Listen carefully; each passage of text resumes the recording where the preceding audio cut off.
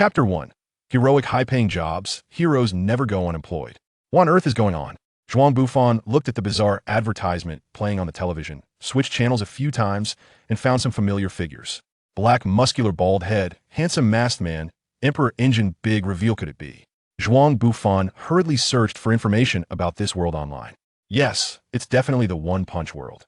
Thinking of those monstrous beings in the original work that were comparable to mobile natural disasters, Zhuang Bufan felt that surviving in this world was not much safer than walking through a war zone with a box of gold bars. Smack. Zhuang Bufan swatted a mosquito that had been buzzing in his ear. Just as he was contemplating whether to go to Bangus Dojo for some training, a strange voice echoed in his mind. Ability, plunder. Defeating a species will grant you the physical abilities of that species. Only the highest physical quality of the same species will count. There's a certain chance to extract biological traits, and a certain chance to transform into a transformation form. Wow, a golden finger. Once Zhuang Bufan realized what was happening, he couldn't contain his inner joy and jumped up happily. Breaking news. The dragon-level monster, Vaccine Man, which just caused half of City A to be destroyed, has been eliminated by Mr. King, who happened to pass by.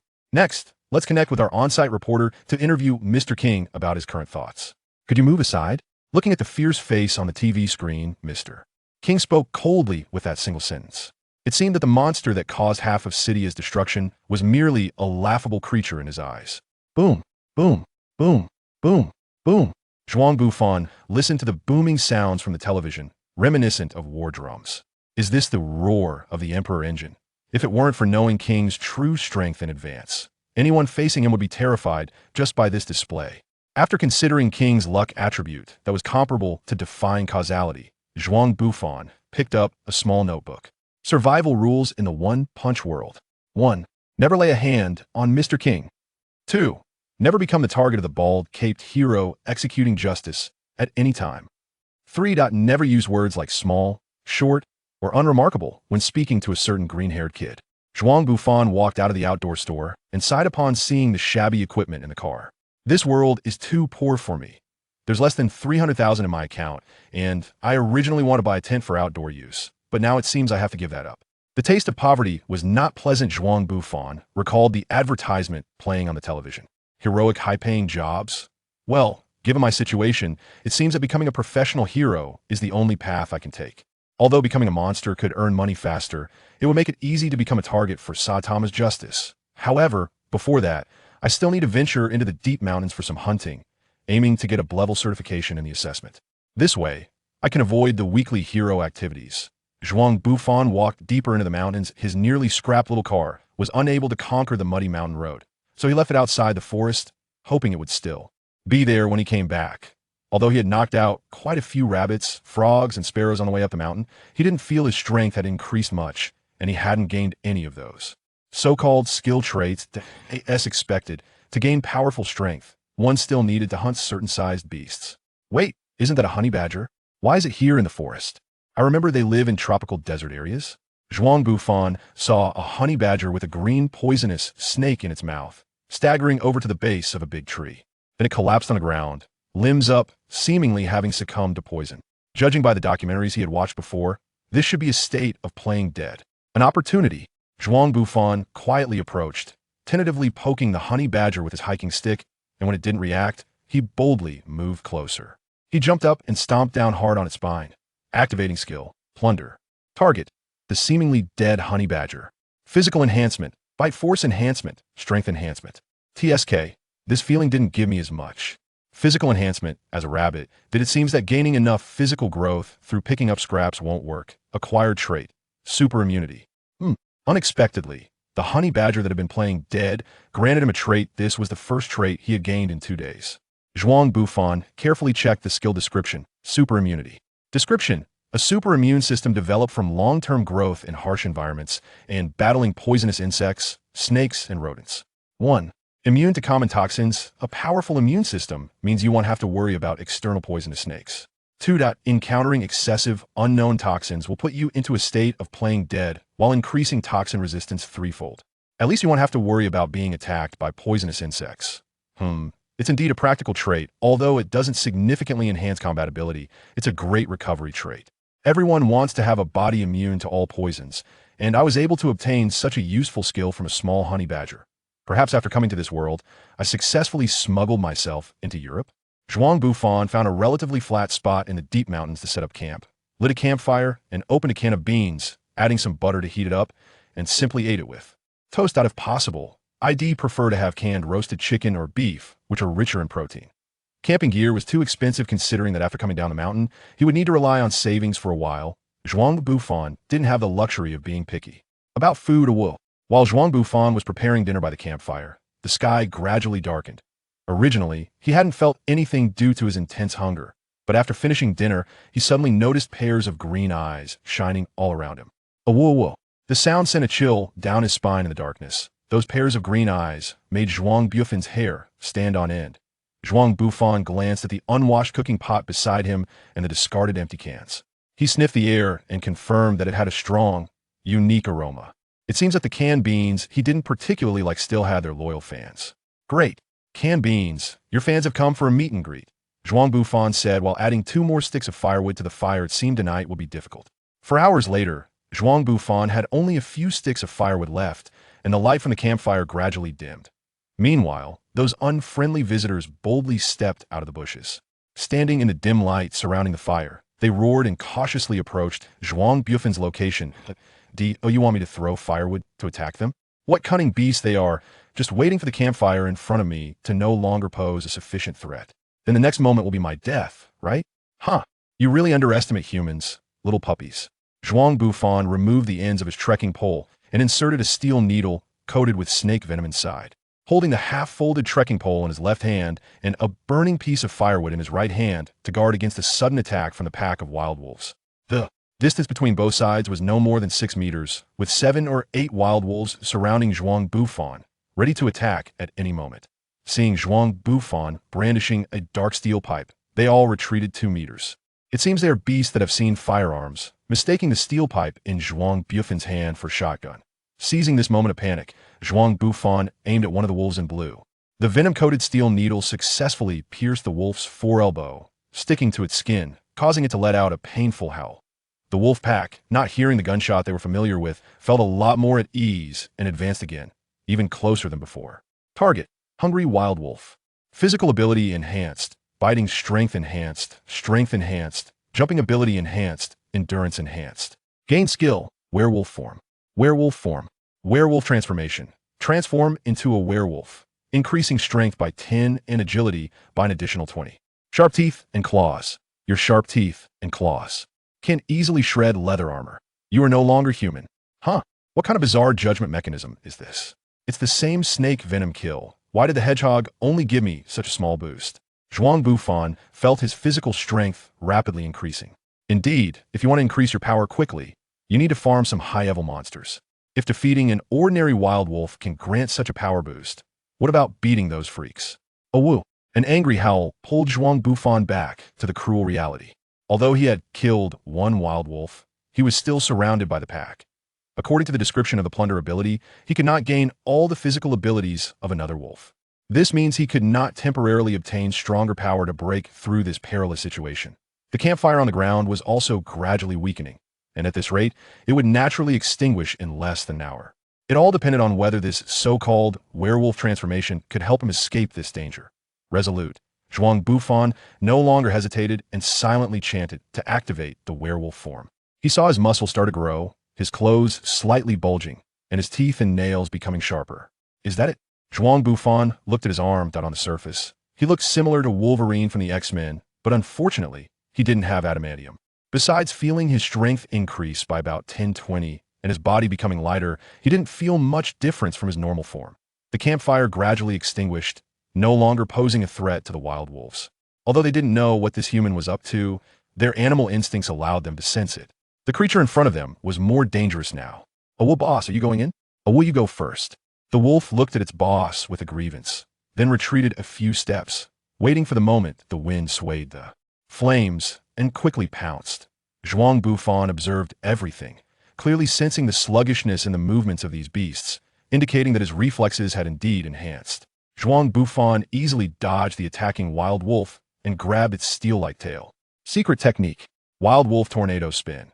Zhuang Bufan's immense strength made it impossible for the wild wolf to escape being grabbed by the tail, and spun around was not a pleasant experience. "Oh, well, boss, save me." One spin, two spins, three spins, four spins, before the Wolf King could respond. The wolf, howling in agony, flew out and hit a large tree, quickly curling up behind the pack after landing. Zhuang Bufan felt a lightness in his hand and realized he had thrown the wolf away, leaving him with half of its tail. With a sinister grin, Zhuang Bufan tossed the wolf tail into the fire, letting it burn. For a moment, besides the smell of burnt wolf fur, there was also a hint of roasted meat aroma. Whether human or animal, witnessing their kin's body being burned by fire is not a pleasant experience. Zhuang Bufan could sense the wolf pack in front of him now felt fear towards him. The previously glaring wolf eyes, like flashlights, now only dared to aim at the ground, not daring to look him in the eye. He looked around and found only one larger wild wolf still staring at him. The Wolf King? Zhuang Bufan smiled at it, picked up his trekking pole, pulled out the half-cooked wolf tail from the fire, and took a bite. Oh woo! The tailless wild wolf behind couldn't bear to see its tail being consumed by this devil, turning around to flee without waiting for its boss' command. Not just it, the other wild wolves also felt a chill in their hearts after so many years of being wolves. Who had ever seen their tails eaten in front of them? And it was roasted and then eaten. If it weren't for the fact that the Wolf King had not given a retreat order, they would have run away long AGOAS for the Wolf King. When it saw Zhuang Bufan gnawing on that half-wolf tail, it was already stunned. It howled twice, lowered its head, and fled with its tail between its legs. Target: terrified Wolf King. Physical ability enhanced. Biting strength enhanced. Strength enhanced. Jumping ability enhanced. Even according to wolf moral standards, you cannot be considered a wolf. Zhuang Bufan sat on the ground, confirming that the wolf pack had gone far away before gathering some firewood to add to the fire, warming a cup of sweet wine to drink before. Sleeping, did I always feel like this system, the main god, is filled with malice towards me. As those words of complaint echoed in his mind, Zhuang Bufan sighed softly. Just as Zhuang Bufan was savoring the sweet wine, rustling sounds came from the forest again. Is this night destined to be sleepless? Zhuang Bufan grabbed his trekking pole, stood up, and slowly walked towards the sound in a defensive posture. Hey, I was wondering why that pack of wolf pups was so active at night. It turns out there are visitors in the forest. My name is Frank, and the hunter of this forest. Would you be interested in coming to have a drink with me? Zhuang Bufan lowered his guard, looking at the suddenly appearing old man with slight surprise. Hunter Frank? I remember this character seems to be the one who lived with Sonic in the first season spinoff. I didn't expect the place I came to would actually be his forest. Thank you. But are you the only one there?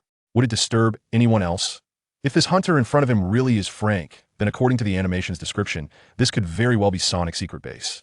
Although it's highly likely that Sonic at this time should not know this hunter, he didn't dare to bet on that. After all, he was a guy who grew up in a ninja village, and both his morals and interests were closer to those of a terrorist that, if possible, Zhuang Bufan didn't want to come into contact with such a dangerous individual right now. Don't worry, I'm the only one here on this mountain all year round.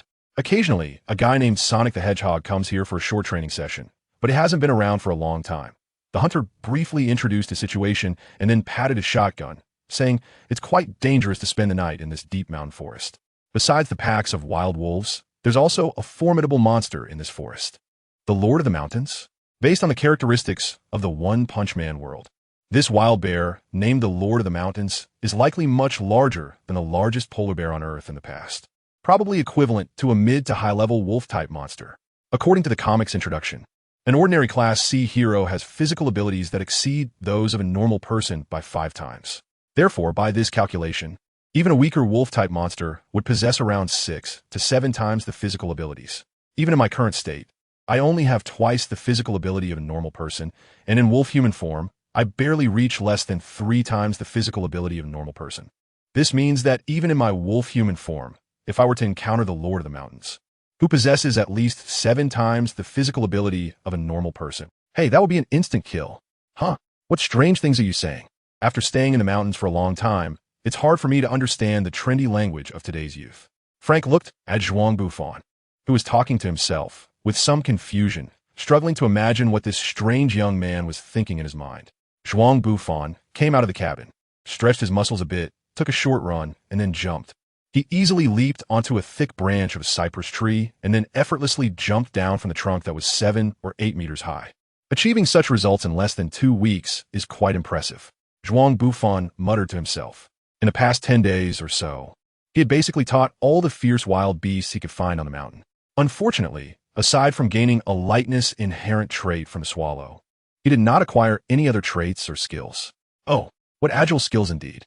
If Sonic were here, I would really want to see you two compete to see who can jump higher. Just don't mention anything about me to that guy. I really don't want to get involved with someone whose name sounds so troublesome. Zhuang Bufan said to Frank with some panic. Are you kidding? You don't even consider what kind of powerful combat abilities that guy has. Besides Aunt Lou, the housekeeper robot, and the invincible bald-caped hero, everyone else who has fought him knows exactly what kind of fate awaits them. Breaking news. A giant monster has appeared in City D, with a disaster level classified as Oni. It is estimated to be around 240 meters tall and has already caused devastation to the surrounding towns of City D, and is currently moving towards City B. Zhuang Bufan listened to the breaking news coming from the radio, slapped his forehead, feeling a bit dejected. What's wrong? Your face looks like you've stepped in wild boar droppings. I might have lost my home. Frank looked at Zhuang Bufan's face, which resembled a pig's liver, wanting to say something to comfort him, but he didn't know how to start. After thinking for a long time, he reached out a hand and placed it on Zhuang Bufan's shoulder, then said, "How about becoming a proud professional hunter with me?" Zhuang Bufan rejected Frank's proposal, packed his luggage, and prepared to set off to find trouble with the giant bear. On the 5th day of his training in the mountains, Zhuang Bufan had encountered the ruler of this deep mountain. At that time, he had already hunted quite a few animals, including deer, rams, wild boars, and black bulls, gaining strength from these large beasts. Even so, he was still no match for the mountain lord. This black bear stood nearly 5 meters tall when it reared up, while an average building has a ceiling height of less than 3 meters. Other adult black bears looked like cubs in front of it, far exceeding the strength of the intermediate wolf-level monsters Zhuang Bufan had imagined, almost possessing the capability of advanced wolf-level monsters. Fortunately, Zhuang Bufan was much more agile than this heavy black bear and had skills such as lightness and werewolf form. It was only because of this that he managed to escape successfully before the black bear went berserk. Today is the moment of my revenge. Zhuang Bufan looked at the patched-up jacket he was wearing. This sports outfit was the only one he had that allowed him to engage in heroic activities. Even during the night he faced the wolf pack, this clothing had not been torn. When preparing to hunt animals like eagles and crows, he was always careful not to let them damage his outfit. However, during the battle with the mountain lord, several large tears were made. This meant that after he came down from the mountain, he would have to dig into his meager savings to buy a new, tacky sports outfit. Just the thought of it made him grit his teeth in frustration. I think I can understand how Saitama feels when he misses a supermarket sale. Zhuang Bufan arrived in front of a huge cave, where several bones of unknown animals lay at the entrance. He picked up a stone the size of a sand pot, and, using a standard shot-put stance, skillfully threw the stone into the cave. Roar! A fierce roar echoed from inside the cave, and as the ground began to tremble, a gigantic wild bear appeared before Zhuang Bufan. Zhuang Bufan looked at the mountain lord, who was angrily roaring at him with a package on his head, and said easily, "Oh, mountain lord, it seems you have received my declaration of war for revenge." Although the giant bear couldn't understand what Zhuang Bufan was saying, it could still sense that this tiny human in front of it was provoking it. And for the ruler of this mountain, there could only be one outcome for those who dare to challenge it. Bang! The enormous bear paw slammed onto the ground, while the figure that had provoked it vanished without a trace. Your speed is simply too slow. Zhuang Bufan had already jumped into the air when the lord of the mountain took charge. He then tightened his right elbow, brought his 4 fingers together, and stabbed towards the back of the giant bear. Take this. Hell's burial hand knife, wolf claw spear. Zhuang Bufan shamelessly plagiarized the skill name from Master Baoshan and brazenly made personal modifications. His sharp hand blade transformed into a short spear, striking the giant bear's back with Zhuang Bufan's immense power boost.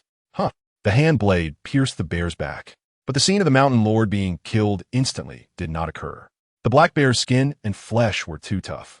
This strike was enough to penetrate 2 centimeters of steel plate, yet it only sank half a palm's depth into it. Its defense is terrifying.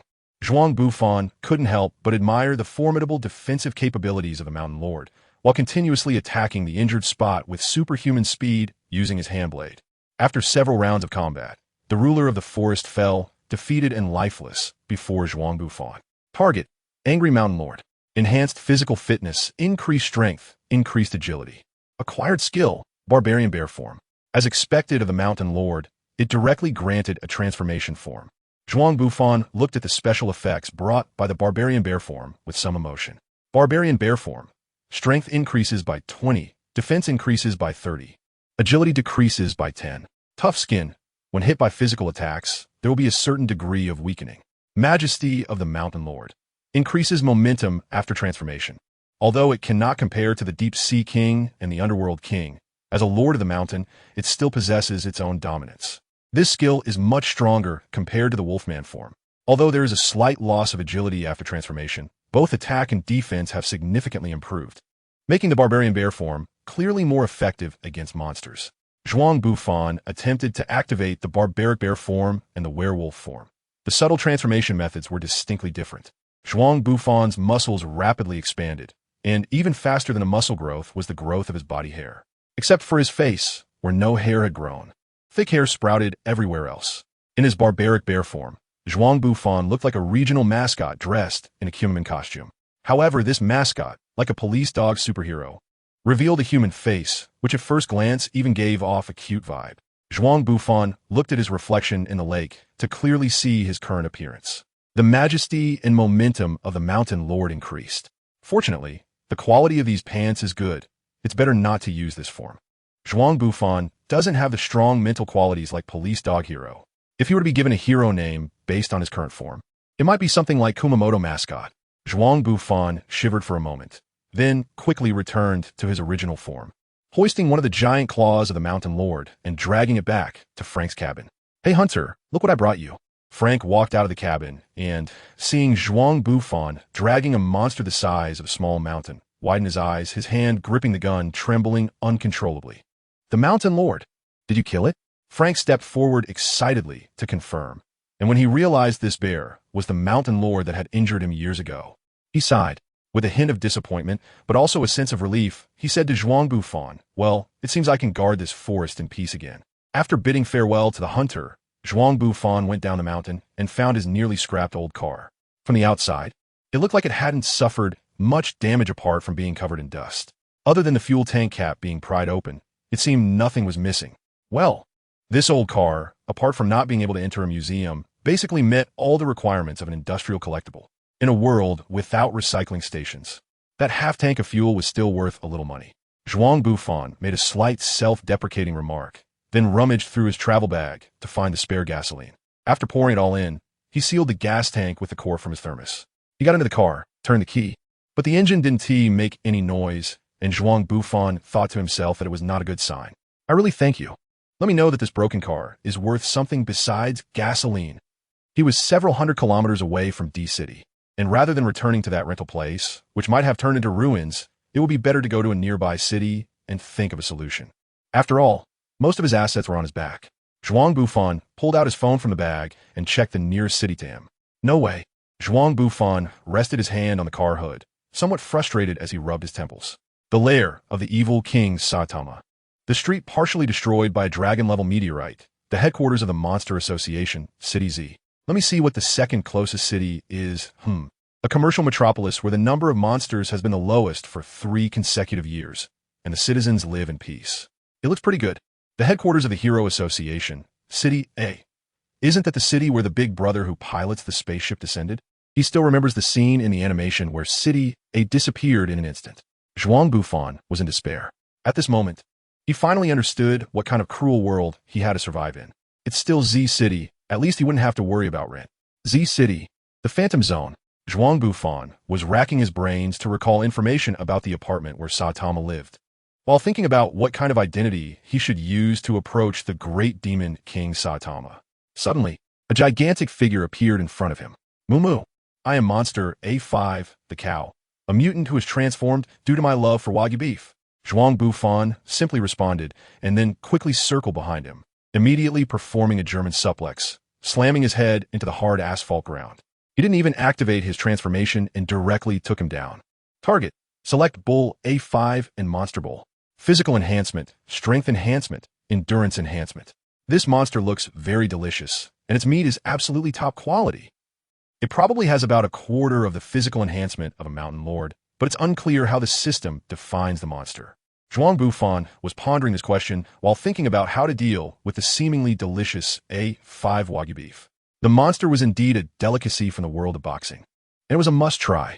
Moreover, for someone as poor as him, this A5 Wagyu beef could be considered an excellent source of protein. However, looking at the monster's strange lower limbs, Zhuang Bufan was still contemplating whether he should process it. Was the meat also an absolutely delicious premium quality? It was such a difficult choice. He really wanted to eat meat.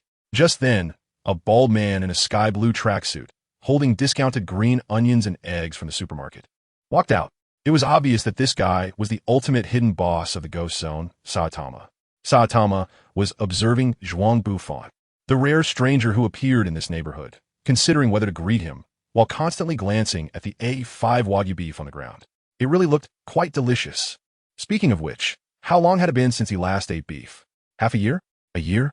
Hey, I'm Zhuang Bufan, planning to move into this neighborhood. I heard that the houses here don't require payment for utilities or rent. Zhuang Bufan scratched his head somewhat awkwardly.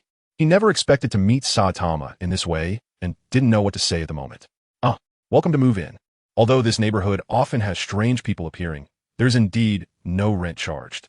He continued, you can choose any house here, but there aren't many with good water and electricity. Saitama looked at Zhuang Bufan, scratched his own bald head, and responded to his greeting somewhat absent-mindedly. It was obvious that his thoughts were entirely on the A5 and the beef on the ground.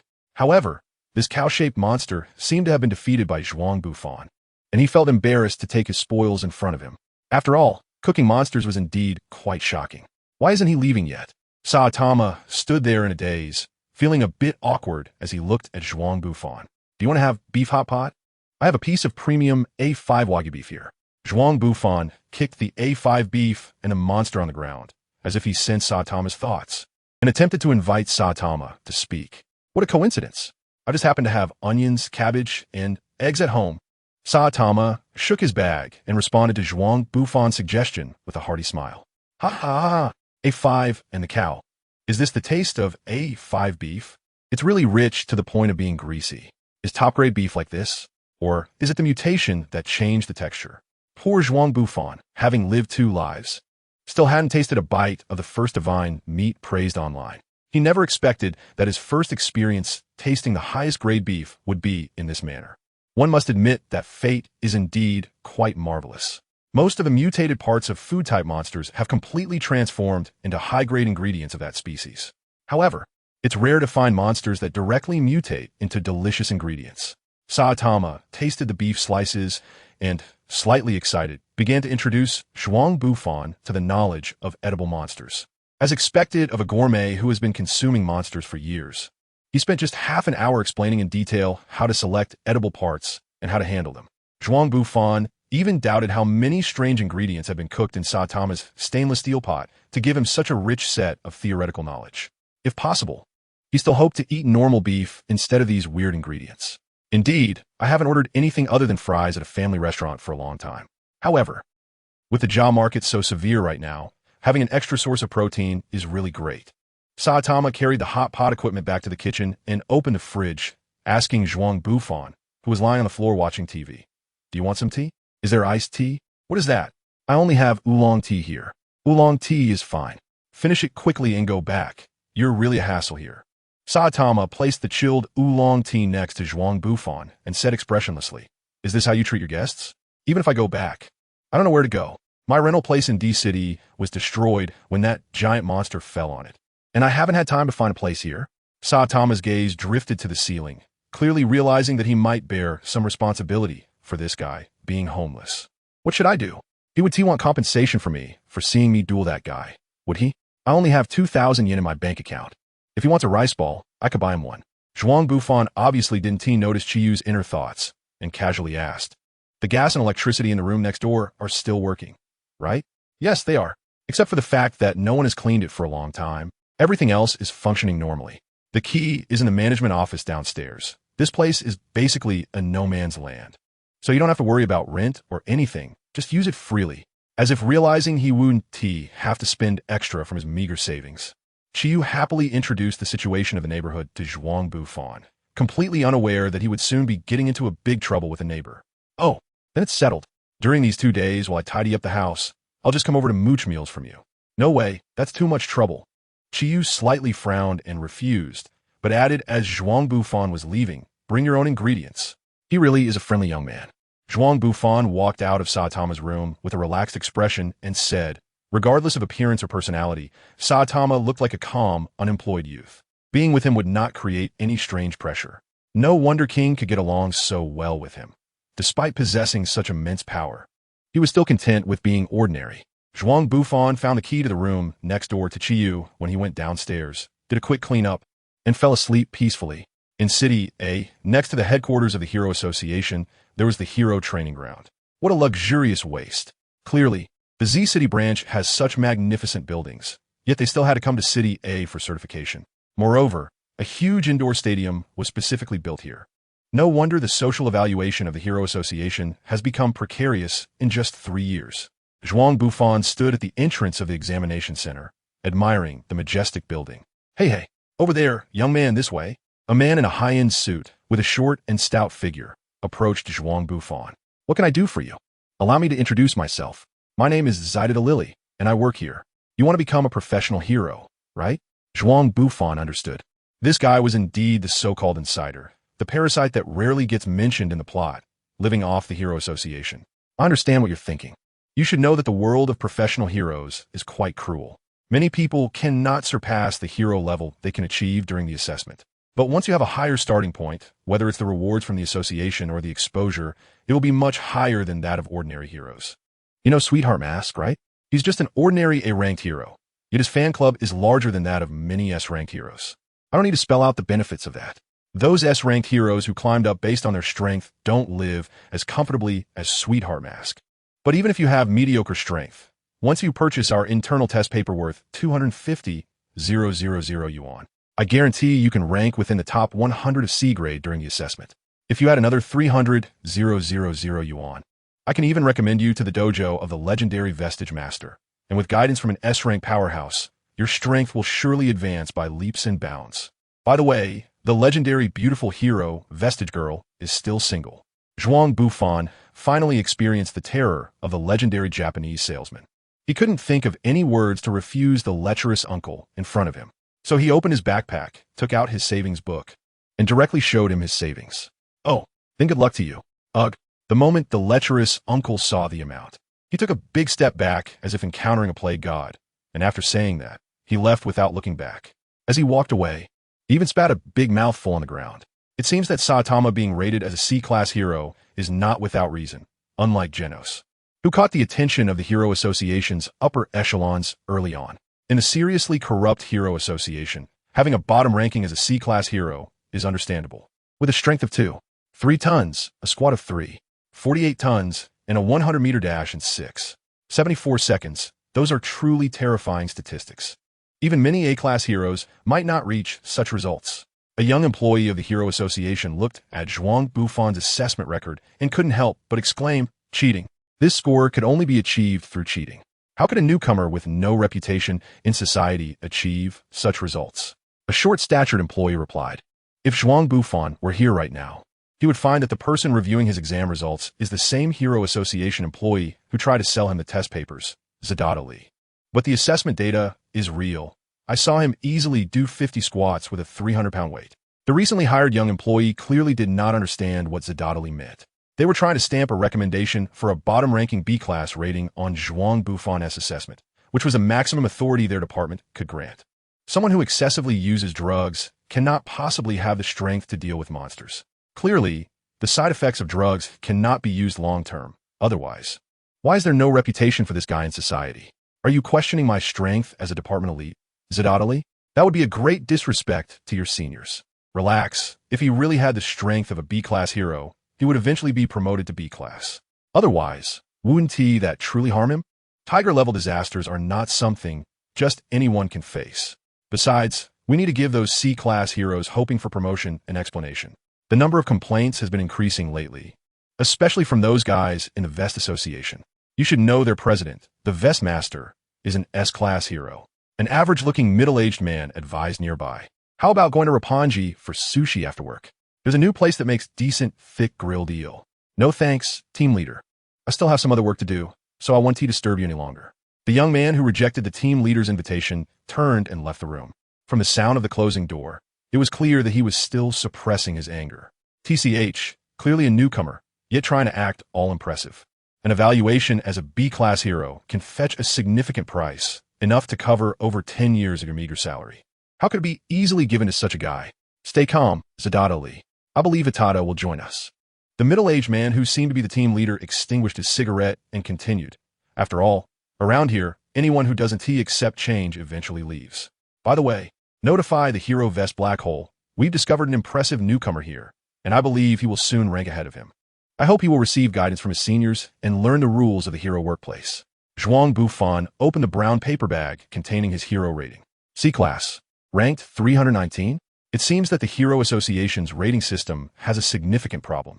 Although he didn't achieve a full record refresh like Saitama did in the physical test, he still scored full marks in the physical assessment. Yet, he couldn't even secure a high ranking in C-Class. At this rate, someone will probably come to conduct a newcomer education on him soon. Spring Mustache? Or Poison Sting?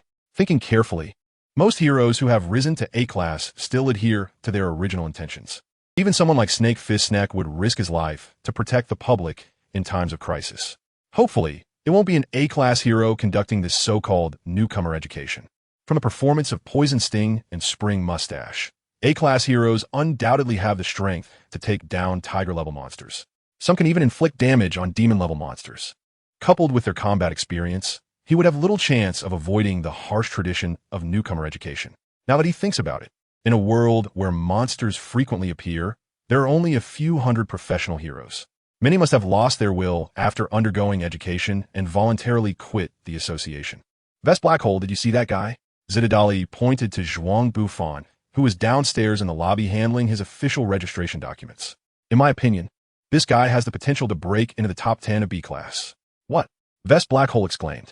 In the era when the top B-Class hero was locked down by Hellish Blizzard, the ranking of B-Class heroes undoubtedly began a brutal internal competition. The emergence of each high-ranking hero means a decline in income and recognition for others. As a result, there have long been rumors of slaughtering gods to rise to power. Vest Black Hole first glanced at Zhuang Bufan's assessment data, then cautiously inquired, is there any connection between his extraordinary physicality and super alloy blacklight or sexy prisoner? Or is he a disciple of some famous dojo? His accumulated experience on the hero path made him subconsciously inquire about Zhuang Bufan's background. He didn't want to repeat the tragedy of a certain predecessor who educated Hellish Blizzard. No, I've checked. He's completely an unknown newcomer with no influence in society. He doesn't know any remarkable masters. He just had a good score unexpectedly during the assessment. Personally, I even suspect he used some kind of stimulant that puts a huge burden on the body before the exam.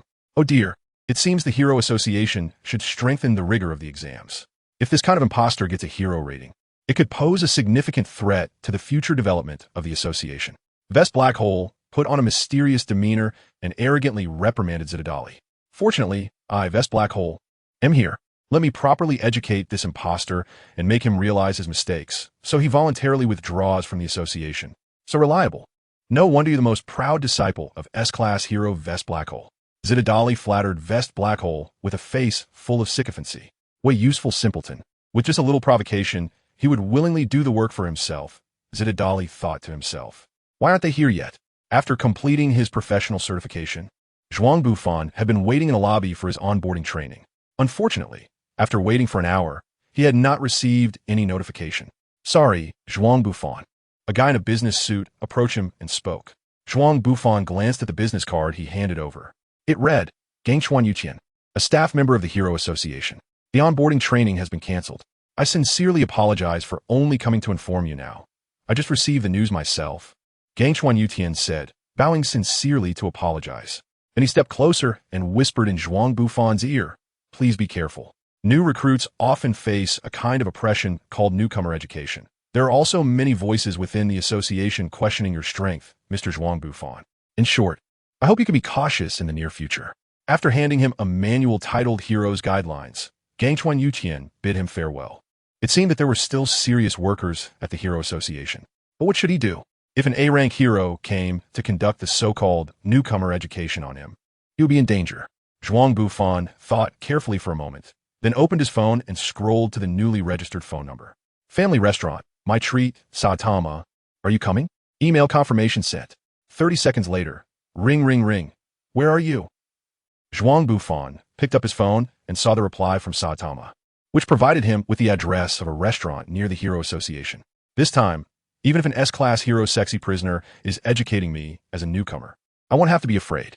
Zhuang Bufan put down his phone, feeling much more at ease. Is there a more reliable bodyguard than Saitama, the Demon King, in this world? I hope the guy who comes to teach him a lesson won't leave any psychological scars. Let me see. There's still 1.5 kilometers to that restaurant. Being this close, there shouldn't be any problems, right? Zhuang Bufan didn't dare to choose a restaurant that was closer to him. After all, the area near the Hero Association is considered a prime location in City A, and most of the restaurants around there are on the pricier side. With his current income, he couldn't afford such luxurious spending. As he walked on the crowded street, suddenly a calloused, big hand rested on his shoulder. Hey, newbie, you just left the Hero Association without a word? I waited for you in the big classroom for half a day. Is this how you treat your seniors? The arrogant voice of the person in the black tank top spoke to Zhuang Bufan, while his giant hand, with a grip strength of 200 kilograms, firmly squeezed Zhuang Bufan's shoulder. Yes, that's the place. If possible, I hope you can go a bit higher. Zhuang Bufan shouted out refreshingly, his tone carrying a hint of tremor. He glanced back at the black hole behind him, letting out a slight sigh of disappointment. If I had known it was this guy, I wouldn't have called Saitama to invite him to dinner. Hey, there's a small alley over there. Come with me. The guy in the black vest leaned over, wearing an expression that seemed quite gentle to outsiders, but spoke to Zhuang Bufan in an intimidating tone that left no room for refusal. Even when doing bad things, one should pay attention to their image. Zhuang Bufan sneered in his heart, and then followed him into the alley. Is it about to start? If there's any kind of newcomer training, I hope you can make it quick. I have an appointment on this side. If that guy gets impatient waiting, I estimate you might very well end up in the intensive care unit. And if luck isn't on your side, you might have to start all over again. Even if that guy doesn't come, I suggest you give up on your current thoughts. Because you are really not my match. Zhuang Bufan said expressionlessly to the vest black hole, but everything in his eyes turned into hollow threats. The vest black hole tightened his fists, the muscles in his forearms bulging by 1/3, and mockingly shouted at Zhuang Bufan, "You little brat, you're quite brave, huh? I've done my homework on this, and I suggest you stop holding any illusions about yourself. Don't worry, I'll be very gentle. By the time you come out of the hospital in 3 months, I guarantee you won't have the ability to log back in as a professional hero." After saying this, the vest black hole suddenly swung his fist, which was as big as a cooking pot. The immense force whistled through the air as it rushed towards Zhuang Bufan's face. Zhuang Bufan did not make any evasive movements. He simply caught the fist of the man in the vest with his right hand effortlessly. Then, he pushed up his non-existent glasses with his left hand and calmly said to the man in the vest, "I think you've misunderstood 2 things. First, what I said before was all true." As his voice reached the ears of the man in the vest, Zhuang Bufan's grip strength of over 400 kilograms was clearly transmitted through the back of the man's hand. The man in the vest still couldn't figure out how someone with Zhuang Bufan's frail physique could catch his lethal punch. Immediately after, he felt a pressure similar to that of a vice coming from the back of his hand. A scream pierced the air, but Zhuang Bufan ignored the man's cries and stepped forward, holding onto the man's vest. He awkwardly tried to imitate a famous painting from the world of black art, and then slowly uttered his second sentence. The second point is, don't underestimate me, okay? Uncle, TSK, how is this man in the vest so tall? Nearly 2 meters and 3, making it impossible to lift him. Zhuang Bufan was considering whether to continue imitating world-famous paintings or to directly perform a shoulder throw to completely knock this guy out. Just then, the black hole of the vest intimidated him, and he became scared. If Zhuang Bufan hadn't been holding onto his vest, he would have already knelt down and begged for mercy. His bent knees were the last bit of dignity that Zhuang Bufan was protecting for him. I was wrong. It's all my fault. Please spare me. Zhuang Bufan looked at the suddenly pleading vest black hole, scratching his head in some difficulty, before finally releasing his left hand that was holding onto the vest. After all, this guy was still a professional hero, and no matter how despicable his character was, he was still a member of the Vest Association. If things got too tense, it would be hard for him to deal with the Vest Master. After all, that was a tough guy who could lift a 2-story reinforced concrete building with one hand. Moreover, Saitama was a nearly absolutely neutral and laid-back hero, so he wouldn't get involved in overly complicated grudges. Well, since that's the case, let's just forget it. I hope you won't go causing trouble for those newcomers in the future. Zhuang Bufan kindly reminded him that if he did not learn his lesson, According to the original plot, he might really end up with both hands in plaster and spending some time in the hospital. Zhuang Bufan turned around to continue his journey, but he felt like something was missing. He had clearly defeated the vest black hole, yet he hadn't heard the prompt sound for activating his skill. What was going on? Just as Zhuang Bufan was pondering the issue of his skill activation, the vest black hole had quietly approached him from behind, suddenly launching an attack with his elbows. Vest hug. Bang. Boom. The vest black hole was sent flying, crashing through the stone wall beside the road. The 30-centimeter thick stone wall was easily shattered, finally embedding itself into the steel-reinforced concrete exterior of the building. Who on earth is this guy, shouting and attacking like that? A bald man appeared behind Zhuang Bufan, clearly having held back. Otherwise, with that last hit, the vest black hole would probably have to change its name to Rags and Mud.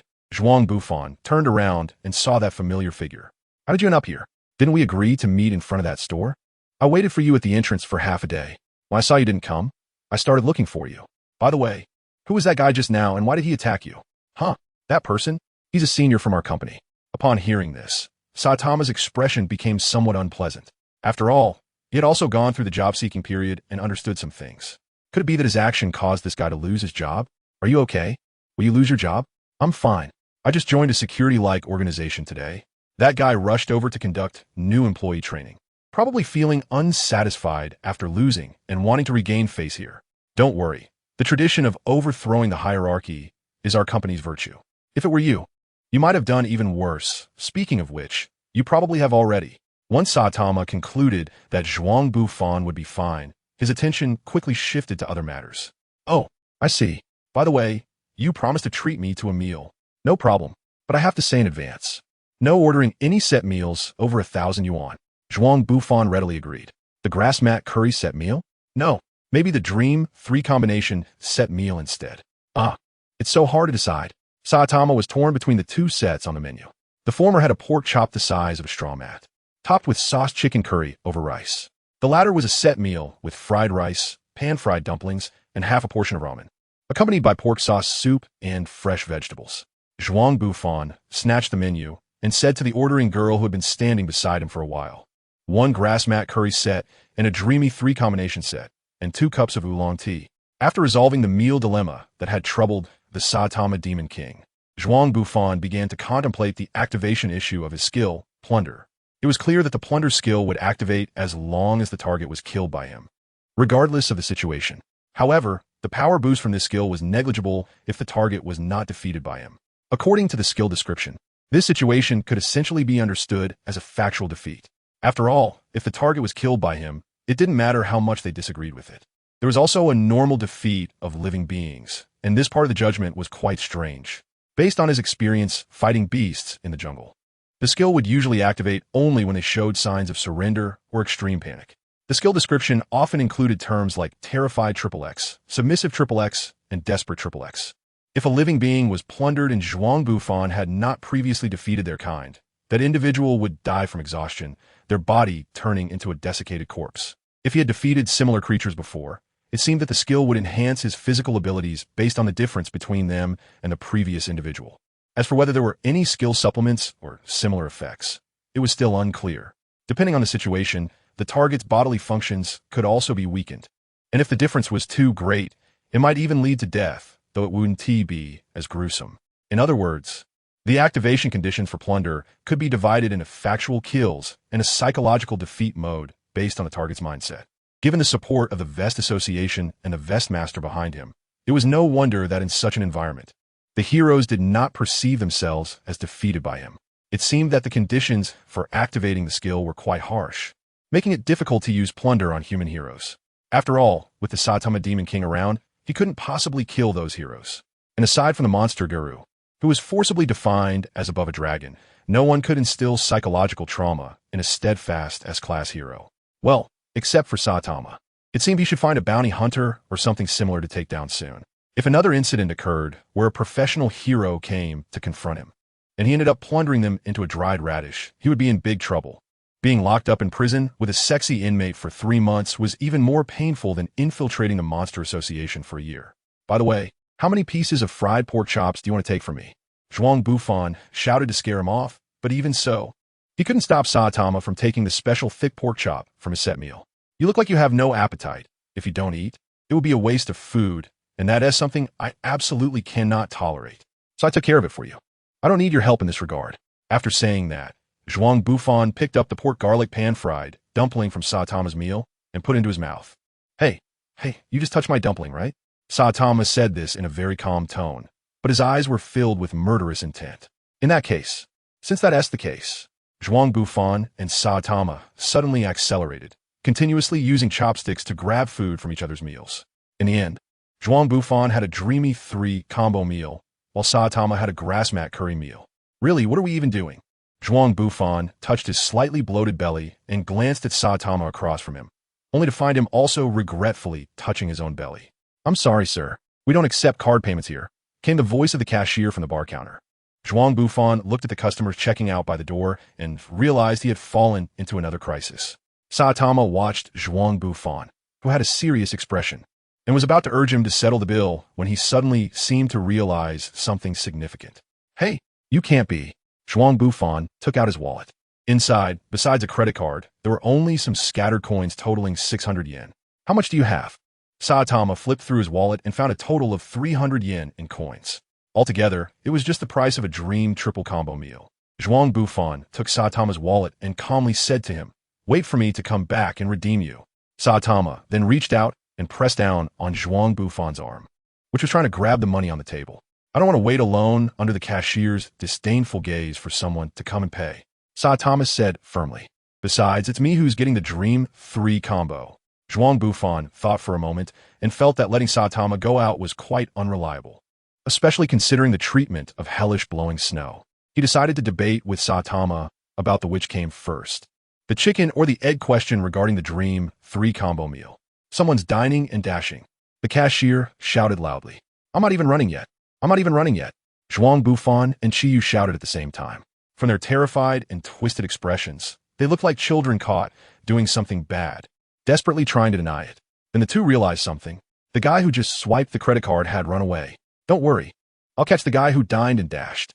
Zhuang Bufan and Saitama shouted at the same time, exchanged a smile, and then ran out of the family restaurant. Hey, accompany me to the ATM. It was my oversight just now. I'll treat you to some croquettes when we go back. Just kidding. By the time we return to Z City, it will be almost night. The ghost zone in Z City is filled with tiger-level monsters and ghost-level creatures everywhere. With my mere wolf-level strength, even after transforming, I can barely be considered tiger-level.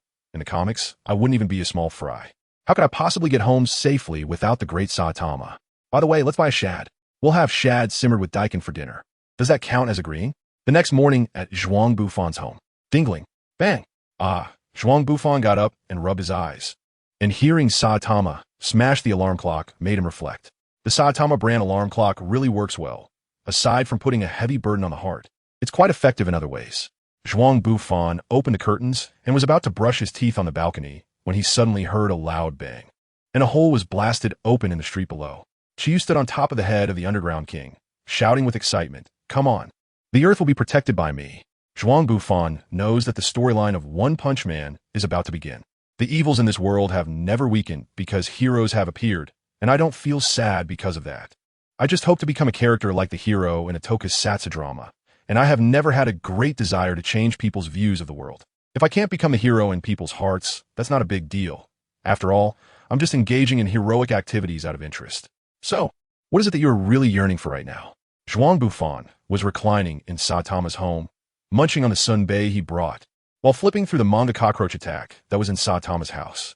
It truly is a great work, worthy of being recommended by ACG Master Mr. King. Not inferior to Death Fire Sea. Saitama was watering the plants on the balcony, casually chatting with Zhuang Bufan about some strange things. There was a peculiar phenomenon in the ghost zone of Z City. For half an hour after Saitama went out, hardly any monsters dared to stroll around the ghost zone. This was also why Zhuang Bufan had been staying at Saitama's place lately. After all, it was quite dangerous for him to walk around the ghost zone while Saitama wasn't out doing hero activities.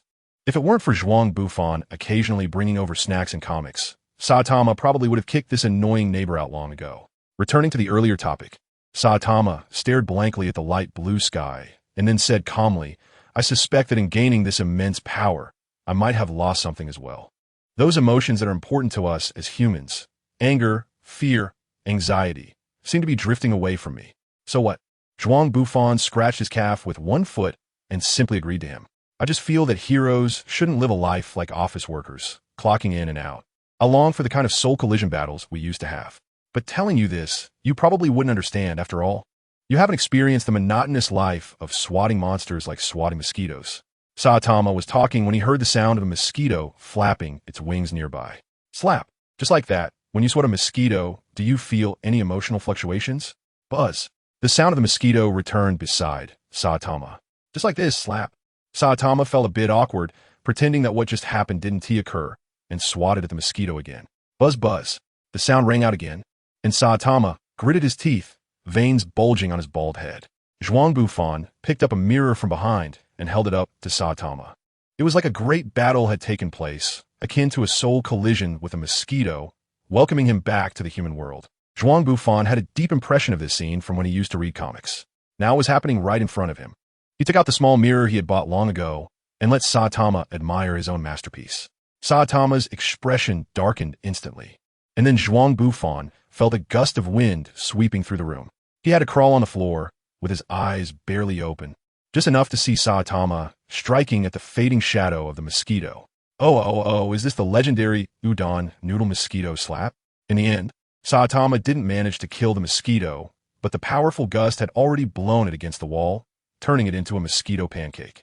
Zhuang Bufan used the remote control to turn on the TV, just in time to catch a news report about the unusual gathering of mosquitoes. We interrupt this program to bring you a breaking news alert. A large number of mosquitoes have been gathering in the wild and are heading towards City Z. The disaster level has been assessed as ghost. We urge all citizens to close their doors and windows indoors to avoid any unforeseen incidents. Hey, Saitama, what are you going out for? Saitama, dressed in pajamas, dug out an insecticide spray that hadn't been used in a long time and said to Zhuang Bufan in a serious tone, I want to demand an explanation for my dignity. Zhuang Bufan watched Saitama leave and return to his room. He took out the modified bee-proof suit he had prepared earlier, and then took out an insulated box filled with ice cubes. With these ice cubes, it should be enough, right? Zhuang Bufan weighed the box and felt that these ice blocks should be enough. The ambition of countless bar friends is about to be fulfilled by me. To be honest, it's really a pity that Mosquito Girl has died like this. I still wanted to eat the takoyaki she made. Zhuang Bufan stepped out of the door with a thermos box in his arms. Under the blazing sun, his figure looked like a hero going into battle. What's going on, my babies? How can this little blood be enough? I want more juice. The tentacles on the mosquito woman's head brushed past her crimson lips, and her enchanting figure made anyone who looked at her indulge in fantasies. Although she was just an annoying mosquito. I see, you're mobilizing the mosquito swarm for high-efficiency predation. It is precisely because you emitted some signal to control the mosquito's movement that this unconventional gathering of mosquitoes occurred. If we eliminate the source of this signal, these annoying creatures will also disappear. A humanoid robot covered in mosquitoes spoke in a cold, mechanical voice similar to a human's. Burn! Immediately, at the center of the swarm, a ball of intense flames shot out, incinerating mosquitoes within a radius of about 200 meters. Don't move. I'm starting to exterminate you now. Hee. You want to exterminate me? The mosquito woman changed her posture, looking at the strange metal cyborg with a queen's contempt for her servant. Bang! Accompanied by a loud noise, the legendary tale of the funding warrior Genos began. On the streets of City Z, Zhuang Bufan was rushing madly towards the center of City Z. His current running speed was close to 100 meters in 5 seconds, but it was still no match for that monster Saitama. Fortunately, his attention was not on the journey. Otherwise, he might miss this battle.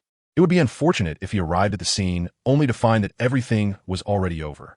Zhuang Bufan muttered to himself that the Mosquito Girl, besides being related to the ambitions of millions of forum users, was even more importantly tied to his own very crucial power enhancement plan. In the early plot, the most likely candidates to trigger a grand theft, apart from the Evolution House, were the three kings. The Underground King had already been killed by Saitama and was now missing.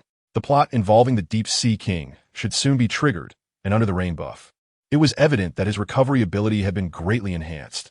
Whether he could defeat him was still uncertain. The only potential target left was the Tengu King, who was killed as soon as he appeared. The Tengu is a great monster that manipulates wind power in Japanese legends. And considering its self-proclaimed title as the King of the Sky, It was already noted by Zhuang Bufan as the #1 target on his must-hunt monster list. Therefore, he needed a living mosquito girl to help him complete this hunting plan. On the battlefield, what was going on with that guy? The mosquito girl, dragging her damaged body, hurriedly tried to escape the scene. If this continued, she might be killed. Feeling the high heat reaction coming from behind her, the mosquito girl realized that if she kept running, she could really be killed. She had to gather all her children to enhance her body. Come back, my babies. Inject your juice into my body. In an instant, a larger swarm of mosquitoes began to converge on City Z. Had the swarm started gathering again? Was blood not just food for her? Genos, looking at the sky where the mosquito swarm continued to gather, sensed that the situation might be changing. An uneasy feeling lingered in his mind. It had to be exterminated quickly. Genos confirmed his thoughts, his right hand's incineration cannon gathering energy. If the incineration cannon could be fired normally in the next second, then Genos' legend of invincibility would not unfold this way. Unfortunately, stop right there, you bastard. Our battle has not yet been decided. A human youth's furious shout interrupted Genos' lethal strike, ensuring that his legend of invincibility would continue to be written. Ordinary person, what is going on? Why are there still citizens without shelter here? Realizing that his incineration cannon might affect this weak human behind him, Genos' strong sense of justice prevented him from firing. After all, it was just a mosquito. Even if she gorged herself on blood, it would only be to recover her injuries. Genos still looked down on this monster. Quick, go seek shelter. Genos yelled at the bald youth.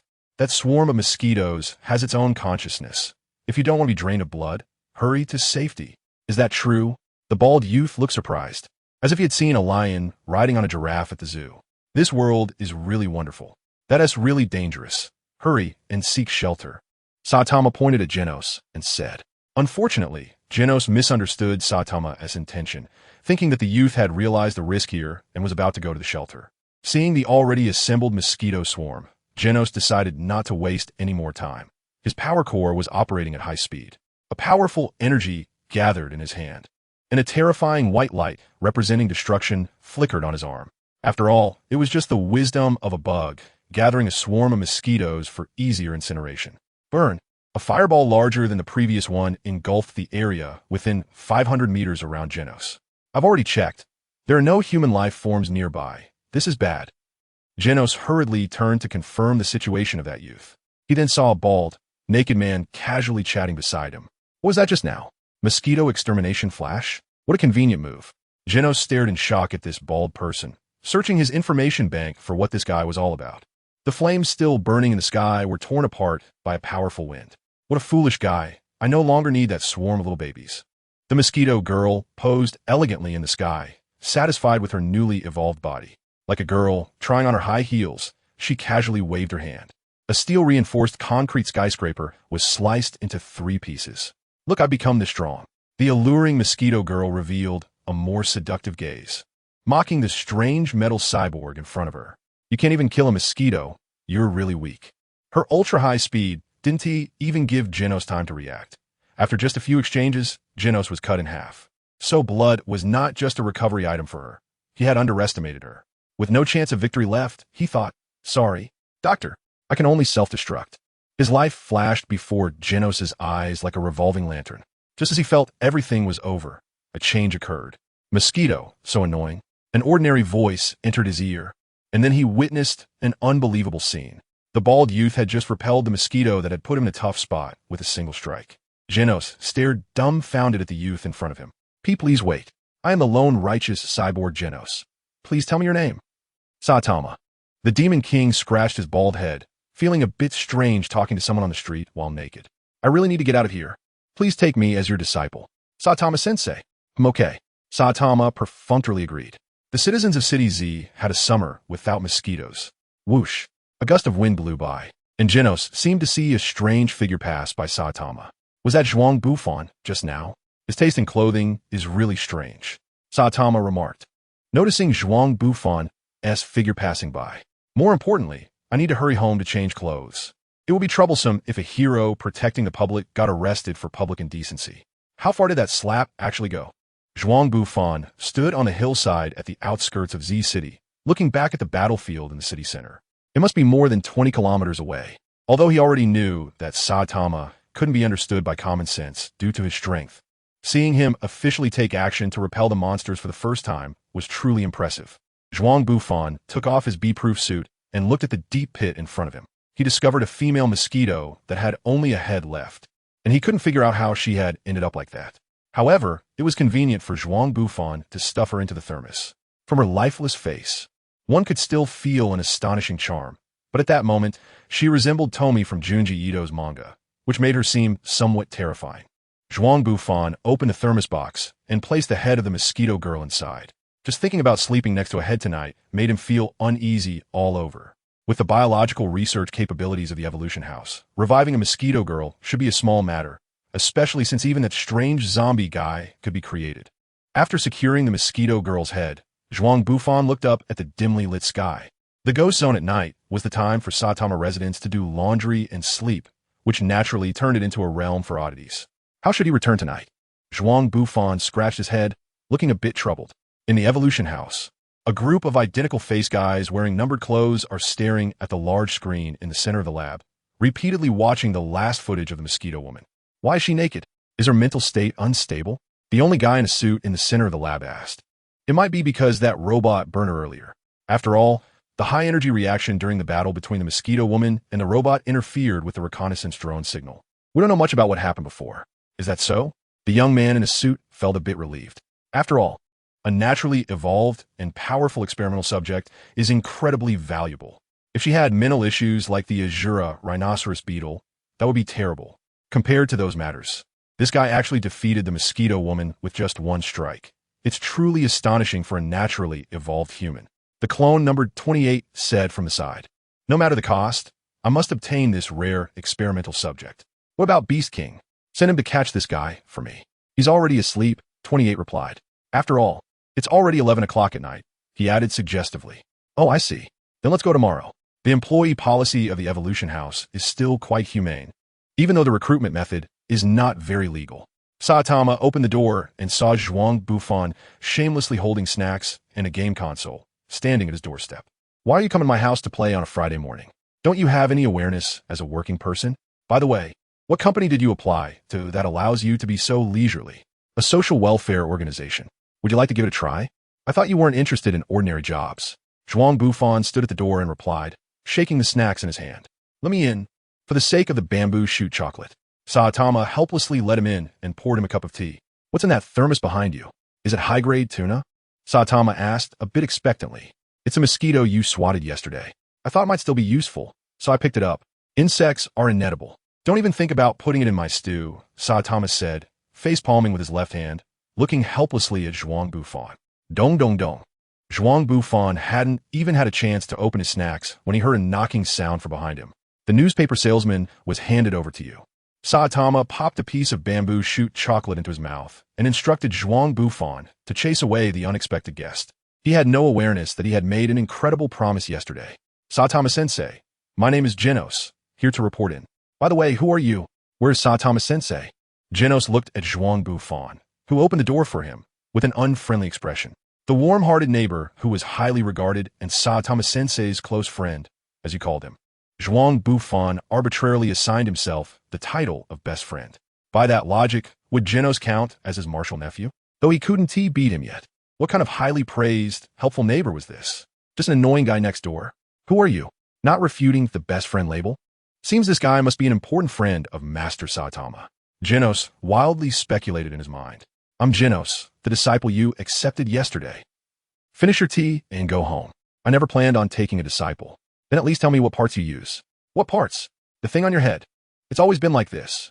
But going bald so young, none of your business. Can't young people go bald? Genos then launched into a long-winded monologue. Saitama, growing impatient, shot Zhuang Bufan a look, hoping he'd shoo away the annoying robot. Instead, he caught Zhuang grinning mischievously at them, munching on snacks the whole time. This guy was totally here for the show. Bastard. Summarize this in under 20 words. Tell me how to become as strong as you. Oh, clap, clap, clap. Zhuang Bufan clapped his hands in admiration on the side. One ambitious young man, Saitama-kun. Why don't you consider taking him as your disciple? What do you think? Zhuang Bufan chewed on snacks, mumbling beside him. Genos, ten affection. Seeing Genos's expression, Zhuang Bufan thought of this phrase. Saitama looked at the sincere Genos and agreed to share his powerful secret. But before he could speak, a high-energy reaction was approaching. Genos' energy sensor detected something and immediately assumed a battle stance in Saitama's house, activating his combat mode. What on earth is this guy doing? Saitama watched the startled Genos and wondered if this strange cyborg was a bit neurotic. Crash! The ceiling revealed a large hole, and Mantis Man flew down from above. I am from the Evolution House. Bang! Before Mantis Man could introduce himself, Saitama smashed his brain with a single punch. Genos awkwardly turned around, initially wanting to show off his skills in front of his teacher, but he didn't expect to see his teacher resolve the situation so quickly. Luckily, there were still two guys outside. Pay for the ceiling damage. Genos ran to the street and found that Saitama had already buried the two monsters in the ground. Crash! A claw emerged from deep within the soil, burying Saitama completely into the street. Teacher! Genos thought Saitama was in trouble and rushed to help. Don't mind me. Saitama yawned and said, that guy Zhuang Bufan woke me up early, and the ground is cool with a strange warm feeling. I might as well take a nap here. I feel like a pen cap. Zhuang Bufan walked down the stairs leisurely, watching Genos fighting against the armored gorilla nearby. Meanwhile, Beast King was patiently waiting for Saitama to shake off the dirt from his body. A battle of that caliber was something I could never participate in. Just getting involved would mean certain death. Zhuang Bufan slightly mocked his own strength, then took a steel rod and expressionlessly inserted it into the lower half of the frogman who was struggling to break free from the dirt. After a while, a familiar voice entered his mind. Target: Despairing frogman, physical abilities enhanced, jumping ability enhanced, agility enhanced. What you have done has exceeded the limits of human morality. Please don't mind. Continue with your business. The Beast King felt a chill in his lower back and was still contemplating whether to deal with that heartless guy first when he heard the guy's response. Anyway, the weak ones have no meaning in existence. His own task was more important. The Beast King looked down at Saitama, who was still shaking off the dirt. Are you done yet? Almost there. The Earth Dragon wanted to help, but their primary task was to hunt Saitama, with the battle situation potentially starting at any moment. He really had no time to assist those expendable guys. This was a bit cruel. Recalling the system's evaluation of him, Zhuang Bufan pulled out the red-yellow tube and disdainfully tossed it aside. He also felt that what he had just done was indeed inhumane. To reflect on his mistakes, he helped to dig out the Slugman. After all, those who used telekinesis had weak physical abilities, especially since this guy was just a novice at it. When the Slugman was in the dirt, he suddenly sensed the disappearance of the Frogman's telepathic connection and felt strange about it. Suddenly, he was yanked out from the dirt by a force. Thanks. Just as the Slugman was about to say thank you, he saw the already pixelated corpse of the Frogman. As if realizing something, he looked in terror at the man who had dug him out. His eyes filled with despair. Hallelujah. Target: Equally despairing Slugman, physical abilities enhanced, skin smoothness enhanced, strength enhanced. Gain skill, telepathy. Don't think that just because you punched the Slugman, you can cover up your dirty thoughts. I know you were considering whether to go out and buy a bag of salt last night. Oh, telepathy. At least it's considered a superpower. But I wonder what the effect is like. Zhuang Bufan ignored the evaluation given by the system. After all, he had already feminized it in his mind over 1,000 times, and it showed no reaction. It was a worthless system with no entertainment facilities other than practice. Permanent skill, télépathie. Skill description. Aside from being able to bend aluminum spoons, it can only vaguely sense living beings within a 50-meter radius, making it the lowest level of telekinesis that is utterly useless. No matter how useless it is, as long as it's practical, that's all that matters. Zhuang Bufan was quite satisfied after reading the skill description and then took out a bag of salt potato chips, enjoying the victory of the legendary Genos in his only battle. You, come with me to the Evolution House.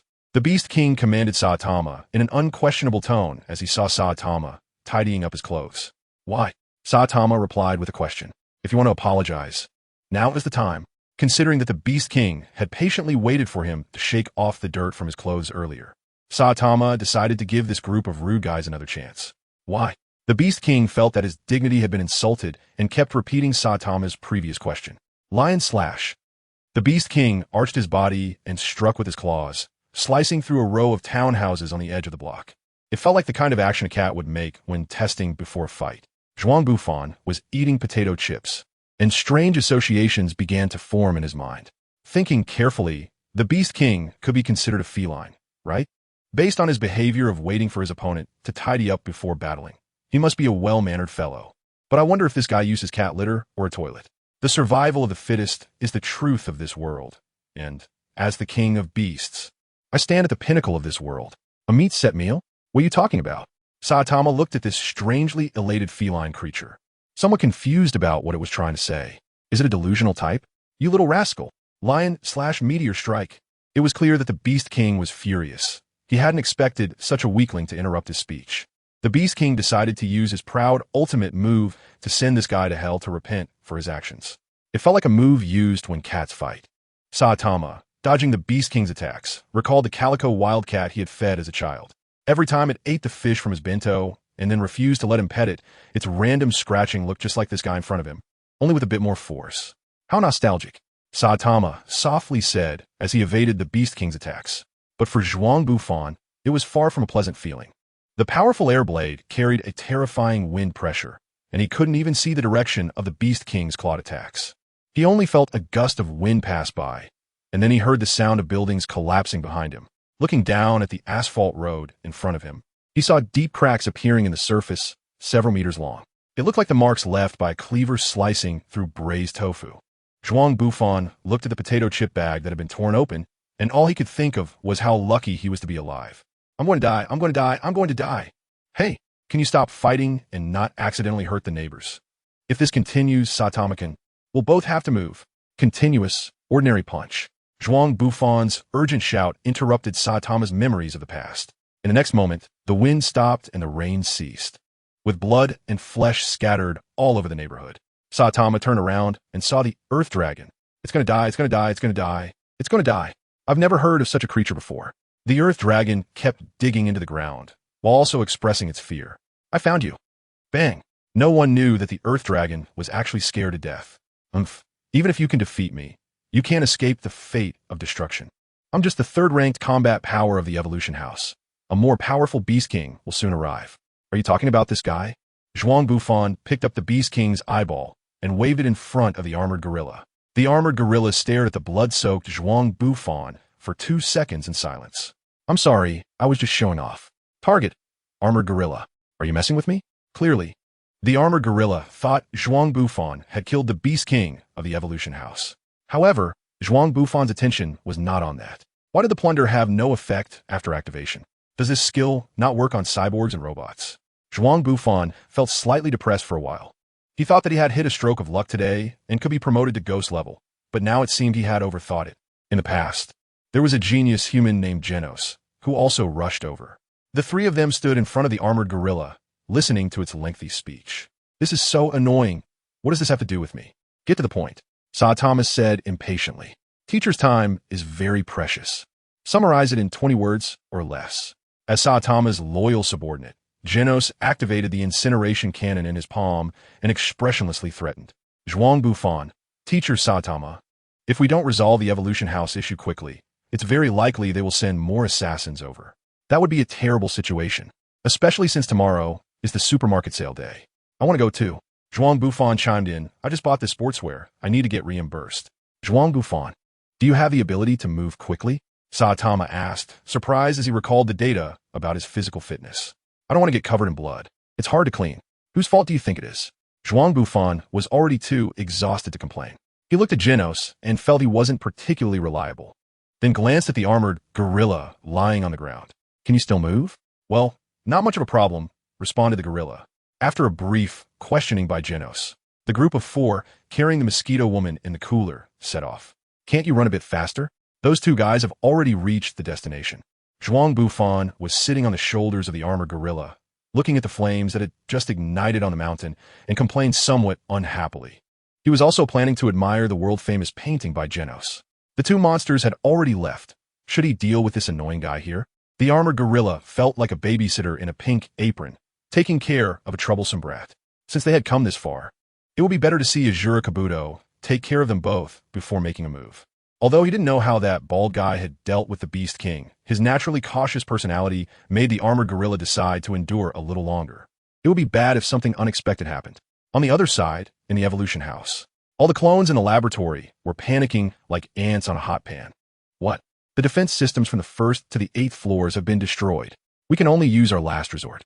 Azura Kabuto? Clone number 36 said in despair. No, I don't want to go to that place to die. The laboratory echoed with the desperate wails of the clones. Calm down, Dr. Kino shouted, dressed in a suit. Don't forget the reason we created the evolution house. As long as we can unlock the secrets of that powerful body, all our dreams will come true. After stabilizing the morale, Dr. Kinos directed his clones to open the door called death. Saitama, should we wait for Mr. Zhuang Bufan? After all, the armored gorilla is still next to him, Genos said, respecting his teacher. Don't worry about that guy, even though he seems very weak. But for some reason, every time I see him, he seems to be a little stronger than before. Sometimes I wonder, if he became a monster, it would be quite exciting. Reminiscing about his own growth experience, Saitama expressed an extraordinary opinion to Genos. Fortunately, Zhuang Bufan was not on site, otherwise, he would have been scared half to death by Saitama. Mr. Zhuang Bufan seems very strong in Saitama's eyes. Hearing Saitama's evaluation of Zhuang Bufan, Genos felt a bit confused. It is understandable for a weak individual to improve rapidly, but why does Saitama have such high expectations for Mr. Zhuang Bufan? Shouldn't the weak show respect to the strong? Why can Mr. Zhuang Bufan become close friends with Saitama, while he himself was rejected by Saitama when he sought to be his disciple? Walking through the underground passage of the House of Evolution, Genos continued to ponder the meaning of Saitama's earlier words. It's that bald guy up ahead, right? In that case, the guy on the left is useless. The Ashura Kabuto, holding Dr. Genus, slammed Genos into the steel wall in one blow. I know you're strong. And up ahead, there's a laboratory specifically designed for combat. Follow me. The Ashura Kabuto said to Saitama in a provocative tone. You actually turned Genos into something like that modern art piece. Pretty impressive. Saitama responded to the Ashura Kabuto's challenge. Walking through the underground passage of the House of Evolution, touching the hole in the wall, Zhuang Bufan sighed in disappointment. Just one step away. Still couldn't see Genos turned into a modern art piece. The armored gorilla, holding a thermos, looked at Zhuang Bufan, who seemed to be sighing inexplicably as if he had lost his mind, and frankly, it was a bit scared. Where's the combat laboratory? Zhuang Bufan anxiously asked the armored gorilla this question. Go straight, then turn right. How did you know there is a combat laboratory designed specifically for fighting inside the evolution house? Before the armored gorilla could finish the question, Zhuang Bufan had already run far away. What a rude guy. By the way, what exactly is in this box? The armored gorilla looked around to confirm that no one was present. Then, it quietly opened the insulated box it had been carrying. Snap!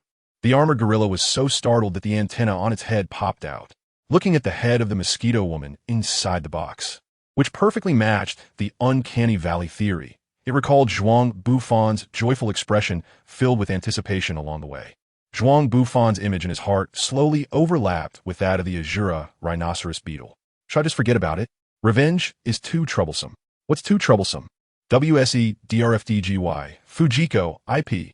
The armored gorilla was so scared that it sat down on the ground. Oh, you've already opened it. If you don't hurry over, you'll miss a great show.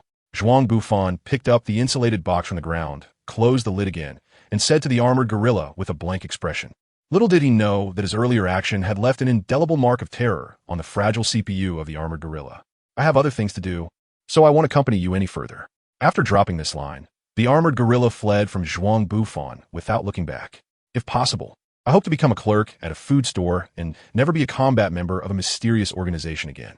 The armored gorilla sincerely longed for such a future to come to it. By the way, the phrase shouted by that iron monkey just now seems familiar. It feels like I've heard it somewhere before. Zhuang Bufan scratched his head and tried to recall, but he just couldn't remember where he had heard that kind of statement before. Well, compared to that, Genos' battle was more important. I really don't want to miss another world-famous painting. When Zhuang Bufan arrived at the scene, Dr. Sinos was already standing at the entrance. Watching the battle between Genos and the Azura Kabuto, burning, Genos lay in Saitama's embrace, one hand still aimed at the Azura Kabuto. Immediately, energy gathered, and Genos' ultimate move, the burning cannon, was launched. This child's play firework. I can blow it out in one breath, the Azura Kabuto sneered, then took a deep breath. Huff, just by blowing. How is that possible? Genos still couldn't believe what was happening before his eyes, completely unaware that he had changed to a very punk hairstyle. Crackle, crackle, crackle. A sudden flash of white light appeared on the battlefield, and Zhuang Bufan looked up, noticing that everyone present was staring at him. Please don't mind me. Just continue with your business. Zhuang Bufan realized he had interrupted the battle and put away his camera, signaling the fighters to continue. This guy, who showed no sense of tension, didn't look like someone with the qualities of a strong fighter at all. Feeling his overloaded power core slightly recovering, Genos retreated to Zhuang Bufan's side, recalling his earlier actions, and found himself still unable to understand what Saitama's words meant. Compared to that, could Saitama really defeat the Azura Kabuto? After experiencing the Azura Kabuto's strength firsthand, Genos began to worry about Saitama. Don't worry. Zhuang Bufan took out 3 bottles of ice-cold cola from a cooler and handed one to Genos beside him. Saitama is a hero driven by interest, and he wouldn't lose to that kind of guy. Rejecting the cola that Zhuang Bufan offered, Genos looked at him in confusion, really wanting to know the source of his confidence. If Saitama-sensei were to lose, a weak guy like him might end up dying here. What about you? Zhuang Bufan asked Dr. Kinos, who was propping himself up with one hand against the wall. I only drink pepper, thank you. Kinos looked at this strange guy in front of him, and despite his super high IQ of over 200, he still couldn't figure out what this guy was really here for. Suddenly, the Azura rhinoceros beetle spread its wings and fearfully retreated to the wall. How did you gain such incredible power? The Azura rhinoceros beetle asked incredulously. It ran away. That Azura rhinoceros beetle actually ran away. Doctor, Kinos exclaimed in surprise. He had never imagined that such a powerful Azura rhinoceros beetle would flee. Moreover, it didn't even throw a punch, escaping to the wall as if it were running for its life. Although Genos didn't make a surprise sound, he was equally in a state of shock. Among the 3 present, only Zhuang Bufan remained the calmest, even letting out a burp filled with carbonation. The other 2 had no time to mock Zhuang Bufan, who was just watching the show. They were all eagerly awaiting Saitama's response. 100 push-ups, 100 sit-ups, 100 squats, and a 10-kilometer run every day. Zhuang Bufan's shout echoed throughout the combat laboratory. Shut up, irrelevant personnel. Dr. Genos yelled at Zhuang Bufan. The teacher's strength is not something that can be achieved through physical training alone. Genos also chimed in from the side, and, at that moment, the heroes and villains stood together. Zhuang Bufan shrugged his shoulders, responding helplessly to the 2 emotionally charged individuals. If you don't believe me, you can ask Saitama. Well, it really is like that. Having received feedback in advance, Saitama felt a bit embarrassed to continue playing it cool, scratching his bald head and saying, the key is to persevere. The ability to change oneself is what makes humanity strong. Dr. Kinos felt his beliefs crumbling. Enough. The Azura unicorn looked at Saitama, who had been the pinnacle of evolutionary strength since birth, and had never been subjected to such mockery. Anyway, I'm not strong either. Since that's the case, I'll just kill you 2 first, then go outside for a real thrill. If you're really a powerful hero, come and try to stop me. Why am I also on the target list? Indeed, one should not have a big mouth. Zhuang Bufan watched as the Azura rhinoceros beetle activated its Azura mode and couldn't help but exclaim. By the way, did it miss saying something? Could this be the legendary butterfly effect? In order to correct the Azura rhinoceros beetle's verbal mistake, Zhuang Bufan shouted at Saitama, by the way, Saitama, today is actually Saturday. It seems to be some supermarket sale day. What are you talking about? Dr. Kinos knelt on the ground, angrily refuting, and then seemed to lose strength. Sitting on the floor, he watched as the already mad Azura rhinoceros beetle relentlessly beat down the defenseless Saitama. No one knew better than him the power of the Azura rhinoceros beetle. Of course, no one understood better than Zhuang Bufan what kind of opponent this unfortunate ultimate weapon was up against. Alarm! Alarm! High-energy combat response detected. High-energy combat response detected. The laboratory speakers continuously blared alarm alerts. The sounds of Saitama being slammed into the floor and the piercing noise of the Azura rhinoceros beetle breaking the sound barrier echoed throughout the room. Is this how dragon-level powerhouses fight? Feeling the surge of blood and energy within him, Zhuang Bufan clearly realized that this was not just a surge of blood, but rather a protective mechanism of his body to withstand the residual shock of high-energy impacts. In his previous life, there had been rumors online that if you stood next to the main cannon of a duckslide battleship, once it fired, your internal organs could very likely be shattered and bleed. Originally, Zhuang Bufan did not believe such rumors, but now he felt there was some truth to it. If Saitama failed, then it would be up to me to stop this rampaging killing machine. Seeing Saitama being brutally beaten, a feeling called despair surged in Genos' heart. Although he clearly knew he could not stop this killing machine, a strong sense of justice still drove him to make such a judgment. At the very least, he wanted to allow Mr. Zhuang Bufan to escape from here. Today is the supermarket's special sale day. Just as Genos was about to persuade Zhuang Bufan to leave, he heard an angry roar echoing throughout the entire battle laboratory, accompanied by the cessation of the alarm. They felt the afterglow of the setting sun shining on them. Due to the angle, Zhuang Bufan could not see Satama's terrifying heroic figure when he unleashed the supermarket's special sale punch and was shaking his head in disappointment. It's better to give up this boring research. The one who needs a change is me. Dr. Genos was completely stunned, seeing the powerful Satama pounding his chest in frustration at the thought of missing the supermarket sale day. He felt that his former ideals were nothing but a joke. After a brief moment of daze, Genos immediately walked to Satama's side to comfort his respected teacher. If we split up a shop, we should still make it in time. Really? After receiving Zhuang Bufan's answer that he would leave later, the two hurried to the supermarket, ready to grab the sale items. If you wanted to help you develop some biochemical weapons, I advise you to give up that idea. Sitting on the ground, Dr. Genos stared at the afterglow of the sunset and said to Zhuang Bufan without looking back, "Actually, I am a professional hero from the Hero Association." Realizing that, as a professional hero, he had ended up in the headquarters of a criminal organization, he had done nothing other than watch the show and eat snacks. Zhuang Bufan scratched his head a bit shyly. Then he pushed the insulated box containing the mosquito woman's head in front of Dr. Kinos. "Don't you think that if we're going to open a takoyaki shop, it would be best to have a pretty shop girl?" Looking at Zhuang Bufan, who was scratching his head out of embarrassment, Dr. Kinos seemed to have found a new goal in life. Next door, in the biological laboratory, Dr. Kinos had already had the armored gorilla help him move the equipment he needed. Besides a sample that could infinitely split into octopus legs, Kinos didn't take any other experimental samples.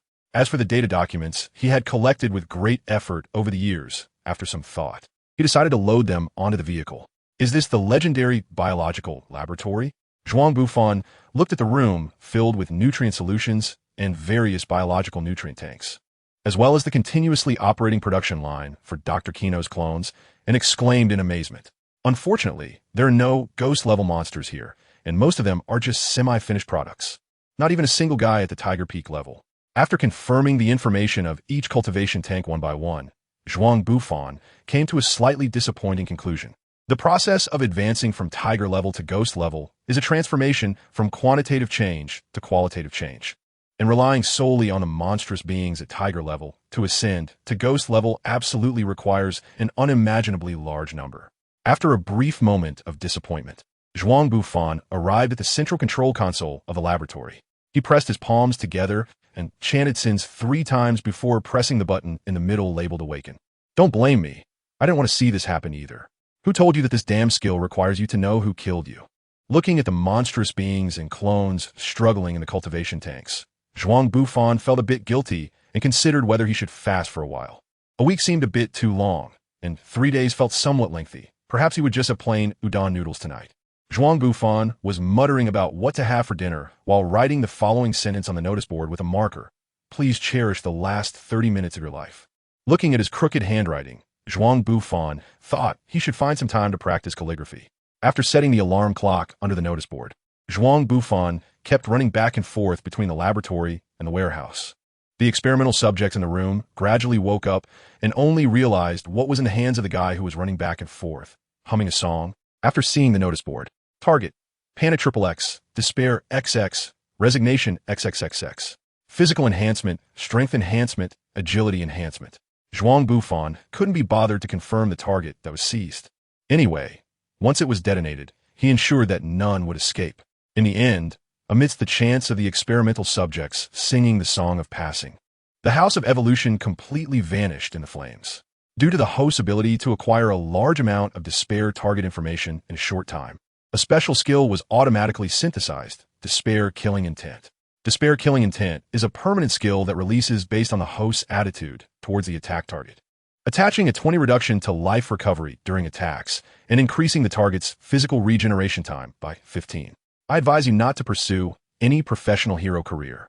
The Para-Human Association is your true home, and Wang Dash is your real friend. Also, please do not shift the host's filthy, beastly actions onto the system. Zhuang Bufan looked at this unexpectedly acquired skill and recalled his gains from the storyline of the Evolution House. Nearly a peak in Tiger-level physical enhancement, plus 2 additional skills. It really was a bountiful harvest. Zhuang Bufan happily stretched and thought about the rewards he could get from the Hero Association. He decided to celebrate properly tonight. Ding-ling-ling. He bought discounted pork and cabbage. Should he have teppanyaki for dinner? Almost home. I need to buy a bottle of rice wine. After editing the message, Zhuang Bufan immediately replied to Saitama, completely unaware of the fasting issue. In City A, at the Hero Association headquarters. Who could have done such a thing? The Evolution House has been destroyed. Shichi sat in the center of the command room, looking at the live footage sent by the on-site personnel, and asked the staff below. It must be that strange robot that previously eliminated the demon-level mosquito woman. We have confirmed this with the Metal Knight, who excels in firepower bombardment, and the Driving Knight. They haven't encountered any monsters from the Evolution House recently, nor have they eliminated any evil organizations. Not only did they eliminate the demon-level monster, but they also personally took down the organization behind it, the Evolution House. It seems necessary to make contact with that strange mechanical cyborg. That cyborg is undoubtedly the Hero Association's most scarce high-end combat power. Shichi looked at the images on the screen and secretly made up his mind. Is there any other information regarding the Evolution House, or that mechanical cyborg? There's a report submitted by C-Class Hero, but due to credibility issues, it has not been recorded in the information database. Hurry and bring it over. Shichi said helplessly. The existence of the Evolution House is classified information of a very high level within the Hero Association. Not to mention a C-Class hero. Even an A-Class hero wouldn't have access to such information. The fact that a C-Class hero mentioned the name Evolution House already proves the reliability of this information. Together with the blonde cyborg, they eliminated the Evolution House. Shichi counted the 15 characters, including punctuation, and noted that it was recorded in the routine report of weekly activities. Not even a special report. The style of this report reminded him of the police dog hero. It seems like another troublesome newcomer. This guy has serious cheating suspicions during the exam, and the B-Class hero who was supposed to guide him, the Black Hole Vest, has also protested against him. So we seriously doubt the authenticity of this report. Looking at the young man in front of him, Shichi rubbed his temples with a headache. Reliable subordinates are really getting fewer and fewer. As a senior member of the association responsible for the activities of the S-Class heroes, Shichi felt a bit overwhelmed. Anyway, let's invite him to the Hero Association first. Zhuang Bufan looked at the middle-aged man in front of him who resembled Jackie Chan, and he could probably guess why the senior member of the association, Shichi, had come to find him. However, Zhuang Bufan was very unhappy, extremely unhappy.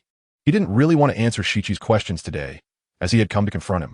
After submitting his report, Zhuang Bufan had been excited all night without sleeping, constantly refreshing the official website of the Hero Association. Zhuang Bufan is ranked C-level 374. Not only did his ranking not improve, but it even dropped by dozens of places. Is there something wrong? This is the House of Evolution, not some random gathering of nobodies. Even if the association thinks they are riding on Genos' coattails, they should at least elevate him to the top 100 in C-level, right? He doesn't want to be stuck behind a balding uncle ranked C-level 111. Wouldn't that imply that he's even less popular than a balding uncle? In short, Zhuang Bufan is very unhappy. Zhuang Bufan, since becoming a professional hero, you haven't been very enthusiastic about hero activities, and the reports you've submitted have been half-hearted. Please explain yourself in detail. Are you really starting off looking for trouble? C-level heroes truly have no rights and are just bottom-tier workers. It's just right that I'm here to complain too. So I don't have to spare any feelings for these guys. Are you all idiots? Do you want to go to the tropical rainforest and wrestle with a silverback gorilla? Perhaps under its fierce paws, your water-filled heads will wake up a little. Why should I bother with such insignificant characters? Zhuang Bufan imitated the way Long Wan rebutted, pulling a long face.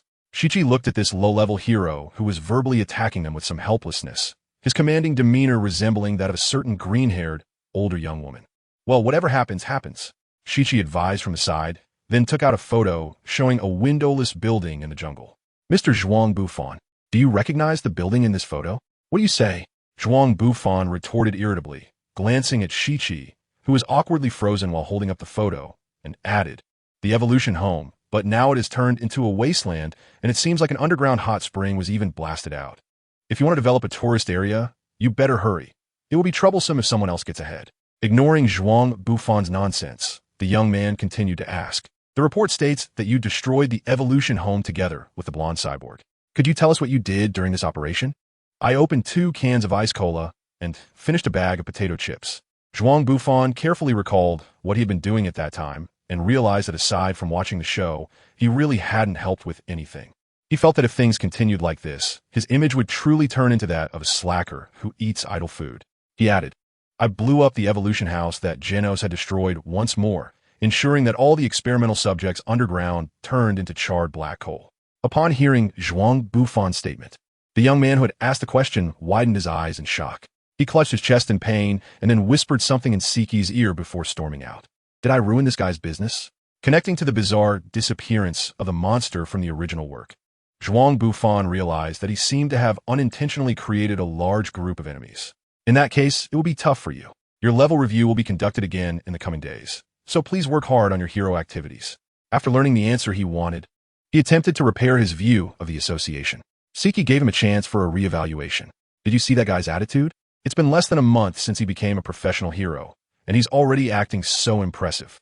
Treating the staff who work hard for us with that kind of attitude is definitely a mistake. Seeing the inspector angrily leave the assessment room, Vest Blackhole said to the nearby Vest Vegetarian, "Ever since I was sent to the hospital by Saitama, I believe that this guy is deliberately setting a trap to ambush me. Although I don't know who his reinforcements are, it's clear that I'm not his match. However, there's a terrifying force known as social relationships in this world. Today, I will make you aware of the cruelty of the hero society." Vest Blackhole thought darkly, constantly encouraging the Vest Vegetarian beside him, hoping he would help him out. At this rate, your Vest will cry, as if seeing through Vest Blackhole's dark thoughts. Vest Vegetarian advised him. But recalling the angry attitude of the staff when they left, he said to Vest Blackhole again, "I will personally advise him. I will definitely make him a vegetarian worthy of the vest." Vest Vegetarian confidently said to Vest Blackhole while stroking his vest. Zhuang Bufan looked at the man in front of him, who was wearing a tank top and had strange natural curls. A tank top vegetarian. Did he just poke a hornet's nest? He had hit the small one, and now the big one was coming. Zhuang Bufan looked at the man blocking his way and could roughly guess his intentions. To be honest, he hadn't seen this tank top wearing guy for several days and had long since put this matter out of his mind. Ranked 9th in A-class, he was undoubtedly a powerful fighter even among the elite A-class heroes.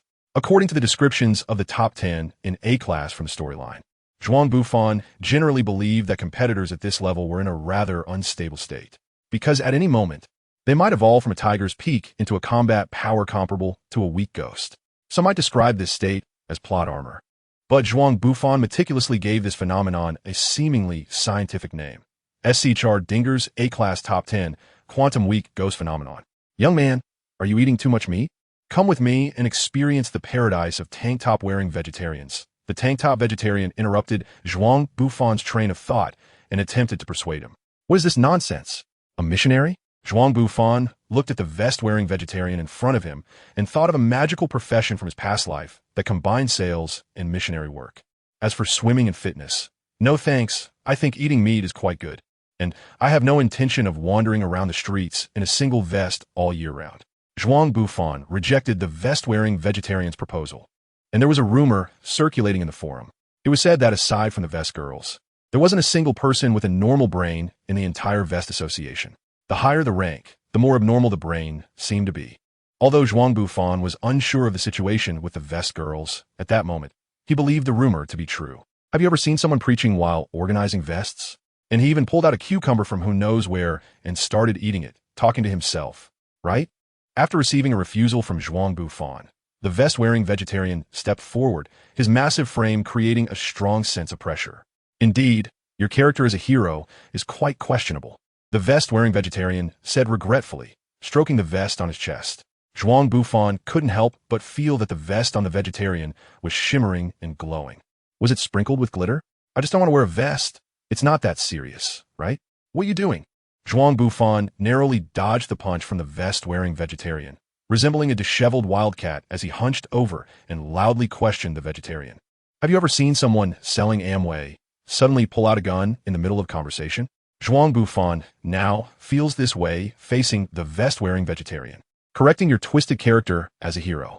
The vest-wearing vegetarian looks at his own fist and glances at Zhuang Bufan in surprise. He actually managed to dodge my previous attack. He seems to be quite a formidable opponent. Hey, are you wearing a vest under your clothes? Of course not. Then did you eat some rare vegetables? Not at all. What? The vest-wearing vegetarian looks at Zhuang Bufan in astonishment. It's rare to encounter such a talent. Upon closer inspection, this guy really suits a black or gray pure cotton vest. The vest-wearing vegetarian forgets his original purpose and pulls out a vest from somewhere, along with a bright red tomato. Zhuang Bufan looked at the oddly behaving vest-wearing vegetarian, feeling a chill in his heart. Feel the comfort of this vest. The vest-wearing vegetarian suddenly appeared in front of Zhuang Bufan with a hug, and his stance suggested he was about to tear off Zhuang Bufan's shirt. What kind of pervert are you? Understanding the intentions of the vest-wearing vegetarian, Zhuang Bufan looked at him in terror and shouted loudly. He was genuinely a bit scared and turned to escape. Don't go. The vest-wearing vegetarian lifted a large piece of concrete from the ground and threw it behind Zhuang Bufan, blocking his way. Come taste the sweetness of the tomato. Is he forced to fight back? He watched the vest-wearing vegetarian approach him step by step. Zhuang Bufan realized that if he lost this battle, he would likely fall into a hell far more brutal than newcomer education. From a human perspective, he might even lose something important. Transforming into his werewolf form, Zhuang Bufan prepared to fight. 20 minutes later, Zhuang Bufan was bare-chested, with bruises on his body recording the fierce struggle. Only the flying raven witnessed this duel that risked a man's dignity. Looking at the fainted vegetarian in a tank top, still holding that black-gray vest, Zhuang Bufan felt that he had not gained an ounce of joy from being a victor. Is it raining? Zhuang Bufan wiped the tomato juice from the corner of his mouth, feeling something brush against his cheek and fall to the ground. Target: the lost vest vegetarian. Enhanced stamina, enhanced agility, enhanced strength, acquired skill, vegetarian power. In fact, the vegetables on him were not taken from the places you might imagine, although you definitely wouldn't want to know where he pulled out the tomatoes from. Zhuang Bufan looked at his bare torso, then glanced at the vest on the ground, and ultimately decided to walk home shirtless. The power of vegetarianism. Permanent skill. After consuming vegetables, at least 75 grams, strength increases by 10 for 15 minutes. And resistance to superpowers increases by 10. At least he made you switch to a vegetarian diet. With his strength, step towards the pinnacle of being a professional hero. Zhuang Bufan opened the skill description, resting his hands on his forehead and falling into deep thought. Just like that, he sat quietly by the tea table for an entire night. The vegetarian with the vest. He actually ate meat. On the other side, within the Hero Association, in the Vest Dojo, a group of Vest disciples looked in amazement at the vegetarian who was crazily consuming beef shank, and they exclaimed, "What happened? Did he get rejected by the Vest girl again?" But this psychological blow is too big, right? Not to mention that the vegetarian actually started eating meat. Judging from the scars on his body, what exactly did the Vest girl say? The disciples whispered among themselves, while the only one who could guess the truth, the Vest black hole, remained silent, as if he had given up on the idea of seeking revenge on Zhuang Bufan. What's wrong? The Vest master noticed the unusual atmosphere and walked up to the vegetarian, asking, "I was just thinking if I'd been too concerned with the power of vitamins in the past, thus neglecting my true self, forgetting that the Vest is the source of all power." Upon hearing the vegetarian's response, the Vest master carefully looked at the scarred man in front of him. "Now, the vest on you fits even better." "Really?" Receiving the Vest master's affirmation, the vegetarian smiled happily. "Ah, the alien has been taken care of, and that woman sent you a message. The troublesome guy has been dealt with. I'm really looking forward to tomorrow's date." Saitama clicked on the DV machine, where the disc was labeled Alien versus Stalker. Speaking of which, the Stalker is indeed terrifying. After putting away the disc, Saitama went to the balcony to collect his dried clothes and glanced at Zhuang Bufan's room next door. It was still dark, with no sign of lights being turned on. Where did this guy go? It's been 2 or 3 days since I last saw him come over for a meal. Saitama couldn't help but feel a bit surprised. Then his thoughts returned to the movie he had just played. He had been engaged in hero activities for almost 3 years now, and he was mentally prepared to be hated by others. Yet, he still didn't know how to deal with twisted affections like those of a stalker. He always felt a strange gaze around him lately, different from Zhuang Bufan's open desire for free meals. It was more hidden, more fervent. On the opposite rooftop, beside the railing of the terrace, Zhuang Bufan put down his backpack and picked up the boxed instant noodles next to Genos, quickly boiling water to prepare them. Do robots also need to consume food? Watching Genos intently peering at Saitama, Zhuang Bufan began to wonder about his body structure. "Here, a care package." Genos was startled by the sudden voice from behind and hurriedly turned to see Zhuang Bufan sitting behind him.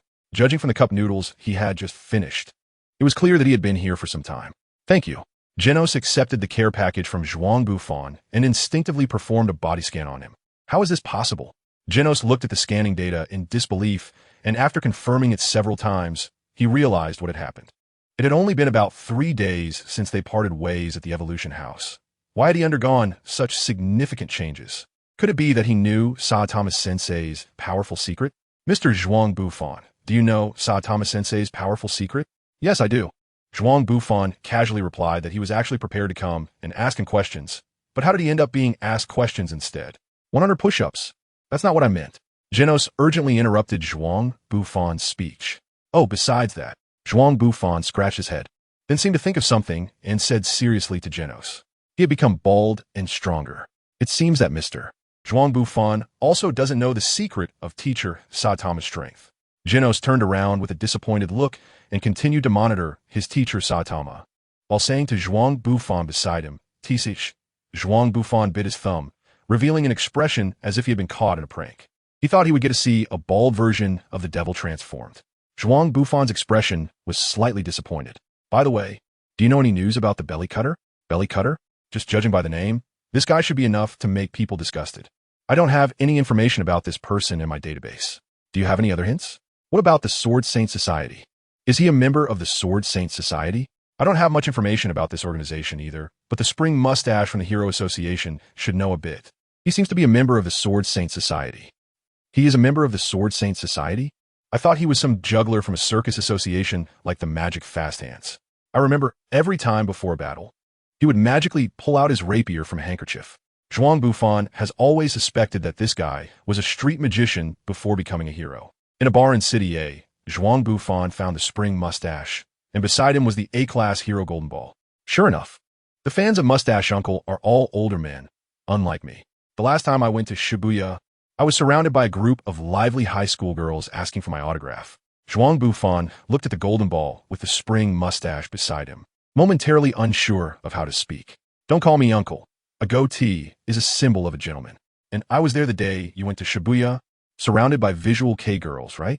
Is it really okay for a professional hero to be admired by delinquents? The spring mustache retorted. I'm not an uncle. I'm only 24 this year, so I can still be considered a vibrant teenager. And I'm not a fan of this mustached uncle. Like you, I'm also a professional hero. Seeing the golden ball and the spring mustache chatting without a care in the world, Zhuang Bufan had to interrupt their conversation. So you're a newcomer. If you're here to borrow money, forget it. Although I'm called the golden ball, those bullets are actually made of memory metal. I'm here to ask the spring mustache about something related to harakiri. Upon hearing Zhuang Bufan mention harakiri, the spring mustache's expression instantly became serious. Newbie, I don't care where you heard that name, or what do you want to find that guy for, but I hope you forget those 2 words. The spring mustache stared at Zhuang Bufan and said solemnly, the Sword Saint Association is actually just a small private gathering. And most of those who call themselves members of the Sword Saint Association are merely disciples of powerful swordsmen, like Nichiren, Tianqing, Zanbei, Harakiri, and Atomic Warrior. Are you saying that the members of that so-called Sword Saint Association have strength comparable to Atomic Warrior? This was the first time he heard you mention the Sword Saint Association, the Golden Ball said, somewhat surprised, clearly hearing the name of the organization for the first time. I'm not too clear about that, but they do possess the strength to deal with demon-level monsters. The spring mustache answered the Golden Ball's question. If you want to find the other members of the Sword Saint Association, I'll 1T stop you. However, Harakiri is too dangerous. He debuted at the same time as Atomic Warrior, but lost to him in a duel. Since then, he has been constantly seeking ways to become stronger. Although he is a member of the Sword Saint Association, we all privately believe that his sword has likely fallen into the path of evil. Do you know where the Sword Saint Association gathers? Not getting the answer he wanted, Zhuang Bufan began to try a different way to ask the spring mustache. The spring mustache handed Zhuang Bufan a sticky note with encouraging words and a hero's signature. How much does this guy want to give autographs to others? Based on the information from the spring mustache, it is very likely that this Harakiri guy joined the Villain Association before the hero hunting storyline. Considering the secrecy of the Sword Saint Association, Zhuang Bufan decided to collect more information about Harakiri before considering how to approach it. Warm up 2 pots of wine and get a plate of fennel beans. We're an octopus ball shop here. We don't have that kind of stuff. If you want a drink, please go to a pub. An armored gorilla wearing a pink apron with a heart-shaped pattern was seriously grilling octopus balls. Without looking up at the neatly arranged 9 coins on the counter, he said, I feel like this voice is a bit familiar. Are you the only one running the shop? We're a Mosquito Girl and Dr. Kinos. Zhuang Bufan asked, somewhat disappointed that he didn't see the scene of the dreamlike Mosquito Girl wearing an apron and being cute. Oh, it's you. Mosquito Girl has gone out. For some reason, that guy's even more popular than I am. She's currently wearing a bunny girl outfit to promote the shop on the street. Zhuang Bufan suppressed the intense desire in his heart and constantly reminded himself that there were important matters to attend to, while also feeling frustrated about leaving the camera at home. Oh, it's you. Come in and sit for a while, doctor. Kino saw Zhuang Bufan standing at the door and invited him to come in and take a seat. Zhuang Bufan sat on the tatami mat in the store, always feeling that the decor style inside was filled with the nostalgic flavor of the Showa era. Dr. Kinos looked so young. He really couldn't understand why he liked things that only old men would prefer. He also wanted to thank him for that suggestion. If it weren't for the Mosquito Girl helping out here, the business would be much less successful. He also didn't expect the Mosquito Girl to be so popular with everyone. The armored gorilla brought over a freshly made takoyaki, which was a treat for Zhuang Bufan. Didn't the neighbors find that guy strange? Zhuang Bufan discreetly pointed to the armored gorilla working nearby and said to Kinos, perhaps it's because the experimental subjects from the evolution house haven't shown the extreme, twisted personalities like those of the freaks. The neighbors around consider him as a middle-aged man who loves to wear costume outfits and is trying to reform from his past in the underworld. This guy is very popular among the local kids, and just yesterday, he received an invitation to a kindergarten event, hoping he could attend. He really is the store's mascot. Silly kids, when you grow up, you'll realize what wonderful things you missed out on during those years. By the way, Dr. Kinos, do you have any information about abdominal cuts or tengu? Zhuang Bufan took a sip of tea before expressing his intentions. Are you talking about belly cutting? I'm not really interested in those who rely on sword skills. I used to be quite curious about the physical structure of sexy prisoners, but his social influence is too great, making it difficult to approach. Zhuang Bufan believes that as long as you are willing to show a bit of the dedication of a scientist, sending a photo to the stinky prison will definitely motivate the sexy prisoner to make the effort to escape and come meet you. As for the great Tengu, when I was collecting information on ancient biological cells, I did find some data. I remember it was placed in the files that Dr. Kinos found under the table leg, and he patted the dust off and handed it to Zhuang Bufan. The archival information about ancient organisms is all here. The Deep Sea King is said to be the king of the Deep Sea tribe, residing in a trench that is 10,000 meters deep. And he once sent a chili catfish to scout, but it has not returned to this day. Ancient King, Underground King. Zhuang Bufan looked at the information about the ancient biological king in his hands. It was either unsearchable or located in places that humans could not reach. Zhuang Bufan was slightly annoyed. It seems that becoming stronger cannot be rushed. The uncle from the neighborhood committee is really annoying. A somewhat hoarse female voice came from outside the door. Upon hearing this familiar voice, Zhuang Bufan looked towards the door with hopeful anticipation. The familiar spiky head, the limbs of the human replaced by Dr. Kinos, and the sky blue tracksuit that Zhuang Bufan had been looking forward to for a long time. Wow, how tacky. Zhuang Bufan expressed his feelings and then asked Mosquito Girl with a face full of indignation, aren't you out there handing out flyers dressed in a sexy bunny costume? That outfit was confiscated by a guy from the community committee. Seriously, very few manufacturers produce that kind of clothing now, and I bought mine through special channels. It cost 6,000 yen for the set. By the way, who are you? When did this strange customer arrive at the gorilla store? Mosquito Girl was somewhat confused, her slender fingers pointing at Zhuang Bufan across from her, her dazed expression giving her an inexplicable cuteness. This is Mr. Zhuang Bufan, who helped take care of your head. Remember? You were killed once by that guy named Saitama. Are you saying my head spent an entire night in the same room as this guy? Wow, it's not that you're ugly. Although you're not very handsome, you're barely tolerable, but Mosquito Girl found it hard to accept this reality and took half a step back. I thought you were like Sweetheart Mask or something. By the way, you didn't do anything weird to my head, did you? Seeing Mosquito Girl's exaggerated reaction, Zhuang Bufan felt that his dignity was insulted. Sweetheart Mask, huh? I'll remember this grudge. Zhuang Bufan somewhat understands why the ugly president hates the Sweetheart Mask so much, even though he himself is not unattractive. Hey! You are being very rude, Zhuang Bufan said to Mosquito Girl with some anger, no matter what. I won't do anything strange to a guy who only has a head left. Then he carefully examined Mosquito Girl's body, which perfectly matched Murata's art style, and calmly said while pinching his chin, if I were to do anything, it would be to you in your current state. Facing Mosquito Girl's disdainful expression, Zhuang Bufan made a very pessimistic remark with great calmness.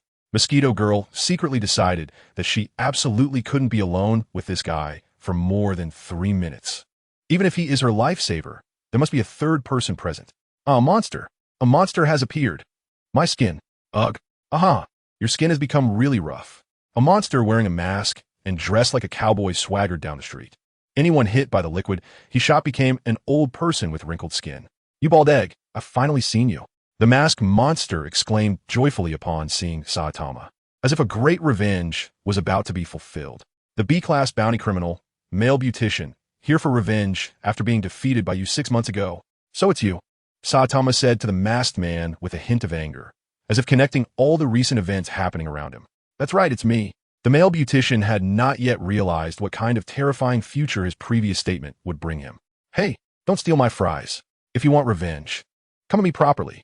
Saitama shouted loudly at the masked man who was stuck in the cement ground, completely unaware that the guy could no longer hear what he was saying before turning around and going home. Zhuang Bufan walked out of the supermarket and looked at the masked man lying on the ground, realizing that the storyline with Saitama and the stalker had come to an end. What a pitiful guy. He was actually quite handsome in terms of appearance. It's such a shame that he got beaten by Saitama, if it were me. Zhuang Bufan stepped on the corpse of the masked man, lost in thought. A hero. That guy struck the monstrous beautician. He must be a professional hero from the Hero Association. Zhuang Bufan looked at the crowd of onlookers gathering around him and realized that this week's hero activity had not yet taken place.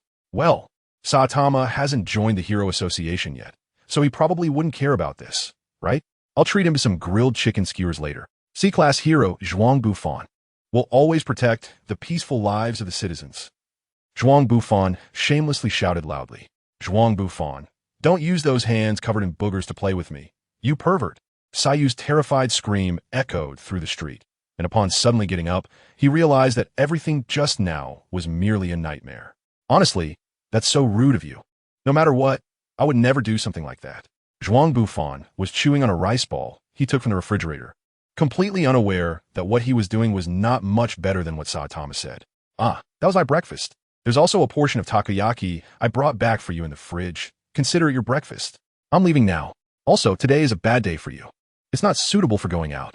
Be careful not to be mistaken for a criminal. After saying this, Zhuang Bufan quickly finished the rice ball in his hand and hurried out. This guy is really strange. Saitama put the takoyaki in the microwave to heat it up, turn on the TV, and check for any new events while washing up. The rich feast while the poor freeze to death. What freedom can there be in a world like this? Let those who want to work do so, and let those who don't be served. In this unjust era, I will make a change with my hammer. Wearing his specially made battle armor, the nail hammer stood in the city center square, announcing his declaration of crime to society. We will wage war against the rich. First up is the richest man in town, Zenier. Boom. Boss, we got the building coordinates wrong. Zenier's golden poop building is a bit further ahead. One of his underlings awkwardly replied. No problem. Everyone makes mistakes like hitting the wrong building once or twice. The key is to have a reflective attitude and a willingness to improve. The underling looked at the boss with admiration. Let's go. To the golden poop building. I really hate dealing with you guys in battle suits. In the forest, a young man in sportswear appeared, blocking the path of the Peach Blossom group. There are no basic rewards, let alone any special skills, and most importantly, you're especially hard to fight. Zhuang Bufan said helplessly, looking at the large crowd in front of him. But Saitama is about to join the Hero Association, and I can't stay in C rank forever. Are you a lackey of Xenia? Do you think you can stop the Peach Blossom group, which has lofty ideals, all by yourself? Nail Hammer shouted intimidatingly at Zhuang Bufan. To put a group beating so openly, you really are something. Stop doing such foolish things. How about finding a proper job? Before Zhuang Bufan could finish his sentence, one of Nail Hammer's underlings launched a sneak attack. The battle suit inflated and then released in an instant. The person charging at Zhuang Bufan's face like a jet fighter taking off. Are you really going to sneak attack during a group fight? Can't you let someone finish their sentence, you jerk? C rank, here I come. Before Zhuang Bufan could even state his name, the underling in the standard battle suit rushed over, interrupting him. Serves you right. This is the fate of those who oppose the Peach Blossom group. Nail Hammer laughed as he looked at the ground filled with dust, knowing the performance of that battle suit. That guy must have been smashed into watermelon juice by now. How is this possible? As the dust cleared, Nail Hammer saw his underling half buried in the ground like a fallen onion, while Zhuang Bufan was completely unharmed. Is this the performance of the battle suit? Zhuang Bufan felt a little pain in his palm, clearly indicating that the attack he took was at the level of a standard Tiger-class monster. He originally thought the Peach Blossom Group was just a comedic organization from the original comic, but he didn't expect them to be so strong. It was starting to look troublesome. The Peach Blossom Group had more than 20 members, and being attacked by 20 Tiger-class monsters at once would still be challenging for Zhuang Bufan, even with his current physical condition. Not to mention, behind them stood Nail Hammer in high-end battle armor. Considering the situation on the battlefield, Zhuang Bufan realized that conventional methods were no longer sufficient to deal with this group. It seemed he couldn't hold back anymore. The agility provided by the werewolf form was useless in a multi-person battle since he had never learned any martial arts. Thus, the only remaining option to change the situation was the bear warrior form. Recalling the bear warrior form that resembled a mascot, Zhuang Bufan didn't feel happy at all. Hey boss, that guy looks a bit strange. One of the underlings noticed Zhuang Bufan's odd appearance and whispered to Nail Hammer. Before the words finished, Zhuang Bufan's clothes were all ripped apart by the expanding fur, and an oversized furry bear plush appeared on the battlefield. Bear warrior form, strength 20, defense 30, agility -10. Reduces damage from impact attacks. Zhuang Bufan looked at the shattered clothes on the ground with a bit of heartache, picked up the cucumber, and took a bite. Vegetarian power. Strength increased by 10, mental resistance increased by 10. Feeling his suddenly increased strength, Zhuang Bufan thought that he should be able to easily handle the group of guys in front of him now. That guy seemed to have turned into something like a regional mascot upon closer inspection. It even looked a bit cute. However, it's somewhat disgusting for an adult to turn into that. Zhuang Bufan stared at the guy who called him disgusting and decided that he would definitely press him into the ground later. Bring it on. It was just a giant doll. There was nothing to be afraid of. We have more than 20 people here, equipped with the latest combat suits. And we can definitely take care of that guy. Oh, the little brothers of the Taoyuan gang shouted. And then the combat suits of the two guys standing at the front quickly inflated and released, using the power of the jets. They charged directly at Zhuang Bufan's ribs on both sides. Even with the help of the combat suits, they were still resorting to street thug tactics. Watching the two steel-covered fists rushing towards him like cannonballs, Zhuang Bufan prepared to brace for impact. Bang! Bang! The two bear-like paws caught the fists coming at him and then threw them upward. The two little brothers of the Taoyuan gang flew back several dozen meters, eventually landing on the ground and creating two deep craters. The little brothers of the Taoyuan gang witnessed this scene. The seemingly comical performer had caught his companion's fist with bare hands and didn't even take half a step back. Moreover, he had effortlessly taken care of their three brothers, causing the members of the Taoyuan gang to start feeling a bit afraid. Zhuang Bufan looked at his two bare paws in slight surprise. Not only did he feel no pain, but he didn't even feel any numbness. Although he didn't particularly like this form, the increase in strength was undeniable. Who else? Looking at the imposing figure of the Taoyuan group in front of him, Zhuang Bufan felt quite inflated. I want to fight 10 of them. Boss, how about we don't go looking for trouble with Xenial and instead demonstrate somewhere else? Seeing this oversized figure in front of them, the members of the Taoyuan group began to have second thoughts. After all, the Taoyuan group was originally composed of unemployed drifters, at best just street thugs. If they hadn't accidentally obtained this battle suit that significantly boosted their strength, they wouldn't even have thought about smashing the Golden Poop building. Idiots! The spiked hammer slapped the younger brother who suggested retreating and angrily said, "Is the great belief of the Taoyuan group in your hearts like a child's playtime? Besides, that guy is obviously a perverted freak who has already turned into a monster. Even if we retreat, he will charge forward and take us down one by one. As the messengers of justice, we Taoyuan group should." Zhuang Bufan awkwardly mimicked IP Man's stance on the side. Watching as the guys from Taoyuan Tuan formed a circle, too busy to comment on how these guys had made him look like a weirdo. But was it really okay for this group of bald guys to discuss tactics in front of the enemy during a match? Zhuang Bufan really wanted to rush over at this moment and subdue them one by one, but he was, after all, a professional hero. Moreover, it wasn't that he couldn't handle this group of guys. It was better to avoid actions that would damage his international reputation. Hey, regional mascot over there. If you run away now, there's still time. Otherwise, it won't be something that can be resolved by kneeling down and apologizing. Zhuang Bufan looked at the nail hammer in his heart, filled with inexplicable confidence. Could this guy still have some hidden tricks up his sleeve? That can't be. In the original story, after the Taoyuan group disbanded, this unfortunate kid should have honestly gone for job interviews and didn't have anything impressive hidden away. Just as Zhuang Bufan recalled his memories of the original plot, wondering if there were any discrepancies, two more lackeys came at him. using the same moves as the previous two, attacking his ribs. Is this a double attack like the Calabash brothers? They keep coming in pairs to deliver an assault. Zhuang Bufan swung his palms down, wanting to press these two guys into the ground, but unexpectedly missed. The two little brothers rushed in front of Zhuang Bufan, quickly braked, then slid down to his feet, hugging his two sturdy bare legs. Before Zhuang Bufan could react, another four guys rushed over, each grabbing on his bare paws. So this was the meaning behind it. Zhuang Bufan tried to wave off the group of burdens hanging on him, but they restrained him, preventing him from using too much strength. Well done, my little brothers. Once the Peach Blossom group succeeds, I will definitely reward you greatly. Hurry up and make your move. This guy is too strong. Even with our battle suits at full power, we can't hold him down for too long. The six little brothers gripping Zhuang Bufan's limbs shouted with difficulty to the crowd behind them, urging them to attack quickly. So that's what you meant? How naive. Thinking that this level of restraint could seal my movements. Zhuang Bufan looked at the six pendants on his body and decided to show them what it meant to shed one shell like a golden cicada. As soon as the members of the Taiyuan group saw Zhuang Bufan being restricted in his movements, they all started digging up giant stones from the ground. Hey, boss, this is completely different from what we agreed on. The six bald men clinging to Zhuang Bufan shouted in despair. In an instant, a barrage of earth and stones rained down on the direction where Zhuang Bufan and the six members of the Taiyuan group were. Wolfman Fom. The moment Zhuang Bufan saw those guys raise the giant stones, he switched to his wolfman form, instantly shrinking in size and breaking free from his restraints. Then, he leaped forcefully, escaping the range of the giant stone barrage. The six subordinates who had been sealing Zhuang Bufan's movements, still in shock, suddenly felt the things they had been holding on to disappear. Off balance, they all fell together, and just as they tried to struggle to get up, they found that the rain of giant stones had already fallen on their heads. Boom!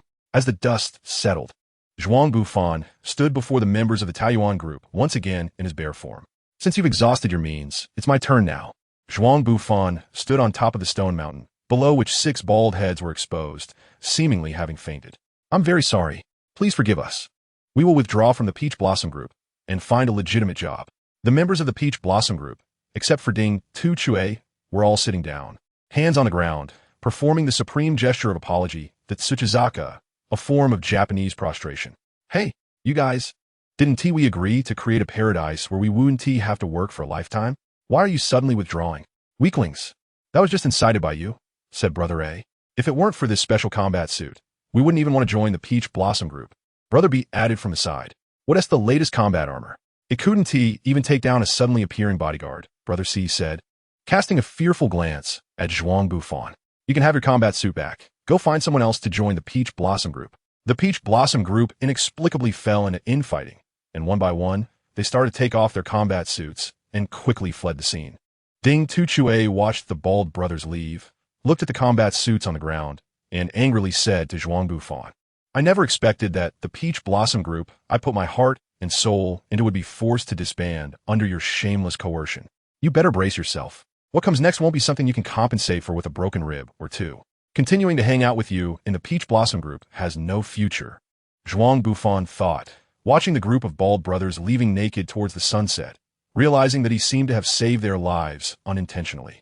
Then he said to Ding Tu Chue, who was approaching him, wait a moment, let me extend my buff. Ding Tu Chue didn't understand what this meant, but he saw the oversized teddy bear in front of him pull out a cucumber and start eating it voraciously in front of him. Are you saying that resolving the Peach Blossom group is less important to you than eating a snack? Ding Tu Chue was blinded by anger and, disregarding the burden that the combat suit placed on his body, directly activated overload mode. I'm just extending my buff. Is it necessary to get this angry? Zhuang Bufan said, with a helpless expression as he looked at the furious Ding Tu Chue. However, this was fine. He also wanted to test what kind of strength he had in his bare form. Ding Tu Chue pulled up a cedar tree that was over 10 meters tall and as thick as a barrel, taking a full swing like a baseball bat aimed at Zhuang Bufan's right cheek. Bang! The immense impact caused the cedar to break, and the gust of wind blew past, causing leaves from the surrounding trees to fall. Zhuang Bufan felt a faint pain in his right arm, which he used to fend off the attack. He reached out to pick up the branch on the ground to counterattack, but no matter what, he couldn't lift it, even though he had 5 fingers. The dexterity of a bear's paw couldn't compare to a human hand. Zhuang Bufan looked at his bare paws and sighed with some regret. The spiked hammer slammed into the ground, and with the immense power of the battle suit, he created a deep pit about 10 meters in diameter beneath his feet. Using the momentum, he kicked off and threw a punch at Zhuang Bufan's chest. Bang! The sound was like a cannonball hitting a steel plate. And this time Zhuang Bufan did not catch it as easily as he did against the members of the Peach Blossom group before. His two bare legs sank into the ground, sliding back 2 meters from the impact of the spiked hammer's cannon punch, and his arms felt a bit numb from the tremendous force. But that was all. It didn't cause Zhuang Bufan any more harm. Is this the effect of damage reduction from impact-type attacks? Could it be that the meatballs and fur pads absorbed the shock damage? Zhuang Bufan caught the full force of the spiked hammer strike. If that guy had been holding a sufficiently sturdy steel knife just now, who knows what the outcome would have been? Unexpectedly, the effect of the skill-thick skin on defense was so obvious. Or was it still ineffective? The spike hammer looked at the oversized doll in front of him with some fear. He had originally thought the guy looked somewhat cute, but now he had no thoughts of cuteness at all. Take this berserker's might. Zhuang Bufan swung his chubby bare paw with all his might, striking the hardest part of the nail-headed hammer's chest armor. Boom! The meat paw hitting the alloy armor plate surprisingly produced a sound like thunder. The nail-headed hammer was sent flying, knocking down a dozen trees as thick as a person's body, and finally embedded itself into a giant rock, which finally stopped its momentum. What kind of material is this armor made of? My previous move was enough to pierce through 40 centimeters thick steel plate. It only left a dent on his chest armor. Isn't the hardness of this G4 level robot even more insane? Watching the nail-headed hammer rise from the dust, Zhuang Bufan thought that the armor of the armored gorilla was probably only at this level. It seemed the organization's research capabilities should not be underestimated. Spinning assault, the nail-headed hammer finally unleashed its ultimate move. Since a single punch's power was insufficient to harm this guy, it would use a series of punches to take him down. Zhuang Bufan looked at the stubborn hammerhead charging at him and honestly felt a bit of psychological burden about having to personally take out a human. After all, it was different from dealing with those strange-looking monsters. But now it seemed quite a task to break his battle suit. Doesn't this guy know how to admit defeat?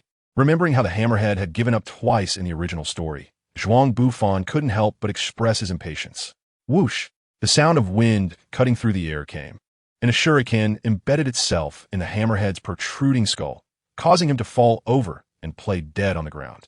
Sonic at the speed of sound, Zhuang Bufan looked at the kunai stuck in the head of the nail hammer and realized what had just happened. A doll bear? It really looks cute. Sonic sighed as he watched Zhuang Bufan in front of him. I am Zhuang Bufan, a professional hero of the Hero Association, not some doll bear. To avoid being treated as some strange monster by Sonic, Zhuang Bufan honestly introduced himself. Zhuang Bufan scratched his belly and looked at Sonic, afraid that he might pull out a knife at that moment. Why does this guy's face look a bit red and his expression a bit strange? Observing Sonic closely, Zhuang Bufan thought to himself, Hey bear, do you want to be my pet? Looking at Zhuang Bufan, who resembled Kumaman, Sonic candidly expressed his thoughts. What the hell is this? Zhuang Bufan looked at Sonic in despair. He really wanted to tell this guy in front of him that he would have a pet pig named Yi in the future, so there was no need to rush. By the way, what did he just call himself? Bear? Has he already come up with a name so quickly? No. Zhuang Bufan firmly rejected the idea. At this moment, he really wanted to return to his original form, but he felt it was a bit strange to chat with others while being naked. I am the strongest ninja in the ninja village, Sonic the Speedster. Whether it's assassination or bodyguard work, I can complete it perfectly, and no one has survived from my blade so far. In short, if you become my pet, I will buy you a lot of delicious things, including honey jars. Seeing Sonic getting more and more excited as he spoke, Zhuang Bufan knew that this guy was serious. The guy just now ran away. To avoid falling into a pit called pet role-playing, Zhuang Bufan timely interjected. I wish Nail Hammer good luck. If he gets killed by Sonic, I will personally offer him a flower. What? Sonic turned around in surprise to confirm. How is that possible? My previous strike clearly hit him. Maybe that guy's skull is thicker, but if that's the case, your record will be broken. Zhuang Bufan hinted for Sonic to go chase after the already escaped Nail Hammer. After I deal with that guy named Nail Hammer, I'll come back and let you be my pet. Listening to what Sonic said as he left, Zhuang Bufan felt that he urgently needed to elevate his strength to another level. Thanks to my mom for giving me a skull that's several times thicker than the average person. Nail Hammer was running wildly in the jungle, tearfully thanking his mother. Sonic's previous strike completely brought the dazed Nail Hammer back to his senses. Thinking carefully, how could he possibly be a match for that perverted doll bear? Moreover, just now, a terrifyingly fast ninja appeared beside him. If he hadn't realized the seriousness of the situation and played dead, he might have died on the spot. While Nailhammer was lost in thought, he suddenly spotted a bald man in yellow clothes ahead. No wonder that guy Zhuang Bufan said, "I was having a bad day." It turns out to be this way, those bastards. Saitama recalled walking down the street and being mistaken for a criminal. It was all the fault of that criminal group called the Paradise Gang. If he caught them, he would definitely teach them a good lesson. "Hey, you there, do you want to join the Paradise Gang? Go deal with that pervert in a doll costume over there, and I'll let you join." "No, I'm here out of interest to become a hero, to exterminate the Paradise Gang for personal reasons. By the way, you're Nailhammer, right? We're your little brothers." It's obvious that Saitama didn't see the bald group walking on the street in the nude. Spin attack. Knowing that the opponent was here to eliminate him, Nailhammer directly activated his ultimate move. He felt that this guy seemed a lot like his younger self. Saitama stopped Nailhammer's frantically swinging punches with a light hit that disabled his armor. "You should go find a proper job," Saitama said to Nailhammer. "By the way, isn't the so-called latest armor quality control too poor? There is such a big dent in the chest armor." "Where did Nailhammer go?" Sonic asked the bald young man in yellow spandex before him. "So the remnants are here? How come there's only this one person left?" Sonic looked at Saitama, waiting for his reply. "Who's this guy?" Saitama looked at Sonic, who was dressed as a ninja, considering whether to tell him Nailhammer's whereabouts. "That guy ran off over there completely naked." Saitama pointed in the opposite direction, misleading Sonic. "Oh, if that's the case, then you are of no use either." Whoosh. "What is this thing?" Saitama looked at the shuriken in his hand. How did this guy pull out a knife while they were talking? Sonic felt a greater sense of humiliation than when Nailhammer escaped when he saw Saitama catch the shuriken he shot out with his bare hands. He then drew his knife and stabbed at Saitama. "Hey, did you misunderstand something?" Saitama raised his head and caught the blade aimed at him, squeezing Sonic's short knife with a bit of force, thinking that he mistakenly took him for a member of the Paradise Gang, and explained, "I'm not a member of the Paradise Gang. Stop lying. Who would believe you just because you're bald? It's me. I became a hero out of interest, and I've been quite active lately. Who knows you?" "Oh, so that's how it is?" Saitama's heart took a critical hit. The damage caused by that sentence perhaps greater than the harm done by Zhuang Bufan's booger hands. Anyway, these things don't matter. Sonic ignored the sorrowful Saitama and pulled out another short knife from behind, saying to Saitama, "You've seen through my moves twice in a row. That's the key issue.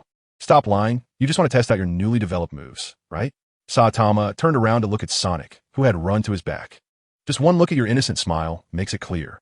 Even when his inner thoughts were exposed, Sonic felt no embarrassment at all, like showing off his skills. Sonic dashed around Saitama at incredible speed, unlike Ashura's rhinoceros beetle, which broke the sound barrier multiple times with fast ascents and descents. After breaking the sound barrier, Sonic maintained his speed perfectly, and even when borrowing strength midway, it didn't decrease at all. Can your eyes keep up? How about it? This perfect speed, the power of this shockwave. Sonic proudly introduced his ultimate skill to Saitama. The Sonic speed is not just a metaphor. He never thought anyone could defeat him in terms of speed, but unfortunately, he met Saitama. "Hey, can I go back now?" Saitama turned his head and looked at Sonic, who wanted to attack him from behind. Sonic was startled. How did this guy keep up with his speed? He hurriedly changed his moves in midair, kicking out a wind blade. But unfortunately, Sonic made a very wrong judgment. "General," Saitama said lightly. He just didn't forget that once speed comes into play, it's hard to hit the brakes. Sorry." Saitama looked at the trembling Sonic and said apologetically, "I just wanted to hold back a bit. I didn't expect you to charge straight at me." 10 minutes later, "I am the strongest bodyguard who can perfectly complete any commission, whether assassination or protection, Sonic the Hedgehog. Since I've encountered a good opponent like you, let us set aside the work and pet thing for now. What's your name?" Saitama. The bald Cape hero awkwardly reported his name. "Remember it, Saitama. Sooner or later, I, Sonic the Hedgehog, will take your head. Oh, good luck." Looking at the trembling Sonic, Saitama could only continue to say, "Be sure to wait for me, bear. Once I kill this guy, you must become my pet. Well, I'll go back now. By the way, what are we having for dinner tonight?" Saitama prepared to go home and saw a strangely shaped bear appear in front of him. "Bear meat hot pot? Not bad." Zhuang Bufan heard a familiar voice coming from behind him. When he realized who had said that, he felt a big death character appear in front of his eyes. He hurriedly transformed back to his original form and, completely naked, said to Saitama, "It's me, your neighbor Zhuang Bufan."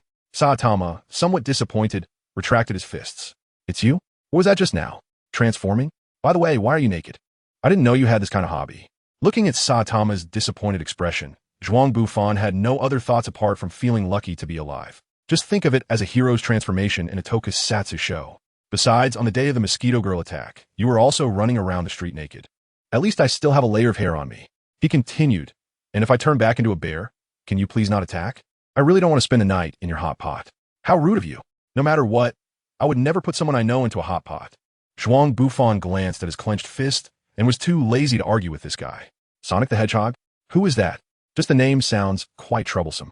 As night fell, the three of them sat around in Saitama's house, and Genos, who had disappeared from Saitama's sight for many days, suddenly visited. He thought this guy had given up on the idea of becoming a disciple. Mr. Zhuang Bufan, have you met that guy named Sonic? Genos asked curiously. Oh, I haven't seen him, Zhuang Bufan replied. Zhuang Bufan originally wanted to say that he saw it coming, but he felt embarrassed to admit that someone was treating him like a pet, so he told a lie that was neither big nor small. Compared to the matter that I discovered, which has been bothering me greatly. What kind of matter could possibly trouble Saitama-sensei? Genos was obviously very surprised, as he couldn't imagine what kind of enemy could make Saitama feel challenged. Too low profile, Saitama said with his head down, feeling very dejected. I have been active as a hero for 3 years out of interest, and I have repelled many monster armies and evil organizations.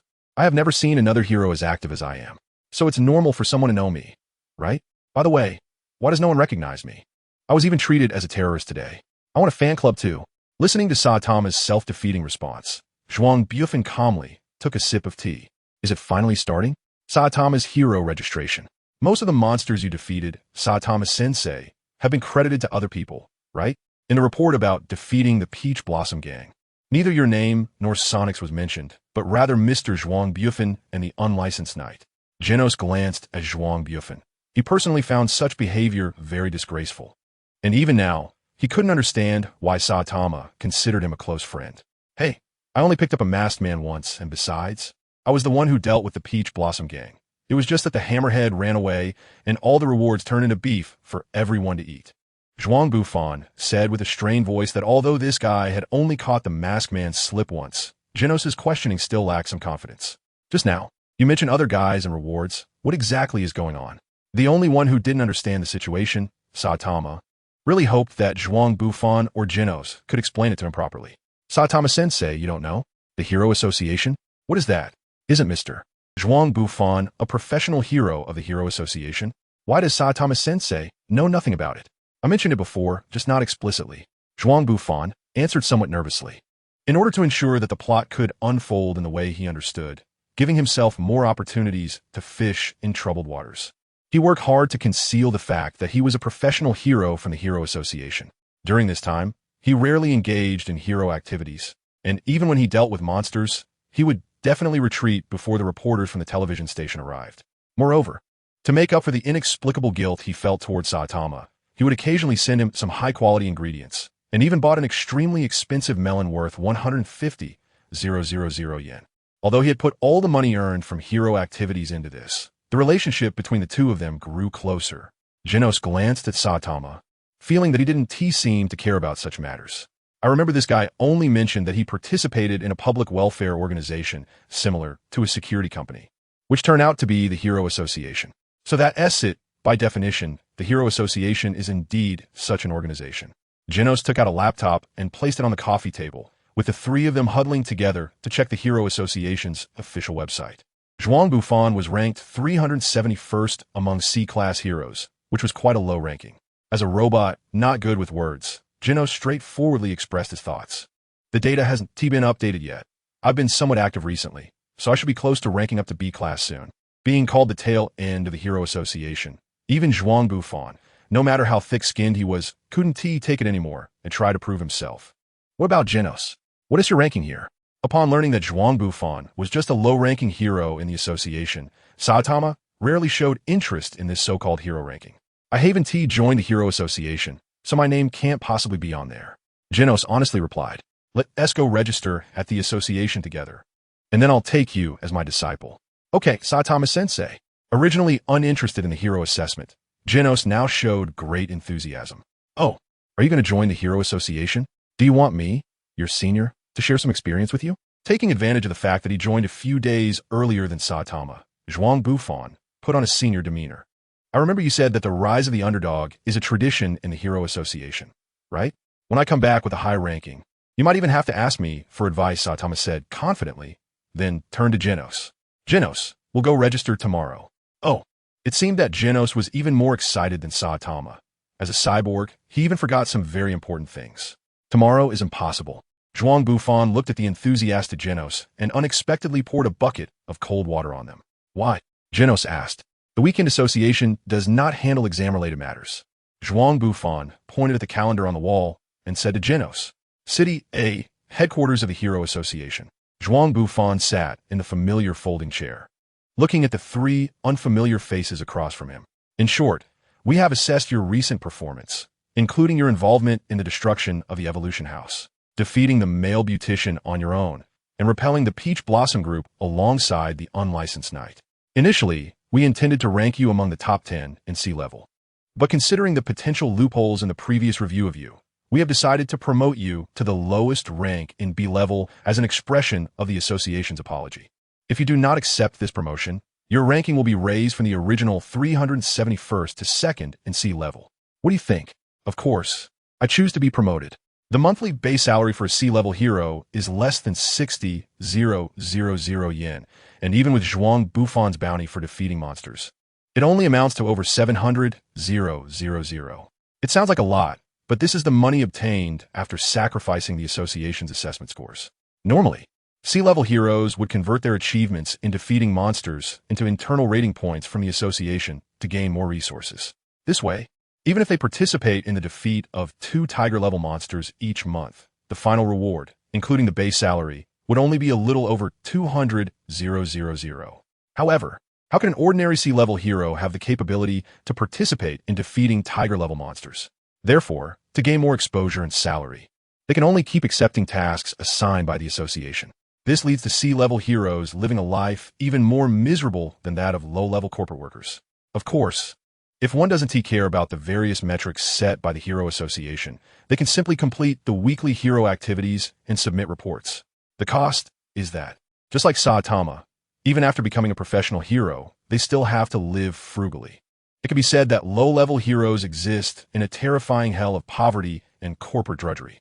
Finally, I can avoid the weekly hero activities and those annoying weekly reports. Zhuang Bufan stretched lazily after leaving the association, although he knew that he would soon face the hungry wolves of hero hunting. The rampage of the dragon-level monsters from the Monster Association and various evil organizations lurking in the shadows, such as the Ninja Party. His mood was still quite good at the moment. He felt that his current strength was stuck in a bottleneck, and ordinary tiger-level monsters could no longer provide him with any physical enhancement. Hunting ghost-level monsters was unrealistic with his current strength, leaving him awkwardly stuck at the top of the tiger level, unsure of how to improve. He hoped to learn more about the Bitter Bug Dojo's Bitter Bug-style boxing. Zhuang Bufan was walking down the street when he suddenly heard a shout similar to those used by restaurants to attract customers.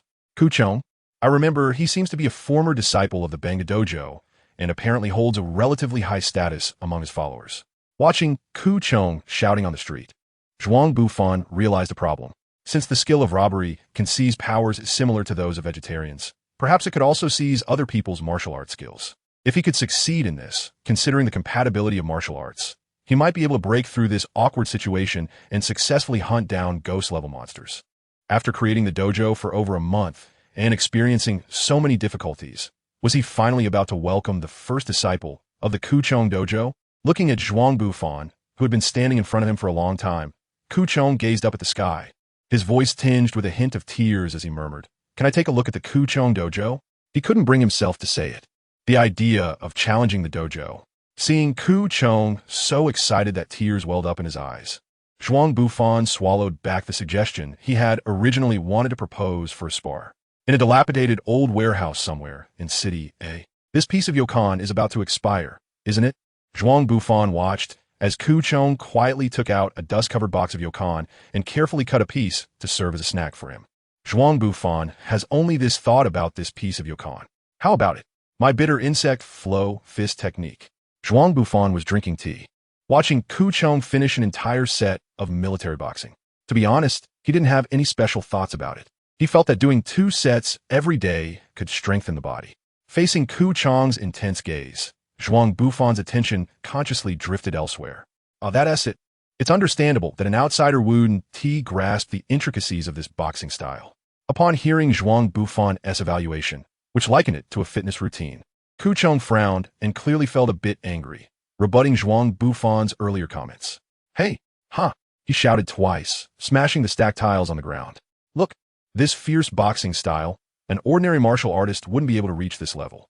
This is only achievable by the Ku Chang style boxing, which emphasizes upper body techniques and sacrifices kicking techniques.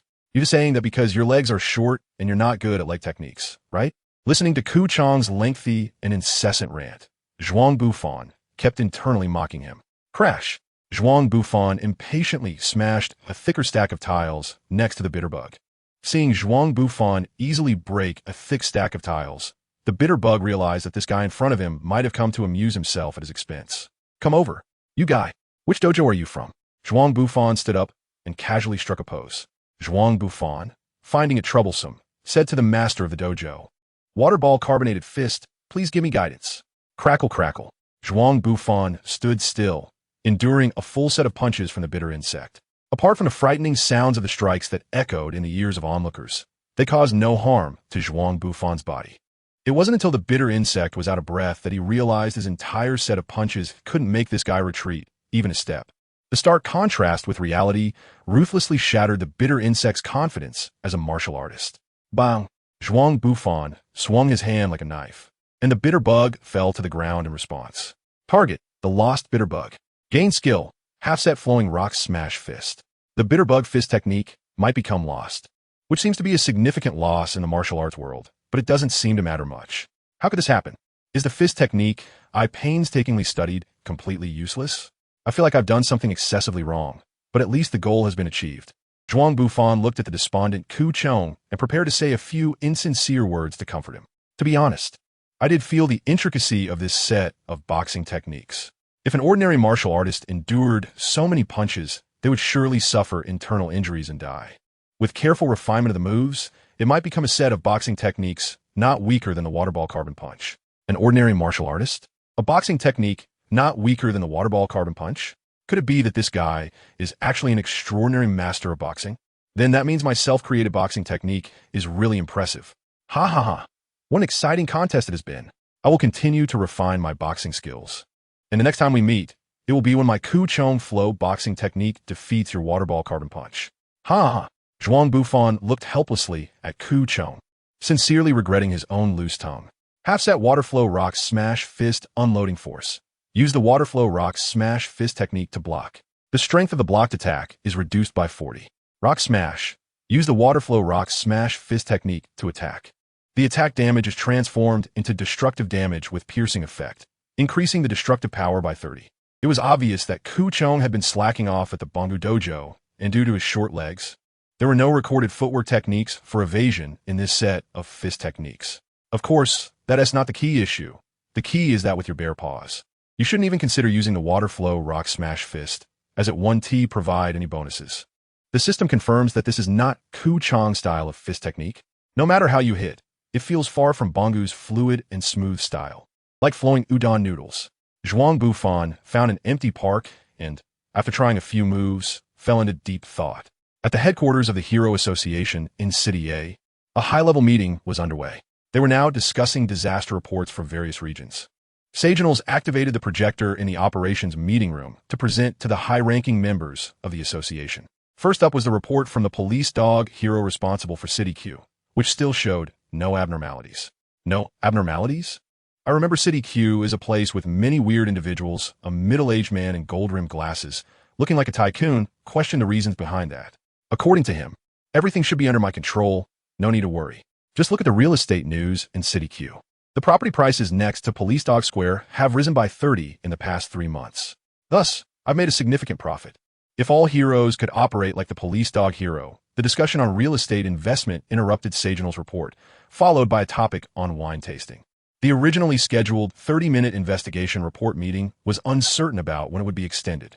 As the largest group of sponsors and shareholders in the association, these individuals clearly prioritized commercial benefits over the activities of the heroes. Sagenals couldn't help but worry about the future of the association when observing the attitudes of these high-ranking shareholders. Next came the news regarding City Z. Compared to other regions, the number of weird individuals in City Z had seen an overwhelming exponential increase, rumored to be caused by the ghost zone in the suburbs of City Z. We have now dispatched 2 A-class heroes to investigate and confirm. We believe results will be reported back soon. In the ghost zone, Golden Ball and Spring Mustache walked down the main street. Initially thinking it was just an urban legend, it now seemed that this ghost town indeed harbored some terrifying entities. Spring Mustache and Golden Ball stood outside Zhuang Bufan's building, looking at the structure that had been cut by Beast King, as well as the marks from battles with Armored Gorilla and Genos, and couldn't help but frown. This ghost town must have some powerful beings, otherwise they wouldn't have sent us two to investigate. Golden Ball, clearly confident in his strength as a capable A-class hero, believed that their combination with Spring Mustache was balanced in both offense and defense. Even if they encountered ghost-level monsters, he was confident they could hold their own. If they could identify and eliminate the root of the problem, they might even rank among the top 2 A-class heroes, surpassing Sweet Mask. Yes, we can't let that guy Sweet Mask keep occupying the top A-class position. Spring Mustache clearly agreed with Golden Ball's statement. Who is it? A rustling sound came from a distance. As a genius of the new generation in swordsmanship, Spring Mustache detected the unusual noise. He glanced at Golden Ball, noticing he had also sensed something, nodded in confirmation, and hurried towards the sound. A monster? Whoosh! Looking at the figure in front of him, which was topped with a mass of seaweed, Golden Ball's slingshot tightened, and a golden bullet shot out at a speed surpassing that of a bullet. First attack. Let us see how you handle my bullet that can pierce through 20 centimeters of steel plate. Slap! A piece of seaweed casually swatted away the bullet shot by Golden Ball. The memory metal bullet still retained tremendous penetrating energy even after being deflected. It penetrated a concrete utility pole and embedded itself in the wall of an abandoned residential building. Hey, Mr. Golden Ball, your aim needs improvement. Although he knew that the powerful monster in front of him had deflected the bullet, longtime friend Spring Mustache couldn't help but make a sarcastic remark. Golden Ball didn't have time to respond. More accurately, before he could respond, he was taken out by the seaweed that extended from the drainage outlet. Huh, slap. Spring Mustache was startled, then snapped his fingers, and with a white cloth falling to the ground, a sword made of special metal appeared in his hand. Ah la la la la la. Spring Mustache continuously waved his long sword, fending off the seaweed tendrils that attacked him. What a formidable monster. It clearly possesses great strength, yet still resorts to sneak attacks. Booming strike.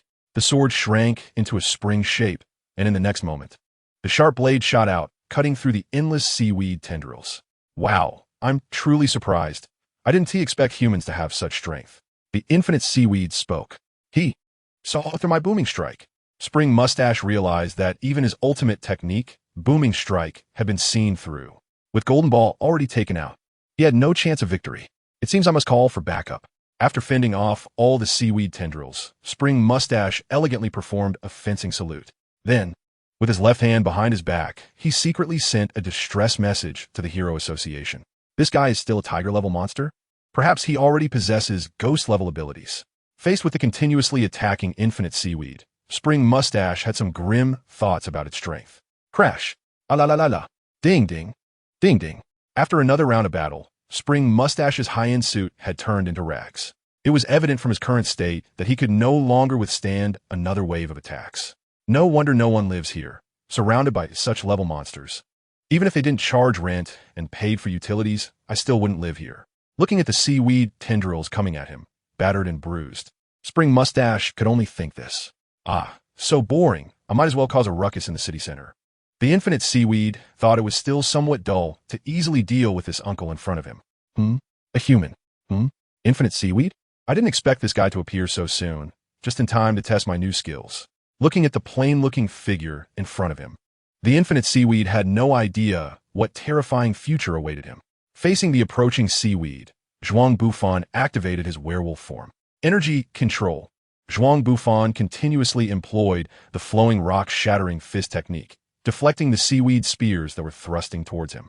Like the transformed bullets of infinite seaweed launching golden balls, Zhuang Bufan effortlessly brushed aside all the seaweed attacking him, appearing quite composed. Human, you're different from those two ordinary fellows. I haven't tasted the blood of a strong opponent in a long time. It seems there are indeed powerful beings in the Phantom Zone.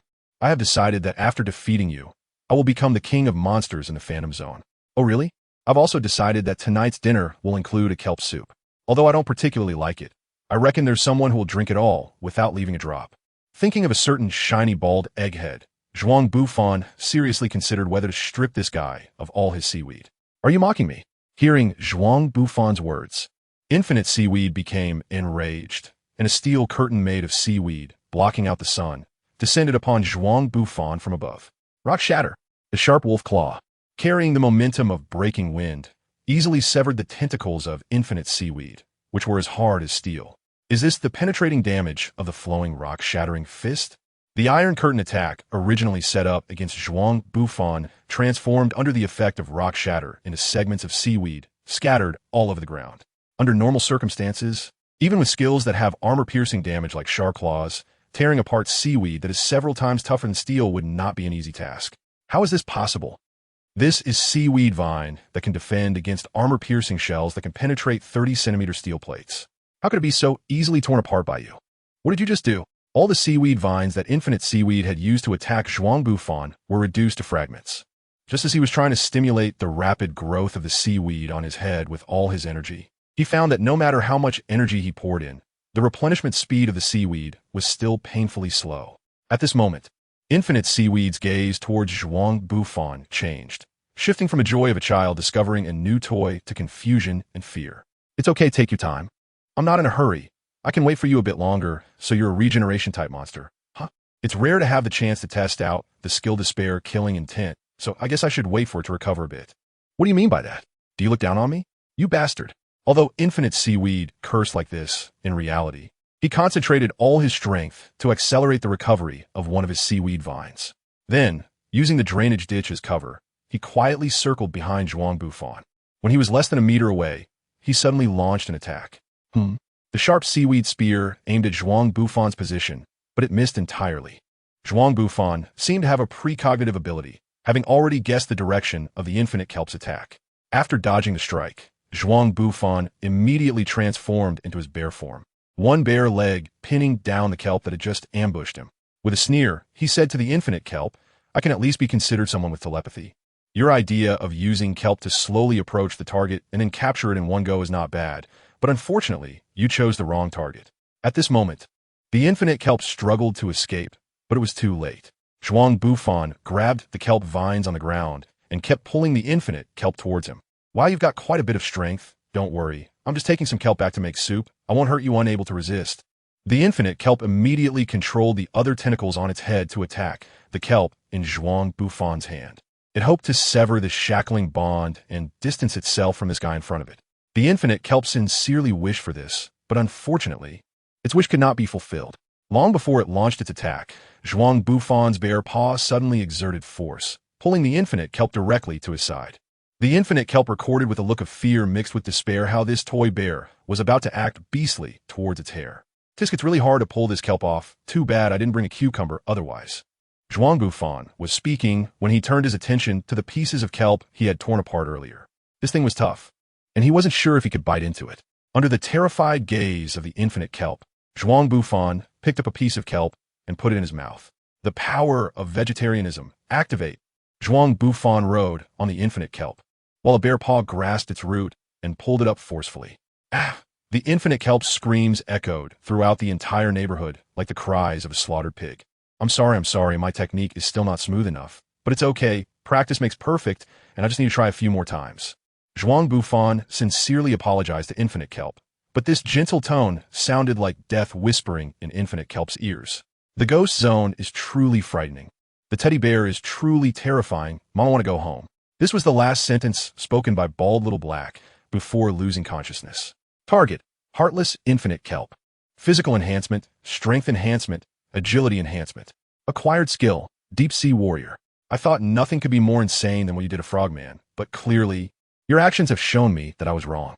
Zhuang Bufan scratched his head, looking at the system's evaluation of him, then glanced at the Infinite Kelp on the ground, its shriveled body seemingly still holding a hint of life. After sending the Bald Little Black back to the sea, Zhuang Bufan returned to Satama's kitchen with a large basket of kelp. Where did all this kelp come from? Is the supermarket having a special promotion? Just when I forgot to buy kombu, I plan to use this kelp to make broth for Odin. Do you want to join me? Faced with Saitama's invitation, Zhuang Bufan, with a dark expression, recalled the despairing face of the bald little black and ultimately chose to decline. Just as Zhuang Bufan walked out of Saitama's house. In just 10 minutes, Genos arrived beside Saitama. Why is there so much kelp at the entrance? Who knows? Maybe the supermarket is having a special sale, and that guy Zhuang Bufan brought it over. I remember there was a rumor that kelp helps with hair growth, but it was never confirmed. Could it be that you, Saitama-sensei? Genos rubbed his temples in frustration and then took out his phone to dial a number. Doctor, please develop a super high-strength bionic fiber. I'm not here to make kombu broth because of my hair. Saitama complained angrily to Genos, as if someone had poked at a little secret deep in his heart. In the end, Saitama disposed of all the kelp and used the bonito flakes in the fridge to make the broth. Next item, lateral hops. Next item, 1,500-meter race. Next item, standing long jump. At the Hero Association exam site, a large crowd gathered around Saitama, making it hard for anyone to imagine that this was an achievement that humans could attain. What kind of drug did this guy take? It seems like a god resides within his body, muttered an employee reviewing the situation. Zhuang Bufan also arrived at the exam site. Unlike the others, he did not pay attention to Saitama's performance, but instead looked at Genos beside him, using the burning cannon in his palm as a propeller to perform side-to-side jumps. Jumping high while also using a rocket propeller? Have you ever seen someone use a flamethrower to throw a shot put? Zhuang Bufan was chewing on some seaweed while admiring Genos's heroic figure. After the written test, the results should be released directly. I'll go to the lounge to wait for you all. Zhuang Bufan looked at the messy physical fitness test site behind Saitama and Genos and said to them, "Oh, after we're done, let's go eat udon together. It's on me." Saitama generously replied, clearly unaware of what was about to happen next. What should we do next? Glancing at the clock on the wall, and based on his experience, considering Snake's boring newcomer training, it would take at least 4 more hours for Saitama to finish all the processes. Might as well head to the arcade. City A, as the headquarters of heroes, not only has good public order, but also boasts well-equipped entertainment venues. For instance, a well-known electronic street is located in City A, rumored to contain many long-lost arcade machines and rare game cartridges. However, when Zhuang Bufan arrived at this famous district, he realized that it was not just a simple electronic street. Watching the maid CAF staff on the street, dressed in cat ear maid outfits, sailor uniforms, and other costumes, holding up signs and occasionally acting cute for passing customers, he noted that due to a certain sports event, those who used to be seen frequently on the streets of Akihabara, dressed in white lace stockings and skirts that almost reached the absolute territory. A type of creature known as CAF maids are now being driven away, homeless and displaced. All those girls who used to showcase their youthful beauty have vanished. Of course, this information all came from Zhuang Bufan's imagination. Even before the enforcement of the rectification order, he had no chance to visit that sacred place in the hearts of millions of otaku, although he had never participated in a pilgrimage to the Holy Land. Walking through the electronic street in City A made Zhuang Bufan feel as if he were in Akihabara of his past life. And it was without the city beautification and the political orders from the sports event. So decayed, truly too decayed, but since I can still endure it, let me save these girls trapped in the mire. A gentle breeze blew past, and the skirt of a maid dressed in cat ears was slightly lifted by the wind, as if revealing treasures hidden beneath the absolute territory. His nose felt a bit itchy. Zhuang Bufan felt a rush of blood and checked his nose. Thankfully, there was no embarrassment. "Welcome back, Master Meow." 2 girls wearing cat ear headbands and dressed in black and white maid outfits said in a soft and cute voice, with a slightly spoiled posture, "Please come over here and take a seat, Master Meow. This is the special heart-shaped omelette rice and cute soda made just for you by Ano-chan. Huli, shake shake, meow meow chew." Zhuang Bufan felt as if he was floating in the air, enveloped by pink heart-shaped bubbles. Thud, thud, thud, thud. Huh, did I hear wrong? It seemed like the sound of the King engine roaring. It sounded like the King engine was beating like a war drum, and Zhuang Bufan turned to look. He saw 2 super cute, pure cat girl maids casting a love spell on a young man with blonde hair, wearing a duckbill cap and a mask, making it impossible to see his face. King? No matter how you think about it, that guy must be King, right? Suspected to possess strong luck at the level of causality, the strongest summoner in the one-punch world. You ask how strong King is? That depends on how big your imagination is. In the battle against the Monster Association, he even intimidated 4 dragon-level monsters with his imposing aura, thereby sealing his legendary status in one battle. Phew, that was close. I almost let my rapidly beating heart be heard by others. After reluctantly sending away the maids, King carefully removed his mask, savoring the heart-shaped omelet rice in front of him while observing the cat-eared maids walking around the CF. No wonder this is one of the top 3 maids CAFS in City A. Just now, facing Mushin-chan's smile, I almost activated the King engine. If others found out that I, as an S-class hero, come to places like this in private, King kept scanning the CAF, and he suddenly noticed that someone seemed to be staring at him. Am I discovered? King put down his spoon, put on his mask, lowered his duckbill cap to avoid being seen, and quickly went to the counter to pay. What a pity that I haven't taken a handshake photo with Mushin-chan yet. Back home, King reminisced about the scene in the CF, kneeling at the entrance with a disappointed expression, his hands knocking on the floor as he sadly said, "Here are the photos of Mushin-chan and Inai-chan, and this is the blessing card they wrote by hand." Thud, thud, thud, thud. How did you get in here? The King engine started. Don't get me wrong.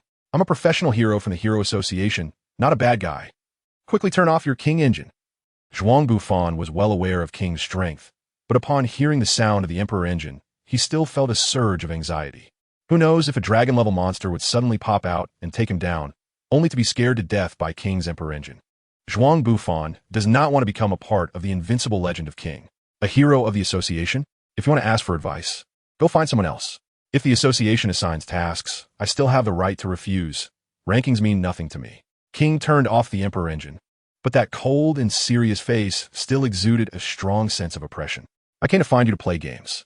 Zhuang Bufan candidly stated his purpose. Which arcade could possibly compare to the home of ACG Master King? I'm not empty-handed, you know. This is a postcard specially written for you by Mushin-chan and Inori-chan. Hurry up and give it to me. How could I possibly like something like this? Although King said that, his eyes kept glancing at the card in Zhuang Bufan's hand. What is this? I just took it from the bookshelf. Zhuang Bufan was holding a box labeled as a love development game featuring a brother, complex little sister, and a cat-eared girl. This is the game I bought by mistake. I originally wanted to buy Dark Demon Slayer 4, Dark Expedition, but the box had a note that said, Limited Code No. 108, Member Exclusive Edition, which seems to be something very hard to obtain. It's that one. A fan gave it to me. A fan gave it to me. Don't worry, I pretty much know everything about you. Watching King desperately trying to maintain his cool image, Zhuang Bufan suddenly blurted out this sentence. Thud, thud, thud, thud, thud. The sound of the Emperor engine echoed again. King panicked, and Zhuang Bufan panicked even more. Don't worry, I won't tell anyone. You just need to calm your heart down. Thud, thud, thud, thud, thud. The frequency of the Emperor engine's sounds became even more intense. You mean, you know that guy who defeated the Vaccine Man and the Giant Brother? After a long time, Zhuang Bufan finally clarified the misunderstanding. Just now, Zhuang Bufan clearly felt the ground starting to tremble, but thankfully, it was confirmed to be just an ordinary earthquake. The strongest summoner truly lives up to their name. Surviving the aftermath, Zhuang Bufan looked at King, who had lowered all defenses with only one thought in his mind. That is, strong luck cannot be registered as a skill in the association.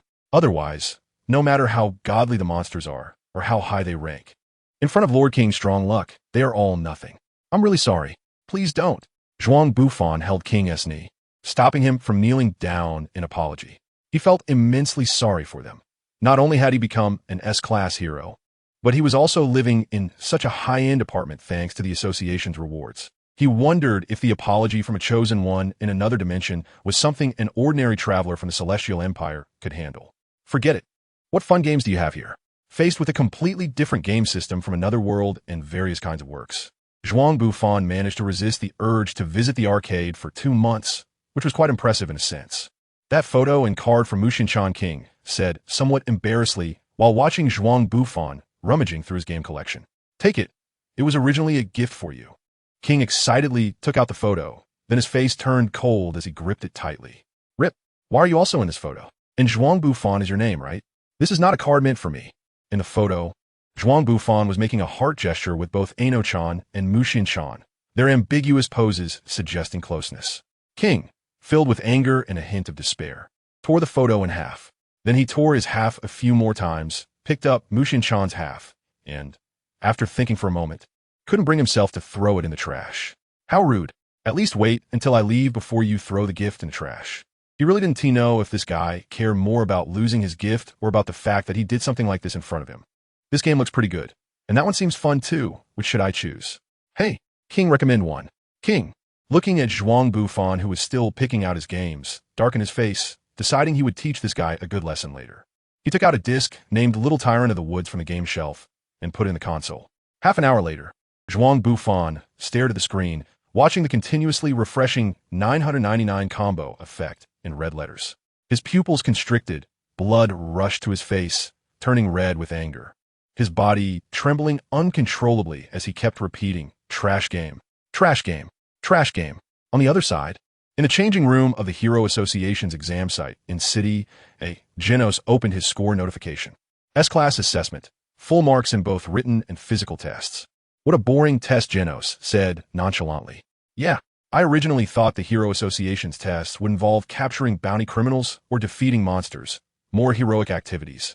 Saitama agreed from the side. After all, his physical data was several times higher than Genos's. There was no reason for his score to be lower. To be honest, Saitama wasn't the type to care about scores or rankings.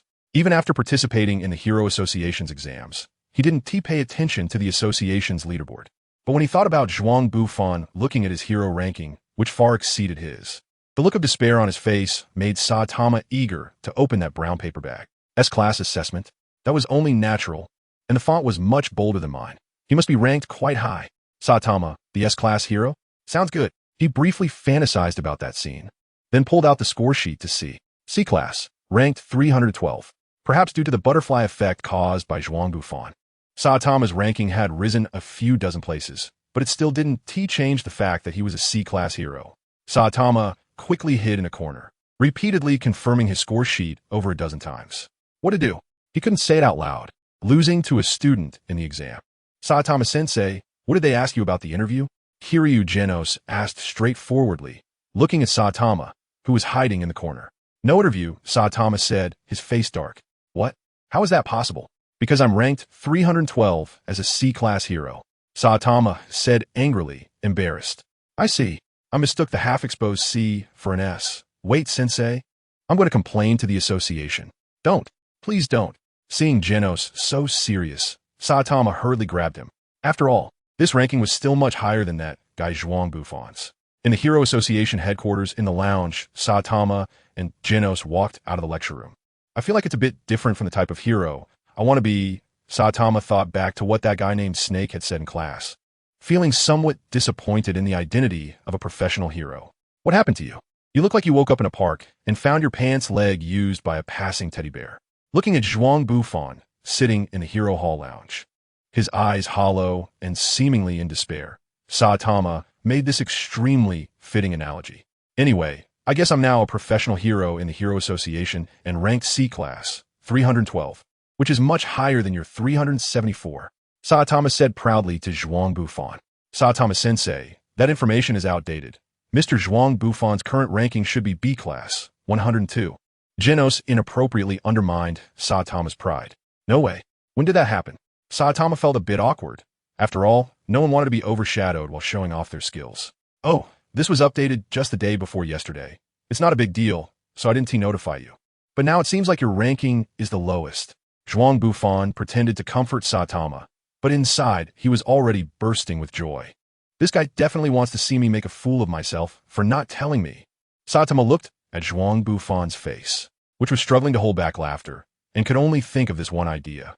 To celebrate your success in the exam, how about we have pork chop rice for dinner tonight? It's on me. Having been brutally beaten by King, Zhuang Bufan felt much better seeing Saitama's dejected look and generously said, No. Genos politely declined. Teacher Saitama, I want to be remade.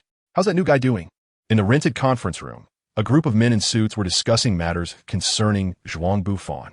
Leading them was a stunning woman in a black dress with an outstanding figure. From a normal person's perspective, this alluring leader paired with her group of underlings in black easily reminded one of some Don Quixote family benevolent groups, or even Yakuza organizations like the Eastern City Association. Who would have thought that this group of people were actually professional heroes? The competition among professional heroes is extremely fierce. Even the leap from C-Class to B-Class heroes doesn't change things much. Over the past 3 years, there are only 101 B-class heroes left in the Hero Association, most of whom have their own hero teams. Those lone wolves who do not join an organization either left the association for some reason or were promoted to A-class heroes due to their extraordinary strength. For newcomers, the pressure to become a B-class hero is immense. And for those hero teams, they're also unwilling to miss out on a new combat power. Nor do they want that power to be absorbed by other organizations. This is why such a strange group of people was meeting to discuss Zhuang Bufan. Yamai and Eyelash. Why hasn't that newcomer come to visit yet? Fubuki frowned, her delicate hand clad in black lace gloves gently rubbing her temples, clearly a bit impatient with the wait. That newcomer is really too rude, making Lord Fubuki wait for so long. Please let Lord Fubuki be patient a little longer. We will go to bring him here to apologize. As one of Fubuki's most loyal subordinates, Eyelash immediately took the initiative, promising to bring the rude guy before Lord Fubuki to apologize in person. Could it be that he doesn't know where our office is? Yamayan chimed in at an inappropriate moment. After all, this conference room used for meetings was also rented temporarily. A group of people lowered their heads, their faces dark, looking at their feet, and the atmosphere in the conference room felt very awkward.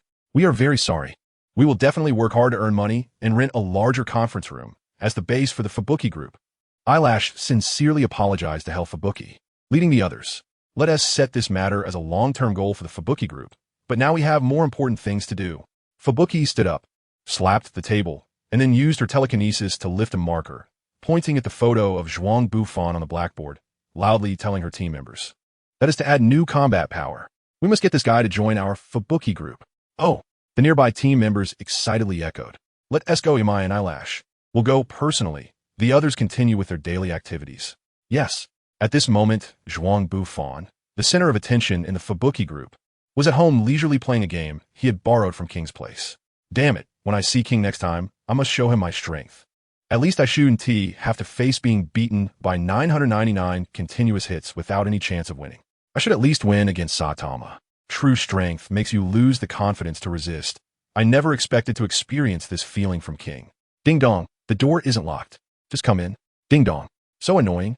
Isn't that Saitama? Who would come to the ghost zone for no reason? Zhuang Bufan complained about saving the game progress and, under the constant urging of the doorbell, impatiently opened the door. Then he saw a seductive beauty in a high-end black dress, accompanied by two towering figures resembling gorillas. It's Fubuki, alive. As one of the most popular female characters in the One Punch Man universe and the exclusive protagonist created by teacher Qingtan, she was now standing right in front of him, leaving Zhuang Bufan's feelings difficult to express. Oh, thank you for your long-term support. What? Zhuang Bufan reached out a pig's hoof to grab the delicate hand of Chueshua and gently squeezed it. No, he had to hold back. After all, he considered himself a hero and shouldn't make any disrespectful gestures, at least not in front of her. Zhuang Bufan suppressed his desire to continue squeezing and pinching the delicate fingers of Fuyuki, withdrew his right hand, and then directly closed the door. What was this guy thinking? Upon their first meeting, he actually grabbed Fuyuki's hand without even introducing himself, and after shaking hands, he just closed the door. How rude. Beside them, Eyelash thought angrily. Just as he was about to smash the door, Zhuang Bufan opened the door himself and walked out, holding 3 signboards. Thank you. Fuyuki naturally took the signboards that Zhuang Bufan handed over, now somewhat confused about the situation. What was this guy doing? Did this newbie have a problem with his brain? Before Fuyuki could confirm what was written on the signboards, Zhuang Bufan had already walked to her side and casually draped his wicked hand over her fragrant shoulder. Come on, 3, 2, 1, cheese. Click. A photo popped out of the instant camera, and after signing his name with a permanent marker, he handed it to Fuyuki, then said to the nearby mountain ape and Eyelash, I'm very sorry, but my principle is not to take photos with male fans. However, I still want to thank you 3 for your support of my hero activities. Who would specially come to support a B-rank newbie? Eyelash shouted angrily at Zhuang Bufan. Smack. Following that, he and Mountain Ape broke the signboards in their hands and continued. No one wants your signboards. What kind of narcissistic guy gives out his signboards to visitors? You're really rude. There's no need to treat my signature like this, regardless of the circumstances.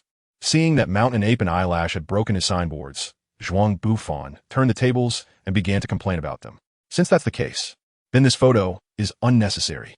Zhuang Bufan swiftly snatched the photo back from Fuyuki's hands and placed it in the pocket closest to his heart. Got the photo with Fuyuki-chan. Ah, Fuyuki's photo. Mountain Ape wanted to snatch it back, but couldn't find a suitable reason to act. Enough. Fuyuki's hoarse voice carried a hint of anger. Stopping this pointless argument, she rubbed her forehead and, somewhat impatiently, said, "Not introducing myself in advance was my mistake. Allow me to introduce myself. I'm the first-ranked B-rank professional hero, the leader of the Fuyuki team, known as the Hell Fuyuki. That's me." Fuyuki proudly announced her title, hoping to intimidate the other party. "Oh, hello. Nice to meet you. I am Zhuang Bufan, B-rank number 102 of the Hero Association, best at cutting air bangs." Zhuang Bufan shamelessly extended his right hand again. Eyelash and Mountain Ape were furious. Eyelash stepped forward, standing in front of Zhuang Bufan, tightened his tie, and threatened him in a slightly intimidating tone. "You've been quite arrogant lately, huh?" A mere newbie not only failed to proactively visit Fuyuki, but also did something enviable to her during her visit. Mountain Ape quickly covered Eyelash's mouth, stopping him from continuing to ramble. Then, awkwardly, he explained to Zhuang Bufan the so-called unspoken rules within the hero industry. Ahem. In short, all newcomers who advance to B-rank must come to visit Fuyuki. This is an industry rule. May I ask where the Fuyuki team's office is? I will find time to visit. Zhuang Bufan seems to have asked some taboo topics that cannot be discussed. Forget it. Fubuki decides not to waste her precious time on some trivial matters. Do you know that there are factions within the Hero Association? Factions? What does that mean? Zhuang Bufan pretended to be completely unaware.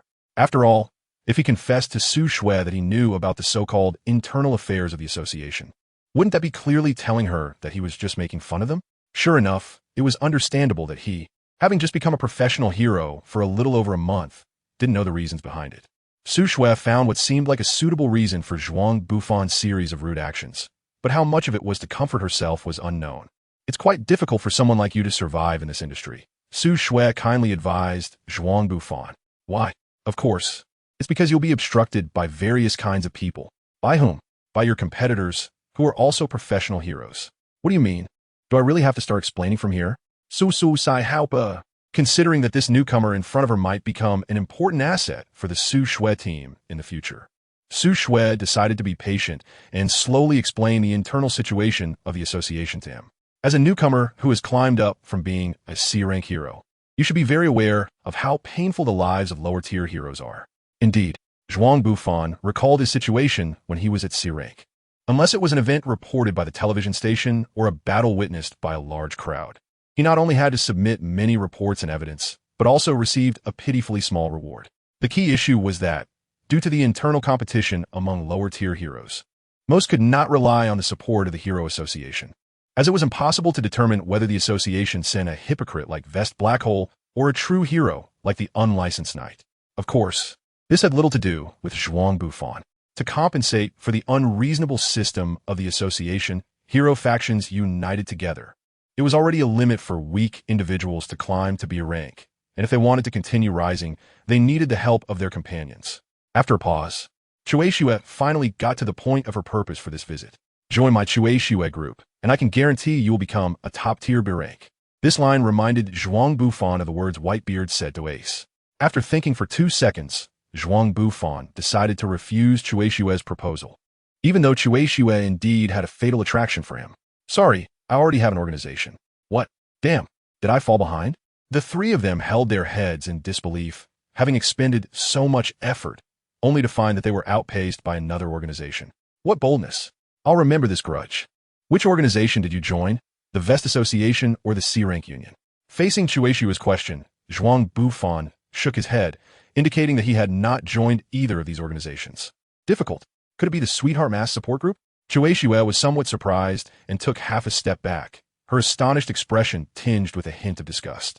Zhuang Bufan looked at Chueishue at that moment, and the disdainful gaze reminded him of a strange book.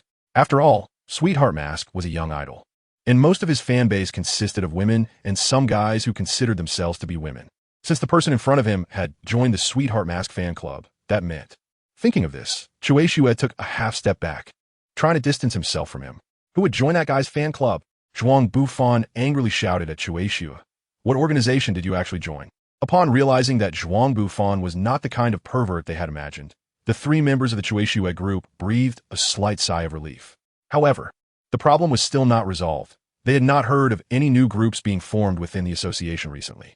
Hot Pot Group, Zhuang Bufan proudly said. Hot Pot Group?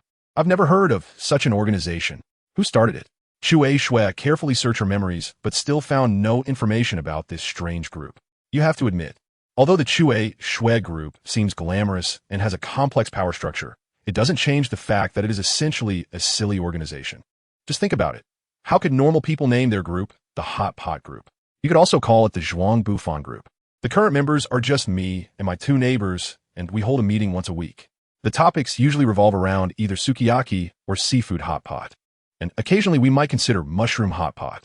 If Chui Shui wants to join, I would be very welcoming. However, let's skip the two older guys.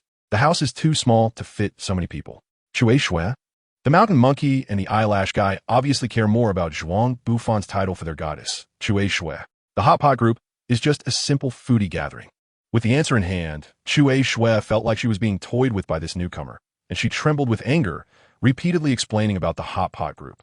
No, the Hot Pot Group is not that kind of simple organization. Associations like the Sword Saint Society, Vest Association, or Sweetheart Mass Support Club are nothing compared to the Hot Pot Group. Zhuang Bufan was still trying to explain to Chui Shui how great the Hot Pot Group was. Little did he know that his earlier remarks had completely enraged Chui Shui, along with the nearby Shan Yuan and Jimao. You say the Vest Association and Sweetheart Mass Support Club are nothing compared to the Hot Pot Group? Then my Chui Shui group is even less than a small fry. Shan Yuan, Jimao, teach this arrogant newcomer a lesson. I want him to never be able to engage in hero activities again.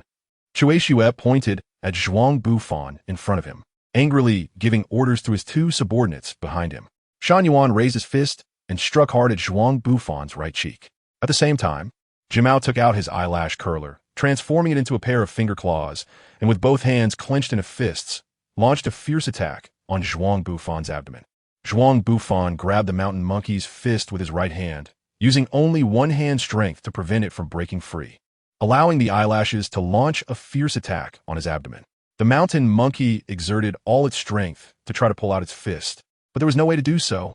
After a series of strikes, the eyelashes also moved aside, looking at the guy in front of them in shock. You guys just don't want to join the Blowing Snow group. Is there really a need to resort to direct confrontation? Zhuang Bufan exerted a bit of force with his right hand, twisting the wrist of the mountain monkey and forcing him to half kneel in front of him. Chui Shui saw that the mountain monkey had fallen into Zhuang Bufan's hands and, fearing the repercussions, did not use his mental power to directly attack Zhuang Bufan. How is it possible? How did you just defend against my attack? Jia Mao found it hard to believe what was happening in front of him. Although he had climbed to the second position in B rank thanks to the resources of the Chui Shui group, all those who could become B rank heroes were, without exception, extraordinary geniuses in the world of ordinary people. Even if the legendary sword Saint Miyamoto Musashi from Neon were alive, he would only be at B rank level. Think about it with your brains. How could steel be harder than muscle? With just B rank strength, no matter how they attacked, it would be impossible to break through the defense of a ghost-level body. Even if Zhuang Bufan's current physical condition could barely be considered weak ghost, it was not something a mere B rank fighter could breach. However, Zhuang Bufan was too lazy to explain all this to these two guys. So he borrowed a classic line from the Super Alloy Blacklight to respond to their doubts. Really, one should leave a way out for others. It's better for future encounters. Who starts off by slapping others in the face like this? Zhuang Bufan released his grip on a mountain monkey's right hand, hoping that the two of them could calm down. However, the gorilla with a chin like a but not only failed to appreciate this gesture, but also viciously swung a punch at its own groin. Meanwhile, the eyelashes, having fully recognized Zhuang Bufan's strength after the previous round of confrontation, no longer held back. The eyelashes transformed again into the shape of a dagger and lunged towards Zhuang Bufan's eyes. You two are really going too far. Zhuang Bufan was somewhat angry. Originally, he wanted to be magnanimous and let them off the hook for the sake of Chui Shui. He didn't hold their disrespectful behavior of attacking him against them, but now it seemed necessary to teach them a lesson. Zhuang Bufan grabbed the left hand of the mountain ape and kicked him downstairs, dodging the attack from Eyelash. He grabbed his little braid and forcefully threw him down as well, letting him go accompany the mountain ape. I hope he won't go bald. Zhuang Bufan thought with a hint of regret as he looked at the small handful of hair in his hand. You guy, how dare you treat a member of my Blowing Snow team like this? Blowing Snow was furious. If Zhuang Bufan's series of disrespectful actions earlier only made her a bit angry, Then the brutal beating of the mountain ape and eyelash sparked genuine anger towards the guy in front of her. Hellstorm. Blowing Snow raised her fair arms above her head in a flower-like gesture, striking a pose commonly used when activating her superpower. Her curvaceous figure was even more alluring under the tailored evening gown. As the only spectator who could appreciate this masterpiece, Zhuang Bufan should have been thoroughly enjoying the view. But he didn't have the time to consider such feelings now. Watching the storm gradually form, swirling gravel from the entire neighborhood, and charged with surging energy ready to strike his position, Zhuang Bufan began to think about his countermeasures. Although Blowing Snow's strength was far inferior to Little Tornado's, she undoubtedly possessed the capability to be in the top 10 of Class A, considering the rarity of telekinesis and its compatibility in dealing with most enemies. Saying that Blowing Snow had the strength of a weak ghost wouldn't be an exaggeration. So the question arose, what should he do now? Zhuang Bufan, although not so mentally fastidious as to absolutely refuse to lay hands on a woman, extremely disliked such behavior. However, if he did not intervene to stop Fubuki, who knew to what extent her psychic storm could reach, although Fubuki's strength was nowhere near as terrifying as Tornado's, he was also not someone like Saitama, who could easily defeat beings above dragons. While it was quite rude to do so, he decided to tie up Fubuki, hoping she wouldn't hate him for it. Zhuang Bufan held little hope as he anticipated. He saw his body turn pitch black, as if wrapped in a gelatinous black skin armor. From the outside, it resembled a combination of Kamen Rider Kuga and the Second King Mal'Ganis. The Deep Sea Warrior transformation skill allows you to become a warrior who can move freely in the deep sea, increasing strength by 20, agility by 25, and defense by 15. Flowing Water Will increases the damage of your water-based skill attacks by 10. Blessing of Water, while fighting in a humid environment. Life recovery and agility increase, with a maximum of 20 life recovery and 5 agility increase. You can now breathe freely underwater. Deep Sea Magic Vine summons a kelp with toughness far exceeding steel for your use, with a maximum of 6 summoned. The kelp boosts speed, depending on the host's life recovery rate.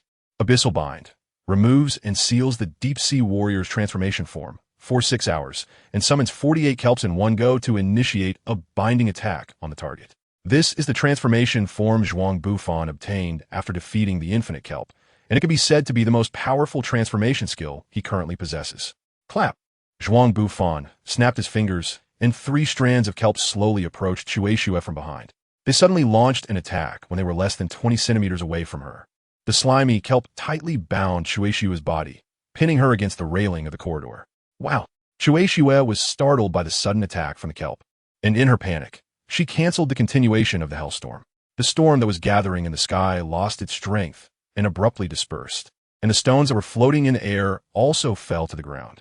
Moreover, her clothes were soaked by the slippery liquid that the kelp possessed. Frankly speaking, Shueisha's appearance right now was truly terrible. Zhuang Bufan was not idle either, seizing the rare opportunity. He picked up the camera that had fallen on the ground and aimed it at Shueisha, snapping away. Faced with the constantly flashing exposure lights, Shueisha gradually realized her predicament. Her body was bound by kelp, rendering her unable to move, and the moment she tried to use her mental power, the kelp would writhe violently. The itchy sensation made it impossible for her to concentrate. After several attempts, she found that not only did she feel worse, but also did nothing to help her situation. Thus, she had to give up struggling and kept cursing Zhuang Bufan. Bastard, pervert, a lewd creature walking among us. A conglomerate of evil desires. Unable to bear Shueisha's continuous curses any longer, Zhuang Bufan ordered a piece of kelp to cover her little mouth, making everything even worse. 30 minutes passed. Perhaps Shueisha had run out of strength to continue cursing, or maybe she had calmed down. In any case, she no longer made whimpering sounds. What are you doing? Kidnapping? Saitama had just returned from the supermarket, still holding the discounted cabbage he had bought. Seeing the scene unfolding before him, he looked puzzled and inquired about Zhuang Bufan. As a neighbor, he rarely considered this guy a friend. Saitama was willing to believe that Zhuang Bufan was not the kind of person to do such things. At least he shouldn't. But the terrible scene in front of him forced Saitama to entertain such thoughts. Thus, he could only ask Zhuang Bufan, hoping he could provide a reasonable explanation. Oh, are we having fried chicken nuggets for dinner tonight? Zhuang Bufan glanced at the chicken and cabbage in Saitama's hands and said, without a hint of the guilt typical of a criminal, "Ahem, allow me to introduce you to." Zhuang Bufan bowed deeply, performing the gesture of introducing his master as a servant from the old nobility. Chueshua sobbed and shook her head continuously, clearly wanting Zhuang Bufan to shut up. After all, no one wants to be introduced by someone else in such a situation. Her originally snow-white face instantly flushed with a pink hue, which could be aptly described as blushing cheeks. Unfortunately, the devil-like Zhuang Bufan did not care about Chueshua's feelings at all. Ranked first in the B-class hero leaderboard, the boss of the hero organization Chueshua Group, known as the Hell Chueshua, an extremely powerful telekinetic. This is Lady Chueshua. As a C-class subordinate, shouldn't you quickly greet Lady Chueshua? Zhuang Bufan pointed at Saitama and said, please take care of her, C-class hero Saitama. Following Zhuang Bufan's introduction, Saitama briefly introduced himself. You really are a character like a demon. Regardless of the circumstances, you should have let her go after doing such a thing to a lady. She looks quite pitiful. Speaking of which, this is what they call new employee training, right? To be precise, it's new employee training 3.0. Zhuang Bufan corrected that Seiki seems to understand the current situation and has given up on intervening in this matter. Training newcomers is something that a hero should not be involved in. It's better for her to experience a bit of hardship, and besides, Zhuang Bufan also looks like he's more in a playful mood. Moreover, he has already greeted her, so he probably won't do anything outrageous, right? Probably. After greeting her, Seiki opened the door and went home, no longer paying attention to the two clowns at the door. Bam! Zhuang Bufan snapped his fingers, his transformation, and the kelp that had been wrapped around Sukikij quickly withered and disappeared. Sukikij realized that the restraints on her had been lifted, and she tightened her mink shawl around her shoulders. There was still a sticky liquid on her gown, and the blush on her face had yet to fade, giving her a youthful and cute appearance. You remember this. This matter will definitely not end like this. I will make you kneel on the ground, begging me to let you join the Sukikij group. Sukikij, who had originally run to the end of the corridor, suddenly turned around and pointed at Zhuang Bufan with one hand, shouting loudly. Before Zhuang Bufan could respond, she hurriedly fled, seemingly afraid of something strange that might appear behind her. As she left, she didn't forget to use telekinesis to carry away the unconscious Yama and eyelash from ground. Zhuang Bufan stood on the balcony, watching Fubuki leave, recalling the words she had just said to him in the hallway. He couldn't help but sigh. Is this what it means to be entangled with Fubuki? I really am a man with deep sins. After showing off a bit on the balcony, Zhuang Bufan saw Genos, whom he hadn't seen in a long time, walking towards him. So this is what you meant by rebuilding. Saitama looked at the newly updated armor on Genos and gained a new understanding of the term rebuilding. It really is a stylish set of armor. I wonder how much the performance has improved. Zhuang Bufan chimed in. This is exactly the purpose of my visit today. I hope the teacher can help test my current data in the suburbs of City Z at a certain abandoned quarry. Zhuang Bufan is doing stretching exercises and casually takes off his clothes to change into a pair of shorts. Without a special hero suit, it's quite troublesome to worry about his clothes getting torn every time he battles. Why did my match with Saitama turn into this? Genos helplessly commented while looking at this guy in shorts. Since we're going to test data anyway, let's have a match as a warm-up. If you get incapacitated by that guy Saitama, then you won't be able to fight me, right? Genos nodded helplessly and agreed to Zhuang Bufan's request. Get ready and come at me. Deep Sea Warrior, transform. Zhuang Bufan instantly transformed into a Deep Sea Warrior wearing a stylish pure black leather armor. He stomped his right foot hard on the ground and charged directly at Genos' chest plate. Shattered rocks. Zhuang Bufan rushed in front of Genos and used the flowing rock-shattering fist technique, channeling all his strength into one point to strike fiercely at Genos' thick chest armor. Boom! The immense force sent Genos crashing into a nearby cliff, kicking up dust that obscured his figure. Zhuang Bufan did not dare to be careless and maintained a fighting stance. Although the previous strike had landed solidly on Genos, it was still not enough to take him down, especially after Genos had been enhanced. At most, it was just a greeting. That hit was probably close to the level of the armored gorilla, right? The speed of his power increase is truly terrifying. Is this the ability that makes teacher Saitama so excited? Genos struggled to emerge from the rocks, analyzing the data from Zhuang Bufan's previous strike. The smoke had not yet completely dissipated, and a faint golden light flickered within it. It seems I was still too careless, Genos said as he activated the combat components on his body, and his originally black iron-colored frame began to shine with a golden glow. I didn't expect Mr. Zhuang Bufan to make such tremendous progress in just a few days. Please be careful. I will start to get serious now. Genos activated his combat thrusters and rapidly approached Zhuang Bufan's position at a speed close to breaking the sound barrier. Power strike. 80 power. Although Genos fully understood that Zhuang Bufan was no longer an opponent he could underestimate, based on the earlier attack, he roughly inferred his data. Now, Zhuang Bufan against his own fully powered state with upgraded combat components was still too dangerous. Release force. Zhuang Bufan utilized the technique of flowing rock-shattering fist to withstand Genos's heavy blows. Most of the force was channeled into the ground through his technique, and the soil beneath his feet suddenly erupted with the impact of the immense power. Zhuang Bufan seized the opportunity, reaching out with his right hand to grab Genos's mechanical arm. However, Genos, through his analytical software, had also deduced Zhuang Bufan's intention to attack. The palm cannon in his hand suddenly increased its power output and fired at Zhuang Bufan, using the recoil to quickly escape his attack range. The magic vines appeared, and 6 vines emerged from around Genos, each attacking different parts of his body. Ding, ding, ding. A series of sounds like metal clashing echoed, but these 6 weeds, which were far tougher than steel, couldn't leave much damage on Genos's armor. Furthermore, during the entangling process, they were also scorched by the tail flames from the thrusters on Genos's body. From a compatibility standpoint, this state should be avoided when battling against someone who can use high temperatures and flame attacks, right? Seeing the performance of the magic vines, Zhuang Bufan felt a bit disappointed, but at least he confirmed that his vine attacks could deal damage to demon-level monsters. Most of the other data had been tested, and now he was eager to see how the abyssal entanglement would perform. It was still a skill that required sealing the transformation form, and he hoped it wouldn't let him down. Zhuang Bufan watched as Genos tore apart the seaweed, binding him, and murmured to himself, "Genos, wait a moment. Is this going to end so soon? I think you can hold on a bit longer." Perhaps sensing that this battle could rewrite his legend of never winning, Genos let out a regretful sigh. "Next, please do your best to avoid all my attacks. I want to test my newly developed finishing move." As he saw the thrusters on Genos reignite, Zhuang Bufan took a deep breath and pointed a finger at Genos, silently reciting abyssal entanglement, detecting a large number of high-energy objects approaching rapidly. Is it that troublesome seaweed attack again? Looking at the prompt from the auxiliary system, Genos recalled the previous troublesome seaweed. Bang, bang, bang, boom. The sound of demonic vines breaking through the ground echoed from beneath Genos, and a large amount of seaweed surged toward him from all directions.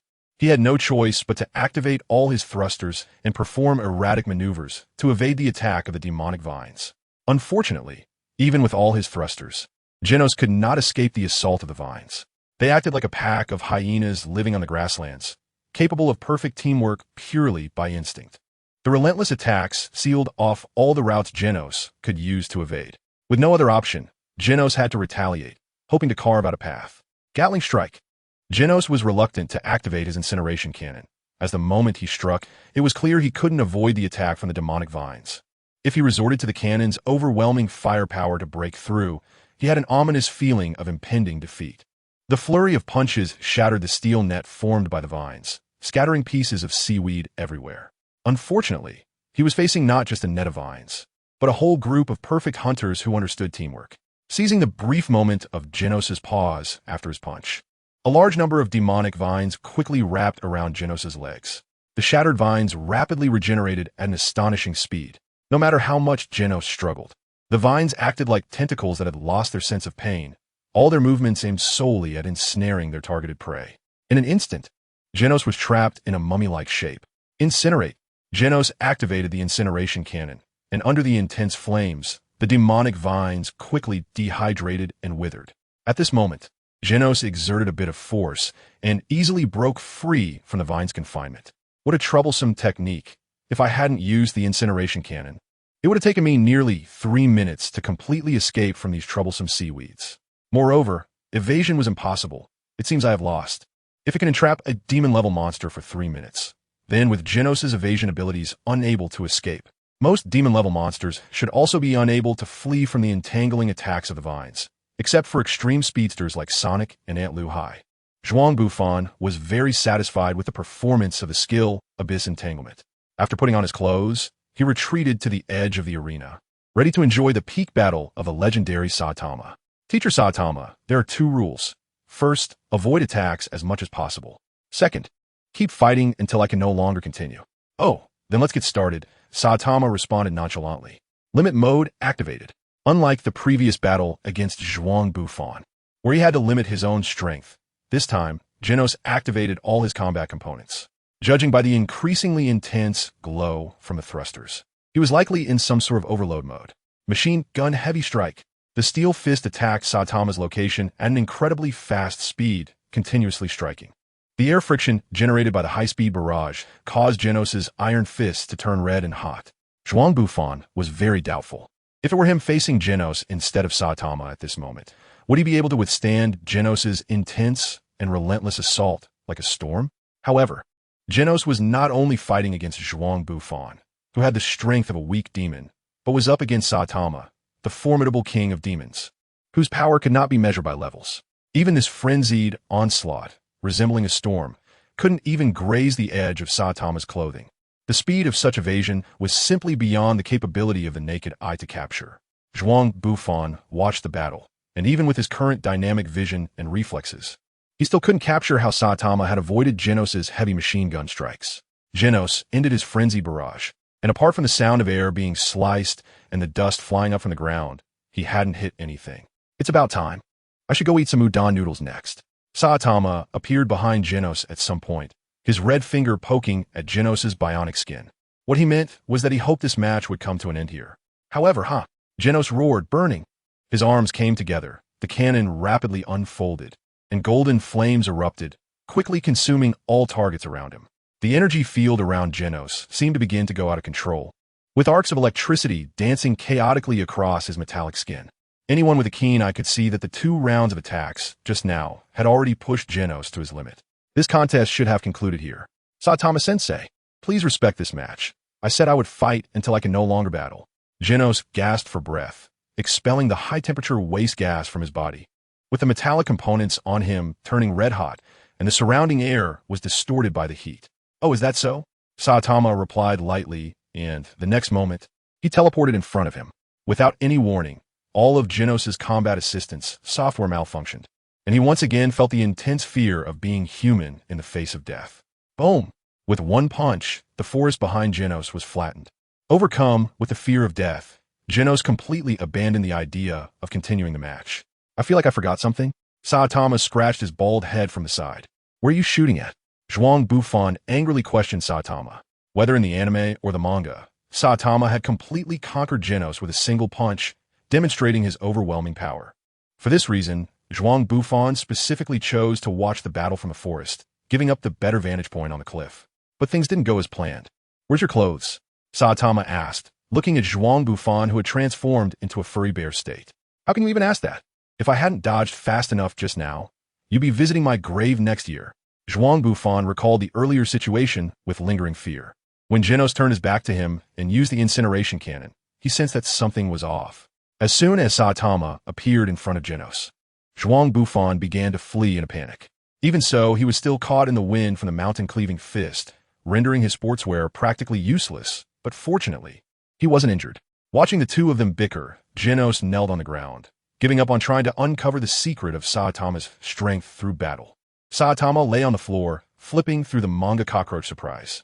Meanwhile, Zhuang Bufan was playing on his phone, and both looked like unemployed youths idling at home.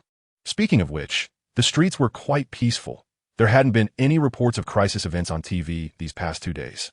Saitama said, somewhat bored. Although the sense of peace was nice, he felt that now that he had finally become a professional hero, he should be more active. Creak. The door opened, and Genos walked in with a huge backpack. Can I live here? Saitama-sensei, do you have a rent? Before Saitama could respond, Zhuang Bufan jumped in with a question. Are you serious? This is my home. Why would you charge rent? Zhuang Bufan continued. It's not even about the rent. How can 2 people fit in such a small space? Slap.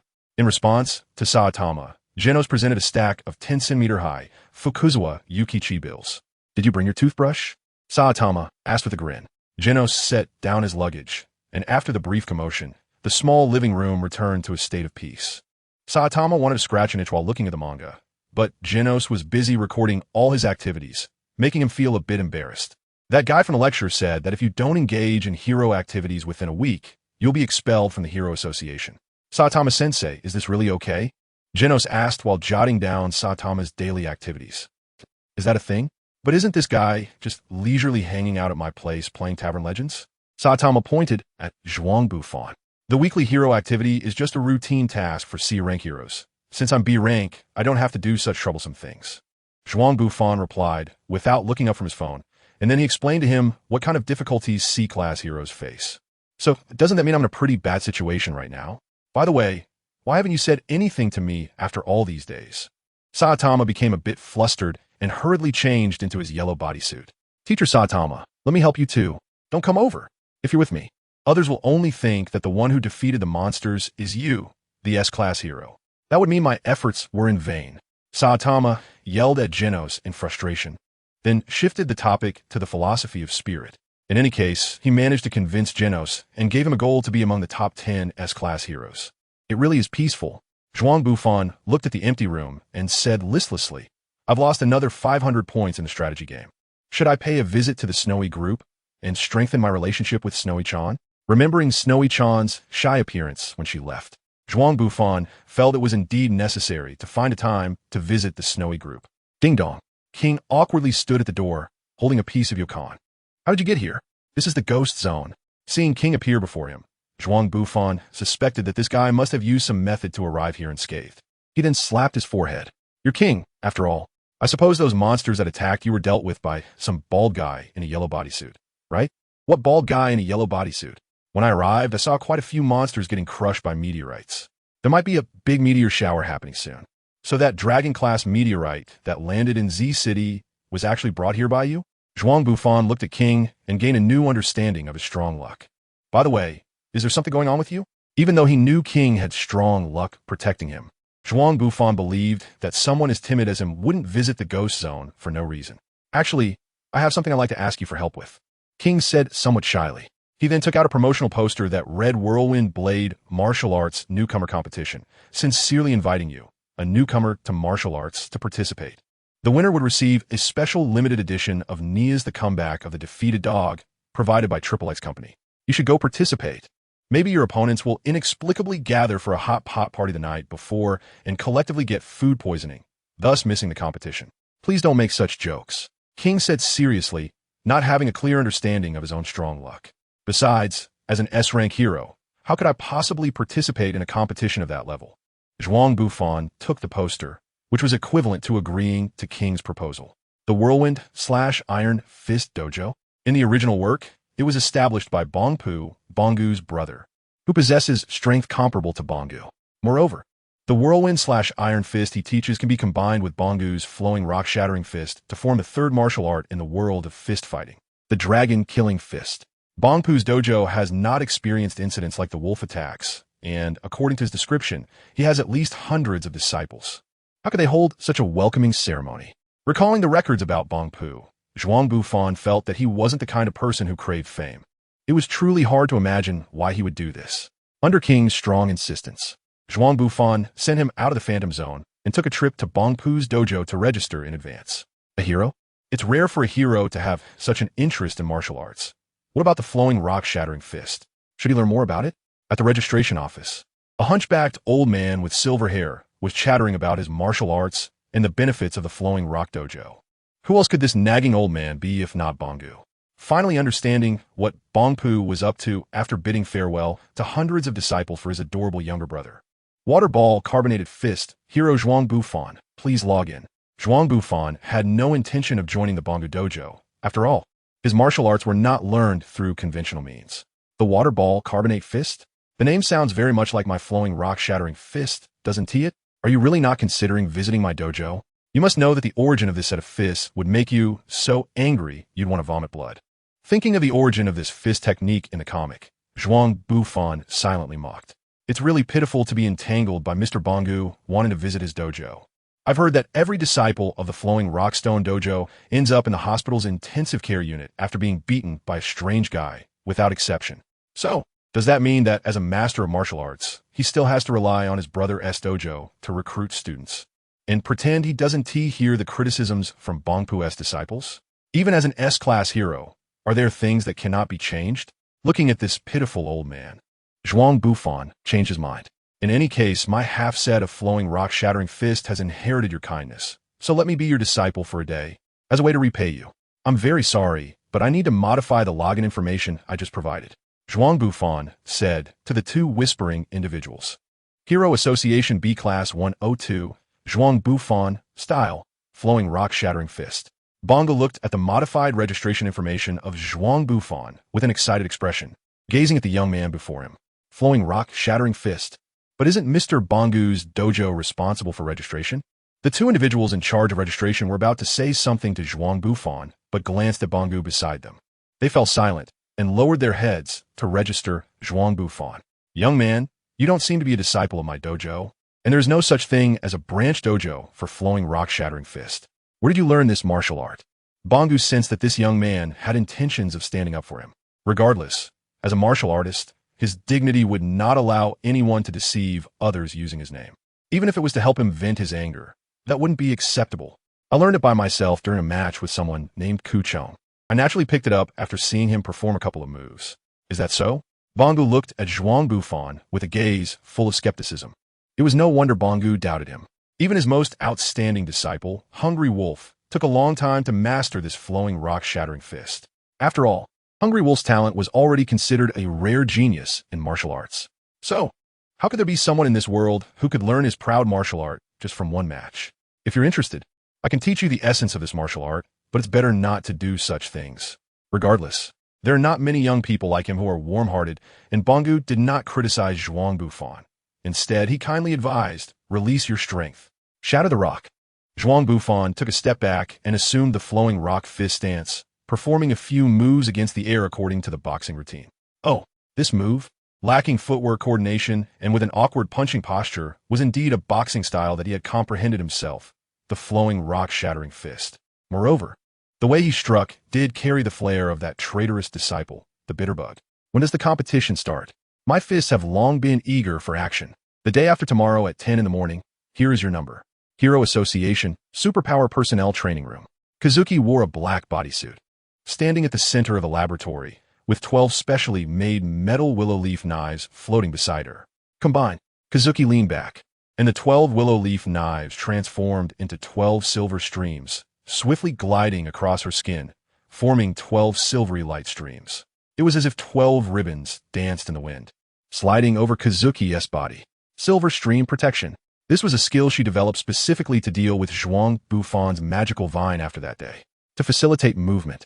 She abandoned the high-end dress she used to wear and changed into a black tight-fitting short dress. The 12 lightweight willow leaf knives were strapped to the inner thigh of Kazuki, hidden beneath her short skirt. Slash!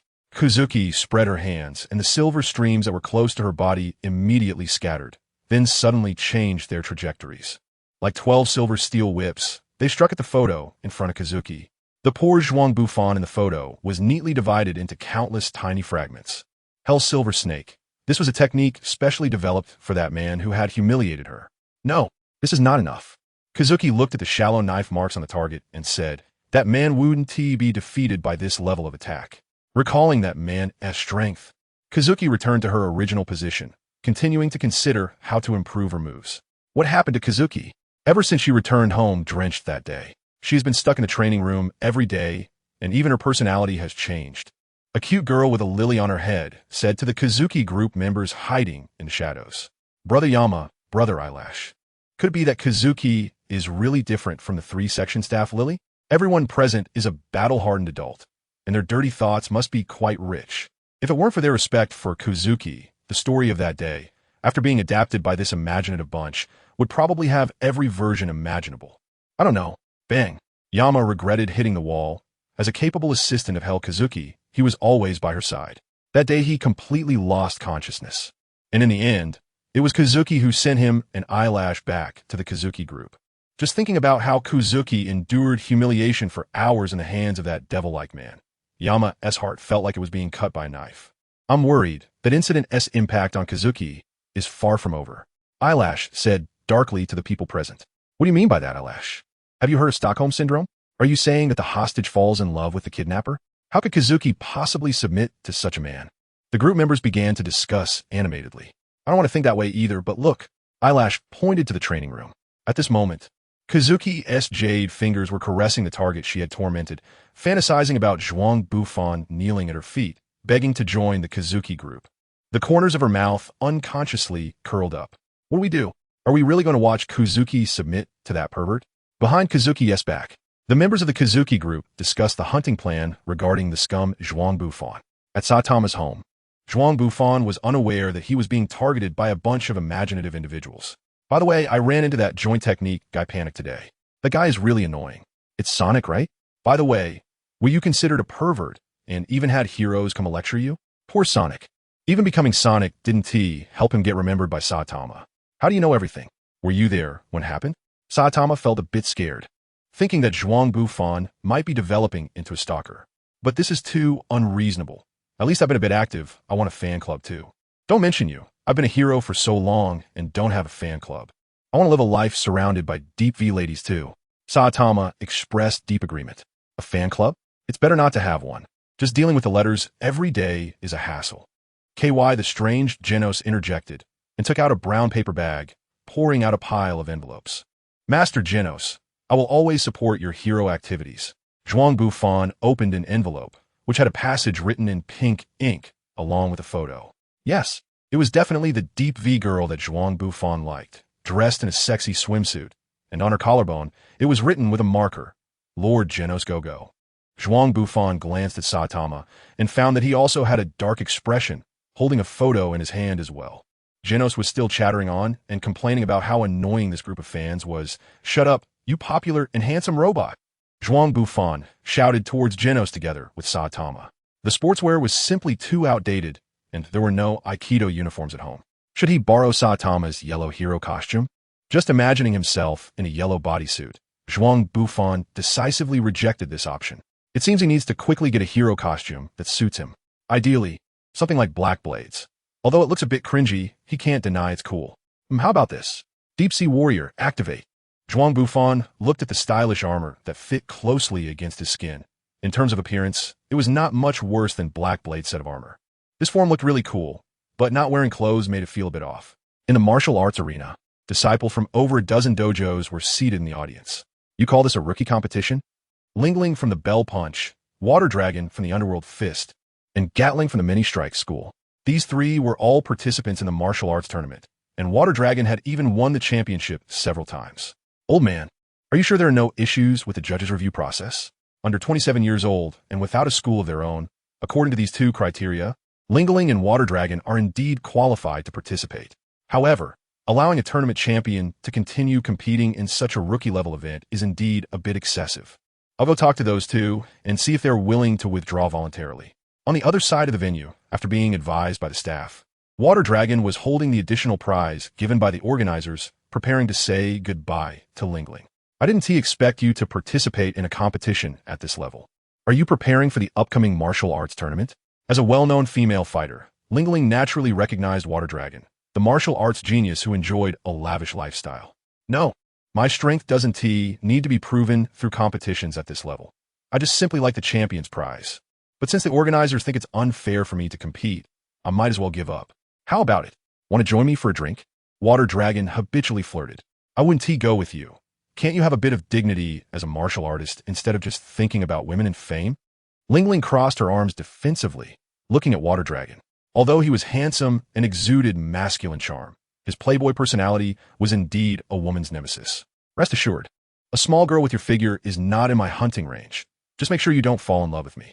After saying this with great narcissism, Water Dragon waved his hand, bid farewell to Lingling, and prepared to head to the Kabuki Hall to chat with some lovely ladies. In the first match, Zhuang Bufan from the Flowing Rock-Shattering Fist Dojo faced off against Disciple A from the Whirlwind/Iron Dojo. Flowing Rock-Shattering Fist? I heard that the dojo in Bangu was attacked by a monster, and all the disciples were wiped out? No. The version I heard was that it was destroyed by a meteorite, and none of the disciples survived. It's still under reconstruction to this day. No. After the Hungry Wolf incident, Zhuang Bufan, as the only disciple from the Flowing Rock-Shattering Fist Dojo to appear, truly caught the attention of the audience. Duong. The gong sounded, and Disciple A bowed as a basic courtesy before the match. Are you ready? Zhuang Bufan kindly asked. This guy might be a very easygoing person. Disciple A looked at Zhuang Bufan's warm and gentle face and secretly decided in his heart that he would go easy on him during their upcoming battle. Ready? Bang! Zhuang Bufan, with a single push, sent the poor disciple crashing against the surrounding protective wall. Is this the disciple of the shattered fist of flowing rock? Could it be that some martial arts expert was invited to disguise themselves as a newcomer to create chaos? In the audience, people were discussing fervently, while outside the stands, underground, betting exploded. "We want our money back for the water dragon," said Gambler A. "What money should I refund if he didn't participate?" The dealer shouted rudely at the person from earlier. Compared to that, a new dark horse has emerged in the betting market, and a single push defeated the popular contestant A. A group of gamblers bit their lips, tightened their cash, and then made a firm decision. All in on the dealer. Bufan. Bet everything. Don't ask what tricks I have. If I win, I get XXXX. If I lose, I'll go work in the sea. Let us shift our perspective back to the competition arena. Contestant A from the Whirlwind/Iron Fist Dojo has the following skills. Rigid Whirlwind/Iron Fist. Gale. In response to incoming attacks, your reaction speed increases by 40 and evasion speed increases by 30. Iron Slash. Converts your attacks into slashing damage, with an additional 30 armor penetration. As a background character providing skills, the named contestant, it has successfully helped him escape the fate of being an extra. Not bad at all. Zhuang Bufan looked at the skill description and realized that he had completed half of the goal for this competition. Next, he needed to win the championship reward. In the next match, Zhuang Bufan from the Flowing Rock Arena would face Lingling from the Ringing Fist. Why is it so quick? Is it A? Zhuang Bufan had just stepped down from the ring when he was invited back up within a minute. Signing up for the competition turned out to be the right decision. He didn't expect to encounter such a skilled opponent before the martial arts tournament. Lingling's crisp voice, like that of a yellow oriole, rang in Zhuang Bufan's ears, indicating her high interest in him. Emotionally, he didn't want to fight with a girl, so he asked, "Can we change the way we determine the winner? Do you look down on me?" Lingling's pretty face flushed with anger, her fists slightly raised, and her small feet stomped on the floor. Ignoring her status as a renowned female fighter, she was actually quite a cute little girl. "I have 6 vines here. If you can break them, you win. If they bind you and you can't move, then I win. What do you think? A superpower user?" Lingling frowned as she saw the kelp suddenly emerge from the stage. Her right fist clenched, and the veins on her fair skin were slightly visible, clearly indicating her extreme anger. "Fine, let me tear apart your worthless kelp, and then force you to fight me." With a loud clang, Zhuang Bufan's 6 magical vines launched an attack, striking at Lingling from all directions. Ding! Lingling struck out with her palm, hitting one of the attacking magical vines, producing a sound of metal clashing. The magical vine was surprisingly knocked away by Lingling's soft little hand, which left Zhuang Bufan slightly astonished. Was her physical quality comparable to that of a tiger-level monster? He didn't expect Lingling to be so strong. It seemed her strength was not inferior to that of Spring Mustache. Compared to the amazement she brought to Zhuang Bufan, the surprises he brought to her were evidently greater. This damn kelp.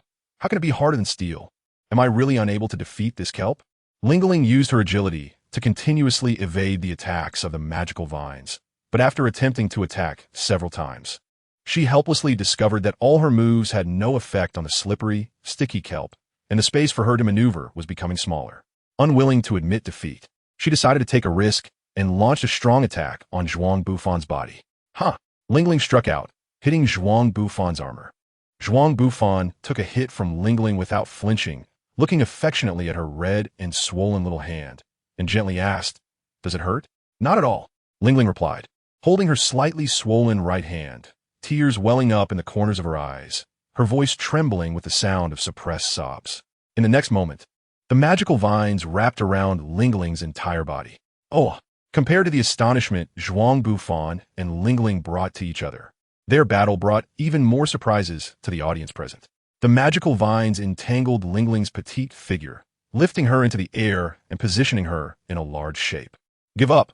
You have no chance of resisting now," Zhuang Bufan kindly advised. "I won't lose to a guy like you."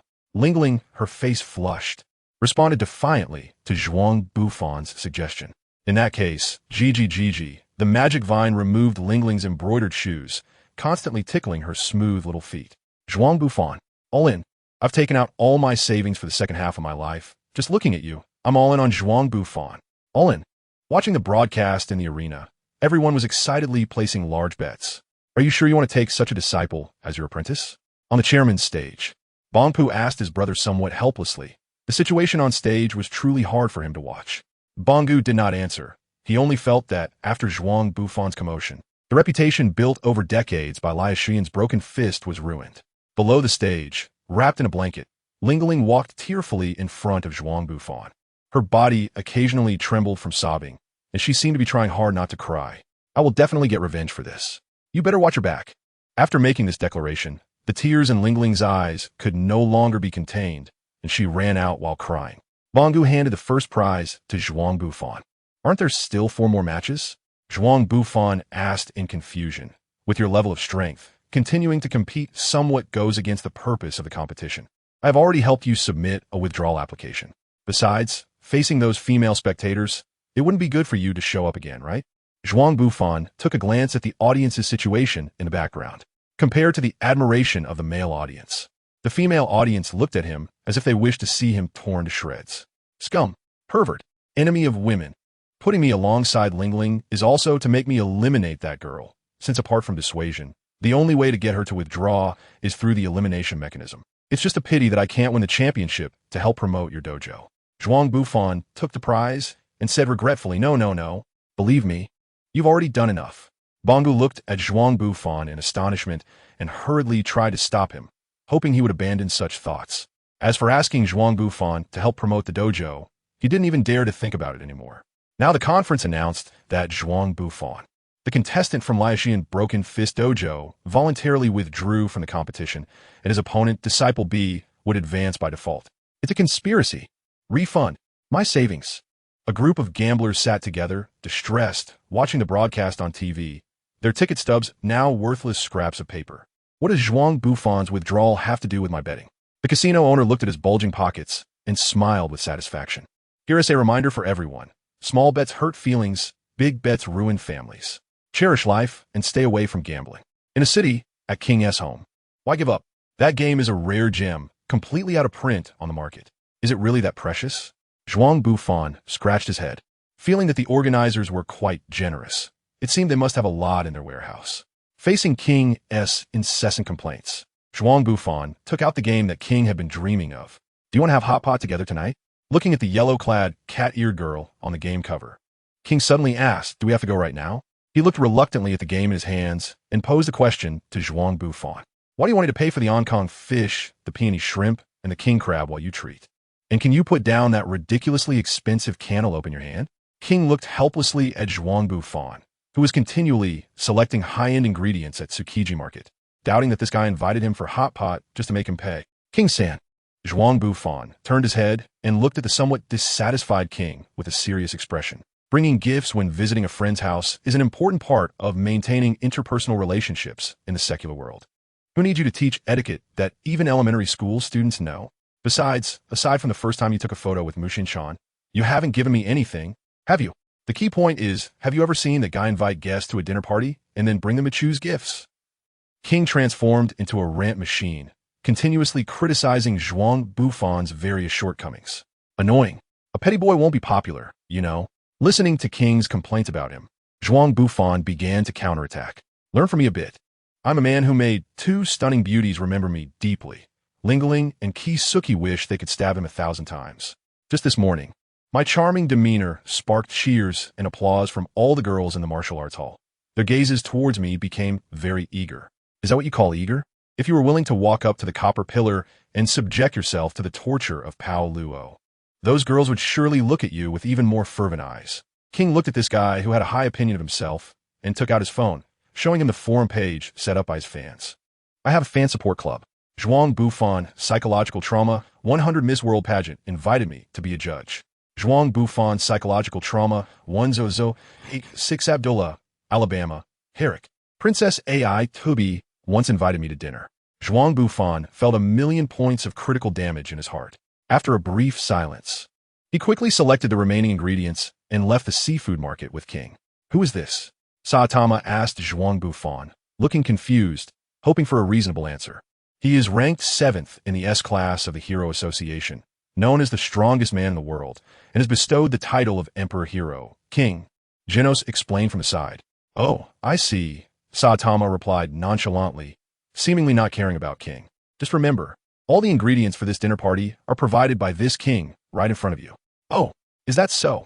Clearly, compared to Genos, who seemed a bit naive, Zhuang Bufan understood Saitama's inner world better. The strongest man on the ground? I'd love to spar with him and test his combat data. Genos stared at King's terrifying scarred face, his mind filled with thoughts of sparring. He had no idea he had inadvertently said something outrageous. Genos, that's quite rude.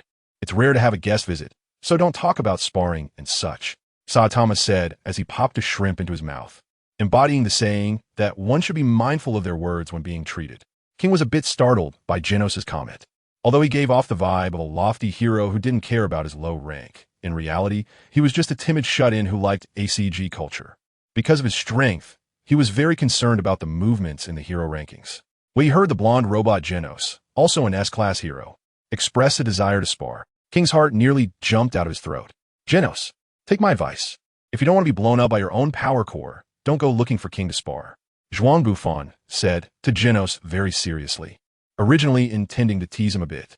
However, after thinking it over, if Genos were to spar with King, it was possible that he might really encounter such an infinitely improbable event. What? No wonder he is called the man of the Emperor. Can he really achieve something like this? Genos, who rarely doesn't verify the truth of such statements, thought that perhaps King not only had a strong luck buff, but also carried a dumbed-down aura. Zhuang Bufan glanced at King's current appearance. Although he had just heard what sounded like the activation of the King engine, King still wore that calm and relaxed expression. No wonder he could deceive so many people. I wonder how Mr. King trains?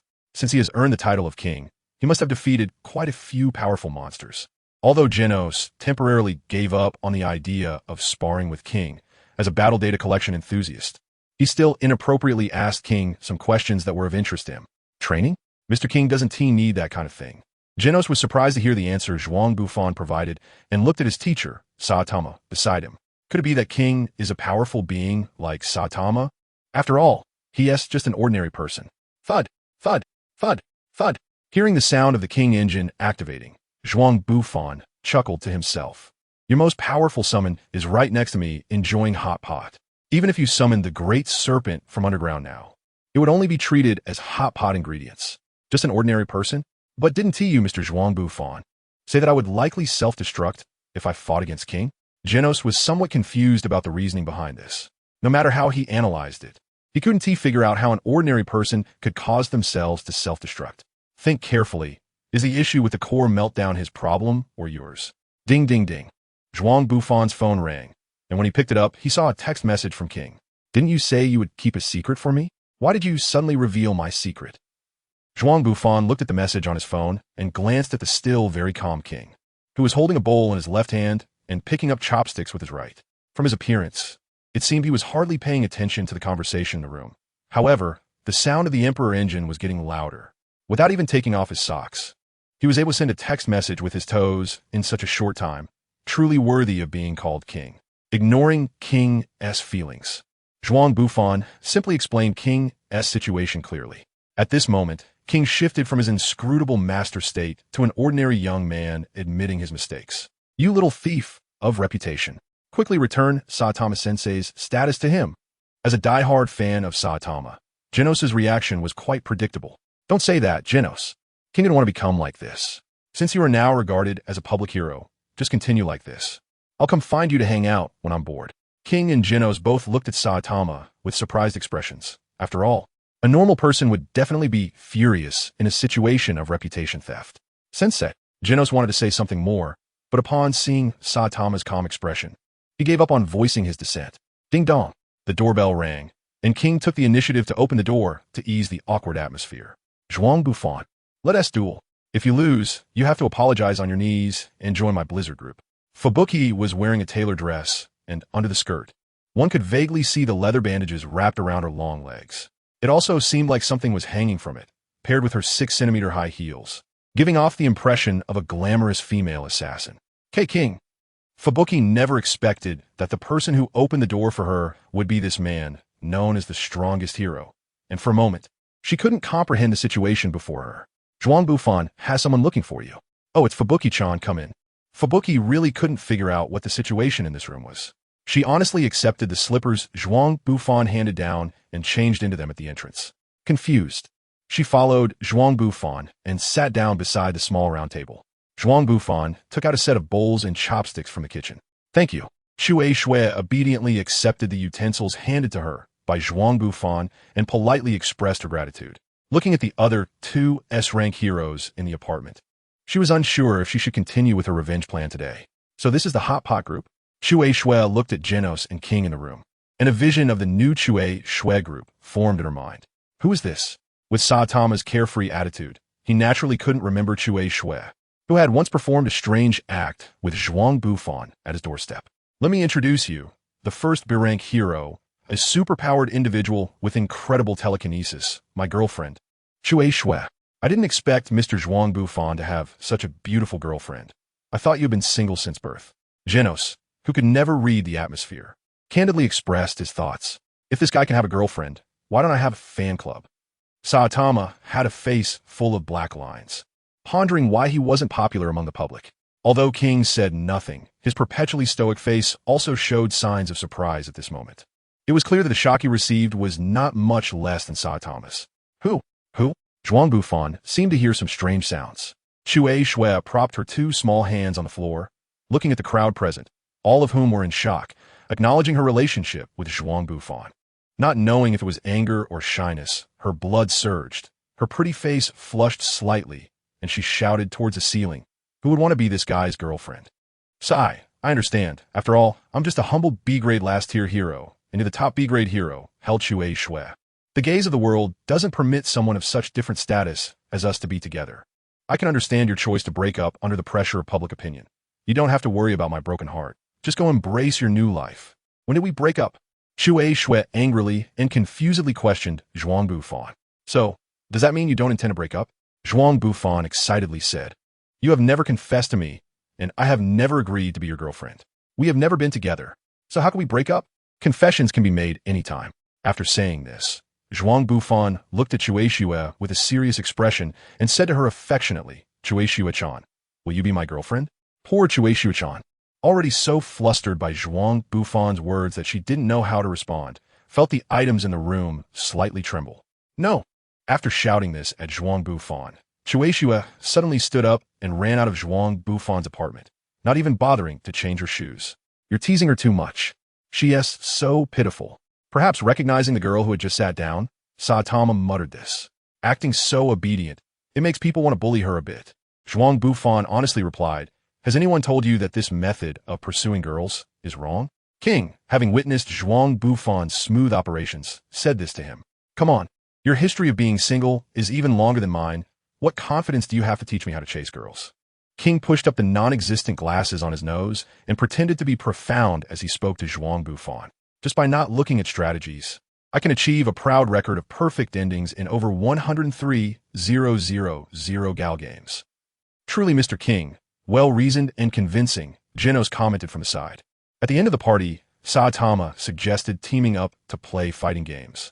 And Zhuang Bufan took out his long-preserved little tyrant of the woods and strongly insisted on forming a team with King. After Zhuang Bufan and King secured their 182nd victory, the party concluded with Saitama's angry lament. One morning at Saitama's home, Genos was reporting social news to Saitama. Since Genos, the early news robot, joined the household, Saitama saved a bit on buying the hero daily. Teacher Saitama, the Sonic you defeated recently, is an A-level wanted criminal recognized by the association. He is now imprisoned in Stinky Cover Prison, and due to this achievement, your rank has been raised to 81st in C class. Really? The rank has increased so quickly? How does the Hero Association determine this? It feels so arbitrary. Saitama merely sighed a little, reflecting that it had been a while since he became a professional hero. His interest in hero rankings had faded over time. His current hobby was figuring out how to defeat King in fighting games, even just once.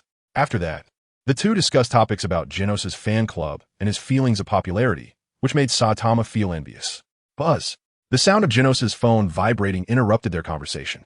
Teacher, Saitama. The association sent a message, asking me to report to the Z City branch. Go ahead, maybe they want to fire you. Saitama joked, while lying on the ground with a bit of an AQ spirit. At the Z City branch of the Hero Association, Zhuang Bufan was chatting casually with Bongu. After the newcomer competition, Zhuang Bufan had also tried to practice Bongu's flowing rock-shattering fist. However, He couldn't understand the nonsensical phrases about feelings of rain and sensations of water that Bangu spoke of. Today was supposed to be the last day of dojo experience. But unexpectedly, they encountered a dragon-class meteorite incident falling in Z City. Zhuang Bufan naturally followed Bangu to the branch in City Z to deal with the arrival of the dragon-level meteorite. "Oh, you must be the S-class hero, Genos. My name is Bangu. Pleased to meet you." Just as Zhuang Bufan was about to marvel at how Bangu wasn't the type to promote his dojo to everyone he met, the next second, Bangu assumed a martial arts stance and said to Genos, "Have you heard of the flowing water rock crushing fist?" The three of them suddenly fell into an extremely awkward silence. What exactly happened that required the association to summon S-class heroes to handle it?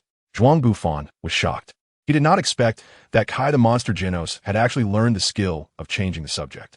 You probably know that the S-class heroes were established to deal with disasters that ordinary people cannot handle. They are the strong individuals capable of facing demon-level disasters alone. Unfortunately, most of the incredibly powerful individuals are problem children who are unwilling to cooperate with other heroes. If it were the usual situation, it would be one thing. But once they encounter a disaster that even S-class heroes need to team up to eliminate, it turns into this kind of situation. Bang pointed to the empty hall and continued speaking to Genos. "It's a meteor defined as a dragon-level disaster. Just the shockwave from its descent is enough to destroy nearby cities. It will land in this city in about 30 minutes. This time, we are powerless. Genos and Zhuang Bufan, you are both still young, and your paths in life are still long. You should go take shelter." Genos finally understood the true intention of the association in summoning them, turned around, and prepared to retrieve the new equipment developed by Dr. Casino. "Misto, Bang, is it true that even your flowing rock-crushing fist cannot handle such a large meteor?" Zhuang Bufan curiously asked. "I can easily crush the rocks around me, but I can't break a falling leaf from 10 miles away." Bangu glanced at Zhuang Bufan, and unlike his own calm attitude towards life and death, this young man seemed to always have some hidden cards up his sleeve. Even when faced with such a level of natural disaster, he could still maintain a playful attitude. Bangu really wanted to see the source of his confidence. Before Zhuang Bufan could respond, Bangu had already disappeared. Truly, someone who has lived for nearly 100 years. It seems that the heroes in this world cannot be underestimated. Zhuang Bufan self-deprecatingly remarked, with a hint of reflection, and went out to watch a show. Emergency evacuation alert. Emergency evacuation alert. The disaster level is dragon. Experts predict that City Z will be destroyed, and citizens are urged to evacuate the city center as soon as possible. Genos flew in the sky, watching the panicked crowd fleeing below, feeling an inexplicable pressure disturbing his mind. He didn't expect to use this equipment so soon. Genos glanced at the suitcase in his hand, rushed to the center area where the meteorite was expected to land, and the suitcase quickly transformed into 2 sets of mechanical arms, fitting onto Genos' arms. Bang! Genos landed dramatically on the rooftop of a building, looking up at the massive meteorite blocking the sun overhead. The enormous friction caused the surrounding air to start burning, and the flames produced by the friction turned the entire sky into a fiery curtain. Genos was right in the center of this gigantic curtain. With 6 minutes left until the meteorite's impact, did I really have the ability to handle a disaster of this level? As the first hero to face a massive meteorite, Genos was well aware of the suffocating sense of oppression it brought him. Whoosh! The sound of a turbo engine approached, and a huge metal robot landed in front of Genos. A new S-class, huh? An electronic, synthesized voice emanated from the machine, and even through the synthesized voice, one could sense the arrogance and pride of the Metal Knight. "Bofei, are you here to assist in destroying the meteorite? If so, please help me." No. Please don't misunderstand. I'm just here to test my new weapon. Stopping the meteorite is just a side task. But if you fail, you will die too." Genos looked at the Metal Knight, puzzled. "I'm not foolish enough to put myself in danger. The one you're speaking to is just my proxy robot. I am in an absolutely safe environment. And since we are both S-class heroes, please be sure to address each other by our hero names. That's common sense." The arrogant Metal Knight was clearly quite satisfied with his status as a hero, his words filled with the superiority of being a high-ranking S-class hero. "If you can't destroy the meteorite, can you stay and help me?" The late-arriving Zhuang Bufan hurriedly threw out his question. "How naive. If I can't destroy this meteorite, then no one can." The Metal Knight confidently told Zhuang Bufan, "I'm not interested in risking my combat body for such a slim chance." Is that a refusal? Watching the Metal Knight engage in bombardment attacks while talking to himself, Zhuang Bufan realized that his desire to save City Z was impossible to achieve. Boom! Dozens of specially designed tactical missiles struck the surface of the massive meteorite, leaving a few deep pits, but failing to change the situation of this crisis at all. Do we fail? Now, only I can stop this meteorite, but if the Metal Knight's firepower can't break it, can I really do it? Even if I could, would a secondary disaster sweep the entire city, and how much damage would it inflict on the city? The fear of failure loomed over Genos, the immense pressure making him hesitate to fire. Calm down, young man, Bang's voice came from behind Genos. In critical moments, you should relax because the outcome cannot be changed.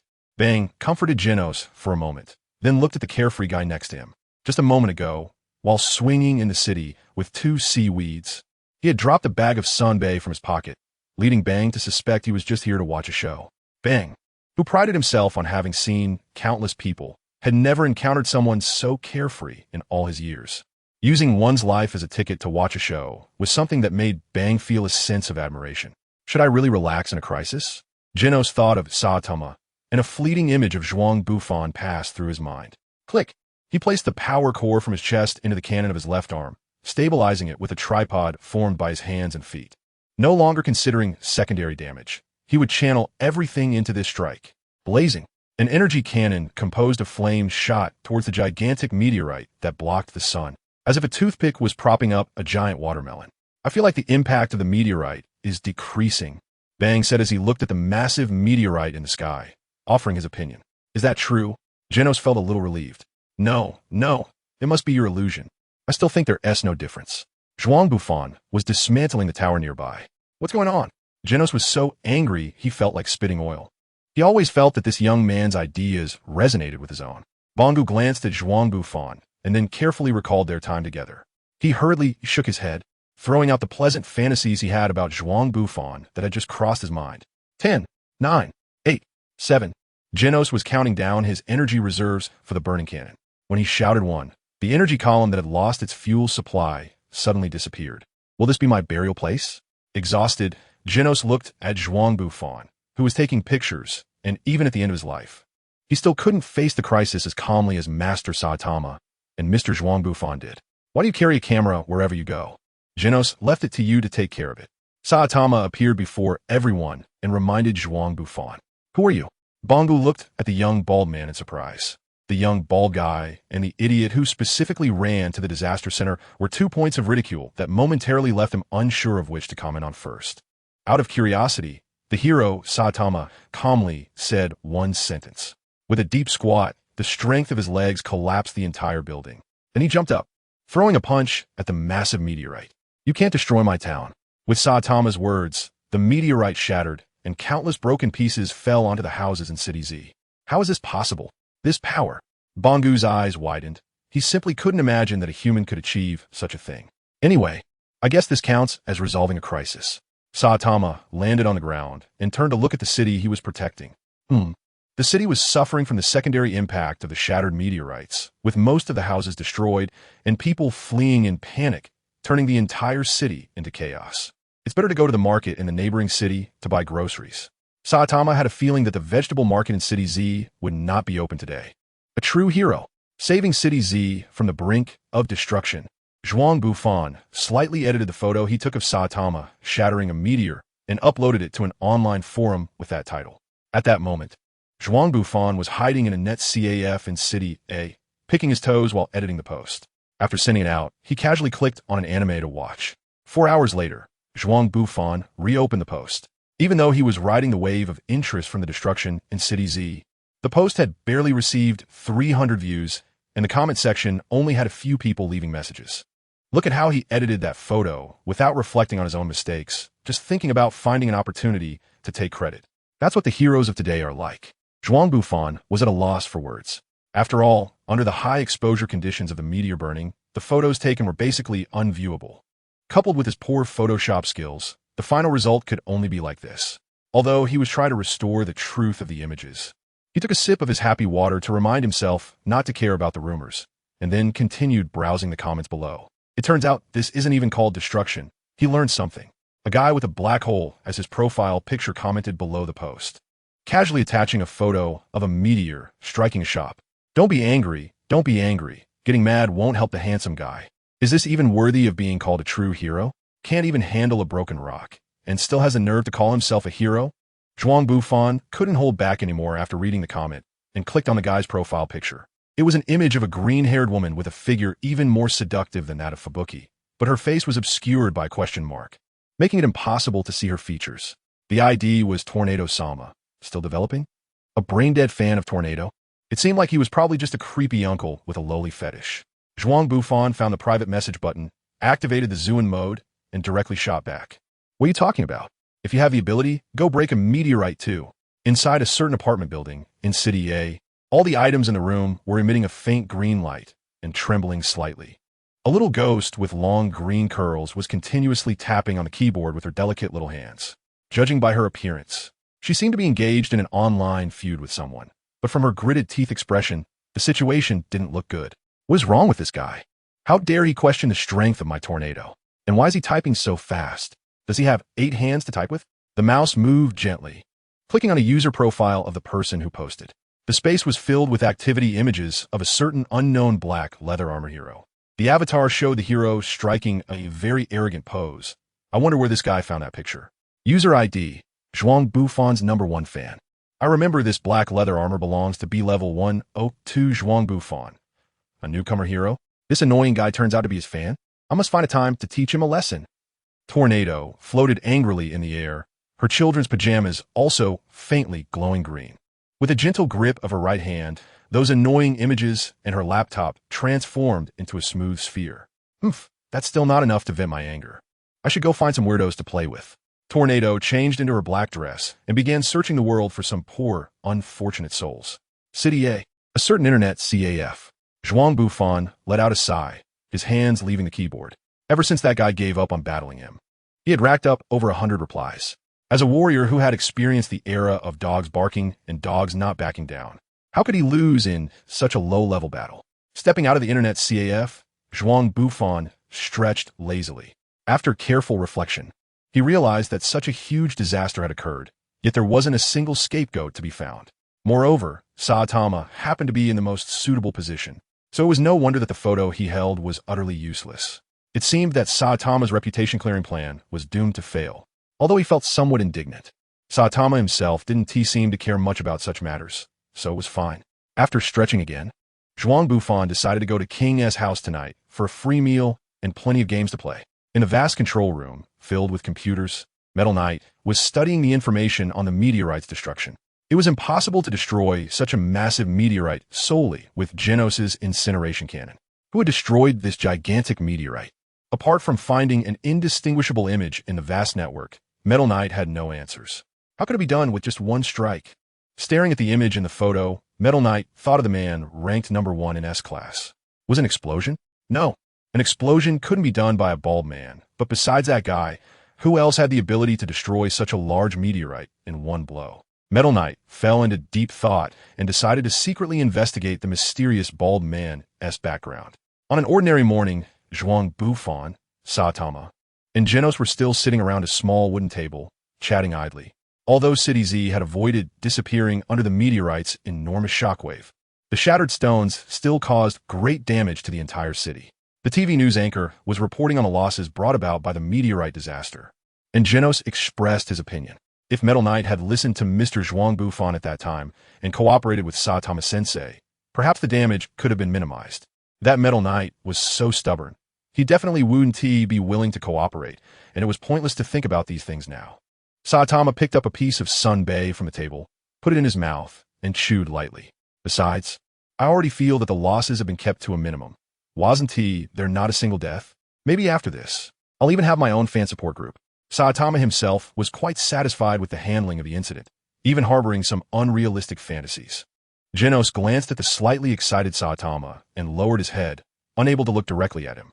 Sensei's single strike saved several surrounding cities from destruction, sparing City Z from disappearing. This had to be called a miracle. It wouldn't be an exaggeration to say that Sensei had become a legendary hero. However, Sensei, you might not be aware that you are now being treated as the main culprit behind the semi-destruction of City Z. If Sensei found out that he had gone from being a hero saving the world to being wrongfully accused as the culprit of the city's destruction, Would he not react in an extreme way? Even if Sensei were to fall, I wouldn't blame him, but I still hope such a thing doesn't happen. In any case, it's better to wait until City Z is rebuilt and the public forgets about this incident before explaining it to Sensei. Genos made up his mind to fully conceal the truth from public opinion. As for fan support groups, I advise you not to fantasize about that. Why? After all, you are now being referred to as the culprit behind the semi-destruction of City Z. Zhuang Bufan's neuroblade caught Genos off guard. No way. I'm also a hero who destroys meteors. I shouldn't end up like this. It's not scientific. There are many unscientific things in this world. So why hasn't a young person like me, who has ambition, gotten a fan support club yet? Meanwhile, this metal robot next to me has a lot of girls throwing themselves at him. Zhuang Bufan took a sip of hot tea and said sourly, excluding that part about ambitious youth, I completely agree with your viewpoint. Saitama seemed to realize that Zhuang Bufan was not joking with him. After looking up at the ceiling for a moment, he collapsed onto the floor. I should go out for a walk and see what's happening on the streets, Saitama said, then stood up and deliberately changed into his hero costume before heading out towards the city center of Z City. Why do this, Mr. Zhuang Bufan? Please explain. Genos, who stayed at Saitama's home, questioned Zhuang Bufan, still addressing him as Mr. However. There was no trace of respect in Genos' words at that moment. How do you view Saitama? Zhuang Bufan retorted. Saitama is certainly a powerful hero who can quickly deal with any kind of enemy. Because of this, if he ever becomes disappointed with this world, the consequences would be unimaginable. Genos expressed his concerns, truly unable to understand why Zhuang Bufan would act this way. Don't worry, Saitama is a hero motivated by interest, not someone who relies solely on brute force. In my eyes, he is one of the few who truly deserves the title of hero, and you should have a bit more faith in him. Genos didn't say anything more. Stepping out the door to chase after his teacher, Saitama. This city has really been severely damaged, Saitama lamented as he walked down the street. Observing the destruction caused by the meteorite, Genos followed closely behind him, and the residents they encountered along the way pointed and whispered about Saitama. The scene was reminiscent of a child from a neighbor's house who often steals, avoiding him like the plague, yet still mocking him from a distance. What are you doing here? You bastard who only rose to prominence through cheating. Vest Tiger appeared before Saitama, standing atop a massive piece of building debris. Looking down at him, the image was akin to being in a courtroom, where he was the presiding judge, and the bald man in the defendant's seat was this deeply flawed individual. Who are you? Saitama scratched his head, unable to recall the name of the flamboyantly dressed man before him. This was not meant as an insult, as Saitama had also forgotten the names of Vaccine Man and Ashura Kabuto. From this perspective, Vest Tiger should feel honored. My name is Vest Tiger. How dare you? A mere newcomer. Forget the name of your predecessor. Vest Tiger clearly did not realize how honorable it was to be forgotten by Saitama. Stepping forward to confront him, I heard that you, an inconsequential newcomer, actually managed to destroy a meteorite with the help of an S-class hero. It's true. I'm not lying. I've dealt with dragon-level threats many times before. This time was nothing special. It was just breaking a slightly bigger rock. Vest Tiger stared at Saitama, clearly disbelieving his words, pointing at Saitama and shouting, "Stop lying. Since you're still bragging, let me show you the punishment that a cheater deserves." Saying this, Vest Tiger called out his brother, Vest Blackhole. Are you the bastard who rides on the coattails of S-class heroes to gain achievements? Vest Blackhole glared at Saitama, clearly here to vent his frustration. Ever since being humiliated by Zhuang Bufan, he had been restless, living in fear of being surpassed and replaced by his juniors. This was a rare opportunity to openly bully a newcomer and help him regain confidence. So Vest Blackhole would not let Saitama off easily. What are you talking about? Those are all lies made up by the leopard print vest. I'm super strong and didn't cheat at all. Saitama was still trying to defend himself, but at that moment, the truth no longer mattered. Don't you understand? Vest Tiger, with a rare moment of conscience, explained the reason for Saitama's persecution. A rookie hero, so presumptuous as to rise to the third position in C-class based on the achievement of destroying a meteorite. Moreover, there are rumors that the Hero Review Committee plans to promote you to B-class hero. So that's how it is. Saitama finally understood the cause of the incident after listening to Vest Tiger's explanation, crossing his arms and looking somewhat troubled at him. So what do you want? Of course, we want to beat you up so you can never be a hero again. Wait. Vest Tiger, filled with rage, was about to rush forward to pummel Saitama, but was stopped by his brother, Vest Blackhole. A guy like him won't wake up even if you beat him up. I have a better idea. Vest Tiger looked at his brother in confusion, then saw him take a deep breath and shout at Saitama. The culprit behind the destruction of the town is you, bastard. The surrounding crowd was drawn in by this loud shout, gathering to listen to Vest Black Hole's one-sided judgment against Saitama. Look at everything in this city. These are all the consequences you've caused. It's all your fault. Trash. How can someone like you still have the face to call yourself a hero? If it weren't for your reckless actions, we wouldn't be homeless. Take responsibility. They were originally just some poor victims who had lost their homes due to the meteorite attack. Countless people were filled with despair. Some lost their jobs and even faced hunger. But at that moment, they picked up the bullets distributed by well-meaning people, and countless weak forces gathered together, forming a powerful torrent. A blade made of words was tightly gripped in Vest Black Hole's hand, aimed at the hero who had saved them countless times before. Retire. Apologize. Retire. Apologize. Retire. Apologize. The gathered crowd chanted the same slogan in unison, as if delivering the judgment that the sinner deserved. This is bad, Genos thought, watching this grand witch hunt unfold, feeling the situation was dire. If a hero discovers that what he has fought to protect has ultimately turned into a blade aimed at him, Genos dared not continue to imagine.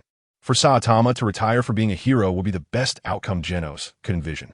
This is what I was worried about, Mr. Zhuang Bufan. No one knew just how much pressure Saitama was under in the center of judgment. It had nothing to do with strength. Even the strongest could feel it. Damn it, I'm not doing this to gain your admiration, you bunch of guys. No matter what you say, I will still be Saitama. A hero motivated by interest after today. If you want to complain, go ahead. You bald heads.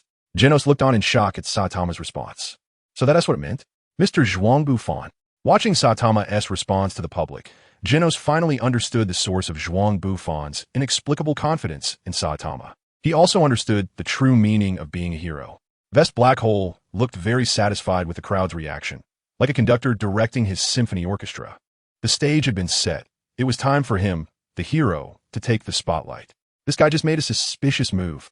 Is he trying to harm the innocent bystanders present? Vest Black Hole accused Saitama with an incredulous expression.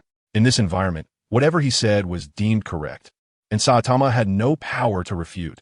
His voice was gradually drowned out. Vest Black Hole, with a grip strength exceeding 200 kilograms, could crush anything. The Vestige Tiger fights with a fierce momentum. You, the troublemaker, will be dealt with by us brothers. As the two Vestige brothers spoke, they ruthlessly attacked Saitama. When belittling others, they still wanted to elevate themselves. Their desires were too heavy, which is why they remained at B rank. Bang stood coldly on the rooftop, watching everything happening below. Now that things had developed to this stage, this farce should come to an end. I'm sorry, we know we were wrong. Before Saitama even exerted himself, he heard the Vestige brothers' wails. Is this for real? In the pleas of Vestige Tiger and Vestige Black Hole, Saitama decided to stop punishing these two. Bathed in the disdainful gazes of the crowd, Saitama swaggered back home. Master, I wish to be your disciple for life. Genos said abruptly, looking at Saitama's back.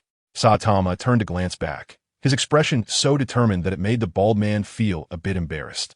Okay, I understand, but please don't say such cheesy things, it's disgusting. That night, Genos returned to Dr. Casino's lab, lying on the examination table and recounting the day's events to the doctor. I've been reflecting on whether the association should have contacted the master directly at the very beginning of the incident, or if I could have listened to Mr. Zhuang Bufan's advice, had a bit more faith in teacher Saitama, and actively sought his help. Would the outcome have been completely different? The master wouldn't have had to be seen as the culprit destroying the city. Dr. Casino listened to Genos' confessions, put down the parts he was holding, and turned his chair to face Genos on the table. Recognizing one's own shortcomings is indeed the first step to growth. But one must not underestimate oneself and fall into another extreme. Although I haven't met the Mr. Zhuang Bufan you mentioned, I don't think what he said is necessarily correct. What do you mean, doctor? Genos looked at Dr. Casino in confusion, feeling lost. As his savior, Dr. Casino was also his life mentor. A hero is someone who still has the courage to face disasters that ordinary people cannot challenge. They are not like arrogant ants trying to push over a big tree, but rather those who, after fully understanding the terror of the enemy, still choose to step forward. Doctor, do you mean that I should continue to uphold justice in my own way? Genos looked at Dr. Casino, hoping for an affirmative answer. I'm not sure, Dr. Casino replied, but I believe that compared to those who know justice will surely prevail and thus participate in the fight. Those who don't know if they can succeed but still choose to fight deserve the title of hero even more. After Dr. Casino replaced Genos's parts, he left the lab, leaving Genos alone to ponder. In City A, at the Evolution Takoyaki shop, why should I write a support letter to that guy who killed me once and pretend to be his die-hard fan? Don't joke around. Mosquito Girl looked at Zhuang Bufan, thinking this guy must have some kind of problem. I just feel that at least that guy is a hero who saved City Z. If he could receive a support letter from a beautiful fan, wouldn't he be a bit happier? Zhuang Bufan looked a bit embarrassed at Mosquito Girl, not only because she was wearing sexy hot pants, but honestly, he also felt that the question he raised was somewhat excessive. But who could blame him for only knowing this one girl with whom he had a decent relationship? As for Fubuki, let's not even get into how their relationship was. Just the thought of her writing a support letter for Saitama made Zhuang Bufan feel like every strand of his hair was instinctively rejecting the proposal. Come on, whatever request you make, I'll agree to it. Zhuang Bufan clasped his hands together, constantly bowing his head to express his apologies, and stated that he would compensate Mosquito Girl. Since you are so sincere, I will agree, she said. Really? Don't get too happy too early. I have a condition. Mosquito Girl extended a finger, brushing over her bright red lips, unintentionally making a seductive gesture that left Zhuang Bufan a bit dizzy. There was no doubt that Mosquito Girl was the type of woman who was born with an alluring charm, and she certainly had a significant impact on someone like Zhuang Bufan. Zhuang Bufan began to think about some unhealthy things. Now, come with me to the police dog square. There's a shop I've wanted to visit for a long time. Want to go on a date? Otherwise, let's not let Mosquito Girl write a support letter for that bald guy. Anyway, that guy is tough, so this little blow shouldn't mean much to him. At night, in Saitama's home, what exactly happened? You look like you just ran a super long marathon. Saitama looked at Zhuang Bufan, who was lying motionless on his living room floor, poked him a couple of times, and then said, I just accompanied a woman to buy over 600,000 yuan worth of clothes. We ran through 4 shopping malls, and my credit card is almost maxed out. Zhuang Bufan stared blankly at the ceiling, feeling a deep understanding of the hard labor issue through this incident. One could say it was the most expensive piece of paper he had ever bought in his life. Just hearing about it sent shivers down his spine. However, to make it clear in advance, I have no money to lend you. Saitama, while lamenting the terrifying spending speed of women, was patching up Zhuang Bufan. How ruthless. I thought we weren't the kind of false relationship that only relies on money. Creak. The sound of the door opening interrupted their conversation. Genos walked in, holding a box of premium beef. Dr. Saikuno asked me to bring this over, and I also bought some cabbage. How about having sukiyaki? The 2 hungry guys stared at the premium beef in Genos' hands, and their stomachs began to growl. Why is there no gas? As the vice captain of the hot pot team, this is a serious dereliction of duty. Zhuang Bufan looked at a pot of half-cooked beef slices and kept complaining to Saitama, who told us to always gather together for hot pot during this time. Everyone forgot to refill the gas. Saitama sighed and suggested, what should we do? Should we change it to beef stew? Wait a minute. I remember your incineration cannon, Genos. Zhuang Bufan thoughtfully stroked his chin. My flames can reach temperatures over 3,000 degrees. A pot like this is likely to burn through easily. Should I just change it to beef stew instead? Zhuang Bufan and Saitama looked at each other and then sighed. However, I do have a bit of high-concentration solid fuel stored in my body. It should be usable with just a little dilution. Genos took out a piece of yellow solid fuel from his body and held it in his hand. So what are we waiting for? Zhuang Bufan snatched the solid fuel from Genos' hand and put it into the cup, while Saitama and Genos used a stand to prop up the pot. Isn't it melting too slowly? Zhuang Bufan looked at the solid fuel melting slowly in the cup and couldn't help but shake it hard. No, don't. Bang. The beef hot pot along with all the household appliances in the room turned into scrap, leaving only 3 naked men sitting foolishly inside. I still have instant noodles at home. Zhuang Bufan looked at the chaos he had caused, scratched his head, and awkwardly said this line.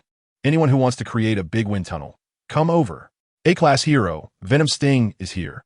Zhuang Bufan watched the broadcast on his home television, where the Poison Sting was engaged in a tough battle with the minor fish minions of the Deep Sea clan.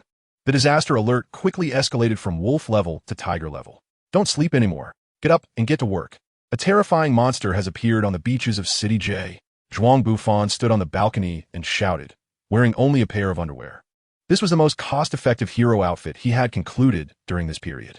After all, it was too extravagant to ruin a set of sportswear after every battle.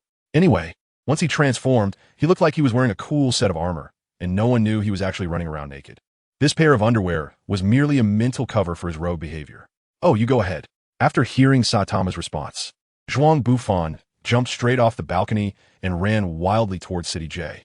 What time does that guy think it is? Saitama opened his eyes and glanced at the clock he had taken from Zhuang Bufan's house. The hands indicated it was 7:30 a.m. Yesterday, they spent over 4 hours cleaning up the explosion scene in his house. After that, they went out to find a midnight Odin stall to satisfy their hunger. By the time they got home to sleep, it was almost 3 a.m. A formidable monster? It was probably just some low-level character.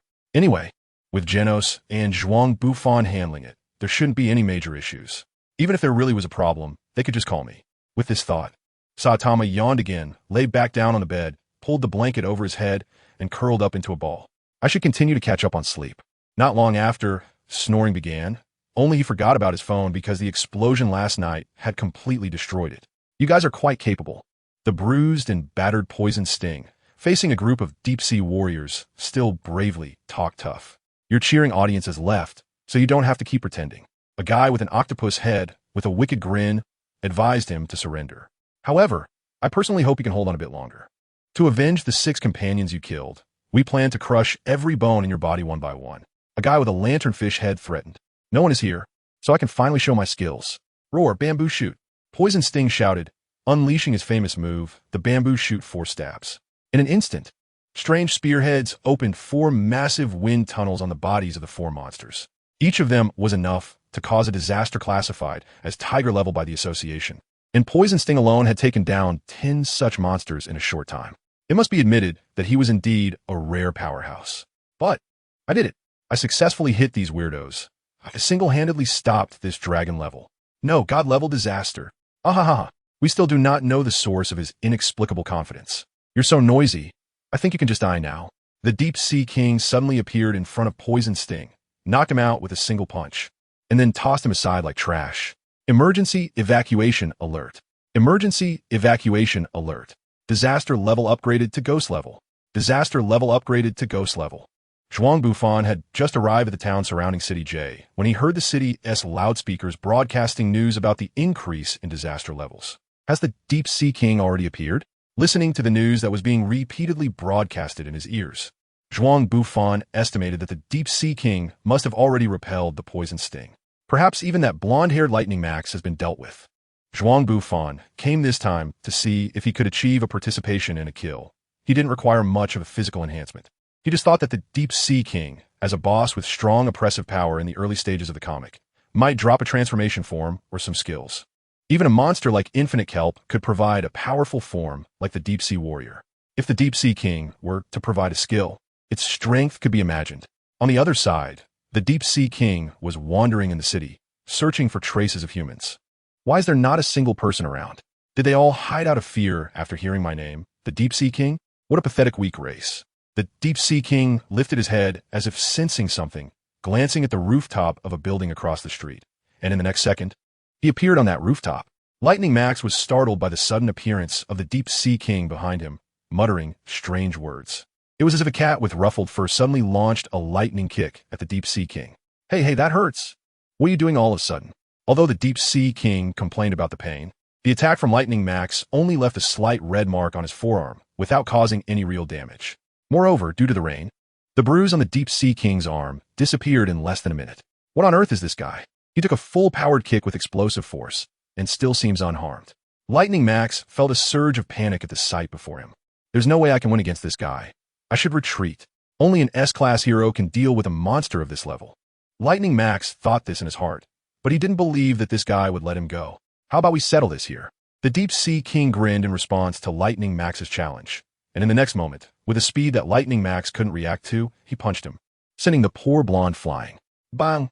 Lightning Max was slammed into a reinforced concrete wall of an office building, and the cement on the wall didn't shatter due to the connection with the rebar despite the massive impact. The entire wall spread out from the point of contact with Max, forming a huge semicircle. Ugh! Max lay on the ground, groaning in pain, and it took him a while to struggle back to his feet.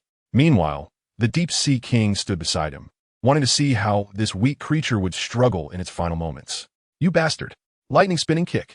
Max got up, adjusting the flamethrower on his right foot to maximum power. The moment he activated it, it exploded like a flashbang, covering the entire floor with a strong light. Bang! Max's strong heel kicked the Deep Sea King's face. Is that all you can do? You can die now. The Deep Sea King looked at Max with great disappointment and then punched him, sending him flying outside the building. As Max soared through the air, he was caught by a kelp before landing. The kelp spun him around a few times in the air to dissipate the impact and smoothly let him down to the ground. Although I don't want to make my appearance so early, since that sexy prisoner hasn't arrived yet, I have no choice but to step in. Zhuang Bufan looked at the Deep Sea King in the building and said, "Hero Zhuang Bufan, here I am." Huh? You exude the aura of the sea. It seems you must also be a child of the ocean. Human, I'll offer you a chance to submit to me. How about it? Do you want to be my first general and serve me? The Deep Sea King looked down at Zhuang Bufan from high position and extended an invitation to recruit him. Run. This guy is very strong, Max said to Zhuang Bufan while spitting blood. From the look of him, he no longer had the ability to confront the Deep Sea King, and even running away was a struggle. Zhuang Bufan helped him to the rain shelter next to the store, then looked up at the towering Deep Sea King and pretended to mock casually. Sorry, but I'm not interested in serving a pervert with a flashy pink heart mark on his chest. Oh, is that so? In that case, you have no need to live any longer. In an instant, the Deep Sea King appeared right in front of Zhuang Bufan, probably because he was confident in his own strength and disdainful of launching a surprise attack from behind the enemy. Regardless, his fist, as big as a cooking pot, came crashing towards Zhuang Bufan's face. Swift wind. Unload. Zhuang Bufan, leveraging the speed boost provided by the whirlwind iron fist, used the flowing rock-shattering fist to block the enormous fist of the Deep Sea King. The ground beneath him began to crack, and the Deep Sea King looked at this guy in front of him with some surprise. This was the first time he encountered a man who could perfectly defend against his attacks. How? How is this possible? A rookie at the bottom of B class can actually block the attacks of that monster? Lightning Max watched the battle unfold before him.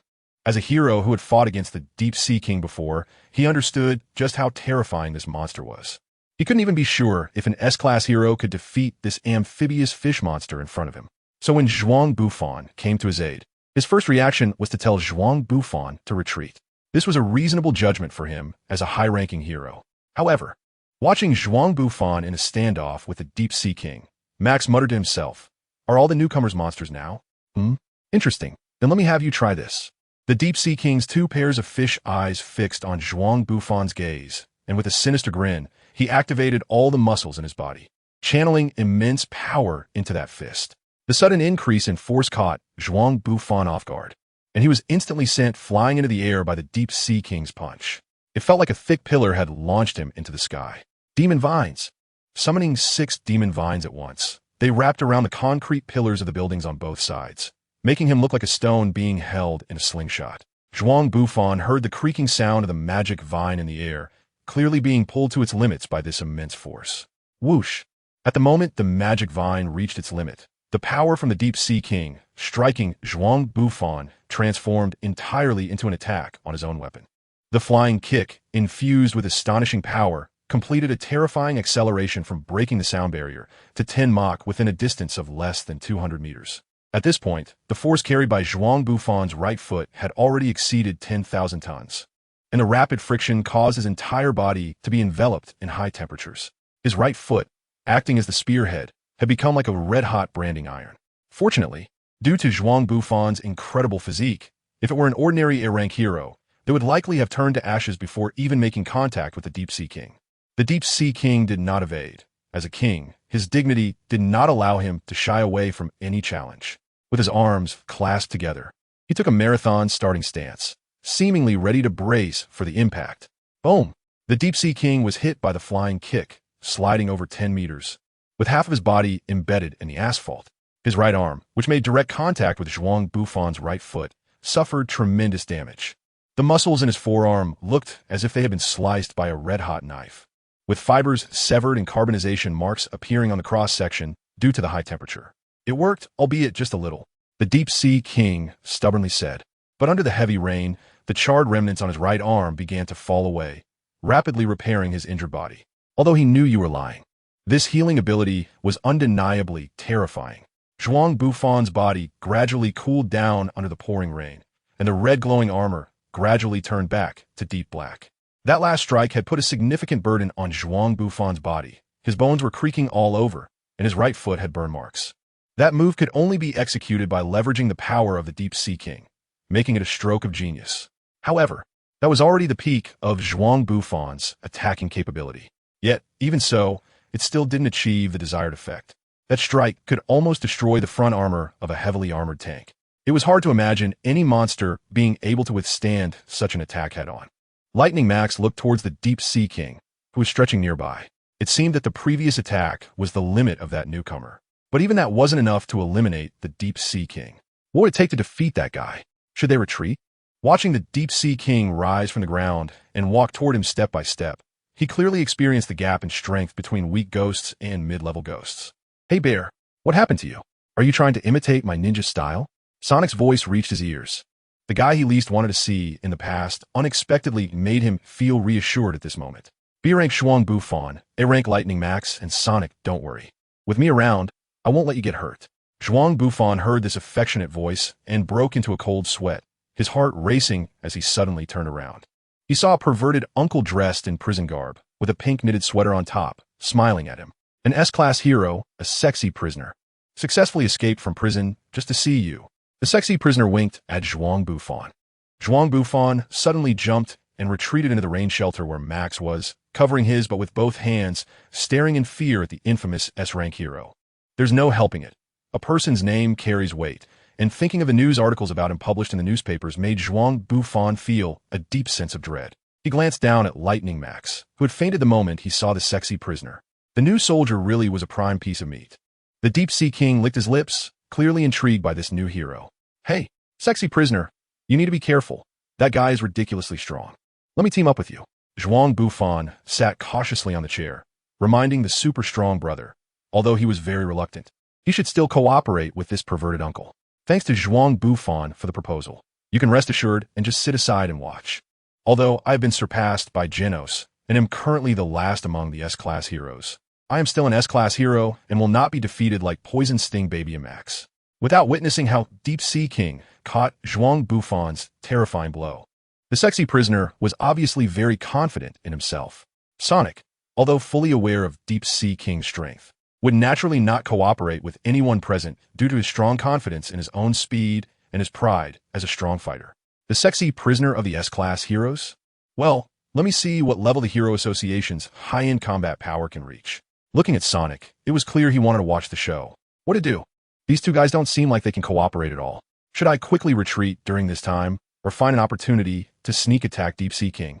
Zhuang Bufan thought for a while, and still felt that it was better to look for opportunities here. Even delaying for a while would be good. After all, in a battle at the shelter, the Deep Sea King had too many hostages to use. As long as he spat out a few more sticky phlegm, Genos would look unable to fight again. He, the soldier, seems quite confident in himself. You three can go together too. The Deep Sea King remained full of confidence and contemptuously invited the three enemies in front of him. Let me test you with half my strength. The sexy prisoner moved his muscles slightly, and the sweater on his upper body immediately turned into rags. The sweater my boyfriend knitted for me. Is the solo act over? You're really annoying. The Deep Sea King walked up to the sexy prisoner and directly punched him. The sexy prisoner did not fall down, but quickly retaliated, throwing a punch back at the Deep Sea King's face. It was like two powerful beasts fighting each other. A pure contest of brute strength. Looks like you're a guy with some backbone. If that's the case, let me transform. Angel form. The sexy prisoner's bulging muscles tore the prison uniform into pieces, proudly showcasing his body to the Deep Sea King. Anyone who has seen my angel form has never returned alive. After saying this, he turned to Zhuang Bufan and Sonic, saying, Zhuang Bufan darling and Sonic-chan, don't worry. Once I deal with this guy, I'll take you on a romantic trip. Sonic retreated to Zhuang Bufan's side, clearly feeling uncomfortable with this perverted prisoner. Is it my illusion? I feel like you and that pervert are quite similar in some aspects. Hearing Sonic's words, Zhuang Bufan looked at the various poses the sexy prisoner was striking and then down at his remaining underwear. No matter what, I must find someone to help develop a hero suit. At least I can't go on like this. One ugly guy. Although the Deep Sea King was only wearing one more pair of underwear and a crown than him, he expressed his opinion without any hesitation. Is that all the last words you have? Angel impact. The sexy prisoner jumped high, and the fleeting sun shone its light on the prisoner's groin, casting a strange halo around him. If possible, I hope this memory can be deleted from my mind. Zhuang Bufan covered his face with one hand and said that his fantasy about the blonde-haired, blue-eyed angelic girl had completely shattered at that moment. Sonic didn't say anything, but also turned his head away, clearly uncomfortable with the scene. Although the angelic form of the sexy prisoner didn't look great, the enhancement to her physical abilities was undeniable. Each strike carried the sexy prisoner's affection, enough to shatter tons of marble. Her massive fist fell on the Deep Sea King like a pile driver.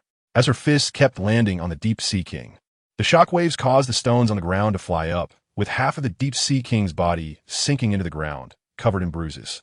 It worked, albeit only a little. The sexy prisoner gasped for breath, staring in astonishment at the Deep Sea King before her. He actually defended against my attack.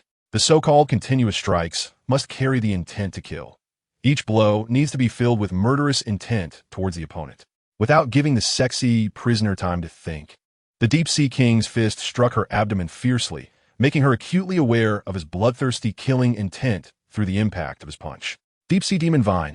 Zhuang Bufan seized the opportunity and commanded his 6 magical vines to wrap around the Deep Sea King's arms. The unexpected attack halted his relentless offensive and gave the sexy prisoner a brief moment to catch his breath.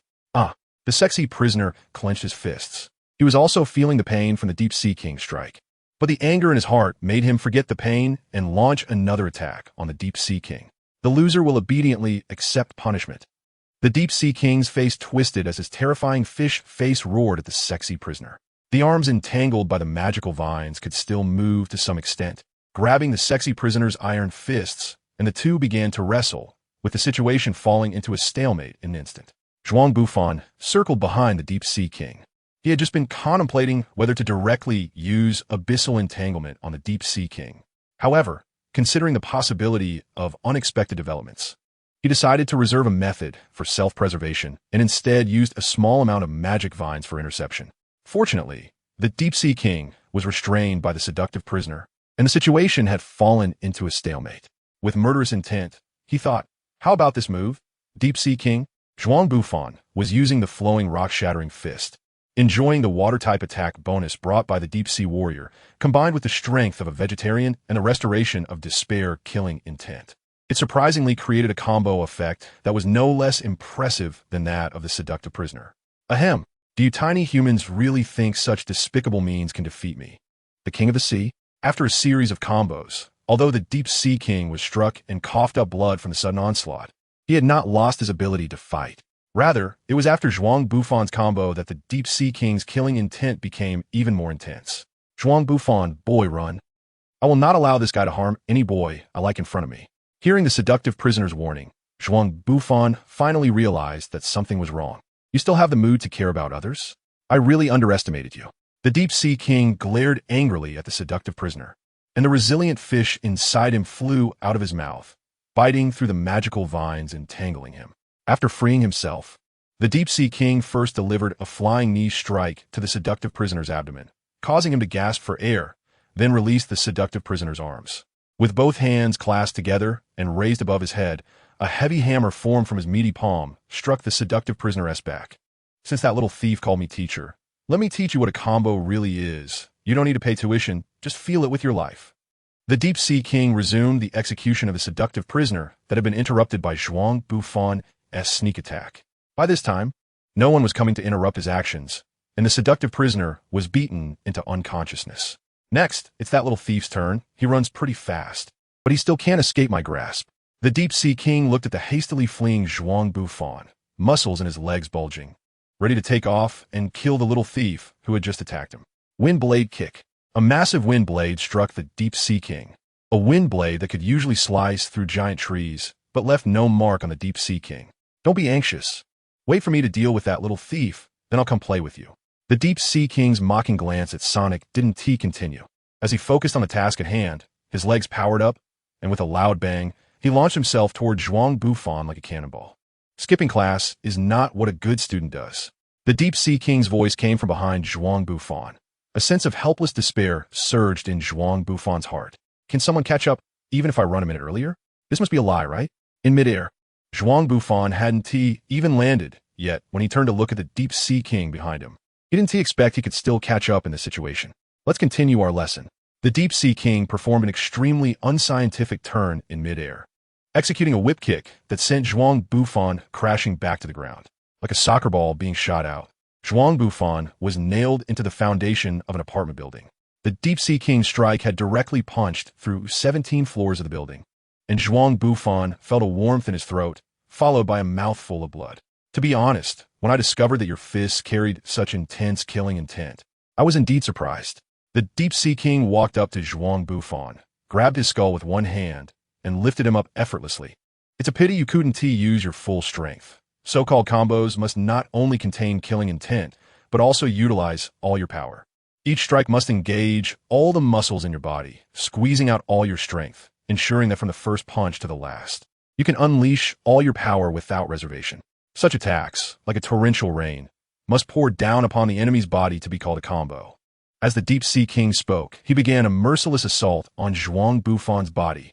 The Deep-Sea King's fist shattered through Zhuang Bufan's body, shaking the foundation of the building, and with each loud crash, the apartment above them began to collapse. Boom! The final strike hit Zhuang Bufan in the chest, knocking him out of the collapsing building. It's been a long time since I encountered such a convenient punching bag. Out of respect for being a descendant of the sea, I'll spare your life this time. If you dare attack me again, I will personally twist off your head. This was the last thing Zhuang Bufan heard before his consciousness faded away. Wake up, wake up!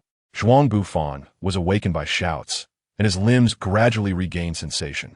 Slowly, he felt raindrops falling on his face. Where am I? I remember I should have been fighting the Deep-Sea King, and I failed. As he recalled the entire process of battling the Deep-Sea King, his body began to tremble slightly, as if remembering that ruthless onslaught, and pain started to spread throughout his body. Mr. Zhuang Bufan, have you already fought the Deep-Sea King? Zhuang Bufan slowly raised his head and saw the familiar face of Genos, who was accompanied by a guy riding a women's bicycle, presumably the unlicensed rider. He was terrifying. His physical abilities, fighting skills, and recovery capacity after injury were all far superior to those of ordinary people. It seemed he was indeed a powerful monster.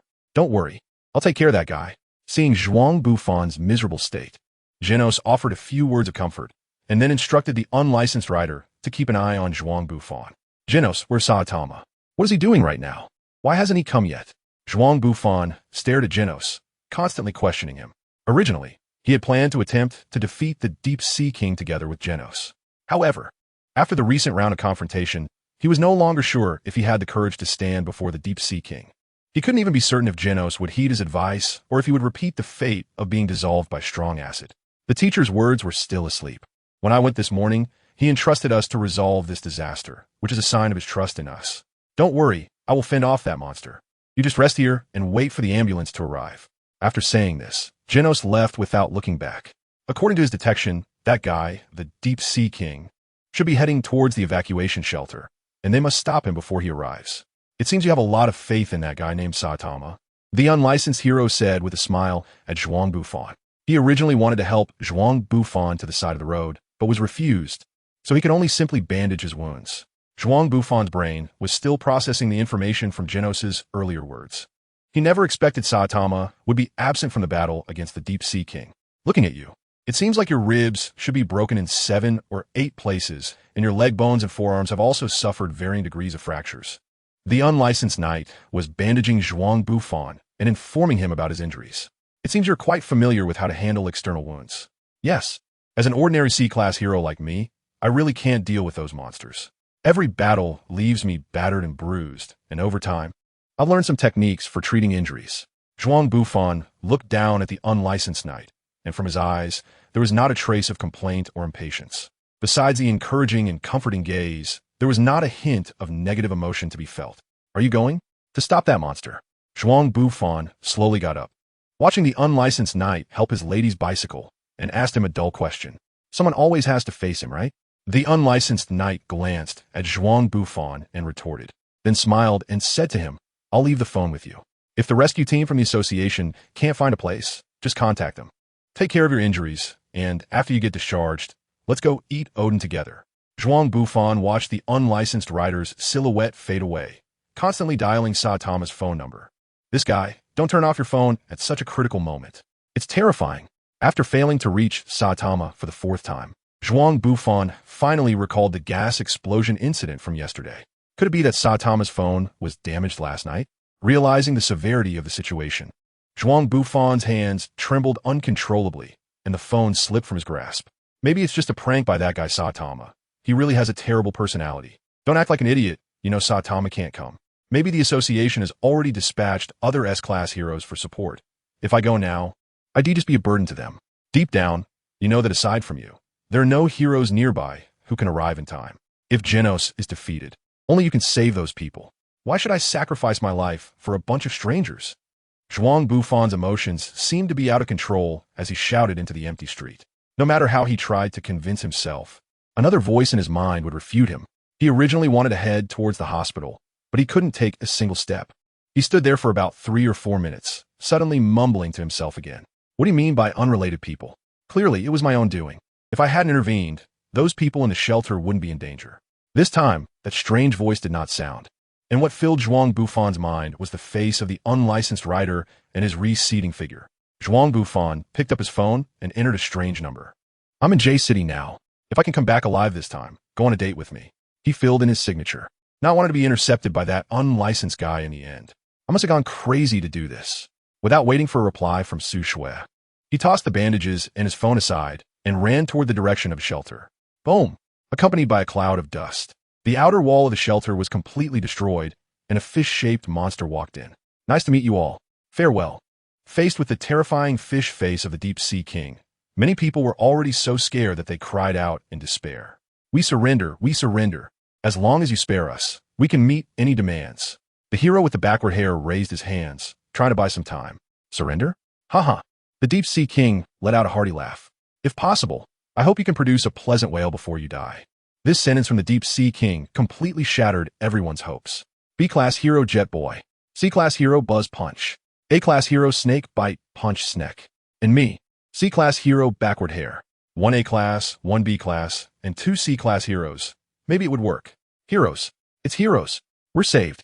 The Deep-Sea King turned his head to look at this group of guys. Compared to the anger from Zhuang Bufan's sneak attack, their resistance only amused him. With a slap, he smashed them against the wall, extinguishing the flickering hope and leaving despair etched on everyone's faces. Heavy strike. Genos' iron fist hit the Deep-Sea King's face, sending him flying backward with tremendous impact. The fiery punch launching him from the Hero Association shelter to a building 3 blocks away. Was that the final enemy? Genos stood where the Deep-Sea King had just been, asking the crowd present. We're saved. So cool. The crowd, once on the verge of death, began shouting frantically, not caring about the fallen minor heroes, all rushing towards Genos, shouting his name. Sizzle. Boom! A massive shadow appeared behind Genos, and before he could react, the Deep-Sea King had ripped off one of his mechanical arms and slammed him against the wall. The Deep-Sea King's face was burned through by Genos' flames. It seemed he wasn't very resistant to high temperatures. Discarding the mechanical arm, he said to Genos, I'm angry. I'm going to turn you into a pile of scrap metal. I really let my guard down. I truly have no memory. Genos struggled to stand up, his combat power greatly reduced without one arm, and he no longer had the confidence to repel the Deep-Sea King. I've really disappointed teacher Saitama, Genos thought, staring at the Deep-Sea King. No matter what, he couldn't let him harm the crowd around them. You all run. I'll hold him here. Realizing that this S-class hero might not be able to defeat this terrifying monster, the crowd hurriedly fled. Go, go, big brother!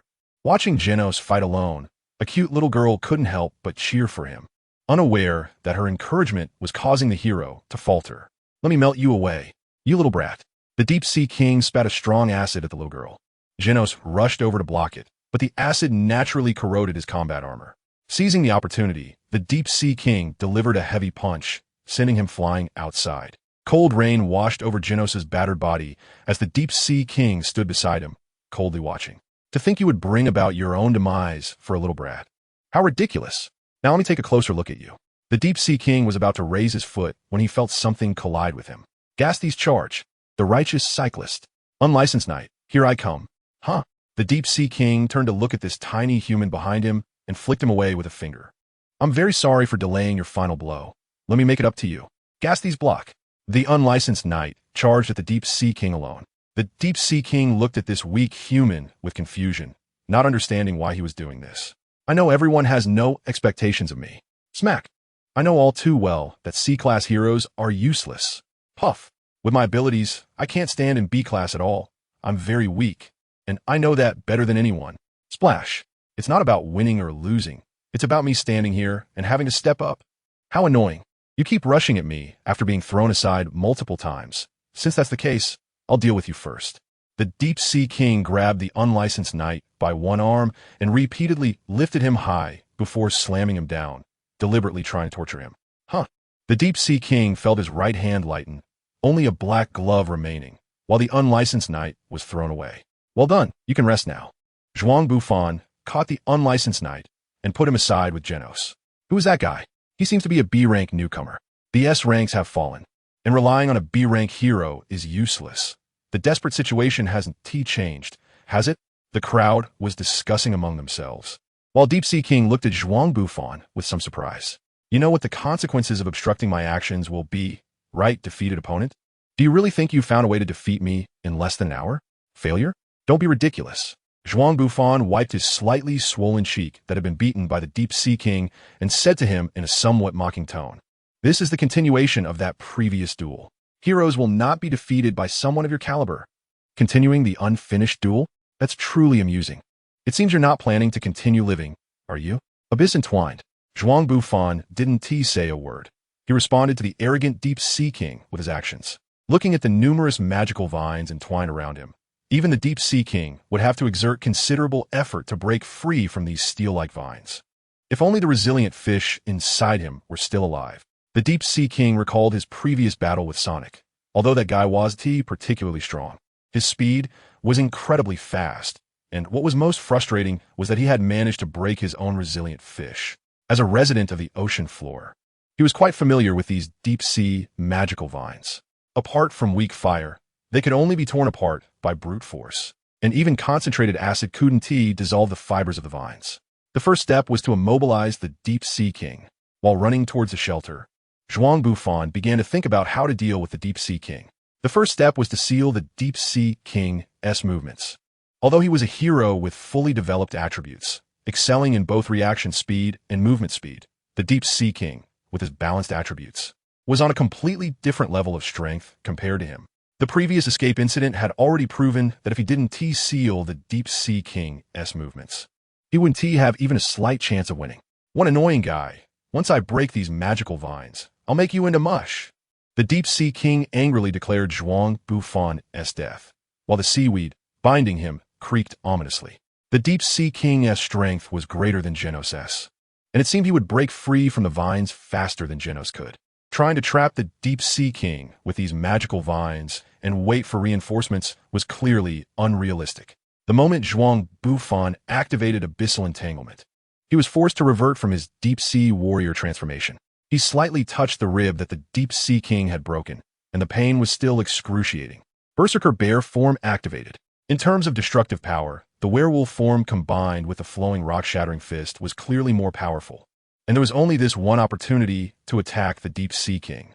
If it didn't take down the Deep Sea King this time, there wouldn't be a second chance for Zhuang Bufan to launch another attack, and everyone present would be killed by him. But for some reason, Zhuang Bufan had a strong premonition that he wanted to defeat this guy.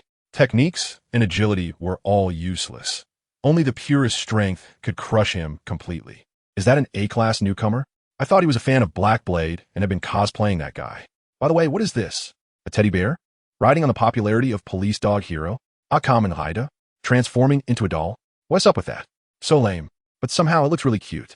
The crowd around him began to chatter about Zhuang Bufan's transformation, and normally, he would have defended himself.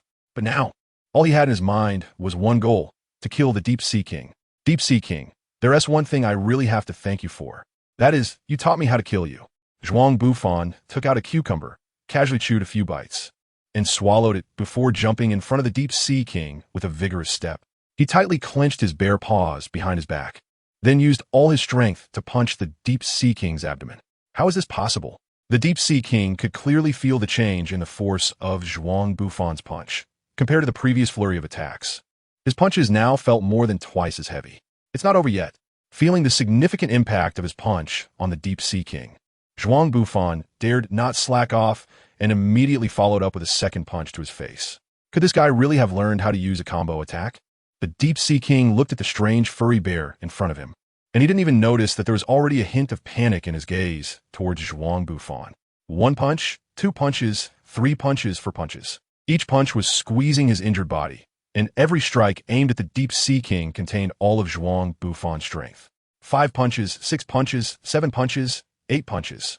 Zhuang Bufan began to accelerate, and he could even clearly hear the mournful cries of his bones, the sound of his body being pushed to its limits. 9 punches, 10 punches, 11 punches.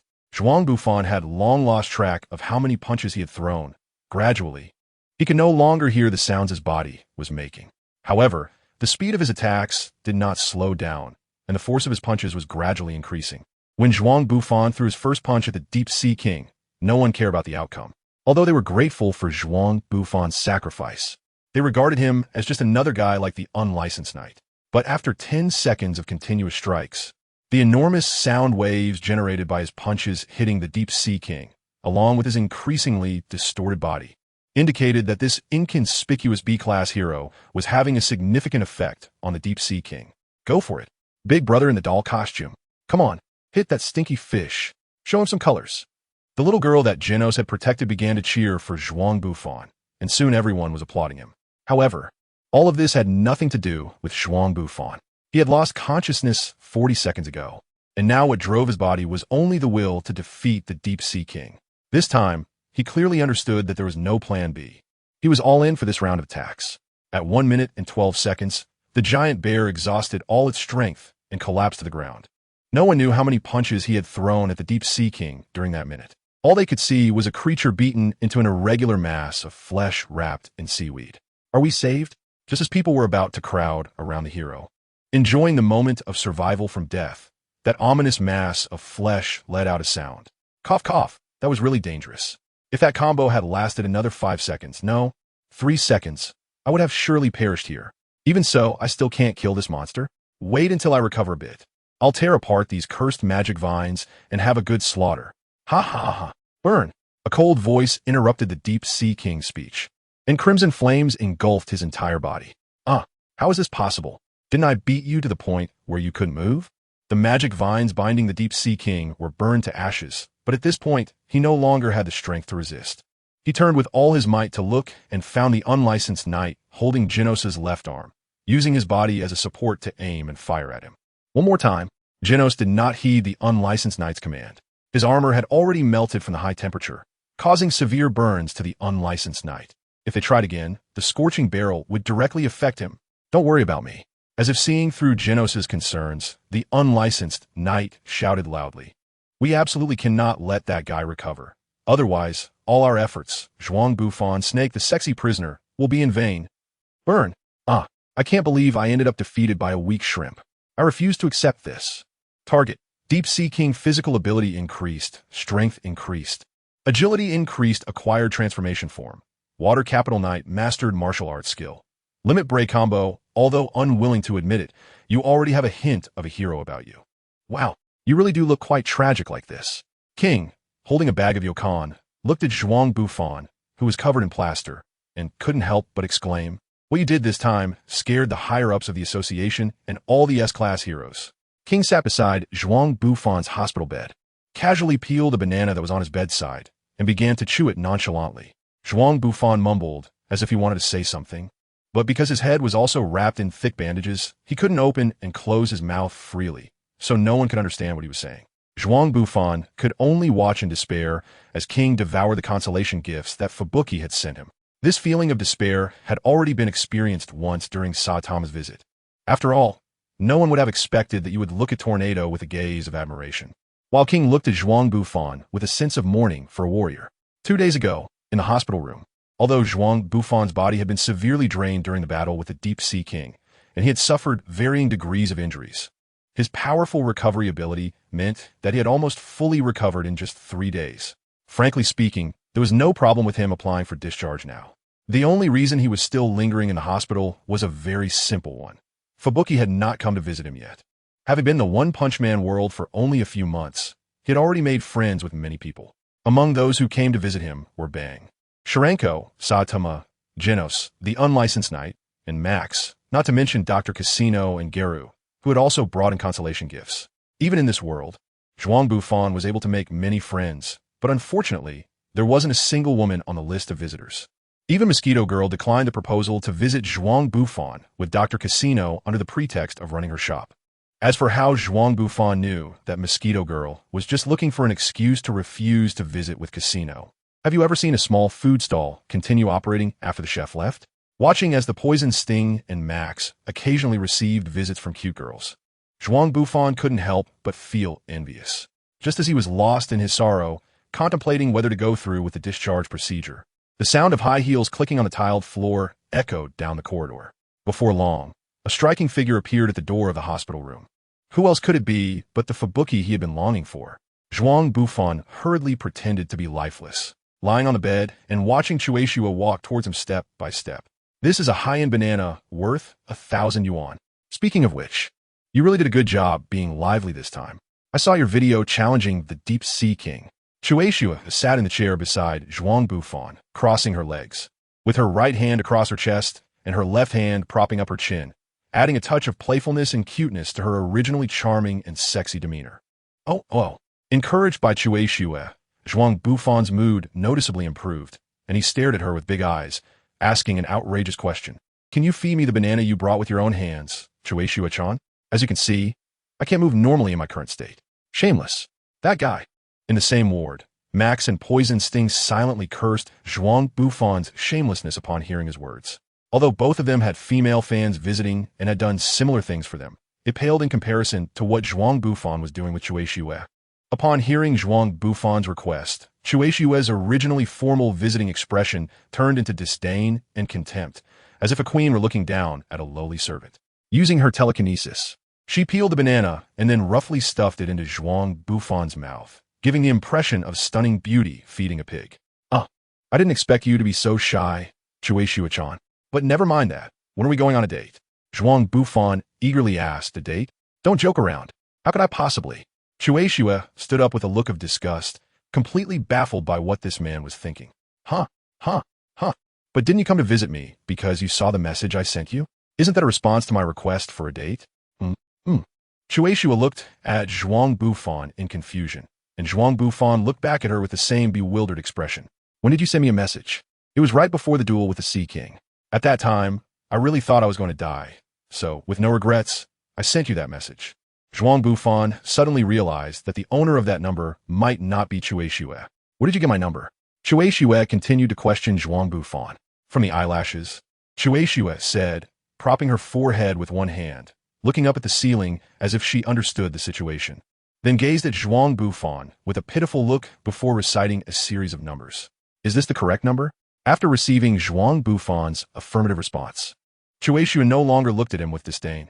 Instead, she gently sat back down. She peeled a banana with her own hands and held it to Zhuang Bufan's mouth, feeding him bite by bite. After he finished eating, she took out a handkerchief from her pocket and gently wiped the corners of Zhuang Bufan's mouth. That tender and affectionate expression made Zhuang Bufan feel a bit uneasy. Although being gently served by Chueshua was indeed pleasant, he always felt something was off. He felt that Chueshua's gaze towards him was like that of looking at a corpse. As for the date, regardless, Zhuang Bufan still voiced his greatest wish. Chueshua extended her index finger, sealing Zhuang Bufan's lips, gently patted his head, stood up, and said nothing. When she reached the door, she turned back and said to Zhuang Bufan in a caring tone, I promise you, stay strong and live on. As long as you get discharged from the hospital, I will accompany you wherever you want to go on a date. After saying this, she left the ward without looking back. Hey, Mux, what did Chueshua's last statement even mean? Zhuang Bufan really couldn't understand why Chueshua's attitude had undergone a complete 180-degree turn. He turned his head to ask his dog-headed strategists, only to find that he and Ducey had somehow escaped from the hospital room. Just as Zhuang Bufan was about to be curious about what these two guys were up to, he saw a small figure approaching outside the window. So this was the meaning behind it. Watching the small tornado inching closer to him, Zhuang Bufan finally understood the origin of the tidal tremor and figured out the reason for Chueshua's change in attitude. Are you the bold newcomer who dare to tease me? I hadn't even settled the old scores with you. Yet you had the audacity to send me the kind of message and then turn around to tease my sister. What boldness you have. The constantly twisting objects in the room perfectly reflected Tornado's current mood. Can you not slap my face? Zhuang Bufan sincerely asked. Hallelujah. At the same time, he took action against the Tornado Sisters. With this kind of courage, many S-rank heroes have already remembered you. Moreover, you managed to survive, which many people did not expect. King admired Zhuang Bufan and said that he had witnessed the end of a hero, despite suffering such severe injuries. He managed to heal on his own in less than 2 weeks. If possible, I would really like to slice you up for research. Today is the day Zhuang Bufan is handling his discharge procedures. Besides the old man who has always wanted to slice him up for research, no one else came to pick him up. Here is my business card. If you ever want to donate your body organs, please be sure to contact me. Although Zhuang Bufan did not have such thoughts, he still took the balding old man's business card, seeing the 4 big characters Underworld Reaper written on it. He asked this guy with some suspicion, "What is your relationship with the Underworld Reaper?" "That's my brother. Do you know him?" Zhuang Bufan shook his head. He finally understood why the casualty rate among the heroes of the Hero Association was so low. After checking his luggage, he realized that he had only been hospitalized for over half a month. Zhuang Bufan's luggage has become so abundant that it can't fit into a single suitcase. Besides 2 sets of clothes for change, most of it consists of consolation gifts sent by those visiting. The yokan and dried bamboo shoots can be kept. The sneakers sent by Max can be worn directly, but should the signed picture book from King be thrown away? Zhuang Bufan couldn't understand why King would give him this thing. It seemed to be a limited edition picture book. In any case, he decided to keep it. It could be exchanged for money when necessary. His backpack and suitcase were already stuffed full, so Zhuang Bufan found a few plastic bags. He put his toiletries along with King's picture book into the bags and walked out of the hospital's main entrance. "Hey, you newbie, stop right there." A childish voice called out, sounding like a child's vocal cords. Zhuang Bufan instantly thought of that female demon tornado, and painful memories resurfaced. Without looking back to see who was calling him, he hoisted the box and tried to escape. A creaking sound echoed as a mechanical prosthetic grabbed Zhuang Bufan's clothes. After the battle with the Deep Sea King, Zhuang Bufan's physical strength had nearly doubled. Although he wasn't sure how much of the Deep Sea King's abilities he had gained, he could already crush steel beams without realizing it. The tug-of-war between the advanced mechanical prosthetic and the monster capable of crushing rebar, with an ordinary tracksuit as the rope in the middle, was bound to have dire consequences. Zipping through over 500 meters, Zhuang Bufan felt a chill on his back and turned to look. He saw a little boy with spider-like antennae waving a tattered blue cloth as he ran towards him. Should I say it's no wonder he dares to tease Tornado? His thought process is so unique. In the bathroom, Zhuang Bufan opened his suitcase to change his clothes, while the Child Emperor stood by, continuously mocking Zhuang Bufan's bizarre behavior. There was no way to refute it. Having PTSD from being bullied by Tornado is something else. After discarding a set of clothes, the suitcase had just enough space to fit everything from the tote bag. Zhuang Bufan casually asked Tong Di what he wanted while packing his luggage. As an S-rank elementary school student, you must be very busy, right? What exactly do you want from me, Tong Di? Zhuang Bufan called out to him, but this high IQ little guy seemed to be lost in thought, as if he had crashed. It took several calls from Zhuang Bufan before he finally reacted. "Oh, right. It's the promotion notice from the Hero Association. Congratulations on being promoted to the 5th position in A class. The second point is that there seems to be a group of unidentified flying creatures near City A, and the association hopes you can investigate. This kind of small matter could be settled with a phone call to the association, right? It shouldn't be necessary to trouble you. An S-class hero for this." Zhuang Bufan packed his luggage and tried to lift his suitcase, but he found a mechanical arm pulling his suitcase from one direction, causing the aluminum case to slightly deform. "I'm here to see Tornado. I'm here to check on the hero who is dealing with the ghost-level disaster. Look, you're still an injured person. It's better for me to handle the luggage." As he spoke, Tong Di shook his mechanical arm, putting on a show of strength. "If you really cared, why didn't you come to see me while I was in the hospital? You only showed up when I was about to be discharged. Who would believe your words? You actually just want to see if Tornado will come to block my door, right?" Zhuang Bufan didn't expose the Child Emperor's lie. Remembering his previous breakdown, he opened the suitcase and took out the signed picture book by King. Sure enough, the Child Emperor's gaze began to wander. It's better to keep such a paper item like a book well preserved in the suitcase. It would be bad if it got dirty.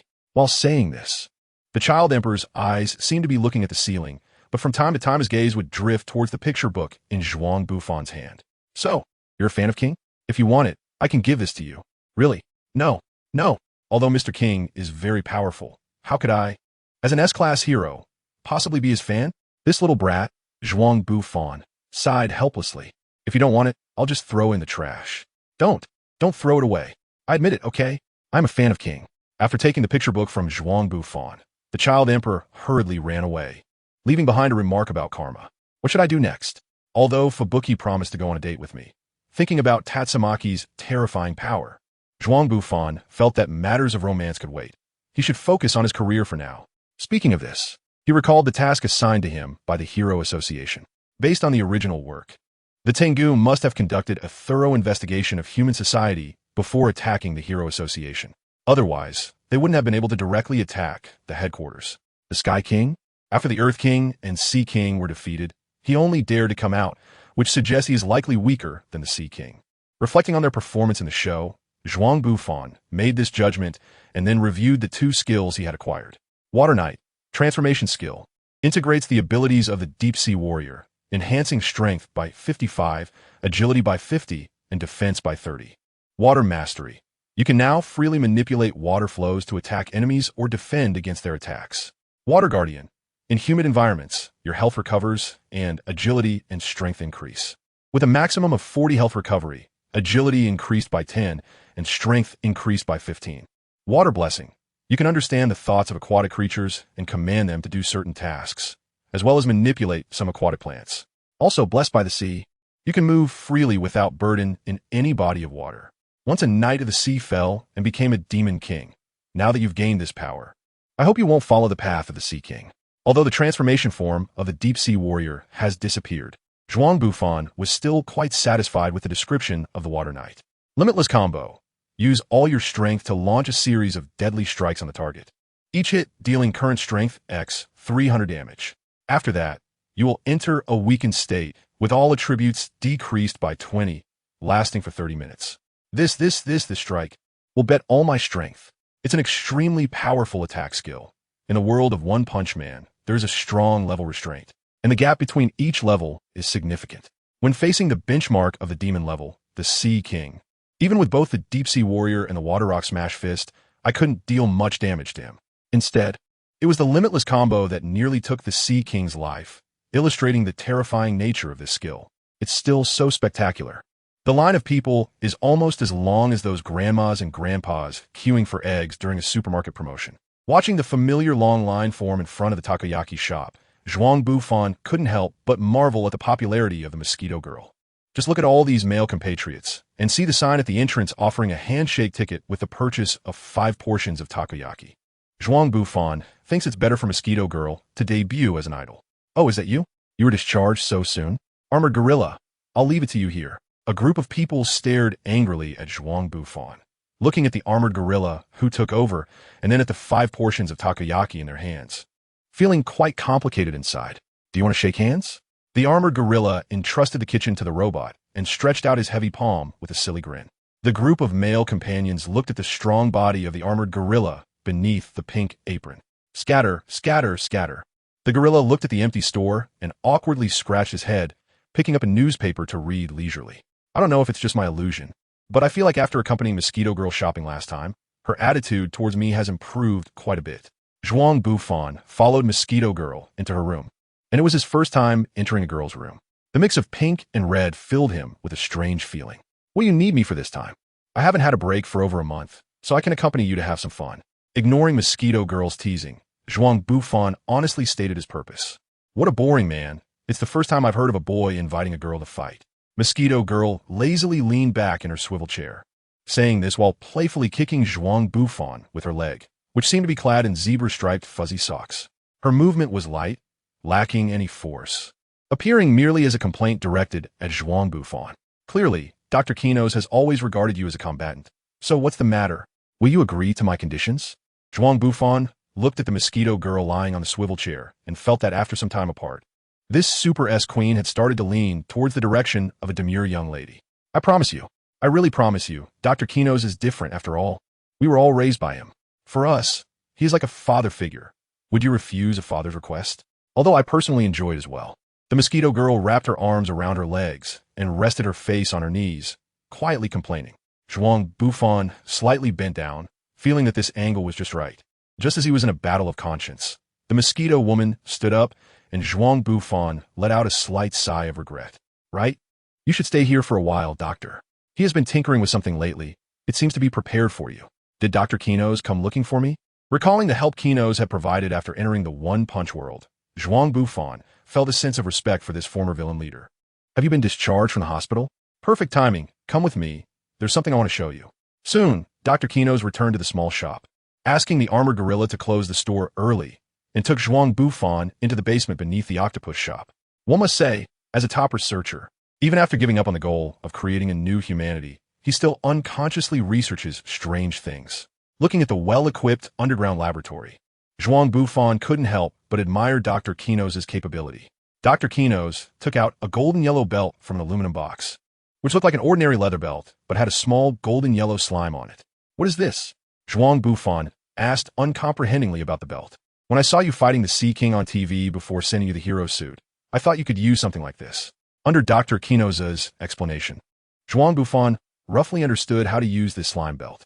The blob of slime on the belt is actually a special type of biological material that, when activated, can change its shape and color in accordance with the user's body. Zhuang Bufan tried out a bit, and without wearing any clothes, the belt transformed into a golden bodysuit that fit snugly on him. In his water knight form, various light golden patterns appeared on his blue leather armor. As for the bearman form, let's not even mention it. Sighed. I've never heard of such a thing. The mosquito girl circled around Zhuang Bufan, constantly examining his belt. How about we discuss giving me the belt? Don't mess around. If you want it, I'll make you one later. The doctor restrained the mosquito girl, who was acting cute towards Zhuang Bufan, and after handing over the belt, learned of his intentions for this trip and led him and the mosquito girl out of the shop. What are you planning to do? Stretching lazily, sharp blades grew around the mosquito girl again. After Dr. Kinos' modifications, she could now freely change her limbs. You don't need to worry about the fighting. I just lack the means to move in the air. It's easy to be kite when attacking the Tengu, so you want me to harass them and try to keep them suppressed in the low airspace? The mosquito girl tilted her head, one hand on her chest, confidently replying, No, no, no. Zhuang Bufan shook his head while taking in the sexy figure of the mosquito woman. To be honest, I lack a mount that can fly in the air. If you don't mind, then sure. The sound of slicing wind echoed from the deserted alley, as a sharp sickle claw was pressed against Zhuang Bufan's neck, and some of his hair was also cut off. I'm sorry, my hand slipped. What were you saying just now? I didn't catch that. Could you please repeat it? Looking at the cold smile on the mosquito woman's face, Zhuang Bufan felt a chill run down his spine and had to swallow back the words he wanted to say. And no, it's nothing. I think your idea is great. Let us fight, as you said, once we find the Tengu. The mosquito woman slowly retracted her sharp sickle claw from her neck. And Zhuang Bufan secretly changed his battle plan. Oh, is that so? I seem to have heard some overly excited monkey just now making some rude demands. And no, you must have misheard. Zhuang Bufan hurriedly shook his head. It seemed you should be a bit more polite to the mosquito woman in the future. Let's go, my children. It seems we've captured some interesting information. The mosquito woman said to Zhuang Bufan. I have to say, apart from her slightly bad temperament, this woman is quite capable in other aspects. Boss, it looks like the Deep Sea King and the Underground King are really dead. The Sky King as companion. The great Tengu excitedly said. In Tengu village, the shrine maiden prophesied the downfall of the two kings. And that was precisely why the Tengu king led his two capable subordinates out to gather intelligence. Haha, since the Deep Sea King is dead and the Underground King is missing, this world will belong to me from now on. The Sky King took a deep swig from the wine gourd beside him and laughed heartily, acting as if the world was already his, without even considering the reasons behind the Deep Sea King's death. I must say, the villains in the One Punch Man world do not have an accurate understanding of their own strength. Their killing intent. The Sky King, who was roasting by the fire, suddenly sensed something. His wings shook, shattering a water sword that had attacked him. His two great Tengu companions were not as fortunate. They were in a completely relaxed state and had consumed a large amount of strong alcohol. Although the Tengu's alcohol tolerance meant that they wouldn't get drunk, it did somewhat dull their reflexes. The sharp water sword pierced through their wings and shot into the bodies of the two great Tengu. This surprise attack, while not injuring the Sky King, did leave his two subordinates wounded, achieving some degree of success. Who is it? The Sky King looked at his injured subordinates and angrily gazed into the depths of the forest. Since you sincerely asked, I will generously tell you. Zhuang Bufan transformed into the form of the Water City Knight, emerging from the woods in a strange pose, while Mosquito Girl stood awkwardly beside him. To prevent the destruction of the world and to protect world peace, he embodied love and true justice as the cute and charming hero, A-class hero Zhuang Bufan. White hole. A white tomorrow is waiting for us. Mosquito Girl ignored this guy who seemed to have lost his mind, overwhelmed by the excessive elements that left her unsure how to respond. It was the first time in her life she had witnessed someone so unreservedly engage in a sneak attack, and an extremely ruthless hero at that. On the other side, Sky King was clearly shocked by this sudden outburst, momentarily at a loss for words. "You little thief, are you the one who ambushed us? If that's the case, come and serve as my side dish to apologize." With a flap of his wings, Sky King summoned a fierce wind that extinguished the campfire, plunging the forest into darkness without the fire's light. Sky King glided at low altitude, using the wind to his advantage, like a hawk eyeing its prey, extending his claws to target Zhuang Bufan's vulnerable ribs. Just when Sky King thought he would succeed, his powerful body crashed into a transparent water wall. He was like a bullet shot in a muddy ground. Although he broke through the water barrier, the rapidly flowing liquid absorbed most of his momentum, slowing his attack on Zhuang Bufan. Seizing this opportunity, Zhuang Bufan executed his tornado/iron fist technique, hoping to dismantle the wings of the approaching Sky King. This guy's trouble. Realizing something was off, Sky King spread his wings wide, flapping them rapidly to ascend. When he was about 15 meters away from Zhuang Bufan, he performed a perfect cobra maneuver, avoiding entering Zhuang Bufan's attack range completely. At the moment he took to the sky, Zhuang Bufan launched his attack. The wind from the tornado/iron fist cut through the air like a sharp blade, aimed at Sky King's wings, which he braced against with his sturdy arms. "Egu, Sango, what are you doing just standing there? Hurry and help me take that guy down." Sky King hovered in the air, questioning his subordinates, as his right arm bore the marks of the slash, blood dripping down. "Boss, seeing his two trembling little brothers flying towards him, Sky King finally understood the situation. The water swords aimed at them contained a large amount of tranquilizer. "You bastard!" Sky King furiously flapped his wings, whipping up a storm that engulfed Zhuang Bufan's position. Zhuang Bufan extracted moisture from the air, manipulating it to flow rapidly and form a water barrier resembling an egg shape, encasing himself and the mosquito woman within. The water shield occasionally had gaps cut into it, but quickly restored itself. However, with the high-frequency wind blades attacking, it was only a matter of time before this fragile water barrier was destroyed. If only there were a river nearby. Zhuang Bufan thought helplessly while looking at the Sky King far above. Can't you think of a way?" The mosquito woman, seeing the precarious barrier, couldn't help but urge Zhuang Bufan to come up with a solution.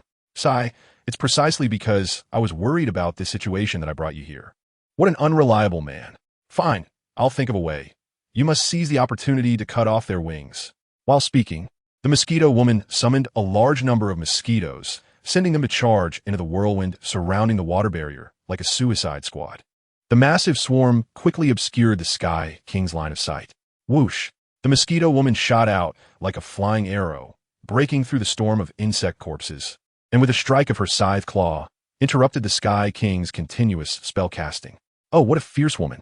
If you surrender now, I can overlook the past and even grant you the opportunity to serve me." Ding! In response, a scythe claw struck, as the Sky King pulled out a shuriken to block the mosquito woman's attack, and the two fell into a brief stalemate. "I have no good feelings for a drunken man. If you are willing to dismantle your own wings, perhaps I will grant you the right to kiss my instep." The mosquito woman, possessing a super female queen personality, naturally would not allow the Sky King to look down on her like this, even if her strength was somewhat inferior. "In that case, you have no need to live." The Sky King's eagle claw stomped on the mosquito woman, forcefully kicking her into the dense forest below, while he gathered energy in his mouth, aiming at the mosquito woman. "Do you think I don't exist?" Zhuang Bufan jumped up from below, like a cannonball striking the Sky Dog King, his right hand transforming into a palm that pressed against the king's jaw. The energy that had been gathering suddenly suffered a violent impact, losing control, and the immense energy exploded in his mouth, blowing off half of the Sky King's face. To avoid the residual explosion affecting himself, Zhuang Bufan forcefully pushed off from the Sky King's body after hitting him and landed back on the ground. The Sky Dog King, with half of his face blown off, continued to fall through the air. Just as he was about to hit the ground, he barely regained consciousness and hurriedly used his wings to float in the air. "Damn it, that guy! I will tear you to pieces." At this moment, the Sky King obviously couldn't speak, but the raging winds around him fully expressed his current feelings. Just as the Sky Dog King was in a fit of impotent rage, The mosquito girl quietly approached him from behind, using a powerful scythe claw to sever two of his wings. Don't think I'll shrink back like a turtle after taking a hit from you. The consequences of angering me will be felt by your body. Without the ability to float, the Sky King kept falling, his last memory of the sky being the cold face of the mosquito girl and her murderous tone. My king. The two Crow Tengu witnessed their king being attacked by the mosquito girl and falling into the forest, just as they were about to rush to his aid. They were blocked by the mosquito girl. I promised Zhuang Bufan that uncouth bastard would be dealt with by him. But you guys, a bloodthirsty smile reappeared on the mosquito girl's face as she touched her lower abdomen with the back of her scythe claw. The marks from the Sky King's eagle talons had not yet healed and were still clearly visible on her skin. I think you need to learn how to treat a lady from your elder. Boom! The Sky King crashed heavily to the ground, and the two pairs of wings on his back were not only his means of soaring through the sky, but also symbols of his royal authority. At the moment the mosquito girl broke his wings, he lost not only his ability to fly, but also his right to lead the Tengu. The fallen Sky King summoned a hurricane, and the powerful wind blades swept through the surrounding forest, as if he intended to take them down with him. His ability to manipulate the wind was not weakened by his injuries. Instead, it became even more ferocious due to his madness. The mosquito girl and the two Crow Tengu fought together, and at that distance, the hurricane's impact on her was quite limited. The helpless Sky King could only lock his target onto the guy in front of him. How can this guy still be so spirited after being blown to pieces? Having achieved significant results, Zhuang Bufan was now considering how to avoid being injured. As for the Sky King, he was just a dying mad dog. And Zhuang Bufan naturally didn't want to risk his life against a mad dog. He had to think of a way to lure him to the hillside, where there was an underground river. Using the moisture, there should be able to take care of this guy. Water armor. With this thought, Zhuang Bufan wrapped the moisture of the water shield around his body, forming a fluid armor, and ran down the mountain, not forgetting to taunt the Sky King. Hee. Can't hit me, can you? I'm off. The Sky King was furious. Because his mouth had been blown off, he couldn't line up a retort against Zhuang Bufan. He could only widen his eyes and stare at Zhuang Bufan, beginning his impotent rage. When a person is in a fit of rage, they lose their rationality. And the Sky King was no exception. Faced with Zhuang Bufan's escape, his mind was filled with only one thought: to catch this little thief, tear his mouth apart, and let him experience the feeling of being unable to speak. Driven by such emotions and thoughts, the Sky King chased after Zhuang Bufan while manipulating wind blades to attack him. The wind blades struck Zhuang Bufan's fluid armor, although they couldn't break the water-made armor. Each hit would send up some water droplets, taking away a portion of the moisture. Under the Sky King's reckless disregard for his life, the frequency of the wind blade attacks increased rapidly. At this rate, Zhuang Bufan's fluid armor couldn't hold out much longer. In about 10 seconds, he would have to withstand the Sky King's attacks with his flesh. Finally, just before the armor broke, Zhuang Bufan felt he was at the designated location. He stopped dodging, allowing the wind blades to attack, while continuing to taunt the Sky King. Haven't you eaten? Please hit harder. The Scrubbing Master's techniques are much better than yours. Even if Zhuang Bufan hadn't said this, the Sky King's anger had already reached its peak, and he wasn't even thinking about whether there was a trap lying in wait for him. The enemy was right in front of him, and his armor had already been broken by his own wind blades, leaving numerous white scars on his body. But the Sky King could no longer endure these ineffective attacks. He wanted to use his own hands to pierce this guy's body. He wanted to wash away the humiliation he had suffered with Zhuang Bufan's blood. Boom! Several water spears broke through the rock layers, penetrating the ground, aiming for the Sky King's ribs, lower body, and his half-blown face. There's killing intent. As the water spears were about to burst forth from the ground, the Sky King sensed the disturbance beneath him. Except for 2 water spears that pierced his ribcage and lodged in his muscles, he managed to evade the rest of the attacks. Water armor binding. The fired water spears transformed into ropes, trying to bind the Sky King's body, but they couldn't completely subdue the frenzied Sky King, who continued to struggle against the water chains, binding him. However, this was enough for Zhuang Bufan. He just needed to ensure he wouldn't be harmed by the Sky King's claws. Limit break combo. The sound of cannons booming against the mountain echoed. The fierce winds dispersed. Dust rose, and in the deep pit, aside from the Sky King's broken body, only his intact wine gourd lay beside him. Target: Enraged Sky King. Enhanced stamina, enhanced agility, enhanced strength. Obtain transformation skill Gale Tengu. Detected that this skill matches the werewolf form, automatically merging into the transformation skill Gale Wolf. Gale Wolf. Transformation skill. A skill formed by merging the werewolf form, possessing the power to manipulate fierce winds, with a power boost of 45, agility boost of 60, and defense increased by 20. Steel fangs and claws. Your nails can easily pierce through heavy steel plates, and even high-intensity stones can be marked by them. Gale power. You can freely manipulate the power of the wind, a capability belonging to the Tengu clan. Wind howl cannon. A secret technique studied by the Tengu clan for many years, capable of compressing air and striking enemies, with attacks enhanced by wind-type abilities and telekinesis. Heart of endurance. Your understanding of ninjutsu is superior to that of ordinary people.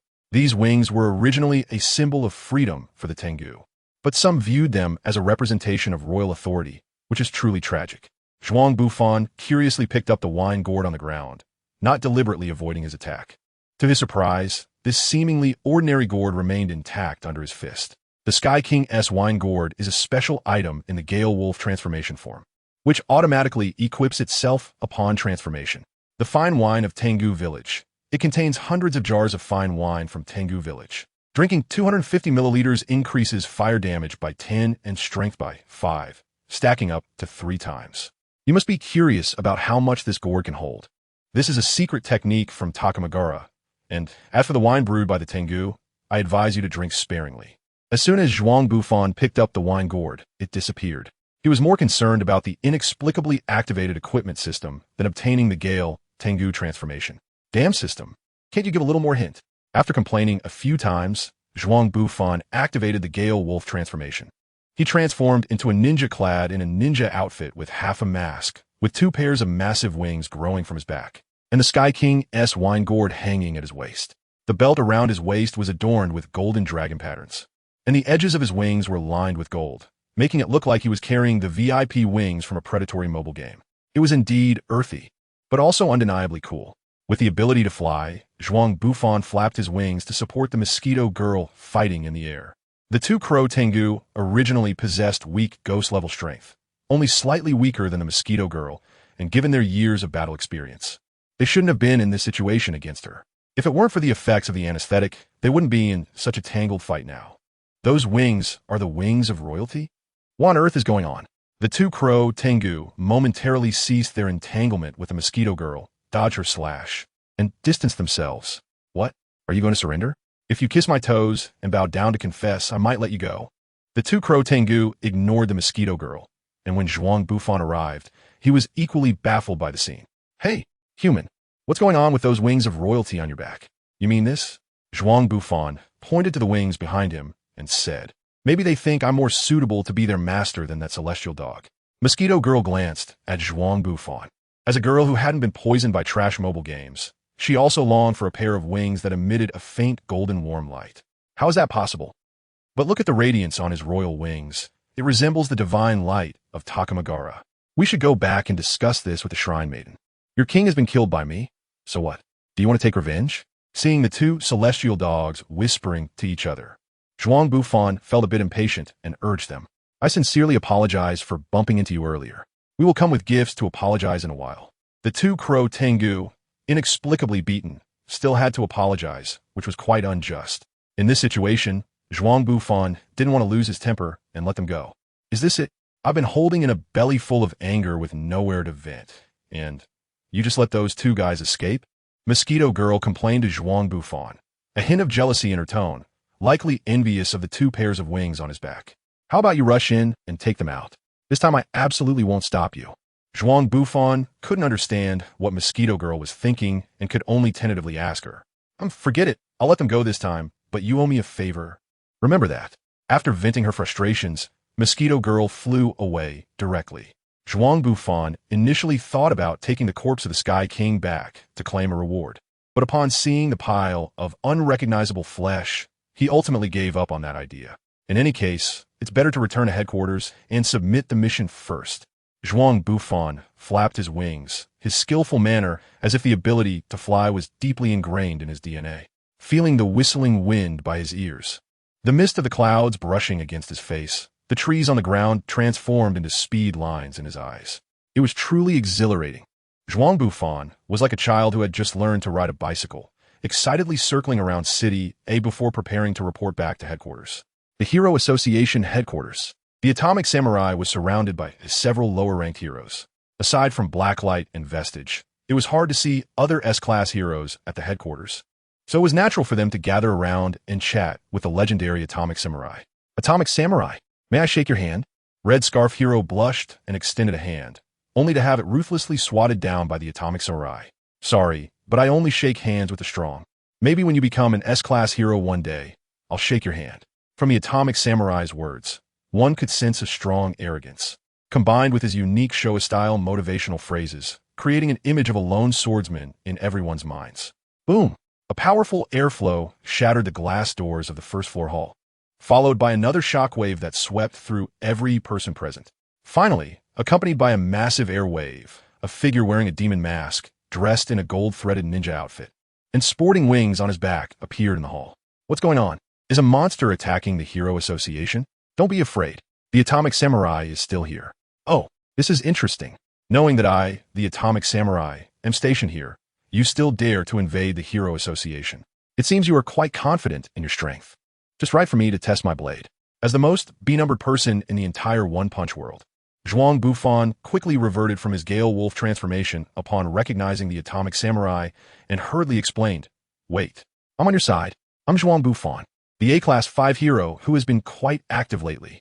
You are Zhuang Bufan, the one who started a relationship with Tornado and then teased her sister in front of her? I thought you had died after failing to be rescued in the hospital. I didn't expect to see you here." Upon hearing this, the Atomic Samurai sheathed his beloved sword and looked at the young man in the yellow tight-fitting suit with surprise. Zhuang Bufan carefully checked his body and, after confirming that he had been attacked again, let out a breath before answering the question from the Atomic Samurai. "Are all you S-class heroes this free? And by the way, Fubuki is my younger sister, and Tatsumaki is my older sister. Speaking of which, how many versions of this rumor have spread? When did I ever abandon Tatsumaki?" Zhuang Bufan really doesn't know how to criticize anymore. I must clarify the rumors here. What if one day a rumor like some Tornado's sister is pregnant with her own child reaches her ears? Zhuang Bufan shivered. "Oh, it's nothing, uncle. I've been through this too, so I understand how you feel," said the Atomic Warrior, stroking his rough beard while patting Zhuang Bufan's shoulder to comfort him. "I really don't want to know about a middle-aged man's romantic history. I am completely innocent with Tornado." The Atomic Warrior smiled and shook his head, signaling him to stop talking, and extended a hand as if he wanted to shake hands. "Nice to meet you, S-Class Rank 4, Atomic Warrior." "Oh." Zhuang Bufan extended a hand and shook hands with the Atomic Warrior in a friendly manner. It was not a big deal, but to those low-level heroes, it was a bit hard to accept. "Mr. Atomic Warrior, don't you usually avoid shaking hands with anyone below S rank?" Red Scarf Hero said somewhat indignantly. "Young man, if you had the courage to reject the confession from the S rank second place, Little Tornado, and flirt with her sister in front of her, I would shake your hand too. I would even be willing to ask you for an autograph." Zhuang Bufan seemed to witness the birth of a new version of a rumor. The Red Scarf Hero hesitated to say something, but ultimately gave up, leaving with slumped shoulders. After bidding farewell to the Atomic Samurai, Zhuang Bufan found a staff member of the Hero Association to report his mission. "You mean you killed that self-proclaimed Sky King?" Shichi found it hard to believe what Zhuang Bufan was saying. Judging from his description, that so-called Sky King was likely a monster comparable to the Deep Sea King. Although the association assessed Zhuang Bufan as a powerful individual with the potential to become an S-class hero, Shichi remained skeptical about the claim that he had transformed into someone capable of easily dealing with demon-level monsters in just over half a month. Regardless, thank you for your effort in making this trip. We will send staff to verify this, and the reward will be issued after the verification. Zhuang Bufan scratched his head awkwardly. "Can I get my payment in advance? I've been a bit tight on cash lately," he said, feeling a bit embarrassed considering his recent expenses. Shichi looked at him without saying a word, and Zhuang Bufan increasingly felt that this guy's earlier words were just to fool him.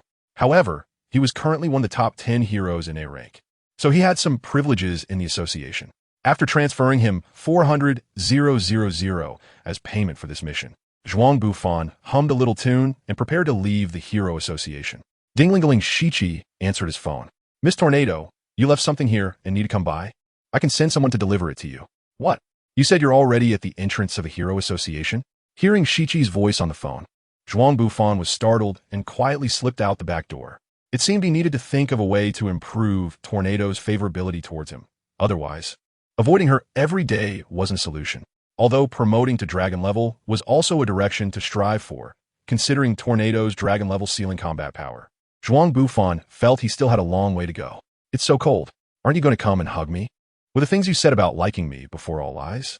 Fubuki wore a pure white dress, topped with a wave-shaped beige sun hat adorned with a vividly blooming lily. Her high-heeled sandals had silk straps that wrapped around her delicate, fair ankles, tying at her smooth calves. The golden silk threads accentuated Fubuki's long legs, and her simple outfit highlighted her sexy figure even more. What's wrong? Afraid of my sister? Standing by the window, Fubuki's pretty face flushed, her breath like orchids, her eyes charmingly captivating, adding a dreamlike beauty under the moonlight. A gust of sea breeze blew past, tousling her hair, lifting her skirt, and swaying the sheer curtains by the window. Witnessing this scene, Zhuang Bufan was convinced that there was no girl in the world purer than her, nor a woman more enchanting. Am I finally going to graduate from being a virgin? Glancing at the wine gourd in his hand, Zhuang Bufan felt tears of emotion welling up. All the hardships he had experienced along the way were worth it, thanks to the selfless contributions of the Sky King. Today he would finally step onto the ladder of adulthood. To explain the situation, let me rewind the time a bit. Fubuki-chan, you should be careful of bad people if you're out so late. Zhuang Bufan, who had just escaped from the back door of the Hero Association, unexpectedly ran into Fubuki as soon as he stepped outside. She seemed to be in a hurry to leave as well. He rarely encountered her at the Hero Association during the day, so she was probably avoiding her sister too. In fact, the Hero Association could provide meeting rooms for hero organizations like Fubuki's, just like the Vest Association, although they wouldn't receive the same treatment. They wouldn't be in a situation of constantly renting rooms either. Now that he thought about it, it was probably because she wanted to avoid Tornado. After all, in her powerful sister's eyes, anything she did seemed as ridiculous as a child's play. Wow, you got out of the hospital so quickly? Seeing Fubuki's flustered appearance, with one hand holding a leather handbag and the other touching her fair neck, she tilted her head to one side, feeling shy about looking directly at Zhuang Bufan. Judging by her slightly flushed face, it seemed she had recalled something embarrassing. I remember you need to take the Shinkansen to your home, right? I also need to take a train back, so let's go together. How about we call a date? Zhuang Bufan thought it was strange how quickly Fubuki's attitude had changed. While he wasn't very emotionally intelligent and had many unrealistic fantasies in his head, he still felt odd about her sudden shift. This doesn't count as the date you promised me, right? I won't waste such a precious opportunity. Had he been seen through? If he had known this girl would be so difficult, he wouldn't have agreed to such a strange thing.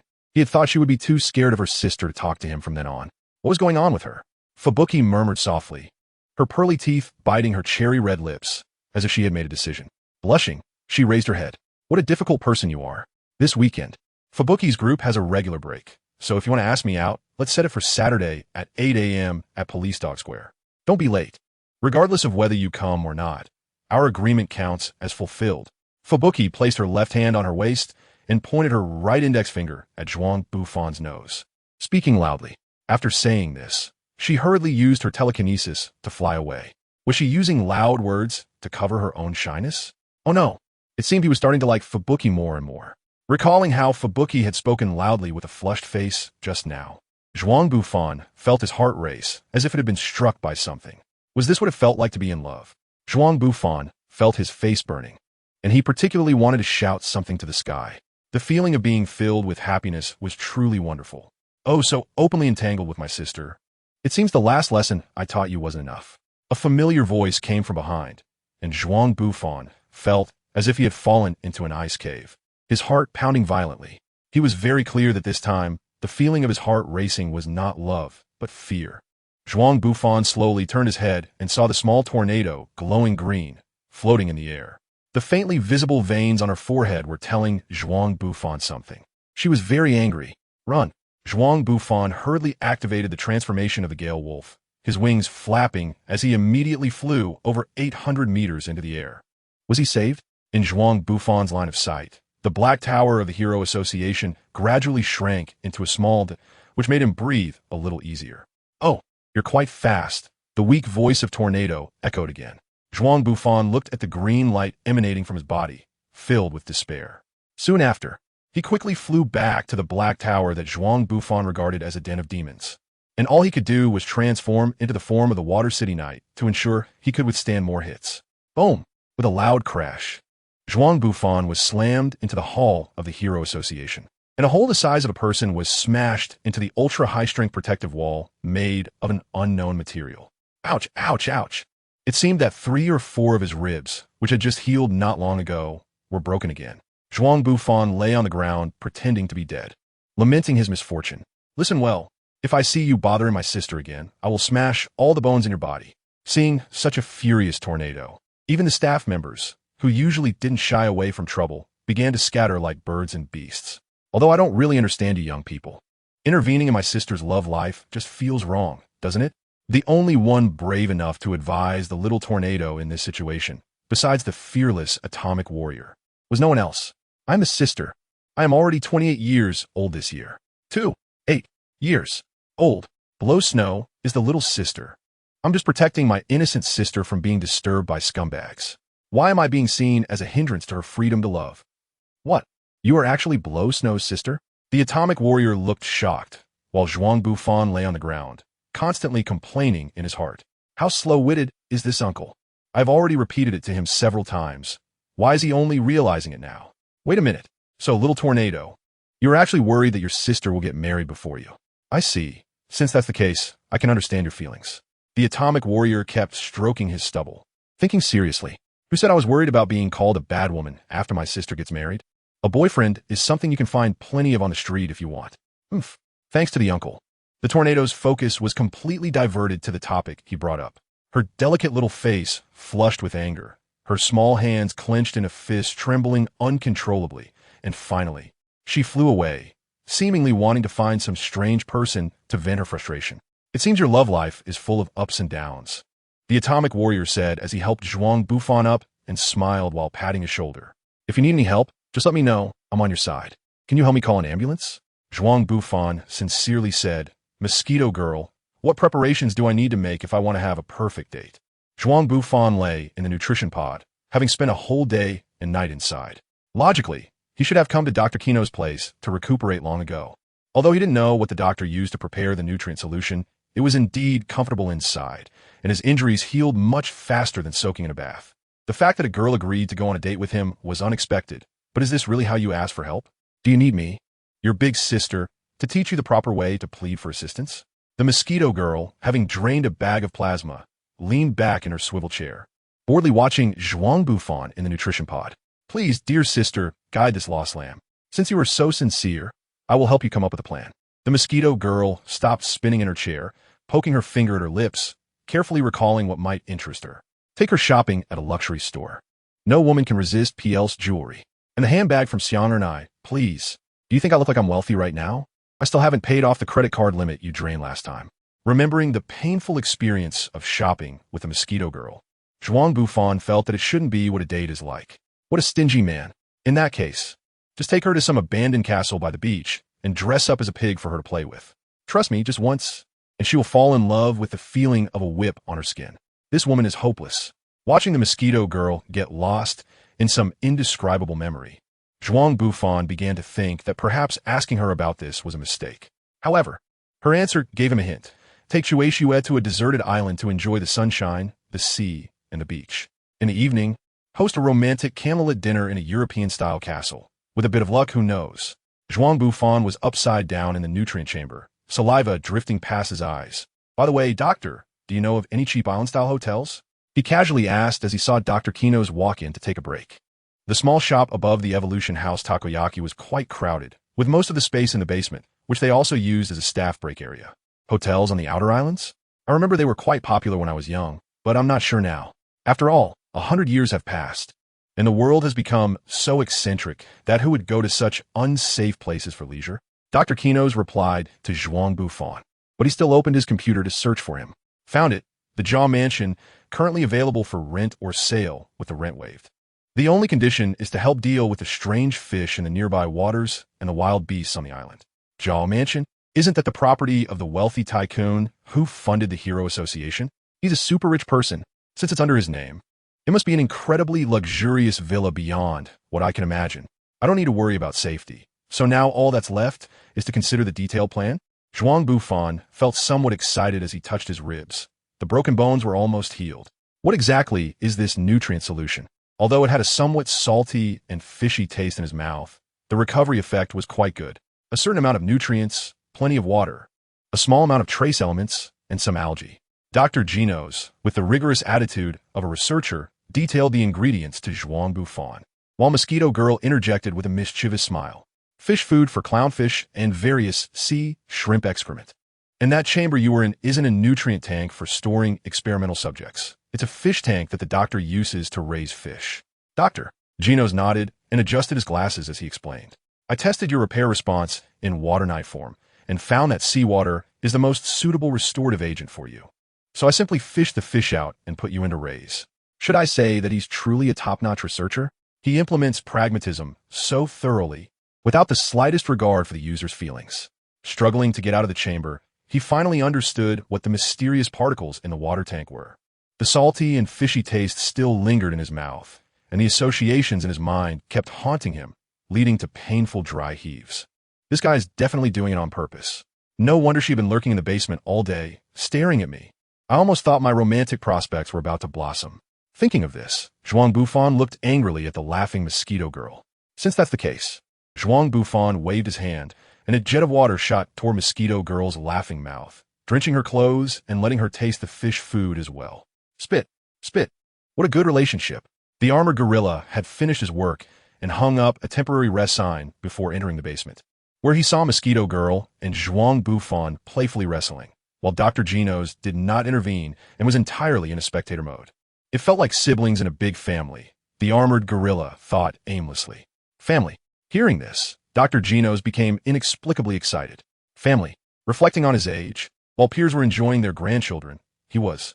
After quickly recalling his dull life, Dr. Ginos finally realized what he was truly pursuing now. Mosquito Girl, enough. Stop it.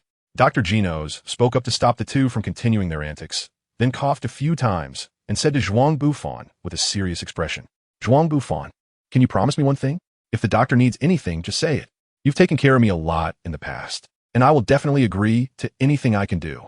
After receiving a positive response, Dr. Ginos' hands trembled slightly as he said to Zhuang Bufan in a hoarse voice, can you call me Grandpa? Grandpa?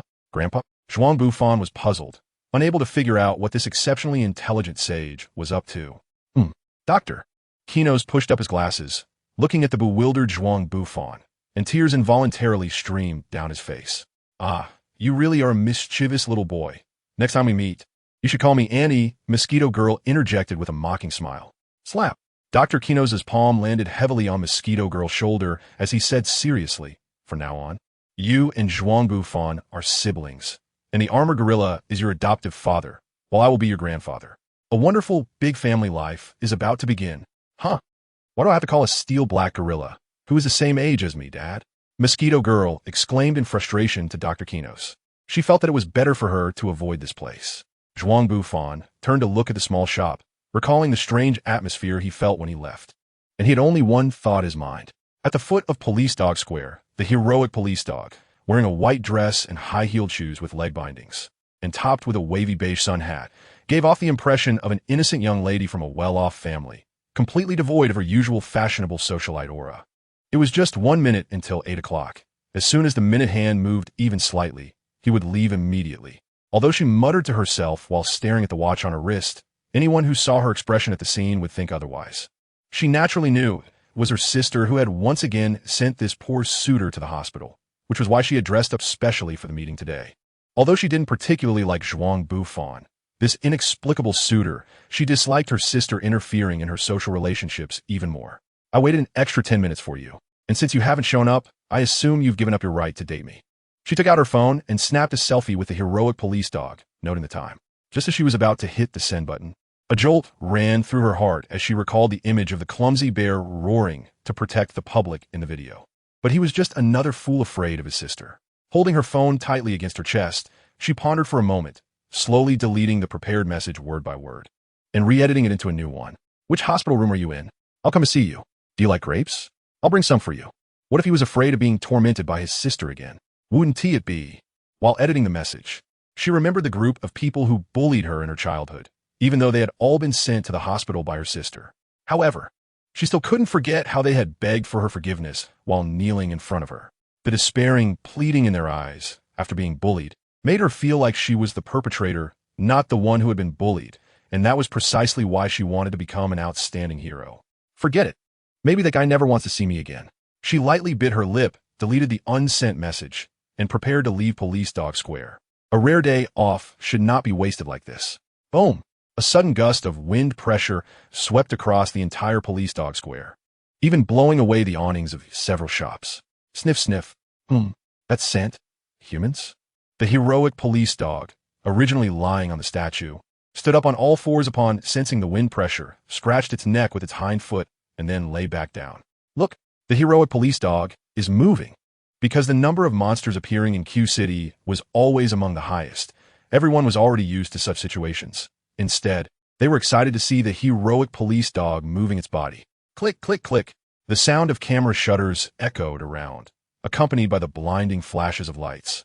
And in all those shots, only one camera was not aimed at the heroic police dog. Oh, when Zhuang Bufan dove in front of Chuexiu, the strong wind pressure disheveled her skirt and kicked up some dust, making it impossible for her to open her eyes. In her panic, Chuexiu had to use one hand to hold down her hat, and the other to press down her skirt that was blown up by the wind. Snap, snap. Before Chuexiu could react, Zhuang Bufan pressed the shutter several times, then put away her camera. This might be the most important memory of their date. Oh, I'm very sorry. I'm a bit late. Zhuang Bufan awkwardly put away his camera and greeted Chuexiu. He couldn't shake off the feeling that there was something a bit excited in her eyes. He never expected that the guy he was going on his first date with would be someone in a tight yellow outfit. It really lacked romance. The train compartment was quite empty, with only 2 or 3 pairs of travelers besides them. Chuexiu glanced at Zhuang Bufan, who was dressed in the yellow tight suit. Feeling utterly hopeless about this date, when he first appeared in front of her, she felt a slight touch of emotion. But it turned out he was just a weirdo with a problem in his head. Zhuang Bufan awkwardly scratched his head. He had been arranging the venue at the Zhuba mansion and the surrounding area for the past few days. The mansion had not been used for quite some time, and he had been cleaning the room until 3:30 this morning, leaving him no time to pick out clothes for himself. The key question was, isn't the hero outfit handsome? Without answering Chuexiu's question, Zhuang Bufan sat there with his hands on his knees, not saying a word, staring intently at the side of Chuexiu's face. If Mosquito Girl were here to see Zhuang Bufan's behavior, as his emotional mentor, she would surely be in despair. This guy really didn't understand girls' feelings. Who stares at someone's face like that on a first date?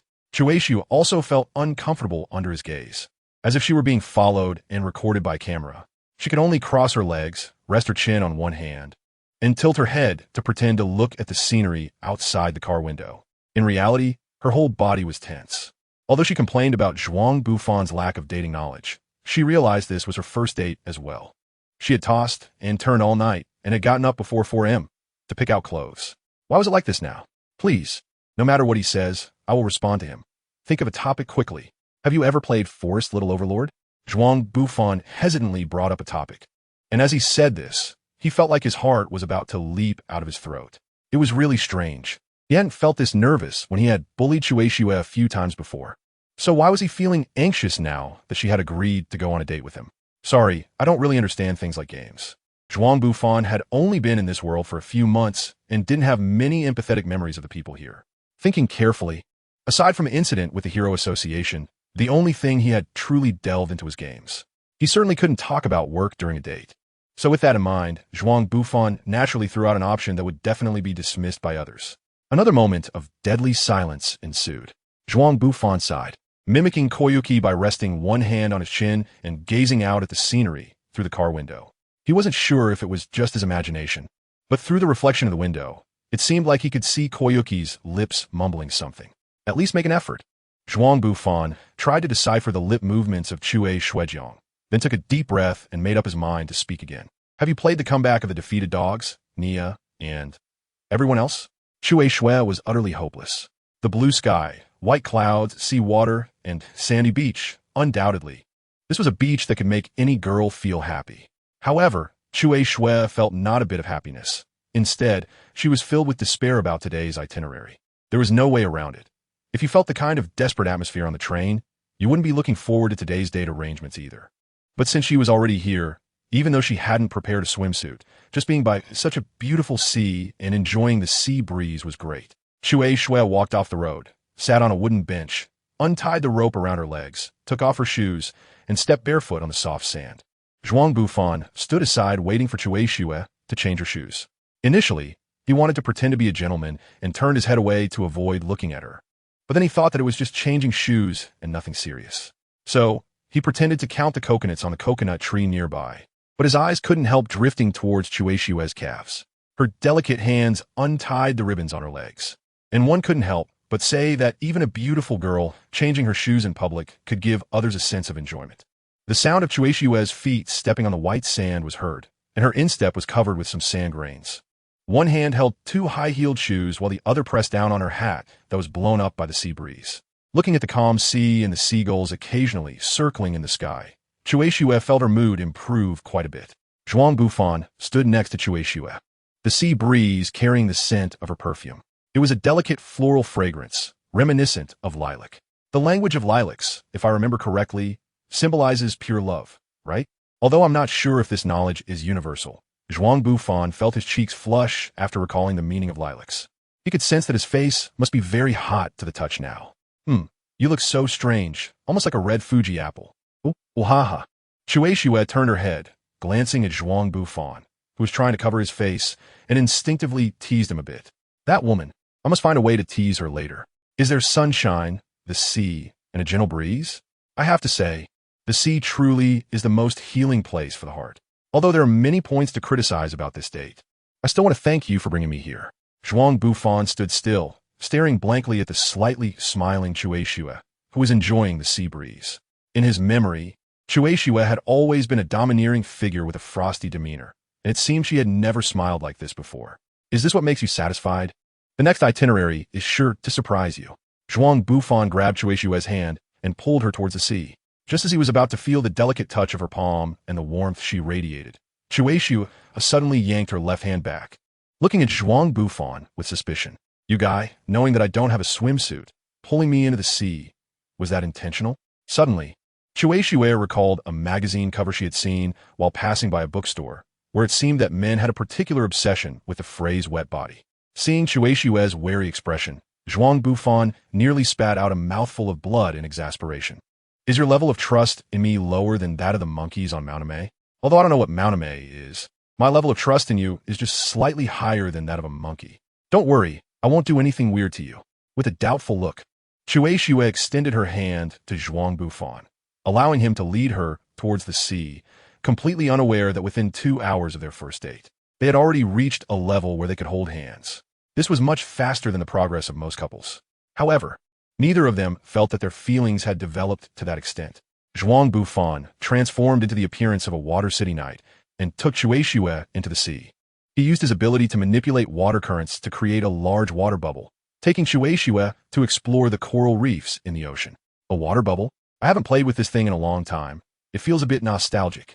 Wait, when did you learn telekinesis? And what's up with that strange transformation? This isn't telekinesis. It's just the ability to manipulate water flow, far inferior to telekinesis.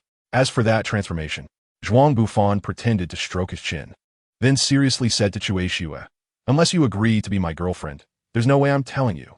Didn't anyone ever tell you that guys who are too calculating won't be popular with girls? It seems like Mosquito Girl said something similar.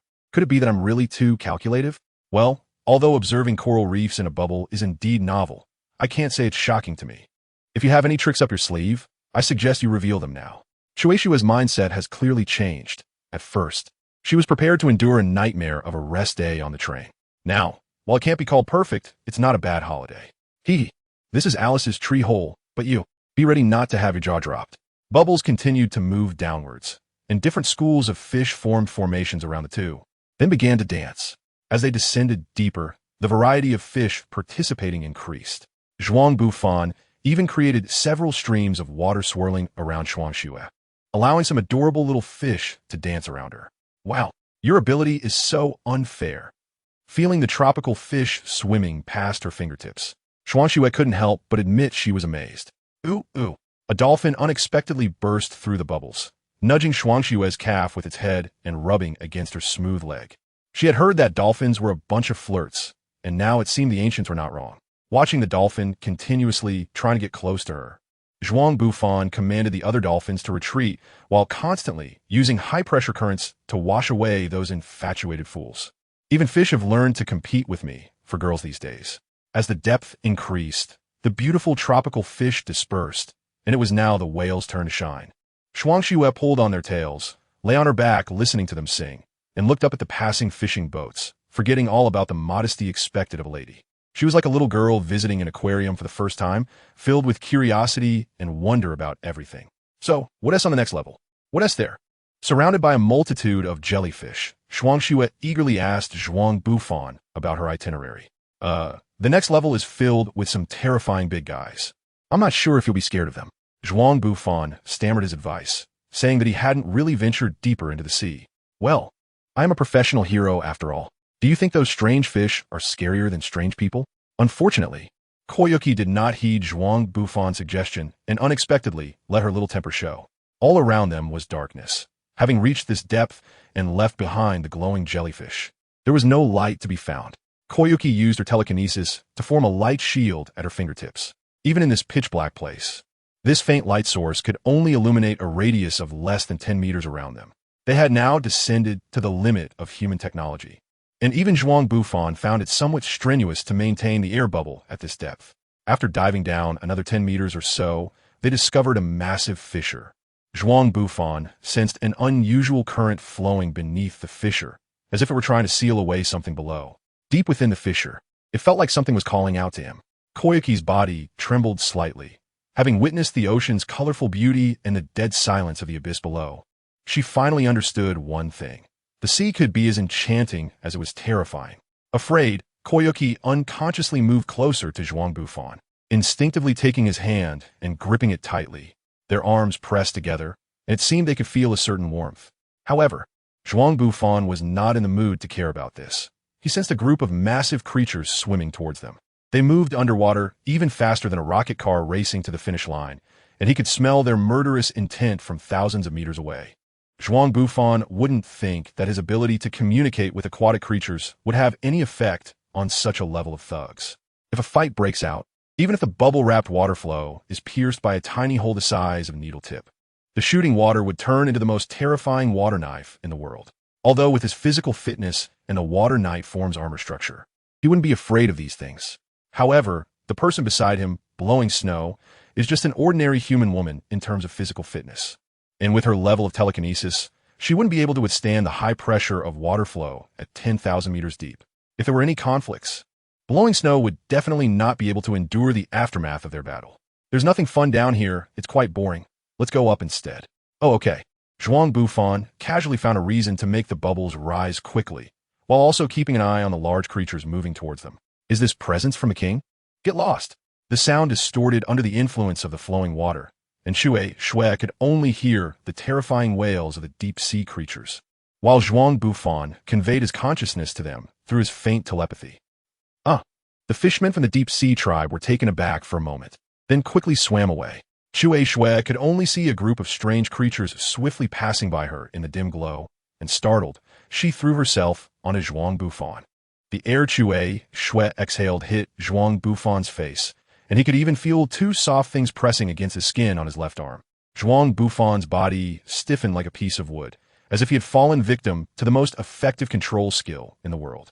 He slightly bent forward, his mind blank. After about a minute, illuminated by the fluorescent jellyfish, Su Shui saw Zhuang Bufan's flushed face and realized what she had just done. She hurriedly stepped back a bit and released her grip on his hand.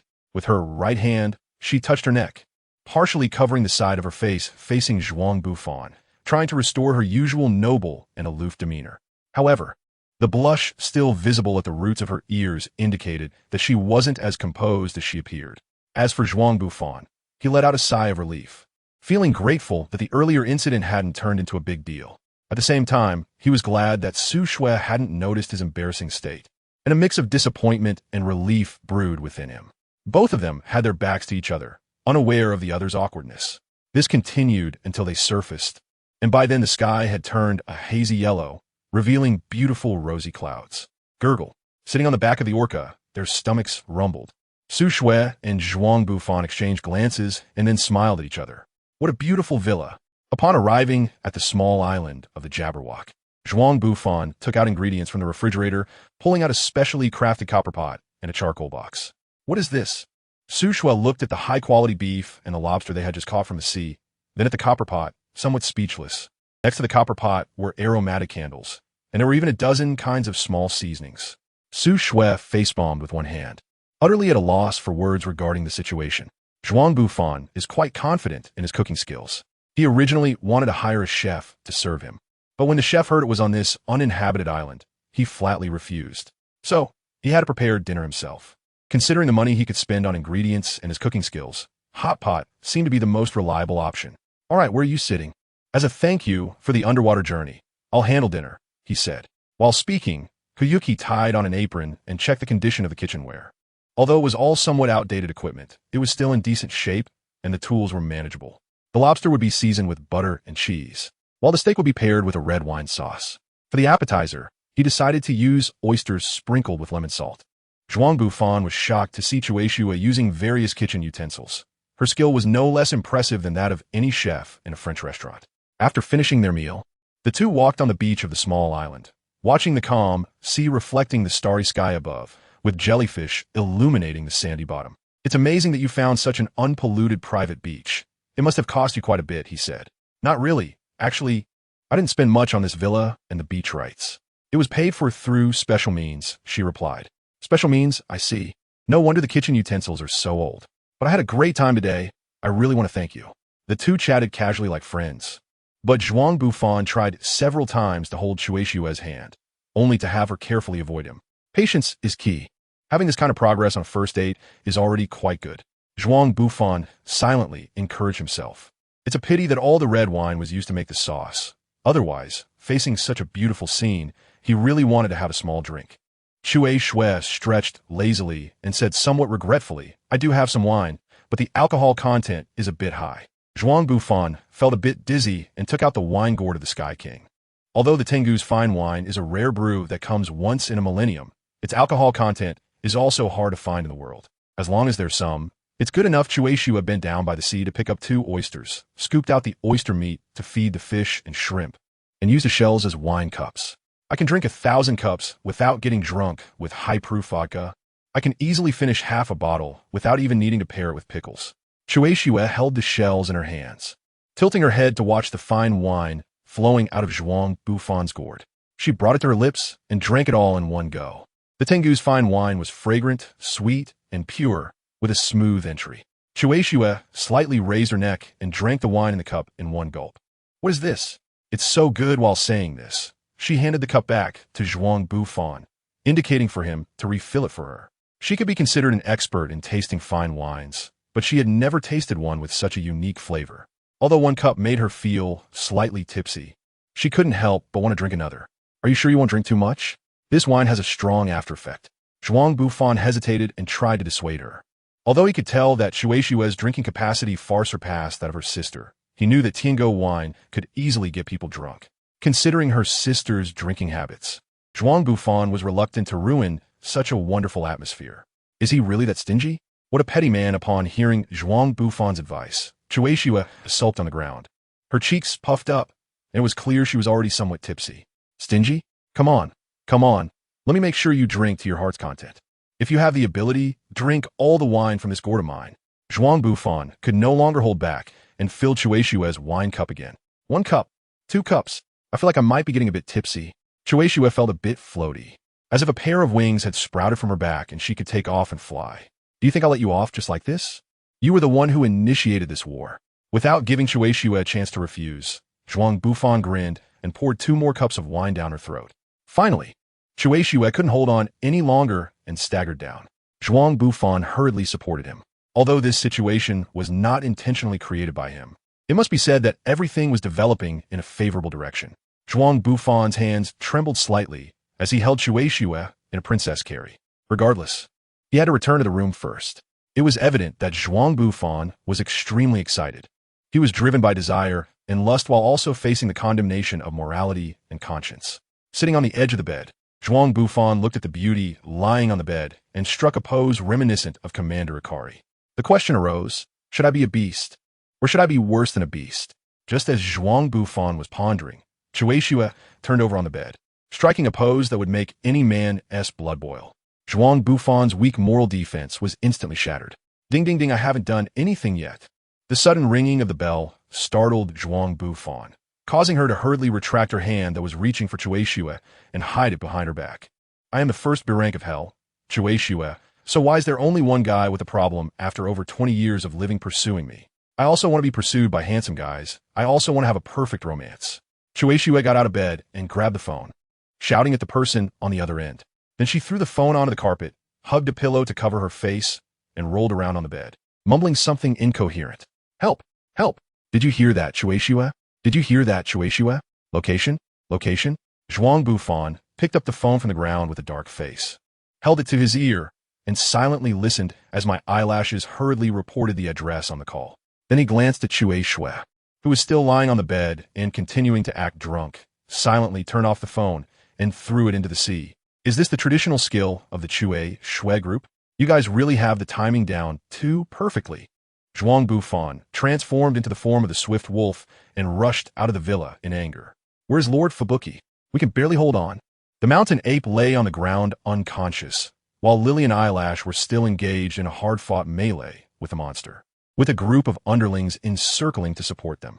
Although the Fubuki team had the numerical advantage, it was clear that they couldn't hold on for much longer.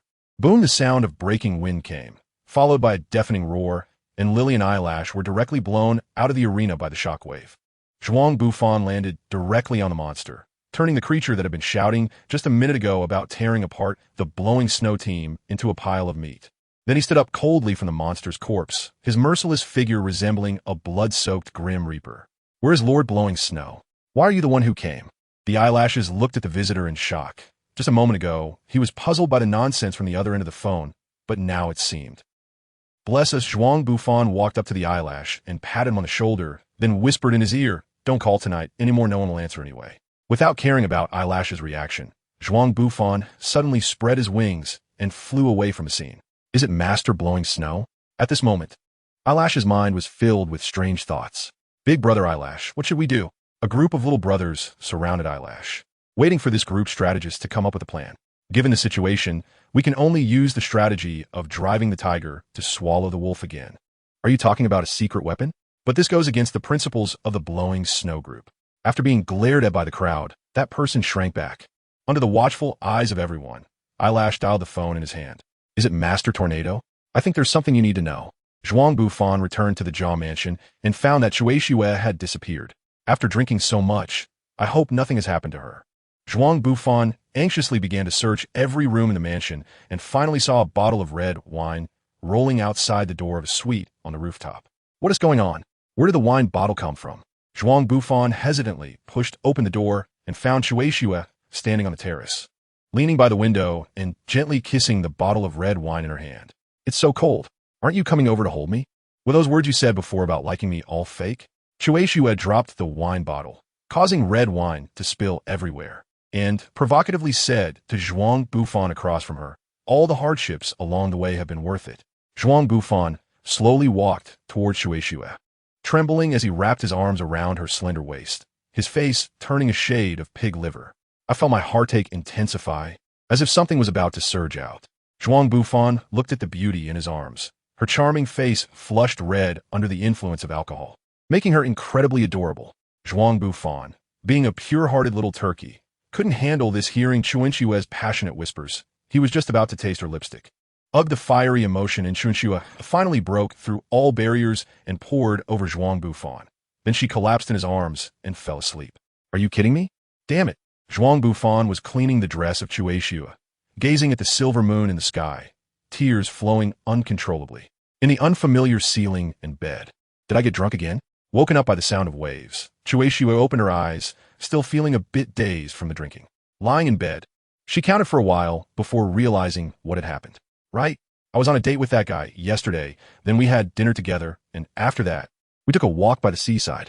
Later, he took out a gourd of wine, and the rest is a blank in my memory. Shueisha shook her head, but her memories were hazy, and glancing at the unfamiliar bed made her realize the seriousness of the situation. That guy, he wouldn't he have? Shueisha suddenly sat up in bed and discovered that the dress she should have been wearing was hanging on the copper rod of the curtains. Her mind was in chaos. And in less than 10 seconds, she managed to get dressed and started searching for Zhuang Bufan in the house. "Oh, you're up quite early, huh? Breakfast is bacon and eggs with white porridge. With my cooking skills, this is the best I can do if you don't mind. Come and eat." Shueishuo didn't respond, and a hint of blush appeared on her angry face. The knife and fork on the dining table trembled slightly, and then several beams of white light appeared around Shueishuo. The wind stirred by the knife slightly tousled Shueishuo's hair, and it seemed she was about to launch an attack on Zhuang Bufan at any moment. "What'd you do to me last night?" Zhuang Bufan looked at the angry Kaze, feeling a bit weary. He served her a bowl of plain congee and replied weakly, "I helped your dear teammate eliminate a tiger-level monster, repaired the wine cellar you damaged, and cleaned up the mess after you vomited. Did you really not do anything you shouldn't have yesterday? Didn't you see anything you shouldn't have seen?" Kaze paused her knife, covering her face with one hand. After Zhuang Bufan's reminder, she recalled some things from last night. "Oh my god, what had she done? I'm a gentleman. I would never take advantage of someone in distress. By the way, how much do you distrust me? If I really did something, do you think you would have woken up this morning still wearing your clothes?" Kaze looked at Zhuang Bufan suspiciously, but he did have a point. By her judgment, this guy shouldn't have passed up such a good opportunity. "Really?" Kaze asked, unwilling to let it go. "Of course it's true. I have to say, your drinking tolerance is really terrible, that's for sure." Zhuang Bufan initially wanted to say that she resembled her sister, Regine, but considering the complicated feelings between the sisters, he decided not to complicate things further. He picked up the prepared rice porridge and handed it to the complex-faced Fubuki. "Drinking a little thin rice porridge after a night of drinking is good for the stomach. Thank you." Fubuki hesitated for a moment, but ultimately accepted the small bowl handed over by Zhuang Bufan, cradling it with both hands and sipping it little by little. "Why do you keep bothering me? Aren't you afraid of my sister?" Zhuang Bufan imagined the terrifying figure of Tornado after hearing Fubuki's words, and he choked on his porridge, coughing violently. "Cough, cough. Are you okay?" Fubuki walked over and gently patted Zhuang Bufan's back. To be honest, this date was an unexpected event. After 2 hospitalizations, Tornado seemed scarier to him than the Saitama Demon King. However, he couldn't miss this opportunity. Wouldn't you want Fubuki, who was right in front of you? Until now, he hadn't figured out how to approach Tornado. He thought it might be better to find a place to hide for a while. Although he thought this in his heart, he couldn't say it out loud. He turned around, took Fubuki's hands, and sincerely said to her, "No matter how powerful the force is, it can't stop my feelings for you. Even if Miss Tornado is right in front of me, I want to express my love for you. So, will you agree to be my girlfriend?" Fubuki looked into Zhuang Bufan's eyes. Although his words were quite cliché, her heart was indeed touched a little. "No, I'm not that kind of cheap woman, but I can consider elevating your status a bit. Let me think. From the perverted weirdo with problems in his head to a barely usable servant, that should work." Zhuang Bufan's brow twitched, feeling that his relationship with Shueishuo was developing in some strange directions. He secretly decided that he absolutely could not let Shueishuo meet that mosquito girl. Just as Zhuang Bufan was contemplating how to charm Shueishuo and promising himself another date, he noticed Shueishuo frowning and getting up to look out the window. "I can sense my sister's presence. It seems you have an opportunity to prove yourself in front of her." Just as he was saying this, Shueishuo turned her head back and found that Zhuang Bufan, who had been sitting at the dining table, had disappeared. Shortly after, the sound of splashing water reached her ears. Following the sound to the balcony, she could still see the ripples from Zhuang Bufan entering the water. "What the heck, looks like you're still quite afraid of my sister," just as Shueishuo was about to go back and finish her breakfast. Zhuang Bufan popped up from the water and hurriedly asked her a question. "I wonder if I can invite the beautiful Miss Shueishuo out again? Think about how to explain yourself to my sister. First, I really don't want to see a note on your death report stating that you unfortunately perished because of a date with me. You're the one who tricked my sister, right? It seems necessary to show you what your bones look like." The sound of Tornado's voice came from a distance, and Zhuang Bufan had long since vanished. After a few scoldings from Tornado, Shueishuo returned home with her. And aside from learning that this terrifying sister would be moving in with her, nothing much had changed. However, seeing her sister's slightly dark circles under her eyes, Shueishuo could only agree to the proposal. "By the way, if that guy's going to help clean the vomit off my clothes, doesn't that mean he took them off me himself?" Upon returning home, Shueishuo suddenly realized something important. With her understanding of Zhuang Bufan, he would definitely. Thinking of this, Shueishuo's face darkened, and she pulled out the doll with Zhuang Bufan's photo from the warehouse. "Hell, Silver Snake. Huh." Zhuang Bufan returned to the trench he had dived into with blowing snow yesterday. He could feel something down there calling out to him. Although the matter with blowing snow had temporarily come to a halt, Zhuang Bufan had no doubt that when Tornado saw him next time, he would be neatly folded in half 8 times. He still needed to improve his strength. Zhuang Bufan sighed and continued to dive deeper. From the information gathered from the Water City Night and the Tengu, it seemed that there might really be some mysterious secret realms in this world that could enhance one's strength. This underwater abyss could possibly be such a place. The currents in the abyss formed a uniquely special barrier, blocking Zhuang Bufan's path. Even with his ability to control water flow, he couldn't manipulate this peculiar current. In desperation, he had to attempt to break through the water flow with his physical body.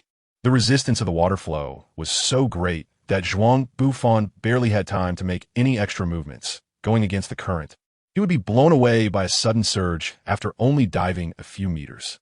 What exactly is down here? After absorbing the power of the Sky King, Zhuang Bufan's physical qualities had already surpassed those of the Deep Sea King by several notches. In the state of the Water City Night, he was not weaker than the second stage of the insect god. It wasn't an exaggeration to say that he was at the ceiling of the Ghost Peak. With such powerful strength and a water flow affinity form, it was surprising that he had encountered difficulties in this trench. Zhuang Bufan felt it necessary to understand the situation of this underwater abyss. With this in mind, he planned to ask the Deep Sea clan members who had suddenly appeared yesterday for information. They had lived here for a long time and might know something. The underwater world had no light at all. Zhuang Bufan sensed the biological activities within hundreds of meters around him through his water flow control. Continuously searching for information about large creatures at a speed exceeding 60 knots, he finally detected a group of creatures lingering about 300 meters away from him. Hesitating to approach, only when he actively moved towards their direction did the group cautiously come closer. "Are you the king? Is there anything we can do to assist your highness?" A warrior from the Deep Sea clan tentatively inquired about Zhuang Bufan's intentions. The death of the Deep Sea King on the ground was already common knowledge among their clan.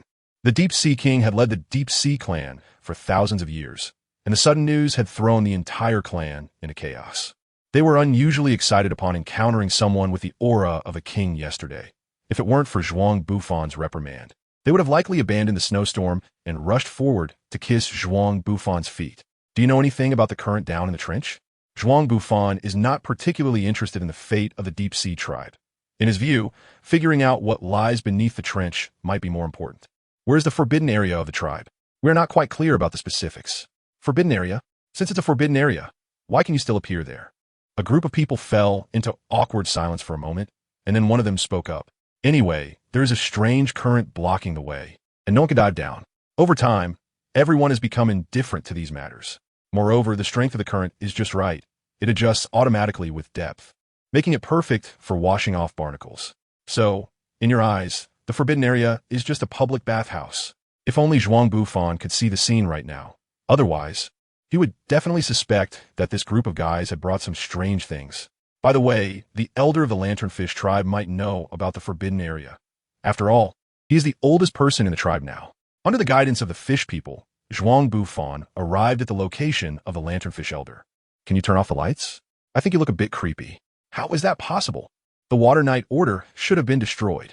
The Lanternfish seemed not to hear Zhuang Bufan's words and looked at him in shock, sniffing his scent with its nose. If it weren't for Zhuang Bufan's strong objections, it would have wanted to carefully touch Zhuang Bufan's skin. "If you are done with your business, could you explain to me? I apologize for my rudeness." "Your Highness the Knight. Just call me Zhuang Bufan, by the way. What exactly is in that forbidden area? And what is the Water Knight order you mentioned?" Seeing the Lanternfish awkwardly change its words, Zhuang Bufan could roughly guess how the Deep Sea King established his throne.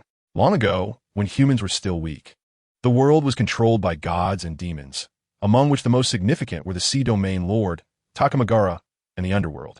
The Deep Sea King, the Sky King, and the Underworld King.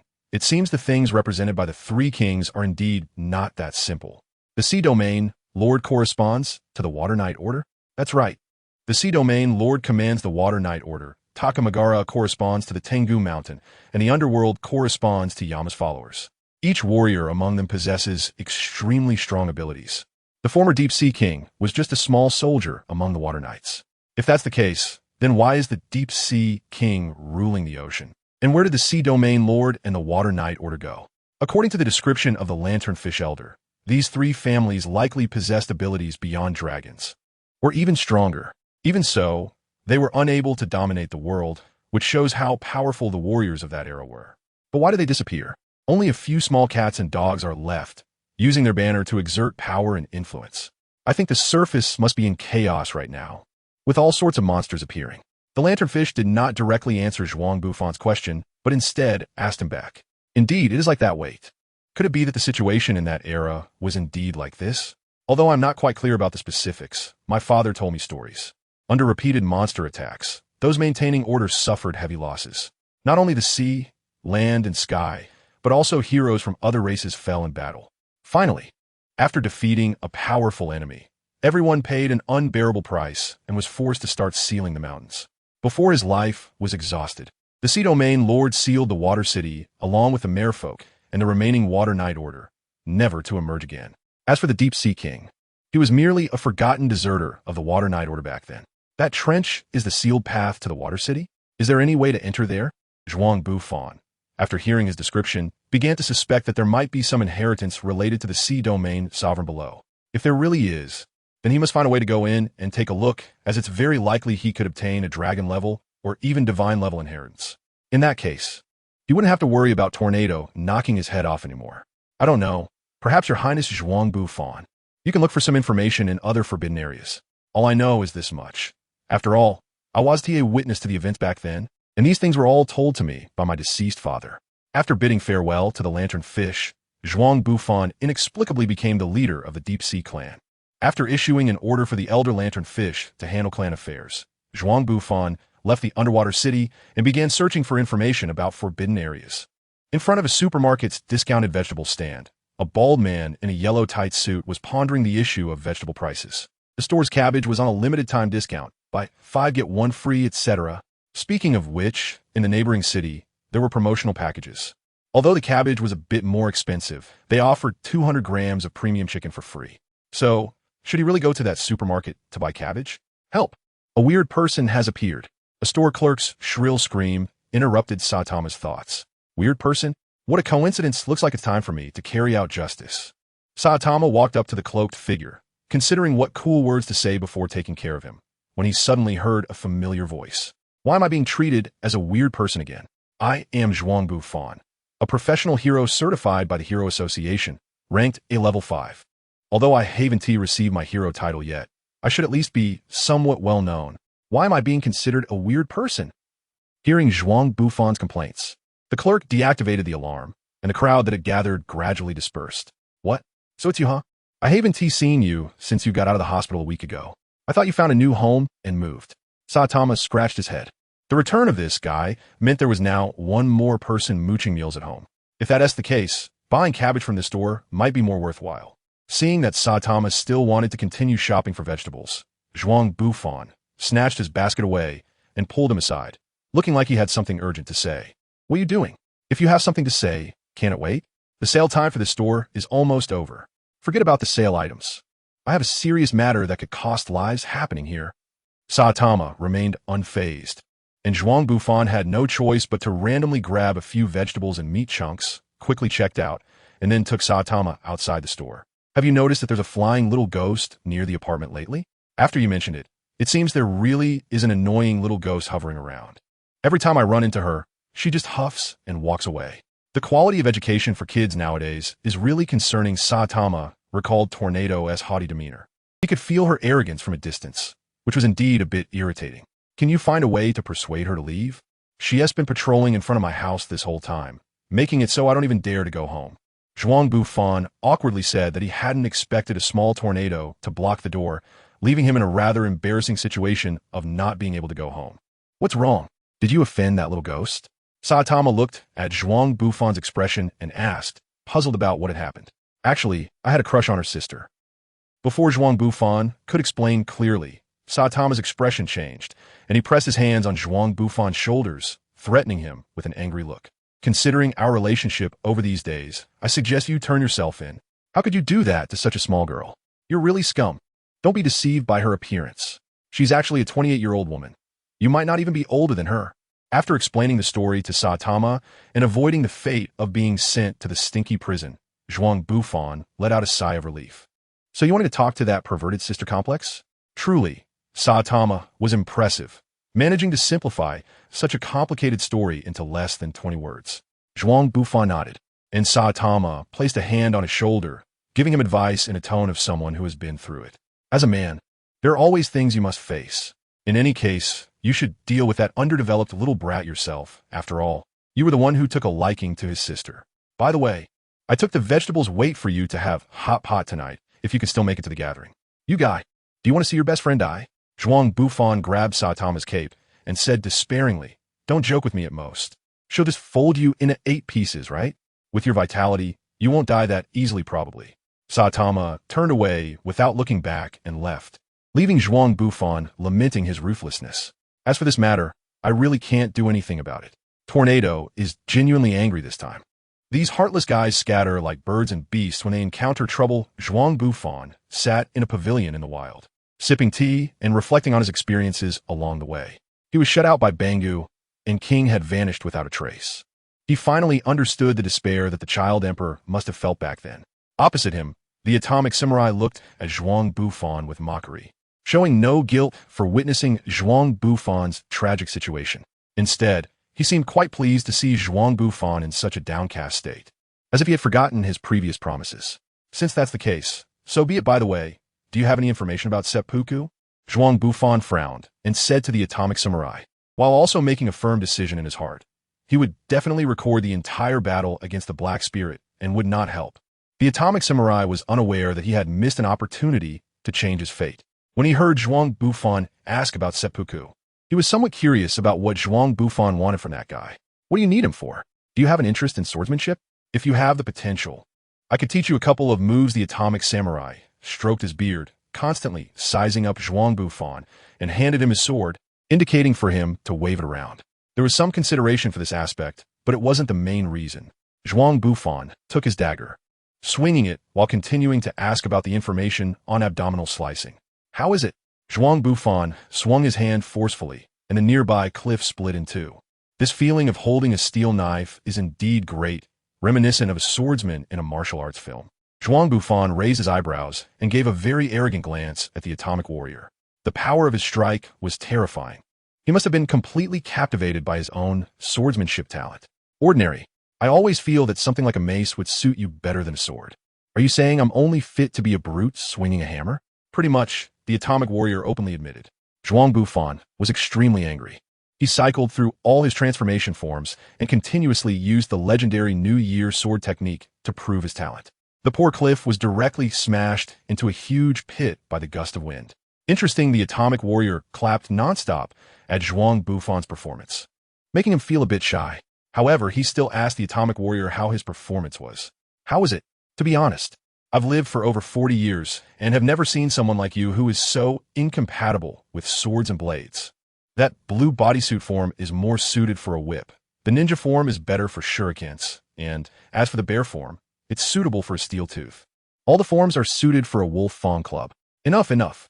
Zhuang Bufan expressed that he no longer wanted to listen, and after obtaining the information about the belly cut, he hurriedly left the side of the atomic warrior.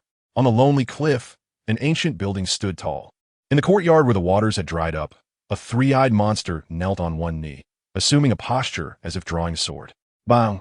The startled deer fell to the ground, producing a sound of white noise. At the same time, a flash of white light appeared, and the iron stone wall, covered in sword marks, was also split in half. This is the power I have longed for. The long knife was not sheathed. The belly cut held the hilt in reverse, carefully examining the treasured blade in his hand, the mirror-like blade reflecting his current appearance. Fierce, menacing, like a demon in the world. For a moment, the belly cut did not know whether he was admiring the sword or himself. Decades of cultivation without any progress, ultimately falling into the demonic path. Is this the fate of the wielder of the demon sword? The belly cut gazed at the reflection on the blade, murmuring to himself. Those words were melancholic. He did not mind. Years of cultivation without any gains had already worn down his temperament. Even if the big snake had not sent that item, he would eventually have become like this. The big snake indeed played a good game, thinking that a piece of monster cell could make me serve him in breaking through the sword cave and mastering the supreme sword techniques of the gods and Buddhas. The first to test the sword would be you. As he spoke, the belly cut suddenly swung his sword, cutting through the Buddhist altar in the room, revealing an ancient book lying quietly within. But before that, I should first unify the Sword Saint Society. Consider it a grand gift for the big snake on his way to the Yellow Springs. Clap, clap, clap. Strange applause echoed in the quiet courtyard. And Zhuang Bufan walked out from the back room, yawning and greeting the belly cut. No matter what, I really have to thank you. I didn't expect to receive so many unexpected surprises from you. Who are you? How did you end up in my home? The belly cut sheathed his sword. This was not an act of goodwill. On the contrary, a sword in the sheath was more convenient for him to use his sword-drawing skills. I came last night. I have to say your tatami is really hard, and your snoring is quite loud, making it hard for me to sleep well. But to be fair, your rice bran cucumber is quite tasty. Is that so? Well, at least it made for a full ghost. Supersonic sword-drawing slash. After saying this, the belly cut's 3 eyes widened, and a cold light slashed towards Zhuang Bufan's position. Zhuang Bufan had no chance to dodge at all. Although the supersonic sword draw was mocked countless times in the original work, it was because he was facing an atomic warrior who could slay dragon-level monsters purely with sword skills. It does not mean that his strength is inferior to other ghost-level monsters. The supersonic sword draw is, in fact, a super strong slashing technique. However, Zhuang Bufan never intended to evade. The sharp sword energy easily broke through several layers of water walls and pierced through Zhuang Bufan's fluid armor, getting lodged in the muscle of his forearm. Huh. Oof. Bachi, surprised that his initial strike failed, didn't pay too much attention to it. He increased the force in his hand, and the blade stuck in Zhuang Bufan's forearm actually showed signs of movement. Water Spear. Seeing this situation, Zhuang Bufan quickly manipulated the water flow to attack Bachi's arm. Compared to the Deep Sea King and the Sky King, Bachi's skin was much more fragile, and the blade was still pinned by Zhuang Bufan, unable to swing for a block. The water spear successfully pierced through Bachi's handbone, and the demon sword in his hand was knocked away. Zhuang Bufan looked at the deep, bone-visible scars on his forearm, clearly realizing that he had misjudged the strength of Fuchi, leading to some errors in his combat strategy. However, this was still much better than Fuchi's judgment of him. As a swordsman, having his dominant hand incapacitated was undoubtedly the most critical blow. Nevertheless, being a renowned sword master for decades, his tactical awareness and reflexes were top-notch. With a roll, he picked up the spider cutter with his left hand, slashing away the water spears that kept attacking him while quickly retreating. Although the occasional water spear pierced his skin and added new wounds, it didn't cause him too much trouble. Fighting while retreating, he truly had the air of someone trying to escape alive. Want to run? It's not that easy. Although the water flow didn't create an opportunity for binding under Fuchi's attack, it didn't mean Zhuang Bufan had lost his ability to restrict him. The wind was rising. The water blades attacking Fuchi scattered everywhere. But the seasoned warrior did not feel joy. Instead, he sensed the hidden killing intent in the wind. This is bad. The situation is unusual. The surging wind blades came at him from all directions, leaving Fuchi no room to escape, forcing him to choose a spot with his back against a cliff to face the incoming wind blades with all his strength. You coward. If you have the guts, come out and fight me to the death. Don't use these despicable tricks. Fine, but I'm unarmed. You throw away your weapon first, and then we can have an honorable duel. Zhuang Bufan pretended to agree from 400 meters away in the air, but the frequency of the wind blade attacks showed no sign of decreasing. You guy, I'm a swordsman. How could I possibly not use my sword? Why don't you go get a famous blade from my house? I swear in the name of the Sword Saint Association, I will definitely not run away and will fight you to the finish. Zhuang Bufan didn't reply and just smiled at him with a hee-hee, clearly not believing his nonsense. However, to be fair, this way of attacking does seem a bit problematic. Zhuang Bufan observed the state of the abdominal cut and continued to hold on for a complete hour without any issues. Moreover, such a high frequency of slashing and countering would also cause some wear on Zhuang Bufan's treasured sword.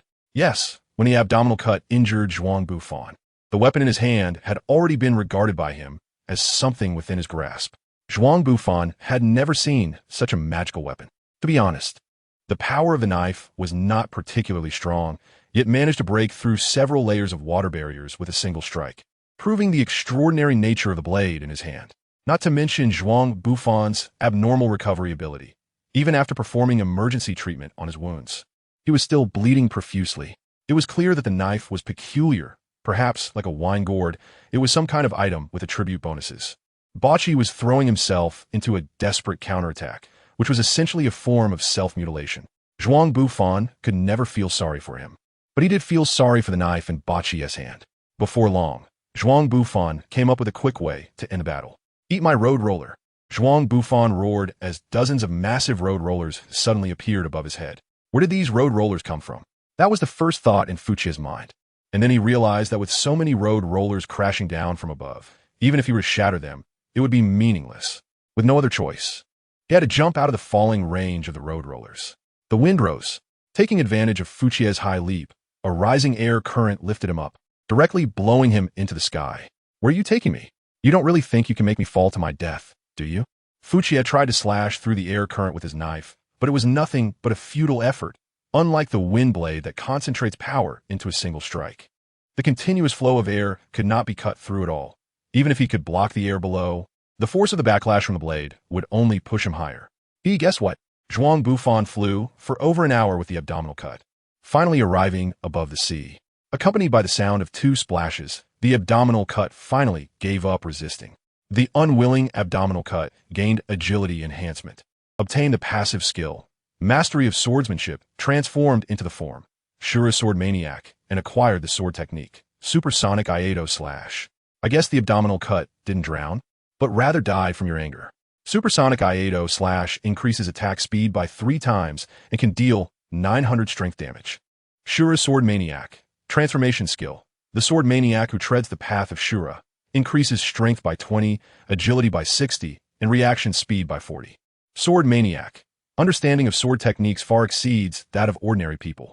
Path of Shura, only through continuous battles can your sword techniques grow. Sword Heart, the sword is like my heart, the sword is like my will. Increases telekinesis resistance by 40. Sword techniques carry a portion of mental attack, and speeds up the ability to see through moves by 20. The Path of Shura, where countless bones are buried for a general success, further drenched in blood and storms. Take a moment to think about the fate of the abdominal cut demon sword. Spider cut increases damage by 60, adds sharpness effect, adds curse poison effect, and adds mental suppression effect. Crafted by the renowned demon swordsmith Muramasa, the first strike cleave from the top of the head to the knees of the sinner. After defeating the spider demon, the soul is sealed within the sword, making it exceptionally sharp even among demon swords with an unknown master. He confirmed the Shura Sword Maniac skill, and to be honest, it's very weak, extremely weak, not comparable to the 2 transformation skills he commonly uses. And it doesn't seem like a transformation form extracted from a demon-level monster at all. However, the increased reaction speed, telekinesis resistance, and speed of seeing through moves are all extremely rare attributes, barely useful moreover. This weak abdominal cut only provided agility enhancement. The demon-level monsters Zhuang Bufan has slain, apart from the Deep Sea King, are only the Sky King left. These 2 are completely different species. It's understandable that their physical qualities are enhanced.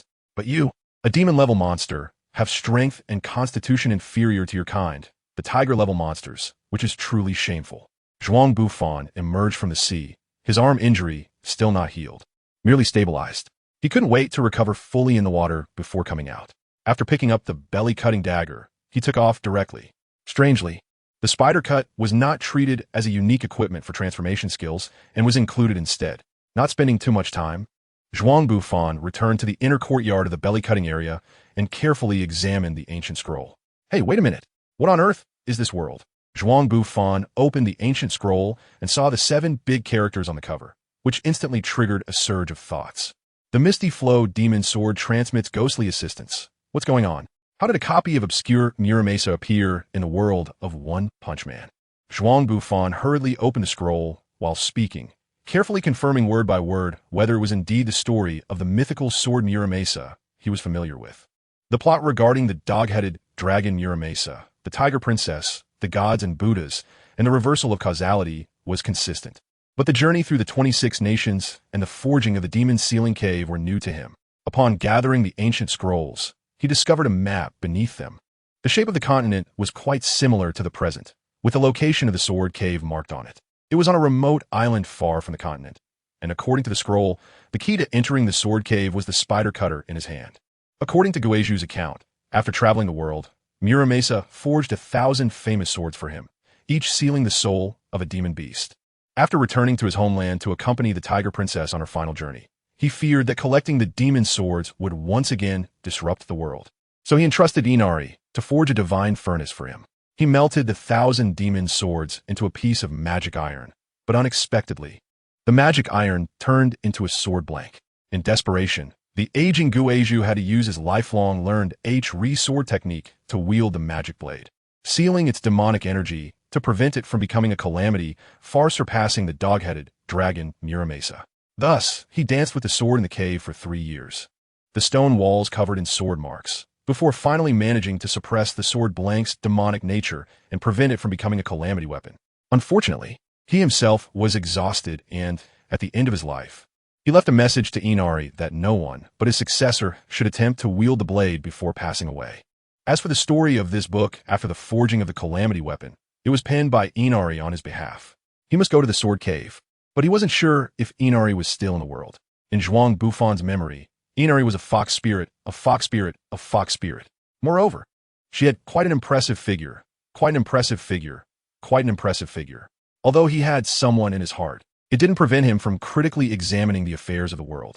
Ding-ling-a-ling, ding-ling-a-ling, the phone at the belly-cut family home rang continuously.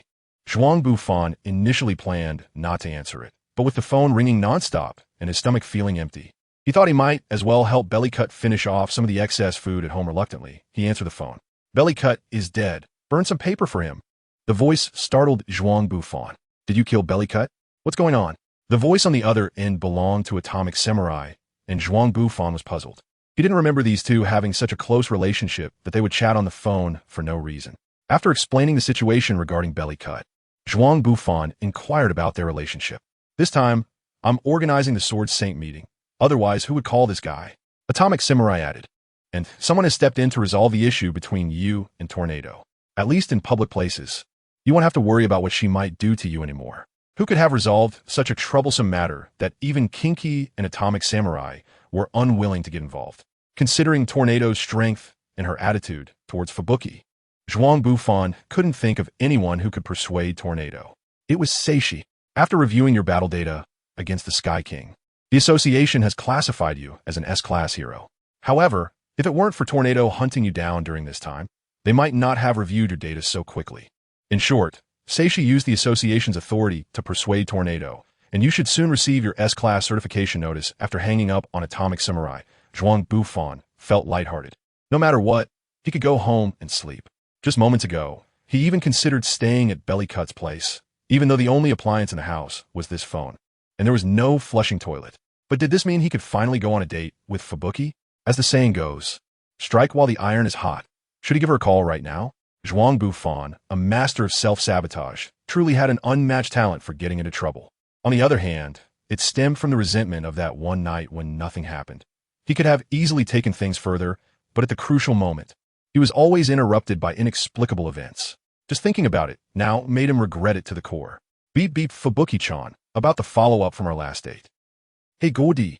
The phone emitted Fubuki's cold voice before being hung up, leaving Zhuang Bufan standing there in a daze. At the Hero Association headquarters, in the boardroom, the executives gathered. I believe the reason for calling all of you here today goes without saying.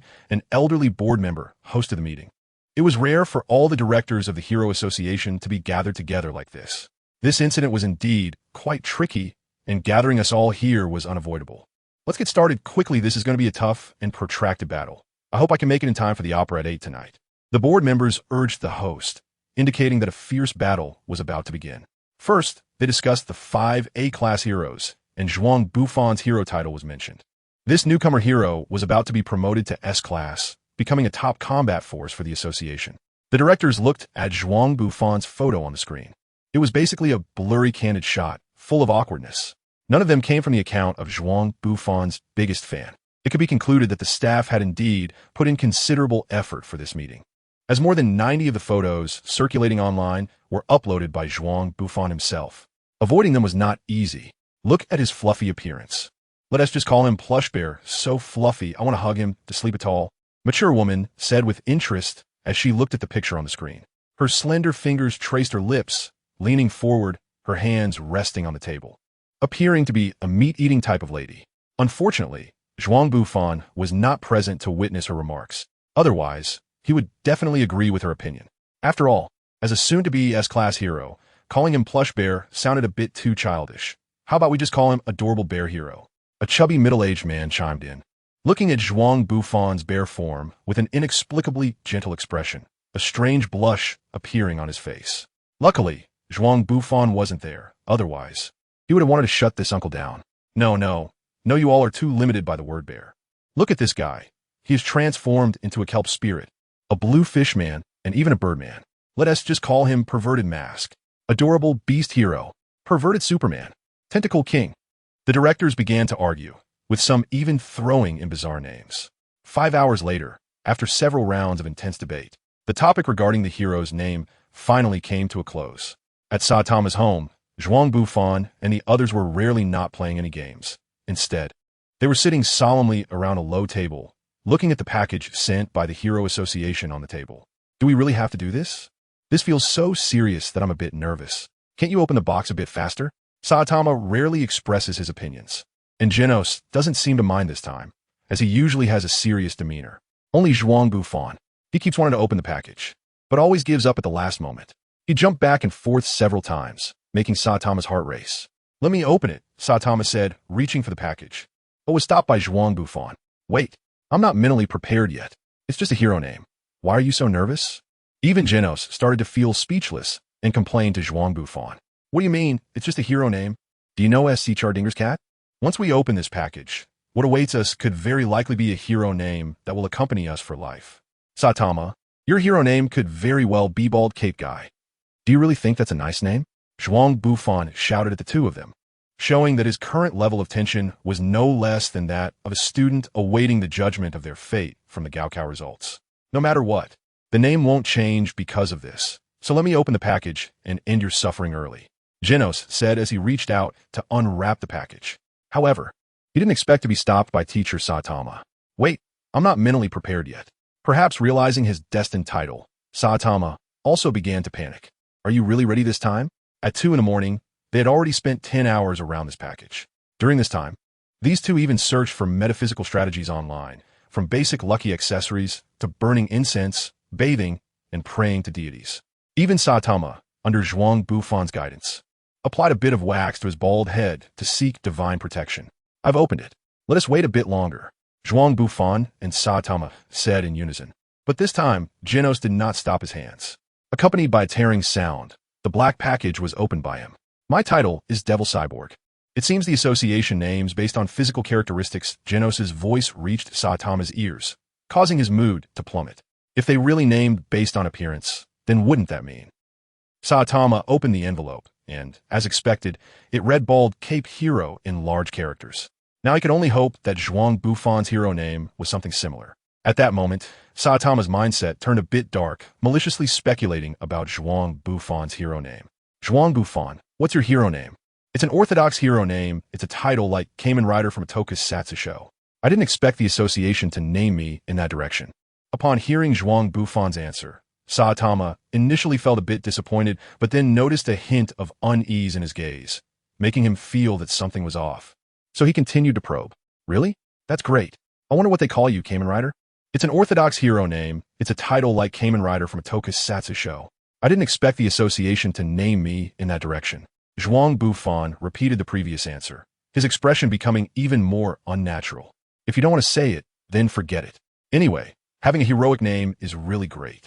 Zhuang Bufan let out a sigh of relief. But who would have thought that Saitama would seize the moment and directly snatch the envelope? Kamen Rider Pervert. So that's how it is. What a vivid name. I remember seeing on a TV show before. It really is perverted.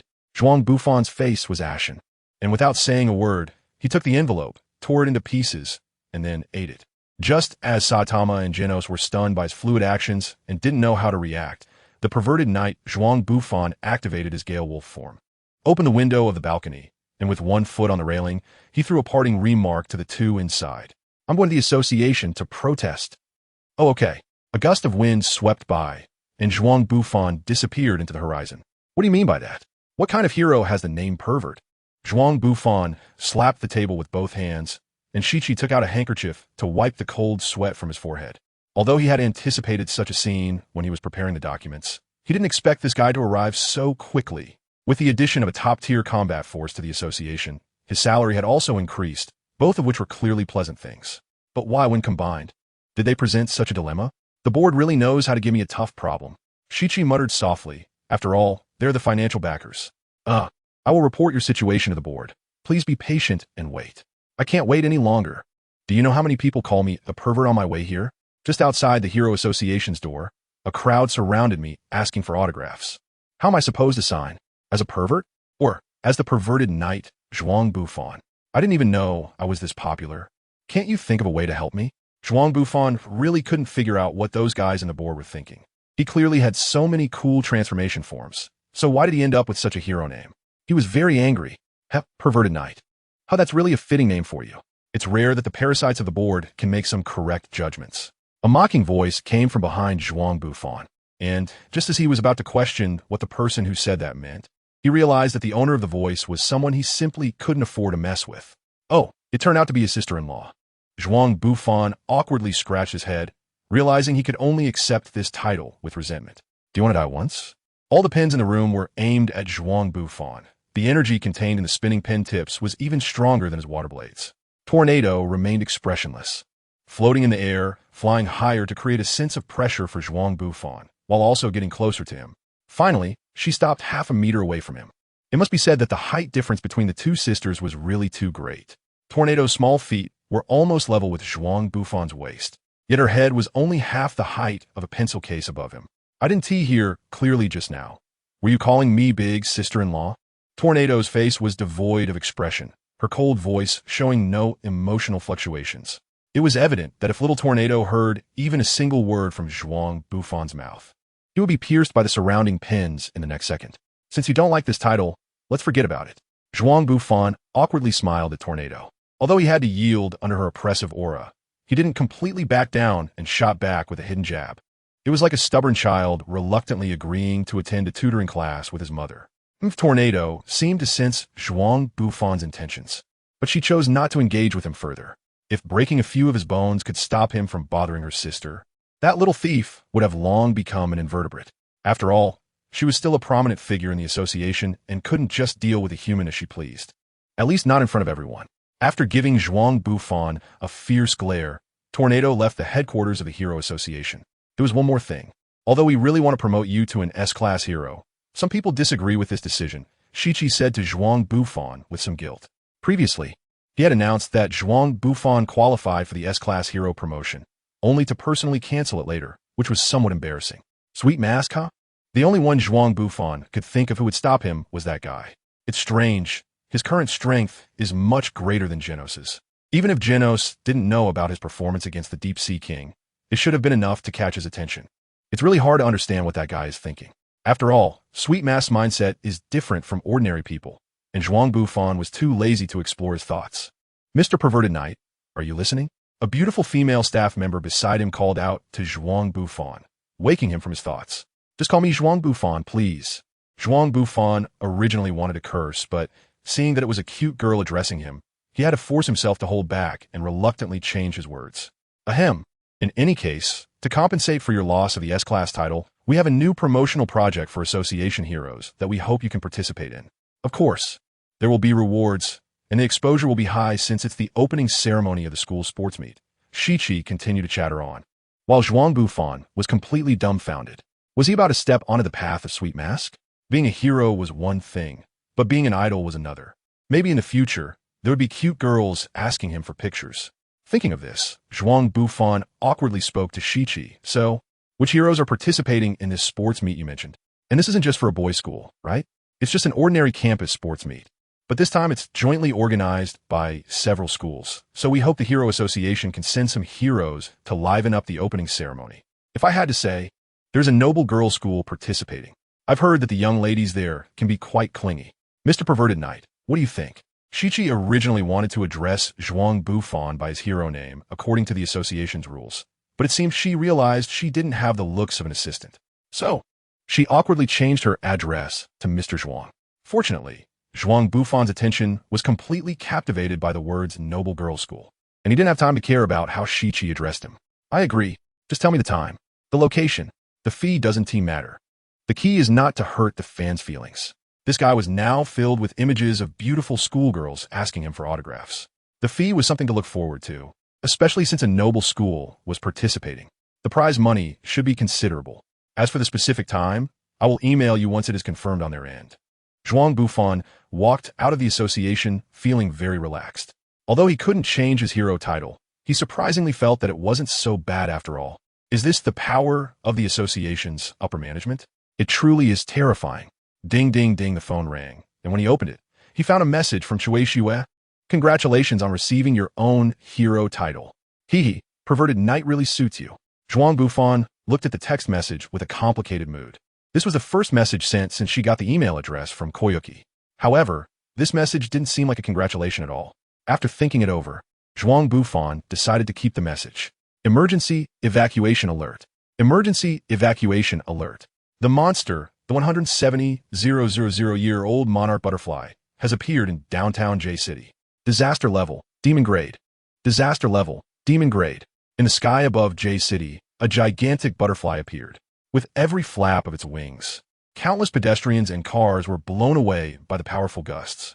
The monster has appeared. Help! Who can save us? The citizens panicked and fled to the shelters. Some elderly, weak women and children couldn't run and could only find a corner, despairingly watching the giant butterfly approach them. In the face of a monster of this level, the heroes stationed in the city by the association were completely useless, and they could only wait for the headquarters to dispatch a hunting team to handle it. But at this rate, half the city would probably be leveled before the hunting team arrived. Kamen Rider Zhuang Bufan, here to protect the safety of the citizens. Just when everyone was sinking into despair, Zhuang Bufan had already arrived at the scene. A monster that manipulates the power of wind. Huh? If that's the case, let me show you this. Zhuang Bufan shot out a dozen wind blades, slicing into the monster's wings. The sharp blades tore through the butterfly's wings like a red-hot knife cutting through butter. In an instant, the butterfly's wings were filled with dozens of long, narrow holes. The 170,000-year-old monarch butterfly let out a crazy screech, frantically flapping its wings as a massive amount of energy began to gather in its chest. Did you think you were the only one who could use this move? Zhuang Bufan flew into the air, leveling with it to avoid the shock waves from the energy cannon harming the nearby crowd. He struck a pose for a wave technique in the sky, wildly gathering energy at a speed far surpassing that of the emperor butterfly. Boom, perhaps sensing the dangerous energy fluctuations in Zhuang Bufan's hands, the 170,000-year-old emperor butterfly stopped charging its energy cannon. It took the initiative to unleash the gathered wind bullets, a chaotic air cannon aimed at Zhuang Bufan's position. Is that it? Looking at the wind bullets attacking him, Zhuang Bufan shook his head in disappointment and casually tossed his own wind howl cannon back. Bang! The tiny, colorless pellets effortlessly pierced through the emperor butterfly's wind bullets, creating a tremendous noise from the chaotic airflow and wind blades, shattering glass within a 500-meter radius. As for the emperor butterfly, it was hit by the wind bullet, its brain crushed, and it fell helplessly to the ground. Its two massive wings, while in free fall, also destroyed several surrounding buildings, kicking up countless clouds of dust. Evil has been repelled by me. Everyone's peaceful life will be protected by me, Zhuang Bufan. As the thick smoke cleared, Zhuang Bufan stood atop the emperor butterfly's body, striking a pose he learned from television. This was the 14th monster he had dealt with in 3 days, which could be considered quite a feat, although he had never killed a beetle-type monster before. Weak monsters are still weak monsters, even with the additional bodies from hunting other monsters during this time. The body enhancements only made Zhuang Bufan realize that there is a level above the demon level, but did not provide any significant boost in strength. However, his efforts during this time were not primarily to enhance his strength. After all, he was going to represent the association at the opening ceremony of the sports meet. What if those girls didn't recognize him? Realizing this issue, Zhuang Bufan desperately sought to increase his presence. He was even more active than a corporate slave, spending over 16 hours a day patrolling the streets. Because of this, he began to gain some fame among the public, and even some children asked him for autographs, though their way of welcoming him was quite embarrassing for Zhuang Bufan. Pervert. It's a pervert. Great. The pervert knight has come to save us. The monster has already been dealt with by the pervert. Mom, I want to grow up to be a hero like the pervert. There are many heroes who are also great. There's no need to only worship one pervert, right? The young mother wanted to explain this to her naive child, but realized her voice was heard by Zhuang Bufan, standing nearby. She could only awkwardly nod at him and quickly leave while holding her child. Mom, I haven't asked the pervert knight for an autograph, yet if you keep talking, I'll throw away your snacks, and you won't be allowed to watch Super Sentai for 3 days. Zhuang Bufan awkwardly scratched his head, beginning to doubt whether he should have been so enthusiastic, at least waiting until the association fixed his name first. 2 days later, Zhuang Bufan arrived at the main gate of the Hero Association. Besides him, there were also Cross Key, Morning Outfit Sling, and the Unlicensed Knight. Am I the only A-rank hero here? Not even a B-rank hero? Does that mean I'm the most stylish one in the whole place? Zhuang Bufan was happily thinking to himself, but then he noticed a large group of low-level heroes in the association behind him whispering and seemingly talking about him. TSK, how pitiful. Originally a promising young man. How could he have lost his mind and gone to such a place? Exactly. Even that guy with the black hole vest doesn't dare to seek such exposure. Zhuang Bufan concentrated and finally heard what those guys were mumbling about. Why does it sound strange? Isn't it just the opening ceremony of the prestigious girls' school? Hey, why do you two look so listless? Is there something special going on? Sanfu Jiaodai took a puff from his cigarette and blew out a smoke ring, casually saying to Zhuang Bufan, if it weren't for the lack of money, why will my brother and I come here to report? Do you know what awaits us? A bunch of beautiful young girls? I wish I could be as optimistic as you. Sanfu Jiaodai didn't explain further, patted Zhuang Bufan on the shoulder, and his gaze was like that of someone looking at a terminally ill patient. How can you say that? They're all vibrant kids. The unlicensed knight rebutted, but the extra protective gear on him didn't effectively support his argument. The vehicle started, passing by the Royal Girls High School, Achinamazu Women's College, and all the girls' schools under the A city government, many of which were co-ed schools famous for their beautiful students. Wait, where are we going? Besides the 2 boys' schools, Swearin and Fengxian, there are no other schools left? Okay? Zhuang Bufan felt a bit uneasy. After all, he had initially participated in this event for the sake of the beautiful girl fans, not the delinquents. No need to think too much.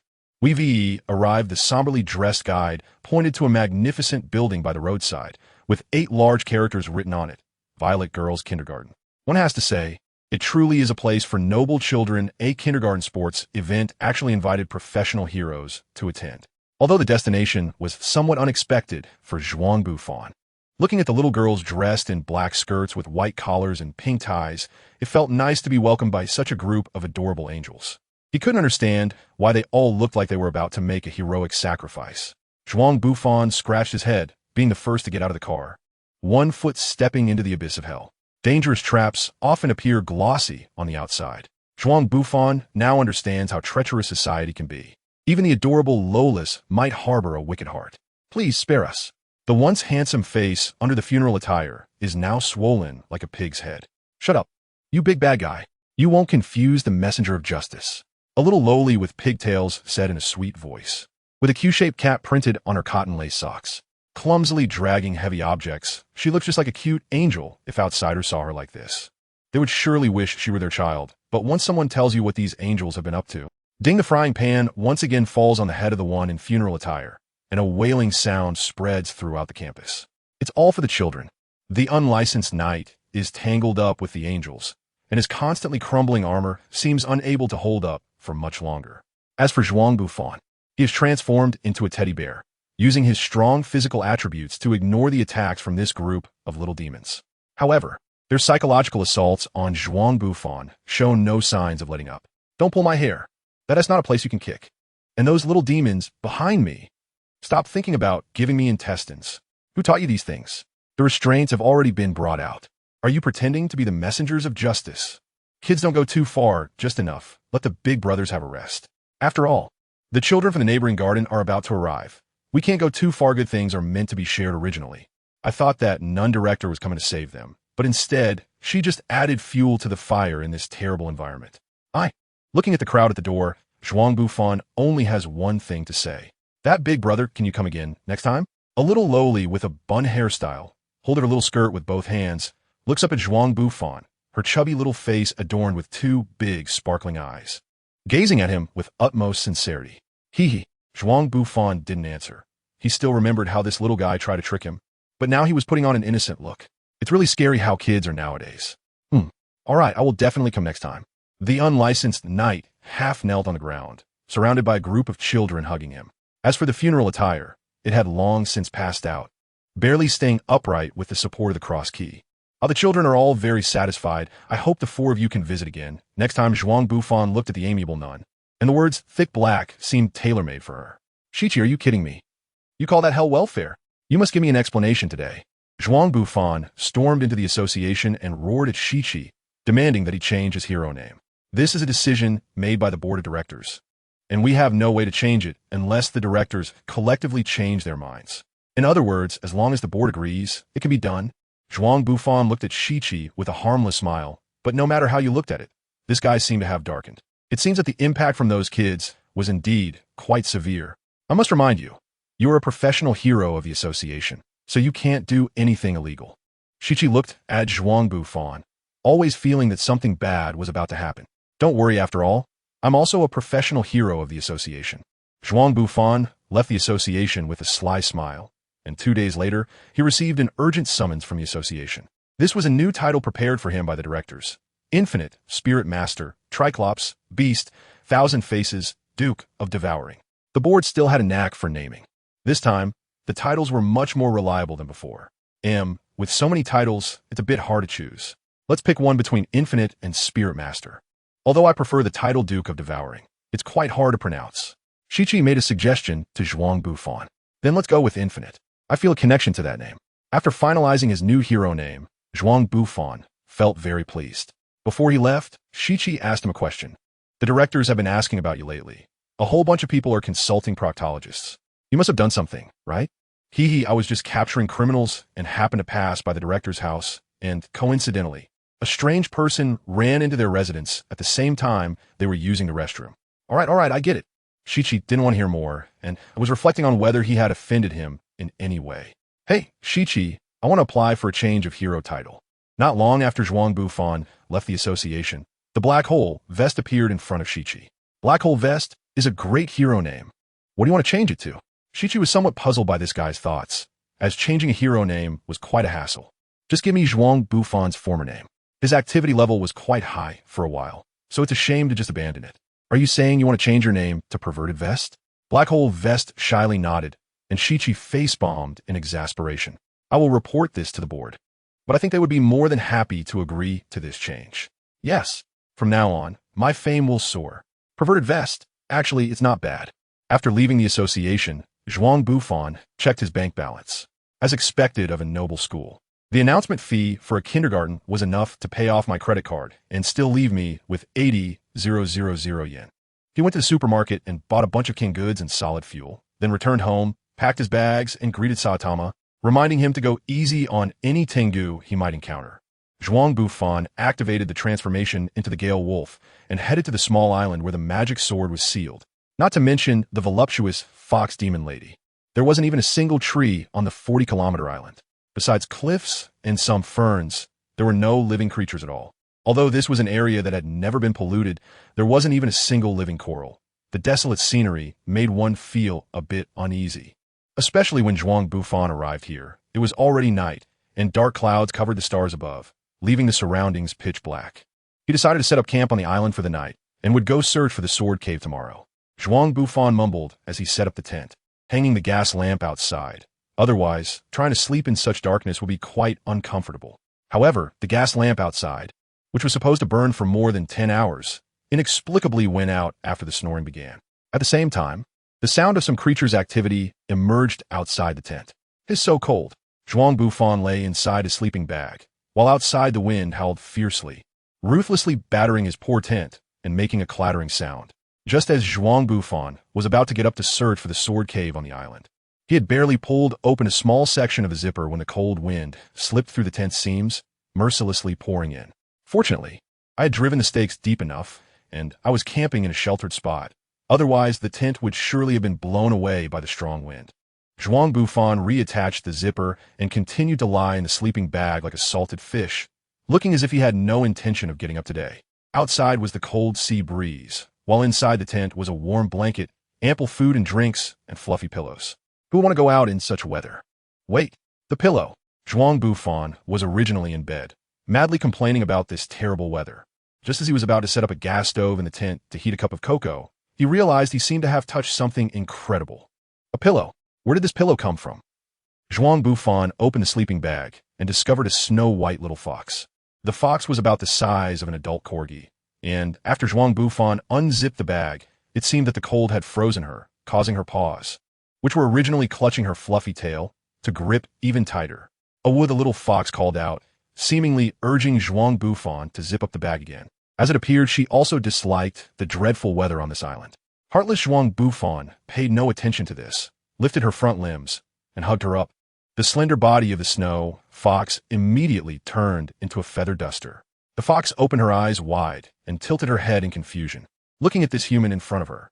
Facing the snow fox, Zhuang Bufan then noticed that this creature was not entirely snow-white. There were black spots in the shape of comma-like patterns above her eyebrows. The tip of her tail also had a tuft of black fur, resembling an ink-dipped brush. There was no strange smell, and she was a female fox. The key point was that eyebrow. Remembering the stories in the scroll and the image of the Inari deity in the game, Zhuang Bufan excitedly shouted, "Transform for me! Human, what do you call upon me for?" With a bang, smoke filled the tent, obscuring Zhuang Bufan's view. Not long after, the dust settled. A cute little girl, dressed in a patched-up witch's outfit, knelt before Zhuang Bufan. She had fluffy beast ears and a bushy tail with a tuft of black fur, resembling an ink-dipped brush, and sported shiny silver hair. The key point was her eyebrows shaped like comma patterns. Yes, it was definitely that little fox from earlier. What the heck? Why is it a little girl instead of one of those big sisters with impressive figures from stories? Having experienced the terrifying tornado and the baptism of the hellish kindergarten, Zhuang Bufan, who wasn't very fond of Lolas to begin with, felt even more annoyed by this creature. How great would it be if this fox were a mature woman? The little loli tilted her head, her comma-shaped eyebrows furrowing in a knot, seemingly struggling to understand Zhuang Bufan's words. "Hey, little fox, what's your name?" Zhuang Bufan sat with his legs apart. Although this little white-haired witch girl was very cute, it couldn't suppress the turbulence in his heart. Who knew what dark thoughts were hidden beneath that little head? "My name is Ypsilone Ganyu Yu, and I am a deity of Inari, residing on Demon Ceiling Island. Human, do you wish to become my master?" That voice sounds just like Aoi Fukuzaki. What a cunning fox, trying to confuse me with her voice. After a long time, Zhuang Bufan finally calmed his emotions. Kneeling before him, Yiganju Ju seemed to have forgotten how to sit properly for a long time, her legs twisting awkwardly. But in front of a human, she couldn't lose the dignity of a deity. She could only express her discomfort by constantly shaking her tail and stretching her small feet wrapped in cloth, while pretending to maintain a serious demeanor. If you feel uncomfortable, you don't have to sit properly. By the way, what is up with that name? Who has such a long name? Oh, upon hearing Zhuang Bufan's words, the little fox relaxed, no longer tensing her body, and fell onto the mat. She rubbed her numb calves through her white witch dress before answering Zhuang Bufan's question. "That's not a strange name. It's a great name bestowed upon me by the spirit fox lord on the divine steel. It seems you, foolish human, cannot understand the deeper meaning behind it. I hope you're not Yiganju Juju's master. Following you, Yiganju Juju will definitely become stupid. Stop. Zhuang Bufan was a bit dizzy from the long list of names, so he opened a can of ice-cold cola and took a sip to clear his mind. Nothing makes a person happier than a can of ice-cold cola. Zhuang Bufan was drinking cola when he noticed the little fox in front of him staring at him involuntarily. Left, right, left. Zhuang Bufan shook the cola in his hand, and the sound of carbonation reached the little fox's ears. She involuntarily began to sway in tune with the cola, a glimmer of drool forming at the corner of her mouth. "Hey, human, how about I trade you for a little dried fish?" "No way. I'm not a cat. And how about this money pouch? It's a waterproof bag. Isn't it amazing?" Saying this, the little fox pulled out a chipped potato chip bag tied with hemp rope, which contained beautiful pebbles and shells inside. Even Zhuang Bufan, who intended to prank the little fox, thought this child was just too pitiful. "All right, I'll give you this. And here's a piece of tiramisu. Eat slowly so you don't choke."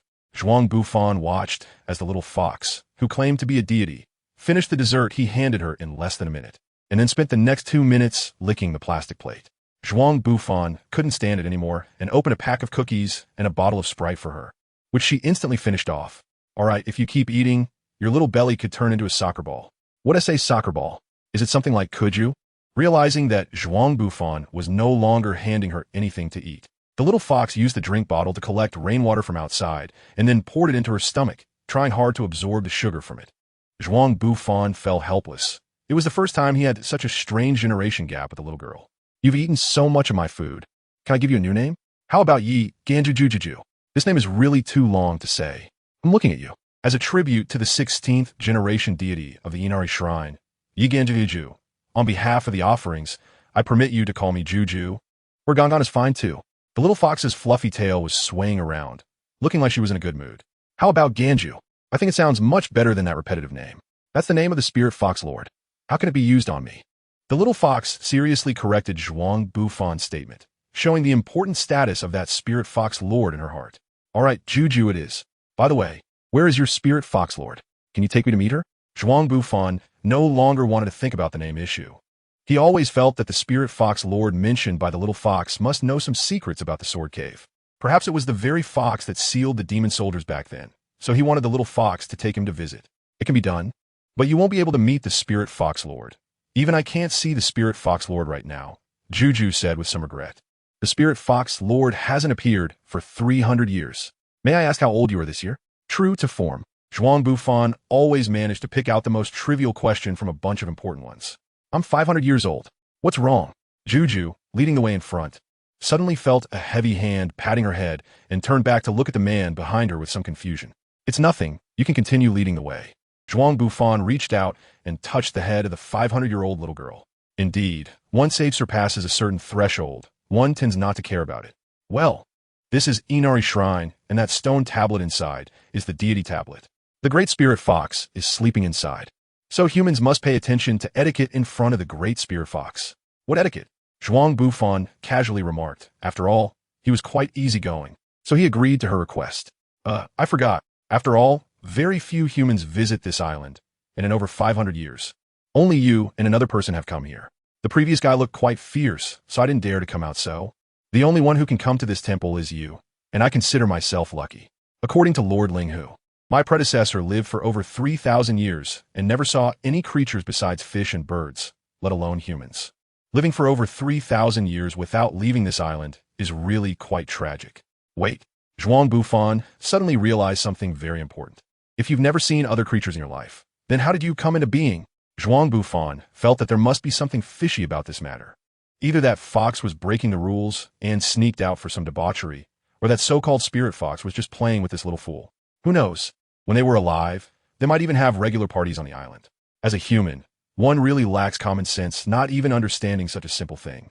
Let me tell you, Juju stopped in her tracks, and her expression seemed to show some disappointment in Zhuang Bufan's intelligence. She deliberately stood on a stone that was about her height, making herself look a bit taller, with one hand on her hip and the other pointing at Zhuang Bufan. She said very seriously, of course, I jumped out from inside the stone, just like you humans.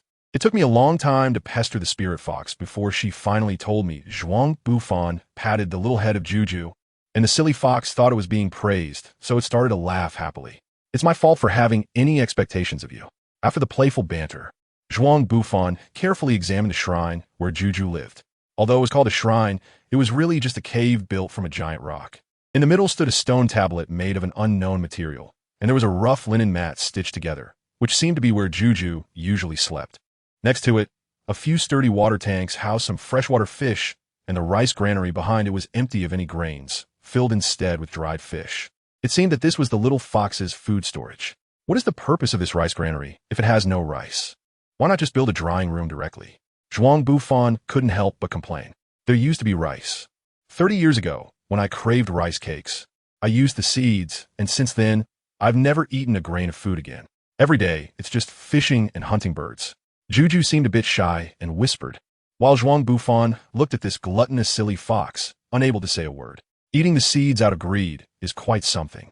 Zhuang Bufan had never heard of anyone doing that in 2 lifetimes. His gaze towards this silly fox was filled with both helplessness and heartache. You silly foxes have lived on this island for tens of thousands of years. What is it all for? Haven't you sealed the demon blade? Actually, I heard from Lord Linghu that at the very beginning, it was Lord Gongxi and I who missed Lord Guju, which is why a temple was built here, preparing to spend the rest of their lives here. From what you mean, that fox was planning to die for love, right? How could they leave behind a temple? Zhuang Bufan found it strange that a deity who was determined to seek death should leave a legacy in a place without incense offerings. This could bring disaster to the descendants. Humans, listen to me. Juju expressed her dissatisfaction with Zhuang Bufan for interrupting her conversation and stepped on his foot with her wooden clogs. Although I couldn't quite grasp the specifics, it seemed that a great battle had occurred, instigated by a strange being claiming to be a god who wanted to destroy all intelligent life on Earth. This being did not belong to Takamagara, nor to the underworld. It was unlike any deity currently in existence. It was said that the battle was extremely brutal. The blood of the Tengu stained Tengu mountain red. Takamagara became dim and lifeless. The underworld was filled with the corpses of Yama's minions, the sea boiled, and the bodies of gods and demons covered the ground. A deity, indeed. Zhuang Bufan first thought of the withered deity in the comic, who created the vaccine man and gave rise to the wandering emperor and Sykes. It can even be said that the shadow of that deity looms behind the formation of Orochi. From a seal at the bottom of the sea, it's clear that the Sea Lord's abilities alone would never be enough to make Orochi weak. In fact, it might even be much stronger. The key question is how many powerful beings like the Sea Lord existed in that era.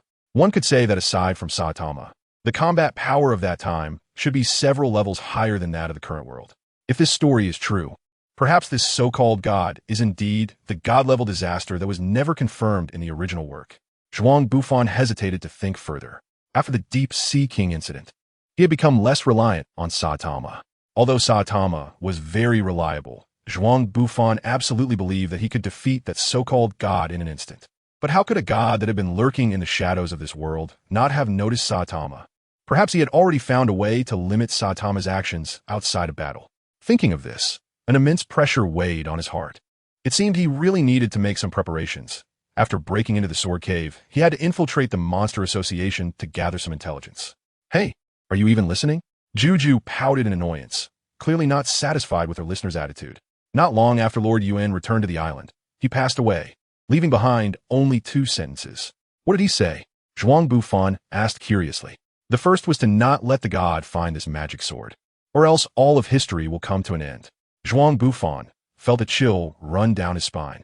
It seemed that the weapon forged by the ghost assistant was even more terrifying than he had imagined. The second sentence? Only the master of this blade can truly kill the gods.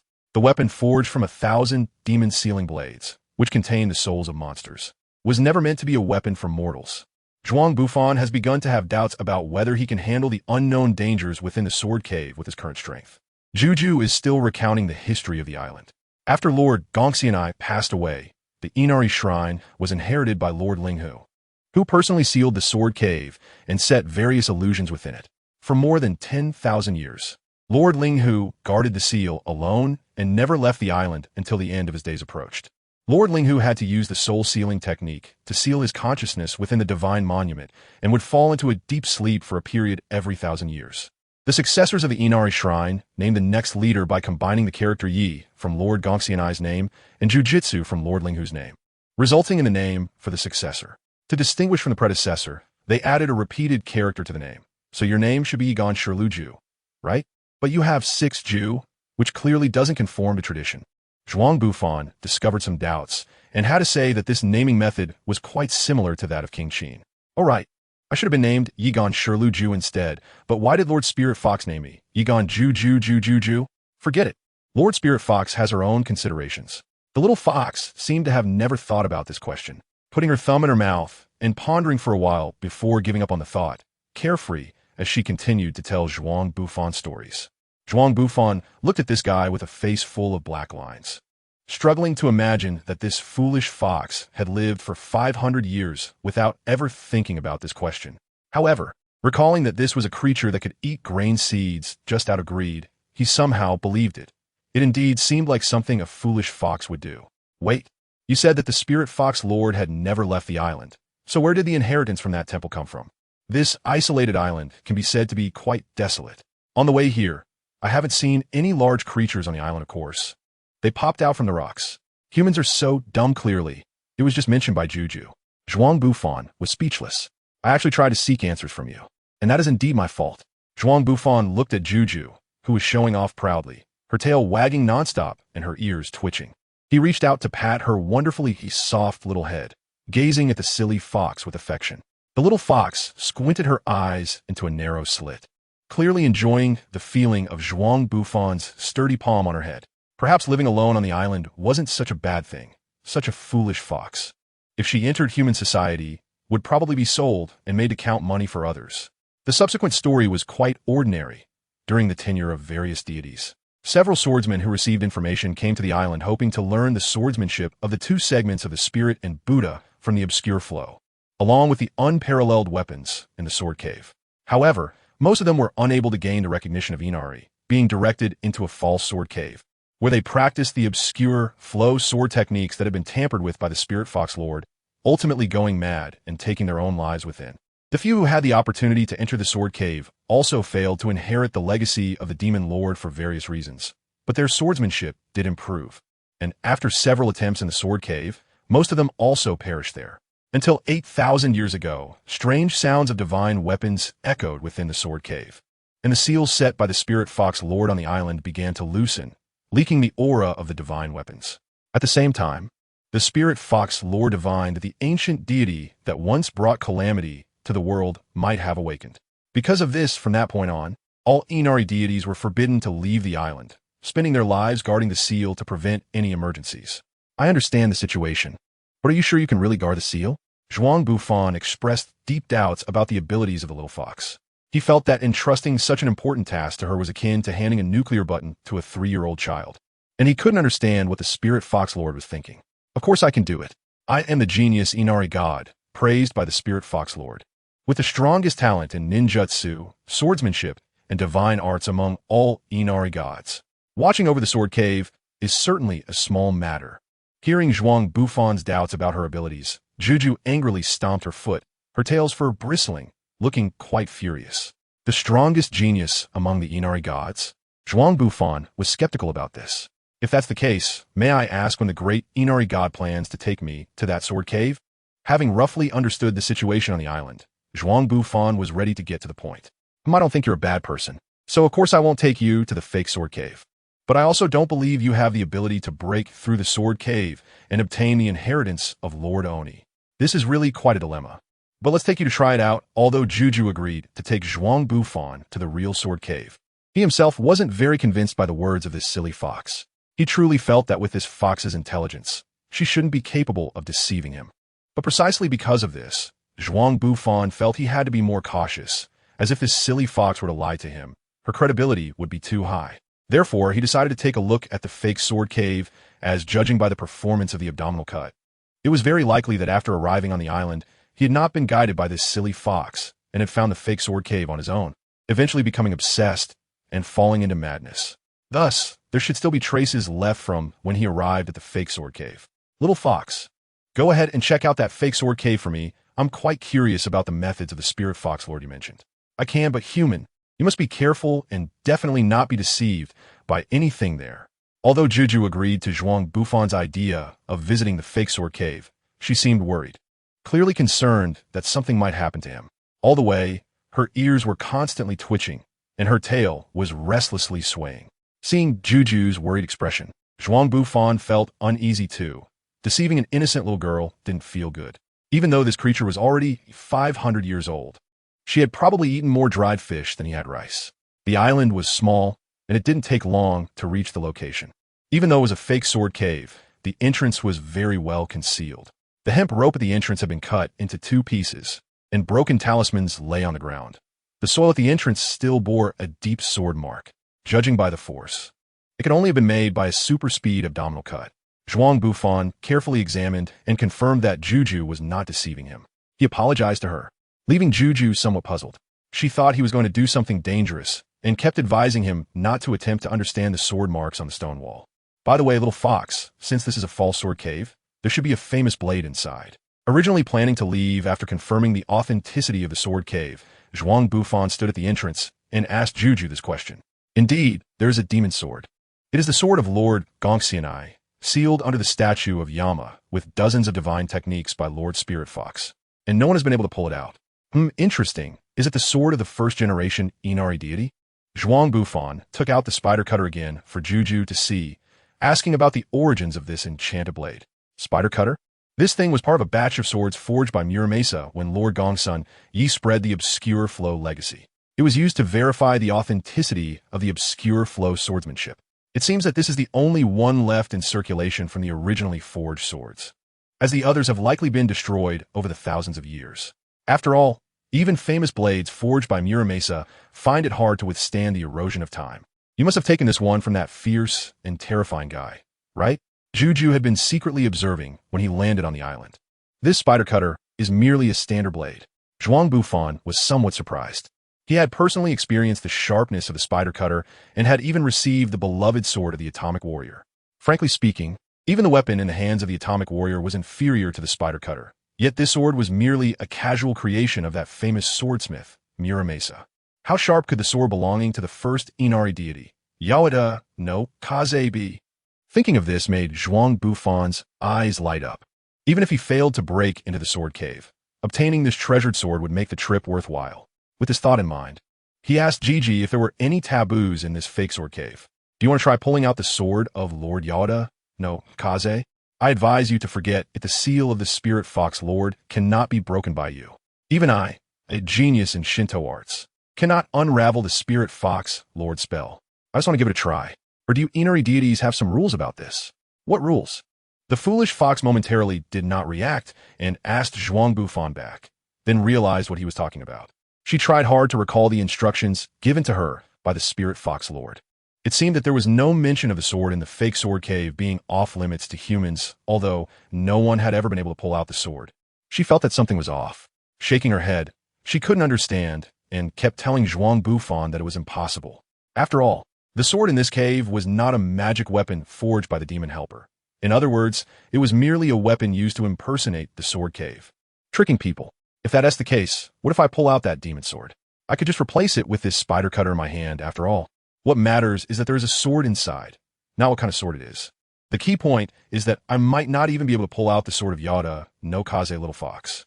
Aren't you very confident in the seal of the spirit fox lord you mentioned? If so, what is wrong with letting me try? But Gigi, who was not particularly bright, seemed to be convinced by Zhuang Bufan's reasoning. She anxiously stamped her feet, biting her lower lip with her canine teeth, and tightly grasped the hem of her shrined maiden dress with both hands. Zhuang Bufan saw the difficult expression on Juju's face and felt a bit uncomfortable himself. Just as he thought about giving up, an idea suddenly popped into his mind. Juju, do you know? There is a type of candy in this world called chocolate. It has a smooth and sweet taste, and the just right bitterness can perfectly balance the sweetness, leaving a nutty aroma when you let it melt in your mouth. Zhuang Bufan was talking while taking out a small bag of hazelnut chocolate from his bag, unwrapping it and gently chewing it in his mouth. As expected, just at the moment when Zhuang Bufan unwrapped the candy, Juju's body trembled slightly, her small nose twitched a little, and her petite body unconsciously leaned forward. Zhuang Bufan unwrapped a piece of chocolate and stuffed it into the little fox's mouth. Yum. The moment it entered her mouth, the little fox's fur stood on end, her eyes widened, and a strange glint suddenly appeared in her bright gaze. Is this chocolate? Chewing, it's really delicious. Chewing, Juju was at a loss for words. She had never tasted such delicious candy in her entire life. A piece of chocolate doesn't last long. Even though the little fox was carefully savoring it, she couldn't stretch this wonderful moment for too long.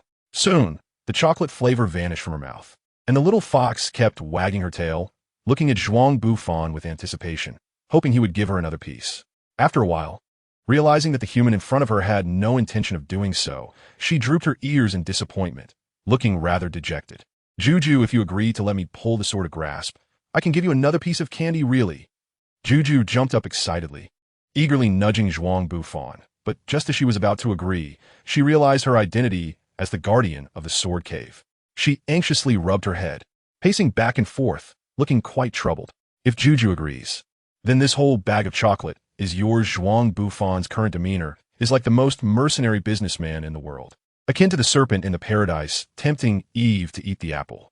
Whoosh! A gust of wind swept by, and a large bag of hazelnut chocolates appeared in the little fox's arms. She clutched the plastic bag tightly, afraid that Zhuang Bufan would go back on his word. I agreed. Human, you can't change your mind.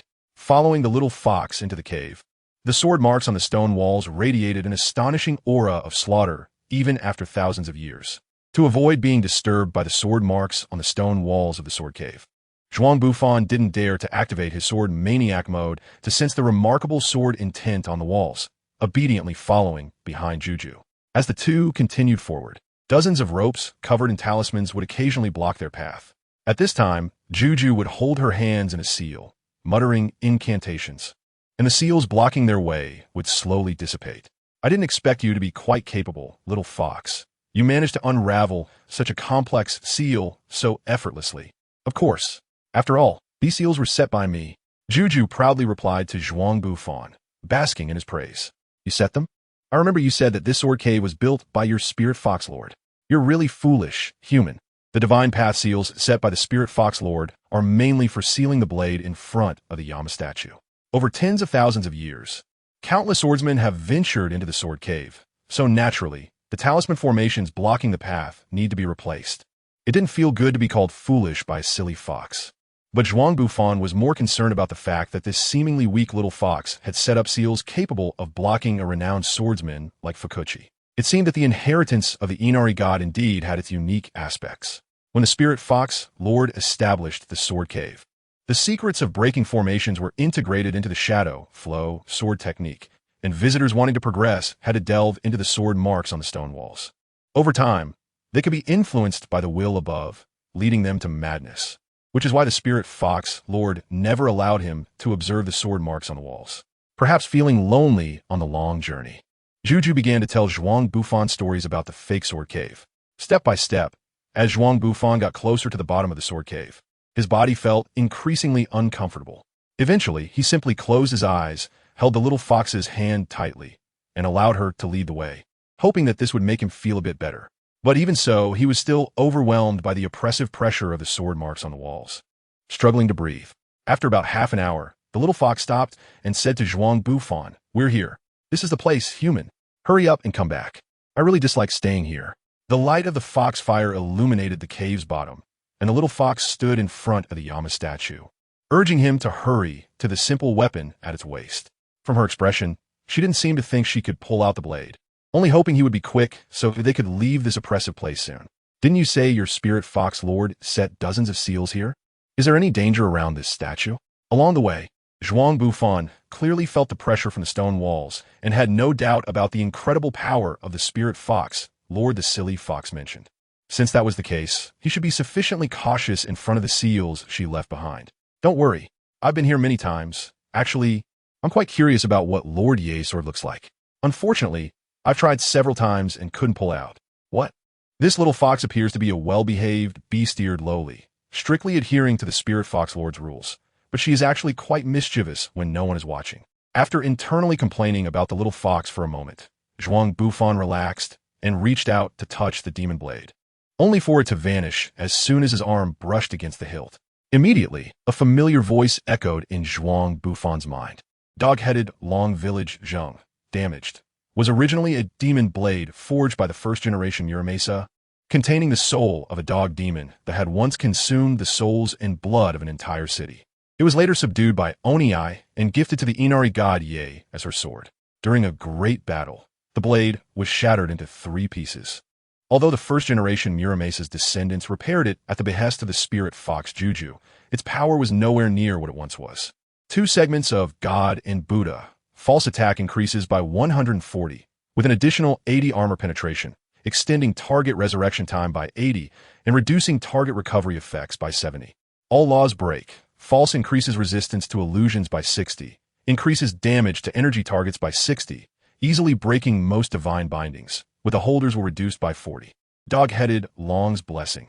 Incomplete, sacrifice your own flesh and blood, and this blade will grant you power. Strength increases by 30, agility increases by 30, constitution increases, and psychic resistance increases by 20 for 30 minutes. After this state ends, you will enter a state of anemia, with all attributes reduced by 10, and the time to recover depends on the host's recovery ability. You should thank the guy who broke this blade. That's why what you hold is the brain surgery dog-headed Long Muramesa, and now it no longer has the ability to confuse people, though it still might say some strange things. Is it really dog-headed Long Muramesa? Zhuang Bufan never expected that the sword of the original Inari god would actually be the infamous dog-headed Muramesa that brought calamity to the world. Those who have played the game know the power of this blade, controlling generals to sacrifice Edo Castle, almost transforming into a demon, escaping the cycle of reincarnation, and achieving the might of a great demon. Now, in such a damaged state, it makes Zhuang Bufan feel terrified about the divine extermination war that Yuan Yi participated in. In his view, as the original Inari god, Yuan Yi should also be a powerful being above dragons, especially with the intact dog-headed Muramesa in hand. Her strength is likely to surpass that of the ultimate monster, the starving wolf. Yet even so, she ultimately could not escape the fate of being destroyed along with her weapon. Where's the sword? Human, where did you hide the sword? Chi was a bit anxious, questioning Zhuang Bufan. Clearly, this poor little guy never thought Zhuang Bufan would draw this cursed sword. And to his surprise, this demon sword, which had been resting quietly under the statue of Yama for tens of thousands of years, was easily drawn by this guy. The foolish fox felt that his brain was not quite enough. All right, it's here. I can pull it out for you in a bit, but there's no way I'm giving it back. As compensation, I can leave this spider here. Zhuang Bufan transformed into the form of the Azura sword maniac, shook the dog-headed Rimaru in his hand, and gave a reassuring glance to the anxious Juju, telling her to relax. Then he put his spider blade back in place. Human, the stone statue is moving. You should run. Just as Zhuang Bufan was inserting the spider blade into the sword sheath at the statue's waist, a stone arm suddenly appeared and knocked Zhuang Bufan flying, crashing him against a stone wall that was much stronger than steel. I knew it wouldn't be that simple. Zhuang Bufan was caught off guard by this sudden attack, leaving him somewhat flustered, but fortunately he wasn't injured. The Yanluo statue moved extremely quickly. As soon as the little fox opened its mouth, its attack had already reached Zhuang Bufan. He had no time to react at all. Juju sprayed foxfire at the statue, and even from a distance, Zhuang Bufan could feel the terrifying high temperature of the foxfire. However, it had no effect on the Yanluo statue, as if it was merely scratching an itch. The Yanluo statue didn't care about the little fox's attack at all. Instead, it stood up and pulled its feet out of the ground. Zhuang Bufan instinctively felt that this Yanluo statue was extremely dangerous, so he didn't dare to be careless and hastily took out a cucumber from his bag, swallowing it randomly. Aiming at the lower waist of the Yanluo statue, he held his breath and focused, gripping the dog head, Ryuzing in his hand, and unleashed a supersonic Iaido. Swish! Clang! The sound of metal clashing echoed, but this time it wasn't the sound of Zhuang Bufan's dog head, Ryuzing slicing into the Yanluo statue's body. Instead, it was the statue that blocked his attack with the demon knife, Spider, in its hand. Although Zhuang Bufan's own strength was only at the ghost peak level, after transforming, coupled with the power of a vegetarian and the terrifying attack boost of the doghead Ryuzing, and finally the enhancement from the supersonic Iaido, this combination should have been able to leave a mark even on a dragon-level mid-tier monster focused on defense. One could say that Zhuang Bufan's strike was almost comparable to the atomic slash of the Atomic Warrior. However, it was easily defended by the Yanluo statue, indicating that this statue was likely at the level of a dragon-level mid-tier and possibly a master swordsmanship. Really, why am I even bothering with this knife? Wouldn't it be better to just take it? Looking at the Yanluo statue in front of him, Zhuang Bufan felt a mix of frustration and helplessness. Bind. Although the little fox was a bit slow at times, she had a natural talent for combat.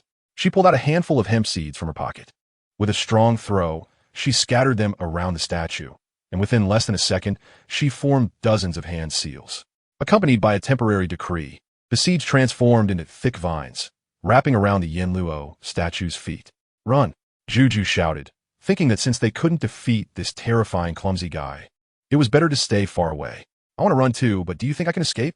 Zhuang Bufan felt somewhat uncomfortable. The Yanluo statue was powered by an unknown energy and was incredibly strong. After catching Zhuang Bufan's strike, it wielded the spider cutter and the dog-headed dragon skillfully. In the end, the spider cutter hovered above Zhuang Bufan's head, perfectly aligned with the blade of the dog-headed dragon Muramesa. Zhuang Bufan and the Yanlu stone statue were locked in a standoff, one assuming a posture of lifting a heavy weight, while the other took on a stance of splitting Mount Hua with force. The stone path beneath them was cracked in a circle from their struggle. At this moment, if Zhuang Bufan were to relax even slightly, he would be seized by the statue, which, with its razor-sharp demon blade and immense strength, would undoubtedly split him in half. Roar! The little fox sensed Zhuang Bufan's predicament and transformed into a gigantic snow-white silver fox, kicking the statue in the chest with immense force, sending it flying far away. Then, it grabbed Zhuang Bufan's clothing with its mouth and swiftly ran away with him. The Yanlu stone statue could not allow them to escape so easily, It raised its leg to chase after them, but was entangled by the orange vines. Although each struggle snapped several vines, there were dozens still wrapped around it, and the broken vines could heal again. This situation seemed never-ending, making it impossible to break free in a short time. Whoosh! A ghostly blue fox fire ignited on the statue, instantly turning the vines into ashes. During the time the statue was breaking free, the orange fox had already carried Zhuang Bufan a considerable distance away. Unless it had some special means, the heavy statue would likely never catch up to them. Clap! The Yinlu stone statue brought its hands together, producing a tremendous sound, and in an instant, the entire sword cave emitted a ghostly blue light, followed by strange incantations appearing on the stone walls. Suddenly, massive stone walls rose within the sword cave, blocking the path of the two, and then the Yinlu stone statue began to walk toward them step by step. I knew that the sword cave, set up by your spirit fox lord, could not be so easily breached. Can't you be faster, silly fox? That ghostly stone statue is catching up. Initially, Zhuang Bufan tried to cleave through the thick, hard stone wall with his knife. Although the dog-headed dragon village knife was extremely sharp and managed to create a gap in the wall, the stone wall quickly began to heal, restoring itself at an alarming rate. In desperation, Zhuang Bufan had to rely on the orange fox, transforming into the form of a Water City Knight, gathering water guns in hopes of causing some trouble for the Yinlu stone statue. Unfortunately, before his water gun could hit the statue, it was instantly evaporated by the fox fire on the statue, turning into a wisp of white smoke. Zhuang Bufan transformed again, calling himself the Gale Wolf, hoping that manipulating the wind blades would bring some trouble. Unfortunately, the small space in the sword cave couldn't gather much energy. Although it wasn't completely ineffective like a water gun, it also didn't play a significant role. This was a seal set by the great spirit fox herself. With his current cultivation, he couldn't break it in a short time. The little fox looked quite anxious, trying several times to forcibly break the spell, only to find that her cultivation was insufficient to break the formation set by the great spirit fox. Was there really no way to speed things up? The Yinluo statue was slowly approaching. In about a minute, Zhuang Bufan would have to fight it hand-to-hand. In terms of strength, this statue was about the same as him. But in swordsmanship, though it was a bit embarrassing, Zhuang Bufan was indeed no match for the statue. Previously, during a brief skirmish, Zhuang Bufan felt that his swordsmanship, or rather his abdominal cutting skills, were far inferior to that of the statue. Fortunately, at that time, the blades of the two were already locked in a struggle, making it difficult to separate, allowing him to engage in a contest of strength. Now, if he went up again, he had no confidence that he could last more than a few rounds against the statue. There was a way, though, but it required the dog-headed Longjun. Why didn't you say so earlier? Hurry up and hand it over. Saying this, Zhuang Bufan hurriedly passed his dog-headed Longjun over, hoping she could quickly break the deadlock. Otherwise, he would have to use his fist to prove the point about muscle and steel being equally hard, as stated by the super alloy blacklight. The little fox took the blade, slashing at several special points on the stone wall, which shattered with a sound. Then she kicked hard, causing the wall to collapse. Great, finally. We can move on without any stone walls. The little fox was somewhat frustrated. The formidable enemy was only a few dozen meters behind, and it was still unlikely to continue breaking the stone wall. She could only grip the dog-headed Longjun, her emotions calming down. At this moment, she resembled an exceptionally skilled swordsman, ready to engage in a life-and-death battle with the Yinluo statue. Zhuang Bufan sighed and transformed back into the form of the Water City Knight, his body wrapped in water armor. He said to the foolish fox, "I'll charge in and use my body to block its blade.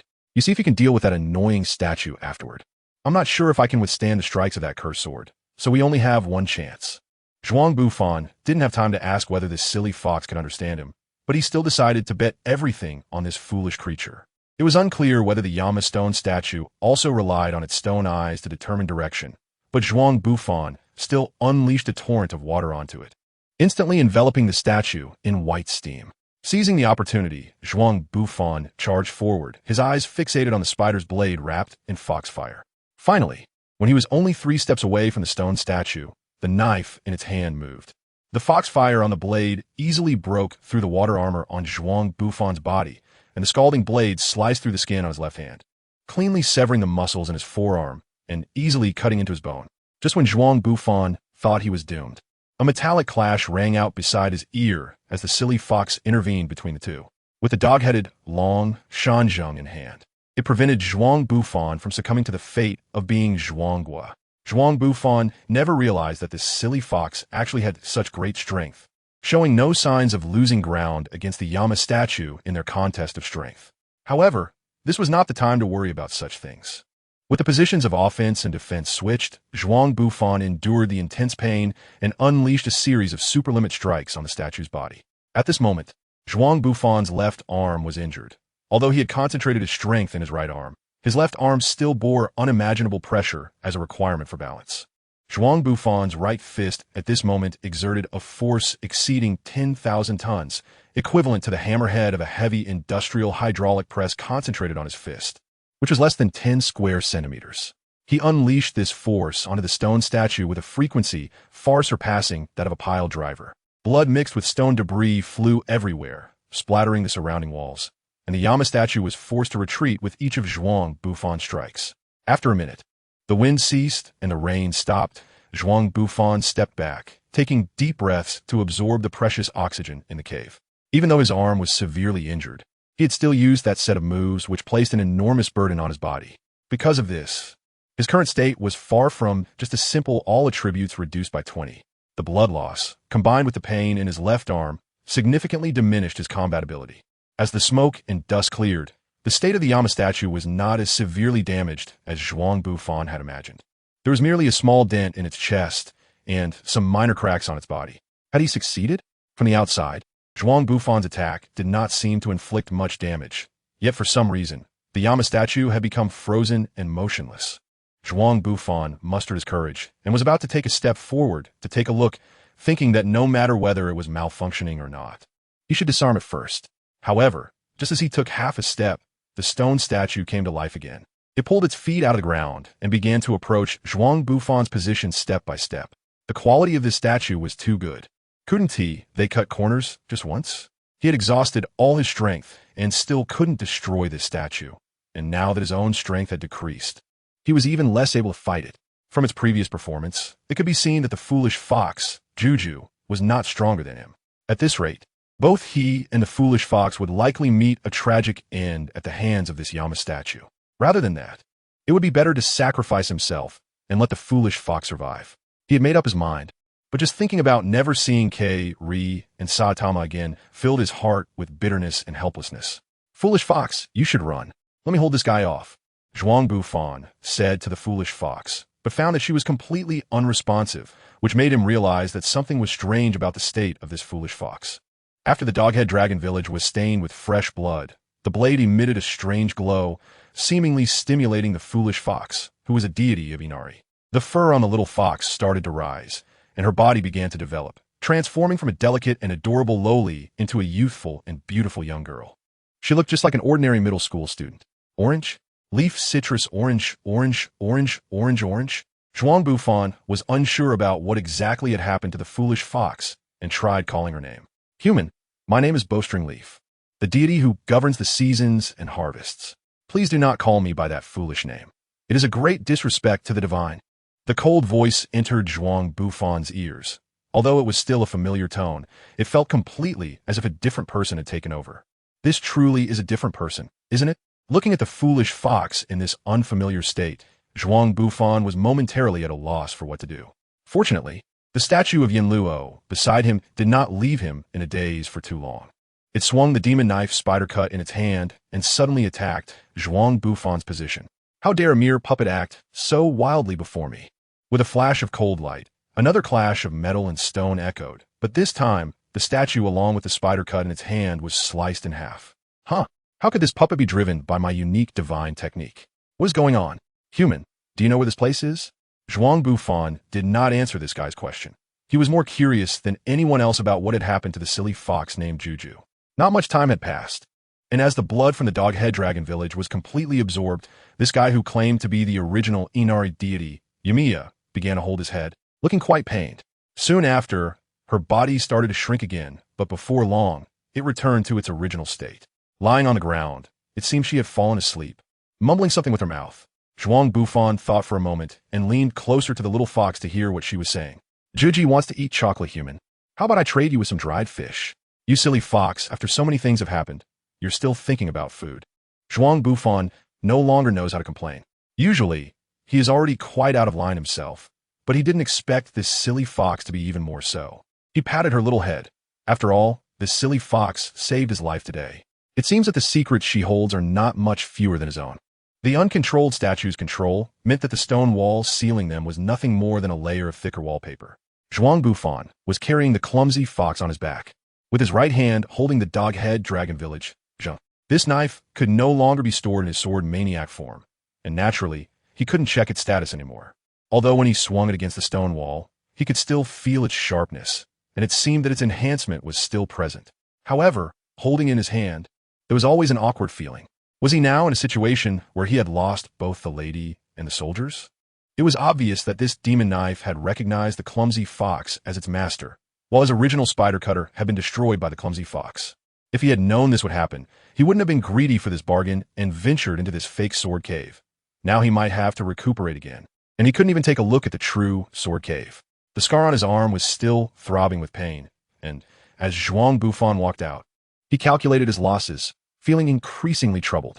The clumsy fox on his back was sleeping soundly like a dead pig, only occasionally mumbling about wanting to eat something delicious. Because he needed to break through the stone wall, the journey out took more than half the time it took to get in. Finally, after breaking through the last stone wall, Zhuang Bufan carried the clumsy fox out. Outside the sword cave, a fox radiating a blue glow was waiting for them, looking just like the spirit of a deceased fox in an animated show. Spirit Fox Lord Citrus? Zhuang Bufan tentatively asked, and the soul of the fox on the opposite side trembled slightly. Then, a dazzling light burst forth, making it difficult for Zhuang Bufan to open his eyes. Immediately after, a beautiful woman in an orange kimono appeared in front of Zhuang Bufan. "Could you please put my child down?" she asked. "I find it quite strange that my foolish child would appear in the sword cave with you." The spirit fox, transformed into a beautiful woman, narrowed her eyes. Using a fan conjured from spiritual energy to shield her stunning face, her gentle tone carrying a hint of killing intent. Zhuang Bufan hurriedly reassured the orange cat he was carrying on his back, then quickly explained to the big shot what had just happened. Human greed is like a snake swallowing an elephant. The orange cat used a fan to cover her cheeks and let out a delicate laugh, dissipating the tense atmosphere in the air. Zhuang Bufan awkwardly looked at the beautiful woman and scratched his head, unsure of what to say. "Human, I still want to eat chocolate." Lying on the ground, the orange cat stretched out her little hand to rub her belly and mumbled something as she turned over. "It seems this child really cares about you." Seeing this scene, the orange cat carefully scrutinized Zhuang Bufan again, then took his left hand to check his wound. It was Zhuang Bufan's first time holding hands with a ghost. It felt like being wrapped in a soft jellyfish, lacking any real sensation, as if he could pass right through it with just a little force. Then she pointed to her own wound with the fan, and a wave of black mist emerged from it. Zhuang Bufan could feel some itching in the area of his wound.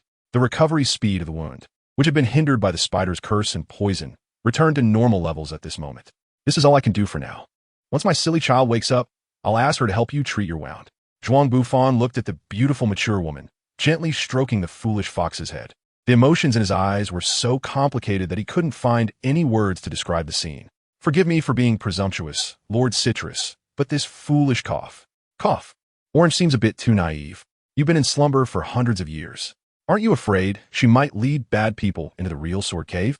After all, she looks completely clueless, and just a pack of cookies might be enough too." Zhuang Bufan has many questions, such as what exactly is in the true sword cave, the true identity of Juju, and why she so confidently entrusted the important task of guarding the sword cave to this heartless, foolish fox.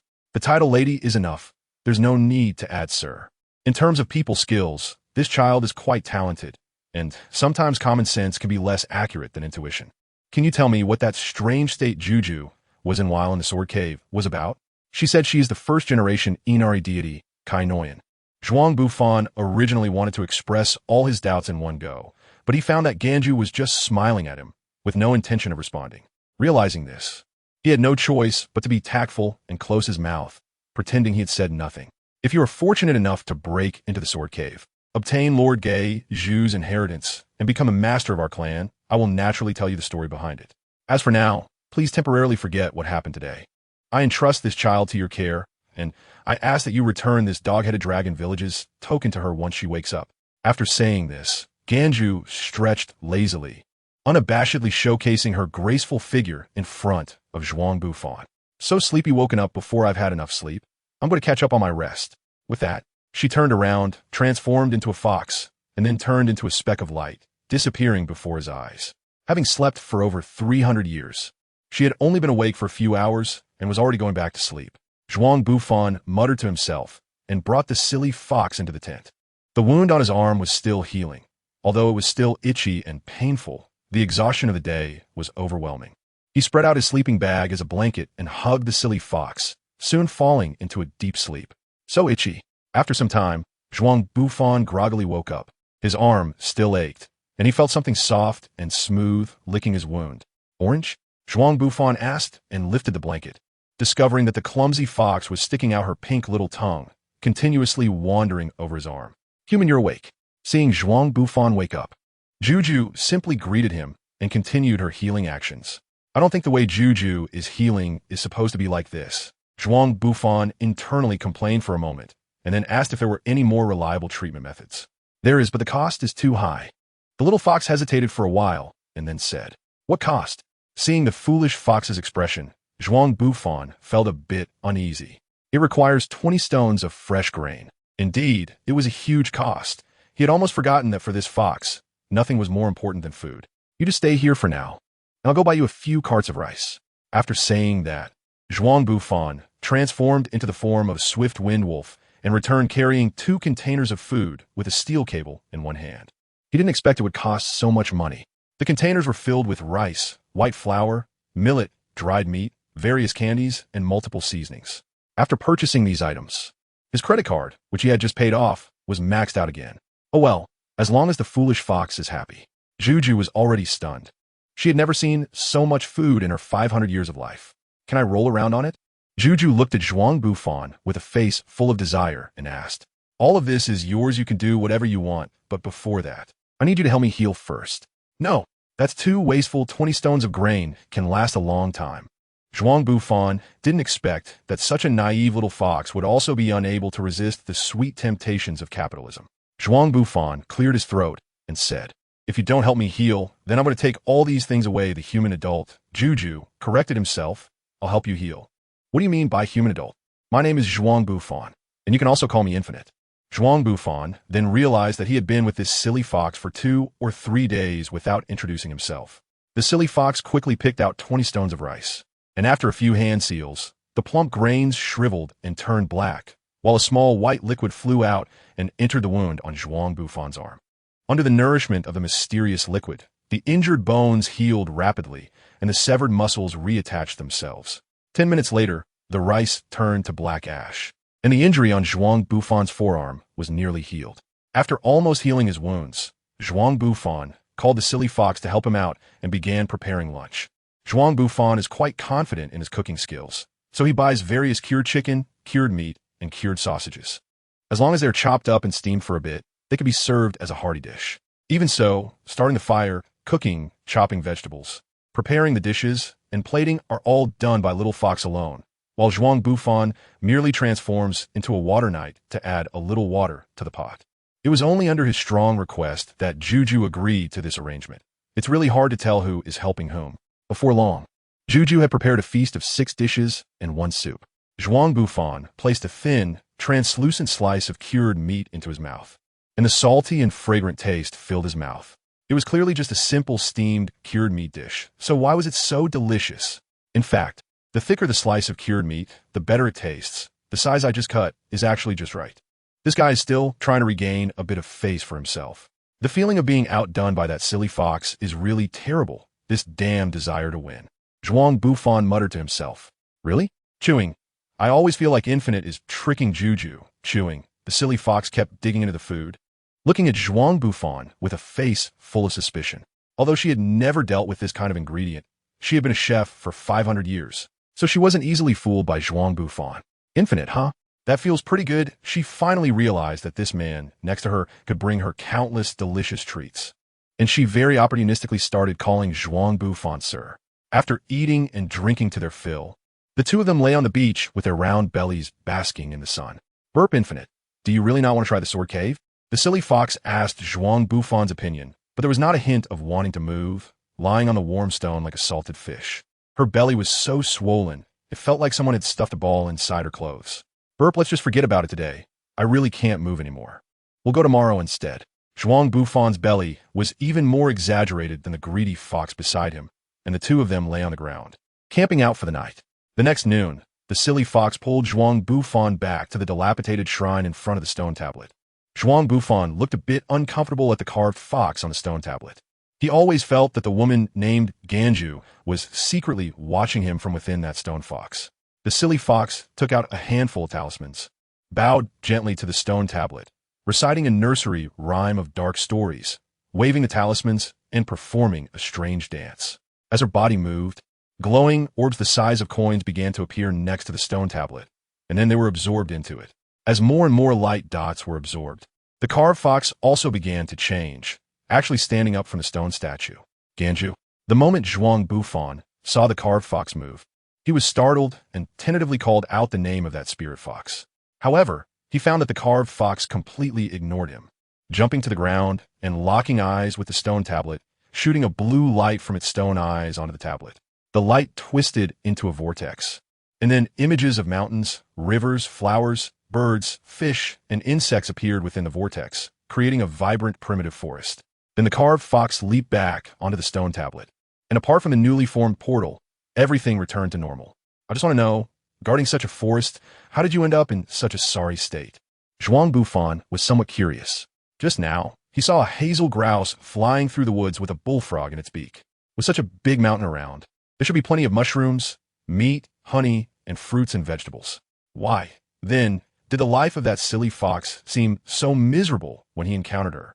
The things in the sword cave do not truly exist.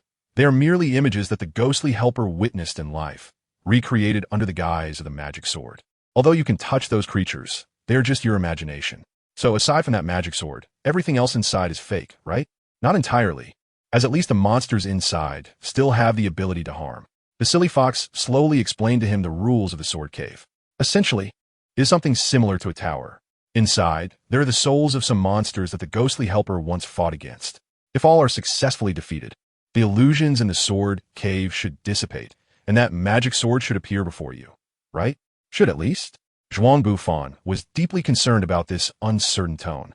After all, no one has been able to break through the sword cave so far. Can the citrus also see through the illusions inside the sword cave? I don't know. Now that Lord Spirit Fox has lost her body, I am also unsure if Lord Spirit Fox has the ability to see through the illusions within the sword cave. The foolish fox has already told me all the information she knows, and asking further would be useless. Zhuang Bufan no longer considered those matters and entered into a trance. Hiss! What is this oppressive feeling? Upon stepping into the sword cave, Zhuang Bufan clearly felt that his power was suppressed, and he could only exert about 1/3 of his usual strength. After trying several forms, he found that only in the form of the Shura sword enthusiast did he feel his state was optimal, allowing him to exert about 60% of his usual strength. It seems that the illusions in the sword cave are not so simple, and the degree of suppression seems to be related to his ability to resist mental power. A swordsman without a blade feels strange.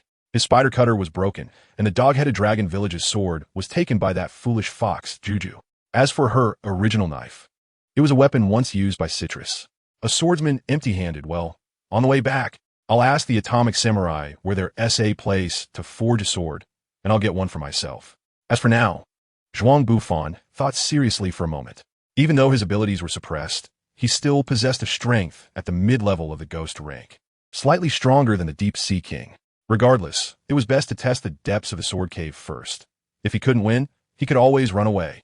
After making up his mind, Zhuang Bufan began to search for the whereabouts of demons in the deep mountains. He wasn't sure if he was just going in circles, or if the sword cave was simply astonishingly large, but after walking for almost half an hour, he hadn't seen even a single trace of a monkey, let alone any enemies. Just as Zhuang Bufan was complaining, a group of ninjas dressed in night gear suddenly appeared and blocked his path. In a flash of lightning, one ninja adopted a strange stance with his blade, aiming his left foot at Zhuang Bufan and then thrusting forward. The tip of the blade swiftly and accurately struck Zhuang Bufan's chest. However, contrary to what Zhuang Bufan expected, at the moment of impact, the ninja pushed forward with his right hand, gripping the knife in a reverse manner. The original thrust instantly transformed into a slash, and the sharp edge grazed Zhuang Bufan's skin.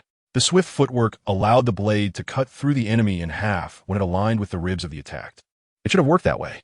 The sword technique was indeed impressive, but unfortunately, your strength is still too weak. Zhuang Bufan looked at the white sword scar on his skin, starting from his chest and forming a perfect arc all the way to his back. If the one being attacked wasn't Zhuang Bufan, but some other guy, half of their body would probably be on the ground by now. Is this the true Oboro flow sword technique? It really is a terrifying sword art. The ninja's strength is not very strong, only at the tiger level. And besides this Oboro flow sword technique, there isn't anything remarkable about him. A swordsman recognized by Inari to enter the sword cave should be able to handle even a tiger-level monster. Otherwise, it would be better to draw their sword and take their own life. It's clear that these monsters do not exist to kill the challengers. They seem more like puppets to provide them with training. Zhuang Bufan allowed this group of ninjas to attack him. He discovered that aside from shouting lightning flash and then using that kind of technique to attack him, they had no other means of offense. Since that was the case, Zhuang Bufan struck, using a hand knife to smash a ninja's head. Originally intending to pick up his sword, he found that the guy had turned into a wisp of smoke, and his sword had disappeared as well. Target: unconscious wandering spirit. Telekinesis enhancement. Telekinesis resistance enhancement. Acquired skill: flash of lightning. Flash of lightning.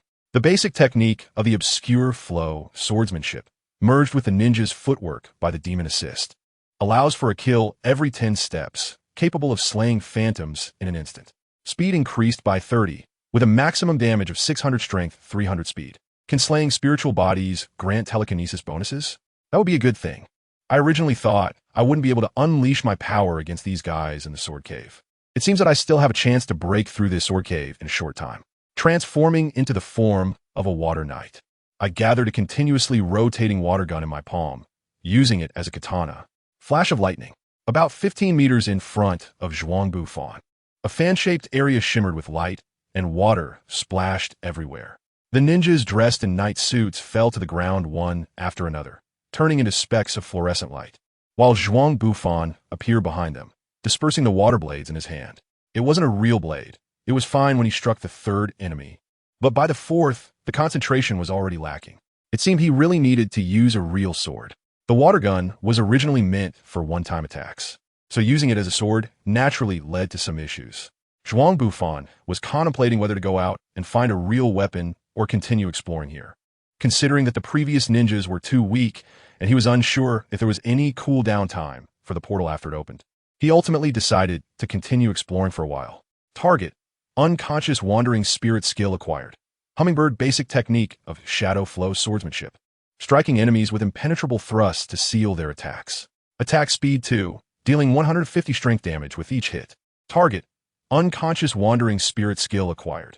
Floating boat basic technique of shadow flow swordsmanship, gathering one's thoughts and concentrating them on the sword blade, forming a spiritual wave that wraps around the sword body, dealing significant damage to psychic beings and abilities.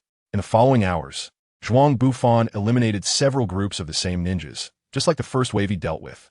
Most of them only used one type of shadow flow swordsmanship to attack him. After defeating all of them, a huge monster with a blue face and a single eye appeared before Zhuang Bufan, holding prayer beads and draped in a kasaya, standing 7 meters tall and looking exceptionally fierce. It seemed to be the evil monk from the original work, the Blue Priest. The Blue Priest pulled out a demon-subduing pestle and struck fiercely towards Zhuang Bufan's location. A flash of lightning. Zhuang Bufan appeared behind the Qing Fangzhu, and before the demon-slaying staff in his hand could fall, the enormous evil ghost transformed into fluorescence and disappeared without a trace. It seems that it only has the abilities of a weak ghost. It shouldn't be too different from a steel gorilla. After saying this, Zhuang Bufan began to confirm his spoils. Target: the unconscious Qing Fangzhu. Psychic power increased. Psychic resistance enhanced. I know you're expecting something, but he really has nothing left. Is it really like this? Not even a skill to give? Zhuang Bufan was too lazy to criticize this boss-level Qing Fangzhu. And then he noticed a strange portal entrance where the Qing Fangzhu had vanished. Is this the entrance to the next level? Looking at the strange whirlpool on the ground, Zhuang Bufan jumped in without a second thought. Golden wheat fields, a scorching sun. Zhuang Bufan found that he could feel the heat of the poisonous sun in this layer. He strolled slowly along the wheat fields, and before long, a group of little demons wielding sickles appeared in front of him, constantly waving their short sickles. Gradually, each little demon conjured a doppelganger that looked exactly like itself, and in less than 10 seconds, the number of these little demons doubled. Is this the skill of the wandering spirits in this layer? I just don't know how strong they are. Zhuang Bufan intentionally tested them, allowing them to attack him. The pig-nosed little demon swung its sickle and attacked Zhuang Bufan with lightning speed. The sharp sickle cut through his skin, and Zhuang Bufan felt that things were not looking good. He quickly gathered water blades in his hands and then struck with a flash of lightning. This time, aside from the pig-nosed little demon attacking him, the other creatures only suffered some superficial injuries and did not lose their lives. This strength might be at the ghost level. Even after absorbing the psychic energy of the first layer of wandering spirits, Zhuang Bufan had only restored himself to the realm of a strong ghost. Although defeating this group of weak ghosts was not a problem. However, the difficulty growth curve of the tower made him feel somewhat fearful. After dealing with these few, it would be better to go back and at least find the atomic samurai to get a new sword. Looking at the dozen or so weak ghost-level minions, Zhuang Bufan began to feel a bit intimidated by this tower. But fortunately, he was indeed a master at the ghost pinnacle level. He also possessed many powerful skills. So dealing with these little demons was naturally easy. Although he was surrounded by a dozen weak ghost-level little demons, and his condition was weakened, this group of little demons did not cause him much trouble. Without needing to test the swordsmanship of the obscure flow, Zhuang Bufan summoned a set of water armor and withstood the little demons' attacks in close combat. Using the moves of the flowing water rock shatter fist, his ruthless iron fist struck them, compared to the water gun, which could only be used a few times before needing time to regather the spiral. Zhuang Bufan's iron fists were clearly more durable. Ghost Cry lower kick, Demon Kill mid kick, Azura strong strike, Help burial handblade. Zhuang Bufan shouted the names of his modified ultimate moves while clearing out the group of enemies in front of him. Most of the monsters couldn't withstand Zhuang Bufan's Shura fist, and even if they did, they would end up dead with their skulls shattered under his hell's burial knife hand. Target: unconscious spirit creatures. Telekinesis enhancement, telekinesis resistance enhancement. Acquired skill: phantom body. The basic technique of fog flow swordsmanship allows the user to create a phantom body by merging telekinesis with willpower, enabling attacks from positions that are indistinguishable to the enemy. The power depends on the strength of the host telekinesis and willpower. The legendary Yin Return can simultaneously intercept a flying swallow from 3 angles. So, how does the swordsman using this move execute it? The system detects that the host has learned all the basic techniques of fog flow swordsmanship and automatically merges them into a passive skill. Fog flow sword technique. Fog flow sword technique. In Legend, it manipulates the demon sword, a sword technique that slays gods and demons. When holding a sword, reaction speed increases by 20, telekinesis increases by 20, and the effect of a stable heart is obtained, reducing the negative buffs from the demon sword you hold. Clearly, you have only learned the most basic applications of fog flow swordsmanship. Reaching the realm of slaying gods and demons, killing effortlessly, is still a long way off. It feels like this phantom body is not much different from a stand user. Perhaps the founder of fog flow swordsmanship was actually a stand user. Zhuang Bufan casually complained and summoned a water gun, only to find that he couldn't enjoy the benefits of the obscure flow sword technique. He dismissed the water gun and tried to create a phantom body. Soon, a faint blue silhouette appeared in front of him, intangible, as if it passed through the air when touched. He controlled the phantom with his mind and struck the ground with a punch, creating a huge pit from the immense force. At the moment the phantom threw the punch, he felt a slight burden on his spirit, even experiencing a mild sense of dizziness. It seemed he should find a real sword, as the skill of this phantom body placed too much strain on his spirit and could only be used in conjunction with certain techniques. Receiving a reminder from his system, Zhuang Bufan attempted to summon 2 phantoms to overlap with his body, executing the supersonic Iaedo slash from 3 different angles simultaneously. Boom! 3 sword lights struck the same spot from 3 different directions, their energies overlapping and forming a terrifying triangular sword mark on the ground, deep enough to reach over 10 meters. He wondered if having a demon sword in hand would make things better. Zhuang Bufan felt a bit dispirited.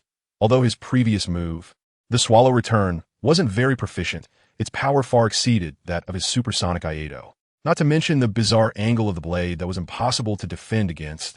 Calling it a lethal ultimate technique would not be an exaggeration. Aside from the slightly increased burden on his body, everything else was pretty good. After resting in place for a few minutes, Zhuang Bufan returned to the spot where he first appeared, only to find that the entrance he had come from had already disappeared. Did he have to defeat the boss of this level to go back? He hoped it wouldn't be too strong. Zhuang Bufan murmured to himself that the monsters on the first level were only at the tiger level, but as the gatekeeper boss, the Qing Fangzhu had the strength of a ghost level.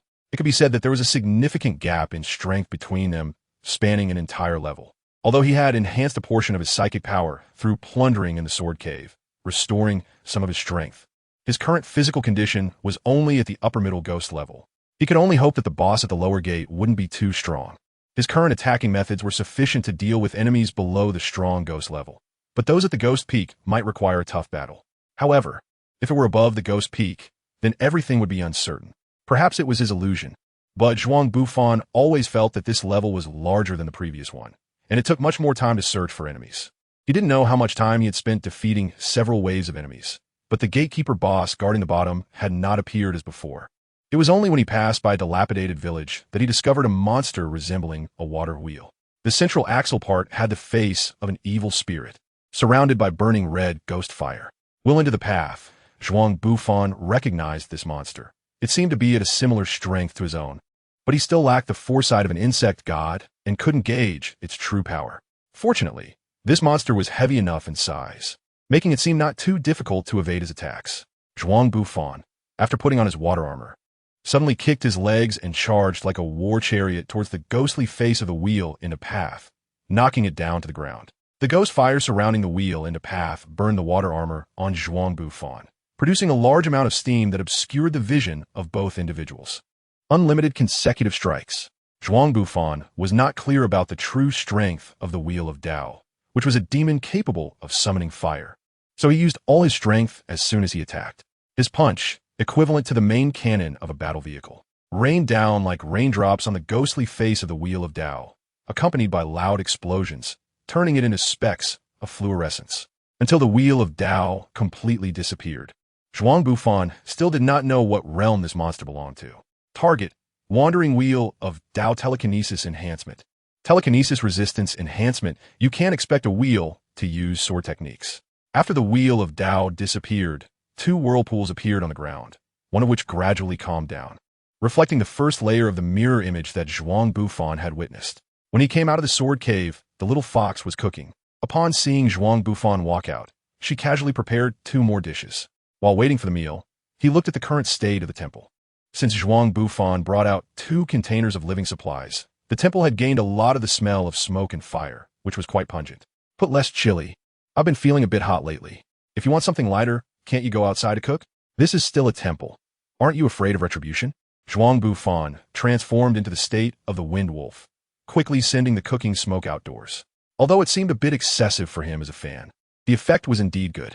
Infinite Lord, I'm the Inari god here. This temple is my home, so why should I suffer retribution for cooking at home? The silly fox placed the dishes on the table, tilting its head to look at Zhuang Bufan, not quite understanding what he had just said. Don't you think the cooking smoke in the house is a bit much? By the way, is it really okay to keep that portal open like this? After the silly fox's reminder, Zhuang Bufan realized that the little fox in front of him was actually a proper deity. The teleportation array is maintained by the energy of the earth veins. It can be a bit troublesome to activate. Though, don't worry about any problems. I've already used an illusion to conceal the temple. The silly fox explained while teaching him how to recognize the illusion when entering and exiting the temple.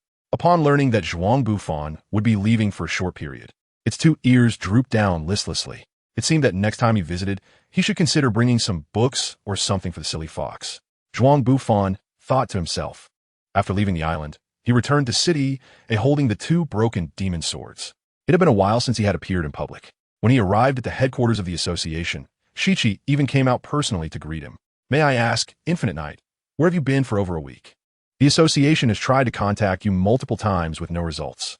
I went to a strange secret realm. By the way, what does the association want from me? Zhuang Bufan is unwilling to disclose more information. After all, the confidential information of the Hero Association has basically been leaked like a sieve. I hope you can ask Miss Tornado to investigate the 3 major monsters that have recently appeared in City Z, the Cutter King, the Insect God, and Little Tornado, and execute the mission together with them. Siki, do you want me to die? Zhuang Bufan interrupted this guy's attempt to continue reading the list of targets. Although the little tornado promised the association not to take action against him, thinking about the things he had done, each one clearly jumping back and forth over a bottom line, he was afraid that if he went to carry out tasks with her. Zhuang Bufan really trusts Tornado's character, but he doesn't trust his own sharp tongue. Who knows if he might say something strange that would annoy Tornado? The three oddballs of City Z, right? Just leave it to me to handle one person. If you really must send more people, please send someone else anyone would do. If Tornado agrees to this mission, then the biggest danger in this task is not the bug god or some cadre from the Hero Association, but Tornado herself, who is right beside him. Sighed originally thought this would be a great opportunity to improve the relationship between the two of you. Since you're unwilling, then let the sexy prisoner cooperate with you. That guy's been thinking about wanting to see you again ever since the battle with the Deep Sea King in City J. Is Atomic Samurai available? Please, even Baldy Cape Hero would do, or even that group of brain-dead guys from the Vest family. Thanks to Shichi's reminder, Zhuang Bufan finally realized that there was another pervert within the association who could pose a threat to him. Fortunately, Atomic Samurai was currently inside the association, and Shichi readily agreed to this decision. It's really strange. After a few days of not seeing you, you've started to exude the aura of a swordsman. But looking at you, it still seems like you have no talent for the sword path. Atomic Samurai stroked his beard, scrutinizing Zhuang Bufan's changes. Zhuang Bufan hopes to find the Atomic Samurai, not just to complete the character assigned by the association. He presents the broken spider sword, cut into 2 pieces, to the Atomic Samurai and asks if there's a place to repair this cursed blade. The Atomic Samurai glances at the half-sword and then stares intensely at Zhuang Bufan for a while before speaking. I've never seen anyone able to subdue a cursed sword before. It seems you're not suited for the sword path. After staring at me for so long, that's your conclusion? If that's the case, let me show you what I've learned in my time with swordsmanship. Originally, I had a request for the Atomic Samurai and held back my urge to retort. But after hearing this, even Zhuang Bufan felt a bit displeased. Interesting, is it still the tilling sword technique? As an older man, your mouth is even more talkative than mine. No wonder you'll be treated as a sandbag and hung up to be hit. Later, the two arrived at the combat laboratory inside the association. Although news of the sparring had only spread for less than 5 minutes, the spectator seats were already filled. An A-rank Infinite Knight and an S-rank Atomic Samurai are sparring. What on earth is he thinking? A C-rank hero, munching on sunflower seeds, commented while in a completely spectator-like state, even sharing some of his seeds with others. That newcomer is no ordinary A-rank hero. I've heard he's already recognized by the association as an S-rank candidate and could be promoted at any time. Explain someone with a bit of insider knowledge nearby. So we get to see the battle style between S-ranks up close this time. Excited to witness the action. Everyone looked towards the center of the arena. The association also wanted to take this opportunity to confirm Zhuang Bufan's strength. Young man, I'll let you make the first move. Don't worry, I'll only use the back of my sword. The sandbag, no. The Atomic Samurai is indeed a genius who can reach dragon-level status solely through his sword skills. Zhuang Bufan naturally didn't need to worry about whether he could handle his own sword techniques. But this sparring session was merely for showing off the recently learned Kinjutsu. So, Zhuang Bufan transformed into the form of a Shura sword fanatic and requested a training steel sword from the association, rather than choosing the strongest form of the Water City Knight. Holding his breath and focusing, he targeted the position of the Atomic Samurai and executed a triple supersonic Iaido technique, the Yatagarasu. Yatagarasu. The Atomic Samurai widened his eyes in surprise as he watched Zhuang Bufan's 3 forms simultaneously performing the Iaido technique from 3 different angles. Ding, a crisp sound rang out as the 3 sword lights simultaneously shattered the 3-pronged attack from Zhuang Bufan, with the perfectly timed execution making it sound to outsiders like just a single strike. This truly surprised me. I never expected to combine Yatagarasu with the art of Iaido in this way. Zhuang Bufan looked at the shattered steel knife in his hand. The Atomic Warrior also used the Yin return technique to counter his attack. He remained stationary, and the blade divided into 3 parts, managing to strike his weapon simultaneously from 3 angles at the same time. This is what true Yin return looks like. Although he successfully made the Atomic Warrior acknowledge that he wasn't just an idiot who knew only the New Year sword technique when it came to swordsmanship, he couldn't shake off the inexplicable feeling of defeat. Is this it? Can someone explain what exactly just happened? The clash between masters occurred in the blink of an eye, and everyone present failed to see what actually transpired. All they heard was a crisp sound, Zhuang Bufan's knife shattered, and then everything was over. The association's cameras began to replay the footage, but even when slowed down to the limit, it was still impossible to see how the two had fought. In a moment of daze, they saw Zhuang Bufan raise his hand, and at that instant, he seemed to turn into three figures. Was it an illusion or a residual image? No one dared to conclude, but the recorded video completely impressed the higher-ups of the association, solidifying Zhuang Bufan's status as an S-class hero. The three guys deemed ghost level by the association. Can you handle them yourself? Then why did you call me over? The Atomic Warrior walked out of the Hero Association with Zhuang Bufan, curiously asking him this question. In his eyes, Zhuang Bufan, as a newcomer, was already an outstanding warrior. Just his yin return technique alone was enough to deal with the vast majority of monsters. Not to mention this guy's terrifying physical abilities and his powers to manipulate wind and water. The Atomic Warrior even thought that his future achievements might surpass those of the explosive hero who hadn't appeared in years. With Zhuang Bufan's capabilities, how could he possibly fail to deal with those three ghost-level weaklings rated by the association? Therefore, he believed there must be something else going on. It's all your fault, old man. I almost forgot about this matter. Zhuang Bufan complained and took out his broken spider knife, which was split into two pieces. Uncle, can you take a look and see if there's any way to repair this demon blade? Zhuang Bufan is different from the Atomic Samurai. He himself cannot reach that realm of effortless killing. An ordinary blade in his hands might even fail to execute a complete sword technique, simply because it cannot withstand his power and ends up breaking. Without a good sword, his Shurasur Madness form is essentially halved. Not to mention how significant this form would be for him to conquer the Sword Cave, let alone the terrifying attribute enhancement that the Demon Sword provides him. The forging method for the Demon Sword has been lost since the death of the last master of the Muramasa clan 80 years ago, so naturally, no one can repair it. Although the Demon Sword is sharp, it is ultimately just an evil blade. If you really need a famous blade, I recommend you seek Master Zhang Shaoqing. The sword I am currently using is a piece crafted by him. Zhang Shaoqing? I also have a dual blade. Zhuang Bufan secretly complained in his heart and imagined the scene of the Atomic Warrior wielding a kitchen knife. The picture was simply too beautiful. He couldn't bear to look directly at it. Forget it, since you have no way to remedy the situation. You won't be needed here.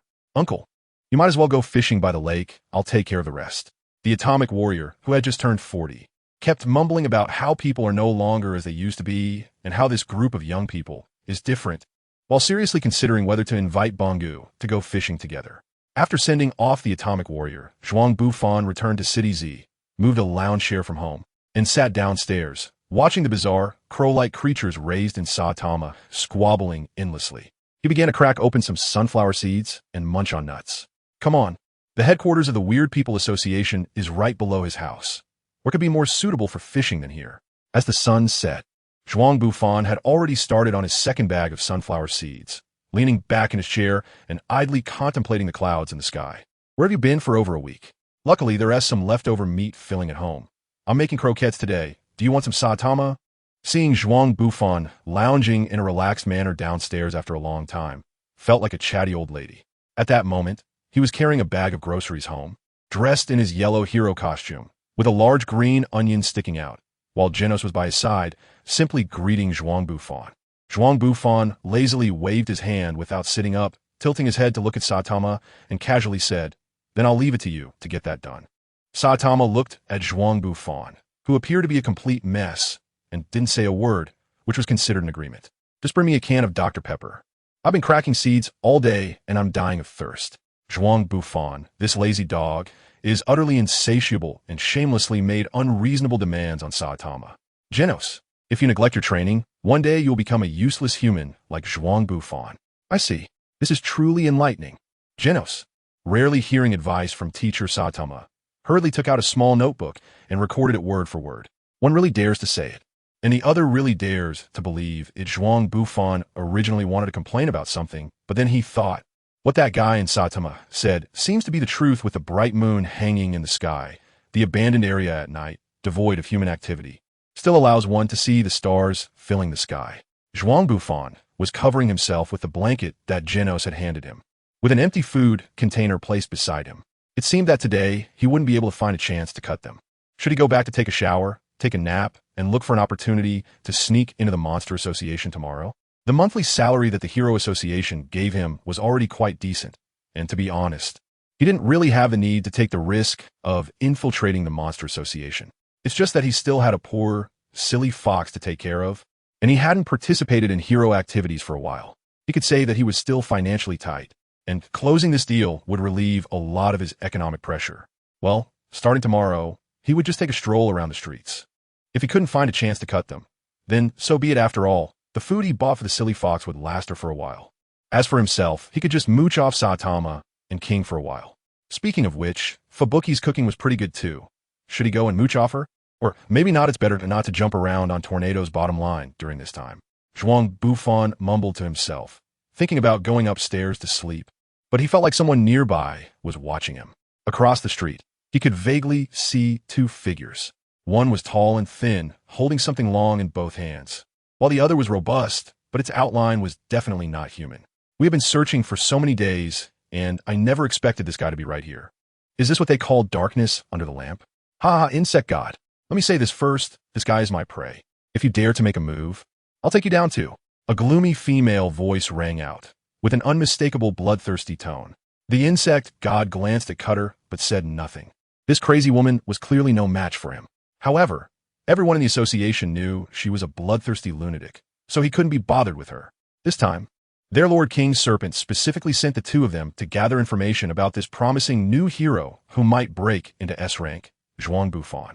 In order to avoid exposing the association's information and risking Lord Dajong's plan, they had to act in a very low-key manner these past few days. Because of this, Cutter's killing intent had reached an unbearable level. I'll give you 30 seconds. If you can't deal with that guy, don't blame me for making a move. That's enough. After receiving the reply, Cutter licked the bandage on her face with her tongue, looking at Zhuang Bufan with a twisted smile. D. Cutter shouted, excitedly waving her blade at Zhuang Bufan, the high-frequency slashes effortlessly shredding the asphalt around him. The shadows of the blades danced, revealing that this woman was in an ecstatic state. Is that all? Even my armor can't be broken. And you still have the nerve to call yourself the king of cutting? Zhuang Bufan mockingly taunted the Cutter. In fact, Zhuang Bufan was quite surprised himself. Although his psychic power greatly enhanced his abilities, he still underestimated the potential of his powers. There was no doubt that the Cutter possessed strong ghost-level strength. Yet her frenzied attacks could not breach the fluid armor he had created. This indicated that his psychic level had nearly reached strong ghost level, or even ghost peak level. Dispelling the fluid armor around him, Zhuang Bufan enveloped the Cutter in a stream of water, forming a smooth water ball. He then clenched his fist, causing the water ball to shrink to 1/3 of its original size. Under the immense pressure, the Cutter spat out blood and lost consciousness. Oh, the insect god, seeing Zhuang Bufan standing there unscathed after withstanding the Cutter's relentless assault, realized that the situation might change. He rushed over to help the Cutter escape danger, thinking about whether to fight or retreat later. Unfortunately, he was still a step too late. The insect god shouted, charging in front of Zhuang Bufan. In one hand shattered the water ball that trapped the Cutter. This was not the time to show gentlemanly manners. The insect god slapped the Cutter aside, hoping to wake her up with that blow, and using his size advantage, he brought both fists down in a hammer strike. As expected of a ghost peak level monster, he matched Zhuang Bufan in strength at that moment. Zhuang Bufan was standing on the pit where the underground king had emerged, although it had been filled in by Genos. The entire underground was still hollow, under the insect god's immense power. The force Zhuang Bufan endured had not even had time to transmit into the ground before he was driven into the earth like a nail. Only his arms and part of his neck remained above ground. What the heck, it turns out he's just a flashy guy with no substance. Before Zhuang Bufan could say anything, the insect god stomped down, causing the surrounding buildings to tremble, and Zhuang Bufan, who was trying to rise, was naturally pinned several dozen meters underground by this force. If you have the guts, don't let me out, otherwise I'll take your head off and use it as a ball to kick. Zhuang Bufan was furious. It was always others who threw stones down the well, and this was the first time he experienced it himself. The feeling was quite unbearable. Damn guy, I'll dig you out and tear you into pieces. Cutting was now awake, continuously digging with dual knives, looking like she wanted to whip Zhuang Bufan's corpse.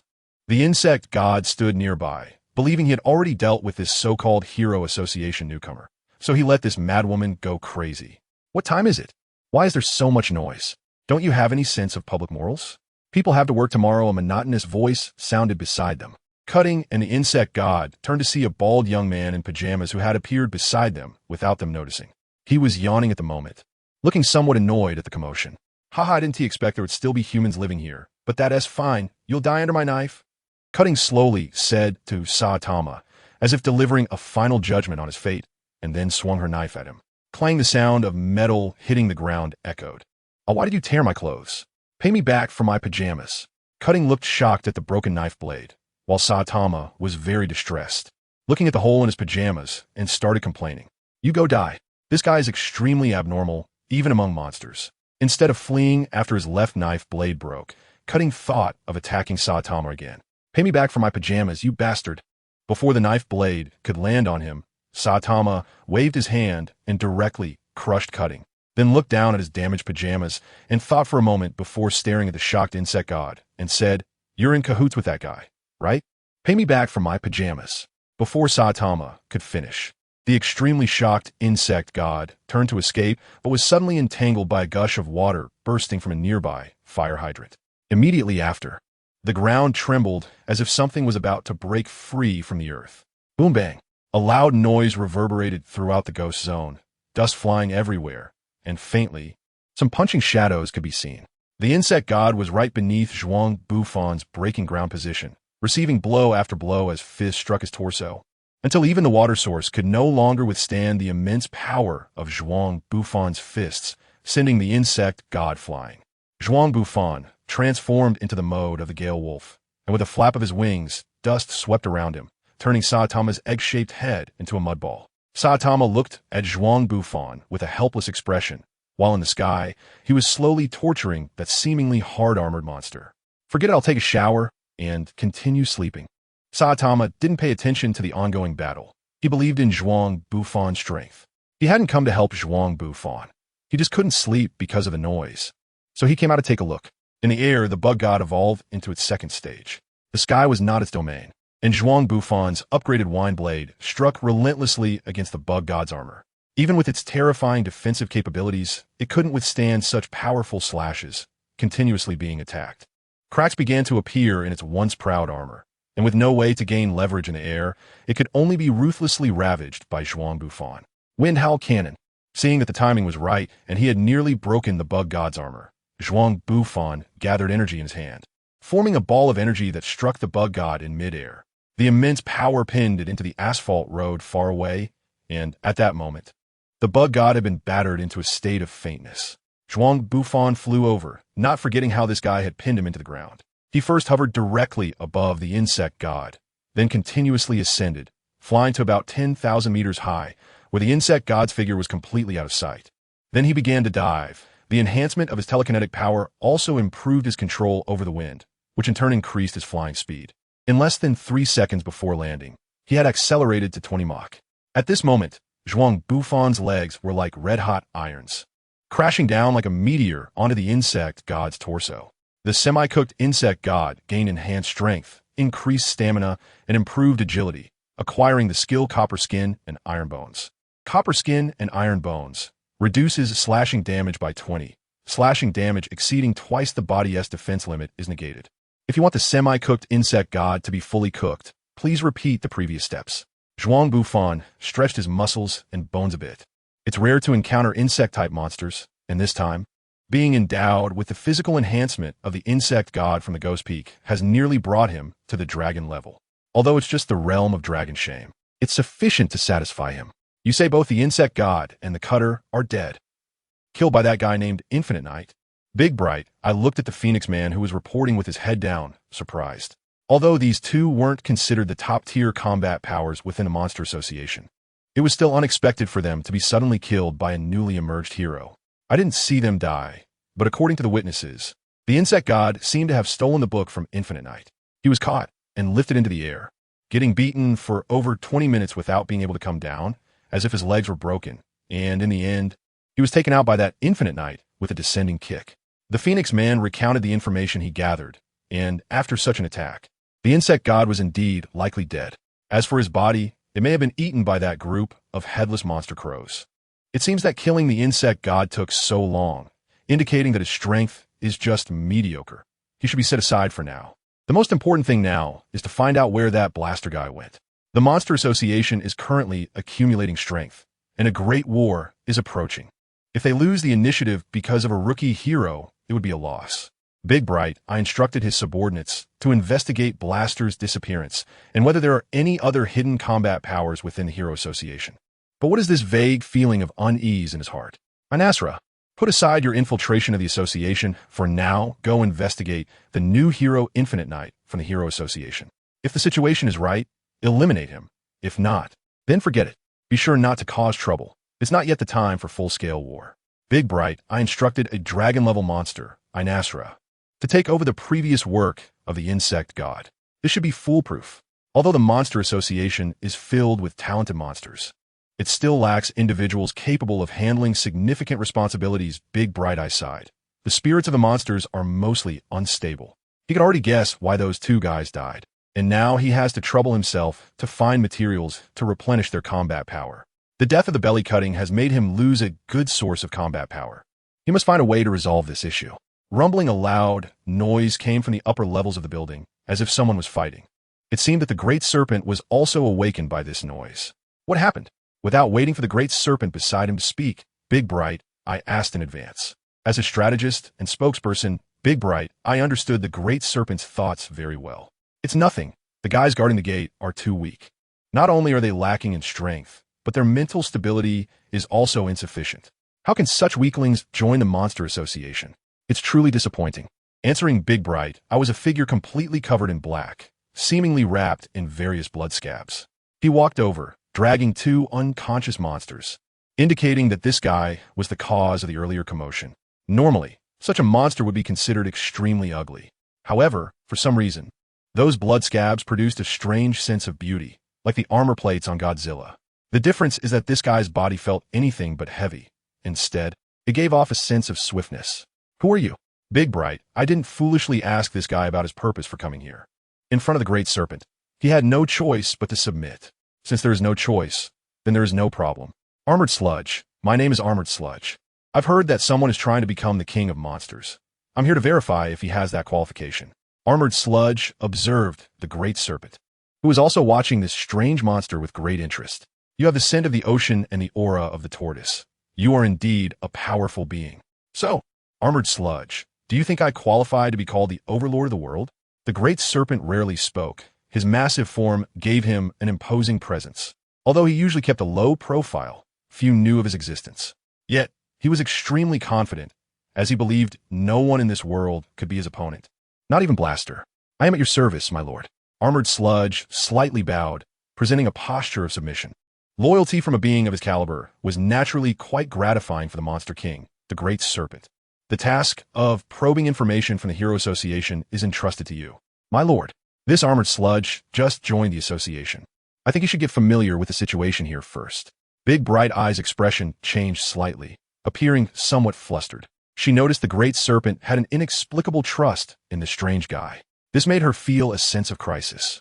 It wasn't that she was afraid this guy would affect her position, but rather that he had registered without going through the proper channels, which made her uneasy.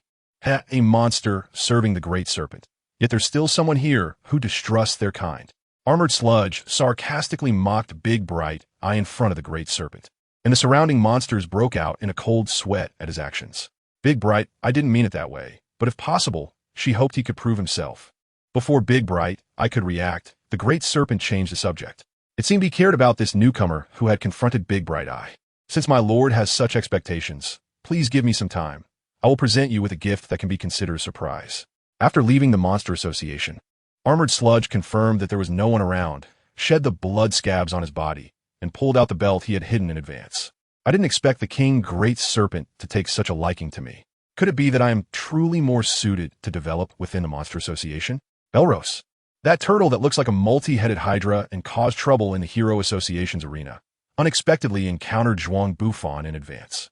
After dealing with him, he even received a transformation form that could merge with his Water Knight state. Swamp Lord possesses the power to manipulate water flow and land, can communicate with all terrestrial and aquatic plants, increases strength by 70, agility by 55, and defense by 40. Life Messenger. As long as there is life activity, You can enjoy the blessings of all beings with a maximum life recovery enhancement of 50, strength enhancement of 30, and a 20 reduction in slashing damage. Mastering the ability of rock freestyle, swimming, even earlier than the sexy prisoner, is something I never expected. After obtaining this transformation form, Zhuang Bufan conceived a clever operation in his mind. It's a rare opportunity to have a form that looks so much like a monster. If I don't go and act as a double agent, it would be against the natural order. Thus, Zhuang Bufan infiltrated the Monster Association, seemingly obtaining a position of no small significance. How strange, why can't I find it? Inasra stood on the rooftop, organizing the documents in his hands. As one of the top intelligence agents of the Monster Association, he had spent 3 whole days without even catching a glimpse of the Infinite Night. Turning around, he carefully examined the familiar faces around him and found that aside from a man with a bald head and a B-class beauty, the rest were all S-class heroes. The B-class Hellish Snow was the younger sister of the Trembling Tornado. Offending that woman was not a wise choice. Should he capture that bald-caped hero and interrogate him properly? Although he lived with that S-class rookie, the Devil Cyborg, he still believed he would have a chance to catch him alone. Inasra, Lord Orochi is very dissatisfied with your progress. Why have you spent so much time with no progress at all? A monster covered in blood scabs approached him step by step from behind. Inasra retreated in rhythm with the creature, signaling him not to come any closer. Armored Sludge, if possible, please stay where you are. Although you are a favored confidant of Lord Orochi, I believe we should keep a safe distance. Armored Sludge, this enigmatic monster, was a newly favored servant of Lord Orochi who seemed to have appeared out of nowhere. Aside from knowing that this guy had a conflict with Lord Eyeball, all information about him was a huge mystery. Although Inasra was a dragon-level monster, he did not possess any powerful hand-to-hand combat abilities. Like the Wandering Emperor, he attacked enemies using laser manipulation. Though he worked out regularly, he didn't dare claim to be brave in front of Armored Sludge, and could only ensure a safe distance in case of emergencies. Rest assured, I'm not here to cause you trouble. I just want to remind you that if this drags on too long and Lord Orochi becomes dissatisfied, you should know what the consequences will be. Your situation doesn't look very optimistic, does it? Are you saying you're not here to threaten me? Inasra silently complained. Although this task was assigned to him by Lord Eyeball, everyone knew it was actually Lord Orochi's intention. Remembering that man-eating serpent, Inasra felt a wave of goosebumps all over his body. I wonder if Mr. Armored Sludge has any insights? Inasra tentatively inquired about Zhuang Bufan's opinion. Currently, Lord Orochi was mobilizing forces to prepare for an attack on the Hero Association. They were lacking internal information about the association and had insufficient manpower. If someone could help resolve one of these issues, surely Lord Orochi would understand your difficulties, right? Sounds like a good suggestion. Inasra remained composed, but internally he was filled with sarcasm. As an intelligence officer of the Monster Association, I can assure you that the information we receive here is even faster than what the higher-ups of the Hero Association get. Although you may not believe it, the database created by those gluttonous fools is filled with lies and has no useful information at all, even more ridiculous than certain encyclopedic entries. Submitting such information would likely get me torn to pieces by Lord Orochi. I really wonder what Mr. Armored Sludge's intentions are for suggesting this to me. Is there such hostility? Zhuang Bufan scratched his head and no longer argued with him, directly getting to the point. I have a piece of news. Whether you believe it or not depends on you. It is said that those monsters who were previously captured and imprisoned by the Hero Association or were declared dead have been seen active. Perhaps they are not dead, as the association confirmed. Zhuang Bufan didn't continue speaking. Instead, he turned around and walked away from Inasla, not believing that Inasla would remain unmoved. Although he hadn't considered continuing his development in the Monster Association, the attitude of this group towards him was too bad. Huddled in the dirt, Zhuang Bufan quickly swam toward the coastline. The reason he had to act this way was quite helpless. Ever since he realized that the Monster Association viewed him as a thorn in their side, Zhuang Bufan felt he needed to temporarily disappear from everyone's sight. In recent days, the letters sent to him by the Hero Association had nearly filled up his mailbox, with the gist being a plea for him to come out and stretch his legs. For this reason, Saitama even sent him a message, roughly complaining about how this guy could be lazier than himself. As for wandering the streets in the form of the Swamp Lord, well, apart from Saitama, there are heroes like Tornado, Sweet Mask, and Metal Bat. Although Saitama should understand that he wouldn't attack him, Tornado and Sweet Mask might not. Therefore, to avoid trouble, Zhuang Bufan still planned to hide for a while. Zhuang Bufan searched the ice cellar after arriving on the island, hoping to grab a bottle of happy water. However, he found the cardboard box was completely empty, and the only thing piled up nearby were aluminum cans. 8 big boxes of waste happy water, and all that was left were aluminum cans. Silly fox, where's my Coca-Cola? Zhuang Bufan walked out of the temple with a dark face, looking at the snow-white fox lying beside the low tree. This guy was actually basking in the warmth here, rolling over on its back and taking a nap. It seemed that during the days he had been away, the silly fox had been living quite happily. Hearing Zhuang Bufan's voice, the little fox hurriedly flipped over, pretending not to understand what he was saying, its pair of bright, watery eyes looking at him with confusion. Oh, you've learned to lie, huh? At just 500 years old, you've already learned to deceive. Tell me, who did you learn it from? Zhuang Bufan originally thought about grabbing the silly fox's ears like catching a rabbit, but he was afraid of hurting her. In the end, he could only hold her front paws, constantly scratching her belly. Wow, little fox, you've gotten chubby, with little meat on your belly. Bang, the silly fox transformed back into her Shikigami form, mumbling things like that trickster, infinite adult, while using her small hands to pinch her belly and cheeks. It's over. It's really over. Zhuang Bufan could see at a glance what this silly fox was thinking. Her expression was all written on her face.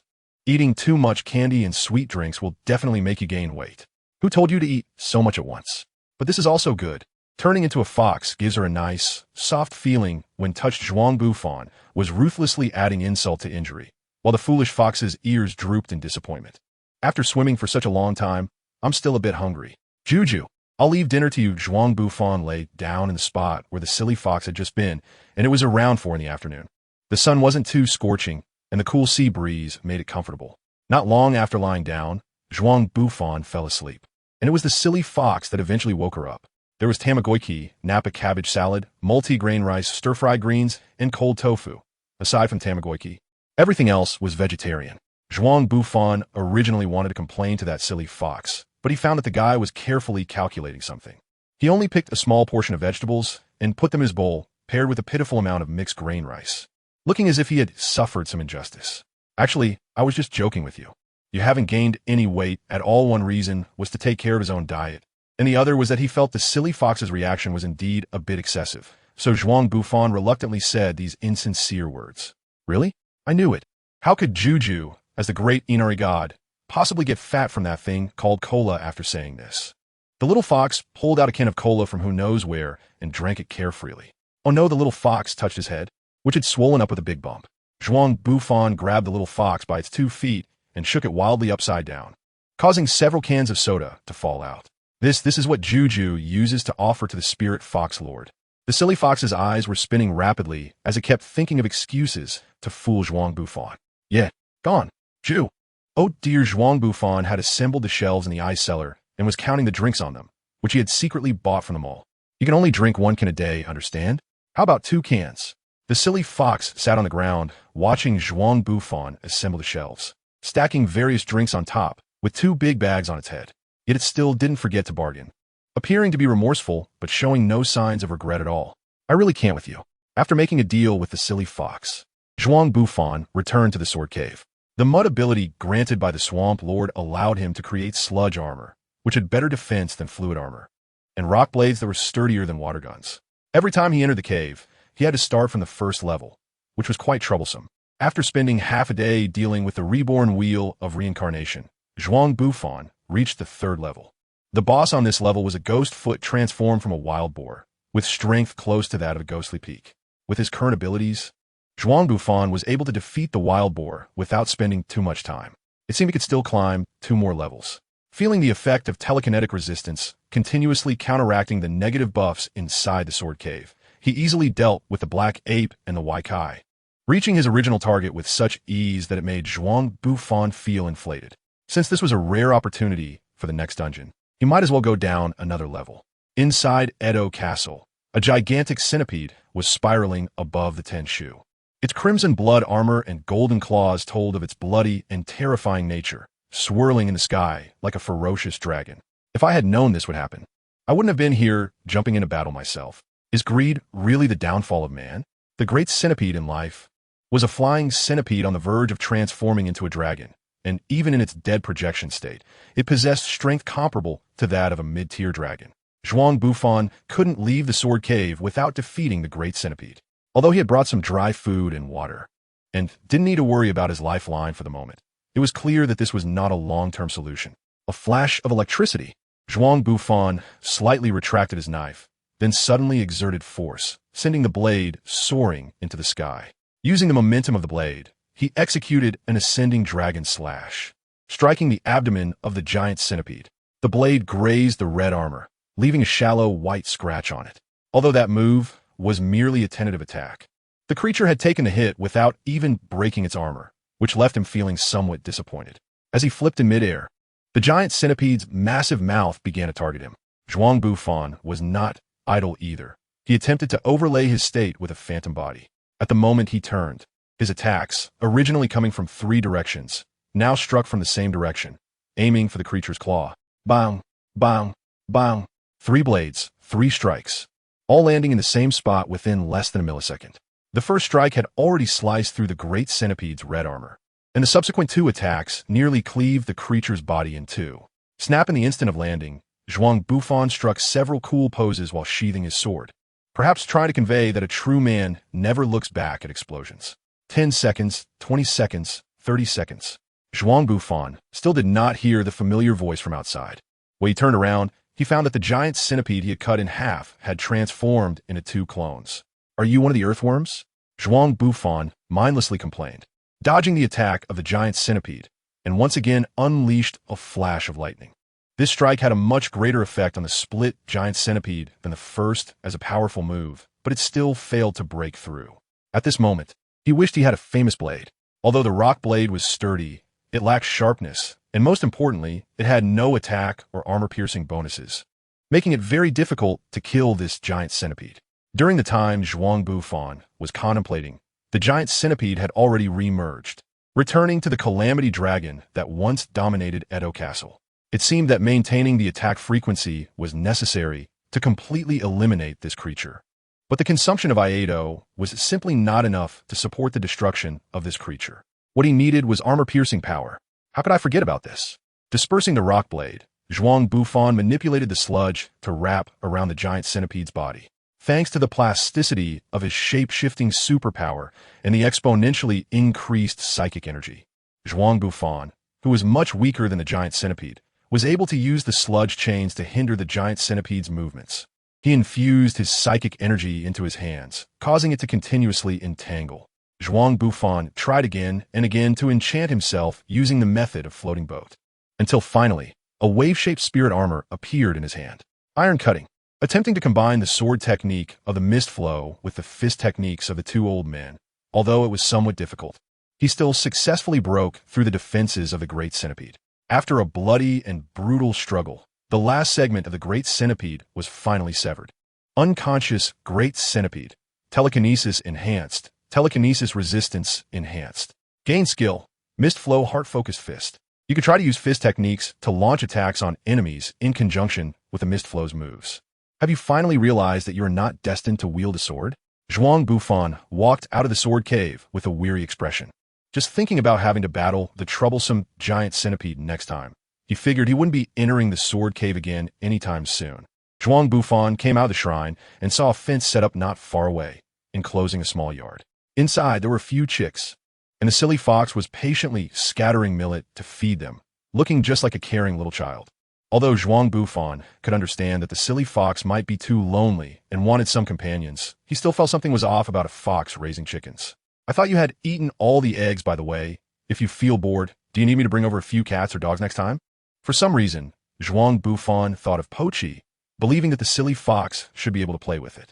However, considering that his current strength seemed insufficient to deal with that silly dog, it was indeed better to leave the capturing of Pochi to Saitama. "It's Infinite Sama. No need, I'm just trying to see if I can raise a few fat chickens, so we can roast them later, by the way. It seems that everything Infinite Sama brought back were unfertilized eggs.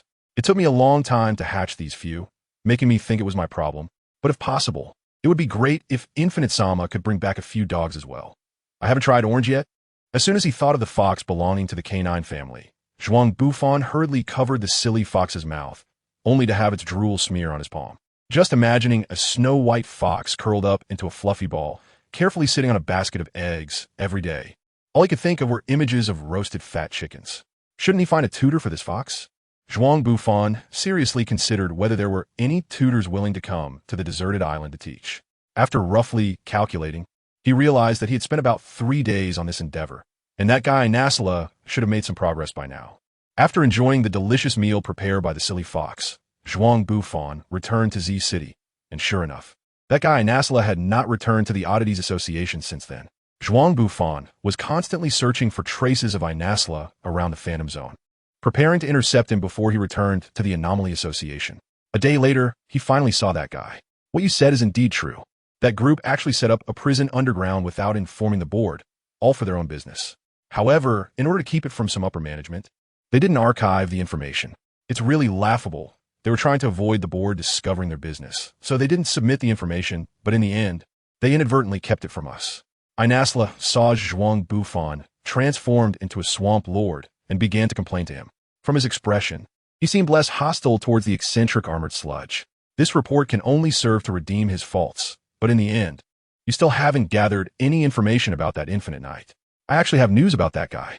If you agree to hand over to His Majesty the Hydra with my name attached, then I would be very willing to take you to find that so-called Infinite Knight. Inasla chuckled, looking somewhat sarcastic. However, he still clearly explained all the information he had collected to Zhuang Bufan.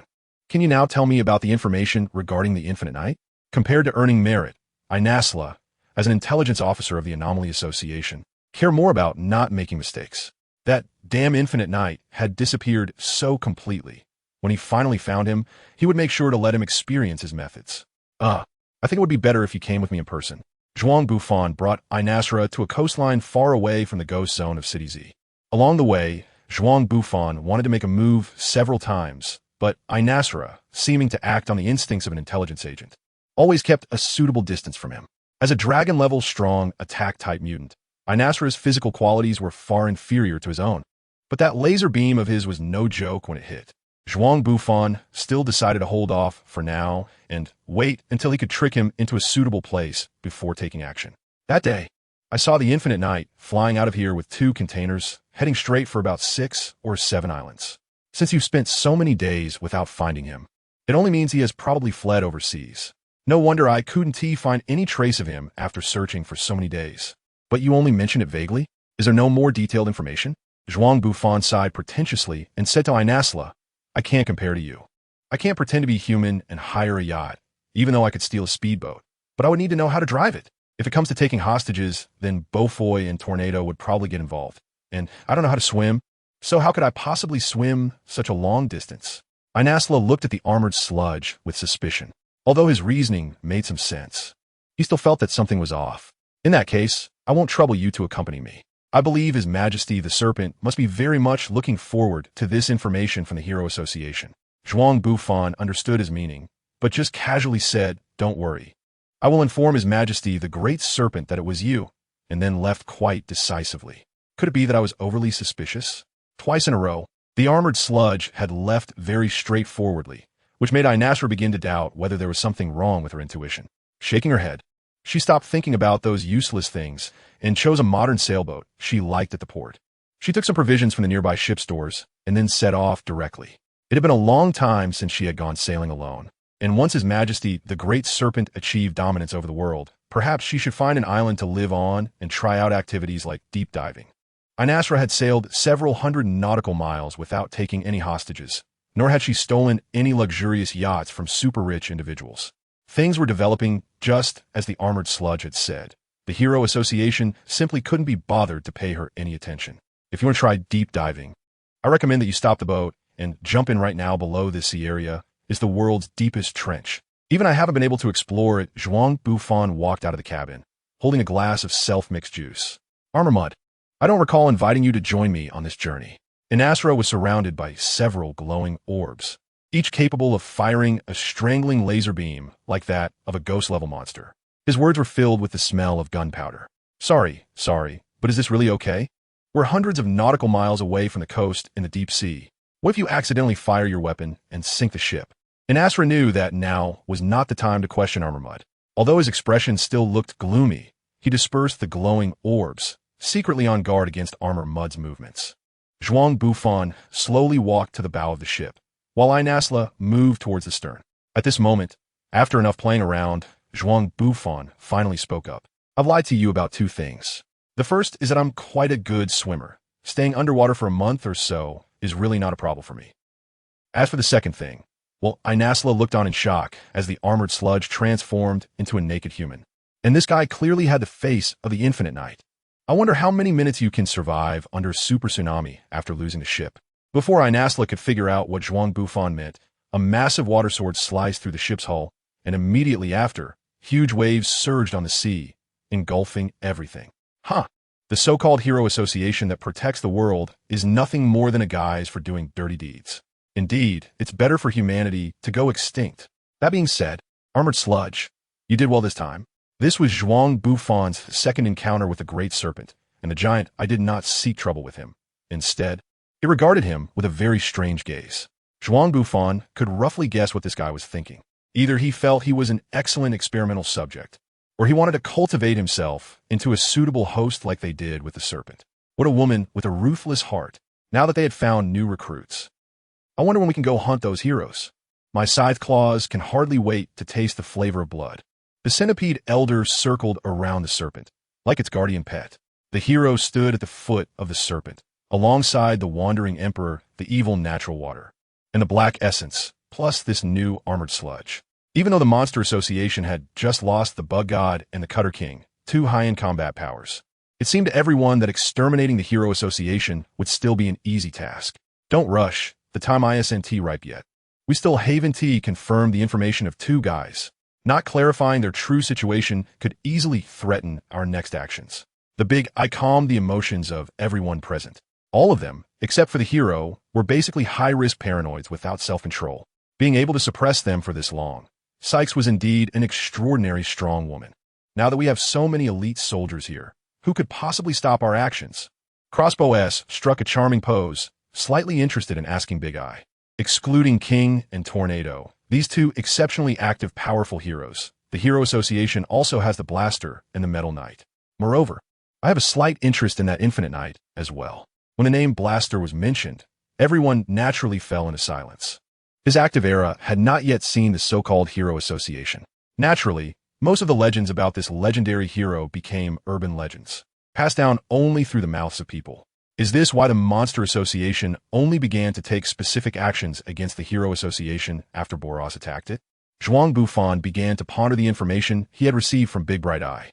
The actions of the Destruction Organization, defeating the Ninja Heaven Party. The legends about bombing were even more fantastical than King S stories. Therefore, it was only natural for someone like Sykes, who had the attributes of a strategist, to be on guard against the emergence of bombing. During the battle with Boros, even when the Hero Association headquarters faced catastrophic disaster, bombing did not appear. It's no wonder that afterward, the Monster Association immediately launched their actions. This point is not difficult to understand. It's just that he has always doubted why they would single out Metal Knight for consideration. In the one-punch world, the assessment of combat power has always been judged from the perspective of the Hero Association. This has led to inflated power levels. This is also why many inexplicable power assessments exist. After all, the Hero Association itself is a chaotic organization. Among the heroes of the Hero Association, the most ambiguous power assessments involve King, Saitama, Sweet Mask, and Metal Knight. Especially Metal Knight, as there's a significant contrast in his plot power. From the background, the Child Emperor, who is also an S-class hero, was once his assistant and was ranked among the top 4 heroes by the Monster Association, on par with Tornado and Bombing, and regarded as a thorn in the organization's side, looking quite impressive. However, every time he took action, it was quite disappointing, first failing to stop the dragon-level meteorite, and then being smashed by Orochi's strike with his battle robot. The only notable achievement was the reconstruction of City A in 7 days. Considering this, the strength of Metal Knight, someone he had met once, is indeed quite puzzling. Armor Mud, the hero's shout interrupted Zhuang Bufan, who was lost in thought. What's going on? At this moment, Zhuang Bufan realized that all the monsters present were looking at him. Big Bright, I was asking if he knew where Inasra had gone. Inasra? Who knows? I don't even know what that guy looks like. So how could I know where he went? Upon hearing Zhuang Bufan's response, Big Bright, I showed no expression. Just stared at his face, keeping his gaze fixed on him. After a while, he finally spoke. Oh? Someone previously claimed to have seen you wandering around the ghost zone these past few days. I thought you might know something. Big Bright Eye's words were laced with hidden threats, and those who were perceptive began to reconsider how he had obtained this information. Oomph. Zhuang Bufan snorted coldly, and the blood scabs on his skin began to melt. With a flick of his hand, a bullet made of soil easily blew off a monster's head. Armor Mud, I think you need to give us an explanation. Before the big eye could speak, the hero stepped forward.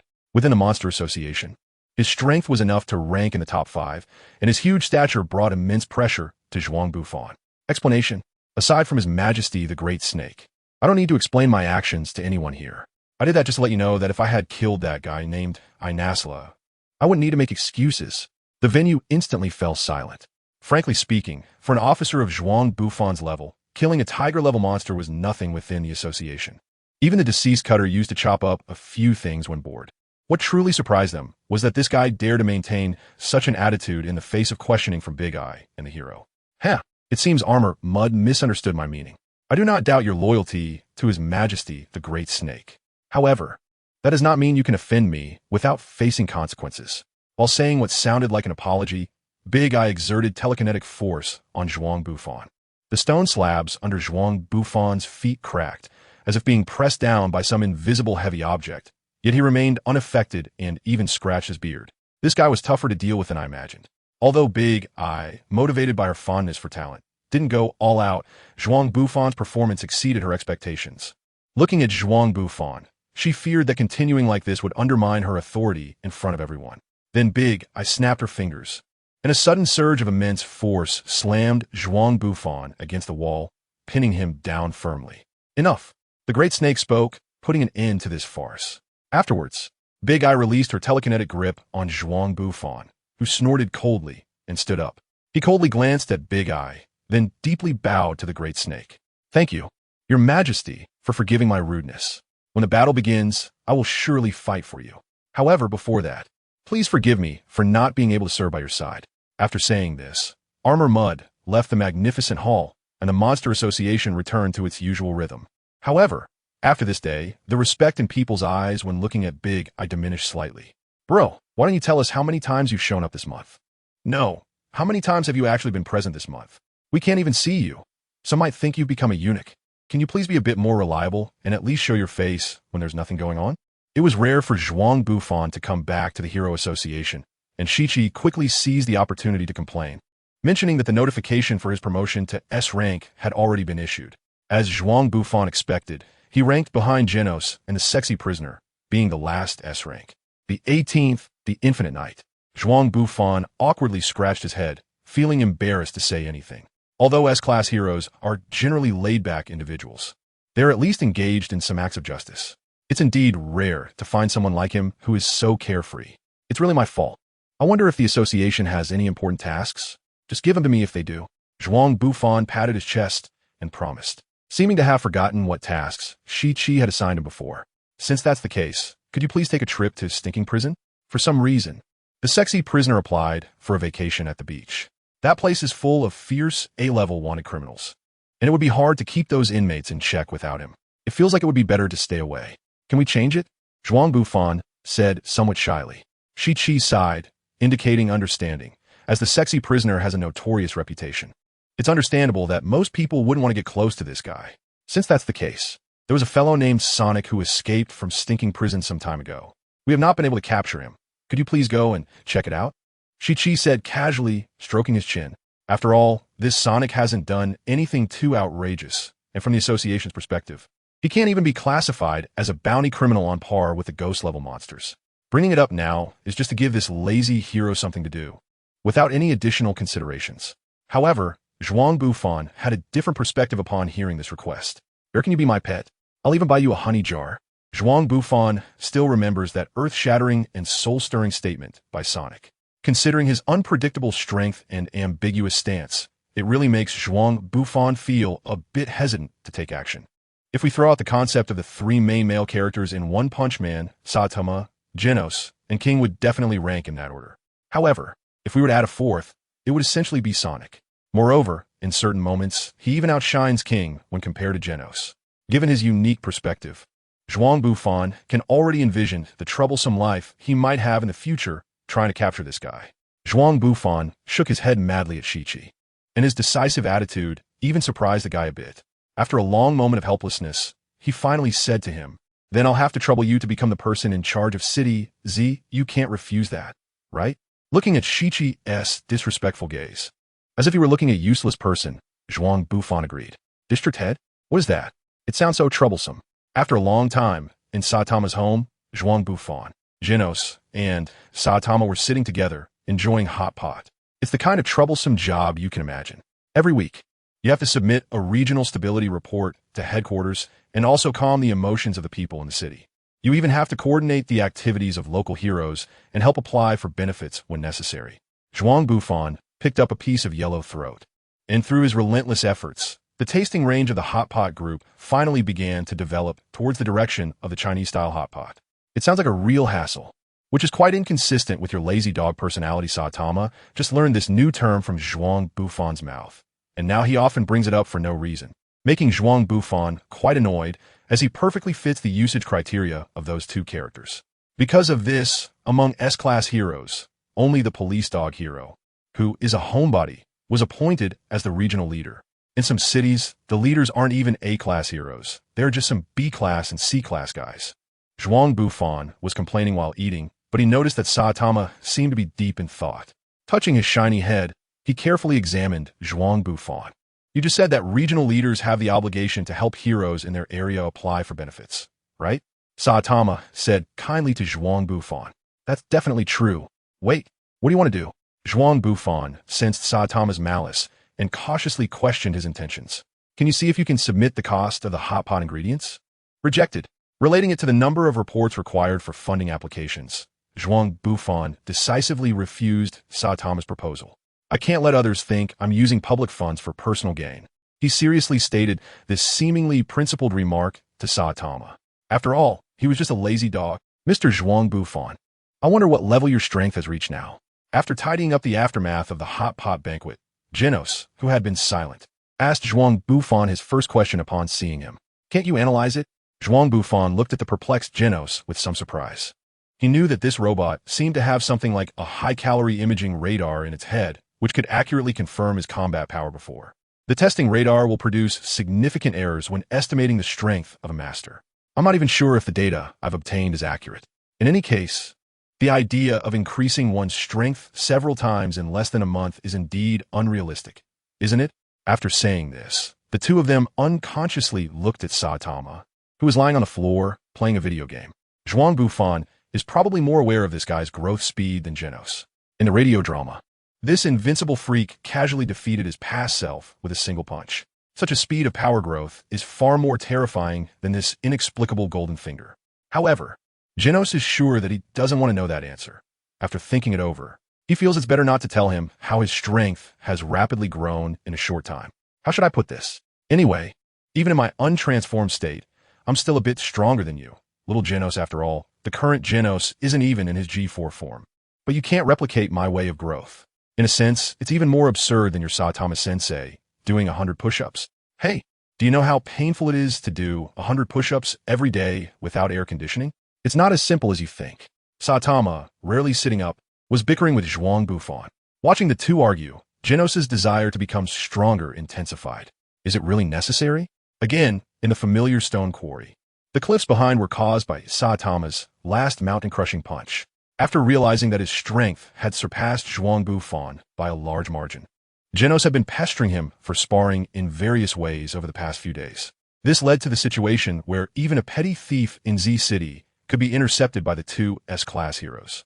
For a time, Z City became the safest city besides Q City, and the citizens even considered erecting a statue for Genos. Please attack me without holding back. I just want to confirm how far Mr. Zhuang Bufan has really grown. Rest assured, I won't hold back. A visible fighting spirit? That's really troublesome. Your answer doesn't reassure anyone at all. Zhuang Bufan made a sarcastic remark, and Genos slightly leaned forward and bowed. Then, all the jet engines on his body aimed backward, launching a rocket kick towards Zhuang Bufan's position. Upon reflection, maybe I should learn from you about kicking skills. Such a beautiful knight's kick, used as a finishing move, might even win over some non-fans at this moment. Zhuang Bufan's physical condition was already at the second level of the British Association. Even if he caught Genos' knight kick, he didn't need to enter a transformation state. He stacked his hands together, half-squatted, and assumed a posture similar to that of a baseball catcher.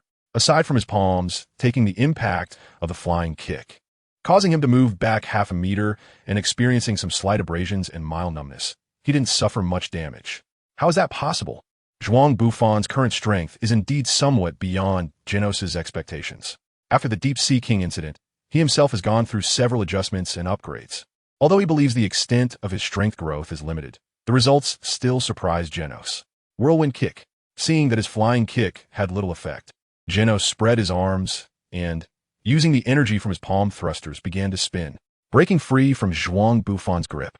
He delivered a powerful kick to the side of his face. Hey, don't hit the face when fighting. Are you jealous that I'm more handsome than you? Zhuang Bufan spoke nonchalantly, with his left arm protecting the left side of his face. The strong wind generated by the whip kick struck Zhuang Bufan's left arm and kicked up a cloud of dust several meters high, while his left leg pushed against Zhuang Bufan's chest. With a powerful blast, he used a recoil to escape Zhuang Bufan's attack range. Who? Genos stared at the dust cloud 100 meters away, a sense of helplessness rising in his heart. Although he hadn't yet unleashed his ultimate technique, he was already in a full-on offensive state. Even the Deep Sea King would have sustained serious damage from such an attack. But Genos looked at the dust that had not yet dissipated, bit his silicone lips, and brought his arms together. Dozens of cannon tubes of varying sizes unfolded from his arms. Burning, a massive flow of flames engulfed the dust that had not yet cleared, the extreme heat even causing the sand and stones on the ground to begin crystallizing. 10 seconds later, the flames receded, revealing a black porcelain egg in front of Genos, surrounded by some liquefied magma. Crack! The sound of breaking porcelain echoed, and a man covered in blood scabs, with dark golden threads, broke out from within. Although every time you used the burning cannon, it never yielded good results. Taking a hit would still be quite dangerous. However, it was fortunate that he didn't expect his mud to have such excellent protective effects against the flames. So, how about it? Genos, are you going to keep fighting? Being forced into his transformation state undoubtedly meant he possessed dragon-level strength. Originally, Genos' ability to inflict damage on him was already quite limited, and now it was even harder to hurt him. No need to worry, Mr. Zhuang Bufan. I won't give up my attack until I can no longer fight. Genos responded with great momentum, leaving Zhuang Bufan scratching his head in some embarrassment. He seemed to understand how Saitama felt during their sparring session. Machine gun strike. Without giving Zhuang Bufan much time to think of a strategy, Genos charged in and began his assault again. His wildly swinging mechanical fists created afterimages in the air. Zhuang Bufan didn't need to think of any tactics. He casually summoned a thick mud wall to block in front of him. Genos' punches, like chopsticks stuck in sticky rice, failed to break through the protective barrier Zhuang Bufan had set up. Instead, they significantly slowed his punch speed, and his arms even became smeared with mud. This can't go on. This was Genos' first thought upon noticing the clay on his mechanical arm. He pulled back again, his palms spewing fire as he spun, wrapping himself in flames. The mud clinging to him was burned away by the flames, partly turning into crystals and losing its ability to seep into his joints, paralyzing his functions. This is quite troublesome, the power of fire. Originally, he wanted to use some mud to clog Genos' bearings and incapacitate him, but now it seemed he'd been a bit naive. Be careful now, it's my turn to attack. As Genos stepped out of the flames, he heard this line. Before he could respond to Zhuang Bufan, he saw Zhuang Bufan's figure instantly disappear, then suddenly reappear right in front of him. Immediately afterward, a cannon punch shattered his heavy chest armor, embedding him deep into the cliff. Mountain seal. Zhuang Bufan took the opportunity to seal Genos' limbs, leaving only Genos' brain exposed, with a huge mud pill floating in the air. With the support of a large amount of mud and Zhuang Bufan's strong telekinesis, Genos attempted to struggle several times, but was unable to achieve any results. In helplessness, he gave up on the idea of continuing to spar with Zhuang Bufan. How about it? This is my current strength. Zhuang Bufan released the telekinetic enhancement from the mud pill, and Genos easily freed himself from his restraints. Then he smugly showcased his biceps in front of Saitama. How should I feel about this question, you asked? By the way, did you really win the duel just now? That's quite unexpected. Did you use some sneaky method to win? Saitama, who had been sitting nearby, seemed to ignore their duel and started saying some ridiculous things. Sneaky method. Do you really think so little of me? By the way, you've been standing there the whole time, right? Why didn't you see my impressive victory? Zhuang Bufan was somewhat exasperated. I think the teacher was just studying the discount coupons. I remember today is the special discount day for 6 supermarkets. The loyal sidekick Genos was explaining Saitama's reasoning behind his actions. Zhuang Bufan suddenly remembered that, for this guy, being the overlord of the universe couldn't compare to the supermarket's half-price sale day. Like a shooting star, the nemesis of evil, the righteous devil of the transformation, Fubuki was brewing fruit oatmeal while reading today's morning newspaper. However, she didn't pay attention to the front page featuring Genos. Instead, she read the detailed report in the supplement about that guy, the newly promoted S-Class hero, the heroic journey of the Infinite Knight. So that guy really did get promoted to S-Class. Although she had long anticipated this day, seeing the reality in front of her still made her feel a bit unwilling. Fubuki thought of that guy's attitude towards her, and her feelings were a mix of emotions, like a spilled jar of seasonings. Is her good figure a result of strict food control? Just after getting up, Tornado looked at her sister's meal plan and put back the small cake she had originally intended to eat into the fridge. Learning from Fubuki, she also made a cup of fruit oatmeal and added a bit of dried papaya without permission. Ever since the time when Fubuki's group reported her to Tornado, she had been living with her sister for almost a month. During this time, the conflicts and frictions between the sisters naturally deepened. Fubuki always felt that her sister was flaunting her strength and authority. Meanwhile, Tornado always thought her sister was deliberately showing off her perfect figure in front of her. Although both held significant positions in each other's hearts, their mode of interaction was nearing its limit. It's likely that in a few days, when Fubuki once again suggested living apart, Tornado would angrily agree. One must admit that their emotional conflict had reached an almost unsolvable level. If the guy really did get promoted to S-Class? Seriously, the association is enough with just me. Why would they let that unknown minor character become a poster child? Tornado clearly noticed the newspaper in Fubuki's hands and recalled Zhuang Bufan's previous provocations toward her sister. Proud as she was, she became even more furious and tried her best to disparage Zhuang Bufan in front of Fubuki. That shameless uncle in a doll costume. A perverted cosplay enthusiast with nothing better to do. The more Tornado insulted him, the more excited she became, even though she had lost to Zhuang Bufan in an online confrontation before. However, considering how this guy could continuously change adjectives for dozens of seconds to praise Saitama's bald head, he was indeed a rising star in the Zhuang community. Sister, that guy isn't as worthless as you say. After all, he is a competent hero. Stubbornly, Fubuki couldn't bear her sister's disparagement of Zhuang Bufan and weakly retorted. Upon hearing her sister's words, Tornado stopped her insults toward Zhuang Bufan, her delicate and beautiful face coldly staring at Fubuki. The room fell into a deadly silence. How could this silly sister defend that jerk so much, just like she did when defending those worthless people? Tornado was unhappy, and of course, this debt had to be counted on that damn jerk. Gaga Gaga, I am the ancient king who dominates the earth. This world, where the deep sea king and the underground king have vanished, will be ruled by me, perhaps due to a series of butterfly effects from Zhuang Bufan's antics. The ancient king, who was supposed to remain dormant for a long time, was unexpectedly awakened early. However, fortunately, this minor issue still fell within the range of the world's convergence, and apart from dying more tragically, the ancient king's fate didn't change much. Gordy, stinky lizard. The irritable Tornado had no mood to deal with the ancient king or any meteorite, but as compensation, she turned the ancient king himself into a meteorite, the size of an ostrich egg. Who has provoked our furious princess? The monsters near city, they are almost not enough for her to kill.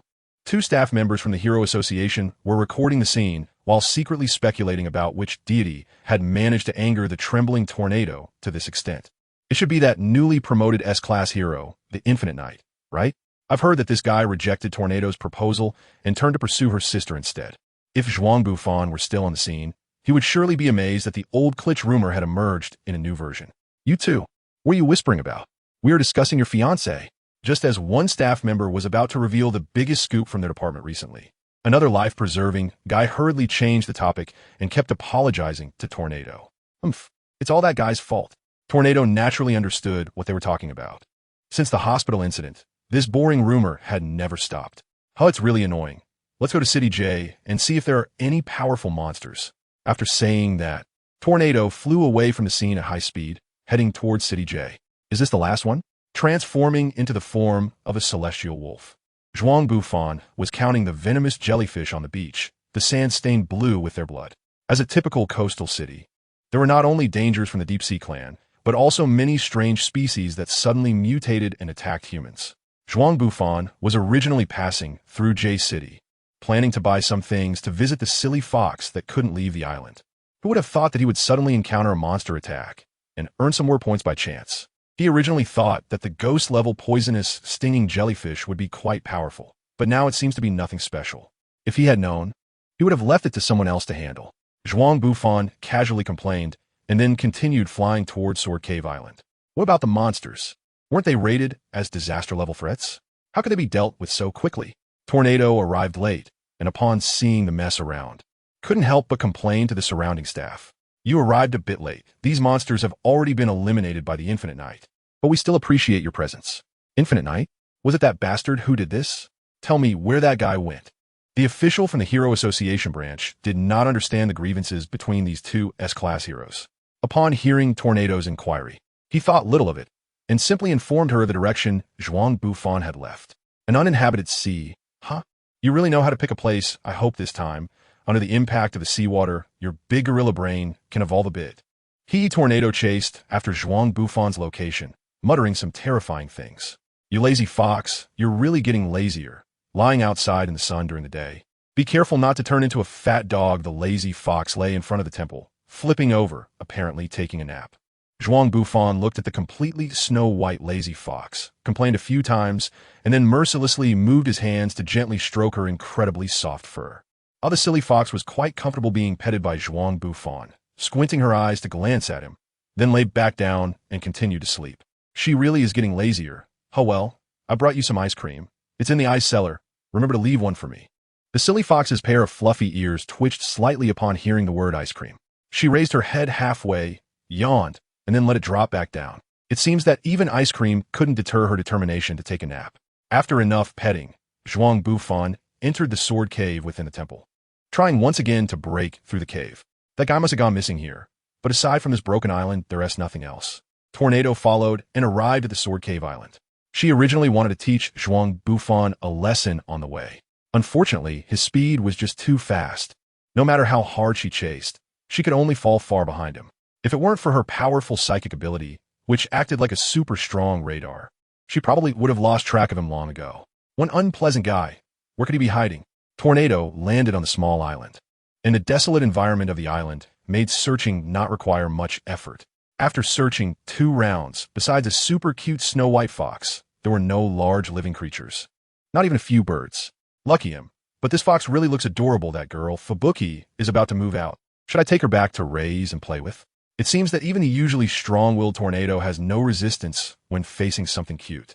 Sniff sniff, just as Tornado was about to blow up at the silly fox, the little fox's nose twitched, clearly having caught a whiff of the strange scent on Tornado. She quickly stood up, tilted her head, and stared at Tornado, examining her. What a cute little fox, Tornado said expressionlessly, with a strong demeanor, showing no emotional fluctuation on her face. Even this heartfelt compliment sounded quite stiff. This human doesn't seem to look like a bad person, and her spiritual pressure seems even stronger than that of the Spirit Fox Lord, but I still feel like her gaze is plotting something. It's better to retreat for now. The silly fox tilted her head from one side to the other while contemplating her strategy as she examined Tornado. Little Tornado mirrored the same action as she looked at the orange fox. Is this little fox examining me?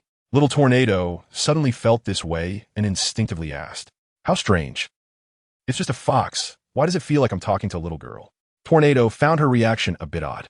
Upon hearing little Tornado's words, the orange fox trembled slightly, seeming surprised, then arched her body and leaped high. Fox leap. Just like that famous video of a mouse being caught in the snow, the silly fox also jumped high and dove into the rock crevice. The difference was one was diving into the snow, while the other was diving into rocks. Shortly after, Tornado completely lost track of the little fox. Just like she lost track of Zhuang Bufan. How'd that guy get in there? Speaking of which, why can't I sense her presence at all? Little Tornado suddenly seemed to realize something and began to use her psychic power to move the rocks on the island. The whole island was enveloped in Little Tornado's psychic energy, and under her command, the rocks began to shake slightly. It felt like a small earthquake was happening on the island. Sure enough, something's off. Under my power, these rocks are completely unmoving. It seems a guy must be hiding here for sure.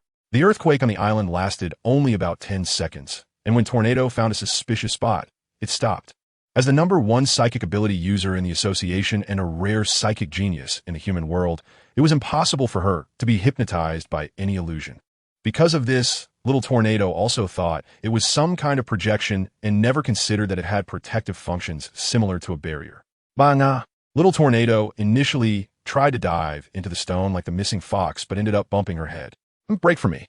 Little Tornado rubbed her head and attacked the barrier with her powerful psychic force. Under her super strong psychic ability, the little fox's proud divine barrier couldn't even hold for a second before it shattered. Pop! The barrier broke with a sound like a bubble bursting, and a beam of dazzling sunlight streamed into the temple. Little Tornado descended from the sky like a deity, overlooking everything in the temple. The silly fox stared blankly at the woman before her, unable to believe that someone could see through her divine arts. What could have gone wrong? Is that guy, the dried meat, the firewood pot, the rice warehouse, here to survive in this wilderness? This dilapidated temple, mixed with the atmosphere of a street workshop, made Tornado, who came from a wealthy family, feel somewhat uncomfortable. The only thing in the room that caught her eye was the little fox lying in front of the divine monument. The fluctuation of the psychic energy. Is Zhuang Bufan behind that big stone slab? Tornado drifted to the little fox and casually asked her this question. Then slapped her forehead. What am I doing? How could a fox know these things? Bang, I want to tell you where Master Infinity went. The silly fox transformed into the appearance of a young shrine maiden, warily staring at Tornado. A weirdo? No, a weirdo wouldn't turn into such a cute little beast girl. What exactly are you? Should I say that the silly fox is impressive? After a series of operations, even Tornado began to feel surprised. My name is Yi Ganjajujuju, the 16th generation shrine maiden of the Inari Shrine on Sword Cave Island. Human, this is not a place you should be. If you can go back, I want to hold it against you for breaking my barrier at first. In front of little Tornado, the silly fox still put on a bit of the dignity of a deity. However, later considering that even 20 of herself might not be able to drive this woman away, her voice became much softer, and she even changed from you to you in addressing little Tornado.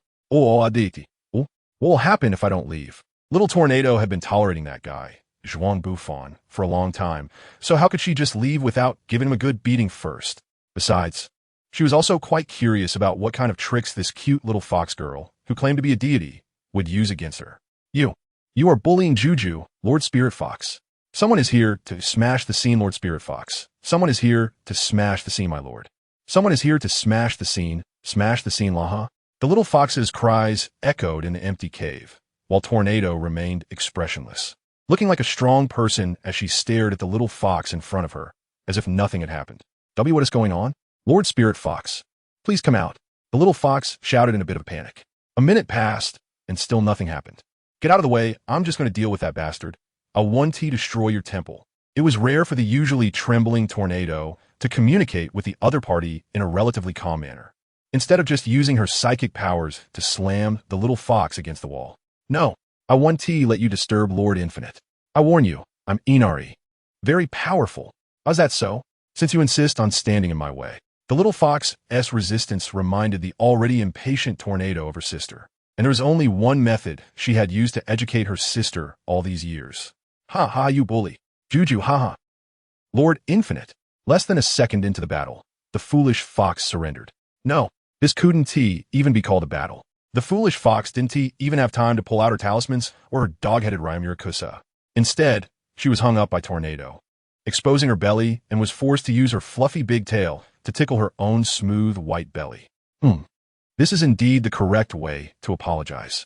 Finally, the thoughts became clearer.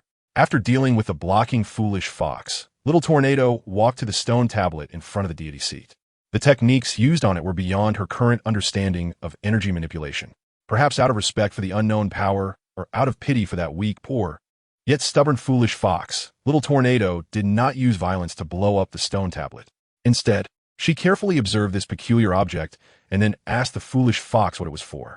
This is Lord Oni's burial ground, sealing the divine slaying blade. Lord Infinite is still training inside. Human, could you please not disturb Lord Infinite? I'll share half of my ice cream with you. And if that doesn't work, I can share some cola too. The little fox bit her lip, saying with a hint, a sobbing tone. And if Zhuang Bufan were here, he would surely be moved to tears by her selfless spirit. Unfortunately, our little Tornado couldn't fully comprehend the sacrifices their friend Yiganjia made. Instead, she felt a bit annoyed by her attitude of protecting Zhuang Bufan. Noisy. Tornado ripped open a bag of sausages inside the house and stuffed it into the little fox's mouth before stepping directly into the portal. Once she completely entered the secret realm of the sword cave, the little fox that was upside down fell down as well. Fortunately, she was agile enough to perform a somersault and landed effortlessly on the ground. What should I do? The little fox swallowed the sausage, licking her lips while mumbling anxiously. Don't worry, since you also think that child is not a bad person, then nothing will go wrong, Lord Spirit Fox. The little fox looked in the direction of the voice, where a beautifully dressed, noble woman sat on the stone tablet, propping herself up with one hand while gently swinging her legs. Incredibly stunning. Why didn't you come out to stop her just now, Lord Spirit Fox? The little fox stared at her Lord Spirit Fox in a daze, unable to understand why she didn't come out earlier. My silly child. It's obviously because we can't beat her anyway. That child isn't a bad person, so just let her in. But what about Lord Infinite? Then he can only rely on himself. Lord Spirit Fox smiled as she answered the foolish fox's question, and it was the little fox's first time witnessing her cunning side. Meanwhile, on the 10th floor of the sword cave, Zhuang Bufan was wandering through the ancient battlefield. The strength of the minions had already been stuck at a ghostly level since the 7th floor. Even the boss's strength growth had become slow. Especially from the 8th to the 9th floor, the monsters had almost the same strength, and aside from their more annoying techniques, there was not much qualitative improvement in power. Slash. A sharp sword energy slashed toward Zhuang Bufan's position, perhaps due to the excessive psychic energy he had accumulated by seizing too many magical creatures during this time. Zhuang Bufan sensed the incoming sword energy from 100 steps away, immediately summoning a mud wall to block it while sidestepping to avoid the terrifying slash. I've learned a sneak attack. How about that? The attacker was a warrior clad in pitch-black Warring State-style armor, standing 10 meters tall, wielding a blood-red blade with an imposing presence. Seeing Zhuang Bufan evade his strike, he quickly drew another short blade from his waist, both weapons entwined with ghostly flames. Clearly a master using the rare techniques of the Oboro style. In an instant, he closed the distance of several hundred steps, appearing right in front of Zhuang Bufan, and then brought down both blades, striking against his rocky arm. This guy, what immense strength! After just 2 or 3 seconds of stalemate, Zhuang Bufan felt his arms straining as the spirit blades, wrapped in ghostly fire, seared his rock-armored hand. The two opposing spiritual waves clashed directly, forcing him to expend more energy to resist. Seeing the stalemate, the warrior transformed into a Shura, sprouting 2 spiritual forms from his sides, attacking Zhuang Bufan's upper body with 3 bodies and 6 blades. I had anticipated that this boss at the final stage would be difficult, but I didn't expect it to be this troublesome. He even learned the clone technique. While internally complaining, Zhuang Bufan summoned a phantom to continue blocking the incoming blades. At the same time, he used telekinesis to soften the earth beneath him, directly burrowing into it to evade the deadly strike. Boom! The warrior stomped the ground, and the spiritual wave rapidly spread along with his force, quickly locking onto Zhuang Bufan's unknown position like sonar. Immediately, the blood blade plunged into the ground, and a blood sword erupted, followed by a mud figure emerging from the earth, with a stab wound in its right side that had stopped bleeding and was visibly healing at an observable speed. Can't escape, huh? In that case, how about trying my move? Rock pillars erupted from the ground, shooting towards the warrior from all directions. But this clearly did not pose a challenge for him. As a master of swordsmanship, while the warrior's skills were not as transcendent as those who enter divine realms like Adam, they surpassed mere techniques like the belly cut by a significant margin. With a simple draw, he instantly shattered the assault of the rock spears, but one spear managed to pierce through, forcibly embedding itself in his abdomen. With his strength and skill, this shouldn't have happened. Zhuang Bufan felt something was amiss. At that moment, the warrior, still wielding dual knives, struck towards Zhuang Bufan's location. Another bout of struggle began, but this time Zhuang Bufan not only felt no difficulty, but instead pressed the giant, who was several meters taller than him, into retreat. Then came the illusory flow phantom fist, a fist burning with ghostly flames, which pierced through the warrior. What on earth was happening? After defeating the ghostly warrior, Zhuang Bufan sat cross-legged in the center of the battlefield, pondering why this ghost general had become so weak. What kind of place was this? The first layer of the sword cave, Tornado, angrily questioned, clearly having had her power significantly diminished by the restrictions of the sword cave. Zhuang Bufan walked out of the sword cave and saw the spirit fox grooming the little foxes for nearby. El Lord Spirit Fox? Zhuang Bufan looked at the graceful and alluring beauty before him, unsure of what this powerful figure intended to do at that moment. It's great that you can take care of our child. The little belly has started to show. No, Juju doesn't have a little belly or anything. Infinite adult, you agree, right? Before Zhuang Bufan could apologize, the clumsy fox hurriedly got up and escaped from her spiritual fox master's embrace. She walked behind Zhuang Bufan, carefully checking her weight, feeling more and more disheartened. In the end, she drooped her head, secretly feeling sad beside him. Zhuang Bufan found this scene somewhat bewildering and didn't know how to respond. Young man, your beloved is still in the sword cave. Do you want to go take a look? Beloved? I have a beloved? Wait, are you saying someone has come to Sword Cave Island? Zhuang Bufan finally understood why this old fox, who had been sleeping for hundreds of years, suddenly woke up. The spirit fox, Citrus, partially obscured her beautiful face and teased Zhuang Bufan with her charming voice, mentioning the incident of the tornado breaking into the island. So that guy Tornado is still inside. No wonder I suddenly felt that the ghost warrior was weaker than the monk. After being informed by the spirit fox, Zhuang Bufan realized why the boss he had fought earlier had become so weak. He had spent a lot of time pondering whether to break through another level in the sword cave, and, after coming out, he had also wasted some time bantering with the two foxes. With little Tornado's strength, she should have passed the first level of the sword cave long ago. But she still hadn't come out, which meant she had continued downward to search for her trace.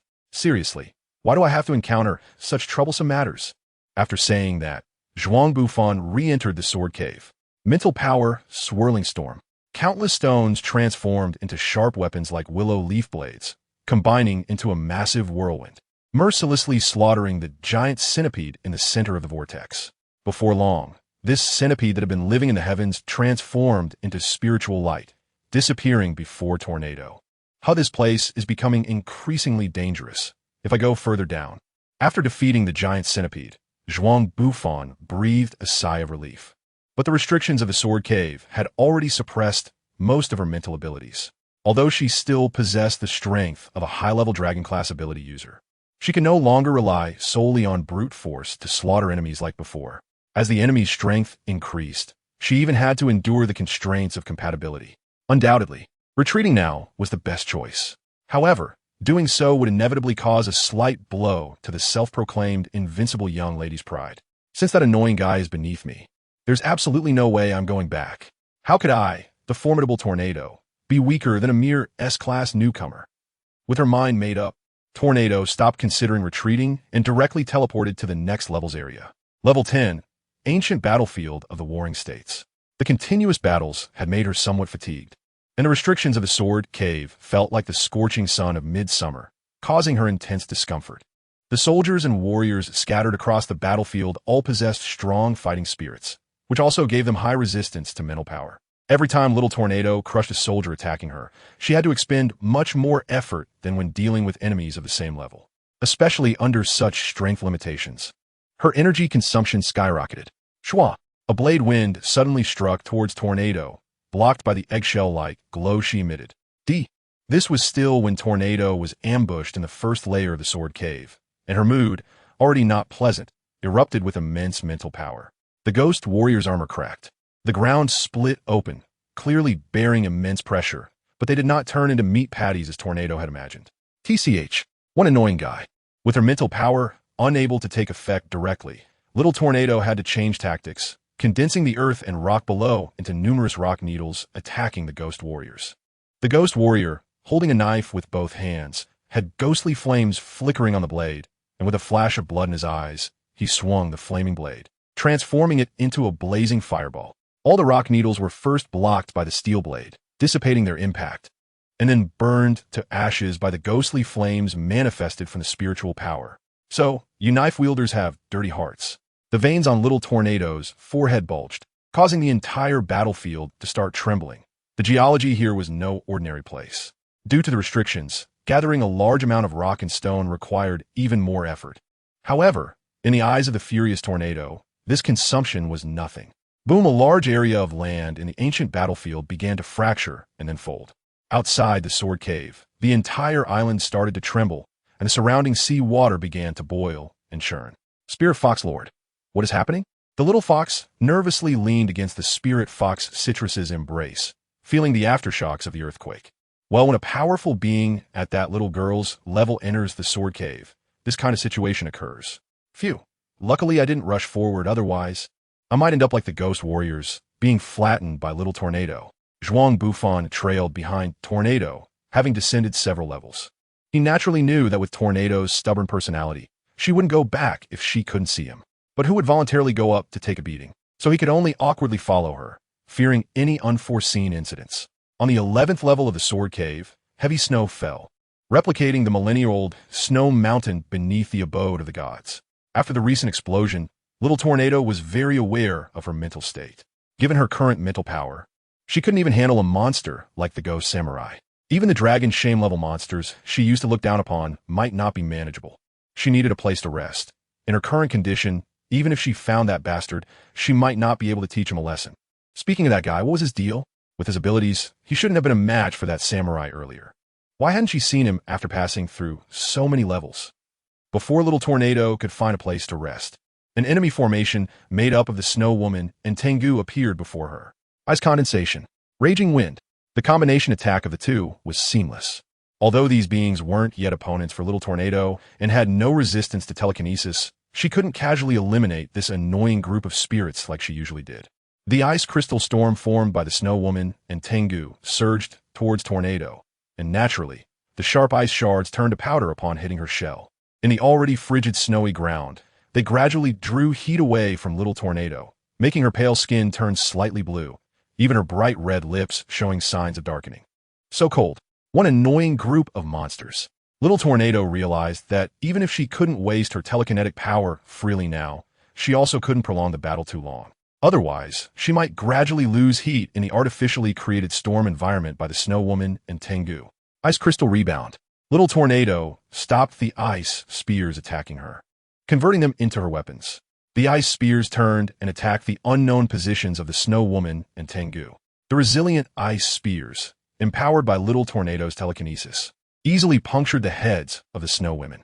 As for the Tengu, soaring freely in the air, they skillfully evaded Tornado's attacks using their unique four-winged feathers and even took the opportunity to launch a few shurikens, seemingly mocking Little Tornado. How unpleasant, especially those wings. They were almost identical to that guy's. It seems that annoying things are indeed similar. Telekinesis erupted, forming a counterclockwise tornado around Little Tornado. The swirling snow crystals took on the shape of wind blades. Scatter. With a command from Little Tornado, the snow blades exploded outward. Even the crow Tengu, who could manipulate whirlwinds, couldn't disperse Tornado's storm, let alone withstand the wind blades' attack. Before long, the speed of the tornado's growth surpassed that of their evasive flight.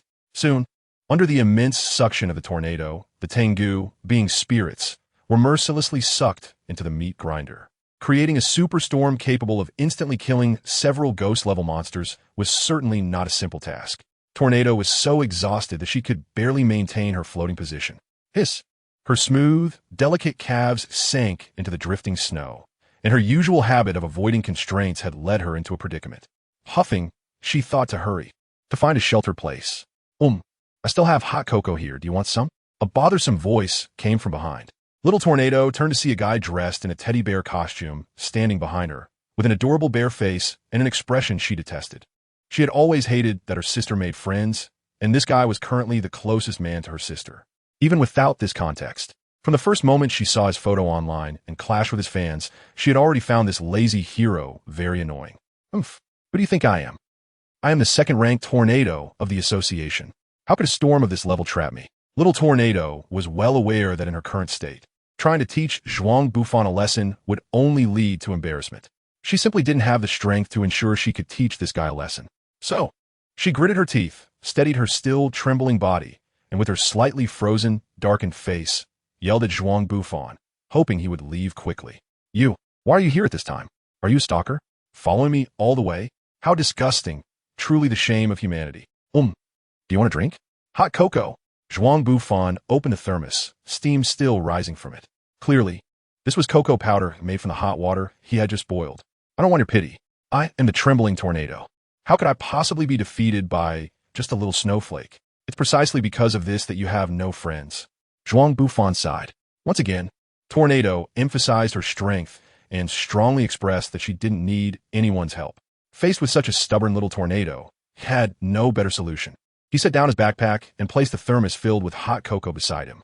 Without saying a word, he turned and left. To be honest, facing such an unreasonable tornado, even if Zhuang Bufan wanted to help her, he had no better way. He decided to step back, perhaps after he left. This proud queen would put down her so-called dignity and come to take the supply she needed. This guy, is she pitying me?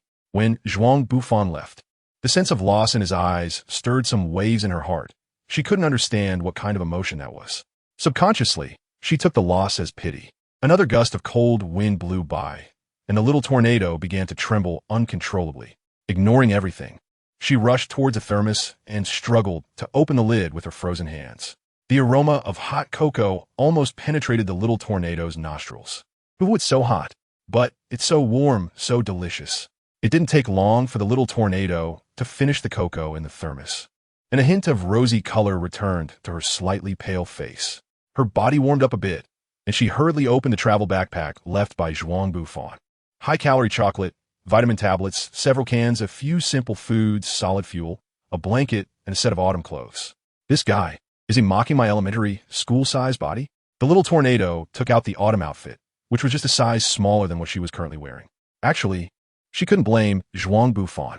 He only grabbed some emergency items before coming in and casually stuffed in a set of clothes he bought from that silly fox, Juju, just in case. In his eyes, the two of them weren't too different in build. After all, he couldn't possibly take the time to measure Tornado's body like he did for Juju. As the little tornado struggled to put on the clothes, she recalled the lost look in Zhuang Bufan's eyes when he left, and a bittersweet emotion arose. Never think about who will come to save you when you are in crisis. The face of explosion resurfaced in Tornado's mind. That was what he said to her when he rescued her 18 years ago after she was locked in the research institute. Immediately after, Zhuang Bufan's face, which seemed to want to offer her help, appeared in her mind. Who do you think I am? I am the S-rank, second-ranked tornado of terror. How could I possibly need your help? Bang! Zhuang Bufan's backpack was blown away by the whirlwind of frustration. If only I could rest for a moment. I would regain my strength and then go out to tear down this broken temple, ensuring it never reappears. Little Tornado believed that as long as she had a place to rest and find comfort, she would be back to being the terrifying tornado that made the strange people tremble in fear within half a day. Gritting her teeth, she continued to walk barefoot in the snow, searching for a shelter harbor. However, she clearly underestimated the power of nature. The warmth granted by the cocoa was soon taken away by the cold wind. After walking 100 steps, her strength finally gave out, and she collapsed in the snow. Crack! The sound of burning vines reached Little Tornado's ears, waking her up. The earthy-colored dome ceiling, a warm fire pit in front of her, a tattered blanket covering her. And she was lying on a soft sofa. Where's this place? I only remember walking in the snow and then suddenly losing consciousness. Yes, everything came back to her. She was originally in a secret realm filled with monsters. In such a harsh and bitter cold place. The only one capable of helping her was that guy. Really? A busybody? Little Tornado felt a strange warmth in her heart, but still struggled to get up and leave the shelter, yet she couldn't muster any strength. Just moving her body slightly made her head ache, and she still felt the dizziness from when she lost consciousness. To think she would have a fever at such a time. No matter how unwilling Little Tornado was to stay, it was impossible now. The intense battles had already pushed her body to its limit. Perhaps Little Tornado's combat ability was 10 times stronger than Zhuang Bufan's, but her recovery ability didn't even match 1/10 of his. If this continued, wouldn't it let that bastard see me in such a sorry state? Speaking of that guy, where is he now? The discomfort in her body affected her thoughts. Some things she should have noticed earlier were only just coming to her attention. Zzz, a faint snoring sound came from behind Little Tornado, and at that moment, she realized that the sofa she had been lying on was clearly that bastard's bear costume. Snap! Zhuang Bufan opened her eyes and looked at the shivering Little Tornado. Her face had a sickly red hue, and her left hand was still rubbing her right hand. Clearly, the earlier incident had hurt her little hand. Pervert. Lewd maniac. A lewd creature walking among humans. Cough cough, a collection of evil desires. Woken up inexplicably by a slap, Zhuang Bufan was initially a bit angry. But seeing Tornado's sickly appearance, and considering that this sharp-tongued girl was at least the sister of his beloved Fubuki, she reluctantly suppressed her anger and inquired about the little tornado's condition. You're awake. By the way, is your body okay? Has the fever gone down? Your hand isn't broken, is it? My body is still quite sturdy. What kind of world is this? After being slapped in the face, she still has to ask if the other person's hand hurts. Zhuang Bufan felt a bit like a masochist. You're as hard as an iron lump. Are you imitating a street statue? One unpleasant guy. And why am I lying in your arms? Cough, cough, by the way, why are you still holding me? Do you have some lewd thoughts in that dirty brain of yours? Do you like the body of a child? Perverted lolicon. It seems you have some understanding of your own figure. Zhuang Bufan silently complained to his heart. To be honest, serving as a sofa for Tornado did allow him to roughly sense her figure and weight. However, there was still a thick layer of fur in between. Even though little Tornado was lying on him and sleeping, her warm and tender body made complete contact with him. The feeling was not much different from having the family Samoyed lying on your lap for a nap. The only difference was that the Samoyed didn't have such a delicate figure. Regardless, this was still a cold snowfield, and given how severely you burned before, how could I just leave you on the ground unattended? Although it may be somewhat inappropriate, I hope you can be forgiving, Mississippi. At worst, once you recover, we can find a time for you to beat me up, right? Zhuang Bufan, in order to soothe Xiao Longzhuan's emotions, said everything he thought was useful. After finishing the last sentence, it was clear that Xiao Longzhuan's attitude had improved somewhat, and her emotions were not as agitated. However, he felt a bit of regret. After all, she was a dragon-level ability user, a terrifying presence capable of supporting the entire monster association by herself. Once she regained her strength, she could easily crush him without any effort. Thinking of this, Zhuang Bufan wanted to find a way to make up for it. Unfortunately, this master of verbal skills from Zhuan was ultimately inferior to the sharp-tongued queen in front of him. Cough, at least you have some backbone, wait. Cough, cough. Once we get out, you'll see. It seemed that Longwan had forgiven him for his unwarranted affectionate actions. Slap. Another crisp sound. This time it was Zhuang Bufan slapping himself. His bear-like strength was naturally much greater than Longzhuan's weak little hands, and a heavy palm print was left on his face, serving as a reminder that trouble comes from the mouth. Cough. Cough. Lowly complex. How long are you going to hold me? Or do you actually like me? A cough, cough, disgusting. Xiao Longwan was still in a feverish state, and her voice was getting softer. Her limbs remained limp and powerless, and the little strength she had was completely exhausted during the recent argument with Zhuang Bufan.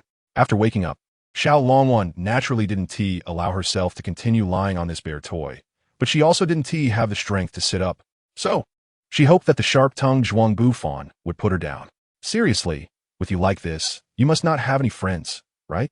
Zhuang Bufan couldn't hold back any longer and slightly retorted back at her. Mind your own business. Ahem.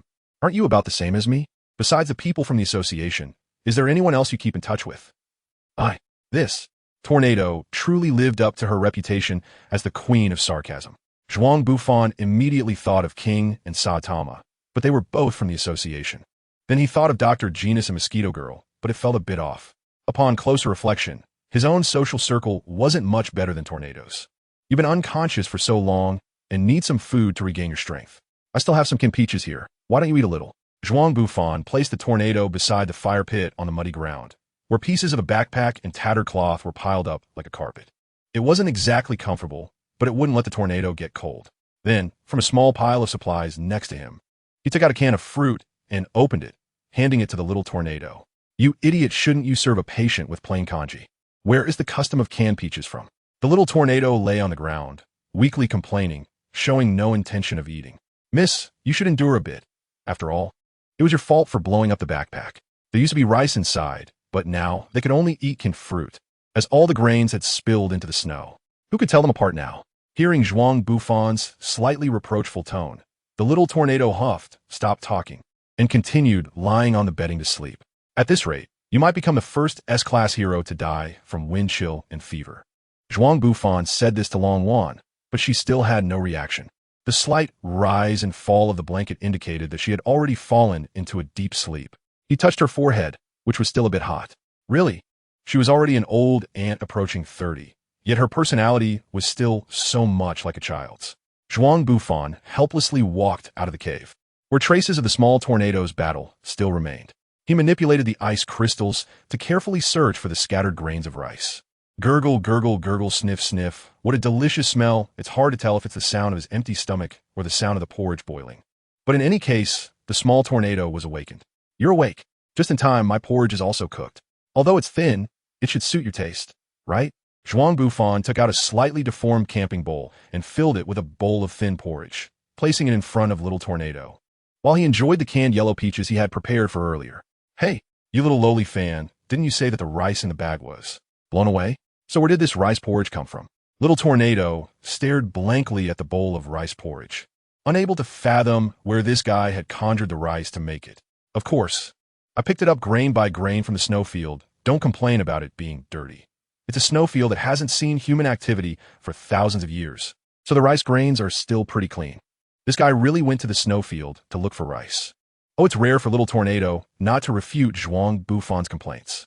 With a bit more strength, she obediently picked up the bowl of porridge, preparing to sip it little by little. It's so hot, perhaps due to not eating for a long time. The impatient Little Tornado burned her lips and looked so flustered that it inexplicably made people want to laugh. What are you laughing at, you guy? Little Tornado glared at him fiercely, then turned around and drank the whole bowl of porridge clean. How much better if only I could take a hot bath as well. After finishing the porridge, Little Tornado turned around, looking at Zhuang Bufan with a face of indifference. What does this guy mean by staring at me? Does he really think I'm a robotic cat? But this request isn't impossible to fulfill. I'm going to take a bath now, you get out of here, or I'll gouge your eyes out as a sacrifice if you dare to peek. Little Tornado scolded Zhuang Bufan, who was still chuckling. If you want to take a bath, I'll build you a hot water pool right now. No need. Just get out quickly. Zhuang Bufan eagerly wanted to help, but was ruthlessly rejected by the small tornado. If you're in a hurry, I can manipulate the water flow to heat it directly. Wow. This time, the small tornado was not in such a good mood.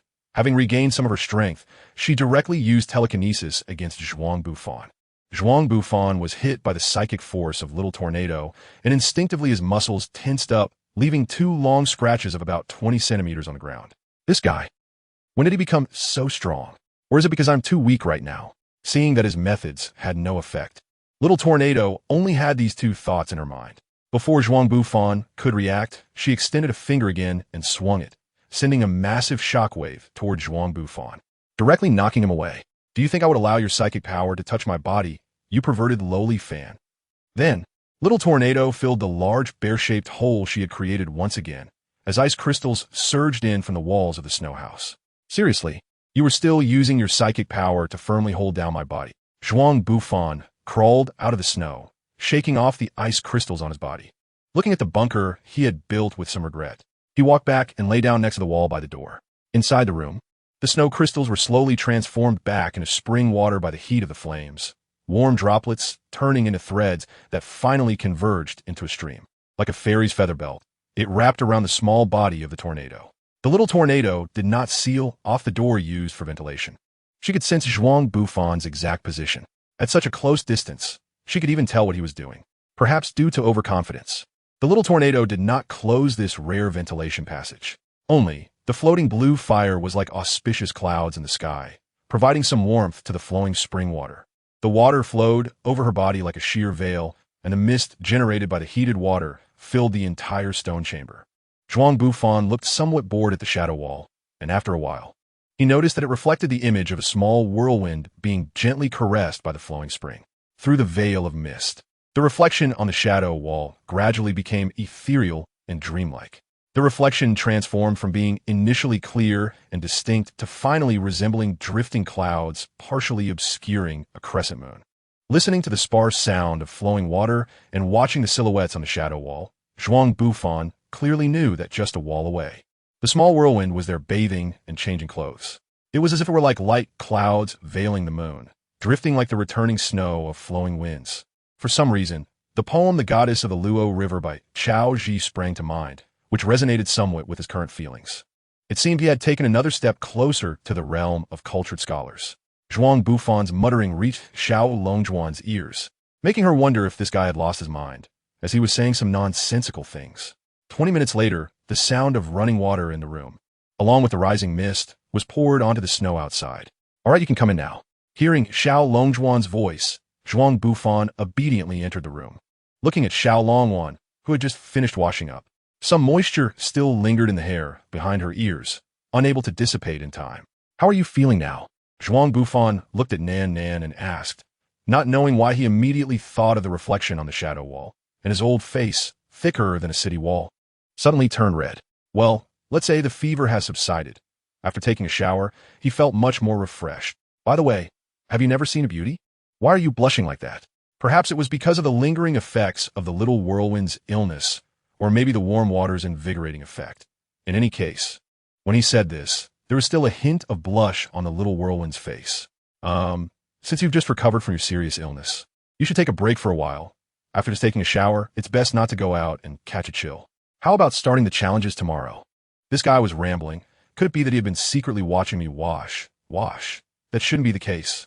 He clearly noticed that he had been leaning against the wall outside the door, without any signs of moving at all. Zhuang Bufan's unusual behavior aroused suspicion in Tornado, and neither of them continued the conversation. Eventually, Zhuang Bufan and Tornado fell asleep in this awkward atmosphere.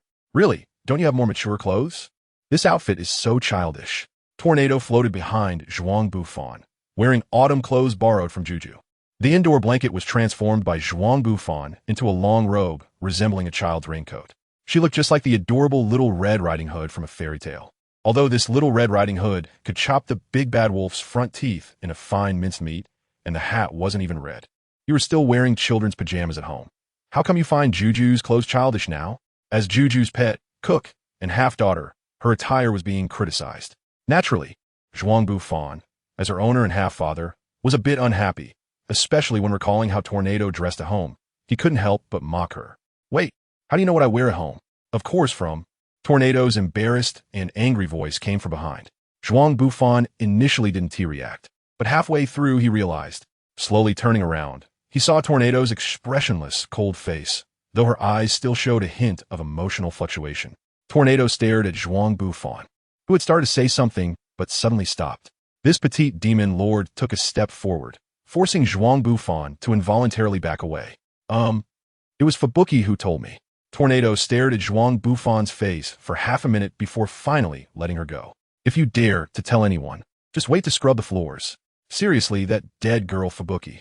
Zhuang Bufan hurriedly nodded, rare for little Tornado to grasp his weakness and stop entangling him. Just as the two were talking, a howling wind sound came, and the battle formation formed by Tengu and Snow Woman attacked again. Little Tornado, who had almost recovered, naturally couldn't tolerate a few small cats being reckless in front of her. Just as she was about to gather her psychic storm to deal with this group, she was stopped by Zhuang Bufan's intervention. Your body has just recovered, so don't waste your energy on such small fries. The ace should naturally face the ace. Humph! Little Tornado snorted coldly, but she stopped gathering her psychic energy storm. In that case, I'll leave that group to you. However, I can't wait too long. Clean them up in 3 minutes. Within 3 minutes. Only strong ones can fight alongside the trembling Tornado, right? Zhuang Bufan stretched lazily and casually made a remark. But Zilongjuan did not refute it. Don't worry, just leave it to me. I only need a minute to take care of them. After saying that, Zhuang Bufan transformed into the form of the Gale Wolf and charged towards the battle formation made up of 8 ghostly monsters.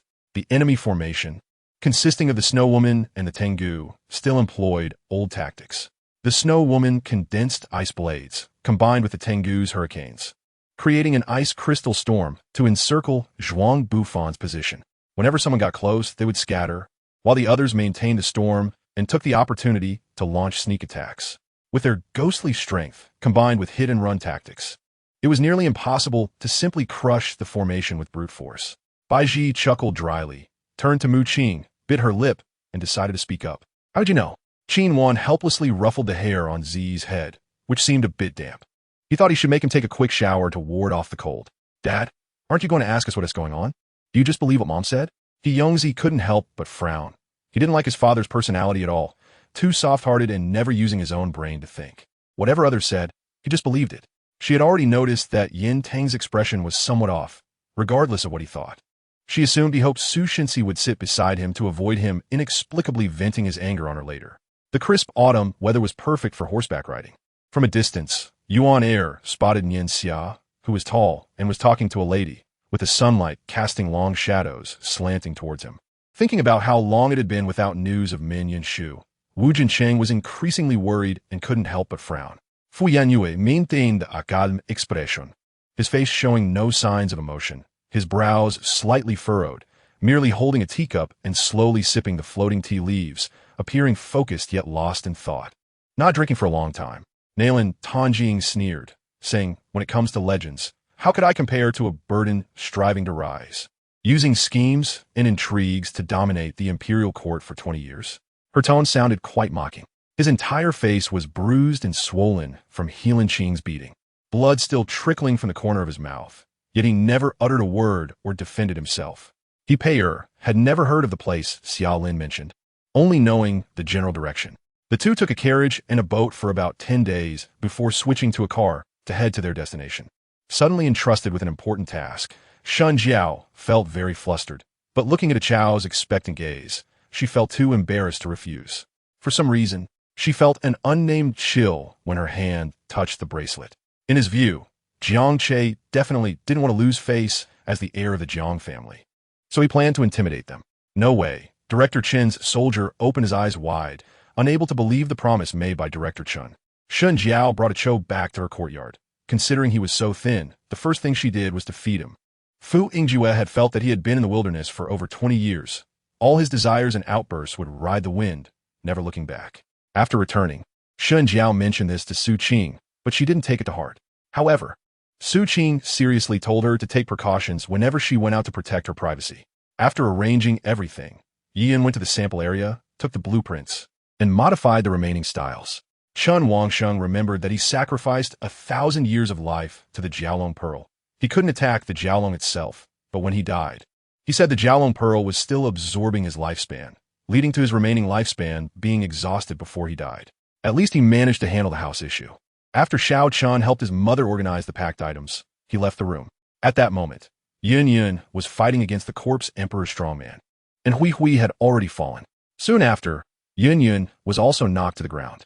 I was flying in a place with green mountains and clear waters, and below was a thatched cottage.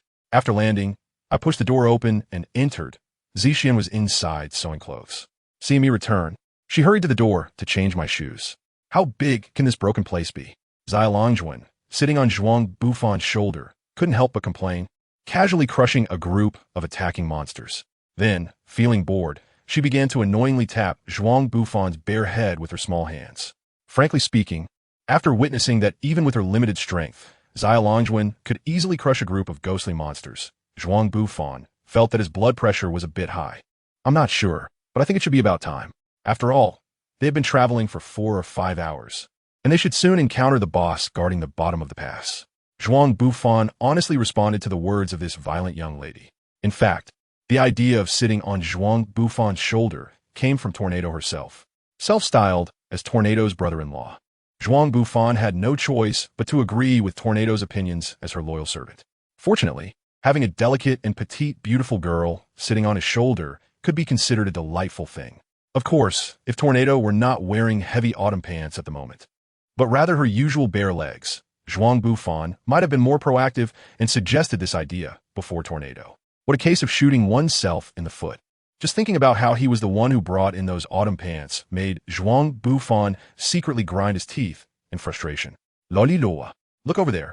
Tornado pointed with her delicate finger towards a high mountain in the distance. There, on the peak, lotus flowers layered upon each other, and auspicious clouds filled the sky. Looking up, the Buddha's light illuminated everything, and a faint glow of a flying dragon flickered among them.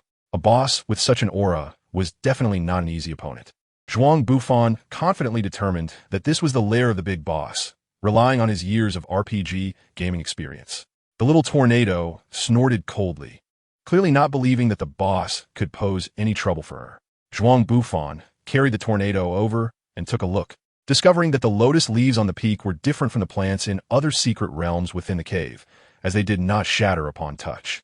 The real lotus platform just floated in the air, and he had no idea how it had grown. Zhuang Bufan tried to mold some egg-yellow clouds. They were soft and smooth, so pleasant to the touch that he doubted he was kneading the belly of a silly fox. Unfortunately, with just a little force, they would turn into smoke and clouds, making them impossible to use as steps. Miss, could you please get off me for a moment? No way.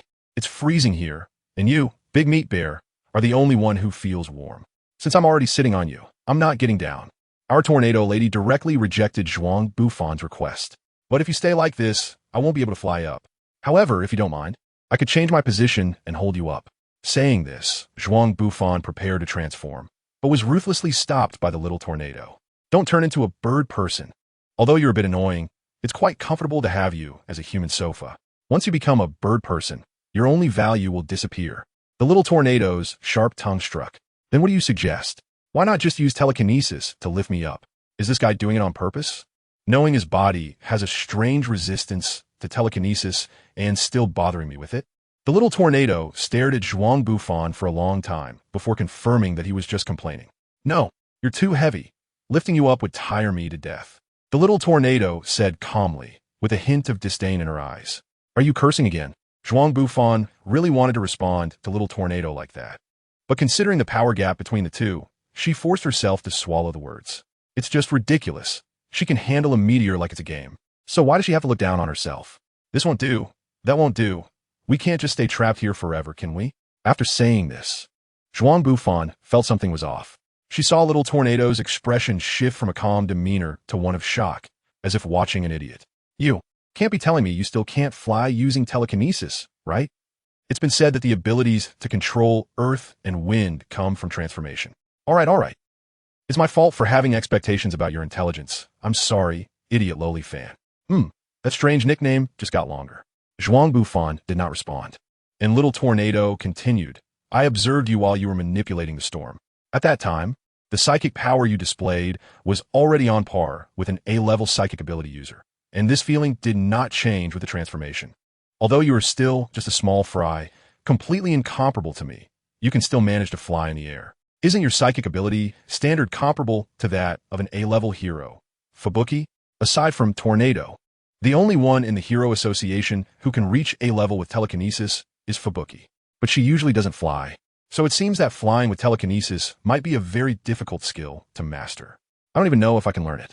After guidance from Lady Tornado and diligent practice from Zhuang Bufan, he finally learned the basic usage of telekinesis, despite constant mockery and physical attacks from Little Tornado.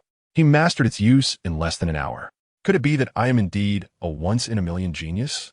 Little Tornado looked at this guy in front of her and couldn't help but feel a sense of admiration for his inexplicable confidence. Now that you've learned how to use telekinesis, hurry up and complete your task as my mount. Seriously, you have no sense of self-awareness at all. If I had known this guy was so sharp-tongued, I should have made things difficult for him when he was in trouble.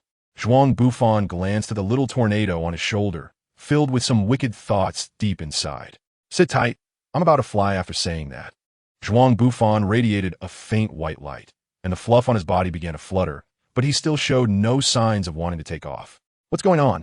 This shouldn't be happening, he thought. Is it possible that the telekinetic resistance affects me as well? That's not scientific. How much weight can you lift with your telekinesis right now? The little tornado asked after watching Zhuang Bufan struggle for a while. About a ton or so, why? What's your current weight in kilograms? Zhuang Bufan didn't answer Zilongjuan's question this time. Instead, he suddenly stiffened and pretended not to hear, turning his head away. Indeed, you are too fat. In the end, Zhuang Bufan transformed into the form of a gale wolf, carrying Zilongjuan and flying toward the top of the clouds. By the way, didn't you say you particularly disliked this form? Why are you still clinging to my back? Bang! A compressed air cannon exploded above Zhuang Bufan's head, accompanied by Zilongjuan's voice. Mind your own business. Lowly lover. Sure enough, there's a reason Zilongjuan has been single for 28 years. You were pretty good at manipulating wind and earth before, weren't you? BB Big Thunder Dragon. Zhuang Bufan looked at the imposing and solemn statue of the Buddha behind him and stammered. What a great mighty dragon. That's just a statue of the immovable Wisdom King. This thing seemed to be merely a stone sculpture, and its appearance was somewhat strange, looking nothing like a traditional Buddhist statue. Zilongjuan, rare for her, did not make a sarcastic comment, but instead began to explain patiently. Now the two of them were deep within the clouds, and had determined that this thing was likely the so-called monster guarding the pass. Given their personalities, it was natural for them to kill gods and destroy Buddhas. Aside from Zhuang Bufan's initial exclamation, neither of them felt any respect for this bizarre stone statue. Zilongjuan directly descended from Zhuang Bufan and floated in the air. She radiated a warm green light, and soon the towering stone statue in front of them began to shake continuously. Fragments of stone fell from the statue, showing no signs of movement. What is happening? Just as the statue of the immovable Wisdom King seemed about to be destroyed by Zhuang, they had not yet suffered any attacks. Just as Zhuang Bufan was feeling a bit surprised, the statue suddenly stopped trembling, while the little tornado stared at the statue with wide, incredulous eyes, as if it had seen a ghost.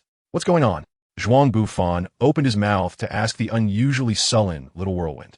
She bit her lip lightly, her expression dark, seemingly unwilling to answer Zhuang Bufan's question, yet feeling it was inappropriate to remain silent. After much contemplation, she pinched the corner of her clothes and gritted her teeth, saying, "Just now, something directly severed the psychic energy I had attached to the statue. How is this possible? Psychic energy is intangible, unless the person uses immense strength to break free from the binding or creates a shield with equal psychic energy. But that strike just now clearly didn't fit either of these methods. No, there must be another way." Zhuang Bufan, upon hearing the description of the small tornado, pondered for a moment and said, "By infusing extremely strong mental energy into the blade, the resulting sword aura can also break through telekinesis. The ghost warrior guarding the previous layer should also be skilled in this sword technique. That guy, I just slapped him dead, felt nothing. I suppose this is what they mean by the trembling tornado?" Zhuang Bufan was internally complaining about the violent way little tornado broke through the obstacles while secretly marveling at the unknown creature's methods. Unbeknownst to Zhuang Bufan, a silent and colorless sword chi dispelled little tornado's telekinetic binding. This boss's swordsmanship was likely already at the level of the apple slash. Fortunately, after such a long time, there were still no signs of its appearance, indicating that it was not the kind to take the initiative. "Hey, Loliloa, are you even listening to me?" Little Tornado's shout interrupted Zhuang Bufan's thoughts, and he had no choice but to deal with the ill-tempered young lady first. "What's wrong? You don't mean to tell me that there are actually people so foolish that they wouldn't use telekinesis to deal with enemies, but instead foolishly coat their blades with it, right?" "Hello, there are." Zhuang Bufan then transformed into the Swamp Lord form and, under Little Tornado's disdainful gaze, condensed a water blade. He then demonstrated the Oboro flow swordsmanship in front of her. "Not everyone is as exceptionally talented as you, Little Tornado, born with immense mental energy. Although the Oboro flow swordsmanship is a bit troublesome, it can achieve the same effect with very little mental energy. All that's left is to continuously hone one's spirit and sword skills, and one can keep growing stronger. It's a rare method of training in this world." Though even with such a low threshold, it was still hard for anyone to meet the conditions required for cultivation. Upon hearing Zhuang Bufan's response, Little Tornado's expression turned serious as she put away her usual spoiled demeanor. With a cold stare, she spoke to Zhuang Bufan. "You aren't going to tell me that those weaklings can grow into true strong warriors just by having a heart, are you?" Although Little Tornado didn't insult Zhuang Bufan as she usually would, he sensed an inexplicable hostility in her words. "That's right. I truly believe that the precious aspect of humanity is that they can continuously surpass their limits. As long as they have the courage to challenge strong foes, even the weakest can become heroes." Zhuang Bufan knew that saying this might make Little Tornado dislike him, but he still chose to respond this way. During the days spent with Saitama, especially witnessing the unlicensed hero's courage in the face of the Deep Sea King, Zhuang Bufan's values are gradually changing bit by bit. Although sometimes he still does some outrageous things, he won't change his original intentions due to certain threats. "Oh, is that how you think? I originally thought you could still be classified among recyclable waste. I didn't expect you to be even more foolish than my hopeless sister." After saying this, Little Tornado ignored him and flew straight towards the location of the immovable Wisdom King statue. I don't know how much more effort it will take to mend a relationship with Little Tornado. Zhuang Bufan did not feel that there was anything wrong with what he had just done, but he still felt a bit disappointed.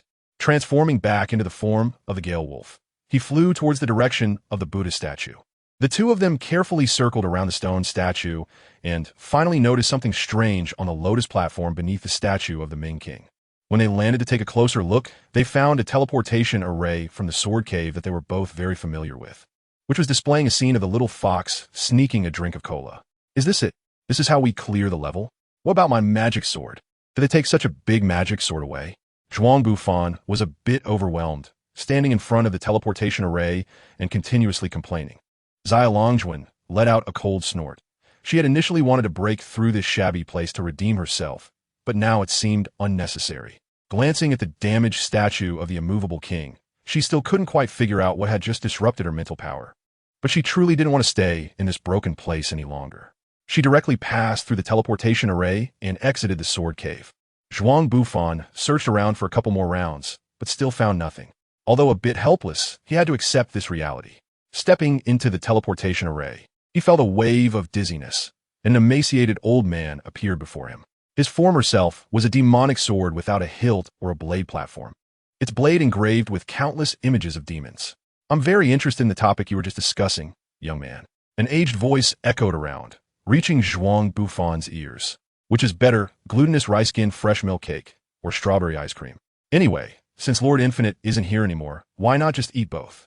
The silly fox, holding an ice treat in one hand and a chocolate ice pop in its mouth, just walked out of the ice cellar and noticed a surge of energy appearing above the teleportation array.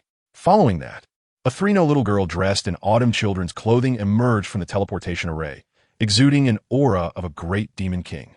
With a snap, upon seeing the appearance of the little tornado, a fear engraved in dinning surged within the silly fox, causing the ice treat in its hand to drop to the ground. Then, under the gaze of the little tornado, there was a bang. This greedy little girl transformed into a pitiful, weak, and helpless little fox. The distance between the person and the fox, separated by the ice treat on the ground, was about 5 meters, and they stared at each other for 5 seconds. A little fox? Although that character is a bit annoying, this fox he raised is quite cute. Scatter, scatter, scatter. Hearing the little tornado speak, the silly fox immediately turned to flee, desperately wanting to find a crack in the ground to hide. However, with a wave of the little tornado's hand, a pale green glow floated around the silly fox, slowly lifting her off the ground. The panicked little fox frantically waved her tail, which resembled a large brush tip, and her 4 paws scrambled in the air, praying to distance herself from the great demon king behind her. Of course, all the little fox's resistance was in vain. Oh, accompanied by a pitiful wail, our poor little orange friend was ruthlessly embraced by the tornado demon king. The demon king's slender hands crazily squeezed the silly fox's body, and after a while, the little fox surprisingly felt a hint of comfort. "Little one, would you like to come to my house and be my pet? I could buy you anything you like to eat," the tornado said, squeezing the silly fox's soft, fluffy ears and patting her head. It was rare for the trembling tornado to inquire about someone else's wishes, but unfortunately, the little fox had a heavy burden and was terrified of the tornado. Shaking her head wildly in refusal, her fluffy tail swaying in sync, the little tornado's arm felt a bit itchy. "Since you don't want to, then forget it. If that perverted lowly does anything excessive to you, be sure to tell me. I will definitely make him regret being born into this world." The little fox tilted her head, clearly unable to understand the evil woman's words. How could Lord Infinite bully Orange? This character was indeed a bad woman. But her techniques are quite good. A bit higher, that's the spot. After roughly 3 more minutes of kneading, the little tornado finally set down the silly fox. As soon as she let go, Orange directly dove behind the deity monument to hide. "It's been a while since I returned, and I don't know how my unfortunate sister is doing." The tornado muttered and flew away from this strange island. "Do you want me to get you something to eat?" Meanwhile, Zhuang Bufan was staring at the peculiar demonic blade before him. Not only was he speaking strange words, but his mind was also filled with odd thoughts. Is this guy going to need me to solve it with my mouth? But what if my verbal skills aren't up to par? Who am I? I am me, just a lost sword spirit. After saying this, a faint blue glow gathered before Zhuang Bufan, eventually transforming into the shape of a strange warrior, whose appearance bore some resemblance to the statue of the immovable Wisdom King in the Sword Cave. Zhuang Bufan carefully examined the sword spirit, and then walked around it a few times, shaking his head and saying, "You really don't look right." A sword spirit should be a voluptuous and curvy woman, wearing sexy bikini armor. She should have bright red or golden hair, and her personality could be anything from a gentle and approachable neighbor sister to a tsundere lady with a cold exterior but a warm heart. Also, she must have maxed out housekeeper skills, and it would be even better if her name could be changed to H. Mura or Hikari. Zhuang Bufan continued to ramble on about his evil desires, and the young-looking sword spirit was clearly taken aback by Zhuang Bufan's frenzied demeanor. After about half an hour, Zhuang Bufan finally wrapped up his monologue. Parched, he opened his water cup from his backpack and drank it all in one go. It was at this moment that the strange sword spirit finally had the opportunity to speak. "Well, your thoughts are indeed a bit different from others." "Others? Is there someone else who has been here besides me?" "That shouldn't be the case." Zhuang Bufan felt somewhat surprised. Those who come to this sword cave island to seek enlightenment should all be swordsmen like the Harakiri or Atomic Samurai. It's likely that he is the only anomaly among them. Not to mention that the final guardian, the bottom demon warrior, could reach a level close to dragon-level intermediaries purely through physical prowess. Just the last round of lotus stacking clouds is not something an ordinary swordsman could climb. How fresh. Although the second fastest guy beside you also took about 20 years to reach here, compared to them, you really are a cut above.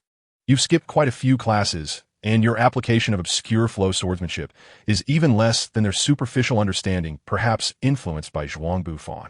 This strange sword spirit has also activated a peculiar mode of sarcasm. So what's the next procedure? We can't just have a PK between the two of us, right? That would be too unoriginal. Zhuang Bufan completely ignored the mockery from the strange sword spirit. This level of sarcasm was far inferior to that of the little tornado. Don't worry, the assessment of skills has already concluded. All you need to do next is to draw me out as long as you don't fall into madness. After saying this, the sword spirit stepped aside to give Zhuang Bufan a clear path. Metal attacks, huh? I wonder if telekinesis resistance has any bonus against this kind of attack. Well, since I'm here, I might as well give it a try. Zhuang Bufan stepped forward, extending a finger to tentatively rest on the hilt of the magic sword. I'm going to touch it. I'm really going to touch it this time. I'm really going to draw it down. Zhuang Bufan felt something kick at his lower back, causing him to stagger forward a step, his fingers just resting on the sword hilt. Naturally, Zhuang Bufan turned his head back and saw the guy who called himself the sword spirit shrugging. Casually, he said to him, "I just thought you needed some help." As the words of the sword spirit entered his ears, Zhuang Bufan felt the entire cave start to hum. Initially, he thought the buzzing came from some object within the cave, but slowly, as his vision became increasingly blurred, some strange fantasies began to appear before his eyes. Zhuang Bufan then understood that the strange sound was coming from inside his own head. Where is this? Who am I? Zhuang Bufan wanted to shake his 8 spider legs, but a strong sense of discomfort surged in his heart, followed by a flood of memories in his mind. Reincarnation. Satama. I am Zhuang Bufan? Fubuki, my wife. Annoying sister-in-law. Why did I hire a child laborer? Who exactly am I? Sword Cave. Demon Blade. That's right. I'm undergoing the final trial. It didn't take long for Zhuang Bufan to regain his consciousness and roughly understand the situation. At the same time, the spider demon that his consciousness was attached to began to act, completely disregarding his control. It cruelly killed passing beings, even collecting the skulls of the deceased to build a tall tower. Is this the final trial? To trap me in an illusion and make me doubt my true self? However, it seems that my body's mental resistance played a significant role. Judging by the time of that initial fuzzy memory, most people probably just accepted their demonic identities directly. By the time they woke from the dream, they either turned into bloodthirsty demons or committed suicide on the spot. Gradually, the trajectories of the surrounding activities began to accelerate, and miraculously, he could keep up with this strange acceleration effect. He also clearly remembered everything that happened. He didn't know if transforming into his battle form would still work. This was Zhuang Bufan's first experience of soul and body splitting. He forced himself to calm down and try to activate the form of the Shura sword maniac. Slowly, Zhuang Bufan felt the bloody taste in his mouth disappear, leaving only a faint fishy odor in his nostrils. He felt his perspective rise, gradually drifting away from the spider demon's body, unable to sense the weakness of its prey through its claws. It felt like watching an R-rated bloody movie up close. Although the script was terrible, the realism of the scenes was quite disgusting. If only he could have some popcorn with green apple-flavored soda, it would be perfect. During Zhuang Bufan's complaints, this spider demon had lived for over 200 years, ultimately dying at the hands of a wandering swordsman. Its soul was taken and thrown into a furnace, undergoing countless forges to be molded into swords, eternally enduring torment, only slightly alleviated when drinking blood. Of course, all of this was judged by Zhuang Bufan through his eyes. His current connection with the spider demon's feelings was extremely weak, even under extreme torture and being scorched by fierce flames. It only felt like someone was giving him a back massage in a sauna, so naturally, he wouldn't harbor any feelings of resentment. As the spider demon's essence was forged into the sword, Zhuang Bufan felt a moment of darkness, and then he found himself possessing a flying centipede. Zhuang Bufan stood up and stretched lazily. He wasn't sure how much time had passed, but he felt a bit numb. Is it really unbearable after just 3 days? This is the consequence of skipping class. It seems like another crazy person is about to emerge in this world. Is there a? No. Zhuang Bufan turned around, and the first thing he said left the self-proclaimed sword spirit dumbfounded. No focus circle? A bowl of bean juice would do. What on earth is going on with this guy? The strange sword spirit stared wide-eyed, watching Zhuang Bufan stretch lazily as he did the second set of radio calisthenics. He even began to doubt if one of the souls that had been forged in the furnace back then was that of a retired old bureaucrat. Are you okay? After much hesitation, the sword spirit finally decided to ask what the situation was with this guy. Nothing's wrong? Of course there is something wrong. If you were forced to watch over 10,000 ultra-bloody R-rated films from the perspective of monsters, would you still think you were fine? To be honest, I feel like my brain has been forcibly taken over by someone else. By the way, how long has it been? About 3 days. Just as he answered the question, Zhuang Bufan gripped the hilt of the sword again, and a familiar voice echoed in his mind. What's going on? Zhuang Bufan was thinking about continuing to check the information on this legendary magic blade. But the broken system seemed to have a bug and did not display the subsequent information. Zhuang Bufan felt a bit strange as he pulled out the magic blade and held it in his hand, preparing to examine it closely. Is it my illusion? Why does it feel so slippery in my hand? This was not Zhuang Bufan's illusion. Soon the magic weapon, shaped like a sword, began to melt, its metallic fluid starting to flow, and the blade began to become rounded.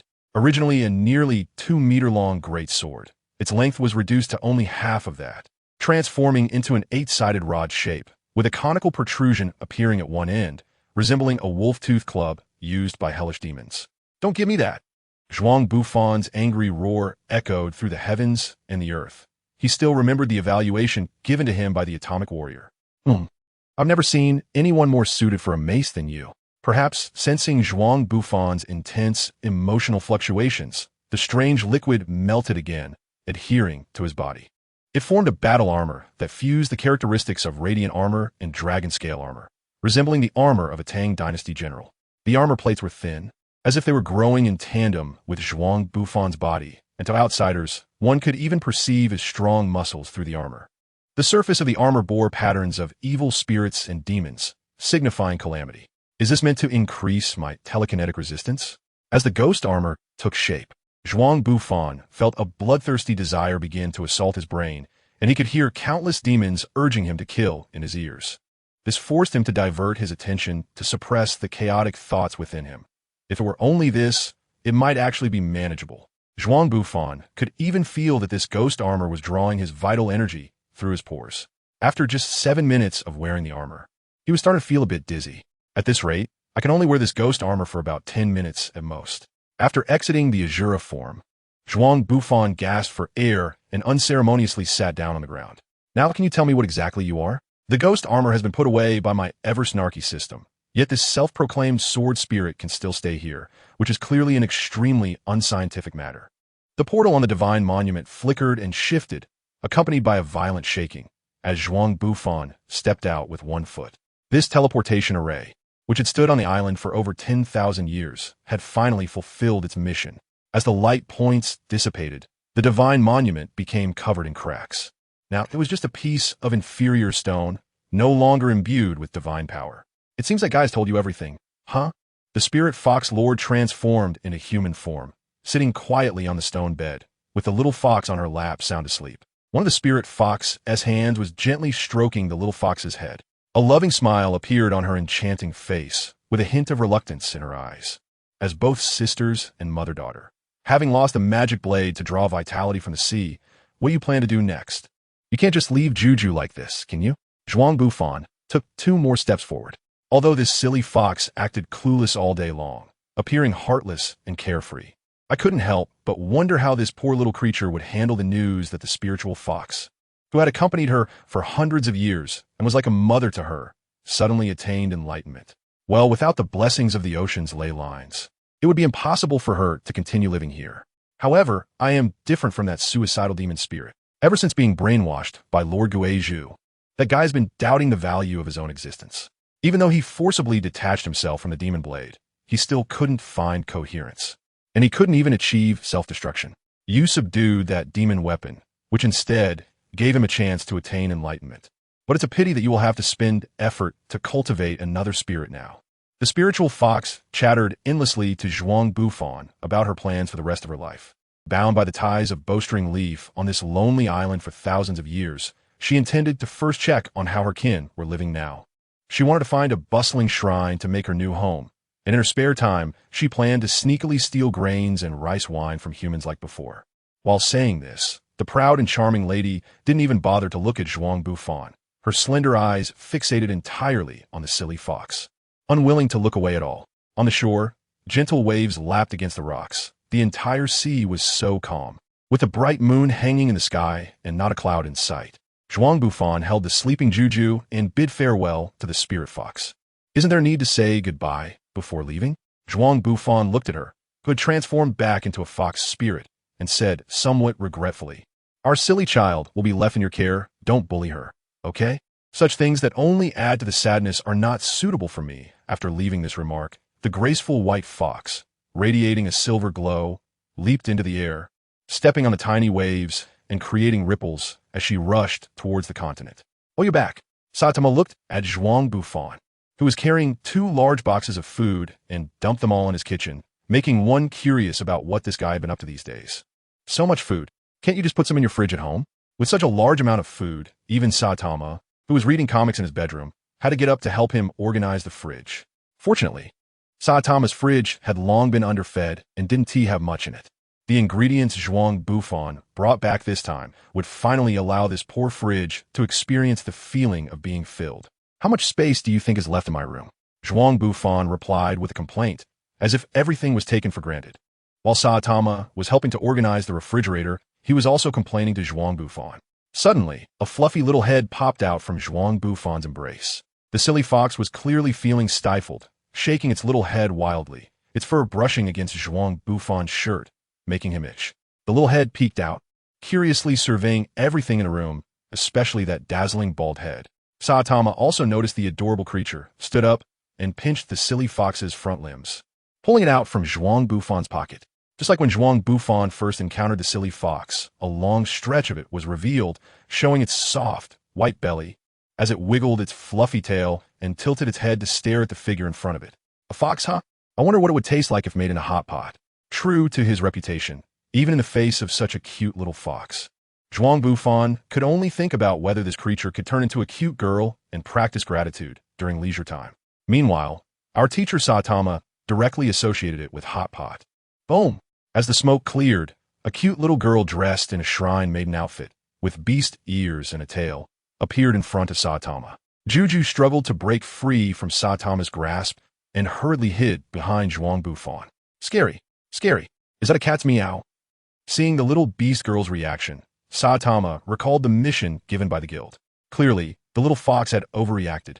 However, being inexperienced in the world, she couldn't be blamed for having such a startled reaction upon hearing Saitama's shocking statement. "She really is a cute little girl. Where did you get her?" "It wouldn't be abduction, would it? Just call her Juju." "And about the abduction, she is a deity after all. Her years far exceed your age. How could I possibly abduct her?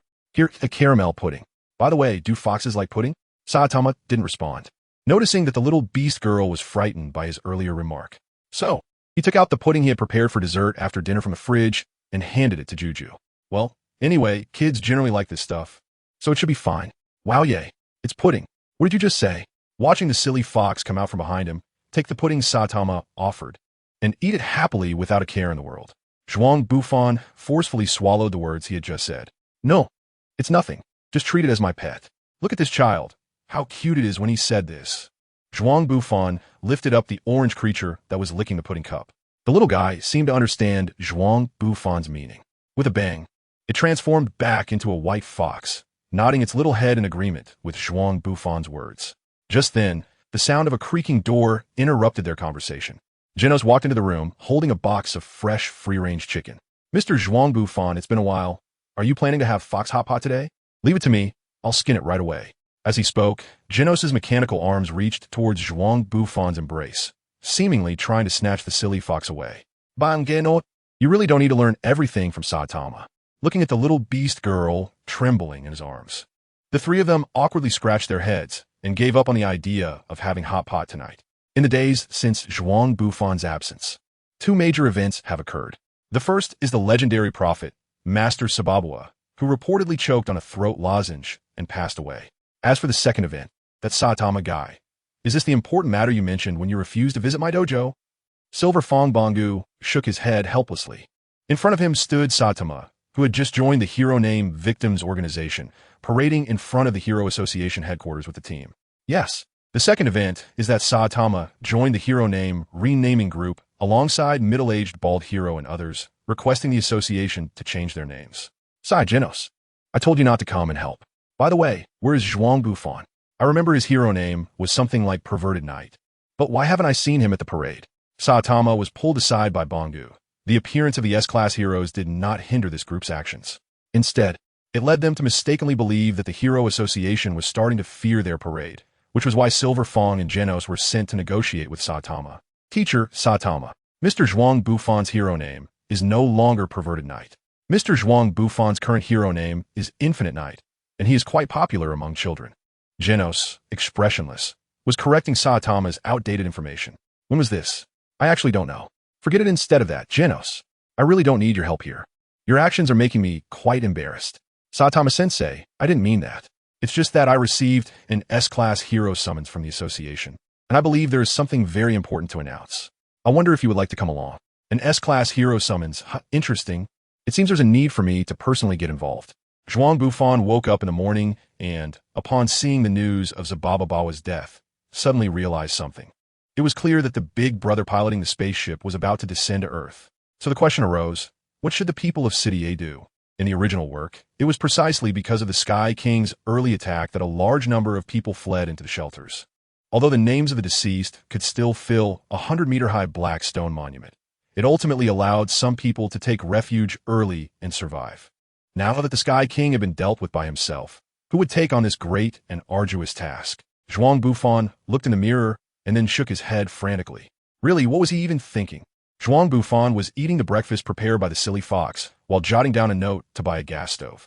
Chiyu had woken up long before Zhuang Bufan, and it seemed like he had something on his mind. The silly fox was still learning how to use modern appliances, and while cooking, this child complained that the gas stove's flame was not strong enough, so he summoned fox fire to fill the stove. Fortunately, Zhuang Bufan noticed it quickly, which prevented a gas explosion from blowing his house up.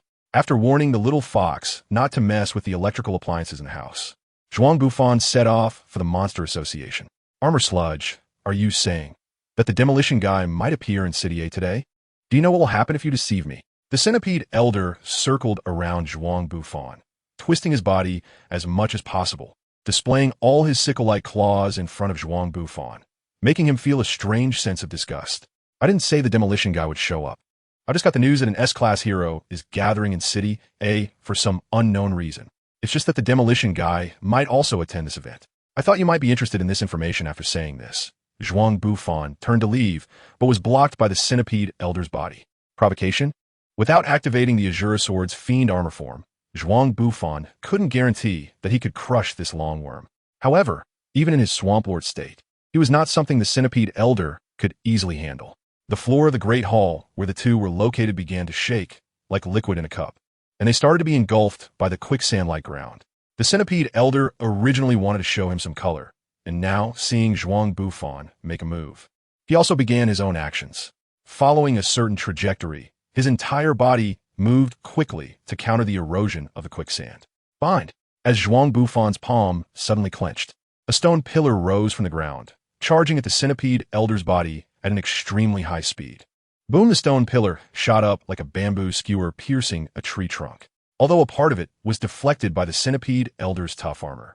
The remaining stone pillars still firmly pressed against the Centipede Elder's body, creating a path for Zhuang Bufan. This guy, Zhuang Bufan's stone pillar, did not cause any obvious harm to the Centipede Elder, but what he did had already angered the Centipede Elder. Forget it. A word from Big Bright Eyes calmed the Centipede Elder, who was about to erupt, while Zhuang Bufan had already walked far away. Big Bright Eyes, why are you standing next to that guy? The Centipede Elder shouted angrily at this dog-headed strategist. I just find it strange. We had never received any news about the Hero Association gathering S-rank heroes before today. Moreover, there's been no precedent for this. How did he know about it? Are you suspecting that this guy is an undercover agent sent by the Hero Association? Big Bright Eyes said nothing and exchanged a glance with the Centipede Elder. Everything was unspoken. In City A, Zhuang Bufan dragged the corpse of the Centipedes Jr. to the entrance of the Hero Association.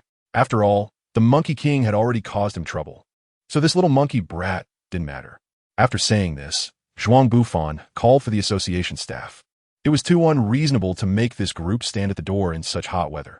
They should let them in. The intensity of the upcoming battle would mean that even those with ghost-level strength would only have the right to observe. And allowing these low-level cannon fodder to stay outside the association was almost like killing them with his own hands. Zhuang Bufan naturally cannot allow such a thing to happen. After dealing with these matters, all that is left is to go upstairs and wait for Senior Centipede to ring the bell. Why is a B-class guy mixed in at an S-class gathering? It turns out that raising the alarm for the citizens of City A comes at a price. Zhuang Bufan missed the iconic moment of the atomic samurai shaking hands with a strong opponent, but fortunately, he didn't miss the speech by Little Tornado. Saitama is my friend, and I believe he is qualified to attend this meeting. Zhuang Bufan walked over, naturally placing his hand on Saitama's shoulder, and the two looked like longtime friends. Oomph. Seeing Zhuang Bufan supporting Saitama, Tornado merely snorted lightly without saying anything and walked straight into the conference room. What are you all staring at me for? Outside the door were familiar faces to Zhuang Bufan. Atomic Samurai, Bang, King, Saitama, and Genos, all looking at Zhuang Bufan, some nodding, some gasping, as if they had encountered a new species. Zhuang Bufan, you really have the charm I had in my youth, after Atomic Samurai, threw out this remark. The group finally took their seats in the conference room. What does this guy mean? Sitting in his seat. Zhuang Bufan couldn't figure it out for a long time and had to give up thinking. Is there tea? Saitama asked for tea, but everyone pretended not to hear. Without a doubt, everyone who could enter this conference room were high-ranking members of the association, and since the meeting was about to start, no one would care about the request of a B-class hero. Could you please prepare a cup of tea? By the way, could you two scoot over a bit? It's so cramped. Zhuang Bufan was unfortunately caught between the pig god and the super alloy blacklight. He watched helplessly as the pig god on his right plopped down beside him, the fat on his body flowing toward him like a landslide during a mountain collapse. On his left, the muscle tyrant seemed fine at first, but within a minute or two, his muscles began to swell up like an inflating balloon, accompanied by a hissing sound like rubber rubbing together. Sandwiched between these two guys, Zhuang Bufan felt that even squeezing into the morning rush hour subway would be better than his current situation. Sorry, the two said in unison, before shifting a little to the side.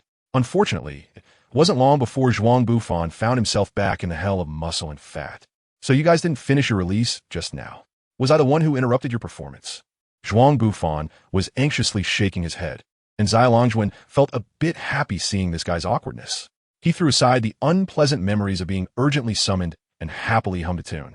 The tea had already been served, and just as Zhuang Bufan was about to take a sip, the nearby pig god raised his arm, causing the previously still chunks of meat to shake again. The layers of fat rippled like waves, continuously slapping against Zhuang Bufan's upper body. I can't take it anymore. Emergency evacuation alert. Emergency evacuation alert. Disaster level, ghost. Disaster level, ghost. I'll handle that thing. Just send me a brief report on the meeting's outcome. Shichi could only agree with Zhuang Bufan's approach as he watched him in such a predicament. All right. I'll leave the strange people outside to you. Let's continue with the meeting.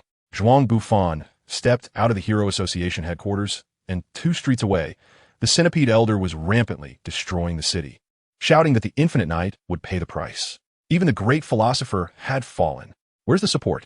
We need support. Why haven't the S-class heroes arrived yet? A group of C-class heroes was in disarray, with only Spring Mustache, Golden Ball, and the Atomic Warrior's disciple, Ki, left to desperately maintain the situation. The Centipede was advancing. Oh no, Spring Mustache, be careful. Golden Ball shouted and fired 3 more bullets. Unfortunately, his bullets, capable of penetrating 20 centimeters thick steel plates, couldn't even alleviate the Centipede Elder's onslaught. Just as Spring Mustache was about to be torn apart, a gust of wind blew by, and the Centipede Elder, crashing into Spring Mustache, felt as if it had collided with a high-speed train against a giant rock. Its entire body was sent flying, landing on the ground and writhing in pain. Are you okay? I'm fine. Spring Mustache looked at the newcomer in astonishment. He hadn't seen what had just happened. But there was no doubt that Zhuang Bufan had saved him. Despite having ranked below him just 2 months ago, Spring Mustache and Golden Ball recognized that Zhuang Bufan had the capability to handle the situation. Instinctively, they still wanted Zhuang Bufan to assist them and take this opportunity to eliminate the terrifying monster. You guys go evacuate the civilians, leave this to me. Don't worry. After all, I am an S-class hero. I won't lose to a mere centipede. Just kidding. What if the spaceship hasn't landed in City yet? If you guys join the fight and accidentally expose the centipede elder's weakness, how will we handle the alarm being lifted early? After saying this, without giving the three of them a chance to respond, he grabbed one of the centipede elder's legs and flung it away from the battle zone. I remember he seems to rely on his transformation ability to attack enemies, right? I didn't expect that even without transforming, he has such powerful strength. Golden Ball looked at the centipede elder that Zhuang Bufan had thrown away, along with the half of the street flattened by its body, feeling the cruel disparity in talent. Boom, another building collapsed, and Zhuang Bufan's suppression of the centipede elder's power was so merciless. Even when the centipede elder arched its body and mobilized all its strength to charge, Zhuang Bufan would block it. Then, just like punishing a misbehaving child, he casually tossed it onto a building. Despite struggling with all its might, the result was still this. The stark contrast made the centipede elder feel that it was not a fierce monster slaughtering the world, but a frail girl being ruthlessly slapped by a rough man. I beg you, kill me, this was the centipede elder's inner thought, but unfortunately, under the continuous slaps, it had no right to speak. As for the onlookers, after witnessing such indiscriminate and widespread attacks, they very consciously hid in shelters. On the other side, Spring Mustache, who had fought up close with the centipede elder, clearly understood how terrifying this monster was when battling Zhuang Bufan. Even with such power, it still couldn't kill the centipede elder. This monster's defensive ability was truly frightening. The situation seemed overwhelmingly one-sided, but the centipede elder's body had not sustained much external damage, indicating it still possessed the power to counterattack. Perhaps the Infinite Knight might be defeated by his careless attitude. It seemed they still needed to send a request for assistance to the association. Spring Mustache looked at Zhuang Bufan fighting the centipede elder, feeling somewhat uneasy. After some chaotic analysis, he decided to seek help from the Hero Association. Wait, Ki, who had been silent, finally spoke. Although the intensity of the battle seemed to be rising, the Infinite Knight still appeared to be handling it with ease. Let's observe the situation here for now. Emergency evacuation alert. Emergency evacuation alert. Disaster level is dragon. Disaster level is dragon. As soon as the words were spoken, the disaster level assessment regarding the centipede elder was upgraded again. Seriously, what on earth is Zhuang Bufan doing? Hearing the evacuation alert, before Shichi could say anything, Little Tornado began to complain in advance. Following that, Shichi connected to the outside monitor of the headquarters. Don't go, let's play a little longer.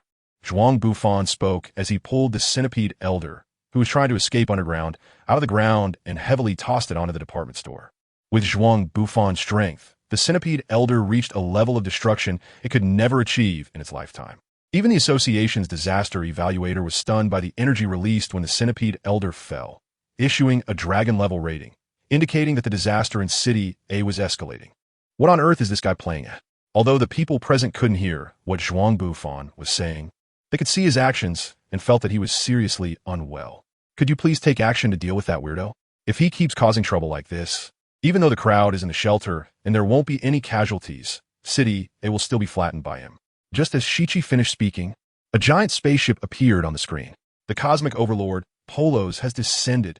Maruzagalito, one of the top combat personnel of the Dark Matter Cosmic Pirate crew, possesses at least dragon-level intermediate strength. As the only combat personnel sent by Polos, he alone represents an entire army. Whoosh! Two wind blades struck their target almost simultaneously with a sound. Rarely having the opportunity to play a demolition game, Zhuang Bufan was in high spirits when he suddenly sensed an unabashedly strong killing intent behind him. Without thinking, he directly threw the centipede elder forward to block Maruzagalito's attack. The centipede elder was smashed into 3 segments by the 2 powerful energy strikes, with its shell fragments scattered everywhere.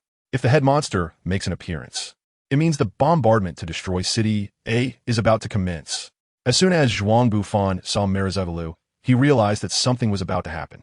While throwing the centipede senior, he also ran towards the city center shelter. Where did that guy go?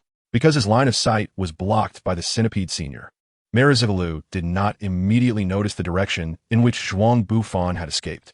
Just a few seconds later, the bottom of the giant spaceship flickered with a faint purple light, and then a beam of destructive light shot out. Zhuang Bufan knew very well that under the impact of such a high-energy cannon, even the civilian shelter would not survive.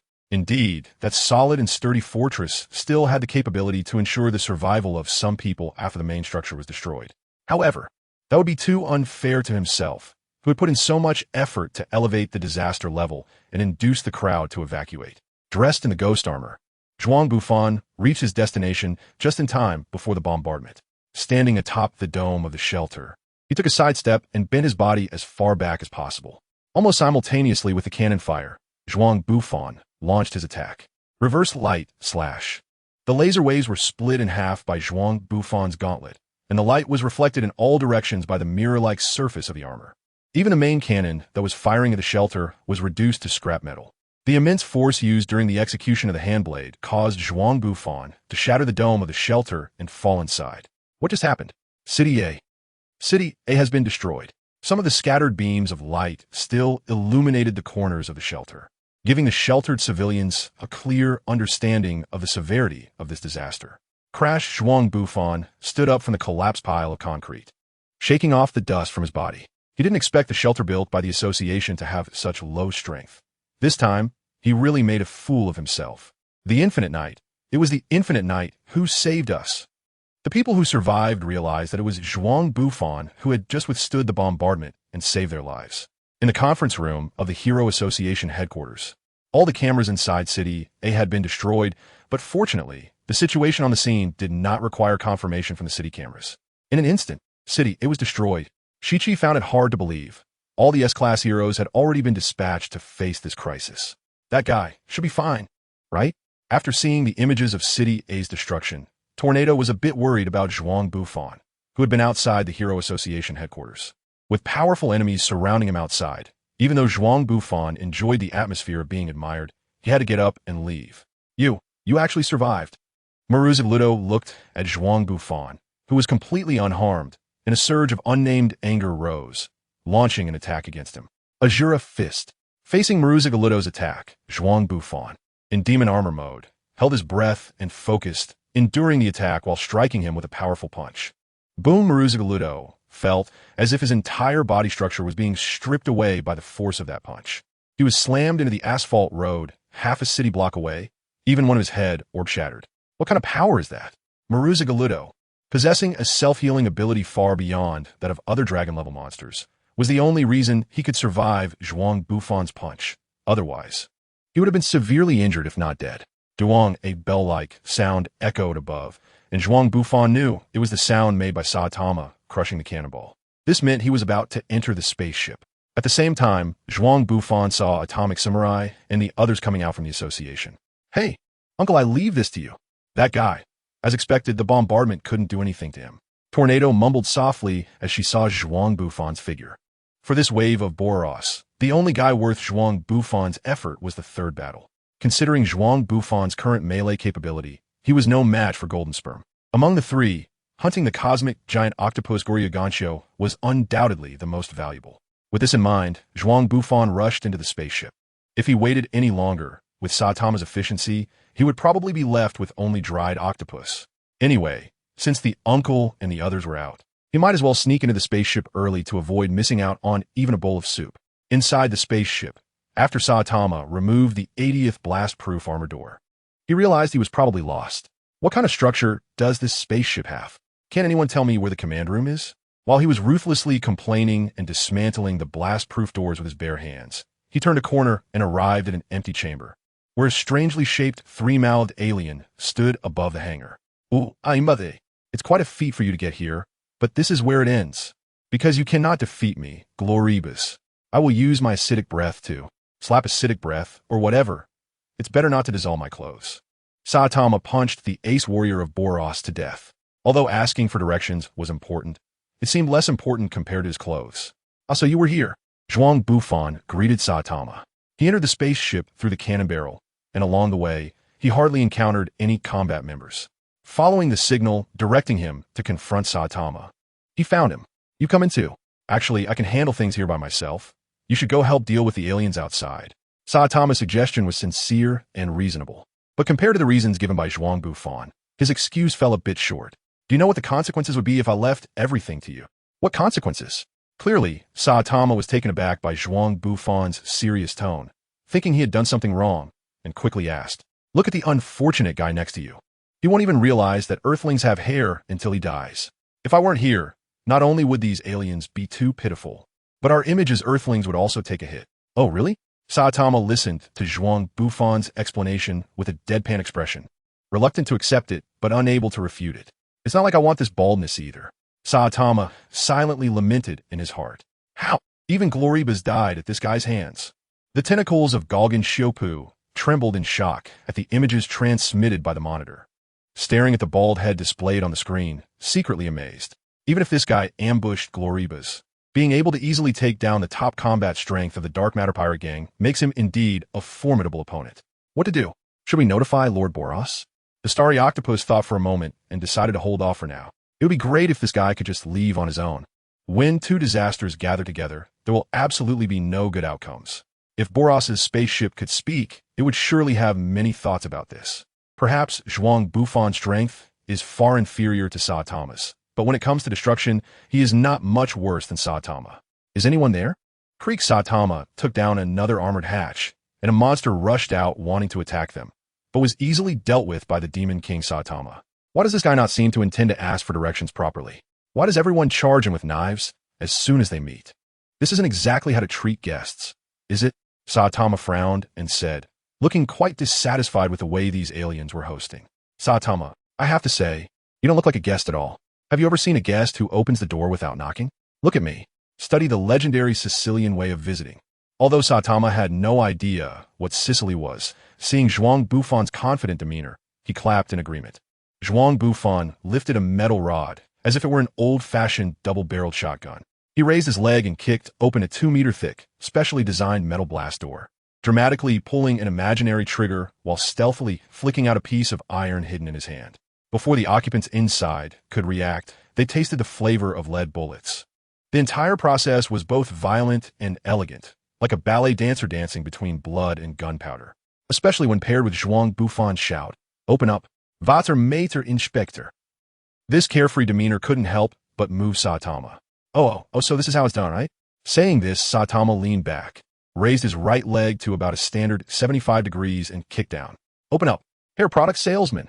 The two of them, like seasoned Italian gangsters, danced their way to the doors of these creatures. They dragged out the alien beings hiding inside to ask for directions, directly slapping down any who resisted. What was supposed to be an invading pirate gang turned into a scene where these two made them seem like law-abiding citizens.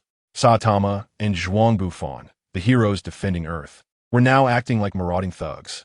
"Invaders, please leave immediately. Invaders, please leave immediately."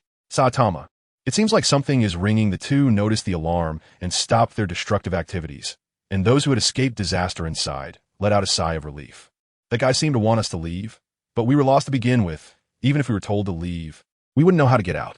Saitama answered honestly, perhaps because his bald head naturally carried a sincerity buff. As the tactical advisor of the Dark Matter Pirate Gang, he actually believed Saitama's nonsense and kindly pointed out the way for him. "So you mean we can go out that way?" Saitama looked sincerely at the monitor. "Of course it's true. You two hurry up and get out. Never step foot on this ship again in your lives." Zhuang Bufan and Saitama did not heed the advice of the octopus head, but instead, they smiled deviously. The expressions of the two became increasingly maniacal. "Since that's the case, let's go this way," Saitama and Zhuang Bufan said in unison. "Don't go that way." The more the octopus head became anxious, the happier Zhuang Bufan and Saitama walked. Finally, humming a tune, the two arrived in front of a tall palace gate. Using the Italian mob kicking technique they had practiced multiple times along the way, one person kicked one door, and just like that, they opened this lavishly decorated door. "Are you two the representatives of this planet?" Boros coldly assessed the two, noticing that the bald guy on the left emitted a terrifying energy in his eyes. As for the guy on the right, although his strength seemed decent, he was clearly not someone who could withstand his attacks. "I see. So on this planet, the less hair one has, the stronger they are?" Based on the information available to him, Boros came to his conclusion. The one who destroyed City A. How's that so?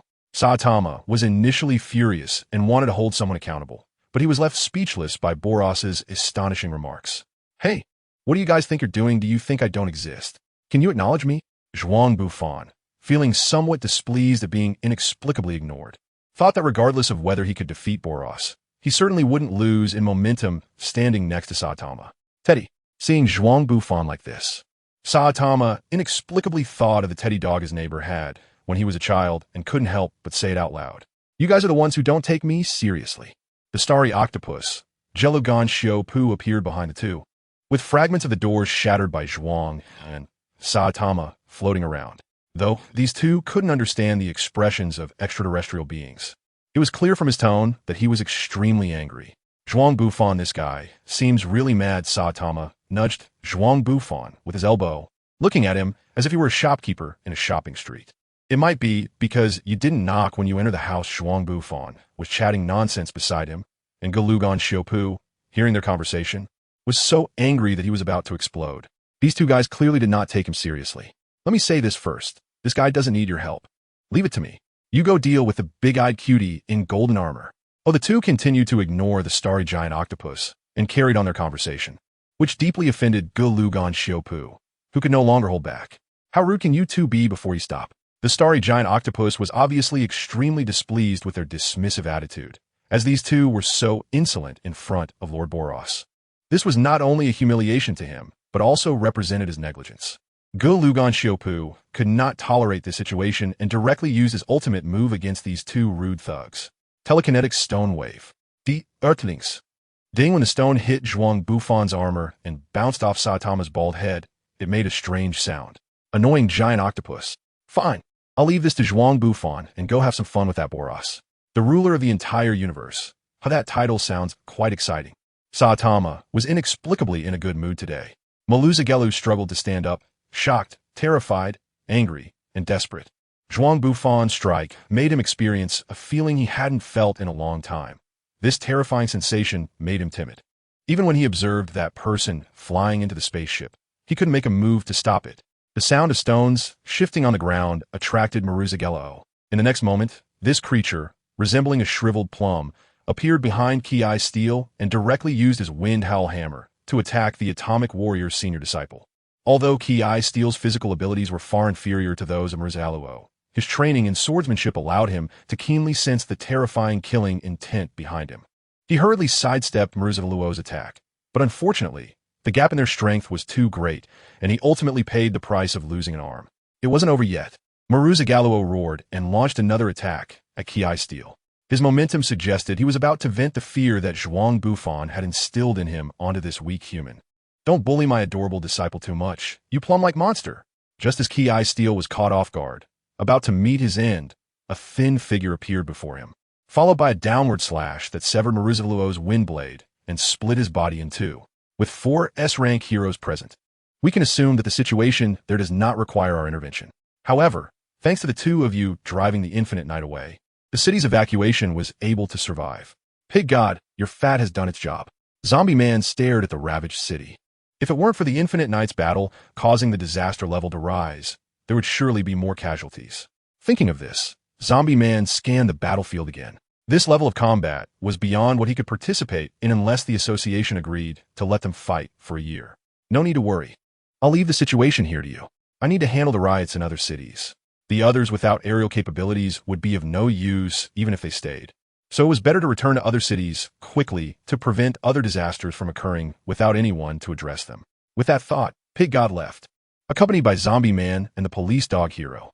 The battle below was in full swing, and everyone present shifted their attention from Maluzagalu to the gigantic spaceship in the sky. Speaking of which, how should we deal with this guy? Child Emperor looked at the enormous spaceship in the sky, frowning in dilemma. He lacked the firepower to destroy such a massive war machine. In his understanding, the only ones capable of destroying it were Metal Knight and King.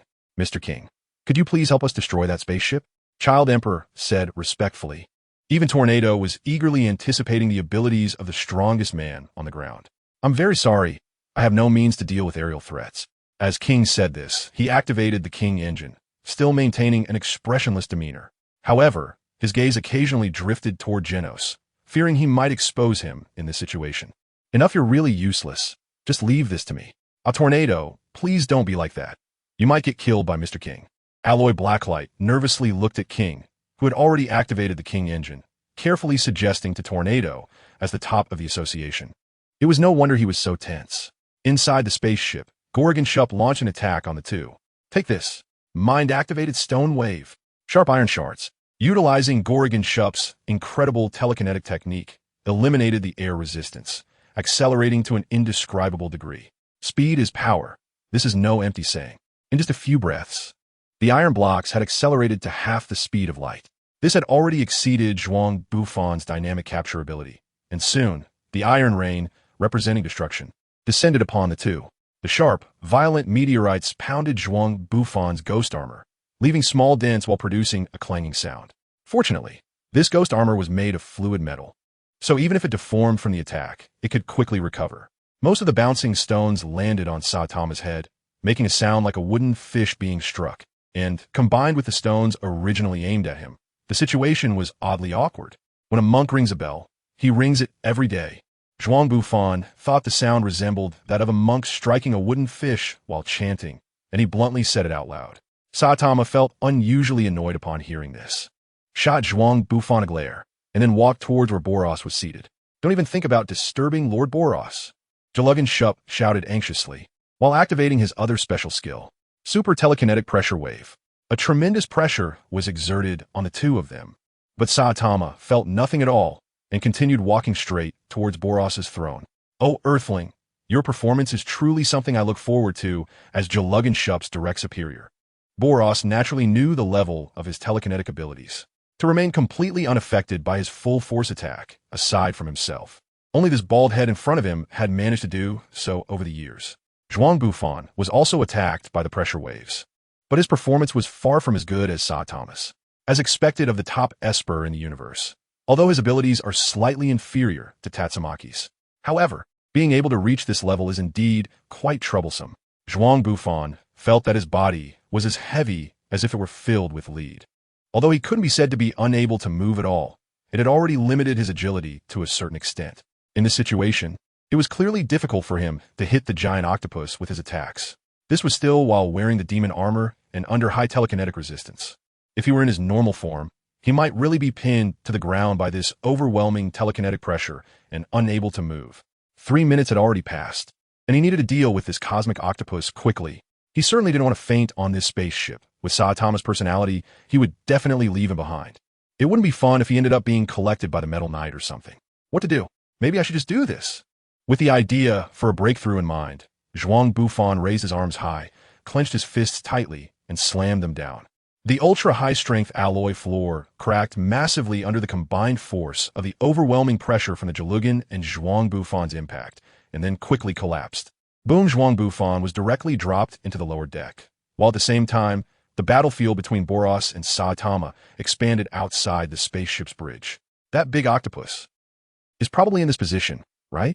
No longer bound by telekinesis, Zhuang Bufan shook his neck, struck a pose similar to Saitama's moon kick, and then charged with all his strength towards the position of the starry sky octopus. The reaction force generated by pushing off the ground caused cracks to appear in the lower cabin, leading to its collapse. The metal fragments shot out, pierced through several layers of deck, even breaking a mounted main cannon. The iron shavings from the explosion inspired the people outside the spaceship. It's really effective. It seems that Zhuang Bufan is quite hard-working, the sexy prisoner, naked, bit down on one of Maruzagalu's head, orbs, looking at the spaceship with eyes full of infinite affection. If Zhuang Bufan saw this scene, he would definitely change his way of attacking skill, can make up for the gap in strength. Zhuang Bufan has always firmly believed in this statement, which is why even though he already possesses dragon-level strength, he still seeks ways to improve his boxing and sword skills. Think about Bangu and the Atomic Samurai.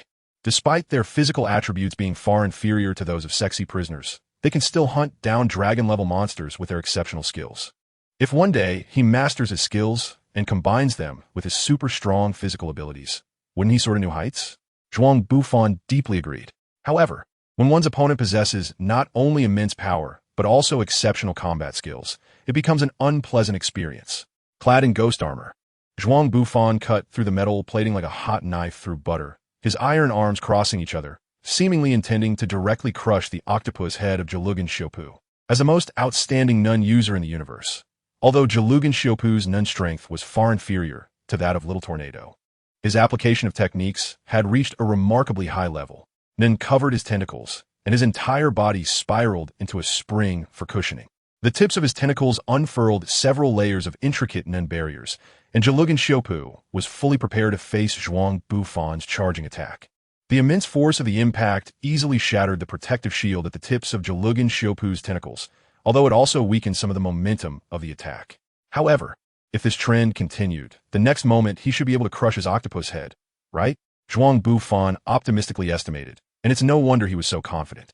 Enjoying the huge boost from the demon armor, his current strength was even slightly stronger than that of the golden black demon. Even if he couldn't compare to a freak like Boros who could perform a moon kick, handling a mid to upper dragon level guy shouldn't be too difficult. Zhuang Bufan optimistically estimated the situation of the battle, his elbow already brushing against the tips of the starry giant octopus's tentacles. At the same time, the impacted Zhuang Xiupu frantically infused his psychic energy into the tips of the tentacles, creating a soft, oil-like psychic barrier. His entire body, taking advantage of the octopus's soft characteristics, continuously twisted to absorb the energy from Zhuang Bufan's impact. By wrapping his organs in psychic energy and enhancing their functions, his body's resilience became unimaginably high. The tentacles wrapping around Zhuang Bufan's elbow quickly reached their limit while countering the impact. This forced Zhuang Xiupu to wildly swing his head along with the spiraling force of the tentacles. The scene of their confrontation resembled Zhuang Bufan wielding a spiral drill, creating a massive skylight on this gigantic spaceship. Finally, when Zhuang Xiupu's head broke through the top deck and reached the outdoors, he successfully caught Zhuang Bufan's powerful strike. However, it wasn't over yet. The moment Zhuang Bufan's impact ceased, Zhuang Xiupu released the protective psychic oil film that was wrapped around the two of them. At the same time, he concentrated psychic energy at the tips of his tentacles, transforming them into sharp knives. Absorbing the energy from Zhuang Bufan's deadly impact, he unleashed the energy he had absorbed. The 8 blooming tentacles, like the blades of a meat grinder, launched a frenzied attack on Zhuang Bufan. The knives scraped against his ghost armor, producing a piercing sound, but this blooming flower of death did not deal any effective damage to Zhuang Bufan. Were the sharp attacks ineffective? Indeed, it seemed that blunt weapons were needed to deal with armor and similar things. Realizing this, Zhuang Xiupu, using the reaction force from his last strike, created some distance from Zhuang Bufan. Several tentacles assumed a strange fighting stance. Cosmic CQC, Psychic Super Combat Technique, activate. It seemed that dealing with this colloidal organism was indeed better done with sharp weapons. But where could he find a knife in such a short time? Zhuang Bufan looked at the formidable, starry, giant octopus across from him and felt troubled. In the animation, Saitama had taken this guy out with a single flying stone, and it didn't seem like he was that difficult to handle. So why did it feel like it was particularly tough here? Next to him, the battle between Saitama and Boros was intensifying, with most of the structures on the deck being shattered by the shockwaves generated by their clash. He needed to end the fight quickly, or else he might get caught up in the aftermath of their battle. Given the way the intensity was rising, he would either end up dead or seriously injured. Just as Zhuang Bufan was worrying about how to deal with the soft-bodied creature in front of him, his armor began to melt, and molten metal gathered in his hands. It formed 2 crescent-shaped hand axes. The handles weren't very long, about 40 centimeters, but the axe heads were impressively large, roughly the size of a basketball. This could be considered a sharp weapon, right? Zhuang Bufan weighed the 2 hand axes in his hands and felt that his strength had increased. However, the loss of armor protection made him unable to disregard the attacks of the giant octopus like before, which left him feeling somewhat uneasy. Zhuang Bufan looked at the grinning Zhuang Xiupu across from him and said, "Let me chop your soft gold bones into fine minced meat." Even if Zhuang Xiupu had never watched Water Margin, he knew what this guy was planning. Although this earthling could actively take off his armor and give him a chance to attack, if those 2 vicious hand axes really struck a vital part of his body, the situation would probably not be much better than that of a fish on a chopping board. While the two were still contemplating how to attack and take each other's heads, the battle between Boros and Saitama had already reached a fever pitch. Boros, in meteor burst mode, launched a series of ruthless attacks against the obviously dejected Saitama. Perhaps Boros's power had disappointed Saitama too much. Feeling somewhat discouraged, he stood there motionless, willingly becoming Boros's live target. A series of fierce attacks began to vaporize the structures on the ship due to the high temperatures. The brutal state of the battlefield forced Zhuang Bufan and Zhuang Xiupu's duel to take a back seat to these 2 great beings. As Boros said, any weak fish caught up in the aftermath of his battle would only meet a gruesome end. Even with Zhuang Bufan's current strength, he would not fare well under such impact. While dodging Boros's attack range, Zhuang Bufan wasted 2 minutes of his time using the magic soldier. But fortunately, the burden on his body was less than that of Boros in meteor burst mode. After a series of meaningless strikes, Boros finally unleashed his ultimate move, the moon kick. The burst of energy blinded Zhuang Bufan. When he realized that the battle between Saitama and Boros had reached a halftime stage, only Boros, Jiliu, and himself remained on the field. This form places a greater burden on the body than anaerobic exercise, ultimately leading to a reduced lifespan. Originally intended for the final battle, this ultimate move could be used without reservation against Saitama. I never expected this victory to come so hard. After deactivating Meteor Burst mode, Boros panted, gazing at the sky, clearly still savoring the aftertaste of the recent battle. Lord Boros, are you okay? Jiliu Gingziyapu spoke up, pulling Boros back from his pleasant memories into reality. He glanced at Zhuang Bufan, who was holding the dual axes, and questioned Jiliu Gingziyapu. Haven't you dealt with this human yet? I'm very sorry. Forget it. I'll take care of this guy. Zhuang Bufan never expected Boros to say such words, leaving him in shock with every pore in his body wide open. Saitama, are you still somewhere on the moon? Please come back quickly. I miss you so much. Boros was about to make his move on Zhuang Bufan. But the good news was that he had already exited the Meteor Burst battle mode. The bad news was that even in his normal form, Boros was not someone Zhuang Bufan could handle right now. He needed to think of a way to buy some time. Watching Boros approach step by step, Zhuang Bufan recalled the scene when Saitama faced the Beast King. Should he also follow Saitama's example and adjust his belt? But he couldn't imagine Boros would stop just because of such a trivial thing. Although this guy does live like the protagonist of shonen manga. Wait. It seems like I thought of something.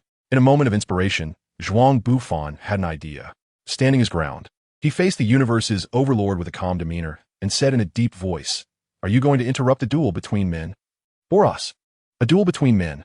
Just those few words brought him back to the wonderful memories of fighting alongside Saitama. A duel between men. I understand what you mean by a duel between men, but I'm still a girl. Zhou Xiaopu interrupted Boros with a flushed face. The two were shocked to see this cosmic octopus speak such shy words in a rough voice. Is that so? Zhou Xiaopu. I'm sorry I didn't notice before. Zhuang Bufan seemed to sense something extraordinary, examining Boros with a strange look. So that's it. She said she's not a man. Are you going to continue your duel? Boros turned around, and with one sentence, he pulled Zhuang Bufan back into the cruel reality. It was clear that his crisis had not been resolved. Go Lugan Xiaopu. You have a more important identity before being a woman, right? What? Go Lugan Xiaopu was intimidated by Zhuang Bufan's aura and could only continue speaking along with Zhuang Bufan's words. Of course, I'm Boros' subordinate, the top warrior of the cosmic pirate group's dark matter. Since you're a warrior, then wait. Go Lugan Xiaopu interrupted Zhuang Bufan's speech again, making Zhuang Bufan instinctively feel something was amiss. You say I'm Lord Boros' subordinate, and I admit that, but as for being a warrior, I'm just a strategist who gives advice. The fighting is all handled by those two guys.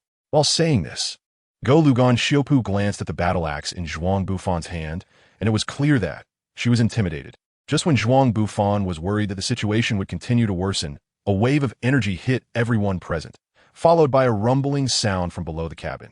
This is the cannon fire from the small tornado reverse projectile. Could it be? Zhuang Bufan looked up at the dome of the sky, filled with hope. And vaguely he could see a black dot growing larger from the direction of the sun, approaching them. Bang! The energy produced when Saitama landed caused some liquefaction on the deck around him, with golden-red metallic liquid splattering everywhere due to the subsequent shockwave. Saitama, in a standard superhero landing pose, slowly stood up. Is this really happening? You truly are the worthy opponent I've been searching for. Seeing Saitama return to the battlefield, Boros was ecstatic, hurriedly entering his meteor burst state, his joy indescribable. However, compared to the other guy present, his excitement was clearly diminished by more than a little. Whoosh! A strong gust of wind brushed past Boros, and Zhuang Bufan, disregarding the still scalding deck, rushed over and tightly hugged Saitama's thigh, crying out with a hint of a sob, Saitama, I miss you so much. You will be the most respected person in my life from now on. If anyone asks me who I respect the most in my life, I will unhesitatingly say it's you, Saitama. Okay, I get it. Can you let go of my leg first? Please, I beg you, don't do this. It's really quite disgusting. Saitama had no idea what kind of life and death tragedy Zhuang Bufan had experienced during the few minutes he had been on the moon. However, seeing him like this, the level of trouble had clearly risen. This was supposed to be one of his rare moments of glory, but with Zhuang Bufan acting like this, he looked more like an uncle soothing a bratty kid in a mall. Sorry. Please wait a moment while I handle some personal matters. Oh, go ahead.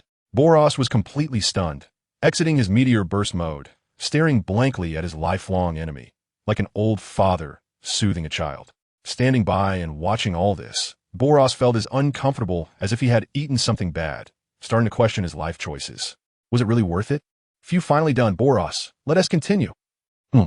Oh, looking at the rejuvenated fighting spirit of Saitama, Boros decided to put those thoughts aside, and his emotions inexplicably surged. The now normal Zhuang Bufan took out 2 large axes again, grinning as he walked towards Goryagenkyo. Why you don't come over here?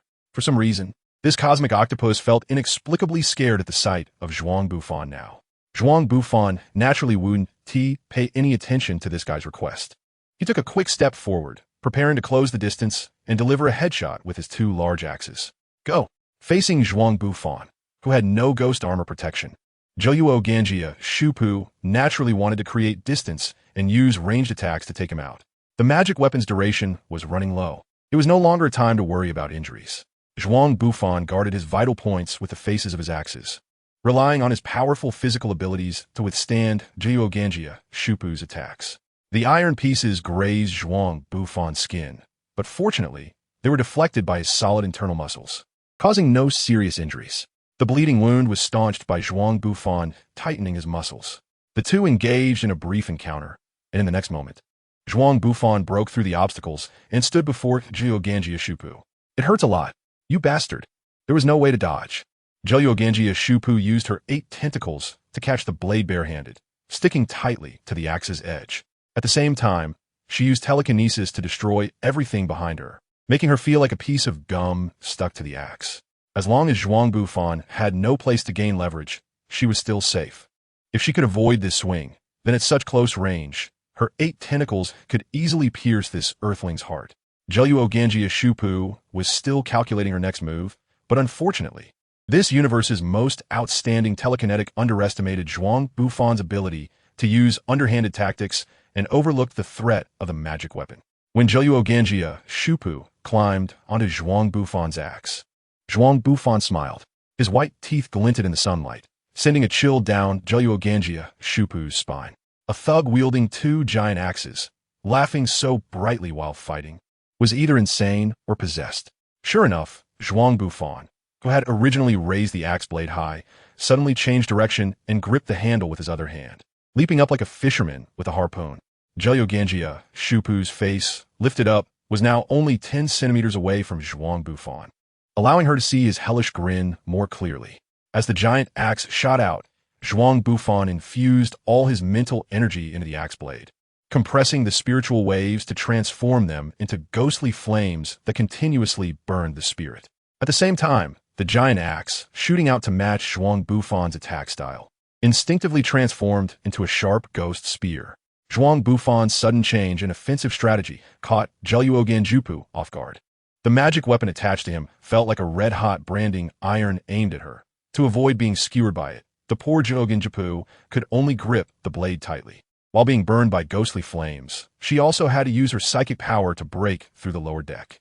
Besides trying to slow down the deadly spike as much as her body could withstand, she had no energy left to think about what to do next. In the face of this emergency, Zhuo Ganjia's series of actions proved her to be a top-tier psychic user. After breaking through hundreds of layers of the deck, she finally managed to stop the ghost spear's advance before reaching the ammunition hold. Could she finally take a breath? Lying on the deck, Zhuo Ganjia finally found the time to extinguish the ghostly flames clinging to her with her powerful psychic force. Just as she was about to relax, the chilling voice that had frightened her returned. It wasn't over. Zhuang Bufan followed with a large hammer flying down from above. The hammer fell mercilessly onto the ghost spear, just like a mason using his iron hammer to strike his chisel. Idiot! There's an ammunition depot below. Already exhausted, Zhuo Ganjia had naturally moved away from the cursed ghost spear's path. Zhuang Bufan's plan to pin down the giant octopus shouldn't have worked.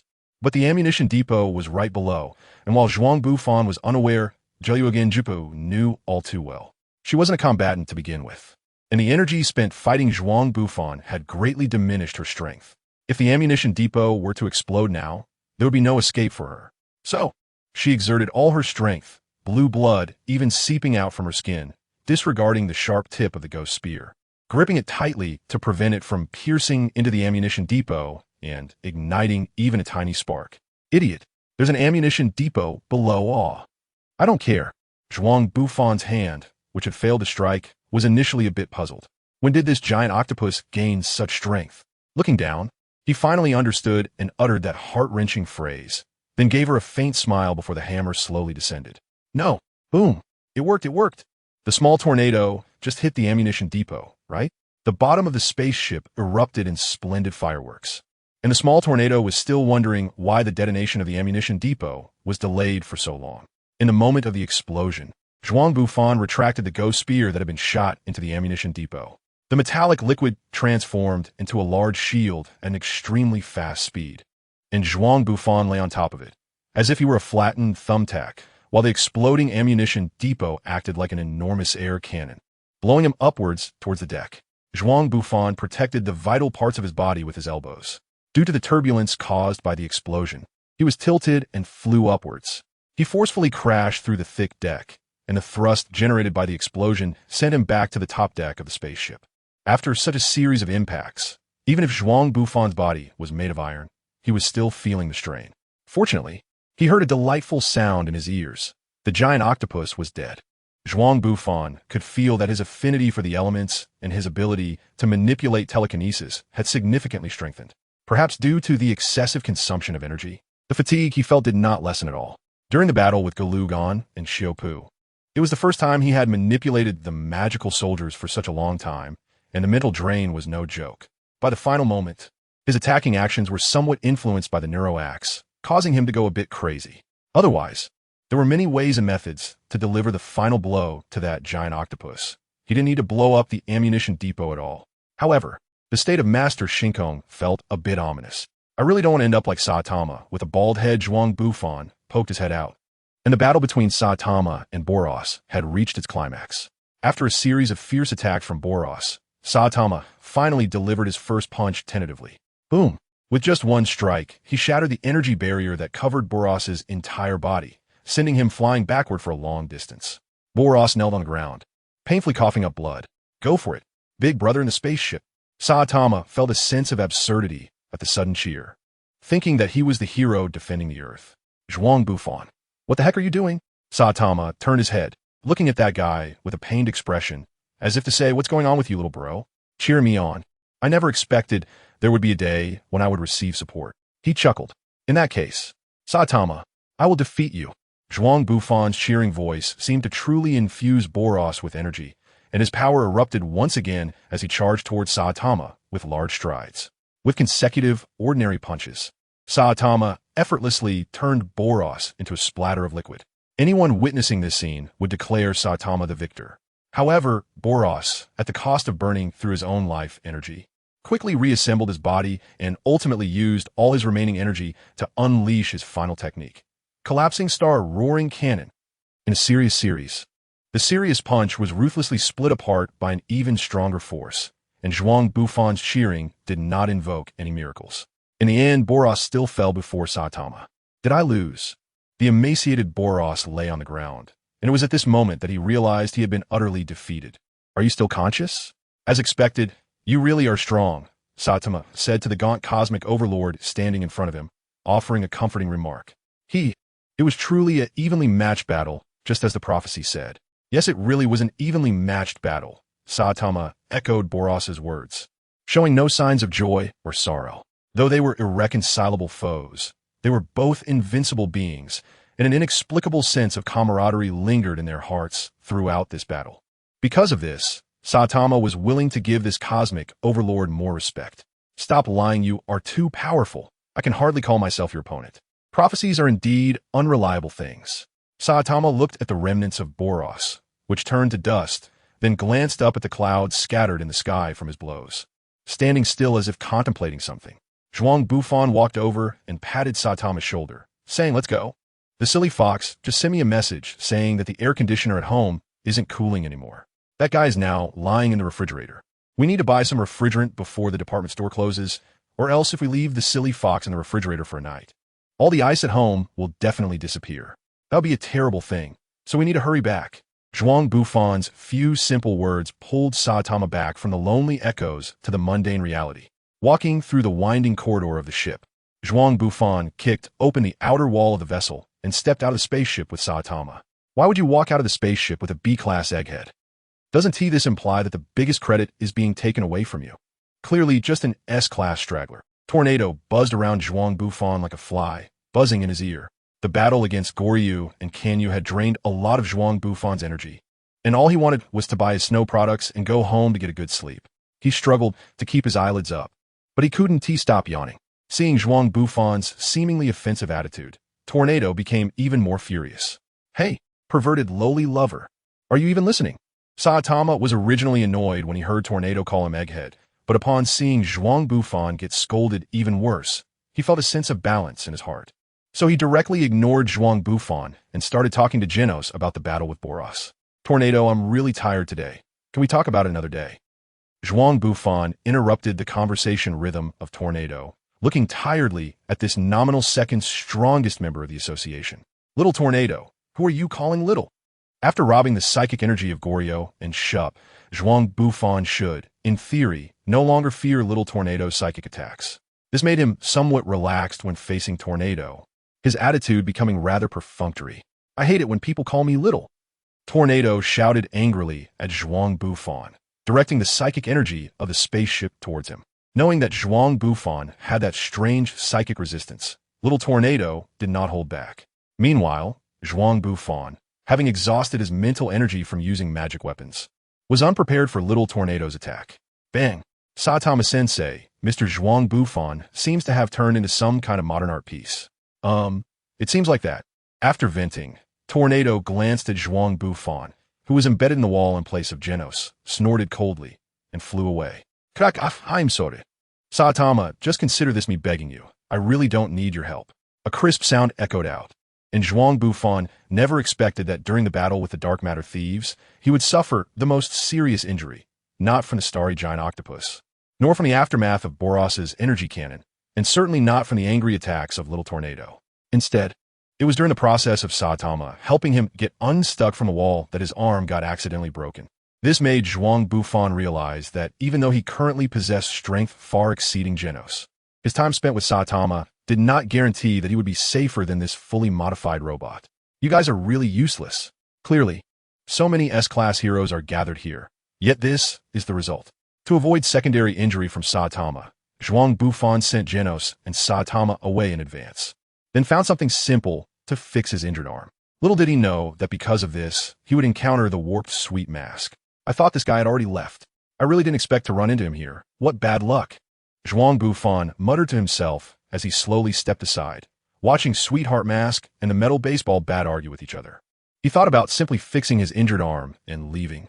Zhuang Bufan, although your performance this time is slightly better than those useless ones, this is not what I initially expected from you. I hope, when I see you next time, you won't disappoint me again. Sweetheart Mask walked over, patted Zhuang Bufan on the shoulder, took out a handkerchief from his pocket, tore it into strips, and picked up 2 steel bars to help secure his arm. Zhuang Bufan looked at this twisted character with some annoyance. In terms of values and ways of dealing with things, Sweetheart Mask was probably the person he least wanted to interact with in the Hero Association. Moreover, with him acting this way, even the gaze of Metal Bat towards him had become strange. I have things to attend to, so I'll take my leave. You all should reflect on your actions, Sweetheart Mask said, pointing at the visibly displeased Atomic Samurai and Metal Bat, then turned around to prepare to board the helicopter that would take him to the concert. Hey, Sweetheart Mask, Metal Bat called out to this irritating man, veins popping on his forehead as he spat angrily on the ground. Are we about to fight? Zhuang Bufan, who usually enjoyed the spectacle, only regretted that he didn't have popcorn and cola with him. I already said, I don't have time to engage in a pointless duel with you, a primitive ape. Can you get my sister Hanako's autograph? This.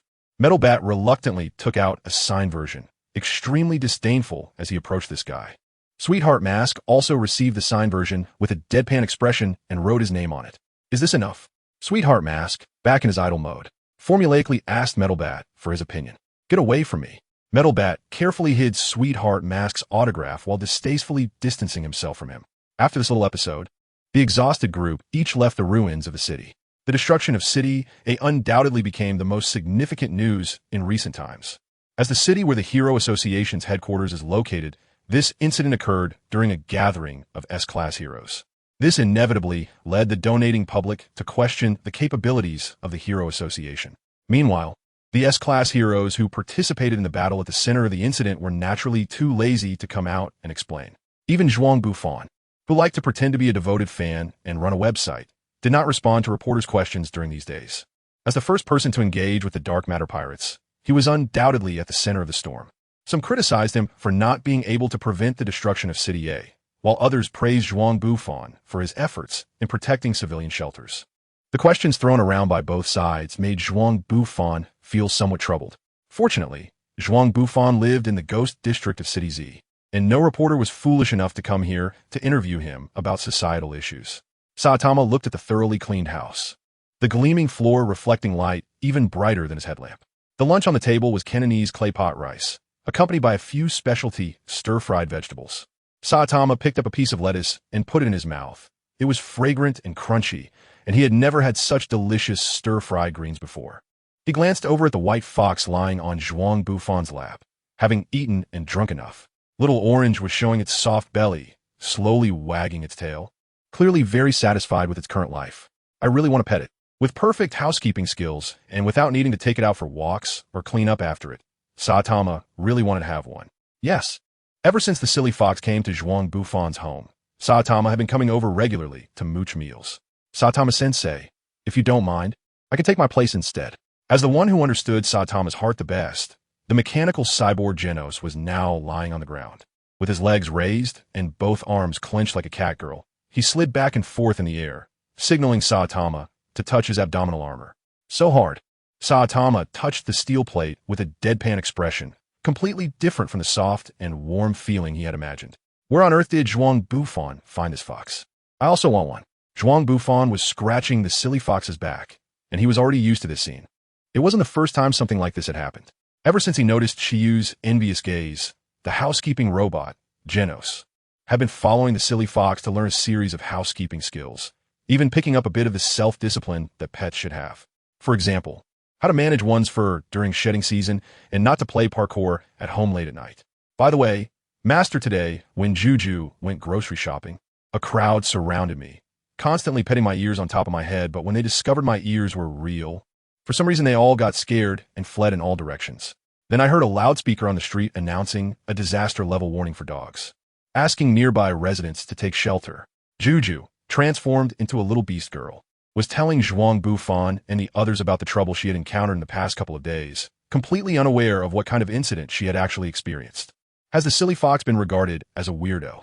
This is really a troublesome matter, especially when there are so many strange characters in the association. Oh no. Juju has been wanted as a weirdo, Zhuang Bufan. You need to think of a way. Genos looked at the silly fox with envy, wondering when he had ever been cared for like this by his beloved teacher, Chiyu. There's no other way. If that's the case, I'll personally accompany Genos to the Hero Association. Let's see if we can help certify this silly fox as a hero. Zhuang Bufan affectionately rubbed the silly fox's head and decided to visit the Hero Association headquarters the next day to resolve the little fox's identity issue first. The next morning, Zhuang Bufan was awakened by a noisy knocking at the door. When he opened it, he saw Saitama greeting him with a bowl of rice. This scene felt so familiar. Bro, the cafeteria isn't serving breakfast today. Could you please go eat something outside? Under Saitama's constant urging, Zhuang Bufan had no choice but to wake up Juju and have her make some mixed porridge or something. Karma really does come back around. Watching Saitama leave his apartment, satisfied with a warm bowl of mixed porridge and 2 hot buns in hand, Zhuang Bufan, with dark circles under his eyes, yawned and began to reflect on his actions when he had previously gone to Saitama's house to mooch off his food. Such a beautiful morning was ruined just like that. Zhuang Bufan complained a bit, and when he saw the silly fox tidying up its fur in the bathroom, he stretched lazily and prepared to finish brushing his teeth before going to eat. Ding dong, Saitama, you gone too far? There are only 2 breakfast portions left, and if I give you the little fox's share, there won't be anything left to eat. Pushing open the door, he saw Genos standing there looking dejected with a bag of rice balls that he hadn't had time to unpack. 1, 2, 3 for Saitama. You've changed. You're no longer that frugal young man. After putting the rice balls in the fridge and tidying up a bit, Zhuang Bufan and Genos headed straight to the temporary headquarters of the Hero Association with the silly fox. Zhuang Bufan looked at the sea of people at the Hero Certification event, and the negative reports about the destruction of city, they had no effect at all. The activities of the Hero Association were instead trending towards becoming more and more popular. After all, no matter how painful that victory was, as one of the few violent organizations in the world capable of dealing with such catastrophic disasters, the Hero Association certainly had no worries about raising charitable donations or selling security services. Because it hadn't been long since the destruction of City A, Zhuang Bufan was right in the spotlight. If he were to execute justice on the monsters, it would be fine as he could quickly make a run for it. But if he came to handle matters, a large crowd of busybodies would soon surround him. To avoid trouble, Zhuang Bufan dressed up specially for his outing today, donning a very low-key Arabic robe. This is indeed very low-key. There's no way around it. Genos's metallic limbs are just too recognizable, and the only way to disguise him would be to cover him completely with cloth from head to toe. Over there, young man, how about a look at the Hero Certification Assessment? Zhuang Bufan didn't even wait to go in. He scanned the area first and unexpectedly spotted a familiar figure. Not far from him, that person was cautiously talking to a strong man. Oh, isn't that someone from Chile? I didn't expect to run into you here. What is going on? When a city was destroyed, didn't that spaceship blow you up with one shot? Zhuang Bufan pretended to be enthusiastic and greeted him, but his words were as malicious as they could be. When he was attacked by the black hole in a vest, Zhuang Bufan suspected that this guy might have done something behind his back. However, at that time, he was just a C-grade hero, and the other party was a seasoned employee of the Hero Association. So without any solid evidence, he didn't confront him. For a while, he didn't see this guy causing him any trouble, and he forgot about the existence of such a pest within the association. Today, when he happened to encounter him, he naturally wanted to teach him a lesson about manners. How to speak. I am a member of the assessment department, with the authority to review the character of those who come to register. For rude guys like you. No, Sir Infinite Knight. It's you. Thanks to you, I'm still alive. Zadata did not recognize Zhuang Bufan, this disaster at first. When he did recognize him, he was so scared he almost wet himself. The Hero Association is a newly established organization that has only been around for 3 years. However, it lacks vitality and is filled with the rigidity and inflexibility of large corporations. But it wouldn't be accurate to say it has no innovative systems. As a charitable organization serving society, it has innovatively invented the Hero Scapegoat system. This means that for all events detrimental to the association itself, there is no longer a need to dismiss association employees to take the blame. Of course, there are exceptions to this system. The employees of the Hero Association have always treated professional heroes as useful labor, but doesn't mean they can continue to do so indefinitely. In 3 years, no matter the complaints received, the Hero Association has never dismissed any employee, but that doesn't mean it won't happen in the future. Yes, every system has exceptions. And within the Hero Association, the pinnacle of professional heroes is the S-grade heroes with terrifying combat power. Because of this, when Zadata learned that the new S-grade hero was Zhuang Bufan, the same person he had once set a trap for and publicly disdained, he gave up following his supervisor and transferred to a position with greater benefits at the adjacent headquarters. This was to distance himself from this troublesome hero, who frequently caused disturbances at headquarters. After all, no one would casually visit the registration center, especially after hearing that Zhuang Bufan, dissatisfied with his hero name, secretly exposed the directors using the restroom. Zadata's hemorrhoids flared up from the fright. At the same time, he firmly believed that his earlier decision was indeed correct. This was a bad egg with a temper smaller than a needle's eye. Encountering him was definitely not a good thing. Sir Infinite Knight, you carry on. If there's nothing else. There is something. Why would I call you if there was nothing? Zhuang Bufan's sharp and aggressive demeanor resembled that of a landlord treating serfs like livestock. After hearing this, Shideta only wanted to slap himself a few times, wondering why he had to ask if there was something wrong. I am limited in my abilities, and I'm afraid I don't have the strength to help you. Genos stood silently aside, even with his low emotional intelligence. He could tell there was something hidden beneath the surface. So he just stood there honestly, watching Zhuang Bufan intimidate this scoundrel. Intimidation aside, Zhuang Bufan would not actually resort to violence against an unarmed person in public, even if this guy was a scoundrel. However, that didn't mean Zhuang Bufan lacked means to deal with him. Zhuang Bufan and Genos were both wearing Arab robes, And in this bustling area, with people coming and going, they got into an argument that attracted quite a few onlookers. What was going on? Shichi had long received news that Zhuang Bufan needed him to handle something. And at this critical time for the bidding and reconstruction of City A, he was already overwhelmed with work. After waiting for that guy for quite a while, he still hadn't seen him, and just as he was about to call to ask if he was still coming today, he noticed an unusually large crowd gathering at the entrance. "Make way, please make way. Hey Shichi, when did the association start a commercial plan for selling question banks?" Zhuang Bufan's words nearly made Shichi's nose fall off. "Mr. Infinite Knight, you really know how to joke. Our hero association has always adhered to the principles of transparency and openness. How could something like selling question banks happen?" The conversation between the two reached the ears of the onlookers nearby, and fortunately, there were no reporters around. Ordinary people lack the professional ethics of taking photos or recording. Aside from a few people standing at the front who heard it, there was no recorded evidence left. Shichi didn't actually know if there were lower-level employees within the association engaging in such activities regarding the written exam content.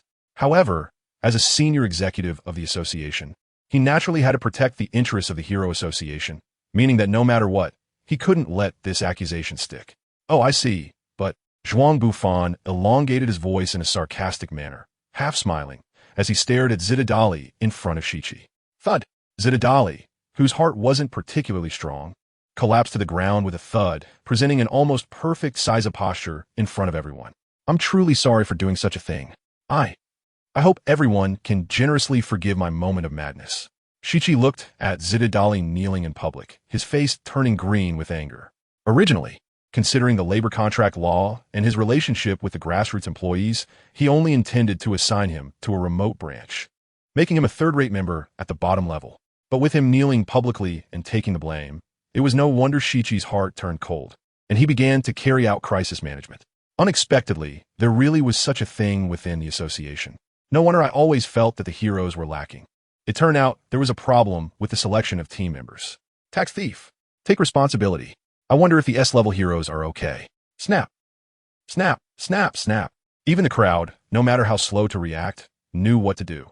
The flashes of phones kept going off, recording this humiliating scene. Zididali, you can go home and avoid the heat now. The Hero Association no longer needs your services.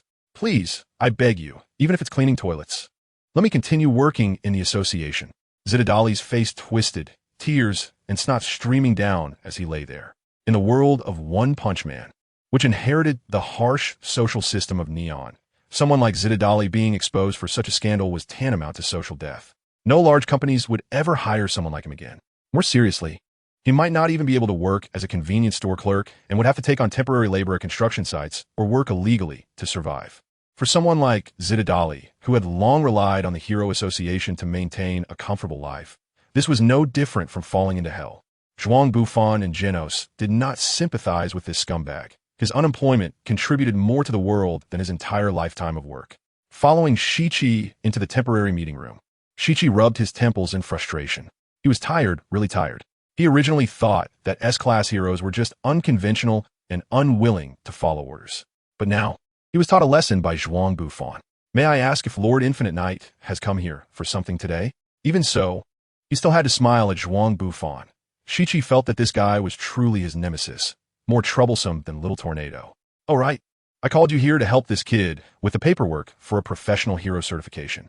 After saying that, the clumsy fox crawled out from under Genos' robe. On such a hot day, of course, it was cooler to lie on Genos' metal prosthetic. Lord Infinite Knight, if I understood correctly, you just caught a black box employee to help with the assessment. Then you turned around and hope I could help you with a backdoor to process the hero certification. Is that how it is? Shichi still wore a smile, his tone unchanged. "That's probably the idea. I'm glad you can understand," Zhuang Bufan replied sincerely. And it seemed that this guy truly had no sense of shame. No way. Shichi firmly rejected Zhuang Bufan's request, and he felt that his thoughts had finally become clear. Shichi's reaction was indeed something Zhuang Bufan hadn't anticipated. Clap, clap, clap, Genos applauded in agreement. "After what just happened, I thought the association had already fallen. But it seems that, as advertised, it is still a just organization that defends human life. Who is this guy really allied with?" Zhuang Bufan looked at the rebellious Genos with a pained expression, then took the silly fox's little hand and pulled her in front of him. Half squatting, He patted the little orange head and said, "Look at this adorable child. How can you bear to shatter her dreams and not let her become a glorious professional hero?" Seeing Zhuang Bufan's righteous demeanor, Shichi sighed and replied, "You're not thinking straight. It's precisely because she's a child that I refuse to let her become a professional hero. If you're not satisfied with my arrangement and insist on making this child a professional hero, then please take her to the registration center for hero certification." While Shichi was expressing his views, the silly fox kept tugging at Zhuang Bufan's sleeve as if she had something to say. "Master, but Orange's wish isn't to be a professional hero. It's to eat strawberry cake and vanilla ice cream every day. It would be even better if it's from Cat Village," she said, looking up at Zhuang Bufan with a pleading expression, and anyone who saw her like this would know what was on her little mind. Zhuang Bufan now only feels an inexplicable exhaustion, a sense of midlife crisis emerging in his heart. "We will do the assessment later, but the key is whether you can first cancel the disaster level dog certification notice for this child." Zhuang Bufan directly explained his difficulties and the events to Shichi. Upon understanding Zhuang Bufan's intentions, Shichi suddenly realized that he seemed to have leverage to negotiate the price. This matter is not impossible to accomplish, it's just that Zhuang Bufan had a bad premonition rising in his heart. He had never received any good commissions from Shichi, thinking about those crazy girls from the noble kindergarten. Zhuang Bufan still feels a chill down his spine. Don't worry. This time it's a mission to eliminate a group of strange drifters who have been moving between major cities. Because their actions are covert and specifically target marginalized individuals, it's very difficult for us to track their movements. Low-level heroes can't deal with them even if they encounter them, and high-level heroes are just too busy. So we hope you can step in and take care of them. When Shichi mentioned that high-level heroes are all busy, he deliberately paused for a moment and then gave Zhuang Bufan a meaningful glance. "What does that mean? I've been working hard too." "Well, I should have, right?" After receiving the task, Zhuang Bufan spent some time persuading Shichi before he agreed to let the silly fox go take the exam at the login center first. Once Zhuang Bufan dealt with that group of strange people, he would help him get the silly fox's hero identity information. After leaving the temporary headquarters, Geno said goodbye to Zhuang Bufan and headed to the doctor's base, seemingly to upgrade his combat gear. When Gigi came out of Genos's robe, he had already transformed into a little beast girl. With so many people in the temporary headquarters and the upcoming assessment at the login center, he couldn't turn back into a fox and slouch on Zhuang Bufan's shoulders. He could only follow him to the login center. It must be said that although the little fox was a bit silly, she was still quite adorable, especially with her shiny silver-white fur and fluffy ears and tail. In a short distance of a few hundred meters from Shichi's office to the login center, countless staff members of the Hero Association were charmed by the silly fox. There were even OL-clad young ladies who couldn't help but want to reach out and pet her head or tail, but these actions were ruthlessly stopped by Zhuang Bufan. It was a joke. The silly fox's hero identity had not been officially approved yet. If others discovered that her ears were real right now, she would probably be seen as some kind of monster by those with low tolerance and then be put on the bounty list. What a cute little girl. As they passed through the hall, Fubuki was seemingly dealing with something with her subordinates. Hearing the chattering over there, she planned to check it out, and then she saw Gigi's obedient and soft appearance. "This child is so cute. How old is she this year?" "Not very old, just about 500 years. Zhuang Bufan was wearing an Arab robe, and Shui naturally didn't recognize this guy. It was only when he spoke that Shui realized who was leading the child. Zhuang Bufan. So is you. This child is." Shui felt a bit surprised by Zhuang Bufan's appearance, and even more surprised that he brought along a lovely little girl. Wait, what did he just say? 500 years old? Connecting this to her own 28-year-old sister, Shui had an ominous premonition in her heart. Why stop here? It's clearly very comfortable. The silly fox, being petted by Shui, squinted its eyes in comfort, looking like a cute and clingy little kitten. Without the twisted personality of her sister and no violent tendencies, how could such a cute child possibly be a 500-year-old old lady as expected? Zhuang Bufan was just messing with me. The members of the Shui team followed behind, initially thinking that Shui just wanted to show her love to a little child as usual.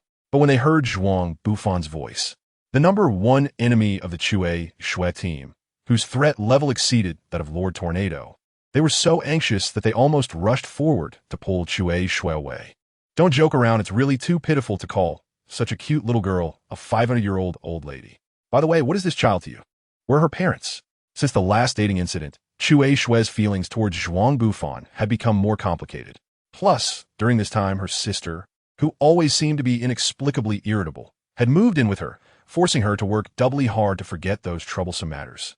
It must be said that the heavy labor and the future of the Chui Shui team were indeed a great help in suppressing her emotional issues. But after meeting Zhuang Bufan again, everything was revealed. She couldn't figure out what their relationship was now lovers. She certainly wouldn't agree to that title. Friends? Yet their relationship seemed to be more intimate. Seriously, why did I have to run into him here? Chui Shui felt frustrated and wanted to scratch her head madly. But in such a public place, she had to maintain her elegance. So she could only speed up the pace of petting the silly fox's little head. The static electricity making the little fox's fur stand on end. In this awkward situation, our master of awkward operations, Mr. Zhuang Bufan, suddenly thought of a brilliant near-genius move. Juji, call me Mama? The way to break the awkward atmosphere is to make it even more awkward. Chui Shui's delicate hand froze while petting the silly fox. And if one looked closely, they could see her hand trembling slightly. The little fox didn't mind, still squinting its small eyes, with its toes slightly lifted, looking like it was being affectionate and coquettish toward someone it liked. Chui Shui, darling. Lily with the 3-section staff fainted upon hearing this news. And the other members of the Chui Shui team were no better off. Each one was dumbfounded, and if one approached them, they could still hear the sound of shattered dreams. Zhuang Bufan, what on earth are you talking about? Chui Shui's delicate hand clenched into a delicate fist. Her jade arms pulled back to her sides and straightened, her delicate fist slightly raised, her pretty face flushed red, urgently questioning Zhuang Bufan about what he intended to do. Zhuang Bufan did not directly answer Chui Shui's question. Instead, he patted the clumsy fox on the head, prompting her to raise her hands, and then he supported her under her armpits to lift her up. One hand served as a bench, half holding the little fox in his arms, looking like a father carrying a child. Oh, that seems to be the S-rank hero Infinite Knight. What's going on with the child he's holding? By the way, that beautiful woman opposite him is hellish Chui Shui, the top B-rank hero, right? What on earth happened? The crowd murmured, and reporters hidden within the Hero Association caught the scent of a big story. It's okay. I understand everything. Go pursue your happiness. The child and I are living well now, without worries for food or clothing. I just hope you can come back to see the baby when you have time. After all, the person this child misses the most is you. Juju can live without me as a father, but not without you as a mother. In just a few words. Zhuang Bufan deeply imprinted the image of a deserted father struggling to raise a child in the hearts of everyone present. This time, even if Chui Shui wanted to explain, she had no way to refute it. If it were just Zhuang Bufan alone, public opinion might lean more toward a stunning beauty like Chui Shui than an average-looking young man. But when Zhuang Bufan was holding a well-behaved, soft, and pitiful little beast girl like Juju, the huge contrast would completely turn the tide. Especially since there had been rumors that Zhuang Bufan was pursuing Chui Shui. Those with rich imaginations had already conjured up a story about a young man abandoned and struggling for his cute child, striving to become an S-rank hero, hoping that the bad woman would come back to him. Hey, editorial department, quickly find 2 hot topics, and the content should be 7 years ago. You abandoned your husband and child, leaving me in dire straits. 7 years later, I return in glory, unwavering towards you. The title will be The Strongest War God's Son-in-Law. The sad past of S-rank hero Zhuang Bufan. You're bullying me. Hearing the voices of the crowd around her, Chui Shui realized that she could no longer clear her name. Faced with this guy who made her blood boil, she couldn't fight back. So she could only throw down this remark and turn away in tears. The child, and I will always wait for you to come back to your senses. Zhuang Bufan's voice came from behind her, causing her to stumble and nearly fall. Then she ran even faster. How the thought became clear as she looked at the hurried silhouette of Su Shui fleeing. Zhuang Bufan smiled with satisfaction. Tickle, huh? The silly fox tugged at Zhuang Bufan's robe with her little hand, looking like she had something to say. Master the cake from Cat Village will take you to sell it. Once you log in, Zhuang Bufan walked directly into the registration center, holding the clumsy fox. Shichi's work efficiency was quite fast. As soon as he entered the registration center, someone came over to guide him. Name, Zhuang Juju, and age, 6 years old, weight, 14. 2 kilograms. When submitting the identity information card, Zhuang Bufan thought for a moment and decided to change her name. There was no way to truthfully report her age and other details.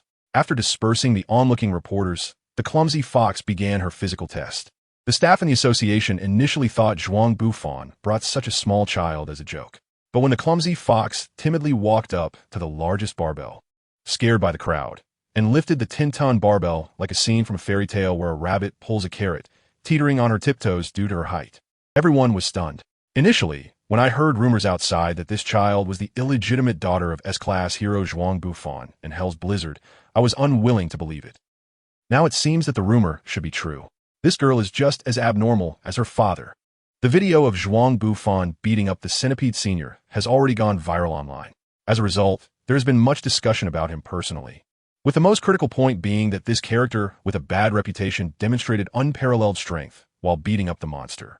After all, the one-sided beating caused more than a third of City A to be destroyed. If it weren't for Boros showing up in the end to flatten City A, the compensation bill from the Hero Association would definitely be quite spectacular. And this girl in front of me has obviously inherited her father's monstrous strength. Zhuang Bufan was not surprised by any of this. The silly fox already had strength beyond the supernatural, considering her swordsmanship and inexplicable spells. When she got serious, even Genos might not be her match. Heyo. After 5 minutes, the silly fox put down the barbell she was holding.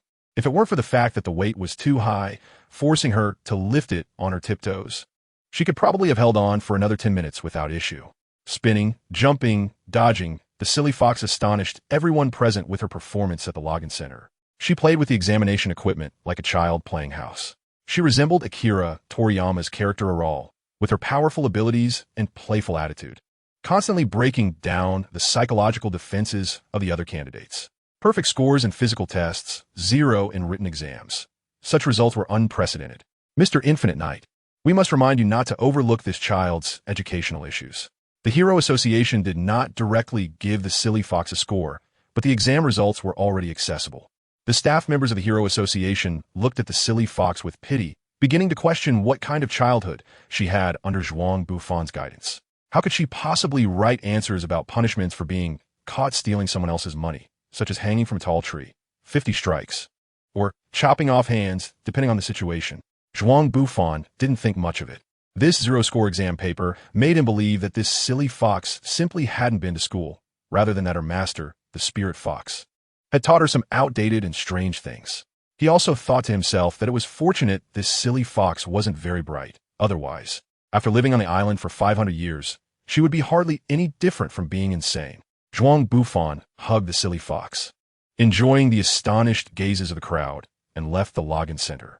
Before going home, he also stopped by Cat Village to buy a 22-inch big cake as a reward for the silly fox, whom he called Snowy Mama.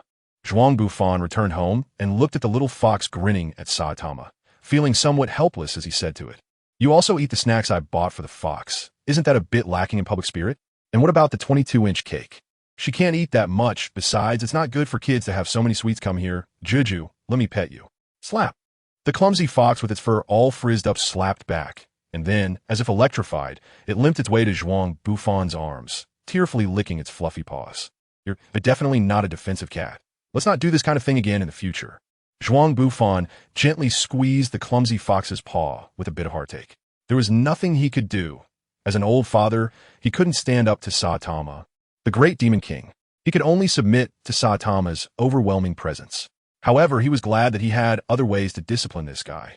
Braised sea cucumber, stir-fried eel, pork rib, and lotus root soup.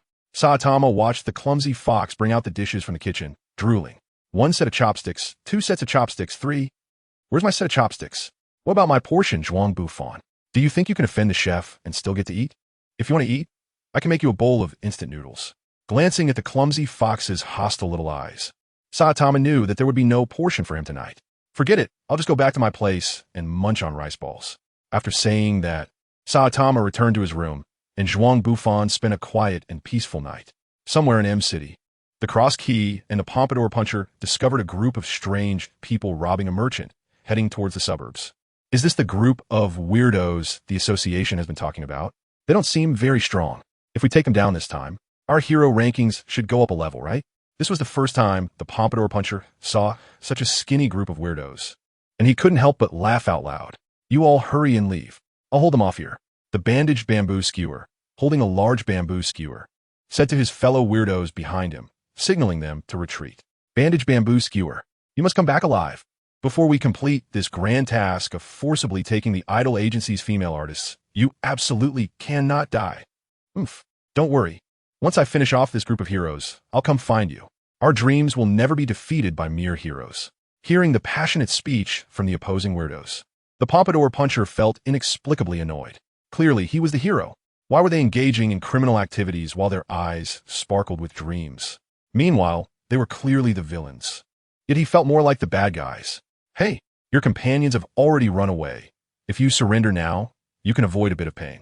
The cross key kindly advised from his side, feeling that this scene was too strange and thinking he had seen it somewhere before. Asking too much is useless. Taste the power of my beloved bamboo skewer. Bamboo skewer double strike. The pompadour puncher and the cross key narrowly dodged the gun's attack and were about to counterattack up close when the bandage bamboo skewer bandages burst open, wrapping around the two and crashing into the bandage bamboo skewer. Three heads collided together, and it was clear that the bandage bamboo skewer's head was tougher.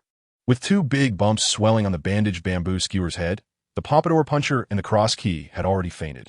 What useless guys! Before the bandage bamboo skewer could catch his breath, about 5 or 6 E-class heroes came to support them. Heroes are really a bunch of annoying guys. Damn professional heroes. Let you taste the power of my beloved bamboo skewer. Roar. Bamboo skewer. 15 minutes later, the bandage bamboo skewer stood on top of a group of fainted C-class heroes, laughing loudly. Ha! I did it. I single-handedly took down a group of heroes with strength close to A-class. No, they might even have S-class strength. I'm too strong, haha. Bang. A fast and fierce punch broke his bamboo skewer and knocked him out. Actually, they were just C-class heroes. Zhuang Bufan shook off the unconscious monster on his fist and said that he ultimately held back. Zhuang Bufan had actually arrived at the scene a long time ago. The reason he didn't intervene was that he felt these lower-tier heroes were not having an easy time. It was better to let them handle what seemed to be a decent task. However, halfway through watching, he increasingly felt that this plot seemed familiar. Finally, after Bandage Bamboo Stick uttered that famous line, he remembered where he had seen this inexplicably annoying storyline. Seeing the inexplicable system activation, Zhuang Bufan felt more and more that this task was quite frustrating. To be fair, your dreams are actually quite great. Sometimes I also dream of being a Tenyuan Kagaya, serving my beautiful dreams. In short, good luck. Zhuang Bufan didn't know if the Bandage Bamboo Stick could hear what he was saying. After tying him up, it called the Hero Association to report the address information. Zhuang Bufan walked into the depths of the suburban streets with a pained expression, ready to face his destiny. It seems that the suburbs of M City are quite similar to the ghost district of Z City, however. This could be a problem. How should he find those hidden strange people? After seeing too much of the messy things in life, one becomes less critical of others. Zhuang Bufan felt that he could now accept the setting of this task. After all, he was on the side of justice, while the opponents were all ruthless villains engaged in plunder and violence. Moreover, the most crucial point was that there was only one Saitama, the Demon King, who was on his side, while the Hungry Wolf had yet to ascend and Orochi was in City Z. There was no way these little demons could produce a boss stronger than a dragon in such a short time to back them up. Absolutely impossible. Probably. The more he thought about it, the more chaotic it became. Zhuang Bufan just wanted to quickly finish this task, but the more he thought that way, the harder it was to find the hiding places of the remaining group. He needed to find someone to ask for directions. While he was thinking, Zhuang Bufan noticed a glimmer of light reflecting off a lens on a distant department store, shining on him. Whoosh! A few hundred meters was just a moment for Zhuang Bufan. Before that guy could react, Zhuang Bufan had already arrived behind him. Excuse me, how do I get to the Monster Refuge Center? Sedrifki number 2 IP. The familiar electric light, the same spinning kick. But the difference was that the last one who executed such an attack was a hero, while this time it was a monster. My name is Lightning Kenzo. Come and duel with me. Zhuang Bufan's face was as ugly as it could be. He didn't want to duel, he just wanted to curse. Can you tell me where the Oddities Sanctuary is? Zhuang Bufan had a grim expression and spoke in a deep voice. Judging by his expression, if the Lightning Agile dared to say no, this guy would probably explode with rage and kill him. Huh, damn hero, do you think that as a monster, I would betray my brothers? Lightning Agile said angrily, while Zhuang Bufan remained as calm as the Grim Reaper. Oh, is that so? Bang! With a thunderous sound, Lightning Agile was thrown back before he even had a chance to react. His body crashed through an abandoned teaching building and flew hundreds of meters before embedding itself into the wall of an office building, slowly sliding down. Lightning Agile felt hazy, gritting his teeth to keep himself from fainting. No, I can't fall like this. I must not die before committing a crime worthy of being recorded in history. Struggling to get up, a cold, bone-chilling voice mercilessly pulled him back into the abyss of despair. Not dead yet. Since that's the case, I'll give you another chance. Tell me, where's the monster's refuge? Zhuang Bufan stood behind him, pulled over an office chair, and sat down, leaning back against the chair while watching the strange man in front of him struggle to stand up. Do you think I would betray my fellow countrymen? Huh. The spit that lightning-agile foot spat out was blocked by the chair under Zhuang Bufan. He stepped forward to stand in front of lightning-agile foot. This seemingly stubborn, strange man, however, could not control his feet and involuntarily stepped back under Zhuang Bufan's pressure. To be honest, I don't dislike tough guys. But that doesn't change the fact that if you don't tell me about the information regarding the monster refuge, you will die in agony. This is your last chance. I hope you can cherish it. Zhuang Bufan walked in front of lightning fitness, and although his stature was not tall, he exuded a strong sense of oppression. His feet trembled uncontrollably, but he still gritted his teeth and persevered in his beliefs. Impossible. Oh, is that so? Then please go die. Grabbing lightning fitness by the collar, Zhuang Bufan mercilessly threw him out of the building. Judging by the force he exerted, unless there were any special circumstances, lightning fitness was bound to die. Whoosh! A gust of wind blew by, and a figure wearing a mask and dressed in various fetish items caught lightning fitness. I'm a ghost-level monster, Ultra M mask. To see you, I gave up my... Zhuang Bufan stood on the rooftop, watching a super-perverted masochist hugging another weirdo with deep affection. To be honest, he didn't even feel the desire to be angry anymore. What on earth was I doing just now? Zhuang Bufan shook his head, feeling that he looked like an idiot when he was angry just now. He didn't expect that there would be strange people who would voluntarily go to the Hero Association's prison to conduct investigations. However, thanks to you, I was able to escape from the prison so easily. Are you the speedy, dynamic motorcycle? Even without me, with your strength, you could easily escape from that prison, right? Zhuang Bufan stood by and watched these two guys hype each other up in a businesslike manner. It wasn't that he didn't want to take action against the pervert in front of him, but the sight of this guy made Zhuang Bufan really reluctant to lay a hand on him. A big, hairy uncle dressed in a perverted bondage outfit, adorned with various fetish accessories. If he accidentally got something on him, it would truly make Zhuang Bufan feel sick. Lightning strong legs and bandage bamboo skewers are my favorite newcomers. I don't care if you're an S-class hero. If you treat them like that, be ready to face my beloved punishment.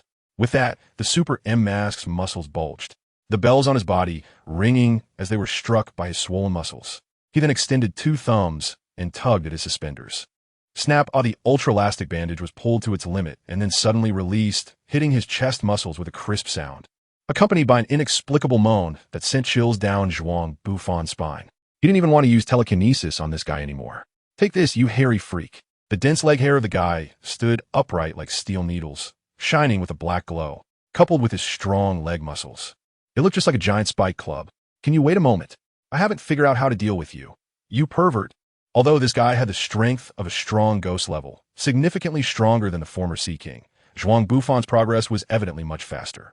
At that moment, he was frantically dodging the Super M mass attacks while using stones from the roadside to apply great force and smash them towards the Super M mask. This perfectly timed pain makes the power within me surge endlessly. The stones from the roadside were useless.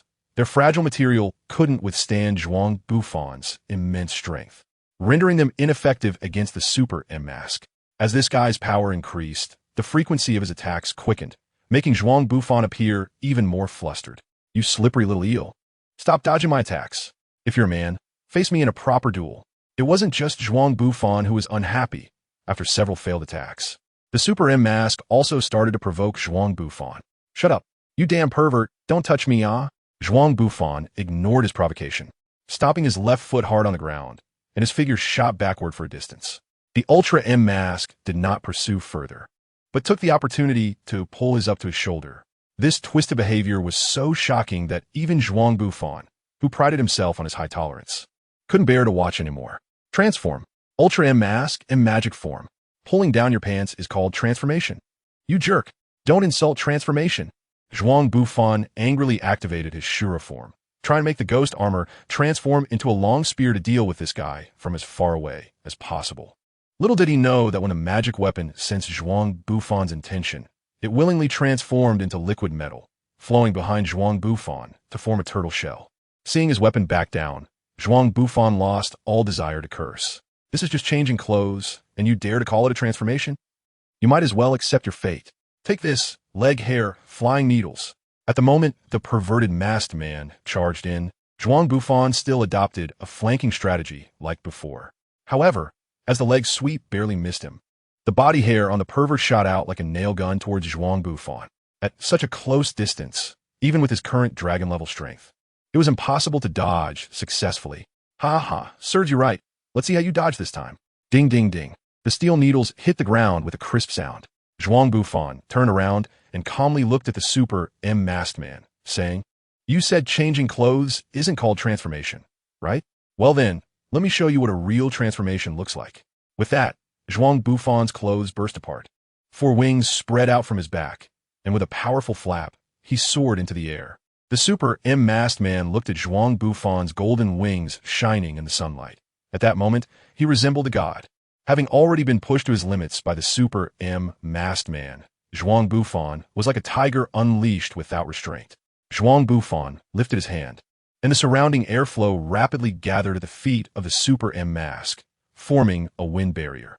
No matter how he tried to break free, it was futile.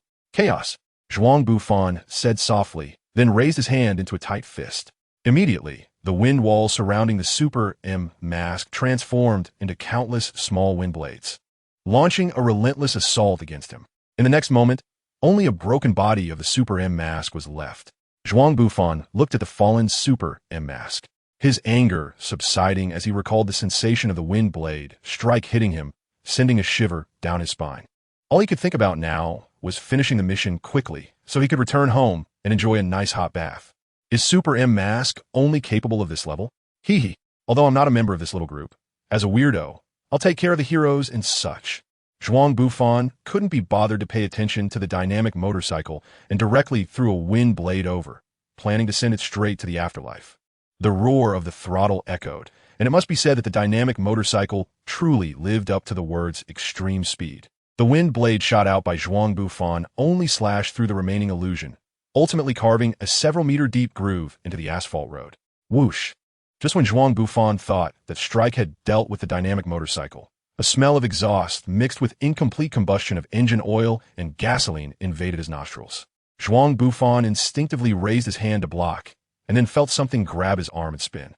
Whoosh! The high-speed rotating wheel of the motorcycle rolled over Zhuang Bufan's face. Although the dynamic motorcycle successfully attacked Zhuang Bufan, the way he chose to attack also meant that he could no longer take any evasive measures. Bang! A slap flashed by, and the dynamic motorcycle crashed to the ground, falling apart. It was already not as physically strong as the Super M Mask. If he didn't have great confidence in his own speed, he wouldn't have attacked Zhuang Bufan after the Super M Mask failed. Damn, the wheel just ran over my face. Zhuang Bufan picked up the rearview mirror from the dynamic motorcycle and took a look at his face. Fortunately, his improved physical condition made his skin tough and thick, so the impact from the motorcycle spinning couldn't harm him at all. However, the rubber burns still marked his face, and he had already dealt with the dynamic motorcycle himself. Other than complaining a bit, he had no better way to handle it. Thinking of Tornado, Atomic Samurai, and Bang. No matter who it was, they all dealt with S-class monsters in a glamorous and stylish manner. Unlike him, who clearly found himself in a brutal slaughter situation but ended up looking so disheveled. Zhuang Bufan muttered gloomily, fearing he wouldn't have the face to meet anyone until the birthmark on his face was cleaned up. Damn hero, once I switch to the V48 engine, I'll settle the score with you. A guy who looked like a transformed bicycle stood on a distant high building, loudly scolding Zhuang Bufan. It seemed that although Zhuang Bufan's previous strike had scattered most of the components from his body, it still hadn't managed to kill this bizarre person. Whoosh! A wind blade shot towards the bike, a full-force strike infused with Zhuang Bufan's anger. This is bad. The bike, being a speed-type mutant, was still able to react and narrowly dodge the angry wind blade attack. You think I'd let you go just because your wheels are on my face? The bike was a bit slow in response. Zhuang Bufan's voice appeared behind him, and a powerful punch sent him crashing into a garage hundreds of meters away. Judging by the feel, this time he should be dead for good. Huh, what is that? Zhuang Bufan, with sharp eyes, noticed that beneath the garage flattened by the bike's broken body, there was a metal armored door. As a private small garage, no matter how large it was, it shouldn't have such a solid and heavy armored door inside, which clearly defied logic. Found it? Zhuang Bufan couldn't be sure, but it was evidently worth a try. Creak, creak, creak like tearing wallpaper off the wall. Zhuang Bufan easily rolled up the half-meter thick composite armor door. A ray of sunlight shone into the secret room, revealing dozens of various mutants sitting inside, trembling at the sight of Zhuang Bufan. Is this the group of small gangs the association mentioned? If you all promise to surrender honestly, I can guarantee your mutant bodies. Hey, Infinite Knight, how about letting us go? As you can see, most of the mutants here cannot be classified under the disaster level system of the Hero Association. What they did was nothing more than cutting off internet cables in internet cafes, stealing other people's underwear, and extorting elementary school students, trivial matters that are beneath notice. If you can let us go, we are willing to offer all the money we have on us.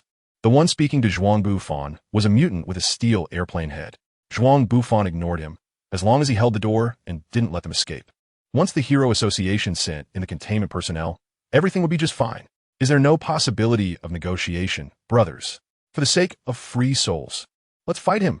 Zhuang Bufan looked at the group of fervently agitated guys and cast a cold glance at the one who was shouting. Instantly, the noisy sounds vanished. How could lowly freaks like them possibly be a match for an S-class hero? Take this. Ghost Fire Impact. Just as everyone was falling into despair and preparing to accept their fate, the roar of a motorcycle engine echoed. Following, there was a scooter flashing with colorful lights, crashing into Zhuang Bufan. Damn, am I destined to have a connection with motorcycles today? Zhuang Bufan casually swatted away the Ghost Fire motorcycle, and then he saw the strange person wrapped in LED light strips shouting loudly at Zhuang Bufan. Disturbing and arrogant monster. The Ghost Fire Knight is here. After finishing this monologue, without giving Zhuang Bufan a chance to respond, he directly launched an attack. Ghost Fire Charge. You stay over there and behave. I have no intention of killing you all. Zhuang Bufan casually threw away the strange person named the Ghost Fire Knight. What is this? A monster version of an unlicensed knight? As expected, perhaps it was because Zhuang Bufan didn't use enough strength. This guy struggled to get up and charged at Zhuang Bufan once again. Cough cough, I know. No one expects anything from me. I understand better than anyone that a wolf-level monster is useless. I know I can't beat you, but this isn't just about winning or losing. As a monster, I must stand up at this moment. Well, come on. The troublemaking boy riding the Ghost Fire. Zhuang Bufan looked at the inexplicably passionate wolf-level monster and the crowd beside him, who seemed to be moved for no reason. Really, they should be the ones who are the monsters. What is this inexplicable sense of guilt? Zhuang Bufan felt quite uncomfortable. He was always being held by a strange man and felt that something was off. However, Zhuang Bufan did not plan to pull away from him again, even though he didn't think any remarkable weirdos would come to rescue them. But since things had escalated to this point, it was better to be cautious. Zhuang Bufan originally planned to do this, until he was holding his Ghost Fire Knight with dirty hands, wanting to reach for his. You guy, how rude. I really can't stand it anymore. Zhuang Bufan waved his hand and threw the Ghost Fire Knight away. Whoosh! A gust of wind blew past Zhuang Bufan. And just before that Ghost Fire youth landed, a strange person caught him safely. Yellow tight-fitting clothes, red gloves, a white cape, plus that familiar bald head. Who are you? You. Zhuang Bufan looked at this guy who was dressed similarly to Saitama and resembled the ugly president with a wary expression. There was no doubt that he was not Saitama, but the key question was, what was his strength? Zhuang Bufan is now sweating even from his palms. Hey, hero, when the bald-caped monster arrives, everything you do will be meaningless. Get ready to die. Infinite Knight. It is well known that the monsters in the One Punch Man world always have an inexplicable confidence in their own strength. But that doesn't stop Zhuang Bufan from regarding this guy as his greatest enemy in life and being on guard. Just that completely bald head is enough to make Zhuang Bufan extremely cautious, exerting all his strength. I don't want to die like this. Having finally come to this world, who would want to die before successfully conquering Fubuki and getting rid of his virgin status? Zhuang Bufan is an ordinary person. When faced with death, the reasons he can think of are also quite vulgar. But regardless of whether they are vulgar or not, just the thought of Shuangxue wearing a shell apron, with her jade-like fingers, as white as scallion roots, resting on her alluring red lips is enough. Zhuang Bufan felt a surge of power within him. Is there anything in this world more real, more intense, and more capable of igniting a desire for survival than wanting to get close to a beautiful girl? Their ISNT.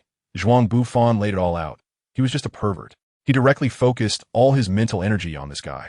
If it had no effect, he would turn and run away at the first opportunity. As long as he got back to City Z, he would be safe. The bald, cloaked figure was still boasting about his prowess in front of Zhuang Bufan. He claimed that the reason for the explosive disappearance was that he had killed him, and that he had fought against King for 3 days and nights until the very essence of the Great Path began to fade. Zhuang Bufan certainly knew that this guy was bragging, but a braggart doesn't necessarily mean he lacks real skills. Just when the bald, cloaked figure thought he had successfully intimidated Zhuang Bufan, a terrifying pressure suddenly descended upon him. Boom! The sudden immense force caused the bald figure to kneel before everyone. Struggling to resist this power and get back up, he found it impossible, ultimately succumbing completely and collapsing on the ground, spitting out blood. The bald figure couldn't withstand Zhuang Bufan's telekinetic attack, even though his own strength was above the mid-level of dragon rank. However, this didn't make him a formidable opponent for Zhuang Bufan. What the heck? A mere dragon rank shouldn't be shaving his head to scare people. Such a full-force telekinetic attack consumed a lot of mental energy and, to be honest, couldn't be sustained for long. Seeing that his telekinetic power had a remarkable effect on this guy, Zhuang Bufan immediately withdrew his telekinetic energy. He gave the bald figure a disdainful glance, and then transformed into his Azura form. He generously allowed the guy to get up and prepare for a fair fight. You. How can you call yourself a hero when you resort to sneak attacks? The bald figure clearly didn't expect that Zhuang Bufan, an S-rank hero, would also resort to sneak attacks. Infuriated, he shouted at Zhuang Bufan, his face flushed with anger. Stop wasting time when dealing with you evil scum. I don't need to worry about any heroic methods. I'll just kill you. To be honest, Zhuang Bufan's skilled sneak attack just now was something no one in the entire S-rank hero circle would do. Even A-rank heroes would disdain to engage in such tactics. And the bald figure's words had hit Zhuang Bufan's sore spot. Enraged, Zhuang Bufan didn't care whether the guy was prepared or not. He directly launched an attack against him. With the enhancement of his demon armor, Zhuang Bufan could even go toe-to-toe with the super alloy blacklight in a thrilling fistfight, and perhaps he would even have the upper hand by the end. This powerful physical quality against the already heavily injured bald figure from a sneak attack, everyone could guess the final outcome. After demolishing most of the abandoned buildings within a 10-mile radius, Zhuang Bufan finally succeeded in breaking the guy's back. You lot, if news of today's events gets out, I swear I will personally come after each of you.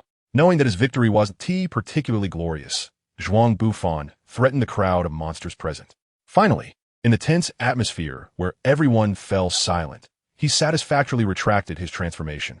What exactly happened? The heroes from the association who arrived afterward looked at the crowd of monsters, terrified and disoriented, and speculated about what Zhuang Bufan had done to provoke such outrage. After resolving the situation with the group of monsters, Zhuang Bufan returned home and coincidentally encountered a delivery drone from the Hero Association. Why is the 32nd ranked A-level hero with a pet fox ranked higher than me sitting around a small round table with the family? Saitama looked at the hero rankings provided by the association, then glanced at the little fox whose tail was happily pointing skyward. With a face full of black lines, he asked this soul-piercing question. Perhaps this is the law of equivalent exchange. Gaining power, losing hair, money girls. Saitama looked at Zhuang Bufan, who was chattering away beside him. He was sure if what the guy referred to as equivalent exchange was valid.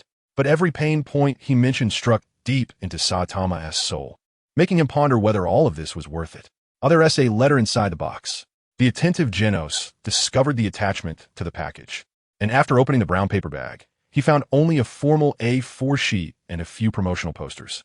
Xiangxiang Hot Spring Invitation Voucher, 2 days and 3 nights. The association booked the whole place. Teacher Saitama, it seems the association is thanking us for the spaceship incident. A hot spring. It's been a long time since I've been, Saitama said excitedly, no longer caring about the hero ranking. Even the silly fox started happily running around the table, repeatedly shouting the word hot spring. Only Zhuang Bufan, upon seeing the invitation voucher-s poster, fell into deep thought. Should I invite Fubuki to go together? Imagining Fubuki's perfect figure in a yukata, with her hair tips and skin glistening like jade with a touch of moisture, Zhuang Bufan almost had a nosebleed. The urgency of the situation must be clear to everyone. In a rented conference room, Chueishue furrowed her brows, looking at the updates about the Chueishue group posted on the whiteboard by Jimao. To be honest, the Chueishue group had just escaped a near dissolution crisis. And all of this was due to the incident caused by Zhuang Bufan at the temporary headquarters. famously known as the Chueshue, becomes a mom incident. Although Chueshue admitted that the child was indeed very cute, there was even a moment when she thought to herself, if only her future child could be as adorable as that little beast girl. But when that little beast girl actually listened to Zhuang Bufan and called her Mommy Chueshue, no one present expected that this would trigger a huge crisis within the Chueshue group. Jamao, you've handled this matter very well. I'll take care of the communication with Zhuang Bufan. Chueshue felt a headache coming on, not only because of her rumored relationship with Zhuang Bufan. More importantly, when Zhuang Bufan unilaterally announced that Chueshue had become a mom, some members of the Chueshue group were heartbroken and angrily left the group, while others were overjoyed, even unable to hide their excitement when meeting Chueshue. She originally thought that the members gathered together because of their admiration for her and similar heroic ideals. Now it seemed that the Chueshue group was unknowingly turning into a gathering place for old perverts. If this continued, wouldn't it be even more unbearable than what her sister said? Special training. I must give you all special training. Jimao, I'll leave the training of this bunch of useless guys to you. Lily, come with me to recruit new members. And this time we'll only recruit ladies. Chueshue was determined to properly reorganize the Chueshue group this time. Lady Chueshue, can I call you sister before that? Lily, who was suddenly called out, snapped back to reality, remembering the scene where Chueshue touched that little girl. She inexplicably made this request. Okay. Chueshue hesitated for a moment, then happily agreed while patting Lily's head. Such bliss. A strange smile appeared on the face of the little brother, watching Chueshue radiating maternal warmth. Until Chueshue and Lily left, they couldn't escape the ambiguous atmosphere. Slap. The sound of the whip cracking through the air brought the gentlemen sitting there back to reality. Jimao and Shan Yuan took off their suits, revealing their muscular bodies. Put away the beautiful photos of Chueshue in the office, and replace them with pictures of Blacklight and the great philosopher. You guys get ready.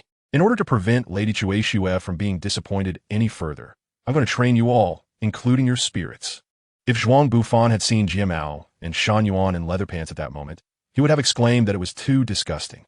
Unfortunately, he was not present, as he still had many things to do. Ding-dong in front of a high-end apartment, Zhuang Bufan rang the doorbell. Disturbing my dreams early in the morning, how annoying. Who was it? A young, crisp, sharp-tongued voice full of S-vibes. Yes, it was indeed Tornado. Please help me ask Chueshue if she wants to go to the hot spring hotel with us. There was a moment of silence on the other end of the call, as if she wanted to say something, but ultimately just hung up on him. Does this count as an agreement? Zhuang Bufan wasn't sure, but he felt that Tornado didn't seem to be in a good mood, so he didn't continue to pester her. Zhuang Bufan originally wanted to take this opportunity to ask Tornado about techniques related to telekinesis. Right now, he can only use telekinesis to perform attacks similar to Magneto's or directly press down on his enemies to cause damage. Both of these methods are undoubtedly very inefficient and wasteful ways of using telekinetic abilities.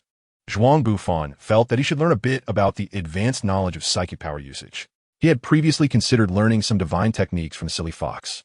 However, such techniques truly require some talent. After 3 days of studying with the Silly Fox and making no progress at all, Zhuang Bufan could hardly stand the little fox's pitiful, caring gaze towards his lack of intelligence. He couldn't help but think of the cosmic CQC used by the stellar octopus with its sticky, psychic barriers, as well as the marvelous light shield used by Tornado in the comics. Zhuang Bufan thought that consulting Tornado might be a good choice, as their relationship had somewhat eased in the Sword Cave. However, such matters shouldn't be rushed.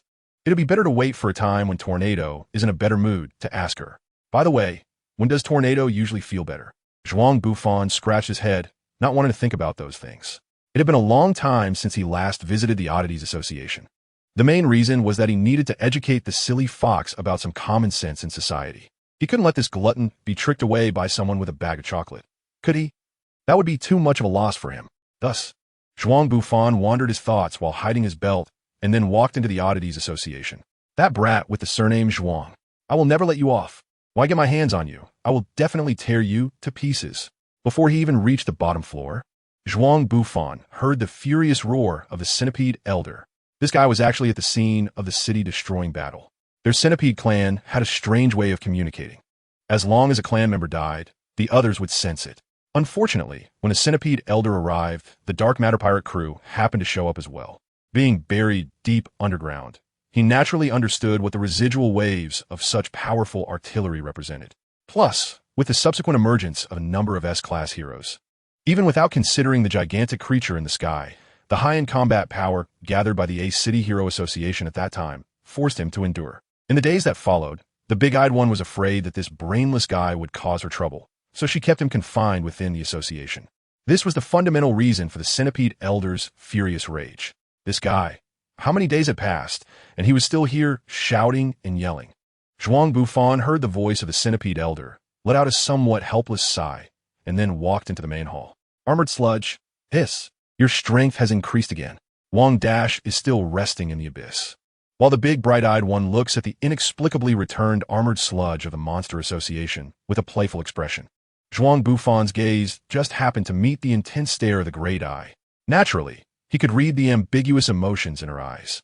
The Armored Sludge was currently in a state of chaos outside. Aside from the Hero Association, some other civilians had also begun to join in the hunt for monsters. You aren't hurt, are you? Hearing the warm tone of the Great Eye, Zhuang Bufan felt a chill run down his spine. Could this woman, Sykes, be after my body?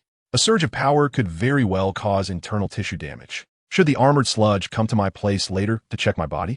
What the Great Eye said completely solidified Zhuang Bufan's unsettling feelings deep inside. He certainly didn't think that Sykes was inviting him over for a romantic night. After all, she was Sykes, the true founder of the Monster Association. The woman who personally created the monster known as King Orochi. Her favorite pastime was creating monsters and thinking about how to destroy the world. Even the Great Eye, a dragon-level monster, was merely a facade for her, although her figure was incredibly alluring, making her arguably the best in the One Punch Man universe. For such a powerful woman, if one disregards her fondness for human transmutation and possession, Zhuang Bufan might actually feel a bit happy if she desired his body, and might even take the initiative to embrace her. After all, he was facing the most voluptuous lady in the One Punch Man world. But once he considered her twisted hobbies and the heinous things she had done, the idea of her desiring his body lost all its charm. It even became somewhat creepy. If she invites me to stay alone with her later, then regardless of anything else, I should make a run for it. Zhuang Bufan did not answer to Jiang Yan's question, but instead scanned the crowd present. Yin, the ugly president, the evil natural water, the heroes, and the Centipede Elder, along with the Jiang Yan herself. Even without the presence of the Black Essence and ninjas, clashing with this group was still fraught with danger. Even so, it was better than being left alone with the Jiang Yan. Because if that happened, even without facing the dragon monster present, just one monster, King Orochi, would be enough to leave him without a burial place. Although there were some frictions and conflicts between King Orochi and Sykes, the tacit understanding between these two estranged individuals was certainly higher than his own. If something were to happen, given King Orochi's temperament, he would not hesitate to elevate Zhuang Bufan from a useful pawn to his next meal. I'm fine. There's no need for the Jiang Yan's concern. The Jiang Yan was unclear why the usually tough Armored Sludge suddenly changed its attitude. She could even sense some fear emanating from it. Did this guy realize something? Sykes could not confirm, lying on the sofa while swirling his wine glass, feeling the information conveyed through to Jiang Yan, and fell into silence for a moment. He then decided to play the long game and send someone to keep an eye on the unpredictable Armored Sludge. Who should he send? Sykes swirled his wine glass, and Jiang Yan's gaze followed suit. After scanning Yin, the ugly president, the heroes, and other dragon-level monsters, his gaze finally settled on the Phoenix Man. This guy might be a bit weaker, but he might just work. Sykes murmured to himself, considering that the mental energy level he sensed from Zhuang Bufan was already a threat to him. Based on the physical qualities he had previously displayed, it was hard for any of the dragon-level monsters present to claim they could gain the upper hand in a one-on-one fight with Armored Sludge. Sending out another dragon-level monster would greatly dilute the combat power of the Monster Association. Thinking this way, someone like the Phoenix Man, who could quickly regenerate and had strong escape abilities, was the perfect choice. Well, since that's the case, I'll send the Phoenix Man to you to help deal with that Infinite Knight. I hope you can take care of that guy soon. After giving this order, the Jiang Yan directly announced the meeting adjourned. For her, assigning this task to Armored Sludge was undoubtedly the best choice at the moment. Judging from the strength displayed by the Infinite Knight, he undoubtedly had combat power comparable to high-ranking officials of the Monster Association. There was no doubt he was the best target for testing the specific data of Armored Sludge. Moreover, this guy was like a fly, constantly buzzing around Fubuki. It was better to swat him down sooner rather than later. Sykes recalled the recent messages about Fubuki, and with a bang, the glass in his hand shattered. Fortunately, his mental energy wrapped around the glass, shards and wine, saving him from the embarrassment of getting wet. On the other side, after the Jiang, Yin announced the meeting adjourned. Everyone left, apart from the centipede elder giving him a fierce glare. Only the Phoenix Man remained weakly, standing beside him. He looked harmless, but showed no intention of leaving. Just standing there beside Zhuang Bufan. This is troublesome. How should I deal with this guy? When Sykes assigned the task, he didn't give Zhuang Bufan any room to refuse. Plus, after Uncle Xiao AI's death, the Jiang Yin had already begun to doubt her own position. At this point, directly refusing the Phoenix Man's assistance would likely lead to big problems. The Phoenix Man really is a troublesome character. Even Black Essence, the heroes, or the ugly president might not be easier to deal with than him. If he couldn't deal excessive damage in one hit, this guy would regenerate infinitely. And with his strong emotions, his strength would grow stronger each time. It seems that the armored sludge disguise can no longer be used after leaving the Monster Association. I should find a way to quickly deal with the Phoenix Man. But is it a bit too wasteful to just simply eliminate the Phoenix Man? Zhuang Bufan walked slowly out of the Monster Association while constantly sizing up the fat chicken behind him. In the world of One Punch, there are many special monsters with powerful abilities, and among them, the Phoenix Man is definitely one of the best. With fire control abilities, rebirth, emotional evolution, and mental illusions. These 4 powerful traits, no matter which monster they are assigned to, are enough to make them a standout among ghost-level monsters. However, the Phoenix Man, who appear to be quite weak at first, directly possesses all 4 abilities. To be honest, with just the traits of rebirth and emotional evolution, the Phoenix Man already has growth potential that is not inferior to his own. Zhuang Bufan has always wanted the rebirth ability that the Phoenix Man possesses. That's why he has kept him around, preparing to deal with him directly alongside the Child Emperor during the Monster Association incident. After all, with the Child Emperor's tickling bug, even if the Phoenix Man evolved to be above a dragon, he could easily take care of this guy. But now, to be honest, hunting just a Phoenix Man with rebirth ability is not the outcome Zhuang Bufan desires. But it seems like he won't be given much more time. What to do? Should he take him to find the Child Emperor? Or should he just take action after leaving the Monster Association? The Phoenix Man followed Zhuang Bufan 3 meters behind, feeling a chill creeping over him. Ashu. This poor guy had no idea that the person in front of him had already set his sights on him. Zhuang Bufan was walking ahead, while the Phoenix Man quietly followed behind him, not speaking or asking what he was doing. He led him into a deep mountain forest around City Z and began digging the soil. What are you digging up? Do you need me to help? The Phoenix Man found the guy's actions a bit strange, so he asked. After all, he wasn't official yet, and his strength was currently inferior to that of the guy in front of him. In that case, it was better to be polite to him. He just wondered what material the mud armor on him was made of. Could it be a type of costume? Oh, no need. I've already found what I was looking for.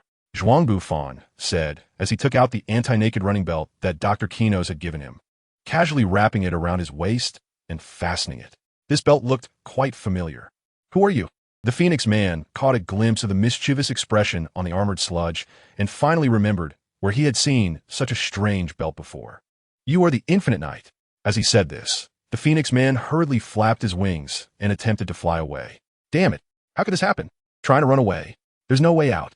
Back then, the Child Emperor had easily dealt with the Phoenix Man, who only had ghost-level strength, without much effort. Now, with Zhuang Bufan taking on the task, it was even easier. A few earth spears pierced through the Phoenix Man's body, hanging him on the spear tips. Is that it? Looking at the slightly shriveled Phoenix Man, Zhuang Bufan stood by, guarding his corpse, and said, somewhat dissatisfied. With so many powerful traits, the fact that he couldn't acquire any of them after killing him naturally left Zhuang Bufan quite unhappy. I wonder if this guy can still be resurrected. Zhuang Bufan sat next to him, bored, hoping this guy could reincarnate and allow him to scavenge once more. No, Infinite Knight. What are you doing here? The one greeting Zhuang Bufan was a suddenly appearing girl with neat short hair, tan skin, and dressed in an old-fashioned black male high school uniform with a single row of buttons. Her expressive eyes were like a clear spring, and her smile was so pure and sweet. If it weren't for the mountains rising on her chest, everyone who saw her would probably mistake her for a delicate sunny boy without a doubt. She was just a girl, though her style leaned towards the androgynous. More eye-catching than her was the massive wild boar beside her, towering like a small mountain. This wild boar was even larger than the mountain lord Zhuang Bufan encountered during his training in the deep mountains, and no one would doubt the destructive power of such a gigantic creature. Judging by its size, this wild boar had the strength of a tiger while alive. However, this forest overlord had its skull crushed by someone, with its entire snout sunk in, clearly dead beyond any doubt. You did this. Zhuang Bufan was obviously a bit surprised. He had just dealt with a giant wild boar at the tiger level, yet his clothes were not even slightly torn. This girl clearly had impressive strength. Immediately after, Zhuang Bufan seemed to realize something and hurriedly asked, "How did you recognize me?" "I remember. This form has never been revealed to the public before, considering that this form would have a devastating impact on his appearance. There was also the risk of being judged as a freak by others." Zhuang Bufan was quite curious about how this girl recognized him. Of course, it was from the belt around his waist. "As for this fat pig, I did catch it, and I plan to roast it for dinner later. Would you like to try some?" "Oh, well. Anyway, I have to stay here to watch over the Phoenix Man's corpse and see if he can be revived. Having a girl to keep me company isn't a bad thing." So I agreed to her suggestion. I saw her carry the wild boar home to get some seasonings. Then she brought back a pile of firewood, transformed her palm into a knife, shaved off a piece of rock, and started roasting the wild boar meat. As the sun set and a cool breeze blew, the Phoenix Man hung on the stone spear while Zhuang Bufan sat beside him, watching this delicate tomboy busy roasting the wild boar meat. He felt that this girl looked a bit familiar, as if he had seen her somewhere before. Could it be the water tiger of the Ming body fist? Zhuang Bufan opened his mouth to ask, and he finally remembered where he had seen this style of dressing before. "Oh, Infinite Knight. You know me, I've been following my master to practice in the deep mountains and have never participated in social activities. I didn't expect to be remembered by you. I'm truly honored." The water tiger girl blushed slightly, feeling a bit shy as she touched her short hair. It really was her. No wonder he couldn't recognize her right away. The water tiger is actually the younger sister of the water dragon, a new character who only appeared at the very end of the original version. It was also because of Teacher One's hard-to-describe art style that he failed to recognize this elegant and handsome girl immediately. I heard from the water dragon that he has an amazing sister, even stronger than him. I didn't expect it to be you. He casually made up a reason to gloss over this part. After all, with water dragon's carefree, playboy style, he didn't seem like someone who would come back often to visit his sister. "My good-for-nothing elder brother has troubled you, and I would like to apologize on his behalf." Strangely, the water tiger put her hands together, placing her forehead in her palms, looking very apologetic, which made Zhuang Bufan feel a bit awkward. It seemed that in her eyes, his older brother was already equated with trouble. "This is a bit hard to say, but could I get your autograph? I'm your #1 fan." Before the water tiger could finish, Zhuang Bufan excitedly lunged forward, tears in his eyes, filled with excitement, holding the water tiger's hands. "Can you say that again?" "Ah, the heavens have opened their eyes. I finally have a female fan." Remembering the fitness girl for Black Light and the tank top girl, Zhuang Bufan always felt indignant. Now it was great. He finally had a lovely female fan. The water tiger looked confused and murmured it again. Perhaps she didn't understand what state her idol was in right now. "Just giving an autograph is so boring. You are my first female fan. I can't let you leave empty-handed." Saying this, Zhuang Bufan began to undo the belt around his waist, thinking that this was the only thing he could offer. However, overwhelmed by a strong sense of happiness, Zhuang Bufan forgot how this action would appear as harassment to an ordinary person. The water tiger stood frozen, genuinely not knowing what her idol was about to do. Fortunately, our great Phoenix Man successfully revived at this moment, stopping Zhuang Bufan from crossing the line. "Damn it. What do you mean by taking off your pants in front of me?" The revived Phoenix Man felt a surge of anger at the scene before him. The thought that such a twisted character was still called a hero only fueled his rage further. The intense emotions served as fuel, causing him to break through his strength bottleneck upon revival. He directly activated his red flame mode and charged at Zhuang Bufan. "Daring to attack my guest while talking to yourself in front of me. Go to hell and reflect on your actions." Before Zhuang Bufan could react, the water tiger dashed forward and followed with a spinning kick, accurately hitting Phoenix Man's jaw. Fate-defying dragon kick. Whether it was due to a martial arts affinity or the fact that this girl had dragon-level strength, this kick actually sent the reborn Phoenix Man flying. Unfortunately, the protective wind around the water tiger's foot didn't provide her with any effective defense. The unquenchable flames climbed up her pants, and before her kicked leg could return to its original position, the fire had already reached her knee. As the water tiger was his fan, how could Zhuang Bufan allow the precious female fan to be harmed in front of him? A water blade directly cut open the hem of the water tiger's pants. In the moment the water blade touched her skin, it instantly transformed into a water shield that fit her skin, blocking the possibility of the flames burning her. This guy came looking for me. How could I let my lovely fan come over to handle this? Saying this, Zhuang Bufan pulled the water tiger behind him. At this moment, she showed a look of regret, as if the situation had gone awry. She obediently hid behind Zhuang Bufan, her left leg in front, covering her smooth and even right leg. From her appearance, she didn't seem to be like the tornado, who liked to expose her body. So what can I say to you? Don't you know that earth and water can perfectly counter flames? Considering your evolutionary direction, your brain hasn't improved at all. There was no choice. He had to put in a bit of effort. Since even elementary school students know this common knowledge, let me carve it into your body personally. Zhuang Bufan spoke grandly, mainly hoping to leave a fierce and handsome impression in front of his fans. To achieve this, he even abandoned his previous cunning and treacherous combat style, giving the Phoenix Man a generous moment to get up and prepare instead of seizing the opportunity to attack. Well, you have a point. This form doesn't seem perfect at the moment, but that's okay. I will gradually find the correct evolutionary path during our battle. Seeing that the Phoenix Man was not angry, but instead calmly reflecting on his mistakes after getting up, Zhuang Bufan felt a jolt in his heart. Could this be a big mistake?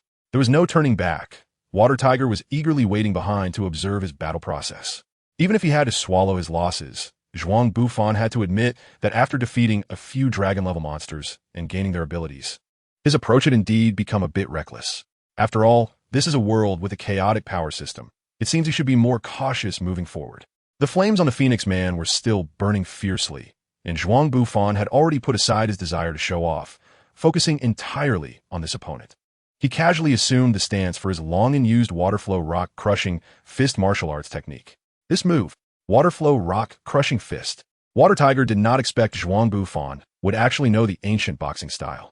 She had followed her master to live in seclusion in the deep mountains since she was a child. Unlike her brother Shui Long, who enjoyed a hedonistic lifestyle, she had always followed her master steadily in training. The only way she learned about the outside world was through the old-fashioned television with an unreliable antenna transmitting news. Naturally, she had seen Zhuang Bufan's battle against the Deep Sea King, which is why she became a fan of this strange hero. Whether it was his courage when facing a strong enemy despite not being powerful at the time, or the terrifying strength achieved by pushing his body to the limit, Water Tiger was deeply fascinated. There was no doubt that the Phoenix Man in front of them was a super strong enemy. She had deeply understood this through the brief exchange they just had. She was especially curious about what the result would be if that terrifying force application method were integrated into countless techniques. And at this moment, the perfect target, the Phoenix Man, appeared before Zhuang Bufan. This made Water Tiger feel excited. In short, let me first try the bird peck attack. The Phoenix Man stood proudly. Although the Phoenix Man's strength was still far from Zhuang Bufan's, with his resurrection and emotional evolution abilities. He even peeked at the throne of King Great Serpent in his heart. How could he regard armored sludge? Oh no, it should now be called Infinite Night.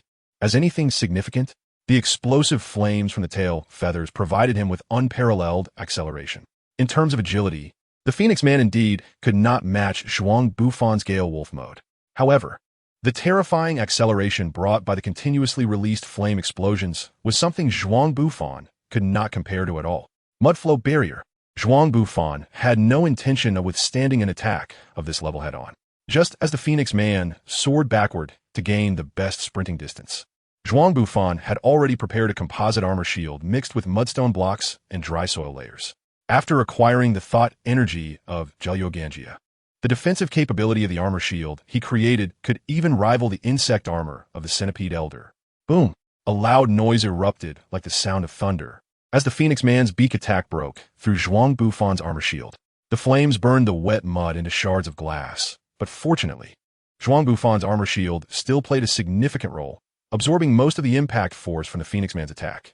After breaking the shield, the Phoenix Man was less than 3 meters away from Zhuang Bufan, making it impossible to accelerate at such a short distance. Was the impact force still not enough? The Phoenix Man, whose strength had surged, believed he had not underestimated Zhuang Bufan. However, judging by the outcome, he still underestimated this guy's strength.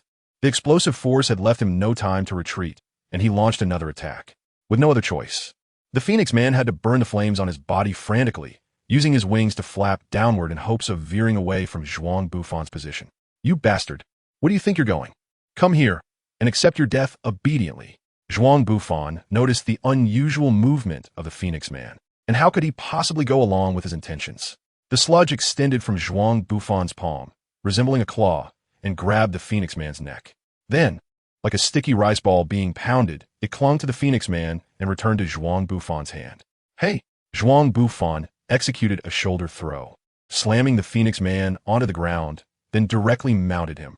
With a sinister grin, he unleashed the technique of flowing rock-shattering fist, relentlessly striking the Phoenix Man's body.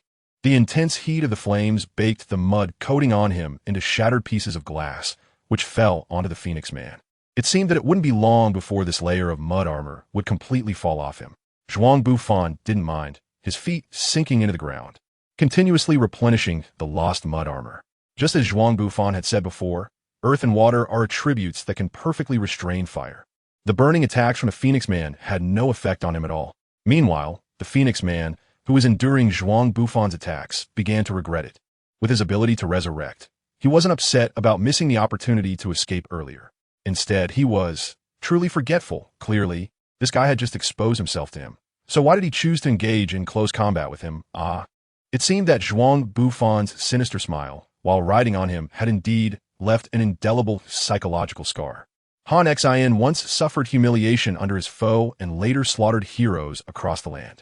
There was also a Wei, who was once under the control of Brother Jia, and years later, successfully counterkilled.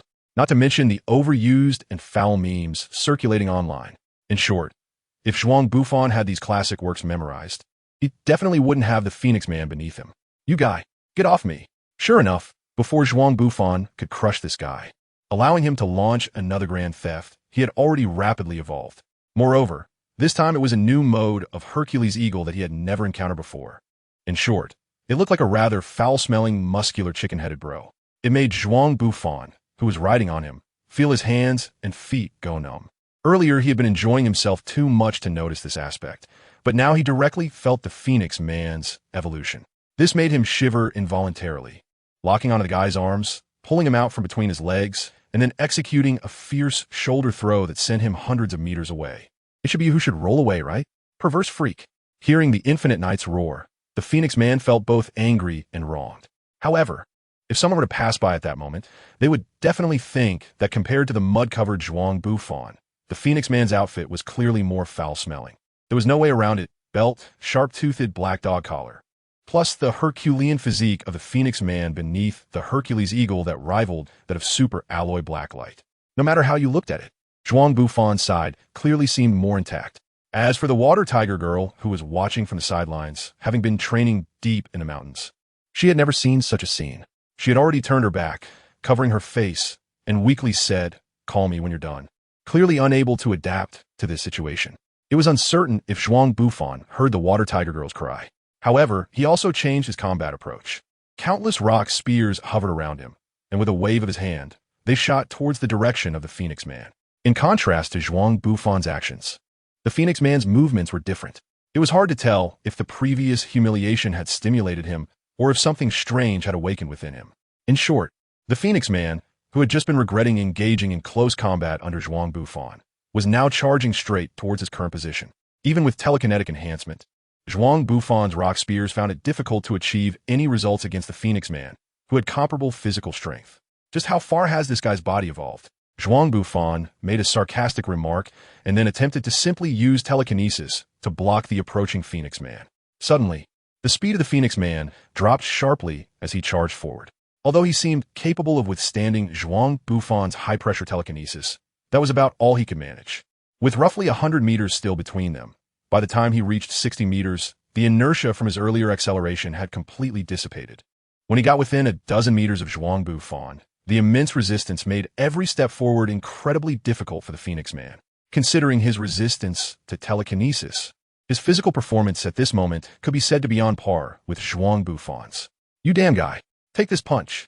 When he was less than 10 meters away, the Phoenix Man suddenly unleashed an intense jet of flames from his feet and behind him. At that moment, Zhuang Bufan was about to switch forms and use his magic sword to slice this guy into tiny pieces.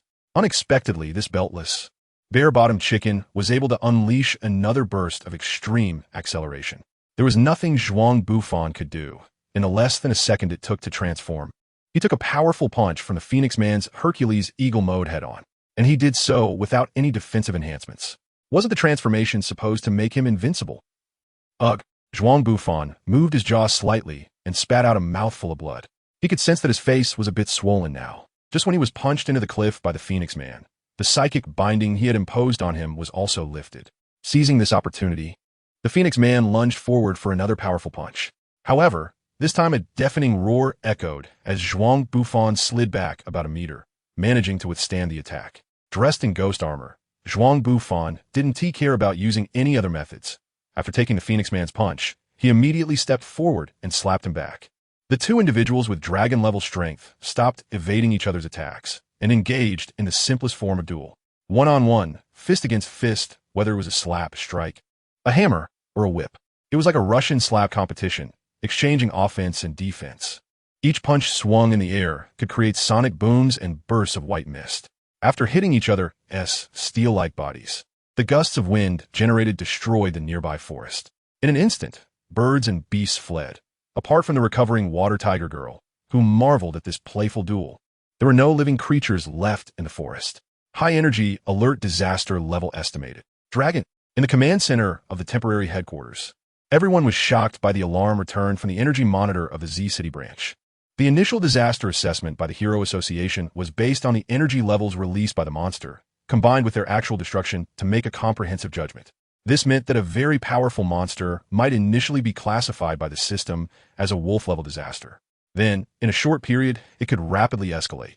If a monster escaped the hero's punishment, when it appeared again, it would be judged according to its previous disaster level.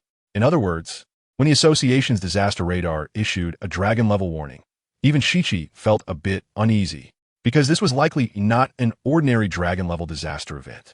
Quickly contact Mr. King.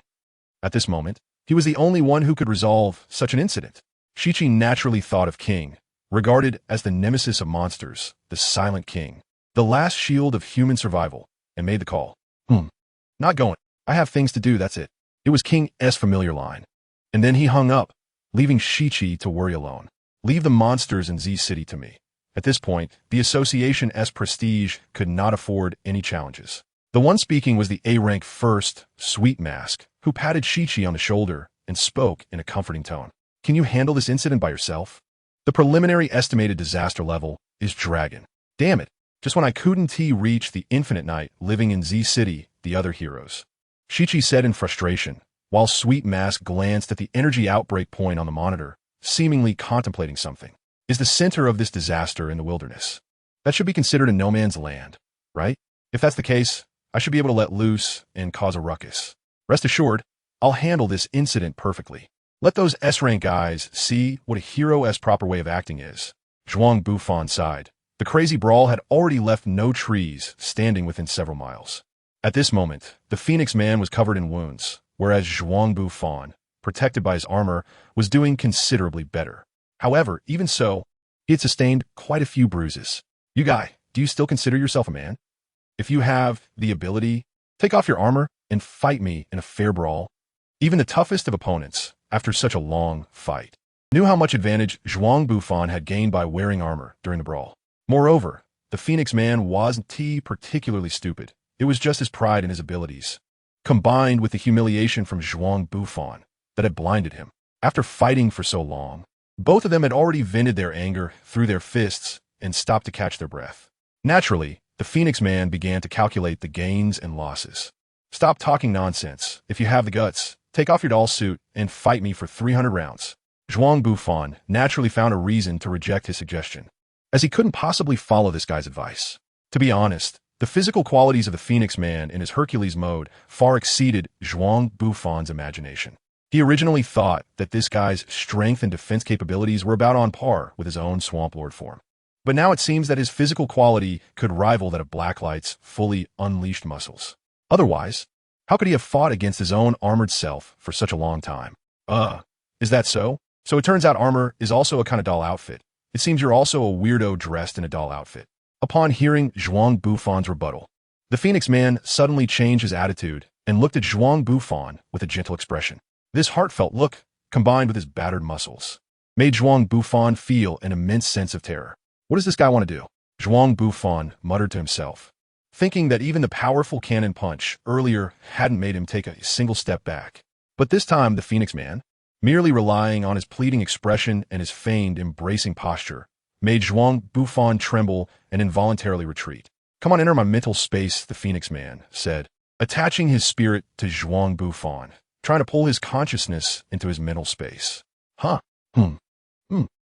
The Phoenix Man tried several times, using all his strength to the point where the veins on his body bulged and his face turned red from the effort.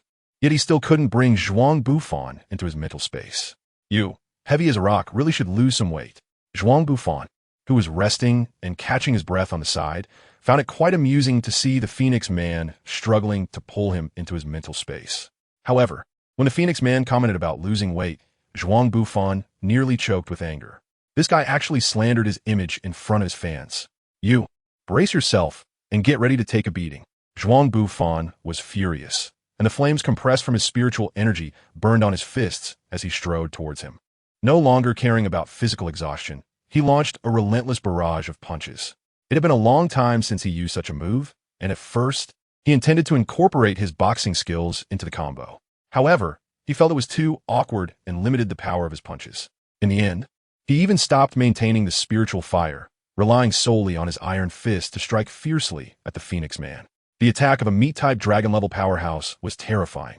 Amplified by the relentless barrage, the force of his fists transmitted through the Phoenix Man's body into the ground, causing the earth to tremble. In an instant, the mountain shook and the ground cracked, and in this forest of City Z, the ground truly began to move.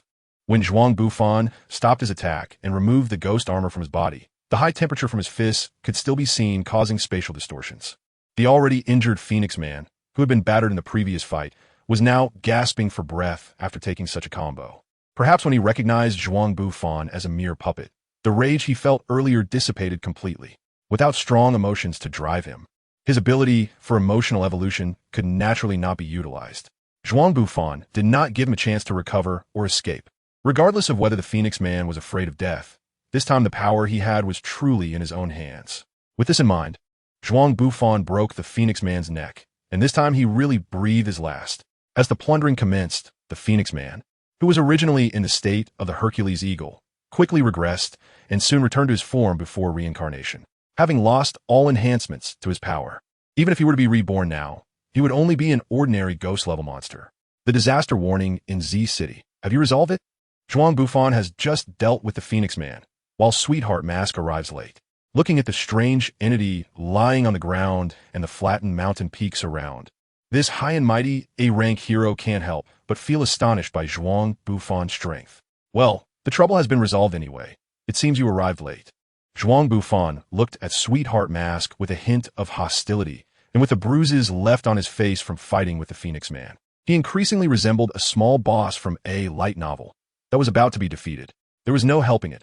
It wasn't Zhuang Bufan's fault for appearing so miserable. It was rare for him to take down a super strong monster in front of his few female fans.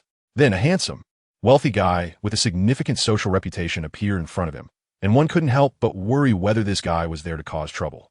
Scoring 70 points. Overall, your performance this time is much better than during the spaceship incident. It seems you have indeed reflected seriously. Sweetheart Mask glanced at his watch, looking like he had somewhere to rush to. In any case, he commented on Zhuang Bufan's actions in that annoyingly condescending manner, then turned to leave. 0 points.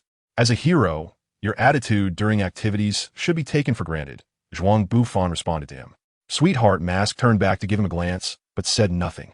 It seemed he had heard too many similar evaluations about Zhuang Bufan in his daily life. At this moment, the Water Tiger Girl, who had been watching from the sidelines without intervening, came over. "Can I have a signed photo?" Negative 18,000 points. Seeing the Water Tiger Girl asking Sweetheart Mask for a signed photo, Zhuang Bufan angrily changed his words. It seemed this scene had hurt him even more than when he was caught between the Pig God and the Super Alloy Blacklight. In the end, Sweetheart Mask left, leaving behind an exasperated Zhuang Bufan and a Water Tiger Girl who had snapped out of her infatuation. The two exchanged a glance and could see the awkward expressions on each other's faces. Let's leave it at that. In any case, just keep practicing hard. Zhuang Bufan didn't know what he was saying. He just wanted to casually say a few farewell words and leave this troublesome place as soon as possible. Unexpectedly, he was caught by the hem of his clothes by the water tiger girl, and judging by her expression, she seemed to have more to say. I was a bit out of line just now, but there's something I think is necessary to tell you. It's rare for this spirited young girl to shyly approach Zhuang Bufan, even though he had just gone through such an awkward scene. Zhuang Bufan had to suppress his embarrassment and patiently listen to what the water tiger girl had to say. I noticed that the moves you used at the beginning of your combo were quite awkward and strange, and their power was not as strong as the punches that followed. I wonder if you feel the same way about this? The water tiger's words piqued Zhuang Bufan's great interest. Initially wanting to end the conversation quickly, he now had a bit of curiosity to dig deeper. After all, the water tiger girl was a martial artist whose talent and effort far surpassed that of her brother. Water Dragon. Excluding the mysterious hungry wolf, who didn't want to use the flowing rock-crushing fist, she was undoubtedly the best among the younger generation. Moreover, from her battle against the dragon-level monster, the machine god, in the original comic, it was enough to see her formidable strength. Thus, it could be inferred that Water Tiger's understanding of martial arts was not much weaker than that of the old man Bongu. With the opinions of such a master of boxing, perhaps it could really help resolve the awkward issue of his martial arts moves not being able to enhance their power. That's indeed the case. Do you have any solutions? No one would mind being a little stronger, and Zhuang Bufan was no exception. Undoubtedly, your physical fitness can be said to be excellent, and the martial arts moves you perform should achieve exponential destructive effects. However, the reality is that your moves are limiting your strength, even causing damage to your body in ways you might not be aware of. The water tiger girl spoke very sincerely, and Zhuang Bufan thought carefully and found that it was indeed the case. So, is there any solution? Zhuang Bufan appeared very sincere, without any trace of pretentiousness. Zhuang Bufan's attitude reassured the water tiger girl, who had originally been concerned about hurting his self-esteem. She took a deep breath and shared all her inner thoughts with him. The essence of martial arts lies in using the weak to overcome the strong, exploring one's own potential. Since martial arts can maximize an individual's potential, even within the same style, the execution will vary greatly depending on the practitioner. Differences in bone density, muscle shape, and strength all contribute to subtle variations when a martial artist uses the same technique. The more skilled the practitioner, the greater the differences become. Different styles represent different training directions, and an individual's understanding of a style and their body's adaptation to techniques can lead to the evolution of new martial arts styles. This is how martial arts develop and pass down through generations. Zhuang Bufan listened attentively to Shui Hu's explanation of martial arts. He recalled the fighting styles of the Hungry Wolf and Bongu. There is no doubt that the Hungry Wolf has indeed received the true teachings of Bongu, and his application of the flowing rock-shattering fist is only second to Bongu. However, whether in their daily activities or their attacking styles, they're completely different. Bongu's martial arts are like a calm stream, smooth and natural. Even his explosive attacks carry a hint of the gentleness of flowing water. In contrast, the Hungry Wolf is like a torrent erupting from a stone peak, attacking with the ferocity of a high-pressure water gun cutting through stone. Even the techniques he uses to block enemy attacks conceal a violent undercurrent. Simply put, the martial arts you are currently using do not match your muscle structure and bodily organs at all. This is unrelated to the level of skill. It is as awkward as putting a saddle on a bicycle seat.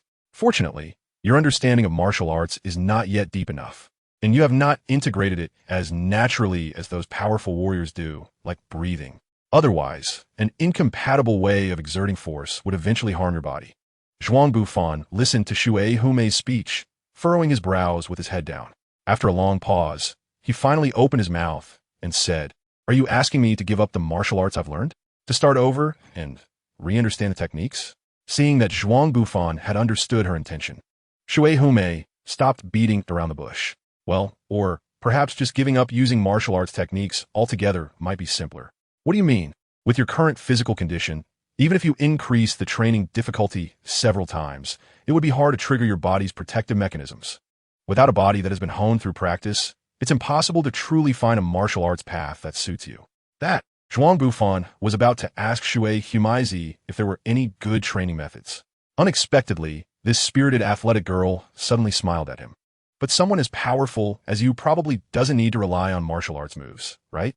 She said. "Ah, well, yes." Faced with Shui Hu's attitude, Zhuang Bufan felt too shy to continue asking her about training methods. After the gathering, Zhuang Bufan didn't go home. Instead, he pondered for a while before turning to go to Bangu's dojo. "Old man, I want to train properly in your dojo." Zhuang Bufan, thick-skinned, sought advice from Bangu, while Kalanzi beside him looked excited. Bangu held the teacup, took a sip, sighed, and refused Zhuang Bufan.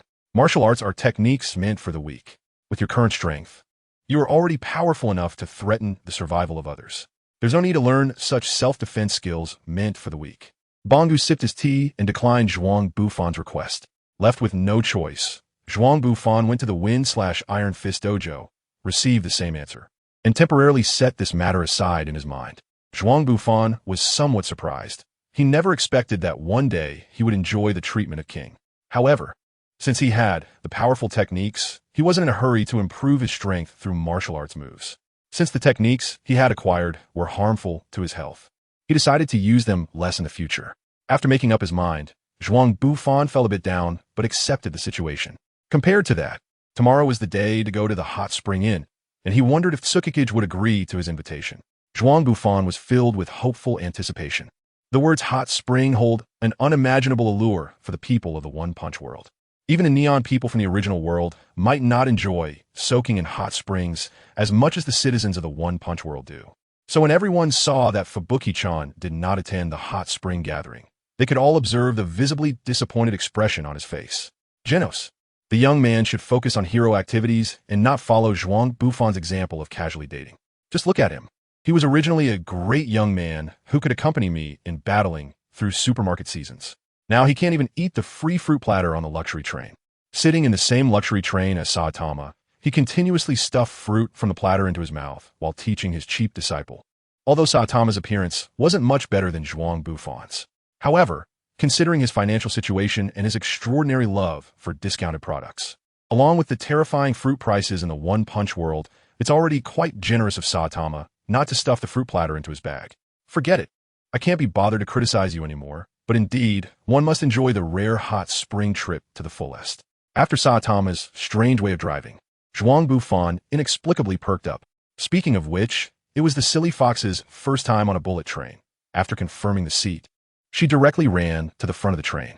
Her little tail wagged so fast, it was almost on par with a ceiling fan's blades. Fortunately, there weren't many people on the train, so Zhuang Bufan let her run around freely. The sightseeing train didn't go very fast, but fortunately, the hot spring inn wasn't far away.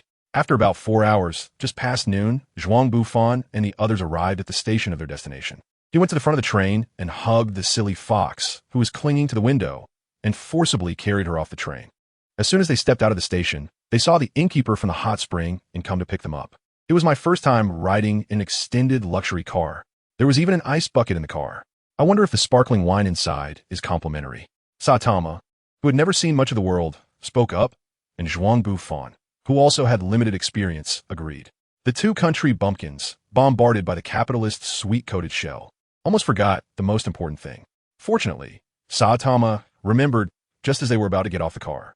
The bald man knocked on the driver's compartment screen and handed over the tickets from their sightseeing train ride with one hand. 3 adults and 1 child.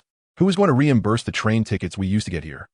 If it weren't for the association covering all the accommodation and travel expenses, they wouldn't have specially taken the luxury sightseeing train. One can fly, one has a jet engine, and another can jump high enough to bounce back from the moon to the earth, even carrying the non-flying silly fox.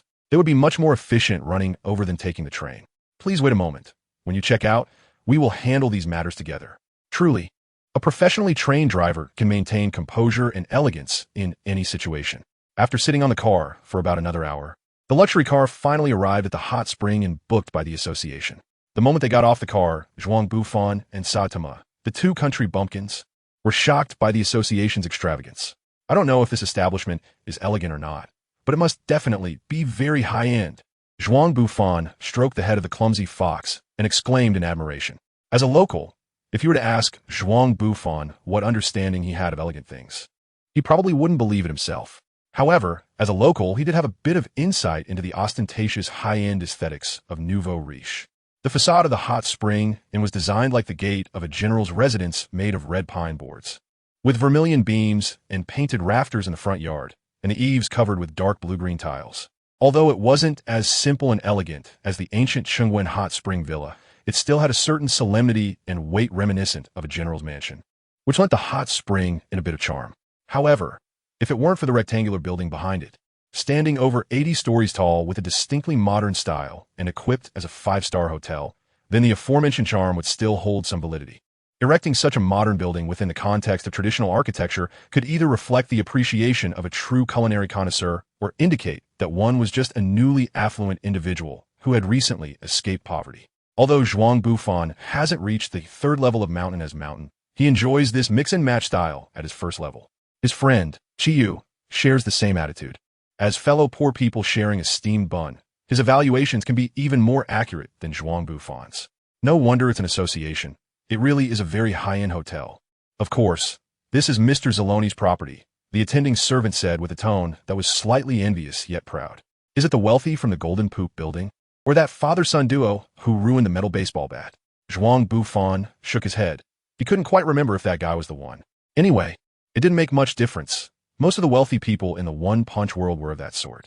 It's no wonder they could build such high-end hotels, after all. Their style of doing things was even more down-to-earth than the nouveau riche from Zhuang Bufan's memories of his past life. Following the attendant's guidance, Zhuang Bufan and the others arrived at their room. Regardless, this was still a super luxurious hot spring inn, and each person was assigned a quite lavish suite. Except for the silly fox, who was assigned to the same room as Zhuang Bufan because the attendant thought she was too young, leading to a bit of sulk. The others were quite satisfied with the hospitality standards of the hotel. Few the room was confirmed, and the luggage was dropped off. Next up was to enjoy the hot springs. After confirming the room, Saitama came to Zhuang Bufan's room to invite them to the hot springs. When the silly fox heard they were going to the outdoor hot spring, she excitedly jumped on his Zhuang Bufan's shoulder, lying on his head, her tail wagging uncontrollably. She kept mumbling hot spring, and her delicate little hands were clenched into fists, excitedly tapping on Zhuang Bufan's head. She kept doing this until they entered the changing room, clearly treating Zhuang Bufan's head as a celebratory drum. Really, it was getting more and more disrespectful. She didn't even know where she learned this bad habit of being so familiar. Zhuang Bufan was complaining in his heart all the way, but after all, it was a rare hot spring trip, so he didn't mind too much. If he continued like this after returning home, he might have to consider buying 7 dogs to make up for her lost childhood. Juji, your changing room is over there. You can't join us in the hot spring. Understand? After arriving at the changing room, Zhuang Bufan put down the silly fox and helplessly explained the most basic concepts of gender to her. His awkward expression resembled that of parents making up various lies to explain where children come from. That heartless Atama had long sensed something was off and slipped into the bathhouse to wash up, preparing to soak in the hot spring. Really, a bunch of heartless guys. Just when Zhuang Bufan was at a loss about how to explain the difference between genders to the silly fox, he spotted a small figure glowing green floating towards him from the hallway. With such a recognizable way of moving, who else in this world could it be other than Tornado? Under normal circumstances, Zhuang Bufan might have taken a detour upon seeing her. But now, this guy seemed to see his savior and shouted Tornado's name, summoning the female demon he used to fear the most.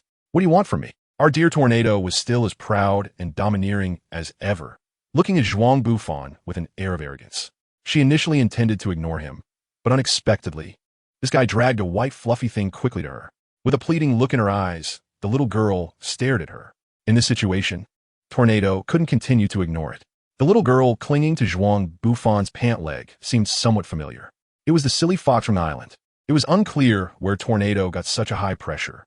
The silly fox, who had been excited and oblivious, now drooped her tail and looked timidly at Tornado with bright eyes. She shrank behind Zhuang Bufan, her fluffy ears trembling nervously.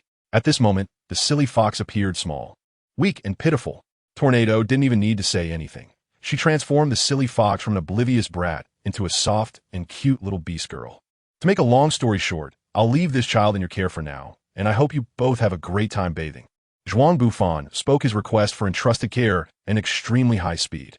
Without waiting for Xiao Longwan to respond, he rudely picked up the silly fox and stuffed her into her arms. Then he quickly darted into the changing room. As a silly fox who also harbored a certain fear of Xiao Longwan, she was naturally unwilling to comply. When Zhuang Bufan picked her up, the child resembled a cat being forcibly carried by its owner, clinging tightly to his pants legs, her body arching in protest. Her fearful and reluctant expression was evident to anyone. Unfortunately, the silly fox had no chance to refuse. Her small hands even tugged at Zhuang Bufan's pants. but didn't change her fate. "Oh, by the looks of you, are you unwilling to go to the hot springs with me?" Xiao Longzhuan's voice reached her ears, startling the silly fox into shivering, and she didn't dare to speak. Xiao Longwan used her psychic power to envelop this soft and adorable beast girl, pulling the floating silly fox into her embrace and gently kneading her fluffy ears. "Oh, that place." The silly fox let out a sound. Though it wasn't sensitive to that degree, the special kneading technique still made her involuntarily cry out. The scene of these two resembled a 14-year-old girl, still childlike, hugging her beloved half-body doll. To be honest, facing a girl even smaller than herself, Longwan felt quite pleased. It seemed that even the queen known as the Trembling Longwan was extremely fond of the silly fox's beast girl appearance. However, after witnessing her true form, which was pure and soft, and feeling the excellent texture of the silly fox's body, who could suppress their desires and not want to touch her again? Change back. After playing with the silly fox's fluffy ears for a few seconds, Longzhuan's brain involuntarily uttered those 3 words. Upon hearing these 3 words, the silly fox, who had originally relaxed and begun to enjoy herself, suddenly froze. Then, like the minute hand of a clock, she mechanically turned her head to meet Longzhuan's authoritative face. "Oh no, I accidentally spoke my thoughts out loud. I hope I didn't scare this child." Longwan was naturally gentle in her dealings with others, but she didn't want to frighten this child. Just like most people in the world of One Punch Man, even Longwan was unable to make correct judgments about her own actions. After deliberately putting on an expression she believed to be very gentle, but was actually terrifyingly serious, the silly fox's body began to tremble slightly. This fear transmitted through the arm that was no longer wrapped around her, reaching Longzhuan's mind. "What? This child seems to be even more afraid of me," Longwan thought, feeling a bit confused. Although she had never participated in any fan meet and greet, whenever she encountered her fans, as long as she made this expression, regardless of age or gender, they would all look excited to the point of fainting. But today, after displaying this expression, seeing the child's reaction, something fell off. Boom! A white mist exploded from Longzhuan's embrace, and soon, the mist dissipated completely. Following that, a pure white creature, with only black on its eyebrows and the tip of its tail, stared blankly at Longwan. Due to their previous eye contact, she was now lying in Longzhuan's arms, rather than just resting on her. The animal's instincts made the silly fox unwilling to expose her belly for Longwan to see. However, succumbing to her overwhelming presence, she dared not turn away. Nervously, she could only take deep breaths, causing her small belly to inflate and deflate, unaware that her posture was hitting Longzhuan's sweet spot. "Who?" Longwan took a deep breath and pressed her delicate little face against the silly fox's small belly. It was soft and warm, and the fur on her stomach slightly trembled with each rise and fall, tickling Longzhuan's face. "Inhale." Xiao Longwan took a deep breath, catching a whiff of a cheap body wash mixed with a natural milky scent. "Why are you so adorable, child?" "But that damn Zhuang Bufan. How did he let you use such cheap body wash? Come here, let me wash you up properly." After inhaling the scent of the fox, the nerve called reason in Longzhuan's brain completely snapped. She was inherently very fond of younger girls, and before the snowstorms, figures surpassed hers. Longwan had always been the one to wash her. Now, facing this amalgamation of plush pet, beast girl, and little girl in the form of the silly fox, her true nature was fully exposed. The silly fox looked at Longzhuan's flushed face and heavy breathing. A very ominous premonition surged in her heart. This feeling made her forget her fear of Longwan. Her limbs flailed helplessly in the air, hoping to escape Longzhuan's embrace. But unfortunately, all her efforts were in vain. The exposed Longwan quickly stripped off her clothes and began to touch the silly fox. And even when the silly fox transformed back into her beast girl appearance, she couldn't escape Longzhuan's grasp. It seemed that things were quite lively on the girl's side. The sounds of the silly fox's screams echoed through the cypress-wood wall to the men's bath, making Saitama curiously murmur to himself. Zhuang Bufan was soaking in the pool, starting to reflect on whether his previous actions had led the foolish fox into the tiger's mouth. Since Zhuang Bufan and his group had arrived relatively early, there were only the 3 of them in the open-air bath for now. It was truly enjoyable. Saitama was submerged in the water, with only his egg-shaped head exposed. After being nourished by the hot spring water, his head looked even more bright and appealing. Zhuang Bufan was also lying in the water, leaning against a rock that was both empty and full, sipping on the ice cola from the wooden tray. Although Zhuang Bufan would drink alcohol, no matter how good the wine was, it would just be like a cow chewing on peonies for him. Rather than pretending to be cultured there, it was better to enjoy some delightful mix, just like this strange hot spring hotel. The preferences of young people these days are really becoming harder for this old man to understand. Bongu stretched his old back and walked in to see Zhuang Bufan finishing a can of cola, then letting out a satisfied carbonated burp. After exchanging a few words as a greeting, he soaked himself in the pool, enjoying the warmth of the hot spring water to alleviate his old back pain. Soaking in a hot spring should just be about following one's heart. On the contrary, old man, I originally thought you were quite carefree, but it turns out you care about such trivial matters. Saitama, with his eyes closed and a satisfied look, leaned against the edge of the pool and said this. During a time Zhuang Bufan was unaware of. This guy had also borrowed quite a few ingredients from Bongu and was soon going to become a formal member of the old man's hot pot group. So when Saitama chatted with him, it was quite casual and he naturally joined in. Indeed, rather than letting the commoners understand the refined pleasures of hot spring hotels, it might be better to enjoy blissfully ignorant pleasures like this. Responding to Saitama was a handsome young man with golden hair, whose huge bangs covered most of his forehead. He had a delicate appearance, and if he were to wear a long dress to cover his muscular physique, many would definitely mistake him for a woman. Bangs lady, when did you come in? The moment Saitama saw the sparkling flash, he forgot his name. He immediately thought of his nickname and blurted it out. Sai, forget it. I don't want to correct your mistake anymore. From Flash's reaction, it was clear that he had interacted with Saitama more than once, and it had happened during a time Zhuang Bufan was unaware of. As expected, with the increase in his abilities and the level of chaos he caused, the storyline was becoming increasingly absurd without him even realizing it. Just when Zhuang Bufan was pondering what kind of changes the butterfly effect he brought would have on the future he knew so little about, the sliding door opened, and a ball of fat, carrying dozens of baskets of buns, walked in. You all are here. I thought there was no one here now. The pig god spoke as if hit by a slow-moving ray, his voice contrasting his fierce appearance with an inexplicable softness. Of course, excluding the sounds he made while eating. He saw that there were already quite a few people in the pool and instinctively wanted to turn around and leave. Kind-hearted old man Bongu spoke up to keep him.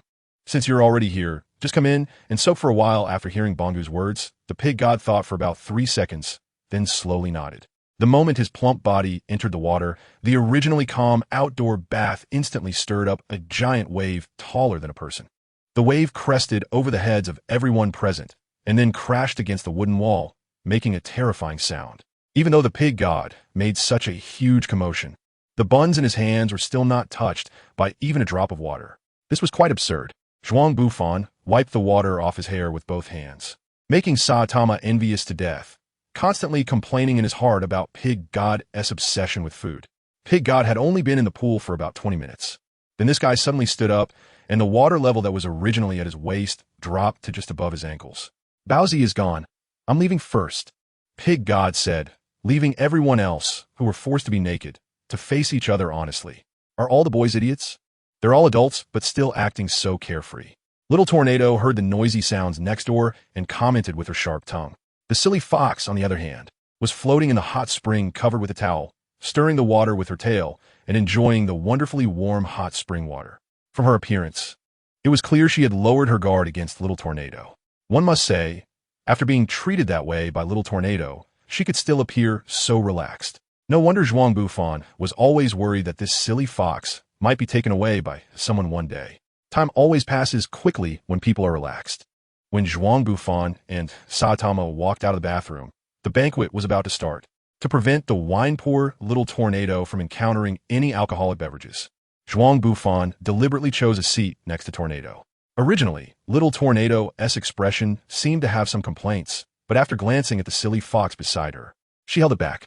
During the time when dishes were being served, she kept playing with the silly fox's ears and tail. The banquet was quite successful. After the association staff and hotel geishas performed a few acts, everyone's spirits were lifted. I really can't stand this smell.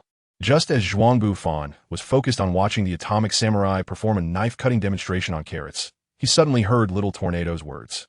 Turning his head to look, he saw her petite face already flushed with a hint of red. Zhuang Bufan hurriedly confirmed the location of Saitama, and fortunately, this guy had run off somewhere to have fun. If he had come over with his bad luck at that moment, things would have been troublesome. Just as Zhuang Bufan set down his wine glass and relaxed, he heard Saitama's characteristic lazy voice behind him. Kids shouldn't learn to drink like adults.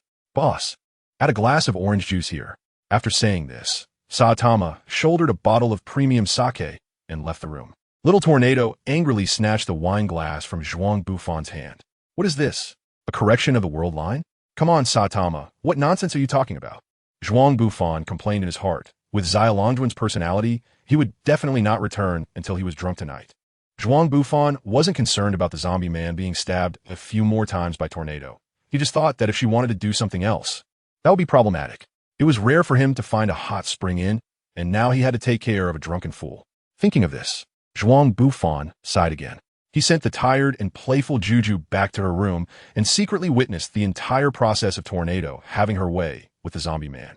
After confirming that the crazy woman was completely asleep, he returned her to her room and tucked her in properly.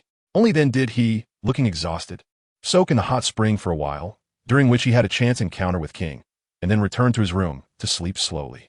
Not good. Someone confirmed the death of an S-class hero. Early in the morning, Genos hurriedly knocked on Zhuang Bufan's door. Zhuang Bufan, who had stayed up all night, opened his eyes with a sense of despair and said to the somewhat nervous Genos, the zombie man's words still. No. Before Zhuang Bufan could finish, Genos hurriedly interrupted him. The one who died is Metal Knight Boros. Metal Knight Boros. How is that possible? Why him? How could this happen? Zhuang Bufan was filled with questions, standing frozen in place, unwilling to accept this fact. With an expectant tone, he asked Genos again, you can't be joking, can you? Genos maintained his serious expression, knowing what was on Zhuang Bufan's mind. The death of an S-class hero, especially one with high-level strength, was definitely not a trivial matter. However, he did not anticipate that there was an even deeper reason for Zhuang Bufan regarding this incident. After Genos confirmed this fact once more, Zhuang Bufan's mind was thrown into chaos. The small wings of that butterfly, which once stirred the air, had finally formed a monstrous storm. Zhuang Bufan's mind was filled with only this thought. In the temporary conference room of the Hot Spring Hotel, a group of S-class heroes sat around the table. After Zombie Man pulled out the knife lodged in his body and returned it to Atomic Samurai, the meeting began immediately. Perhaps the news came too suddenly, and the atmosphere in the conference room was quite tense. It was so tense that Saitama didn't even ask the waiter for tea or anything. Of course, Pig God was still shoving food into his mouth. Shichi, along with a few of the most capable officials from the association, was on the podium pointing at the screen with a laser pointer, explaining the information regarding the death of Metal Knight. Yesterday afternoon, someone discovered an elderly man in a white lab coat with rabbit teeth collapsed next to a garbage heap. He had no external injuries, and his body was like charred coal, which was reported to the local police. This piece of news was inadvertently captured by the information collection system of Child Emperor. After confirmation by the association, it was indeed the S-Class 6th hero, Metal Knight. The people present analyzed the information provided by Shichi, and it didn't take long before the simple-minded and hot-blooded Metal Bat expressed his opinion. No matter how powerful Metal Knight's research capabilities were, after all, he was just an ordinary person. It was inevitable that he would be targeted. Although Metal Bat's expression was serious, he seemed relatively relaxed. The others present, except for King and Child Emperor, as well as Zhuang Bufan, were basically the same. While they felt that it was a great pity for a fellow hero like Metal Knight to die, they were engaged in heroic activities, upholding justice. Since that was the case, even if they were resented, complained about, or even retaliated against, it was something they could do nothing about. In the end, they could only express their regrets about his fate. This matter is not that simple. Child Emperor slammed the table and said excitedly. Beaufoy had always been a cautious person. He hadn't left his metal fortress for at least 30 years. It housed weapons he prepared for apocalyptic-level evil events. Even a dragon-level monster would never be able to breach his metal fortress, let alone kill him. Child Emperor described the severity of the incident as seriously as possible without revealing his relationship with Metal Knight. Unfortunately, it was almost impossible to make this group of carefree S-Class heroes treat the incident with a serious and tense attitude. Maybe that guy was just tired of staying home and was planning to go out for a hot spring. Metal Bat still said indifferently, and most of the heroes present shared this attitude. Perhaps saying something so thoughtless was indeed worthy of being the epitome of a hot-blooded delinquent protagonist. Fortunately, a few other heroes were swayed by Child Emperor and began to ask more detailed questions. Well, let us calm down and talk about it first. Bongu interrupted Metal Bat's speech, and upon hearing Child Emperor's words, he also began to pay attention. After all, he had eaten salt for so many years, and hearing that Metal Knight might have stored a large amount of mechanical weaponry made him furrow his brows. No matter how confident Bangu was in his martial arts, he couldn't help but frown. If, as Child Emperor said, armaments capable of dealing with dragon-level disasters appeared in the hands of monsters or on the market, it would definitely be a dangerous disaster for ordinary citizens. Hearing Bangu's explanation, even the hot-blooded fool Metal Bat, who didn't care about his own safety, realized the severity of the situation. This is a hassle. If that's the case, I'll just wait for your news. This kind of tedious matter is not suitable for me. I still have to accompany my sister shopping later. Just contact me when you need anything. I will definitely knock him away with one swing.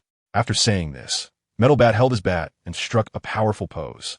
And even his traditional yukata couldn't hide the aura of a hot-blooded middle school boy.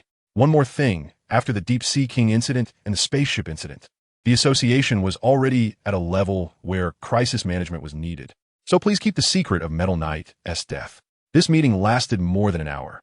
And apart from confirming the news of Metal Knight's death, there was not a single constructive outcome. Can it be said that it's typical of the association's meetings? Their efficiency really is consistently the same. Zhuang Bufan, who listened silently throughout the meeting, said nothing, calmly thinking and digesting the information thrown out by the association during the meeting. Just as the meeting was ending and everyone was about to disperse, Saitama, who had endured for more than an hour without asking for tea, suddenly spoke up. Is dinner still being provided? I want to eat before going back. Zhuang Bufan looked at Saitama helplessly, sighed, and silently thought to himself, Saitama-san, do you also want to be the most free man in this world? Half of the people present were shocked by his statement. Just when everyone was about to say something, the window of the conference room was suddenly cut open. The window frame was sliced into a smooth, circular hole, and a huge machine was hovering outside. The jet nozzles of the mecha slowly adjusted, and it began to descend into the conference room.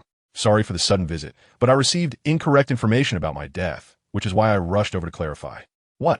It really was a misunderstanding. Oh no, it's already this time. The metal baseball bat glanced at his watch, and being thick-skinned, he quickly accepted the information that the Metal Knight was not dead. He then hurriedly ran out of the conference room to change clothes and accompany Chinzi for shopping. Shichi, hearing the familiar voice, also breathed a sigh of relief and stepped forward to confirm the situation. A group of heroes also chimed in, saying things like if nothing happened, you should clarify it as soon as possible and then discuss going to soak in hot springs. The Child Emperor, who knew many of the Metal Knight's secrets, stayed in place, his pupils constricted and his eyes wide open, incredulously staring at the machine representing the Metal Knight. The only other person reacting similarly was Zhuang Bufan. Even though he had never seen the true form of the Metal Knight, he felt that the guy in front of him definitely had issues. Because his faceplate was not the multi-angle camera usually used by the Metal Knight, but rather a single-point red spot similar to that of the Machine God organization. The only difference was that there was one more red spot than theirs. Was this the Metal Knight being hunted down by the Machine God organization? Zhuang Bufan's mind was very chaotic, but he knew there was someone who might be clear about all these issues. Zhuang Bufan glanced at the Child Emperor and noticed his unusual state. He then pretended to be nonchalant as he walked past him, reaching out to pat his head. After exchanging a glance with him, he said nothing and continued to enjoy the delicious food at the hot spring and like everyone else. He played with the silly fox's tail, drank with the atomic warrior, and dealt with the sharp tongue of the tornado. Until late at night, he tucked the silly fox under the covers, then secretly went to the hot spring area, waiting for the Child Emperor's arrival. Indeed, as the former assistant of the Metal Knight, who else could understand this old man better than the Child Emperor? After about 20 minutes, the Child Emperor still hadn't shown up, and Zhuang Bufan couldn't help but complain about the quiet hot spring. Could this kid have stood him up? Do kids these days not watch Journey to the West anymore? Uncle, I can assure you that none of the literature that meets my age restriction includes Journey to the West also. Be careful of retribution for gossiping behind someone's back. Just as he finished speaking, a cold, calm, and slightly childish voice sounded behind him. Zhuang Bufan was slightly surprised by the sudden appearance of the Child Emperor. How did this little brat evade his psychic senses? He had more important matters to attend to than this. How would you address Fubuki if you saw her? The Child Emperor found this strange question a bit puzzling, but he answered honestly. Fubuki-chan or Fubukine. Slappa. Zhuang Bufan snapped his fingers, causing the Child Emperor to cry out in pain. Then he hugged his head and kept rubbing it. Since that's the case, don't call me uncle. That's a term used to describe atomic warriors. Call me handsome guy, big brother. Or Onaikan is also fine. Zhuang Bufan shamelessly said, you didn't call me out just to pat my head, did you? The Child Emperor continued to rub his head, looking somewhat helplessly at this scattered S-rank hero. Although high-ranking heroes generally have some personality issues, Zhuang Bufan was the first of his kind. There was no need to mention Tornado. He truly felt that this guy was less mature than himself. What was the deal with the sudden appearance of the Metal Knight's mech in the conference room? Did the person who killed him take away his doomsday weaponry? No matter how scattered he was, Zhuang Bufan could still distinguish between the main points. And he directly asked the Child Emperor about his own concerns. The fact that the Metal Knight's main body was dead had been confirmed by the Child Emperor.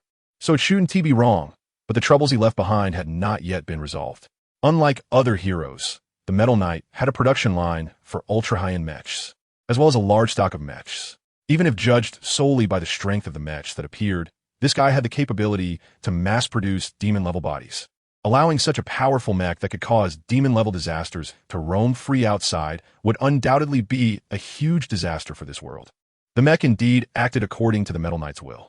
The Child Emperor got straight to the point, clearly answering Zhuang Bufan's question. But how should the corpse of Borfei be explained? Zhuang Bufan does not believe that the Child Emperor could mistake someone as his former assistant. The Child Emperor would never make a mistake in this matter. Do you know about bionic brains? It's that kind of technology that can transfer a person's consciousness into a machine, achieving a complete transformation of the body. The Child Emperor pondered for a moment and then offered this explanation. A synthetic brain. Consciousness transfer. Are you saying that Borfei used this technology to break free from the limitations of the flesh? Zhuang Bufan asked again, hoping for a definite answer. After all, such a large batch of weapons could fall into the hands of thieves, and being cautious is not excessive. I don't know. I can only say that the Metal Knight is very likely to have mastered this technology. However, given his timid and cautious mindset, he probably wouldn't use such things.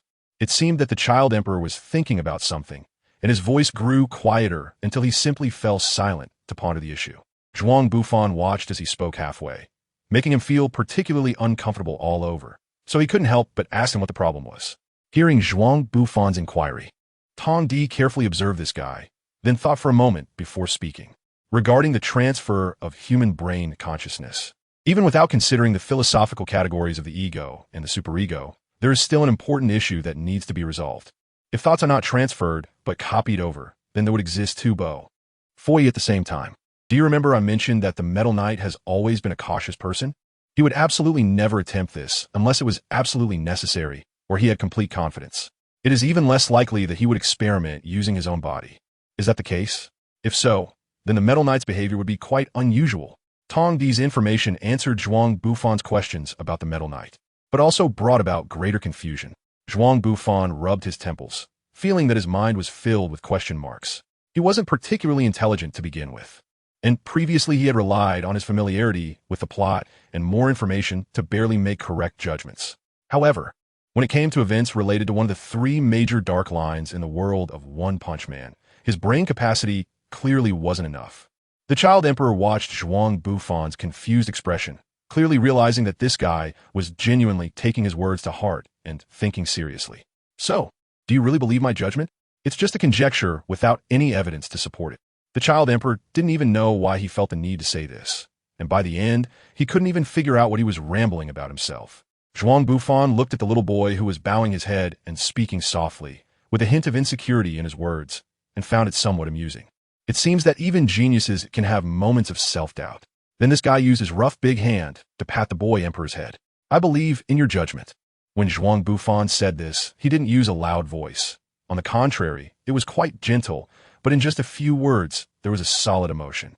Words are a very interesting thing. Even in the same situation, speaking the same words at the same speed can convey different emotions to others. For Zhuang Bufan, apart from calling him uncle and asking for King Si merchandise in front of him, he found the kid, known as the Child Emperor, quite reliable in other aspects. A competent hero, Zhuang Bufan was also well aware of his abilities and part of his past, which naturally made him hold great trust in the Child Emperor. After all, you are the S-class hero Child Emperor. If it weren't for your continuous help to the association and other heroes, the hero's activities would not have gone so smoothly. Frankly speaking, there are too many people in the association acting recklessly, and the heroes are quite casual. Thanks to you, aside from secretly collecting King S merchandise, which seems somewhat childish. In my eyes, you have become a reliable teammate. You really are quite full of yourself. The Child Emperor brushed Zhuang Bufan's hand away. and after being messed with by him, his hair evolved into a bird's nest. After a slightly stiff remark, he turned his head and left the hot spring. This guy, although a bit offbeat, seemed somewhat different from other adults. Stepping out of the changing room, the child emperor looked at the crescent moon in the sky and murmured to himself, a slight smile at the corner of his mouth. Zhuang Bufan, soaking in the hot spring, pondered over the last words the child emperor had said. He now suspected that he might have miscalculated his favorability. The next morning, the satisfied sleepy fox kept running around the room, making noise and demanding that Zhuang Bufan, who had stayed up all night, accompany her for breakfast. Unable to sleep because of this guy's commotion, Zhuang Bufan had no choice but to get up, and while washing up, he discovered dark circles under his eyes. Not the kind that comes from staying up late, but the kind drawn with a whiteboard marker. Zhuang Jujuan. The entire hotel could hear Zhuang Bufan's furious roar, along with the silly fox's scream. Zhuang Bufan washed his face twice, but couldn't remove the traces of the mischievous antics of the silly fox. He confirmed that this unfortunate child had definitely used a permanent marker. He then gave the silly fox, who was sitting nearby, a heavy knock on the head. This child. How did he become so mischievous? Could it be that his rebellious phase, which had been delayed for over 500 years, has finally arrived? Zhuang Bufan slowly used a cup of clear liquor to wipe the marks off his face, then went out to have breakfast with the silly fox. After arriving at the restaurant, Zhuang Bufan scanned the room with his eyes, searching for the presence of the child emperor. He still had some questions about the metal knight that he had forgotten to ask him. It was actually thanks to the silly fox getting on his nerves that morning that reminded him he still had questions to ask. I said, you wouldn't bully this child, would you? How could you bear to lose your temper at such a cute little girl? Zhuang Bufan didn't wait for the child emperor, but instead met with Little Tornado. It was rare for Little Tornado to talk to him, but she only came to find him because of the silly fox incident. Zhuang Bufan glanced at the silly fox. The girl couldn't help but nod her little head after hearing the Little Tornado speak for her. Two fluffy white beast ears also swayed back and forth in sync with her nodding. If it weren't for Zhuang Bufan's not-so-pleasant expression, the silly fox would probably have been even more cheerful. Juju, would you like to come live at my sister's house? As long as you obediently listen to your sister, I won't yell at you like that guy over there. Just be good and I won't shout at you. Zhuang Bufan almost couldn't help but laugh upon hearing these two sentences. As for what the Little Tornado said, it must be something that Fubuki-chan has a lot of insights about. Zhuang Bufan looked at the silly fox's reaction. Although after yesterday's incident at the hot spring, the child had let down her guard against the Little Tornado when she heard that this little guy, who was not much stronger than her, was going to take care of her in place of his infinite adult. The silly fox quickly shrank behind Zhuang Bufan, her head shaking like a rattle. At the same time, she was evaluating Zhuang Bufan's expression, fearing that Zhuang Bufan would sell her off. Unwilling? Seriously, what is good about you? This child too, and Kagaya as well. The rejected tornado turned away, muttering something in dissatisfaction, and with her sharp ears, Zhuang Bufan seemed to have heard some incredible information.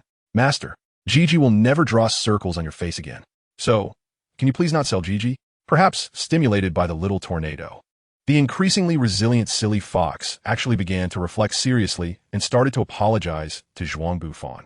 Zhuang Bufan reached out and touched the silly fox's little head, comforting her with a few words, seeing her so well behaved. Zhuang Bufan quietly canceled the order for the 7 wolves he had prepared as favorites. Then, before the pig god finished all the breakfast at the restaurant, he took a few meals and slowly waited for Tondi's arrival. About 20 minutes later, the little adult arrived at the restaurant, rubbing his eyes and yawning. From his appearance, it seemed he hadn't rested well last night. Children's milk, buttered toast with caramel, and a serving of bacon and fried eggs, please. I'm very sorry, but all the breakfast ingredients we prepared have been consumed by the pig god. The restaurant staff kept bowing and apologizing. After all, who would have thought that the pig god's appetite would be so terrifying? Even the seasoned catering staff were educated by the pig god's horrifying appetite. Don't feel guilty, it's okay. This is my oversight. I should have come to breakfast earlier knowing that I would be sharing a hotel with the pig god. Faced with the staff's constant apologies, this kind-hearted elementary school student ended up comforting the waiter instead. I still have some snacks here. If you don't mind, come over and eat with me. Zhuang Bufan was calling out to the child emperor nearby, as he had specially taken it out. Because of this, the pig god had been staring at him while eating, and it seemed that if Zhuang Bufan or the silly fox left anything behind. In any case, the pig god left the restaurant with a resentful little glare, while the child emperor was quite lucky to receive the only remaining breakfast in the whole restaurant. He had been curious about what material Zhuang Juju's beast ear was made of. It looked so real, soft, and smooth, fluffy. Before Zhuang Bufan could ask his question, the child emperor spoke up first. Looking at him, he was indeed full of curiosity about the silly fox's biological form. Bang! A silver fork stabbed into the table in front of the child emperor. He looked up to see Zhuang Bufan with a dark face, speaking to him in a threatening tone. If you dare to lay a hand on my child, remember to buy personal insurance first. Although Jujue was a bit silly, Zhuang Bufan still treated her as his daughter or pet. That's how he took care of her. The silly fox didn't notice the conversation between Zhuang Bufan and the others. She was busy trying to groom the fur on her tail, and the surrounding noise was irrelevant to her at that moment. She suddenly felt like she could understand the thoughts of the little tornado. Zhuang Bufan just thought of this and quickly shook his head. How could his relationship with Cui Xue be compared? After noticing the hint of disdain mixed in the calm gaze of the child emperor, he confirmed that this kid wouldn't steal his silly fox, and only then did he feel relieved. He then quietly asked the question he and T asked last night. Is it possible that the driver knight is not a cyborg, but rather a type of experimental body that has undergone consciousness transfer, like you mentioned? Upon hearing Zhuang Bufan's question, the child emperor slowly put down his empty milk cup. He could guess what Zhuang Bufan meant, but he wasn't sure if the driver knight had any connection to Bofei. After all, judging from his attitude toward Bofei, this guy shouldn't have too much interaction with the driver knight. I don't know any more about the driver knight than you do. That guy's secrecy is even better than that of the metal knight. Besides knowing that he has been collecting certain information, I don't know anything else. However, if the driver knight really is a robot that has undergone consciousness transfer, then it would be incredible for him to coexist peacefully with the metal knight in the association. The child emperor was still rationally analyzing the relationship between the two, ultimately arriving at a somewhat unimportant conclusion. As Bofei's former assistant, the child emperor actually didn't know that there was some unknown grudge between the driver knight and the metal knight. It seems there are still many things I need to investigate. Zhuang Bufan sighed. A trip to the hot springs seemed to have made him even more tired. Before leaving the hot spring inn, the child emperor gave Zhuang Bufan a Bluetooth earphone to wear around his neck and exchange contact information with him. According to the child emperor, as an S-class hero, he often couldn't keep in touch with the Hero Association. If a high-level disaster were to suddenly occur, it would be a disaster. Faced with the child emperor's reasoning, Zhuang Bufan didn't offer any further explanations and accepted it peacefully. He couldn't exactly tell the child emperor that when he engaged in hero activities, he didn't even wear clothes. He simply tied a belt around his waist to combat evil, with no place to store his phone. Doing so would definitely raise doubts about his character as a hero. Although there were the blacklight incident and the naked, perverted, sexy prisoner, Zhuang Bufan didn't want to compare himself to those two. After all, he considered himself a normal, ordinary person, so he expressed his gratitude to the child emperor and hung the long-lasting receiver around his neck. Then, he left the hot spring inn with the satisfied Saitama and the silly fox returning home. For the next 2 days, Zhuang Bufan kept looking for opportunities to gather information about Metal Knight and Drive Knight. Unfortunately, he couldn't make any substantial progress. After all, even the paparazzi had very little concrete information about these two S-class heroes. Basically, the information they had was no different from what was posted on the Hero Association's bulletin board. Moreover, for Zhuang Bufan at this time, he didn't have much time to spare to collect information about Metal Knight, as he, the top combat power of the association, still had many things to do. In City G, the unfortunate slot machine monster was making a loud commotion at the casino entrance. He spat out chips from the money window like cannonballs, crashing into the casino building. Just as he was wreaking havoc in the city and preparing to loot the red light district, several tornadoes as thick as steel cables suddenly appeared, blocking his movements. The steel cable-sized tornadoes wrapped around the slot machine monster like conscious ropes.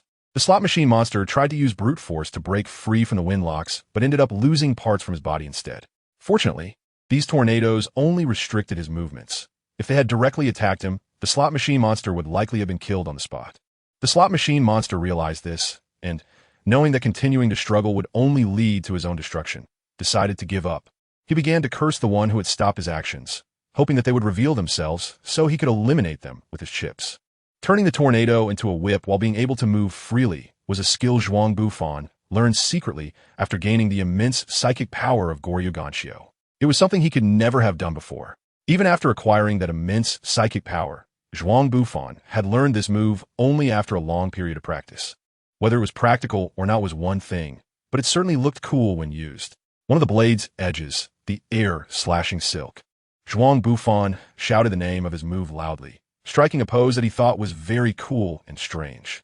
He then continued, Blade Body Part 2, Heavenly Dragon, 9 Teeth.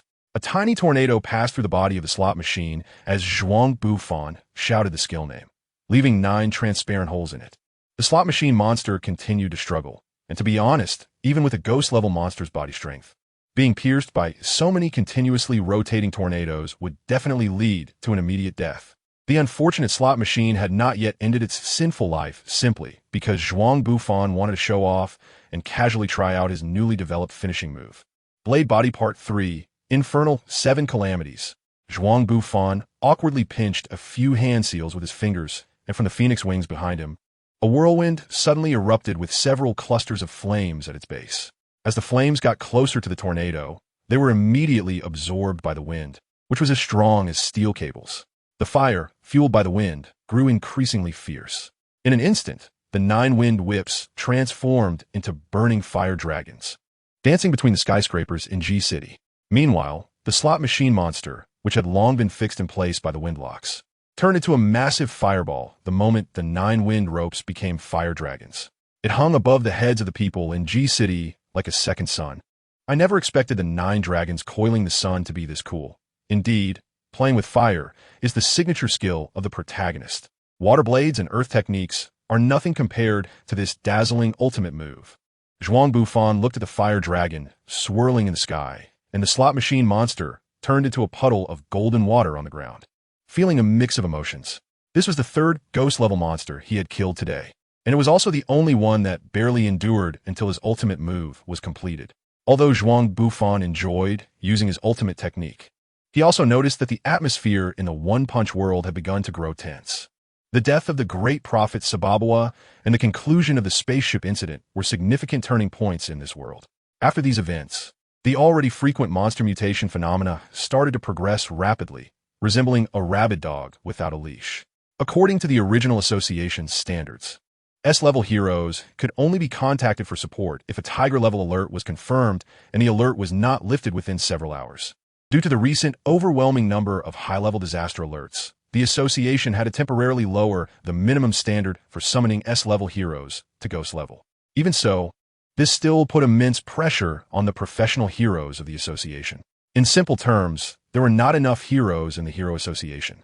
Against this backdrop, Zhuang Bufan could only put the issue of the Metal Knight on hold and take his time to investigate during his free time.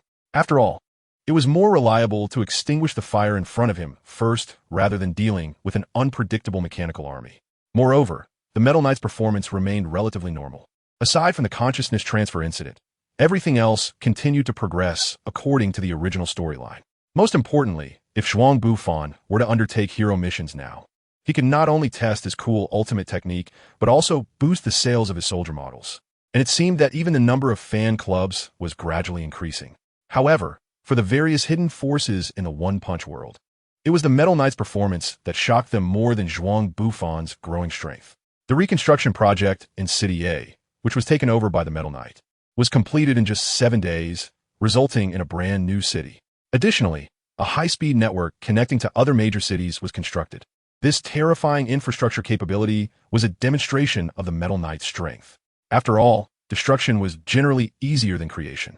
Naturally, Zhuang Bufan was not the only one aware of the increasingly frequent monster activities in this world. In fact, both the Hero Association and the police station, which was on the verge of organizational collapse, as well as other violent organizations, had noticed it. Among them, there was one individual who was even more sensitive to monsters than Zhuang Bufan. Life was becoming increasingly unbearable. King called Zhuang Bufan out and complained to him in a corner of a made CAF.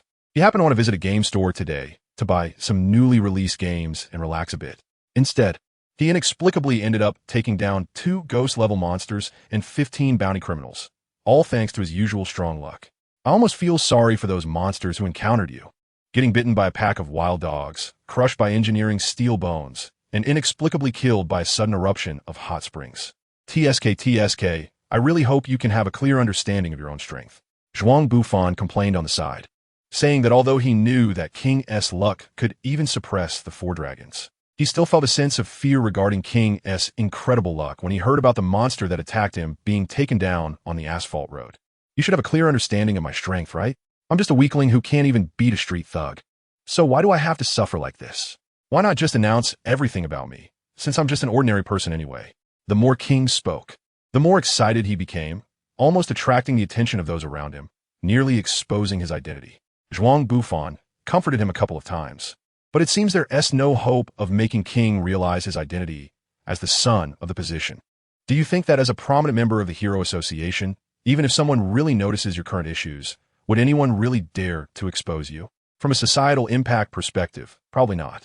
If you really want to get out of this situation, how about doing some muscle training? For example, doing 100 push-ups and 100 sit-ups every day. Zhuang Bufan kept babbling suggestions to King on the side. He didn't really think King's physical abilities would improve. He just figured it would be nice if it made him feel a little better.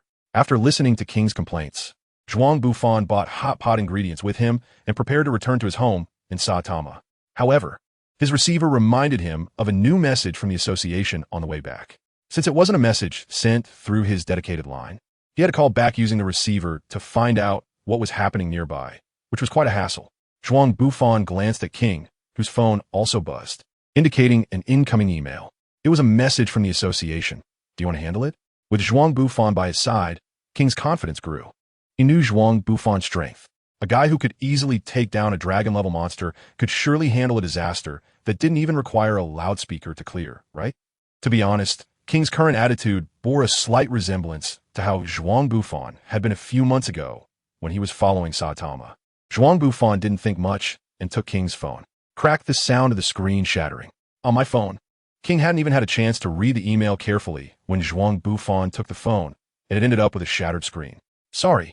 It seems my patience training is lacking. Zhuang Bufan appeared to speak lightly, but there was a flicker of anger in his eyes. A strange person, presumed to be between a tiger and a ghost, quietly slipped into the police station. The Hero Association not only failed to inform them, but also used the hero's assistance as a condition for interrogation. The head of the second operations room, Mark E., is truly an extremely shameless character. Zhuang Bufan muttered to himself, recalling that Mark E. was the guy with the eye patch. He looked like a thug dressed in a suit, and he had first officially appeared during the pork chop rice incident. This guy was completely focused on his own interests, with no concept of being a hero or caring for the public's welfare. To be fair, Zhuang Bufan, as a hero from the Hero Association and one of the top S-class heroes, knew that such publicity would definitely elevate his own reputation. Moreover, the fan club he had been dreaming about might attract quite a few pretty girls instead of just a group of middle school boys like it was now. However, he couldn't stand such behavior, gaining fame by humiliating ordinary people and common heroes. Kicking a veteran hero and then flaunting one's own strength was not how a hero should behave. Hey, are you going or not? If not, come with me to mall to get a new phone, King said, his tone tinged with a hint of lament, interrupting Zhuang Bufan's thoughts. Zhuang Bufan looked at the dejected King, who was still heartbroken over getting his phone fixed. Well, since Saitama is handling things over there, let's help you get a new phone first. I'll cover the cost. When Zhuang Bufan spoke these words, he suddenly felt a deep sense of powerlessness. Fortunately, Saitama was present this time, disguised as a police officer, preventing the dignity of the police station from being trampled on by a petty person like Marky. But what about next time? Even if he feels indignant for the police officers at the police station, what does it matter? This cannot change the fact that they are in decline. Faced with the increasingly escalating monster disasters, the public in the one-punch world urgently needs a truly effective violent organization to solve the problem. Even if he is dissatisfied with the way the Hero Association handles things, what does it matter? He can secretly eliminate a Marquis, but there will still be countless Marquises who will stand up. Even the Metal Knight, who has been operating in the shadows, and the Child Emperor, who publicly defends the association's interests, have not changed the situation of the association. In the end, the Metal Knight secretly helped Neo, Bongu retreated, and the Child Emperor left with the Bat, all representing their failure to resist the association system. With this lesson learned, if he naively resorts to destruction to correct the association through violence, it will only tarnish his own reputation and be scorned by the ignorant public. This was the first time, and the most definite time, he felt so powerless after gaining dragon-level strength. Previously, he felt powerless and fearful about surviving in this world. After all, in a world where disaster levels are marked by how many cities have been destroyed, being alive and living comfortably is already the greatest fortune. But now he is different. Although he cannot say he has no rivals in this world with his newfound strength, he still has the capital to live freely. Once a person is no longer worried about life, they naturally want to do something. For Zhuang Bufan, engaging in hero activities is what he truly wants to do now. He does not want to become a puppet of the association, turning into a hero who gains prestige by feeding off others. He also does not want to end up on the same path as Bangu and the Child Emperor. If that's the case, then let me do something. By the way, would saying something about following my own path sound particularly cliché? King was momentarily taken aback by Zhuang Bufan's abrupt statement, reached up to touch his forehead, confirming that the guy wasn't feverish, and then weakly said, "You don't need to compensate for the phone, as long as you're okay." This summer has undoubtedly been a nightmare for the Hero Association. Originally, after the Deep Sea King incident and the A-City spaceship incident, the issue of the association's capabilities have been a hot topic of discussion in society. Moreover, it is unclear whether it is related to the prophecy of Lord Shibabawa before his death, but during this time, the frequency of monster mutations has been more excessive than a little Teddy's menstrual cycle. This has further strained the already limited hero resources of the Hero Association. As a result, the doubts about the capabilities of the Hero Association in society have become increasingly severe.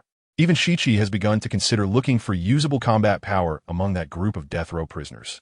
Although the strength of these guys is mostly inferior to the professionally trained heroes who have gone through rigorous selection and numerous battles, there are significant issues with their character and mindset.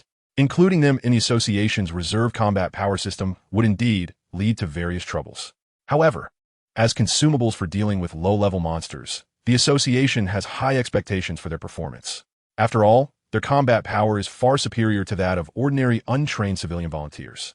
Furthermore, even if something unexpected happens to them, no one will hold the association accountable or demand compensation. This is practically a surefire deal. However, before launching this plan, the most important thing is to select suitable death row daredevils. This task is far more important than dealing with the frequent monster attacks every day. This is precisely why the person responsible for the police station incident is that radical troublemaker Marky, and not the more stable and reliable Shichi. In a city, in a newly established Hero Association's publicity office, hundreds of wanted criminals from the dark world gathered together. They basically came to check it out after seeing the association's inexplicable summons. The association had no doubts about being able to gather so many bounty criminals. After all, they've been living in the one-punch world for half their lives. They were quite aware that people in this world generally did not have a correct estimation of their own strength. First, please allow me to introduce myself. I'm Shichi, the leader of the Hero Association. Shichi stood on the podium, giving a brief speech about the event, flanked by 3 senior A-class heroes. How could he not bring a few bodyguards when calling on bounty criminals and negotiating with these death row prisoners? In the eyes of the association, these 3 A-class heroes besides Shichi had strength comparable to S-class heroes. Yes, that's right, strength comparable to S-class heroes. Even the officials in the association, including Shichi, all believe this.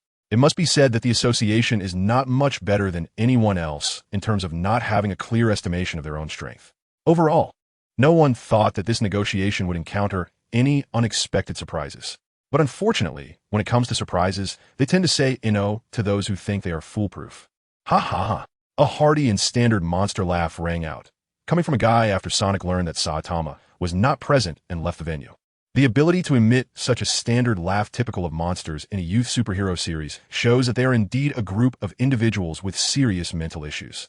The nearby Magic Hand spoke with a hint of emotion, and the bodyguard Qing Yin nodded in agreement.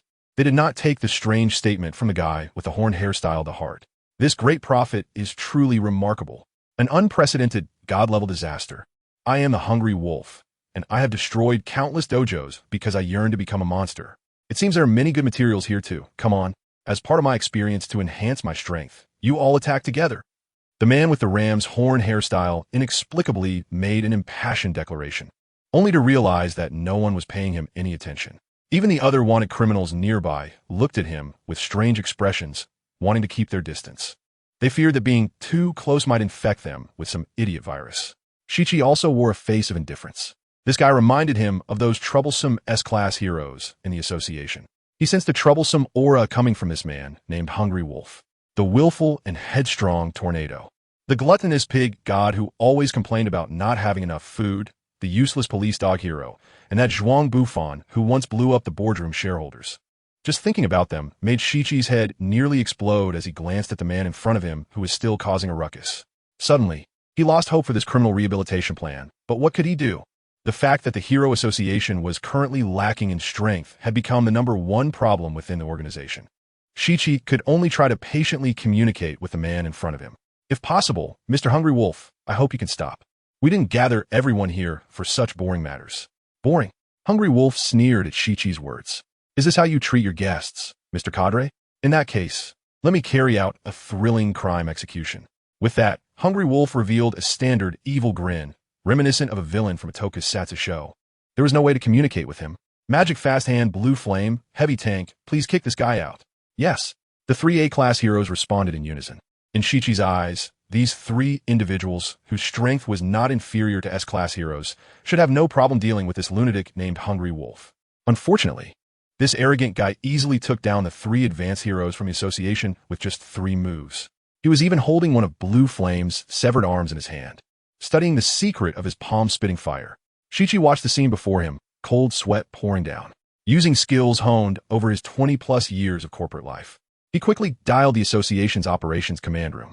In less than 10 seconds, he repeatedly called for rescue teams and requested the association to urgently send heroes to his location. The wanted criminals watching the battle cheered for Hungry Wolf.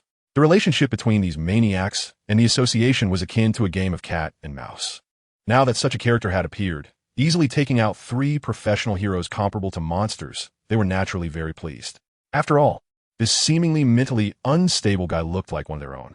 Maybe in the future, when they found themselves cornered by the association, they could ask this guy for help. What are you guys doing here, cheering? The execution target includes you, too. Hungry Wolf kindly explained to the scum around him, his expression as if he were looking at a bunch of brainless idiots. Huh. Hearing Hungry Wolf's statement, Shichi let out a sigh of relief. For a moment, he felt as if he had been saved by these scum. Bang! A criminal was heavily slammed against the wall, his twisted arm behind him. Even those who had never experienced it could roughly guess the consequences of being thrown against a wall in such a position. As expected, at the moment that the criminal was slammed against the wall, Shichi heard a crisp cracking sound. If he still had any sensation, it would surely hurt a lot, right? As he heard the sound of bones breaking, Shichi's mind inevitably went in that direction. The man named Hungry Wolf was undoubtedly a true demon. Shichi did not know whether the 3 A-class heroes who had been knocked out by him were dead. However, he did have a general idea about the situation of those brutal bounty hunters. The empty propaganda room was filled with the severed limbs and blood of the bounty hunters. The bright red blood and yellowish-white fat stained this newly built house, which had been completed for less than a week, with dark red dye. With injuries like this, those guys should be dead, right? As a witness to the entire process, Shichi could only hope that the heroes the association sent for support were strong enough and could arrive quickly. Because in this room, apart from him, there was no longer any bait left for him to hunt, regardless of whether those bounty hunters were dead after being attacked by Hungry Wolf. Shichi understood that he had no chance of surviving under such an attack. Well, let this shocking debut of the monster Hungry Wolf come to an end. After creating this bloody scene, Hungry Wolf wiped the blood off himself and then looked at Shichi, revealing his deliberately cultivated evil smile. Your expression is quite good. At that moment, Shichi's face was somewhat twisted, and anyone could read the fear in his expression. However, upon hearing Hungry Wolf's words, Shichi's anxious heart quietly calmed down. It was just that the facial muscles, tightened from the earlier tension, could not relax for a moment. It seemed that this guy had no intention of attacking him. Shichi was indeed right.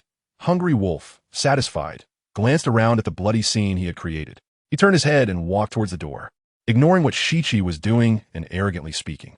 This is a declaration of war, although I still find it quite difficult to face a few S-class heroes right now. Don't worry, it won't take long. Once I hunt enough bait, I will personally return here through the doors of the Hero Association. Let's see if that guy named King can stop me then. As Hungry Wolf left, his voice grew fainter. However, Shichi did not miss a single word of this extremely dangerous criminal's remarks, committing them all to memory. Hey, this is Shichi. The criminal named Hungry Wolf has left. There's no need to send heroes here anymore. Have the association contact the hospital to send as many medical personnel as possible, and also gather the cadres and shareholders for an emergency meeting regarding the monster Hungry Wolf. Oh, and please bring me a pair of pants for my office. I need underwear and wet wipes too. I didn't tea-soil my pants. Shichi angrily hung up the phone, This summer was truly terrible for him. In Saitama's home, the weekly hot pot gathering was held as usual. The attendees were still Zhuang Bufan, Saitama, Genos, King, and the newly added foodie, the clumsy fox. Genos was still diligently preparing the ingredients in order, getting everything ready. King was eating while fiddling with the new phone that Zhuang Bufan had given him. Although this guy's hard power as a hero was particularly impressive last night, as a Saitama-level gamer who dominates all platforms and genres, he found a new phone more appealing than the hot pot in front of him. Meanwhile, Saitama was busy fighting with the clumsy fox over the slices of meat in the pot. Thankfully, Zhuang Bufan was still lost in thought about the events of the day and had little appetite. Otherwise, this dining table would have been, in a sense, no less a bloody battlefield than that created by the Hungry Wolf. Since the incident of the Hungry Wolf massacre within the association was not made public, the television continued to broadcast news about the earlier incident of monsters invading the police station, just as described in the original work. Saitama temporarily concealed his identity as a hero and donned a police uniform. After eliminating the monster that had broken into the police station in one blow, he tossed it out at the entrance, intentionally avoiding the cameras. He was not captured by the media, possibly because his police cap covered his conspicuously shiny bald head. In any case, no one connected this little policeman with the B-class hero, Bald Cape Man, from the Hero Association. Markey, who had tried to create a promotional campaign highlighting the police station's incompetence and the bravery of the heroes, was furious. The media he had hired to promote the police station's shortcomings ended up serving as tools to enhance the police station's image instead. As usual, it was Saitama who stepped in to handle everything. It seemed that all the problems were resolved, but at the same time, it felt like nothing was truly resolved. Saitama glanced at the news on TV, not saying a word. His expression was always so calm and composed in serious matters. Even Genos, who was usually meticulous and knew what color underwear Saitama wore every day, did not notice anything unusual about him. Instead, Zhuang Bufan, the guy who usually fought with Saitama over premium beef, put down his chopsticks after only a few bites and stared blankly at the TV, as if lost in thought. What's wrong? Was he rejected again by that woman named Hellish Blizzard? That shouldn't be the case, right? This kind of thing has happened more than once or twice. He should be used to it by now. Saitama sensed Zhuang Bufan's abnormality, perhaps due to their long time spent together. This guy even remembered the name of the character who always forgot Hellish Blizzard's name in the original work. One wonders how Hellish Blizzard would feel if she knew about this relationship. Why does it always have to be that I was rejected by Blizzard? I can tell you, I also have female fans now. There's a cool girl named Water Tiger, who seems to be training on the path of a professional martial artist. Upon hearing Saitama's remark, Zhuang Bufan perked up, temporarily setting aside those nonsensical thoughts. He refuted Saitama's words and took out a photo of him and Water Tiger, making sure not to mention that this girl was more into sweethearts than he was. You already have female fans. Saitama's voice was a bit hoarse, looking a little disappointed. To be honest, he himself didn't care much about such things. However, the fact that Zhuang Bufan had female fans while he did not made him feel somewhat uneasy. The atmosphere of the dinner gradually warmed up with the banter, returning to the lively state of previous hot pot gatherings. Just then, when the atmosphere was at its peak, everyone's phones rang. It was a message from the Hero Association stating that the A-class hero, Vest, had been attacked by a bounty hunter named Hungry Wolf. This guy claimed he wanted to hunt more heroes, and Vest was currently hospitalized, but there was no need to worry about safety. The association hoped that heroes of all ranks could unite to deal with this as soon as possible. Genos opened his phone and conveyed the association's latest notification to Zhuang Bufan and Saitama. It doesn't seem like a big deal. Saitama commented lazily and dismissively about the email from the association. It was rare for the association to send him an email, and it turned out to be a mass message. Frankly, Saitama was not particularly interested in such tasks. In any case, as long as he encountered that guy named Hungry Wolf, he could just take care of it. Genos provided a simple summary of the task given by the association. King had no feelings about this matter. He wouldn't provoke this so-called hero hunter. For him, it was just a matter of staying away from the broadcasts he heard while walking down the street in the coming days. It was no different from his usual routine. Moreover, this guy was so ostentatious and eager to find death that he would probably be hunted down by other powerful heroes in no time. Zhuang Bufan was slightly taken aback upon hearing the news. He didn't expect the Hungry Wolf to come out so quickly, but after a moment's thought, he realized that it had nothing to do with him. From a moment the Hungry Wolf began his hero hunt to when he finally transformed into the monster known as the Hungry Wolf and was awakened by Saitama. These were all strong causal events in this world. There would be no butterfly effect caused by his arrival that would lead to any changes. Zhuang Bufan didn't think that before transforming into the monster-hungry wolf, he would heed anyone's advice. Moreover, even if he defeated this guy now, it would be of no use. Hungry Wolf was the kind of stubborn guy who was as tough as a stinky rock. Unless he achieved the power he yearned for and completely defeated this guy in terms of strength and will, he wouldn't admit defeat. However, by that time, it wouldn't have much to do with him. The monster-hungry wolf was not something he, at his current power level, could handle. In summary, it was better to let him roam free for now. After all, this guy had some principles and wouldn't harm ordinary people. Compared to Hungry Wolf, Zhuang Bufan was more curious about the situation with the muscular guy in a vest. He seemed to remember that after defeating this guy in that dim alley, he appeared to have been stimulated in some way, and his own strength seemed to have advanced a step. Zhuang Bufan was quite curious about this, but he wasn't in a hurry about it. After all, it wouldn't be too late to go to the hospital when the unlicensed knight and the vested master arrived. This way, he could save on a gift of condolence. Anyway, neither of these two groups would leave the hungry wolves outside unattended, and he had no reason to persuade them not to do this. Zhuang Bufan's calculations were indeed quite good. He believed that the hungry wolf would have no intersection with him. Unfortunately, if everything could develop according to personal expectations, then there wouldn't be so many troublesome matters in the world. In the newly constructed large conference room of the Hero Association, a discussion meeting about hunting the hungry wolf had just concluded. Shichi sighed and walked out of the conference room door with a face full of disappointment. Out of more than 2 hours of meeting, only 15 minutes were spent discussing how to deal with that hero hunting guy. The rest of the time was spent discussing trivial matters. This is the result of allowing shareholders to manage the association's upper management. Perhaps having experienced the scene of the hungry wolf slaughter, Shichi felt a deep-seated fear of such a villain's threat. It seemed that this emotion was causing this executive, who had already been called a model worker by other association officials, to spend even more effort trying to deal with this bounty criminal as soon as possible. Because of this, Shichi had a new understanding of the bloated nature of this organization, which had only been established for about 3 years. If possible, he really wished he could kick those annoying shareholders out. Shichi rarely lit a cigarette, found a deserted place, and complained about his dissatisfaction with work. He could only express his resentment towards the shareholders verbally, the association's operations, and the funding support needed for Hero's activities. Such enormous expenses could not rely solely on donations from charitable individuals, which would definitely be far from enough. In the end, they still had to look up to these financial big shots. No matter what kind of mess was hidden beneath their fat, greasy brains, the association still needed the social resources controlled by these guys. Ultimately, whoever has the resources is the boss. Even the heroes of the association are just seen by them as somewhat willful workers. However, those heroes lived much more freely than he, a senior corporate worker. Out of nowhere, Shichi suddenly thought of the newly promoted S-Class hero, the Infinite Knight. This guy actually went door to door, using toilet water to punish the shareholders for giving him a hero name he didn't like. Haha. Every time he thought of those fat cats lining up to see a proctologist, Shichi nearly laughed out loud. Perhaps it was precisely for this reason that those unruly shareholders had slightly restrained themselves. Maybe they also realized that the S-Class hero himself was a very powerful social resource. Moreover, this resource was hard to control in their hands. Although the casual and free-spirited ways of these S-Class heroes often gave Shichi a headache, it was thanks to their free-spirited attitude that ensured that no more tragic events occurred in this world.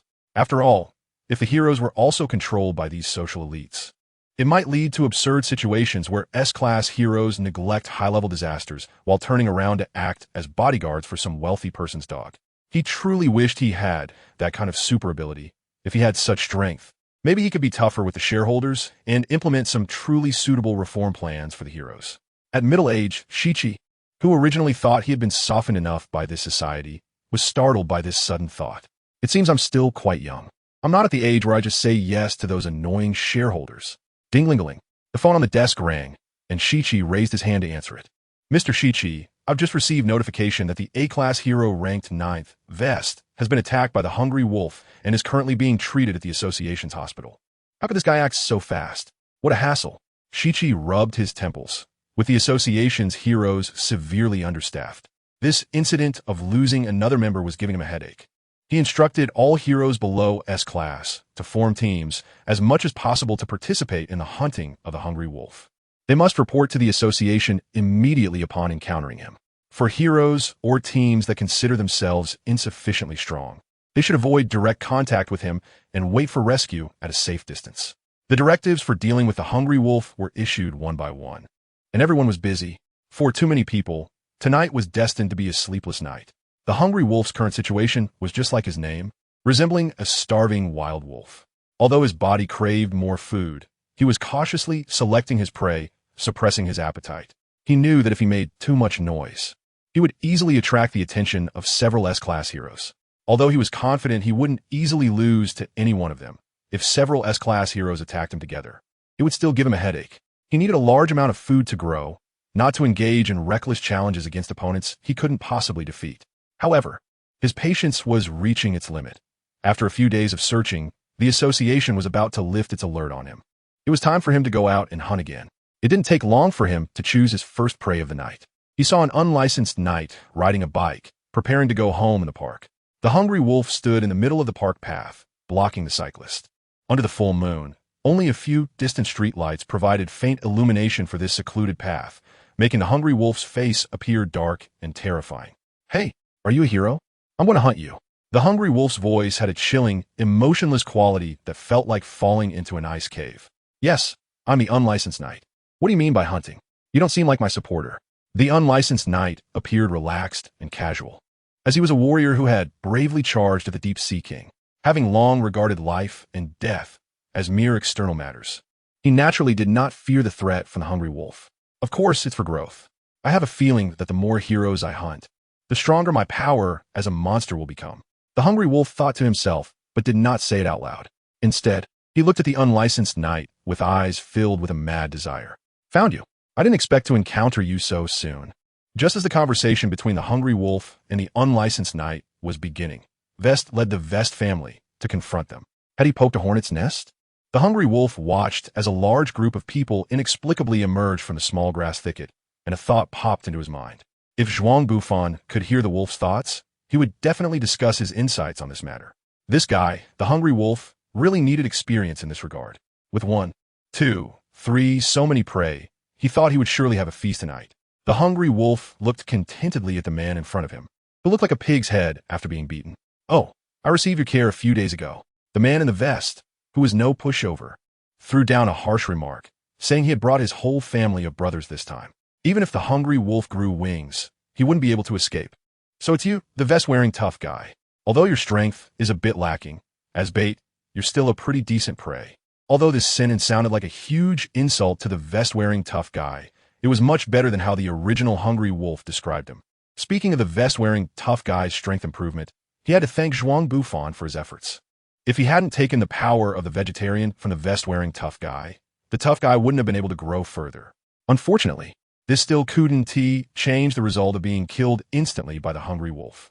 Fully aware of the vest-wearing tough guy's abilities, the hungry wolf delivered a single punch, sending that unfortunate kid, who had just come out of the hospital, back again. Then he turned to the group of muscular men beside him, his hands turning into claws as he said fiercely, "Now, it's your turn." Boom! Just as the hungry wolf was about to enjoy this delicious food, a burly man suddenly appeared in front of him and knocked him far away with a single punch. "I guess I should thank you for taking care of my little brothers?" After sending the hungry wolf flying, the vest-wearing tough guy glanced at the tough guy lying on the ground and left this remark. Clearly, he was in a state of extreme anger. An S-Class hero, the vest-wearing tough guy? It seems I've hooked a big fish. Originally, I was thinking of slowly hunting from the last S-Class, Zhuang Bufan, but since I've encountered you, let us take you down first. Although the hungry wolf was beaten to a bloody face by the vest-wearing tough guy, he was genuinely happy. In the hospital affiliated with the Hero Association, Zhuang Bufan and Saitama came to visit the unlicensed knight, T. Lanzi, and the bruised and battered members of the vest-wearing clan. This group of people thoughtfully selected a large pile of bananas, peaches, mangoes, and similar items as gifts.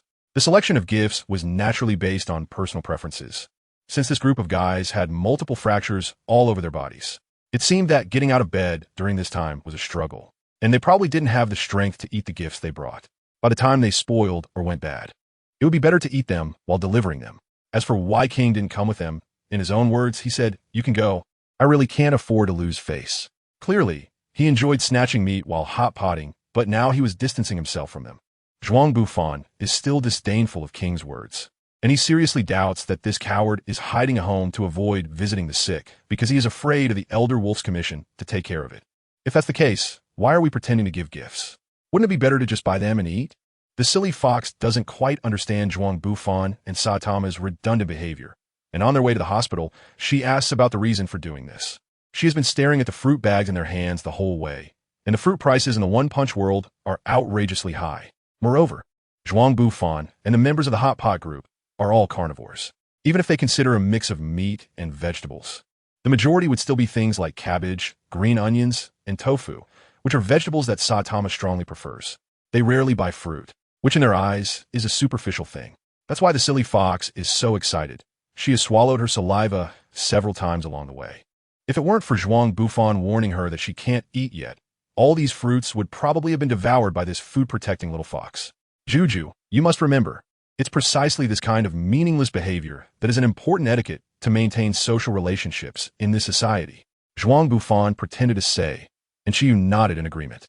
To be honest, none of the three of them knew how to write the word polite, let alone discussing etiquette.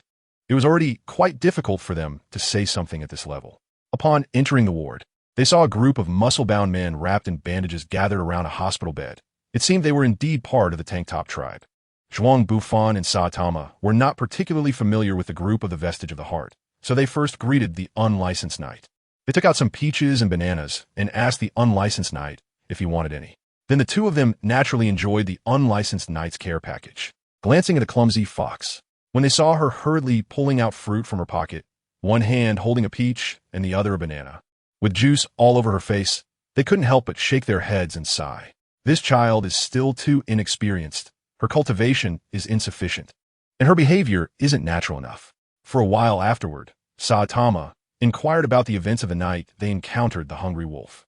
Zhuang Bufan listened in nearby, and there wasn't much difference from the familiar plot he knew. Just as Saitama was intrigued by the Vestige Master and was preparing to visit Kalanzi's hospital room to learn about martial arts secrets, Fubuki appeared. She had also come to comfort the unlicensed knight and unexpectedly ran into Zhuang Bufan and the others. Saitama glanced at the two of them, and then left on his own to find Kalanzi for a conversation. Most of the people in the room had heard rumors about the two of them and wisely kept their mouths shut, pretending to admire the scenery around them. Except for the Vestige girl, who was starry-eyed and secretly watching Zhuang Bufan and Fubuki, the only one left was the silly fox girl, who was still enjoying her fruit feast without a care in the world. Zhuang Bufan and Shueishui stared at each other for a while, both unsure of what to say, standing there awkwardly and motionless. Just as Zhuang Bufan was pondering what to say to break the awkward atmosphere, the silly fox beside them, carelessly eating fruit, seemingly remembered something. As soon as it spoke, it gave Shueishui a huge scare. MMM. When Shueishui heard the silly fox call her mom, she immediately rushed over and hugged the fox, ignoring the fruit juice on its face, and covered its little mouth with her delicate hand. Aha! What is this child talking about? Really, I can't understand. Shueishui's face turned red, and she looked around the room in a panic, anxiously trying to explain to everyone. Seeing Shueishui still looking so adorable, Zhuang Bufan couldn't help but laugh. Somehow, his nervousness in front of Shueishui had gradually faded away along with her flustered demeanor.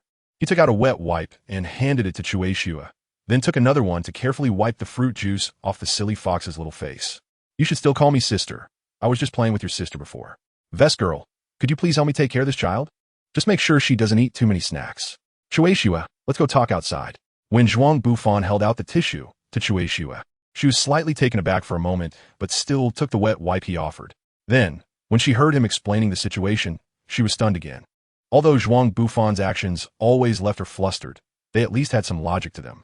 But this time, Shueishui felt she was increasingly unable to understand this man. Coffee or red bean soup? The two arrived at the rooftop, and Zhuang Bufan stood by the hot drink vending machine, asking for Shueishui's opinion. Coffee will be fine. After all, I need to watch my calorie intake. Shueishui's latter words were said very softly, and Zhuang Bufan didn't catch what she said. He only heard her choose coffee, bought 2 cans, and handed one to Shueishui. Oh, thank you. When Shueishui took the coffee, her fingertips lightly brushed against Zhuang Bufan's fingers. Unknowingly, a ripple stirred in Shueishui's heart. This guy looks pretty handsome when he's serious. Zhuang Bufan naturally could not perceive the thoughts hidden in Shueishua's heart, but at this moment, such matters were not particularly important to him. Having pursued Shueishue for so long had allowed him to let go a bit. Everything would be left to fate. Moreover, he was currently planning a reform proposal for the Hero Association, so he didn't have much energy to deal with romantic feelings. Although his reform plan was as aimless as his unfortunate love history, like a headless fly, he simply could not find a direction. What was going on with that child? Shueishue sat on the bench on the rooftop, watching Zhuang Bufan become increasingly confident and casual. Originally, she was supposed to be the stronger party, yet she felt more awkward. It was quite complicated to explain. Simply put, her guardian was no longer around, and now it was up to her to take care of that child. The situation with the silly fox was a bit complicated, and regarding everything that happened on that island with Little Tornado, Zhuang Bufan didn't want Shueishue to know. So, he briefly summarized the current situation of the silly fox, but his unintentional words led Shueishue to a flood of thoughts. That child no longer had parents? Is that so? So that's why Zhuang Bufan wanted her to call him mom that day? The power of imagination is boundless. In her mind, Shueishue had already painted a deeply touching story. The silly fox's parents had died in some accident, and she, lost on the streets, was picked up and carefully cared for by Zhuang Bufan. The blow of losing her parents was too great, causing the child to subconsciously choose to forget what her parents looked like. She began to see Zhuang Bufan, the kind person who adopted her, as her biological father, but the unmarried Zhuang Bufan could not provide her with a perfect family. Thus that day, when the child persistently questioned him in the hospital, Zhuang Bufan finally spoke those words. What have I done? Sob, sob, sob. The more Shueishue thought about it, the more guilty and sad she became, until tears uncontrollably streamed down her face, and her breathing gradually turned into sobs. Originally, Zhuang Bufan was enjoying the gentle breeze on the rooftop, inhaling the faint floral scent and savoring the rare afternoon time. However, upon seeing Shueishue's inexplicable tears, he became flustered. I'm sorry. Although he didn't know if he had done something wrong, Zhuang Bufan, lacking experience in talking to women, instinctively apologized. Damn, why is this happening again? It's really frustrating. Zhuang Bufan scratched his head, standing there at a loss. Even he didn't know whether he hated apologizing or hated being helpless in such situations. No need to apologize, you didn't do anything wrong. Shueishue wiped the tears from the corners of her eyes and then revealed a bright smile, comforting Zhuang Bufan in return. It's my fault. I can promise to be that child's, mom. Somehow, Shueishue said this, leaving Zhuang Bufan standing there, completely puzzled. If there's a chance, let me take that child out for a meal. Go to the amusement park would be nice too. It's already this time. Let's talk next time. I'm leaving now, goodbye. Shueishue was seriously thinking about what to do when interacting with the silly fox. Her attitude was like that of a prospective stepmother worrying whether the other party's child would accept her. What on earth was going on? Zhuang Bufan was taken aback by a series of actions from Shueishue, watching her leave, and it took him a while to process what had just happened. Was Shueishue really willing to be the mother of a silly fox? He didn't know if this could be considered a roundabout confession. Speaking of which, since she had agreed to be the silly fox's mother, did that mean she also agreed to the idea of being his girlfriend?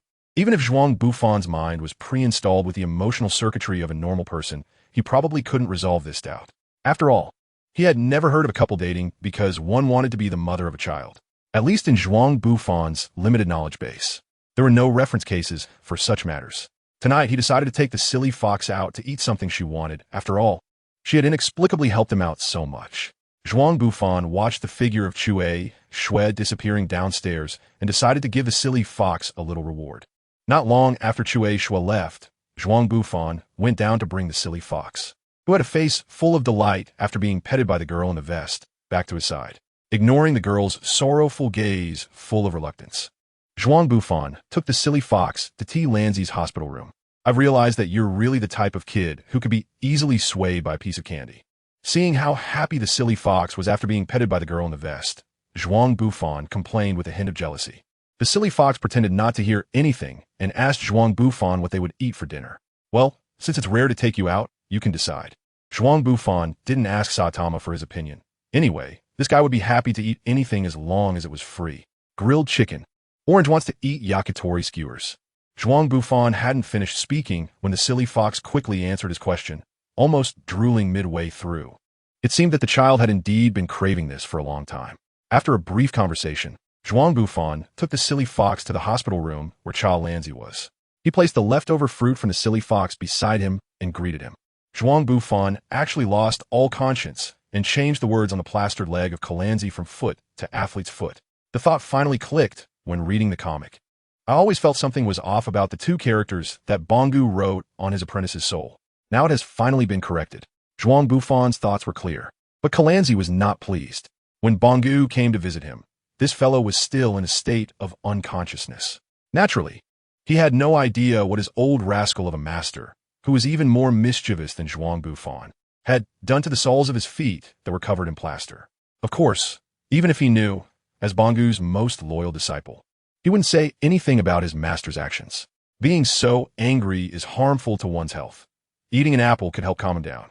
Zhuang Bufan's demeanor was quite casual, and Lanzi shook his head helplessly. After all, he had no way to deal with this guy, just like he couldn't do anything about the bald man next to him. Speaking of which, it's hard to tell who influenced whom. It really feels like their personalities are becoming more and more similar. After leaving the ward, Saitama kept looking at the martial arts competition ticket he got from Lanzi. Martial arts, huh? It's quite an interesting skill, worth exploring further. Zhuang Bufan listened to Saitama's speech with a sense of helplessness. This guy talks about wanting to deeply experience the mysteries of martial arts. But his 10 fingers are already calculating how to spend the 3 million prize money from the martial arts competition. It makes one wonder how serious he is about wanting to experience the mysteries of martial arts. Surprisingly, Saitama did not follow Zhuang Bufan to the izakaya for yakitori, but rather stammered and found an excuse to leave first. His expression still looked quite disappointed. Is he going to buy a wig? He really cares about his hair after all. Watching Saitama's departing figure, Zhuang Bufan seemed to think of something and seriously said to the silly fox, "Have you seen your uncle Saitama's appearance? If you keep letting strangers mess with your head, sooner or later you'll end up looking like that too." No way. The naive silly fox couldn't tell the truth from the lies in Zhuang Bufan's words. However, Saitama's shiny bald head was deeply imprinted in her young heart.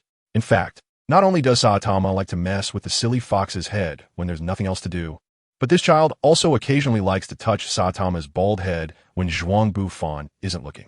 Perhaps because of his appearance advantage. That smooth texture that Zhuang Bufan has dreamed of for a long time is being freely played with by the silly fox. Just like everyone loves to mess with the silly fox, she also quite likes Saitama's big bald head. But liking is one thing.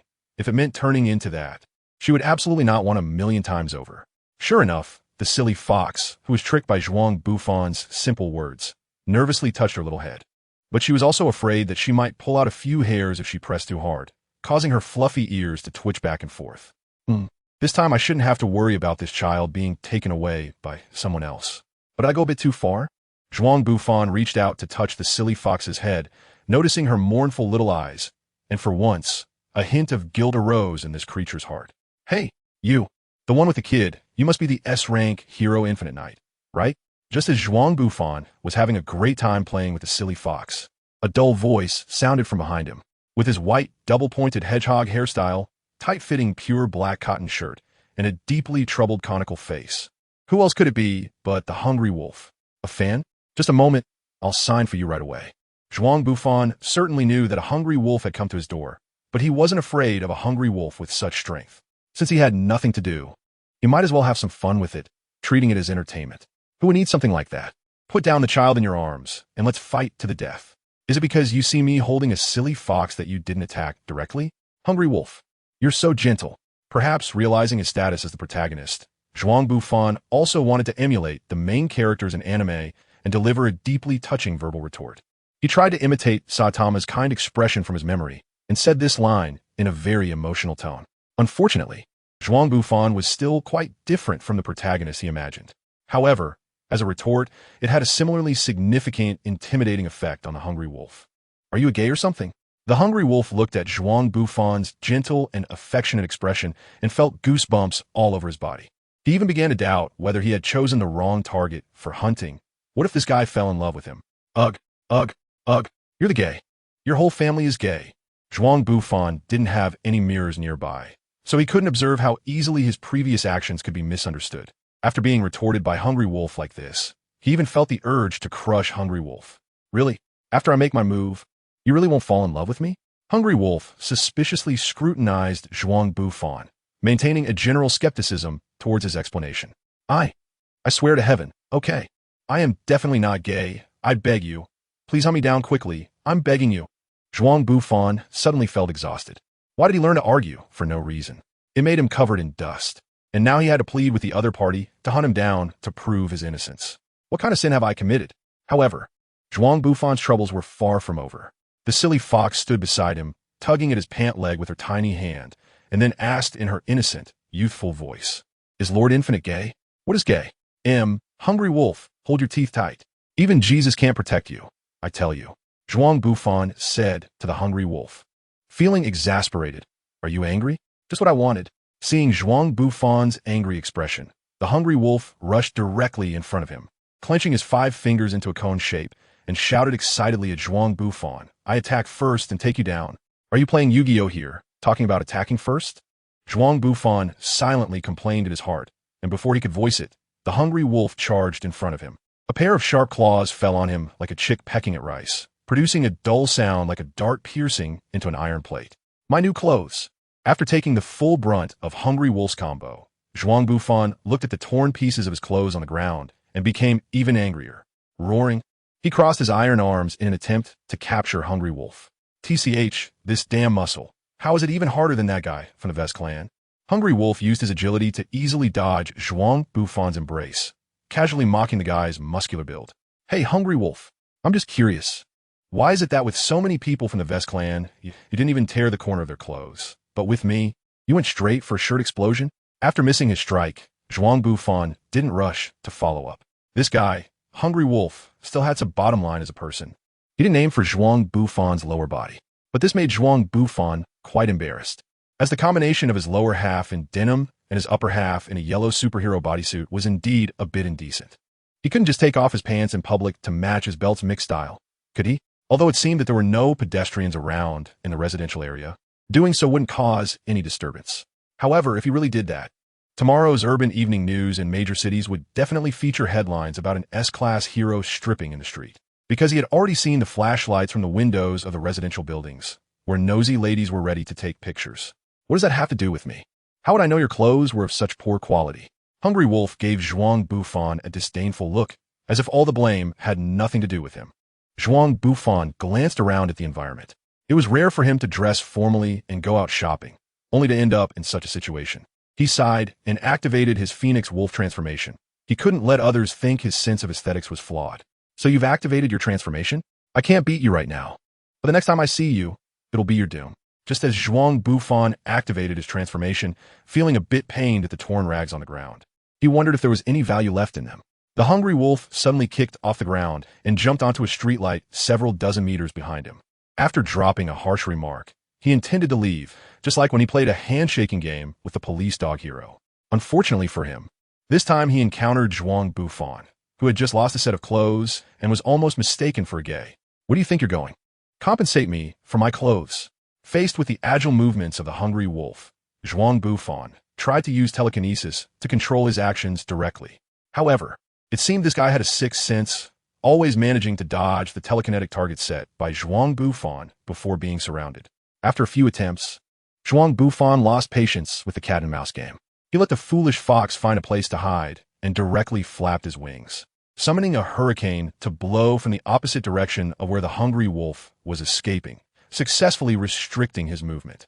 Although the hurricane couldn't completely control the hungry wolf's actions, it effectively limited his activities. Zhuang Bufan then flew straight in front of him, and the hurricane transformed into a tornado at the right moment. The two stood at the eye of the tornado like two boxers in a boxing ring. This ability is cheating, right?" The hungry wolf took up a posture for the flowing rock-crushing fist. Although he knew he would likely lose this fight, for him, resisting was always better than surrendering.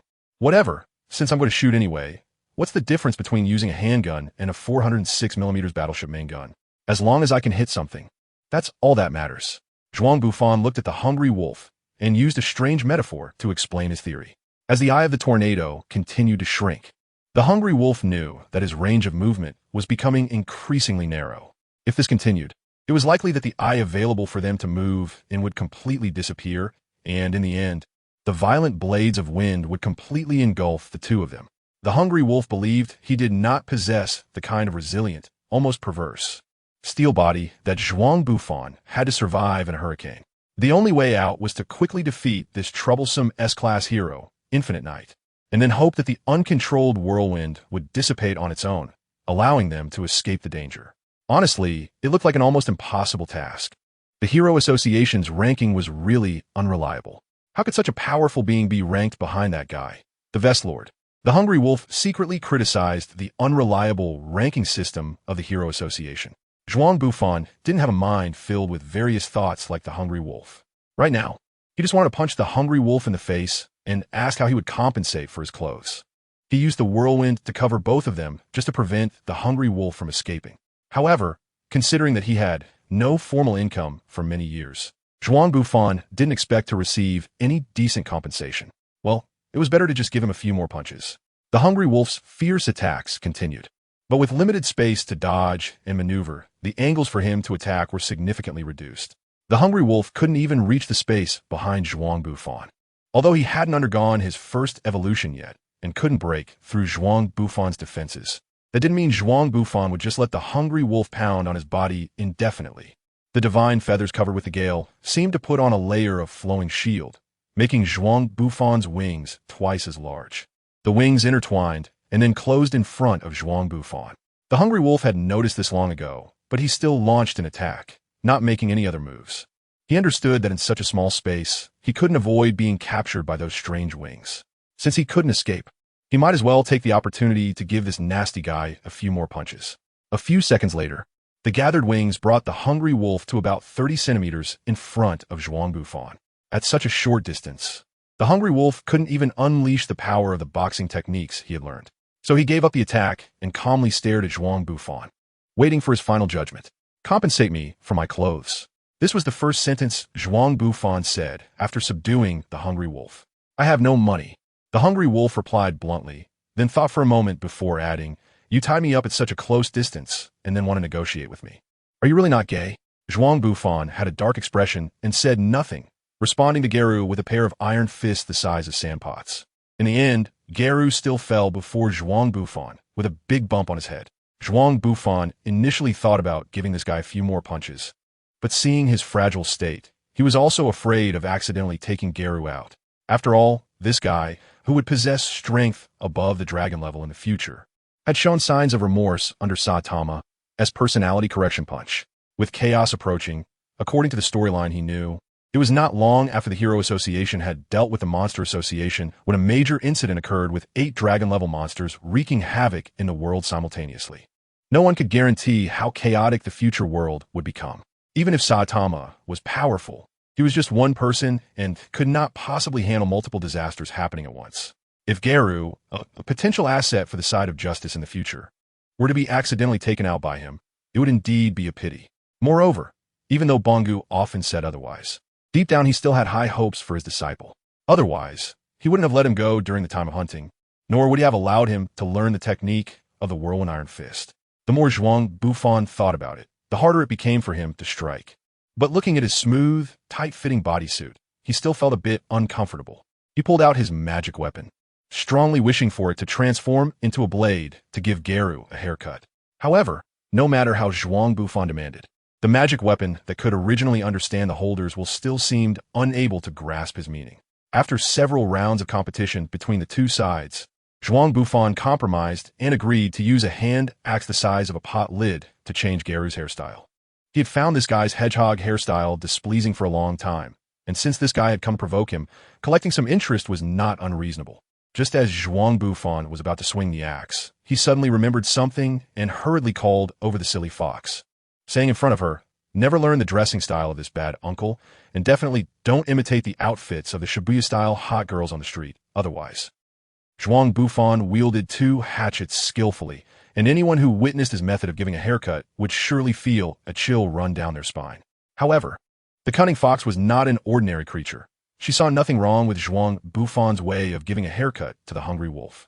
She only felt a bit aggrieved after being lectured by her nagging master for no reason. In her heart, she secretly decided to make up for it later by eating a few more skewers of grilled bird. Zhuang Bufan's styling standard for the new haircut of the Hungry Wolf is very simple. As long as he doesn't make him bald, it's fine. After all, Hungry Wolf himself can't clearly say whether having something gives him a combat power boost. Unexpectedly, After Zhuang Bufan's series of operations, Hungry Wolf's new haircut, which looks like it was chopped and shaved, actually appears much better than his previous hedgehog hairstyle. After doing all this, Zhuang Bufan left Hungry Wolf there and ignored him, taking the silly fox to eat grilled chicken skewers. Although Hungry Wolf was defeated and lying on the street, the members of the Hero Association were unaware of this news. The Atomic Samurai was still in contact with the Sword Saint Association, hoping to leverage their influence to search for or eliminate Hungry Wolf. Meanwhile, Bangu was wandering the streets with his Oni-chan, hoping to personally stop his disciple from continuing down the wrong path. They all had no idea that Zhuang Bufan had already met with Hungry Wolf. It wasn't until the staff of the Hero Association learned about the incident where Hungry Wolf was subdued by Zhuang Bufan through the Household Wives Internal Forum of the Cleaning Aunties that they became aware of it. Just as hundreds of heroes forming a coalition arrived at the place where Zhuang Bufan had given Hungry Wolf a haircut, the guy had already been moved to a cabin in the mountains by the silly kid he had talked to earlier for recovery. All that was left for the late-arriving hero coalition was a ground covered in the white hair that Zhuang Bufan had trimmed. Eat slowly. No one is competing with you. Boss, add 10 more skewers of scallion grilled chicken. Zhuang Bufan shook his head at the sight of the clumsy fox devouring its food and downed the beer in his cup in one go. Then, quite naturally, he took the last skewer of grilled bird from the plate and put it in his mouth, chewing it slowly. The clumsy fox, with a skewer in each hand and its mouth full of meat, was anxious to stop Zhuang Bufan from taking the last skewer, but at that moment, it couldn't swallow the meat in its mouth. It could only make muffled sounds, causing the tavern owner to laugh at the scene. Bang! Zhuang Bufan gave the silly fox a brain freeze. This kid is good in every way, except for his habit of guarding his food, which he has tried to change several times, but hasn't succeeded. The door of the Glorura Izakaya opened, and 2 old men bent down to enter. Add 10 more skewers. Old man, do you want shochu or ice beer? Perhaps sensing the powerful aura the 2 old men carried, Zhuang Bufan glanced over and then placed another order with the owner. I heard you've already made contact, Hungry Wolf.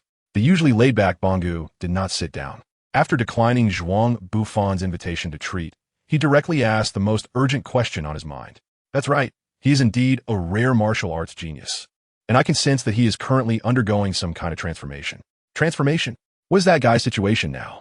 Bangu asked eagerly upon hearing about Hungry Wolf's unusual condition. Both his strength and beliefs are changing. His own power is also growing stronger.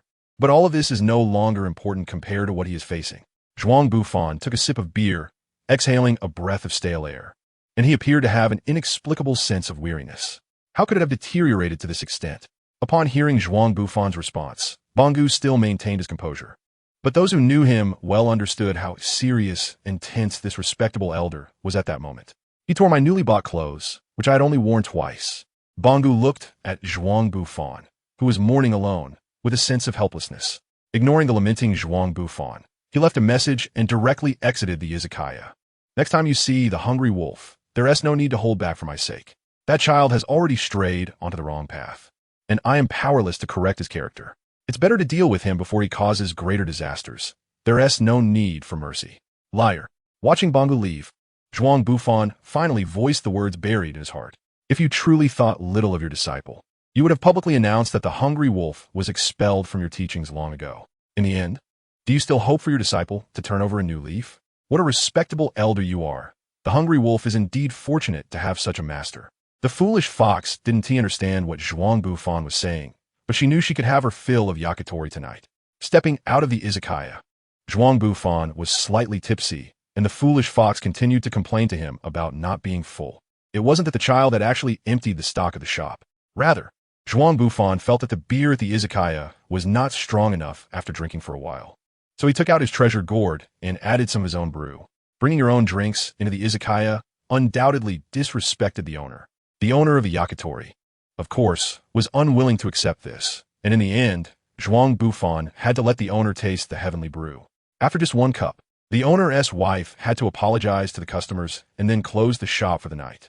So, Zhuang Bufan indeed had to take the blame for the foolish fox's complaints. Damn, why are there strange people out at this hour? Aren't you all supposed to be sleeping? Alongside Zhuang Bufan, the drunkards headed towards the place filled with smoke, spitting out fragrant words. Perhaps it was due to the presence of another S-class hero nearby. These poor corporate slaves, fueled by the lingering effects of alcohol, poured out all their pent-up depression. The trees want to be still, but the wind won't cease. It seems that even ghostly beings are out and about at night, truly indicating that chaotic times are approaching.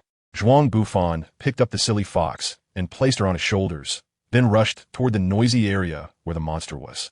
Is this what the heroes of the association are like? Truly pathetic, so weak. Such a tiny creature dares to stand in front of me. It really doesn't know how to survive. The monster, the fiery night moth, punched the bespectacled member of the former Blowing Snow team, sending him flying. Boasting about his strength, this B-class hero, covered in wounds, curled up on the ground, clutching his stomach in pain, trying his best not to cry out. He knew that as a hero, it wouldn't matter how many times he fell. There would be no problem. But once he let out a painful scream or showed any sign of begging for mercy, in this desperate situation before the other heroes arrived, it would cause panic among the crowd. It might even lead the public to feel despair about the belief that heroes would always win.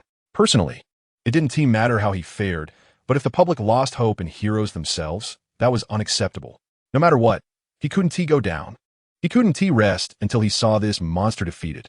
Thank you for holding the situation for so long on your own. Just as the bespectacled hero struggled to get up and block the monster's rampage again, a familiar voice reached his ears, causing him to lose all his strength and relax on the ground to slowly alleviate his pain. Since he was here, he didn't need to worry about the monster anymore and could finally take a break. As a former member of the Blowing Snow team, he naturally knew who the owner of that voice was. The second hypothetical enemy of the Blowing Snow team, S-Class hero Infinite Knight. Having witnessed Zhuang Bufan's immense strength firsthand, the bespectacled hero knew very well how reliable this man was as a companion.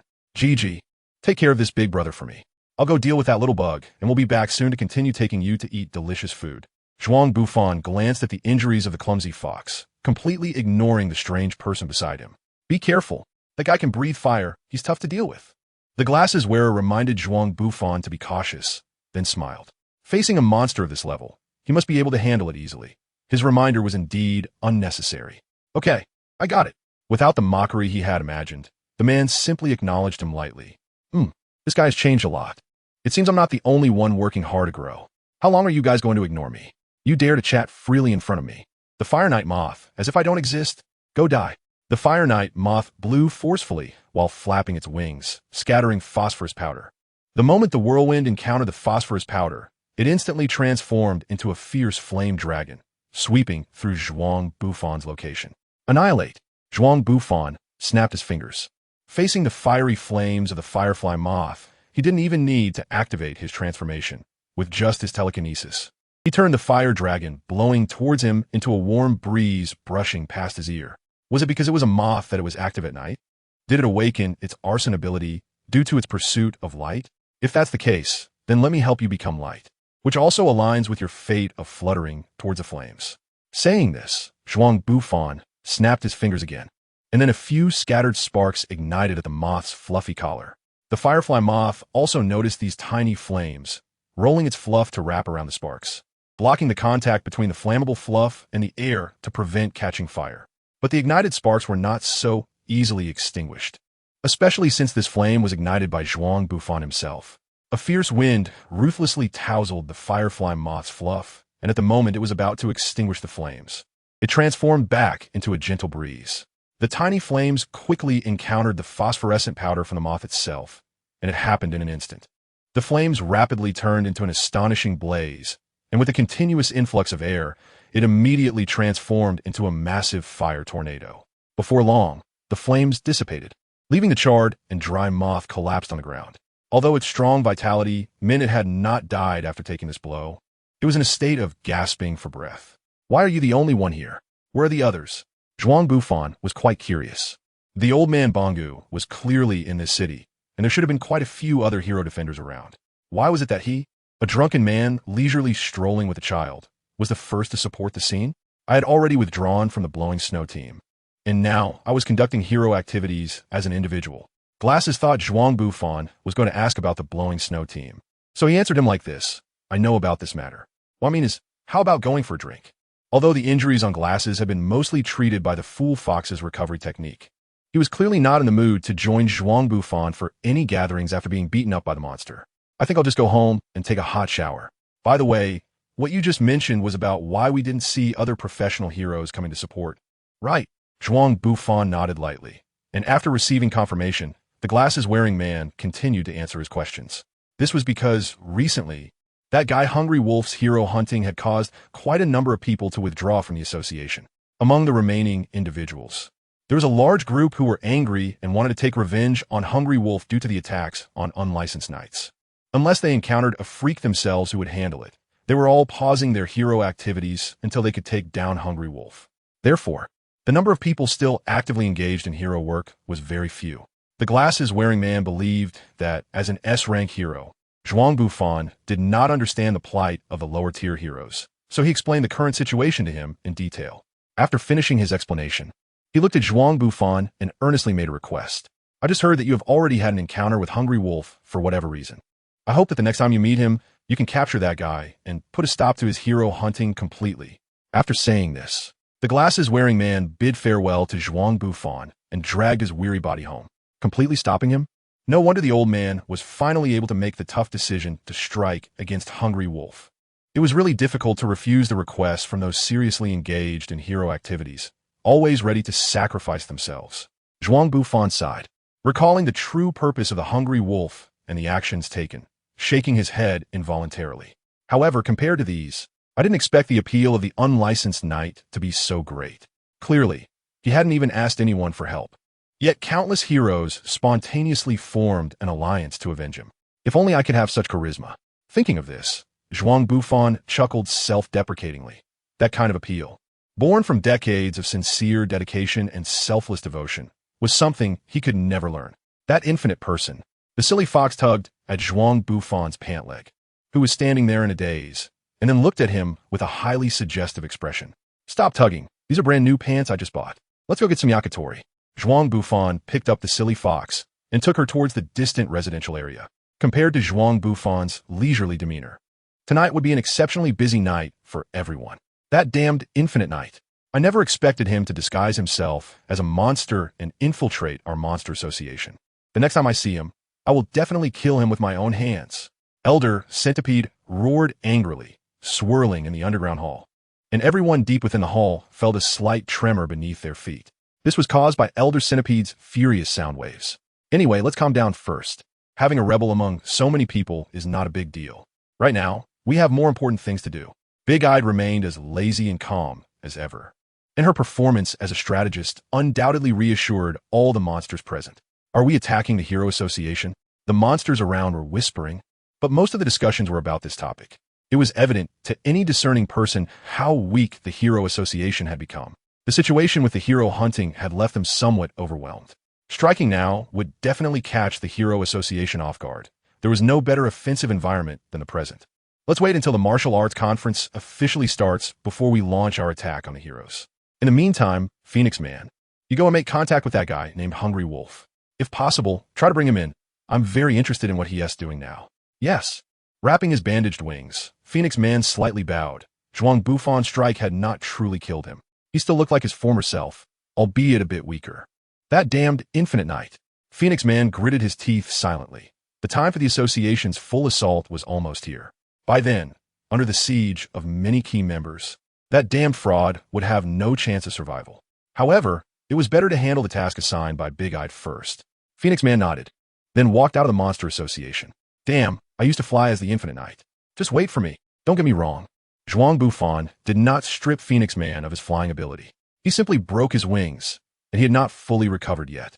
The unfamiliar ceiling was the first sight that greeted Hungry Wolf as he woke up. Was I saved by someone?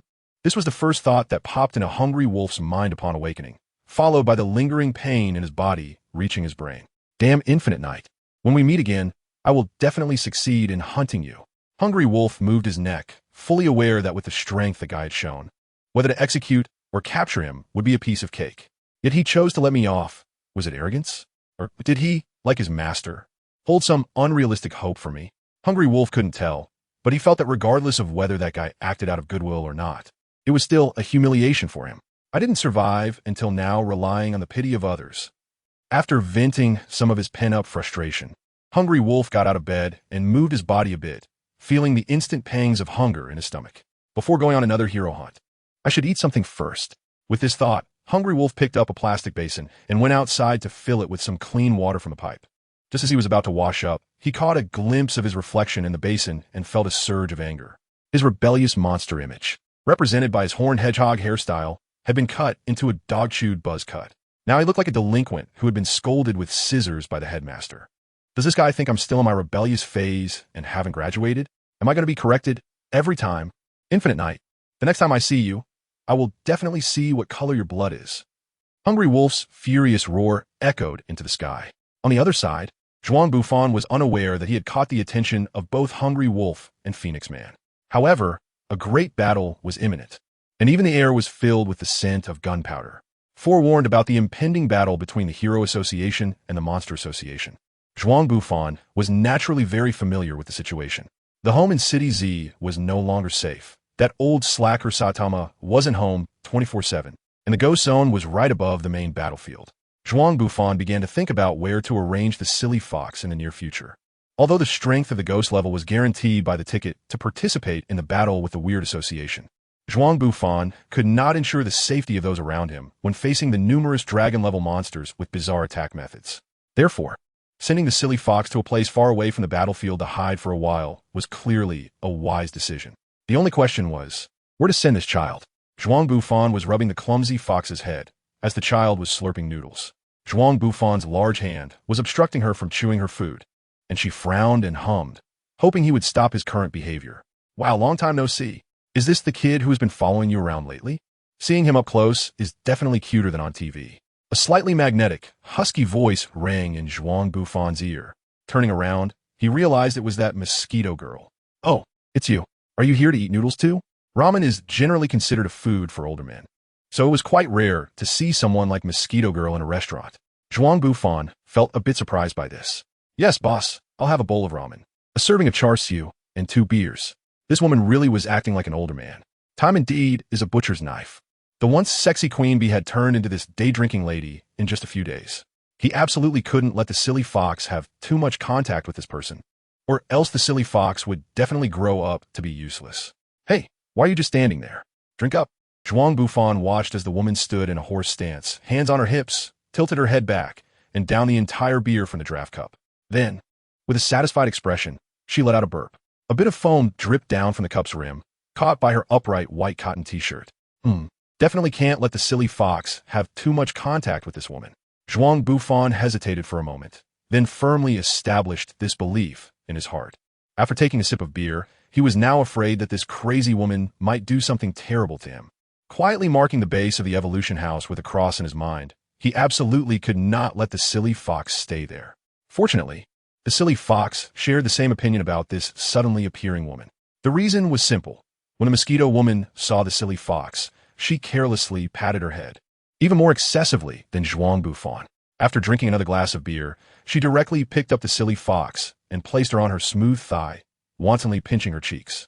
She even shouted those auntie-like phrases used to tease children, and the smell of alcohol wafting from her breath hit the silly fox's sensitive nose. Instantly, the silly fox's fondness for this woman dropped to the lowest point.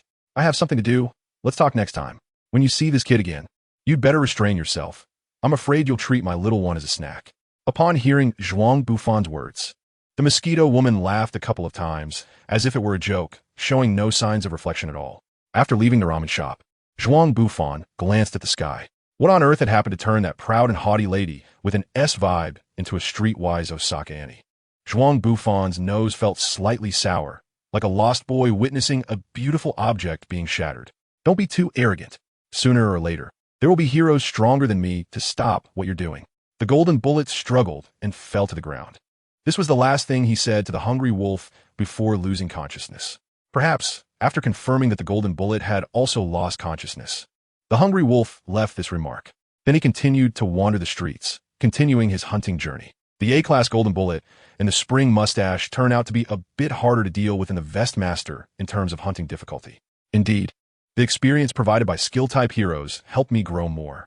After being struck by Zhuang Bufan and the police dog hero, 2 heroes stronger than monsters, the hungry wolf realized the reality and began hunting lower-level heroes.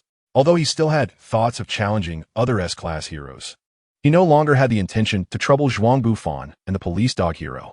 In the short term, the hungry wolf had no plans to seek them out again. Everything I do is for world peace, and spending money on you is part of that too. The hungry wolf walked through the neon-lit streets when a greasy voice caught his attention. A pot-bellied man was laughing heartily in the red light district, accompanied by two elegantly dressed hostesses from a club. From his drunken demeanor, it was easy to guess where this guy had come from. Initially, the hungry wolf had little interest in such a decayed middle-aged man, but the words he spoke ignited a strong impulse in the hungry wolf to beat him up. Buying us bags is also for peace. One of the glamorous hostesses, holding a rare leather handbag, teased him. Naturally, they living in such an environment wouldn't he mind whether the customer's money was clean. They were also painfully aware that most of their customers were filthy scum, and over time, they had become numb to it. Of course, my job is to maintain the normal operation of the Hero Association. If I collapse due to too much pressure, it would be a loss for the world. Therefore, whether I spend in your store or buy you bags, it's all for the maintenance of world peace. The middle-aged man grew more excited as he spoke, repeating a set of fallacies so many times that he even began to believe them himself. He actually thought that his current actions were maintaining world peace. Laughing lewdly, he spoke in a seemingly gentle, yet truly disgusting tone to the two hostesses accompanying him. So, for world peace, right? Hey. The hungry wolf couldn't hold back any longer after listening to him all the way. He tapped the guy on the shoulder and spat on his fist. Don't be so selfish. Let my fist kiss your face, how about it? Without giving the middle-aged man time to respond, the hungry wolf's fist eagerly landed on the guy's face. He beat him up thoroughly, leaving him unable to visit the red light district again for quite some time. Only then did the hungry wolf spit on the ground and disappear into the flickering neon streets. Originally pleased to have hunted two A-class heroes, he didn't expect to step in dog poop. What bad luck. Zhuang Bufan thought for a long time and eventually arrived at the doorstep of the Chuishua family. Originally, he wanted to leave the child at Zilongjuan's house, but the silly fox stubbornly refused. After learning about her inexplicable fondness for Chuishua, Zhuang Bufan brought her to the door of Chuishua's home. Ding dong, who is it? The familiar voice of Chuishua came from the intercom at the door. How should he say it? Chuishua still had things to do with the Chuishua team, and he really didn't know if he should ask her to help look after the silly fox. Mom. The little fox didn't think too much and called out Mom to Chuishua, her fluffy tail wagging happily. She looked just like a Samoyed visiting her grandmother in the countryside. Bang! Zhuang Bufan flicked the little head of the silly fox and helplessly whispered to her, saying she should change her way of addressing him to sister. The silly fox rubbed her head and looked at Zhuang Bufan with a bit of grievance. With her little head, she indeed couldn't understand why her master wanted her to change how she addressed him. I haven't. Juju, is that you? On the other end of the intercom, Chuishua, who originally wanted to retort, suddenly seemed to remember something and asked if it was the silly fox outside. Yes, Mama, it's me. This girl really is. Zhuang Bufan looked at the stubborn silly fox in his arms who was calling Chuishua Mama and shook his head helplessly. After receiving a positive response, Chuishua also lifted the access restriction at the door, and the two took the private elevator in the upscale apartment building to Chuishua's home. Are you saying you want to lodge this child with me for a few days? Chuishua, dressed in a bathrobe, could be judged to have just finished washing up from the steam still rising from her hair. Zhuang Bufan had the fortune of witnessing this scene that all men dream of twice before. Once was in a villa on the deserted island when she had vomited all over herself, and he had spent the whole night washing clothes. And the other time was now. However, at this moment, Zhuang Bufan's mind was not filled with those strange thoughts. Well, not as many strange thoughts. Why can Chuishua do it, but Zilongjuan cannot? Could it be that the silly fox instinctively sensed the maternal glow belonging to Chuishua? Looking at the silly fox lying on Chuishua's lap, her fluffy little head naturally nestled there, Zhuang Bufan felt that he could no longer stay. Otherwise, he would definitely encounter some problems. So he hurriedly found an excuse to leave the apartment where Chuishua lived. As he was about to leave, Chuishua stood up to personally see him off. Having just taken a shower and still not completely dry, she threw on a coat and went out. In a cramped elevator, they stood on opposite sides, and in the silent space, they could hear each other's breathing. Zhuang Bufan could hear the sound of Chuishua's breathing becoming heavier, and he wasn't sure if he was the same, so he turned his head away. He didn't dare to look at Chuishua, fearing that she might discover something, or perhaps he was afraid of discovering something himself. Suddenly, Chuishua opened her mouth, seemingly wanting to say something. Just then, the elevator's alert tone went off at an inopportune moment, interrupting Chuishua's words. Zhuang Bufan did not immediately step out of the elevator, nor did he ask what Kaze was about to say. The elevator doors opened and closed repeatedly 3 times before the two of them finally exited. I'm leaving. Zhuang Bufan gently said these 3 words at the entrance of the apartment, looking at Kaze, who was subconsciously clutching her coat.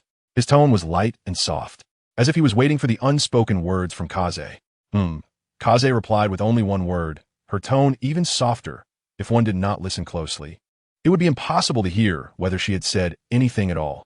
Thus, the two did not continue speaking. Kaze stood in place, watching Zhuang Bufan leave. His figure gradually disappeared at the end of the street corner, vanishing from the area illuminated by the streetlights. The incident involving the hungry wolf hunting the bureaucrats seemed like a trivial matter, yet stirred up huge waves within the association. Had that guy's hero hunting already begun to target ordinary bureaucrats? Clearly, humans are truly monstrous beings without any gratitude. Perhaps he is a human anomaly, just with not enough obvious mutations. Is it his hair that has mutated? It should be. In any case, the urgent task is to notify the bureaucrats and shareholders to absolutely not leave the fortress of Niue City. If they go out, they must be accompanied by an S-class hero. However, the S-class heroes are currently very busy, and we are in a period of frequent mutant outbreaks, making it difficult to spare manpower anywhere.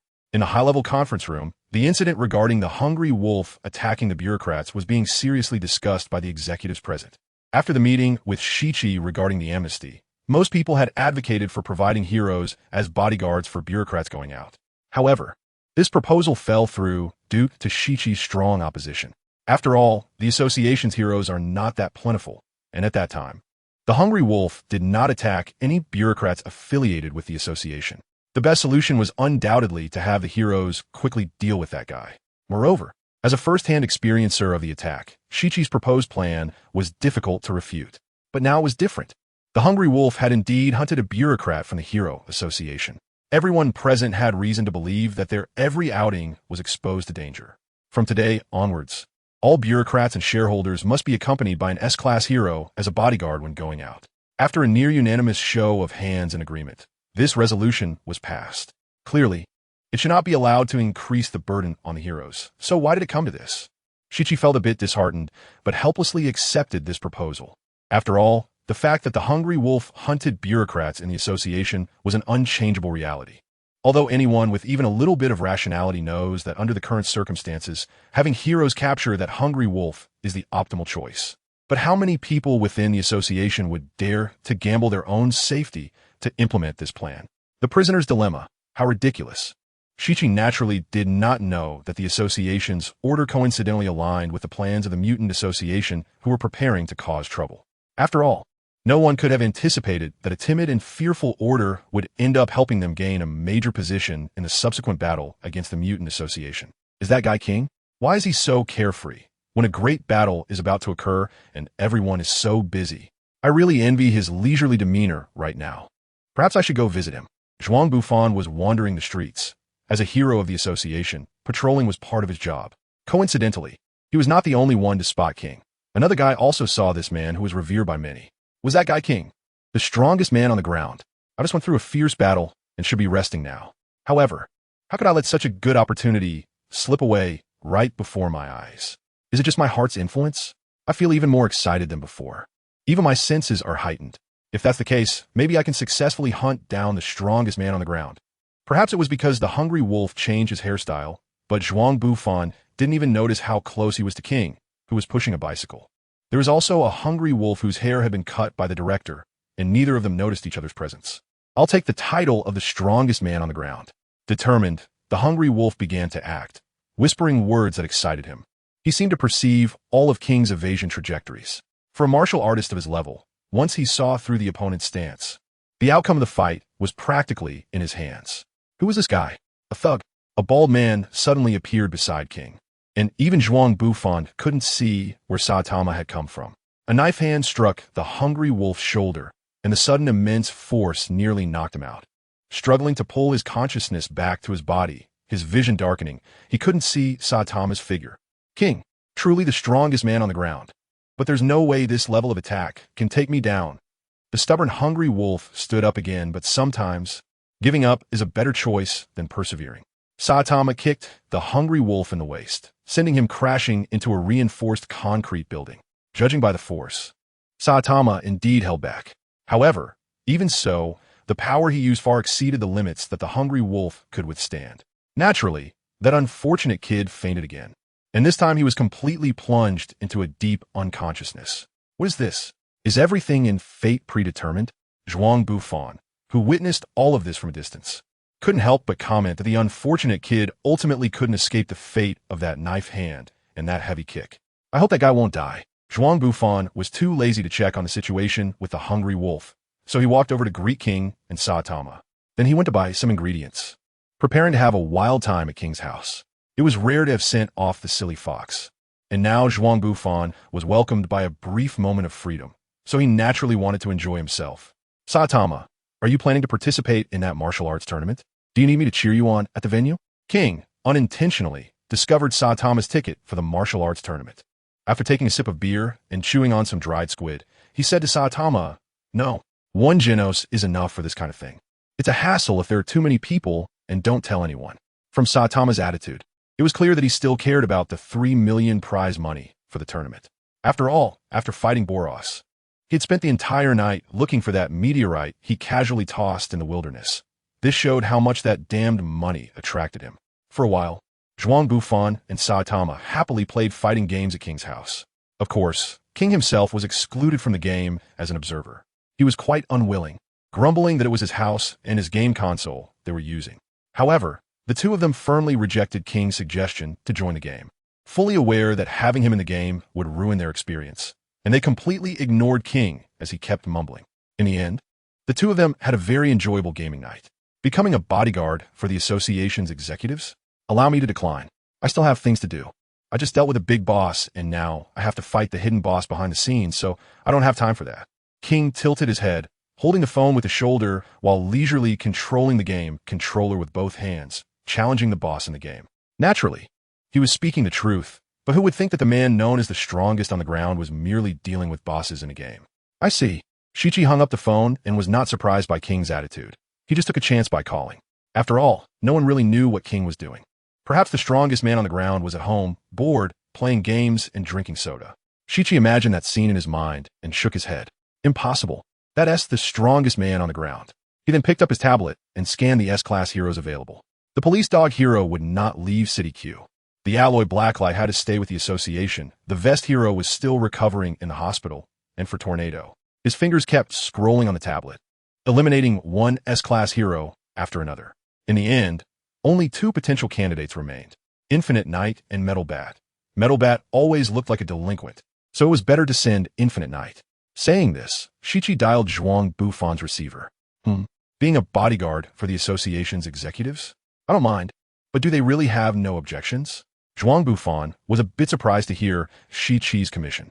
He originally thought this task would be handled by the metal baseball bat.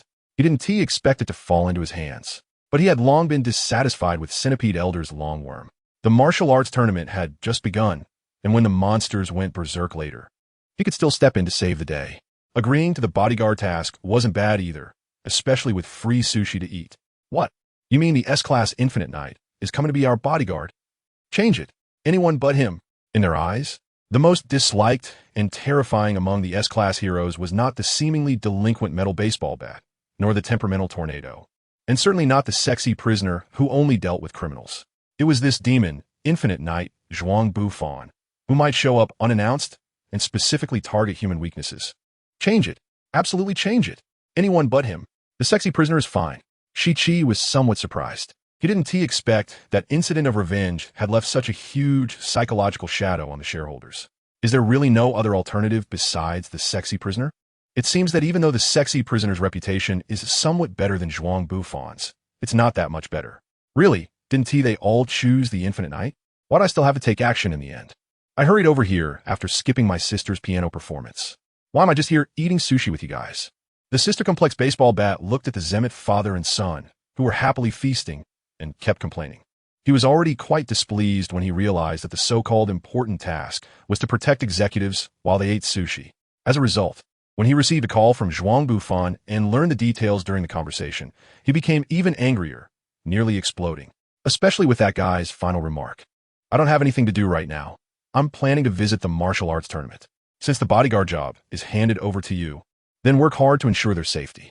He almost choked on the sushi, and the anger in his heart continuously burned the thread of rationality in his mind. What do you mean? You have nothing to do and want to watch the martial arts tournament? I skipped my sister's piano performance to come here. The metal baseball bat really couldn't understand what this guy had done to escape the fate of being a bodyguard for these fools. It seems I should find a chance to consult Infinite Knight myself and learn from him how to escape the association's brain-dead tasks. Watching the father and son continuously place sushi platters back on the conveyor belt, the metal baseball bat became increasingly determined to learn from Zhuang Bufan how to interact with senior executives and shareholders. Completely forgetting Zhuang Bufan's second half of the reminder. You guys stay here quietly. I'll go to the bathroom and be back soon. The metal baseball bat looked at the kid who kept putting the plates back on the revolving table, thinking he desperately needed to calm down. Otherwise, he might really lose control and knock that foolish father and son's heads off with a baseball bat. Help! Monsters are appearing. The Centipede Jr. arrived just in time, accompanied by the flytrap monster. After hearing the call, the baseball bat quickly rushed out and with one swing, quickly dealt with the monsters present. There really were monsters attacking. After eliminating the monsters, the metal baseball bat's mood improved significantly, as this could at least be considered a legitimate hero activity. If in the end, no monsters appeared, and he was just there to accompany this foolish father and son for a meal, then skipping his sister's performance would be too not worth it. Unfortunately, the slightly revived metal baseball bat still underestimated the difficulty of the task. An earthquake, just as the baseball bat was sitting on the monster's corpse. Chewing on tuna sushi, the slight tremors of the earth and the sushi chef's words caught his attention. The metal baseball bat truly was an S-class hero. He was really strong. The Centipede Jr., who everyone thought was dead after being split in half by the bat, suddenly spoke. Wow, Dad, look! The monster that was split in two is still alive. The kid named Waganma suddenly said this in such a strange tone. His series of actions, including posing for pictures next to the monster, almost made the Centipede Jr. die of shock. Just as the Centipede Jr. finally gathered himself to say something, the ground suddenly split open, and a massive centipede as thick as a dragon destroyed the entire building. That's the great monster. Centipede Elder. The B-class hero Pineapple and C-class hero Mohican awkwardly stood in place, faced with a dragon-class monster that had caused great destruction to several cities in the past. They had no ability to resist at all. This is really motivating. I didn't expect such a huge worm to suddenly appear. The metal baseball bat looked at the massive form of Centipede Elder with great excitement. He had never dealt with such a gigantic monster before. Hey, you two guys, hurry and take those two and escape the battlefield. This big worm is up to me to handle. After saying that, the metal baseball bat spat into his palm and tightened his grip on the bat. Come on, great monster, let me see your spirit. As the flowers bloom in two different places, the battle between the metal baseball bat and Centipede Elder began. Zhuang Bufan and Genos also accompanied Saitama to the venue of the martial arts tournament. It's really lively here at the martial arts tournament. Zhuang Bufan was holding a large bag of popcorn, standing at the entrance of the gym, and said this guy also has cola and chocolate cookie sticks in his pocket, completely in a posture of coming to watch a show. Compared to him, the nearby Genos looked terrifyingly serious. A pile of long and short cameras and camcorders made him look like a videographer going to a comic convention. However, what he was filming was not those sexy cosplayers, but Saitama, who was worried about his wig falling off during the martial arts competition. What are you doing here? You aren't participating in the competition too, are you? This voice sounded so familiar. Zhuang Bufan turned around and saw a petite figure appear behind him. It was a girl dressed in a training outfit that resembled a chi pao. More eye-catching than her uniquely charming outfit were the large bells on her head. She was Lingling, a rising star in the martial arts world and a well-known female martial artist. It seemed she noticed that Zhuang Bufan couldn't immediately recall who she was. And Janos kindly whispered a reminder in his ear. It's you. Long time no see. How have you been lately? Zhuang Bufan pretended to be an old acquaintance and greeted Lingling warmly. If one were to disregard Lingling's expression, Zhuang Bufan's behavior would indeed make others think that the two were old friends who had known each other for many years. At least, that's what Genos thought. Mr. Zhuang Bufan has such good social connections. He even has acquaintances in the martial arts community. The usually inarticulate Genos directly voiced his thoughts, and before Zhuang Bufan could react, Lingling, who practiced the palm bell fist, exploded in anger. She quickly walked up to Genos, the bells on her head jingling with her steps. And it was clear that her mood was far from calm. Who would have a good relationship with this pervert who enjoys bondage play? What nonsense are you talking about? You mechanical winter melon? Genos was somewhat taken aback by Lingling's reaction and looked at Zhuang Bufan with a puzzled expression. then asked, "Is this what people called Sundara? By the way, what does bondage play mean?"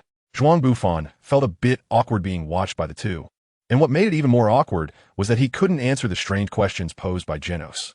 So he could only rack his brains, thinking of something to say to shift the topic. The ringing fist is a high-level martial art that emphasizes a tranquil mind without the sound of bells. Your current state clearly shows that you haven't mastered it yet.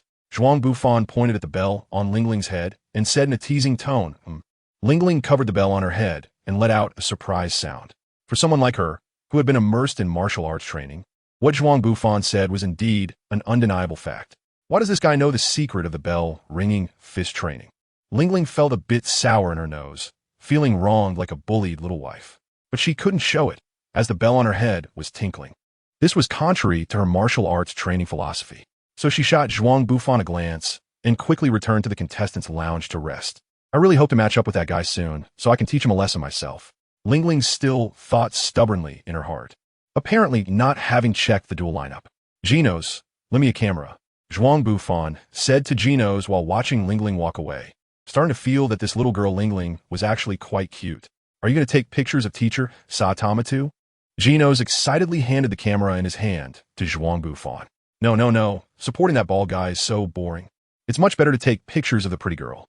By the way, please give me a Lingling t-shirt. What? Want to place a bet? Then I'll bet on Water Dragon, the champion. Although he originally came to support teacher Saitama, he changed his mind halfway to cheer for that bell-ringing fist girl. But in the end still placed his bet on Water Dragon. I see. So this is what they call being inconsistent in words and actions. Learn something. Genos punched his palm, seemingly realizing something.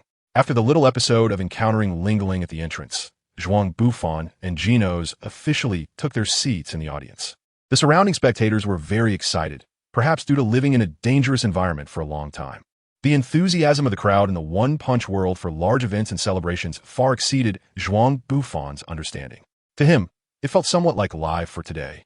The martial arts tournament's matches were indeed quite entertaining. The rules adopted a method similar to ancient life and death arenas. And because people in this world had an exceptionally high physical quality, those outrageous moves that originally only appeared in movies and books could actually be used by these guys one by one. Apart from the styles and names not being particularly impressive, the fights were quite enjoyable to watch. Among them, he was especially looking forward to the duel between Lingling and old Baoshan. Lingling goes without saying.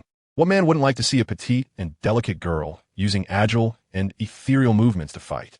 As for old Baoshan, who was at the 108th level, although his fighting posture was a bit ugly, for various reasons, Zhuang Bufan still watched old Baoshan's performance with a pilgrim's heart. Back in the day, I also used the held burial hand knife to take down a giant bear over 5 meters tall. Watching old Baoshan's duel, Zhuang Bufan recalled his youthful days when he first experienced the one-punch world. Among the several duels, the most boring were actually the fights between Saitama and Water Dragon. Since the strength of these two was far superior to their opponents, the matches were basically resolved in an instant. Although the audience present was somewhat amazed by their power and erupted in enthusiastic applause, in Zhuang Bufan's eyes, it indeed lacked any viewing effect. What is this? A push-hands duel between Little J and Killua? Zhuang Bufan inexplicably recalled scenes from Hunter x Hunter, feeling that there was some similarity. Genos, standing by, didn't say a word, fully focused on the heroic figure of his beloved teacher, Saitama. Ding ding ding. Genos' phone rang, and upon answering, he realized it was a commission from the association. What? There's a monster rampage happening outside. A large number of monster-level threats are wreaking havoc in various areas. Why is this happening now? Genos felt a bit annoyed. Clearly, the next match was Saitama's, yet monsters decided to start a riot at this moment. Mux, you really have some nerve. Apologize to Lingling right now, or I will definitely not let you off the hook. Zhuang Bufan has already blended in with the surrounding supporters, and after thinking it over, Genos felt it was better not to disturb him. He handed over the equipment in his hand for Zhuang Bufan to take care of and entrusted him with taking some photos of teacher Saitama. Then, he left the large gymnasium alone to set off on a mission to hunt down monsters. Genos received a request for support from the association. And Zhuang Bufan naturally also received information from the association. Knowing the plot, he could basically guess what had happened. The current situation should be that Elder Centipede successfully captured that dead kid, and now the monsters were collectively causing chaos. Although the Hero Association seemed chaotic, aside from Metal Bat being taken down by the double hunt of Elder Centipede and Geru, The true high-end combat power within the association had not suffered any significant blows. Instead, the Monster Association had exposed itself, losing its advantage of lurking in the shadows. Ultimately, it was just a declaration of war from the Monster Association. This wave of attacks, the real battlefield, was still here. Elder Centipede and Geru, the two top monsters within the association, simultaneously appeared in two locations. No matter how much Zhuang Bufan wanted to personally deal with these two guys, he could only choose one to confront. This is also why he readily agreed to be the bodyguard for the cadre after receiving the call from Sich. After being informed that the mission was cancelled, he didn't complain and quickly changed his target. Although he had countless entanglements with Elder Centipede, the probability of encountering that annoying guy Geru during the confrontation was high. Considering that he had taught him a lesson once, Zhuang Bufan didn't want to get tangled up with that bothersome guy again. Zhuang Bufan has his own understanding and judgment of the situation. However, the association does not understand what Zhuang Bufan is thinking. In the midst of the rampage of monsters, there are many thoughts about the only S-class hero who cannot be contacted. Still unable to reach him? That guy, Infinite Knight. Shichi slammed his hand on the table. Although the situation seems to have stabilized for now, no one can be sure whether it will continue to worsen. Yes, the receiver of Infinite Knight is still in a state of no response. However, someone has witnessed him at the martial arts tournament venue. Is he there to participate in the competition? Is it because the receiver is in the lounge that no information was received? It turns out that Infinite Knight is there as a spectator. What? Shichi found it hard to believe what the staff member said. In response to Shichi's questioning, the staff member took out his phone. The screen displayed Zhuang Bufan holding a cheer stick to cheer for the contestants, with a caption below, "A day cheering together with S-class hero Infinite Knight." Shichi snatched the phone from the staff member's hand, flipped through a few photos, and confirmed that Zhuang Bufan was indeed cheering in the audience. Expressionless, he placed the phone on the table and silently gazed into the distance. He no longer even had the desire to be angry. Hurry and send someone to contact Infinite Knight. Seriously. This is not the time to leisurely watch the competition.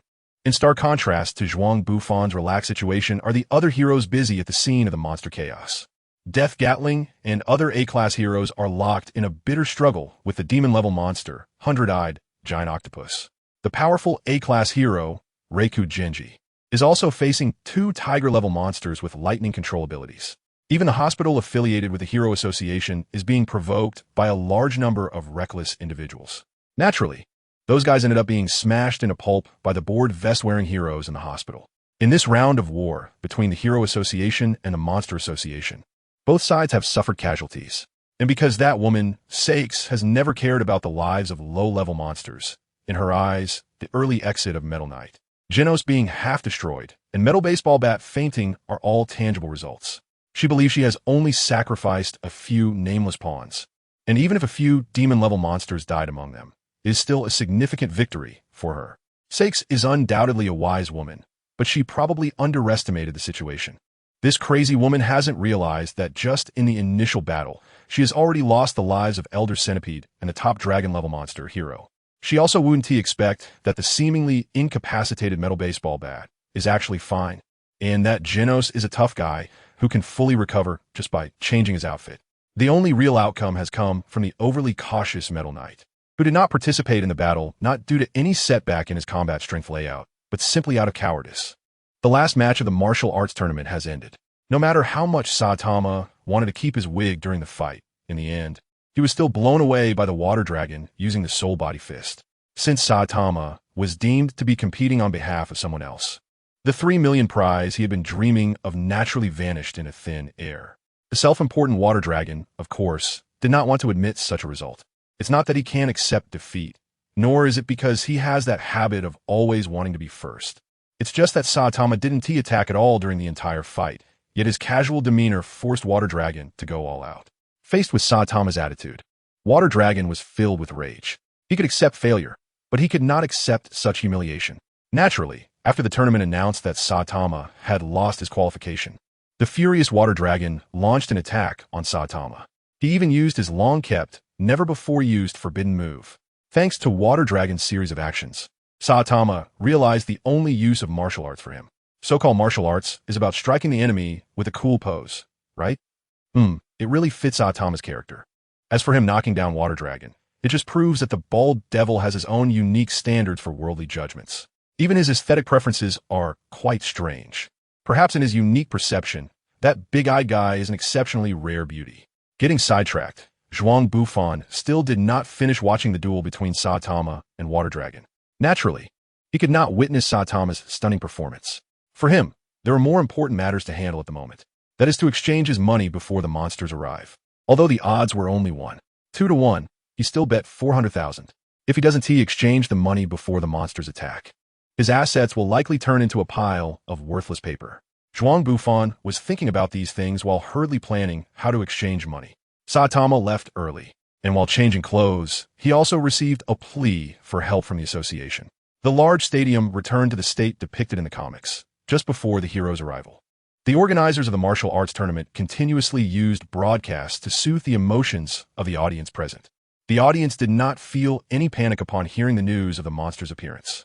After all, this was the site of the martial arts tournament, and the strength displayed by the Water Dragon contestant earlier made everyone present believe he was a powerhouse on par with an S-class hero. Although he was not a hero, as a martial artist, it was undoubtedly his duty to take action against monsters. In fact, all the martial artists present thought the same way. Although the Hero Association had sent heroes, they were not ordinary people who needed protection. Lingling suggested, maybe we should do something too. Perhaps seeing fellow martial artists like Max and Snake preparing to take down the monsters inspired her to feel that she should do something as well. That's right. We should do something. Water Dragon, whose shirt was torn by Saitama, nodded in agreement, still thinking of Saitama's powerful image. Shocked, he was now eager to do something to restore himself to his usual state. Unfortunately, this guy still underestimated the strength of the monsters or overestimated his own abilities. After so many years, he never expected the martial arts world to decline to this state, where even kittens and puppies could participate in a martial arts tournament. Accompanied by heavy footsteps, a tall giant appeared at the contestant entrance. The cadre of the Monster Association, the hero, made his appearance. The purpose of this announcement was actually to reassure the readers. Recently, I am preparing to start a new project, and of course, I will fill this pit well. As for why I'm starting this project, it's simple. Having once viewed subscriptions as worthless, I am now caught in an economic tsunami. To put simply, I'm seeking a low-income guarantee of $600 a month.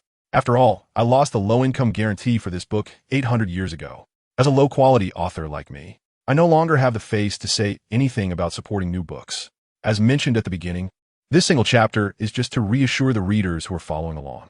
This book will not be abandoned, and updates will continue as usual without significant fluctuations. After saying some irrelevant things, I wish you good health. The hero made his entrance, his imposing figure shocking everyone present. The crow guards circled around him, finally landing on his left and right. These monsters were his personally trained underlings. Although in his eyes, this group of guys had less talent in martial arts than the bunch of weaklings in front of him, as monsters, their strength was definitely superior to the martial artists present. Unexpectedly, the monsters invaded the center of the venue. But just right, let's all go together. Let us deal with this group, right here. Snake quickly rushed to the front of the martial artists, with Max half a step behind him.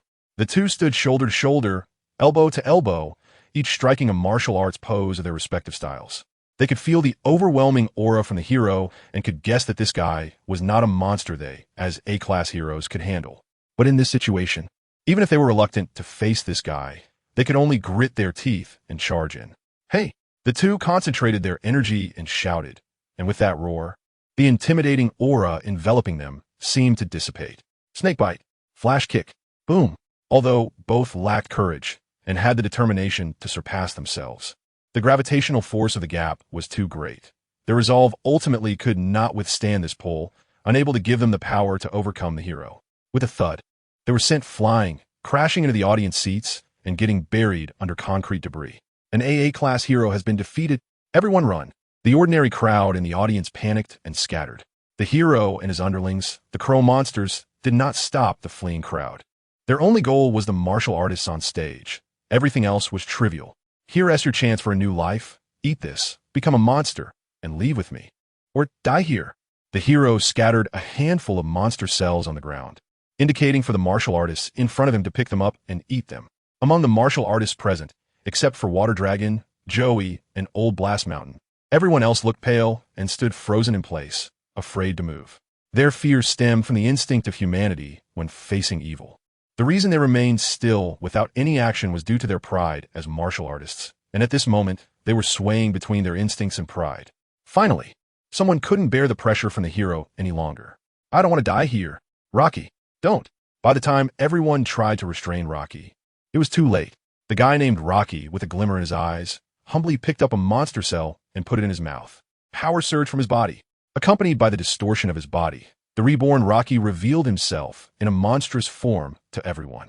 With his rebirth, all his moral concepts disappeared, leaving only hatred, killing, and the instinctive fear of the strong.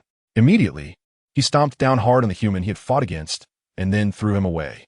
The hero watched everything happening before him with satisfaction. Someone had already taken the first step.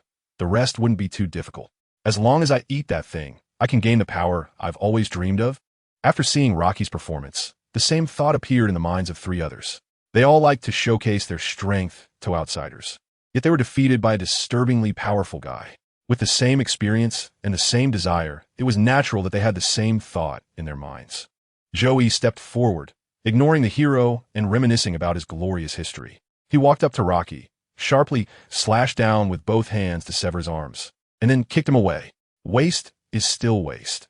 Even after eating the monster cells and awakening abilities, they remain so fragile. However, since that kind of waste could achieve such significant growth, it was expected that with my perfect genes, the power I gain after awakening will be even greater, right? Joy looked at Hero. Although he didn't answer, Joy already had the answer in his heart. Unsurprisingly, he swallowed the monster's cells and transformed into the spiky skin monster. "This is the power I've always dreamed of. The limits of my body have been lifted, and I feel like I can use moves that I couldn't before. Since that's the case, let's start with you guys." Joy grinned wickedly, looking at the group of heroes facing him, even though he felt a strong impulse in his mind, urging him to brutally kill the bald man in a wig. However, this didn't stop him from testing just how powerful his new abilities were. Moreover, there just happened to be suitable materials for him to test on. With that in mind, Joy's gaze turned to Water Dragon. A tragic scream rang out as the award presenter, frightened by the group of monsters, knelt on the ground, thinking that Joy, transformed into a monster, was about to attack her, and she screamed in terror. "Aren't you going to run? Those guys don't seem like they would harm ordinary people." Water Dragon asked the sexy award presenter with a smile reminiscent of the Sea King, his tone warm and gentle. "My legs are weak," she replied. "Then how about this? If I drive those monsters away, will you agree to go on a date with me?" Water Dragon's response slightly reassured the overly frightened presenter, though her expression still showed she was in a state of panic. With a confirmed answer, Water Dragon styled his hair, which had been shaped by Saitama's martial arts, and was about to show off his skills. He wanted to display his charm as the Sea King to the girl while rebuilding his confidence. But the troublesome guy finally made his appearance. Suddenly, a thunderous roar echoed through the sky, and as everyone wondered what could cause such a loud noise, a chaotic stream of distorted air rushed toward Hero's direction. "Blade!" Hero put away his smile, focused his energy, and assumed a stance. Just as the wind howled and the blast was about to hit him, he sliced through the air mass with his palm. Rip! The powerful, turbulent air suddenly enveloped everyone present. If they weren't all martial artists with over 10 years of training, they wouldn't even be able to stand firm under such strong wind pressure. Being blown away wouldn't be surprising at all. Naturally, Water Dragon shielded the award presenter in this situation. The poor host clung tightly to the leg of the powerful Mr. Blast, barely avoiding being blown away by the wind pressure. When the turbulence passed, he saw Mr. Blast's expression and nearly had a heart attack. After all, Mr. Blast's infamous reputation wasn't any better than that of the monsters. What is happening? Have the heroes from the Hero Association finally come to support us? Or is another strange monster coming? But I haven't heard of any S-class heroes who can use such long-range energy attacks. After the turbulence, the martial artists present pondered who in the Hero Association could create such a super-distance wind pressure attack. Tornado? No. Metal Knight? Unlikely. Could it be Mr. King? It must be him. The only one who could do such a thing is that strongest man on the ground. Great. We're saved. Everyone present analyzed together, all wearing excited expressions. Even Joy, who had just gained the powers of a monster, looked panicked. Only Hero remained silent, seriously staring at the approaching black dot in the sky. He knew who was attacking him. He could smell that guy's presence. No, it doesn't have to be Mr. King. There is another person, another guy who could do this. How could there be anyone else with that kind of power? Besides Mr. King, is there anyone else who can do this? Lingling, the master of the palm bell fist, still wore a serious expression, not arguing with them. Having had a complicated relationship with Zhuang Bufan, she naturally knew that besides King, there was another figure overshadowed by many superstars, Zhuang Bufan, who possessed such abilities. Boom! Just as everyone was debating, a loud noise erupted, and another wave of turbulent air, no less powerful than the earlier one, swept over the arena. This time, as the center of the impact, Joy reacted extremely quickly the moment Zhuang Bufan landed. However, he still couldn't dodge in time and had his double horn smashed off by Zhuang Bufan. When the wind pressure dissipated, the martial artists and monsters present discovered that it was a figure wearing a golden training outfit and carrying phoenix feathers who had just smashed Joy's horns. Sorry, I'm late. I got delayed while depositing money at the bank. Zhuang Bufan greeted the group of people who were still in shock with a smile, then turned around and coldly said to the tall hero, S-Class Hero Infinite Knight, present, the armored sludge. Oh no, he should now be called Infinite Knight. The hero fixed his terrifying 4 eyes on Zhuang Bufan, his mind filled with thoughts of the disrespectful acts this guy committed while infiltrating the Monster Association. The atmosphere around them suddenly changed, and everyone seemed to sense the overwhelming killing intent emanating from the hero. After a while, the hero moved, raising his hands to make a fist salute towards Zhuang Bufan. Monster Association Executive, Hero, what is this? Is it a dignity derived from martial artists? Clearly wanting to crush me, yet still ensuring respect for his opponent? Indeed, this champion of the first martial arts tournament is not someone an ordinary dragon-level monster can compare with. Just this level of self-control is enough to look down on many monsters. Zhuang Bufan raised the danger level of Haojia in his mind by 2 notches. Just as Zhuang Bufan was thinking of taking the initiative, the screaming Joey suddenly shouted angrily at him, "You bastard! How dare you injure my perfect body?" Hearing Joey's roar, Zhuang Bufan was momentarily distracted, pondering whether he should deal with this guy before engaging Haojia. At that moment, Haojia's palm blade swung towards him. "Do you think you still have the ability to pay attention to other matters now?" Boom! A palm blade, carrying a fierce wind, ruthlessly destroyed the half of the arena where Zhuang Bufan stood. Joey was blinded by the dust raised by the arena's foundation and could hardly open his eyes. Meanwhile, the group of contestants behind Zhuang Bufan, although not directly attacked by Haojia, felt the ground shake as the palm blade shattered the stone platform beneath them. Some of the weaker ones lost their footing, and the wind generated by the palm blade blew them away. Even Shuelong unconsciously picked up the concierge girl and retreated. Haojia's single, full-force attack deeply engraved the word fear in Shuelong's mind. He was well aware of the consequences of being hit by that strike. He believed he didn't have the ability to take it. No, to be precise, facing such a terrifying attack, he didn't even have the courage to block it and could only flee in panic. As dust filled the air, everyone could no longer see Zhuang Bufan, who was struck by Haojia's palm blade. What happened to that guy? Is he still alive? It was a foolish question under such a terrifying attack. Was it possible for anyone to survive? This thought surged in the hearts of everyone present. Yet they still eagerly hoped that the man would still be standing there after the dust settled. After all, none of them had the confidence to face the godlike Haojia. "Hey, Haojia, how dare you kill that damn guy without permission? That guy broke my horn and left a scar on my perfect body. How am I supposed to personally torture him now?" Joey questioned Haojia from the side, but Haojia completely ignored him. As a martial arts master, he was well aware of what the sensation from his earlier palm blade meant. With this man's strength, his recent attack probably wasn't enough to kill him, nor could it even seriously injure him. Seeing that Haojia didn't answer his question, Joey continued to nag beside him. Haojia still ignored Joey, focusing entirely on sensing Zhuang Bufan's aura, having no time for the self-important nuisance. "If this guy dares to take a step forward, I'll crush him with my own hands," Haojia thought to himself. As the smoke slowly dissipated, a general clad in the 100 Demons armor stood in the center of the arena. The swirling dust around him moved with the vivid demon patterns on his armor, making him look like a war god emerging from the hell of Azura. What a terrifying strike. If I hadn't activated this form, I might really have been injured by your earlier blow. Indeed, it's better for the mage to stay at a distance and throw fireballs. Direct confrontations should be left to the warriors. Speaking of which, Haojia, you seem to be displeased with that hornless beetle over there. Why don't we temporarily cease fire and deal with that clown first? With that, Zhuang Bufan cast a glance at Joey, his cold eyes mixed with a hint of killing intent. Joey was startled by the gaze and momentarily forgot his superiority complex, standing frozen in place, drenched in cold sweat. Upon hearing Zhuang Bufan's suggestion, Haojia felt a slight stir in his heart. To be honest, he had the same intention. It wasn't that he had any objections to Joey's superiority complex. Although he found that theory quite ridiculous, how many of those who awakened as monsters were normal people? Compared to that, Joey's superiority theory was really nothing. He simply found this guy annoying, buzzing around like a fly. Before becoming a monster, he was a renowned martial artist. And even after transforming, he still maintained his warrior's pride. In fact, the rules of the martial arts circle are not much different from playing cards. Everyone is most annoyed by those who cheat and play tricks, as well as those who keep buzzing around.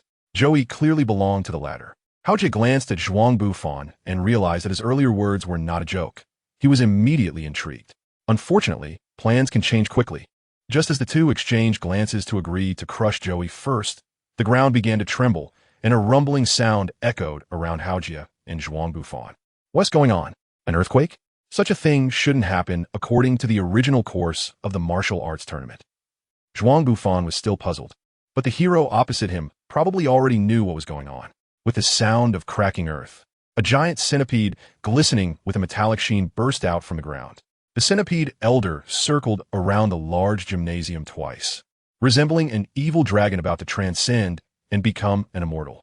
Waving its scythe-like antennae, it recklessly exuded its killing intent and fury. Damn infinite night. Don't think that just because you ran here, I can't find you. Today, I will definitely chop your bones one by one to avenge my people. Zhuang Bufan stared at the centipede elder hovering in the sky, feeling a bit dazed. How did this guy end up here? Since he is here, what happened to the hungry wolf? Did his master kill him? Or was he knocked into the intensive care unit by a passing Saitama with a single punch?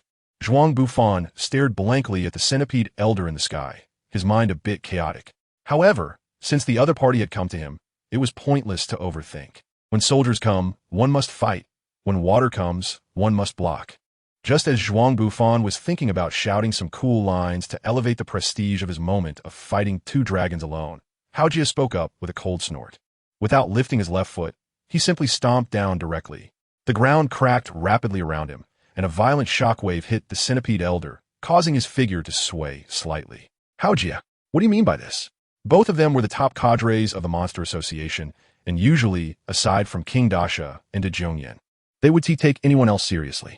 Now that they were not beside King Dasha, and without Zhongyan mediating with their blood enemy right in front of them, the centipede elder naturally had no reason to give Haojia any face.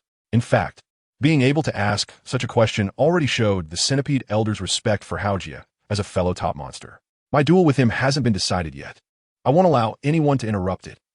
Haojia's reasoning was simple. It was his pride as a warrior and as a transformed monster. He had no need to consider the centipede elder's feelings. Clearly, they were on the same side, yet they were at such a tense standoff when facing an enemy. Zhuang Bufan really wanted to sell a bag of popcorn, order a cup of cola, and sit on a bench to watch the duel between the centipede elder and the hero. Unfortunately, Zhuang Bufan estimated that he would never be able to change his bad habit of saying silly things at critical moments. I'm not in a hurry. You guys go ahead and fight. After you're done, I can have a duel with the remaining guy, and that will be fine too. Hearing Zhuang Bufan's gloating voice, both the centipede elder and the hero turned their heads towards him at the same time. Several pairs of fierce eyes fixed on Zhuang Bufan, exuding an astonishing killing intent, and it no longer had any thoughts of making the other look bad. Damn! Zhuang Bufan rubbed his temples, knowing he had said something wrong again. A person's growth often happens in an instant, and even for a weirdo, it can be the same. Originally, Joy, who had awakened his weirdo powers and boasted about teaching Zhuang Bufan a lesson, suddenly realized his position after witnessing the appearance of Elder Centipede and sensing the overwhelming murderous aura that emanated when the two locked eyes. He shrank back, not daring to make a sound, and it seemed he would no longer promote his theories of bloodline superiority. Unfortunately, even though Zhuang Bufan was being targeted by the top-tier dragon-level weirdos, Hero and Elder Centipede, he still hadn't forgotten about Joy, who had been buzzing around him before. Hey, Water Dragon! In the face of Elder Centipede and Hero, Zhuang Bufan's first words were a shout for the Water Dragon hiding behind him, leaving everyone present confused about what he was trying to do. As soon as the Water Dragon was called, a cold sweat broke out on his forehead, followed by a hurried wave of his hand. If you're asking me to help you duel, I'll have to refuse. I'm not interested in interrupting someone else's fight. Zhuang Bufan sighed helplessly. Shui Long's behavior of backing down really made him look bad in front of his two opponents. He had to raise his voice and directly state his request. Could you please take care of that hornless dung beetle over there? These two guys didn't want him to solve it. They just needed him to handle that. This was not a problem. Having witnessed the terrifying strength of Haojia and the centipede elder, Shui Long wasn't sure where Zhuang Bufan got the confidence to take on two opponents. However, that didn't matter to him. As long as he didn't have to face those two terrifying monsters, he was fine with anything. Shui Long readily agreed. But he didn't immediately go after Joy. After all, the main battlefield over there hadn't started yet, and the outcome was still unclear. Their fight, which resembled children playing, could wait a little while. Zhuang Bufan stared at the centipede elder and Haojia opposite him, feeling that his eyes were somewhat insufficient. He knew that because of his own reckless words, the two should not end up fighting. Continuing to hold off might not bring him any benefits. Since that was the case, it was better to take the initiative. With this thought, Zhuang Bufan took a deep breath and then summoned all the strength in his body to stomp fiercely on the ground. The ground rippled like the surface of water disturbed by pebbles. The entire sports plaza, along with the surrounding area, seemed to form several circular rings, like the craters made by Saitama on the moon's surface. This strike was aimed at Haojia, as opposed to the centipede elder, who had an incredibly hard metallic shell and an inexplicable ability to recover. Zhuang Bufan felt that it might be easier to deal with Haojia, this martial brute, first. His plan was beautiful, and on paper, Haojia's strength indeed seemed to be inferior to that of Elder Centipede. However, martial arts also involve compatibility, which is difficult to explain through paper data. As a master who has immersed himself in martial arts for many years, Haojia naturally knows which attacks can be taken head-on and which should be avoided. Haojia slightly shifted his body, and, at the same time, a pushing hand struck the side of Zhuang Bufan, using Zhuang Bufan's own force to send him flying violently. Boom! The flying Zhuang Bufan was caught by the nearby shopping mall building, but the building, acting as a cushion, had already started to collapse. Zhuang Bufan does not consider himself to be particularly smart, but he has a habit of reflecting on his own shortcomings. Although his character suggests that he is unlikely to change his bad habits when facing an enemy, his habitual analysis of both side strengths and tactics can indeed play a key role in turning the tide of battle. So how should he deal with an enemy whose skills are far superior to his own? Zhuang Bufan lay in the ruins of the department store. The first thing that came to his mind was the figure of Qiyu. Was it possible to break the enemy's techniques with extreme violence? From the earlier confrontation, Zhuang Bufan did not believe he had the strength to eliminate a hero with a single blow.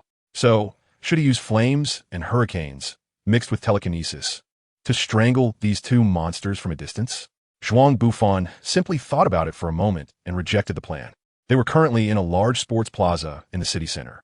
He could only ensure precise control of the disaster area when using telekinesis and supernatural abilities against monsters whose strength was far inferior to his own. Otherwise, he was unsure whether using his powers to eliminate these two top-tier dragon-class monsters would lead to the destruction of the entire city. Last time, Zhuang Bufan's rampage in City A had already caused public outrage against him. But fortunately, a spaceship had come to his rescue, preventing more trouble. However, this time was different. The older brother who piloted the spaceship had ascended to heaven, and no one would take the blame for him now. There must be some method he hadn't thought of that could successfully deal with these two guys while minimizing damage to the city. Zhuang Bufan lay in the ruins, slowly closing his eyes. He suddenly thought of the battle between the Ant King and Guanyin Baishi in Hunter x Hunter. Naturally, he didn't have the ability to record every attack method of his opponent, but fortunately, Haojia wasn't a saint like Netero who comprehended martial arts through his fists. One deficiency compensates for another. Perhaps he could really use this method to defeat Haojia. Why hadn't that guy moved for so long? Could it be that he was taken out by Haojia's previous strike? Shui Long nervously stared at the direction where Zhuang Bufan was knocked away, unaware that he was currently lying under a concrete slab, contemplating strategies to deal with Haojia. At this moment, his mindset was somewhat similar to Saitama's when he was kicked to the moon by Boros, forced to face Boros alone. The centipede elder was still hovering around the physical training hall, watching over the ruins where Zhuang Bufan had collapsed. He knew that Haojia's earlier strike wasn't enough to take the life of that detestable traitor. Ultimately, that traitor still had to be personally executed by him. A faint sound drifted into the ears of Haojia and the centipede elder, their gazes sharpening as they focused on the ruins where Zhuang Bufan had fallen. Whoosh! There was no sound, no wind, and no one could clearly see the black that formed by Zhuang Bufan as he approached. Then, A rustling sound arose as if a dust storm was sweeping in the direction Zhuang Bufan was attacking, evidently stirred up by the tailwind from his high-speed movement. That guy's speed could actually increase again. Hao Jie was greatly shocked. The strength Zhuang Bufan was now exhibiting had exceeded his expectations of this traitor. Hao Jie believed he had never underestimated this traitor, yet it seemed he had still underestimated him. He focused all his attention, mobilizing every muscle in his body, using all the techniques he had learned throughout his life. Bang! At the moment Zhuang Bufan was about to hit his vital point, Hao Jie made a narrow sidestep to evade Zhuang Bufan's attack, then pushed him towards the Centipede Elder with a palm strike. In Hao Jie's eyes, nothing in this world was harder than the Centipede Elder's scythe. The sound of Zhuang Bufan's ghostly armor striking the Centipede Elder was even more piercing than nails scraping across a blackboard. Instead of the expected scene of Zhuang Bufan being cleaved in half, it was the Centipede Elder who was dazed by the impact. "Hey, Hao Jie, what are you doing?" The Centipede Elder roared angrily at Hao Jie. "Damn, aren't you supposed to claim that your shell defense is the best in the world? Just take this guy down." Hao Jie had no kind words for the Centipede Elder. Given Zhuang Bufan's fierce attacks, it was already quite difficult for him to utter those few words. As for the Centipede Elder, after hearing Hao Jie's words, he had no room to retort because Zhuang Bufan's attack frequency had increased again, which indirectly caused Hao Jie's counterattack frequency to become even faster. Zhuang Bufan's hard ghost armor slammed into him like a cannonball, causing such pain that even if he had something to say, he couldn't bring himself to speak. To outsiders, the situation of the three people looked like two guys playing dodgeball, with Zhuang Bufan as the ball and Hao Jie and the Centipede Elder as the two players throwing it back and forth. Unlike the game, this ball had its own consciousness, and with a slight misstep, they could easily lose their lives during the play. Hao Jie used all the movable joints in his body to deflect Zhuang Bufan's attacks as much as possible. This top martial artist looked like a monkey that had just learned to dance, devoid of any martial demeanor. The Centipede Elder was not much better off, moving like a cat's tail on fire. Zhuang Bufan's every impact, along with the powerful leg strikes aimed at the hero, could be considered painful blows against him. In contrast, Zhuang Bufan himself appeared somewhat more normal in this unique battle.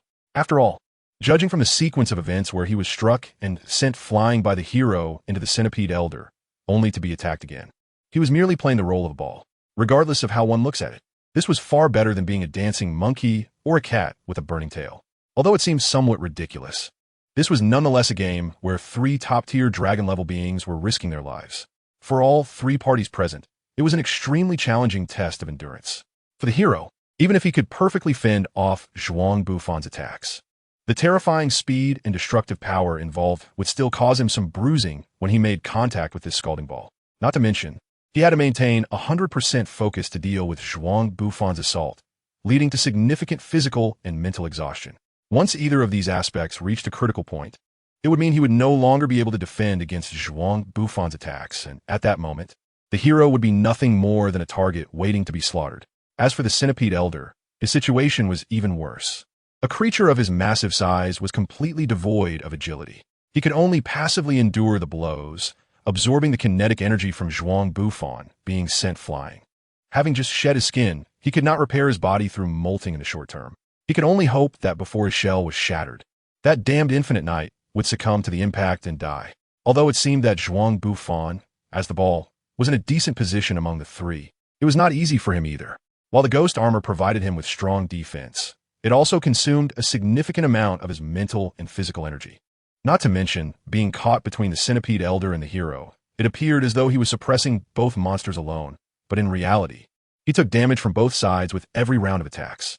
Xuelong and a group of warriors were hiding in the corner, watching this astonishing battle with wide eyes. Although the fighting style seemed somewhat ridiculous to them, the power exhibited in every strike during the fierce combat was reshaping their understanding of strength. Xuelong was so shocked that he couldn't speak.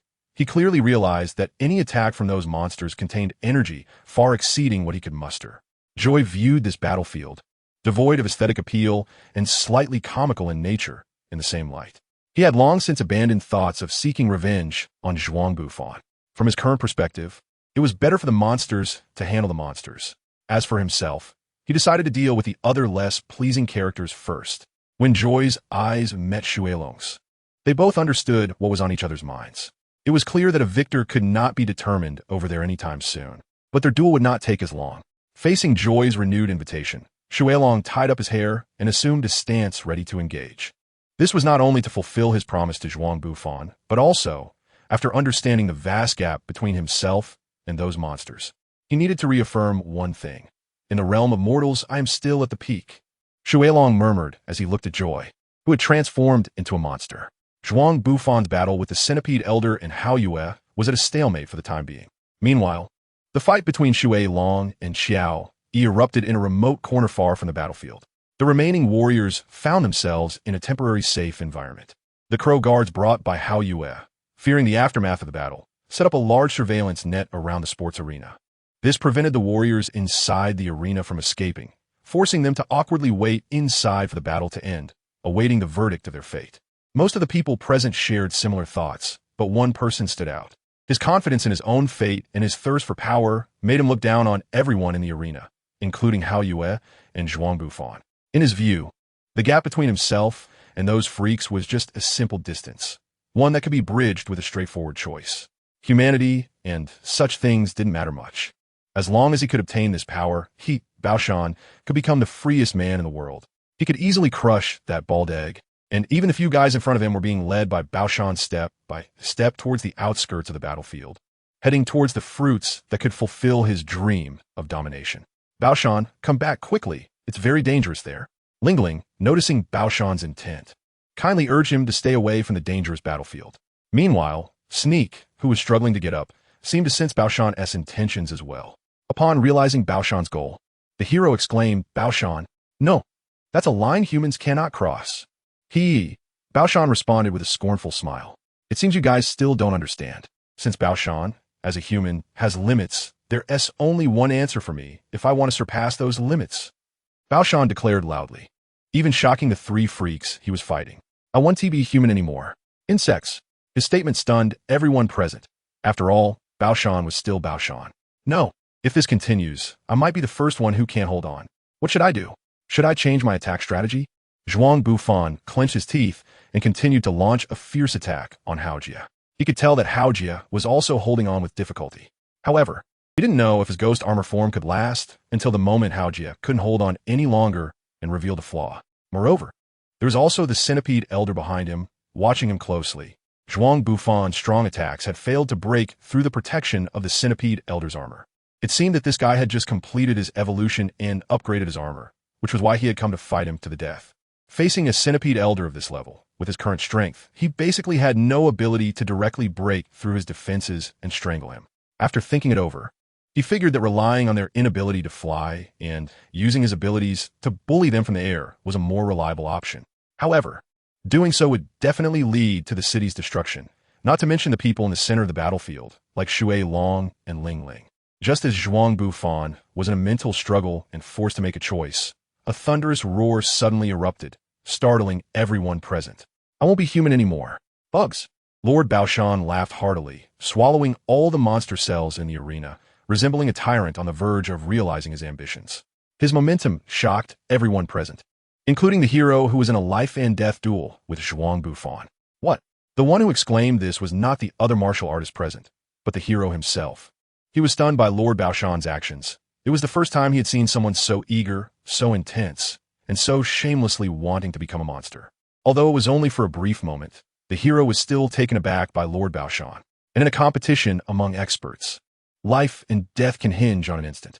This momentary distraction led to a mistake, which became the most surprising gift that Lord Baoshan gave to Zhuang Bufan. There was a flaw. Zhuang Bufan's gaze suddenly sharpened, like an eagle pouncing on a cunning rabbit, seizing the moment of Haojia's mistake. The blade of his knife transformed into a weapon, attacking the unguarded blind spot where Haojia was defenseless. "This is bad." A sinking feeling overwhelmed Haojia as he let out a low shout. He could almost foresee the scene of being struck dead by Zhuang Bufan, the sword piercing his throat. The fear of death pushed him beyond his limits, performing extreme moves that even his monstrous form found difficult to execute. In a split second, black blood splattered everywhere, staining the entire gymnasium with Haojia's crimson hue. Haojia's right arm flew off, eventually landing among the ruins outside the gymnasium, lying alongside other debris from the explosion. "Blast it! Grandpa, well done." Zhuang Bufan stepped on the body of the centipede elder, took a slight breath, and expressed the admiration he had buried deep in his heart for the great Master Baoshan. Perhaps his usual praises for Master Baoshan were mostly sarcastic jokes, but this time, he was genuinely grateful to this hero who sacrificed himself to save Zhuang Bufan. Is that so? Is this your plan? Master Baoshan, the strong man, hero, tightened his muscular body to hold back the bleeding wound on his right shoulder. He roared and questioned the Baoshan fighter beside him, both pairs of eyes fixed on him, perhaps because Master Baoshan always referred to himself as Master. Zhuang Bufan also affectionately called him Master Baoshan to show respect, leading Hero to truly believe that this guy's full name was Master Baoshan. He didn't bother to verify the authenticity of this name because he simply didn't have the time, and besides, in the world of boxing, there were too many people with strange names. In any case, Hero's furious stance was seen by everyone present, and many martial artists looked at Hero, who had transformed into a hairy beast, and even shed tears. Is that so? Did you willingly become a monster to save everyone? And to prevent us from going astray, you disregarded your own body and swallowed all the monster cells, Master Baoshan. We misunderstood you. Master Baoshan, you are so gentle. Snake and Max, based on Zhuang Bufan's attitude and the development of the situation, imagined a bright and majestic Master Baoshan in their hearts. At this moment, they looked at the now monstrous figure of Baoshan, tears streaming down their faces. Is that so? I just wanted to gain stronger power, but what exactly have I done? Master Baoshan looked bewildered at the crowd, although he still didn't quite understand what he had done. The feeling of being hailed as a hero was quite satisfying. Suddenly, Baoshan felt his figure becoming majestic, and the endless power provided by his monstrous transformation added a bit of fuel to his already extraordinary confidence. Hero, you have only two choices before Master Baoshan: surrender or die. Hero looked at Master Baoshan's arrogant posture, and his already severely injured body was almost enraged to the point of vomiting blood. The centipede elder was shaking his head madly beside him. He had been enduring blows throughout this battle, and now his head was still in a dizzy state, with the world spinning in his eyes, making it hard for him to comprehend what was happening in the arena. Hero had resigned to his fate. He knew that today he would likely die at the hands of that traitor. This was the result of a fair fight, and he had nothing to complain about. However, there was one thing he could not tolerate: being ambushed by this despicable little man in front of him and losing his arm. What drove him even crazier was that this monster, who called himself Master Baoshan, was now provocatively flaunting his power in front of him, trampling on his dignity as a martial artist. Hero's peripheral vision had already caught sight of Zhuang Bufan preparing to attack again. This time, what was his target? His own arm? His heart? Or his head? These things no longer mattered to him. Hero now had only one thought in his mind. Master Baoshan, even if I die, I will take you with me to that hell of Azura. As soon as the words fell, two piercing sounds rang out simultaneously. One aimed at Hero's heart, and the other aimed at Master Baoshan. Take this. This is my final move, the Hell's Execution Handblade. Hero finally did not say these words out loud. He no longer had the ability to speak. However, he was satisfied to see this guy who claimed to be Master Baoshan die under his own proud move, with even his head flying off. For Hero, that was enough. Master Baoshan. The crowd witnessed Master Baoshan's head being severed by the monster named Hero. His headless body still stood upright in the center of the arena, shining brilliantly under the sunlight. Wow, Master Baoshan! Ling Ling cried out in heartbreak, kneeling on the ground. She had originally disliked this man who was bloodthirsty and disrespected martial ethics, but now she could only remember everything about Baoshan, feeling nothing but guilt. He was a true hero. We will forever remember the deeds of Master Baoshan, who sacrificed his life to fight against monsters. Max patted Ling Ling's shoulder. As a hero, he was now saved by a martial artist who had transformed into a monster. Looking at Master Baoshan's majestic figure, Max also had his own thoughts. At the moment Hero attacked Baoshan, Zhuang Bufan exploded Hero's heart. But Hero's final strike had completely abandoned all defense, facing such an attack. Even Zhuang Bufan could not prevent Master Baoshan's death. In the end, was it just a step too late? Zhuang Bufan's tone carried a hint of regret. This carefree guy was not lamenting the death of Baoshan, but rather, from now on, the Dark Hell killing technique would be lost, and he would no longer have the chance to learn this supreme skill. Baoshan was a hero. A hero. Looking at the remains of Baoshan, Max spoke up, and immediately everyone echoed in agreement. At that moment, an idea suddenly struck them. They had to do something for the late Baoshan. The funeral for Baoshan must be held with the highest standards. They must invite the giants of the martial arts world to attend. Mr. Infinite Knight, I'll trouble you with inviting Mr. Silverfang. Oh, huh. Zhuang Bufan agreed without hesitation, but he didn't know if old Master Bongu would come to participate. After a few exchanges, the scale of Lord Baoshan's funeral had already surpassed that of the masters in the martial arts community. However, Max and the others felt that this was still not enough, so they started discussing again. They decided to erect a monument for Lord Baoshan. Yes, they wanted to write a biography for Lord Baoshan. Oh, Zhuang Bufan looked at the group of single-celled creatures beside him, who were getting more and more excited, and their words became increasingly absurd. It made him feel that his death in the explosion had indeed allowed him to reach the pinnacle of his life. At that moment, the centipede elder finally emerged from his dizzy state. The first thing he saw upon waking was the fallen body of Haojia. Haojia, you actually died just like that. Indeed, so-called skills are merely impure substances in personal strength. Let me prove that to you. Only power and a strong body are the sole elements that make up combat strength. From the expression of the centipede elder, one could not discern any joy or sorrow regarding Haojia's death. However, there was a sense of decline in his tone that did not match his words and actions. The centipede elder spoke up, pulling the group of martial artists back from their sorrow over the loss of the explosion master. They looked at the centipede elder's sharp, side-like blades in the dark, shiny insect armor that had been battered by Zhuang Bufan, realizing that they were still in a dangerous situation. Coincidentally, I think the same. Techniques are indeed impure substances. It seems that Haojia's purity was still too low. Zhuang Bufan looked relaxed and pleased as he watched the giant centipede elder. After perfectly absorbing the power of the hero, he suddenly felt that this iron lump of a creature in front of him was not so difficult to deal with after all. Just because you managed to take out the careless hero by luck, you become so arrogant that you even shed your life-saving armor. But this is good. You will pay the price for your arrogance. Take this. Centipede dash. The centipede elder arched his body high and swung his enormous sickle-like appendage at Zhuang Bufan, as if a poisonous snake was striking. With Zhuang Bufan's reaction ability, dodging this lethal strike was not difficult at all. However, if he truly avoided this attack, the group of martial artists behind him would undoubtedly be cut in half by the centipede elder. Therefore, he could not dodge the centipede dash, but fortunately, Zhuang Bufan had no intention of avoiding the attack. Facing the centipede elder's ultimate move, Zhuang Bufan extended one arm, using all his strength, the veins on his arm bulging as he took a stance to absorb the impact. As the centipede elder's ghastly face collided with Zhuang Bufan's outstretched left arm, the immense force caused Zhuang Bufan to slide back several meters. Did he catch it? Max and the others only heard a loud bang, followed by the harsh sound of metal scraping against the ground. The dust raised by the centipede elder's massive body coming to a halt obscured the view of the onlookers. Fortunately, his body was so enormous that, although they couldn't see Zhuang Bufan's condition through the smoke, the silhouette of the centipede elder revealed that the S-Class hero, the Infinite Knight, had truly stopped his deadly advance. This power, your strength has increased again. How is this possible? The centipede elder looked at Zhuang Bufan in terror. The information the Monster Association had gathered about him was quite comprehensive. After their recent exchange, the centipede elder understood his power clearly. How could he suddenly gain so much strength for no reason? The centipede elder's eyes widened as he stared intensely at this familiar, yet unfamiliar enemy.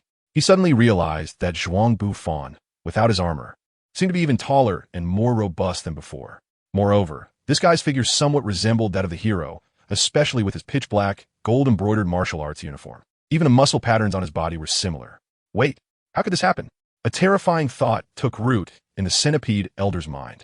Could this guy absorb the powers of monsters?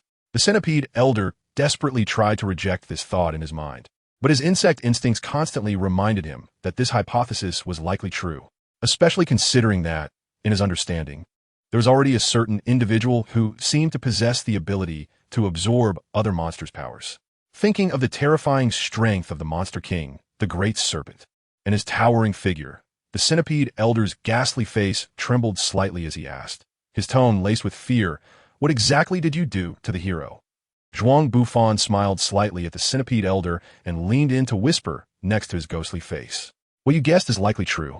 Otherwise, how could I be given the name of Infinity?"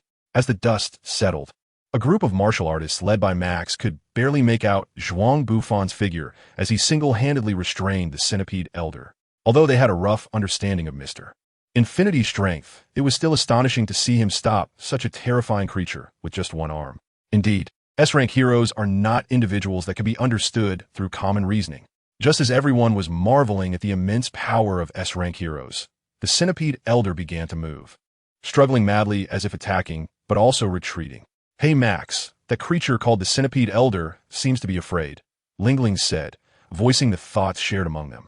A feeling stemming from the instinct of martial artists that was quickly dismissed by rationality. Afraid? How could that be? Even if Mr. Infinity's power could crush the monstrous centipede elder, it shouldn't make him feel so fearful, right? What they didn't know was that the centipede elder was not afraid of Zhuang Bufan's brute strength, but rather of the way he obtained that power. That domineering method was akin to a higher being plundering a lower one. It directly awakened the centipede elder's fear from when he was still an insect, facing his natural enemy. Now, every cell in his body was screaming and trembling, fearing that his own flesh and blood would become Zhuang Bufan's power, wandering within him, providing sustenance for his life. That was why he desperately wanted to retreat, to distance himself as much as possible from this guy in front of him. Unfortunately, the centipede elder realized this too late. Zhuang Bufan grabbed the single arm of the centipede elder and, after their conversation ended, he suddenly pressed down hard. The scene was as absurd as a gadfly pinning down a water buffalo. Immediately, Zhuang Bufan summoned the magic iron and commanded it to transform into a spear. Soon, the silver liquid solidified in his hand, taking the shape of a spear that resembled an eagle's beak. Zhuang Bufan gripped the spear tightly and thrust it fiercely downward into the ghostly face of the centipede elder beneath him. With a squelching sound, it pierced through as if a straw had broken through the seal of a milk teacup. What was clearly the strongest piece of armor on the centipede elder's body now felt as fragile as thin paper in the face of Zhuang Bufan's immense strength and the sharp spear in his hand. The centipede elder, receiving a fatal blow, no longer had the strength to regenerate. He had lost the ability to continue thinking. Aside from a nerve still controlling his limbs to thrash wildly, the monstrous centipede elder could be said to be as good as dead. To prevent his massive body from causing further destruction to the town, Zhuang Bufan firmly pressed down on the centipede elder's body. It wasn't until dusk that he pulled out the spear embedded in him, leaving behind a slightly twitching insect body. At the same time, in a certain area of Z City, although the appearance of the centipede elder had turned the gymnasium where Zhuang Bufan was located into the absolute center of this turmoil, it did not mean that the chaos in other places had lessened. On the contrary, because of Zhuang Bufan, the big-eyed creature had overestimated the combat power of the Hero Association, leading to more monsters being dispatched as the first wave of combat. Thus, the B-Class Union's Blizzard team had no choice but to set out to hunt amidst this chaos. What should I do with this kid? Receiving the disaster notification, Blizzard looked at the silly fox in her arms, sucking on yogurt, and gently patted her little head. This child was entrusted to her by Zhuang Bufan for her safety, which Blizzard naturally kept in mind at all times. Even without this connection, who would have the heart to abandon such a cute little lowly? But the situation was different now. The outside was in chaos, and whether as the top B-class hero Blizzard or as the leader of the Blizzard team, she had ample reason to head to the scene to stop the monsters from continuing their rampage. "Juju, promise me to stay at home, okay?" Blizzard clearly was still not accustomed to her new identity, hesitating slightly while communicating with the silly fox. No, the little fox, who had been sucking on yogurt, immediately lifted her head upon hearing Blizzard's words, her big watery eyes staring at her adoptive mother as she firmly rejected. Unless Juju could go along too. The little fox then skillfully wrapped her arms around Blizzard's slender waist. No matter how much Blizzard tried to dissuade her or promised her snacks and toys, the little fox showed no signs of wanting to let go. With so many people going out together, it should be fine, right? All right, I'll take you with me. Unable to refuse the silly fox, Blizzard reluctantly agreed to her request. When Blizzard arrived at the scene, the situation of the Blizzard team was indeed quite tragic. The Crossbow S had successfully controlled all the members of the Blizzard team, including other heroes, turning them into her love captives. "How could you all let the enemy control you like this?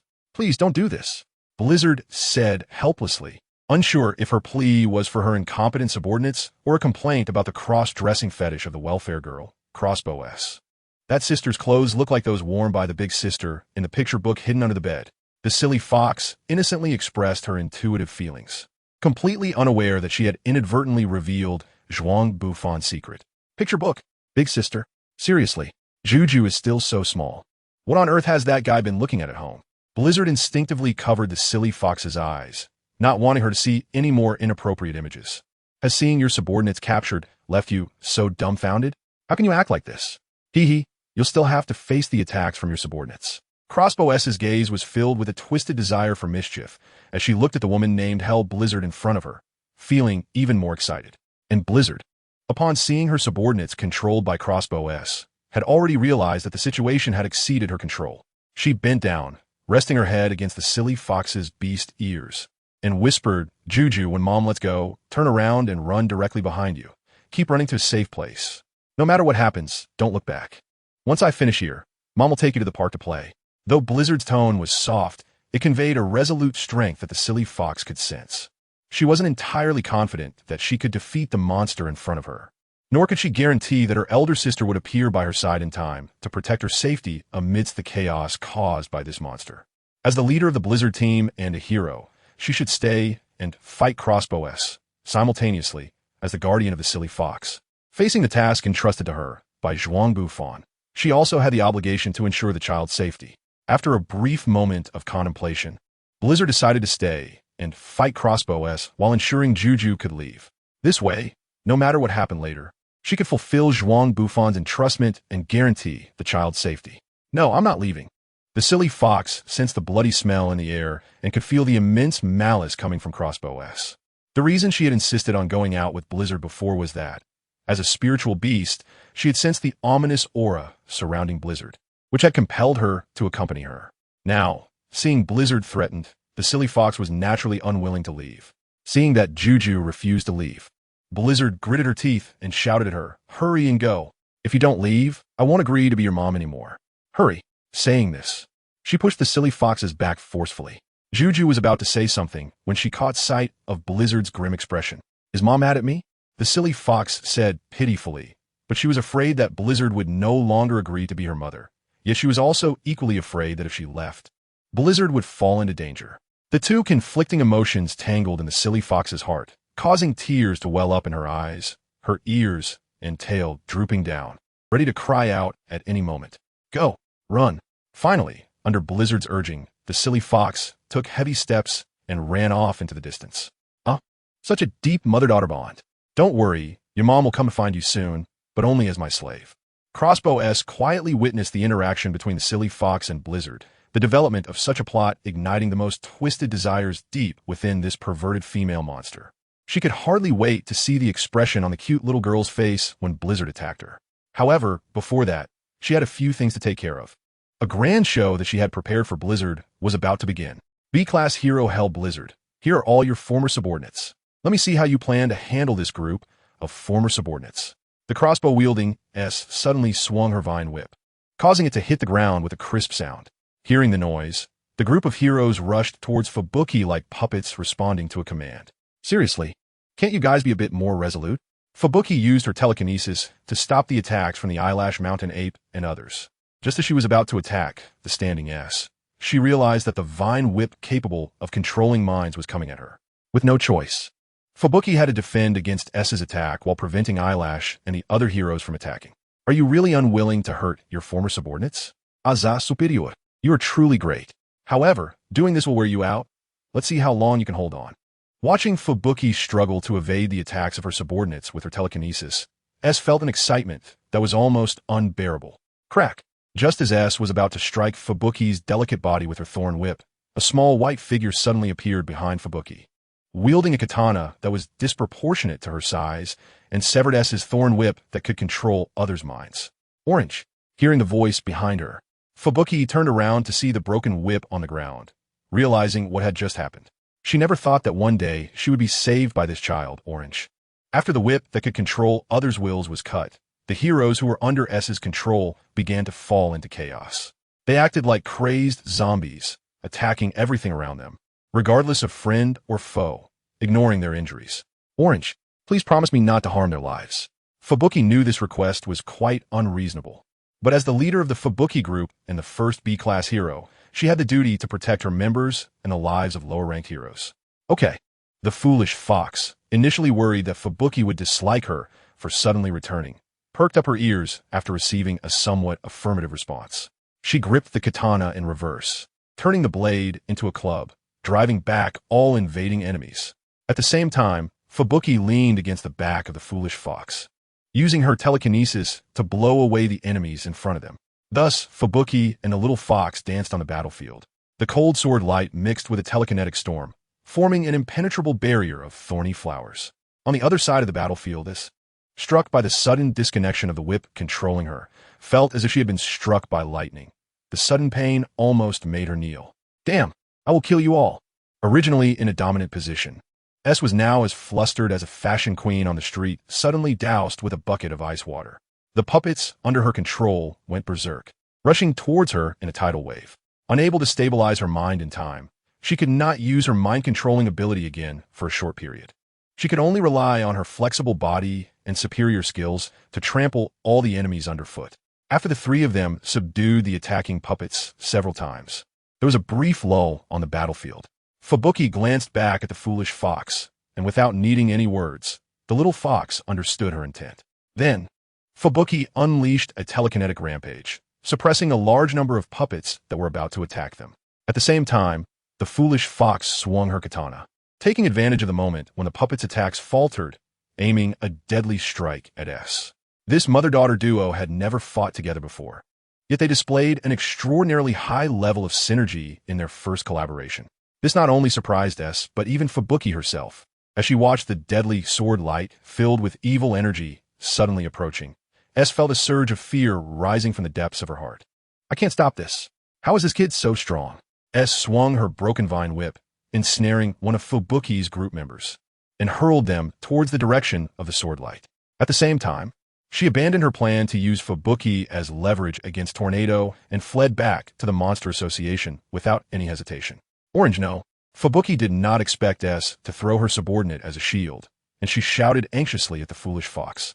Hearing Fubuki's voice, the foolish fox's ears twitched, and she quickly tilted the blade of her katana. With the foolish fox's current strength and mastery over the demon sword, once the sword technique was initiated, there was no possibility of stopping it. The only option was to reduce the destructive power of the move, adjusting the blade to lessen the force used in the swing. Even so, the member of Fubuki's group who was struck flew away like a baseball hit by a professional player. With a loud crash, they smashed through a concrete wall by the roadside. Don't worry, Mom. I used the back of the blade. After landing, the foolish fox said in a babyish voice to the distant, anxious-looking Fubuki. Oh, okay. Fubuki wasn't sure if her subordinate could survive such a heavy blow, but since they weren't cut in half by Orange, it should be manageable for the bald doctor at the association to save them, right? S had already escaped, and the remaining group of uncontrollable puppets posed no threat to Fubuki and the little fox. Their next task was simply to deal with this group of madmen until they regained consciousness. In simple terms, they just needed to knock them out. As she looked at the disobedient group members, Fubuki was considering whether to be a bit harsher when a gust of wind swept them all up. And then the uncontrollable heroes, along with Fubuki's group members, were embedded in the wall, forming the two characters for Burton. The telekinesis that Fubuki had attached to them had no effect at all, as if she had never possessed telekinesis. This brutal and unreasonable force, like a queen reigning supreme, was synonymous with her sister's arrival in Fubuki's mind. Mom, the foolish fox seemed to sense something, hugging Fubuki's leg and hiding behind her, whispering, too afraid to look at the queen floating in the air. Her soft little hands trembled slightly, far from the cold and deadly demeanor she had when wielding the demon sword. Now, the foolish fox was just a weak and timid little beast girl. Fubuki was also afraid of her sister, but she noticed the foolish fox's trembling hands still tightly gripping her. With no choice, she had to suppress her fear of facing her sister as much as possible, darkening her expression as she hugged the foolish fox in her arms. She continuously stroked the little fox's head and softly comforted her in her ear. Mom, why is this child following you? Tornado clearly heard what the silly fox said, and her relationship with Blizzara made her, as the older sister, somewhat displeased. Added to the fact that she was there to scold her younger sister and wanted her to stay put at that moment, her tone became even more arrogant. It seemed that Zhuang Bufan had some matters to attend to, so he temporarily left the child in my care. As for the way the child likes to refer to me, let her be. When Blizzara answered Tornado's question, she gently glanced at the silly fox in her arms. The unintentional display of maternal warmth ignited jealousy in little Tornado, who was already mistakenly regarded as the younger sister by the world. Her feelings were even more complicated at that moment. What on earth did that guy Zhuang Bufan do to my sister? Why did Tsukake's agree to be the silly fox's mother? I could help take care of the child too. Why'd it have to be Tsukake's? Little Tornado looked at Tsukake's, who was constantly comforting the silly fox, feeling unhappy. She also wanted to pet the silly fox's fluffy little head. She wanted to be seen as mature and reliable like Tsukake's is now. In short, this debt is still counted on your head, Zhuang Bufan. Little Tornado lowered her head and glanced at the harmonious mother and daughter pair, realizing there was no space for her to intervene. The little Tornado, feeling dejected, decided to place the blame on Zhuang Bufan, and the poor Zhuang Bufan inexplicably ended up with a heavy burden on his shoulders. The copper shower head sprayed warm droplets of water, air-filled bubbles falling onto the head of Fuyuki, quickly gathering into a stream that flowed over her body and finally dripped onto the ground. The silly fox had already finished bathing, having washed up together with Fuyuki. To Fuyuki, this child had a somewhat cat-and-dog-like temperament, but fortunately, she wasn't as afraid of water as Fuyuki had thought. Instead, she seemed to really enjoy soaking in the bath. However, this child had an inexplicable fear of shampoo, and to wash the hair and tail of the little orange fox. Fuyuki had to exert a great deal of effort. The shower room was left in a state of chaos, and even the changing room was soaked with water. The scene was truly not much better than trying to clip a cat's nails. This also meant that after cleaning up the messy battlefield, Fuyuki had to wash herself again. Creak, creak, creak. After turning off the copper shower head, Fuyuki stood up and walked to the bathtub nearby. Testing the temperature of the newly released water with the back of her delicate white hand, she boldly lifted one foot and stepped into the tub. She allowed the hot water, enriched with bath salts, to engulf her toes and calves until it reached her chest, her arms wrapping around herself, creating a pool of clear water. Fuyuki's right hand stroked her forehead, rubbing the frown lines on her face. From the living room, the sound of the television could be heard. The little fox was continuously changing channels in search of her favorite program. Unfortunately, due to the monster riot, all channels were broadcasting news about the daytime battles. It was reported that the large-scale monster gangs appearing in various cities were mostly from the underground organization known as the Monster Association. The performance of the heroes from the Hero Association during this incident was truly disappointing. The city suffered severe damage. Was our substantial financial support to the Hero Association worth it? Such comments passed through the bathroom's glass doors, reaching Fuyuki's ears. How'd it end up like this? Is it really because my strength is insufficient? The hero's Pyrrhic victory undoubtedly affected the reputation of the Hero Association, but Fuyuki didn't feel sad for the future of the association. Having long been overshadowed by her powerful sister, she already understood that being able to protect a small group of people around her was enough. However, the battle with the S-Class monster had caused a significant reduction in her team's personnel. If that child hadn't arrived in time, is it really my lack of ability? Fuyuki muttered to herself, echoing the thoughts of many C-Class heroes that night. The monster riot by the Monster Association had completely torn away the pretense of the hypocritical peace maintained under the Hero Association's leadership. The public had come to understand that even with the appearance of powerful S-Class heroes, resolving the monster threat did not guarantee their safety from harm. When survival space is threatened, voids will emerge, and fear naturally triggers people's dissatisfaction and anger. The forums of the Hero Association and the personal pages of various heroes had been overwhelmed by angry citizens. No matter how many times they refreshed, it only displayed strange, garbled characters. If it were usual times, this would have been a significant public relations crisis that would give Seishi a headache. But now, where's Explosion? Call Explosion. Let Explosion save my son. A plump, middle-aged man shouted beside Seishi, and who else could it be but Mr. Zemet, with his large belly? Although facing this unreasonable demand from a board member gave Seishi a tremendous headache. Considering that he wouldn't have to deal with the hero forums that were in a state of constant explosion, Seishi suddenly felt that dealing with Mr. Zemet didn't seem so bad. Moreover, looking at the time, those heroes should be arriving soon. Seishi stared at the wall clock, a bit lost in thought, feeling that Mr. Zemet, who felt ignored, was a bit angry but couldn't express it. After all, the private army he had sent out hadn't contacted him for a while. He naturally didn't care about the lives of those mercenaries, but his child was still in the hands of those monsters. If it weren't for being utterly helpless, why would he be here, once again asking for help from these heroes whom he deemed incompetent? They were monsters who had abandoned human moral concepts.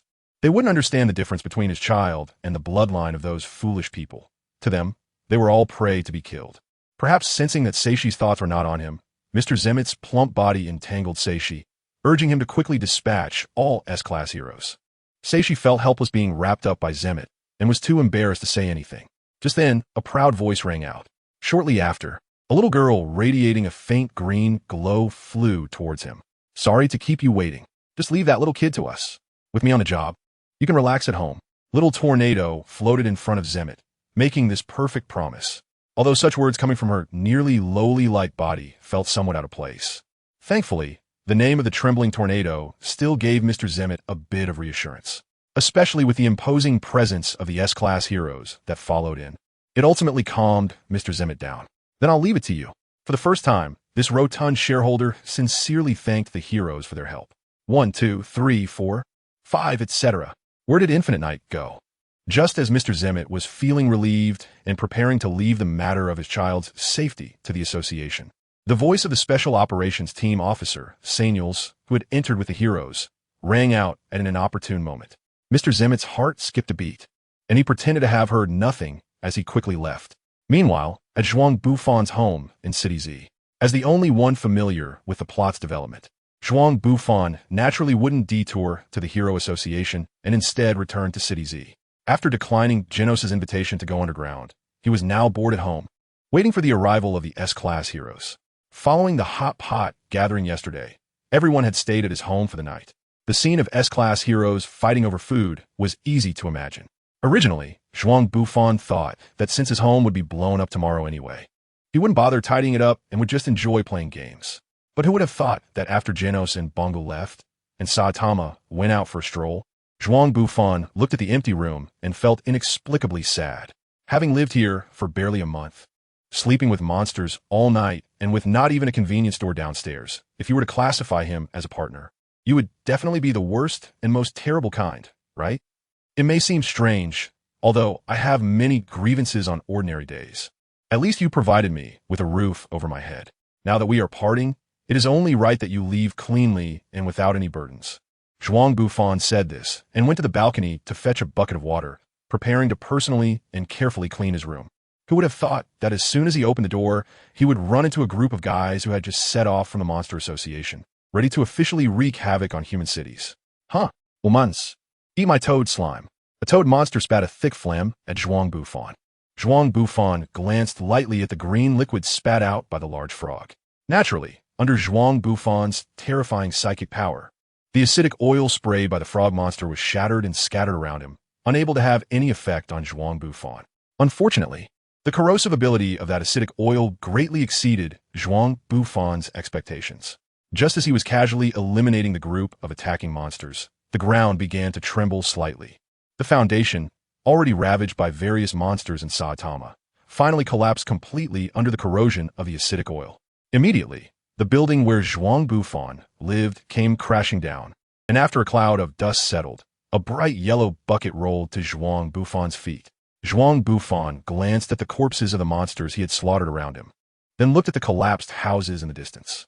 He stood there in a daze for a while before finally picking up the bucket at his feet, scratching his head and trying to comfort himself helplessly. At least it saved me from having to clean up, right?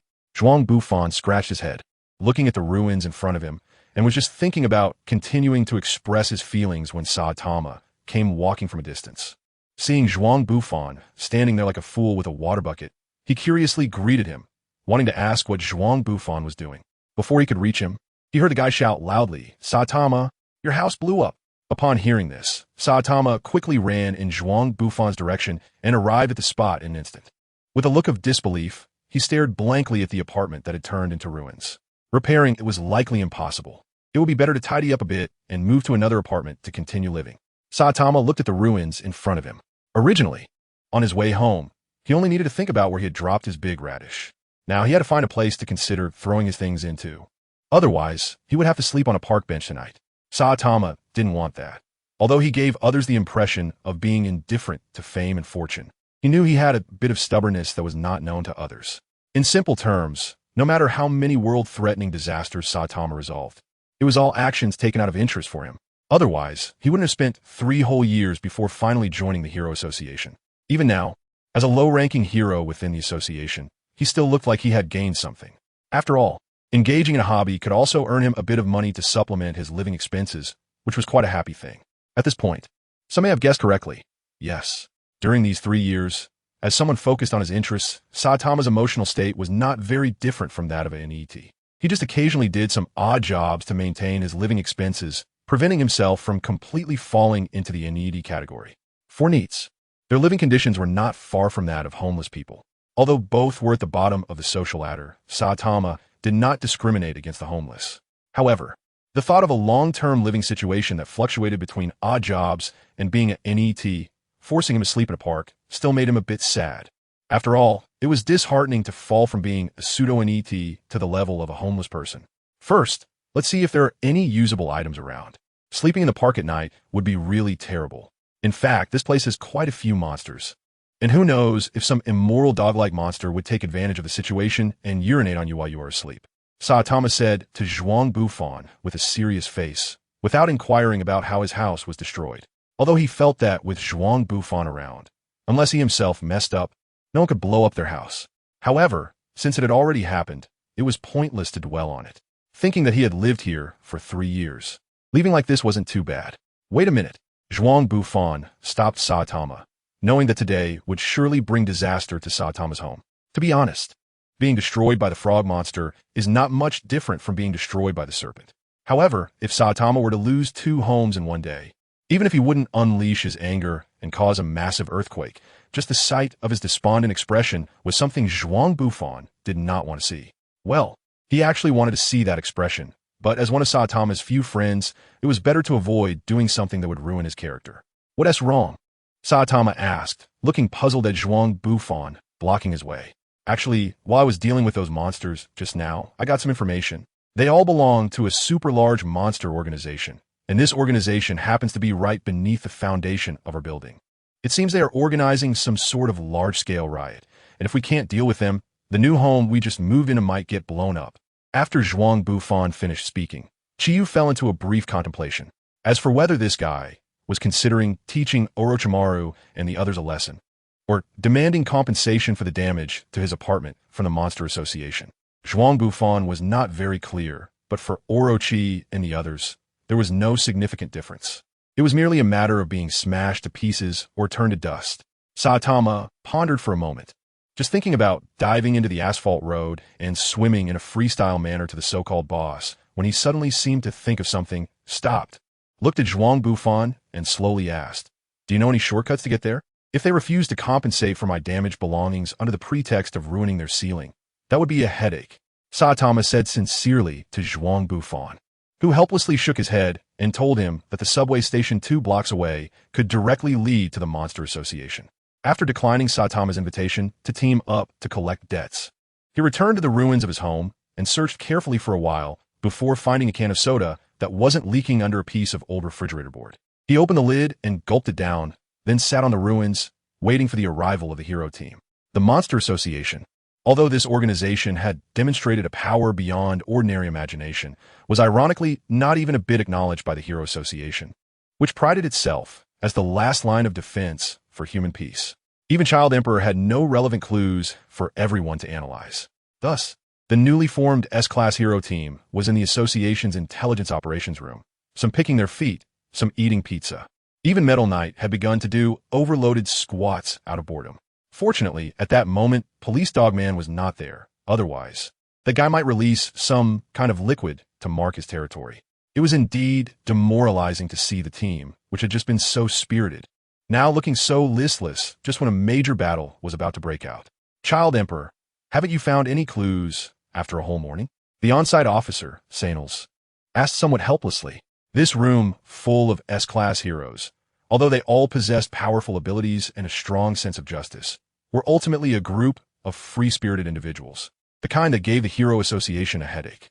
If this continued, someone might really withdraw from the operation early. This made Sanels, the main person in charge of this operation, feel a headache. After all, if the mission failed due to a hero withdrawing, just thinking about how to write the subsequent report gave him a headache.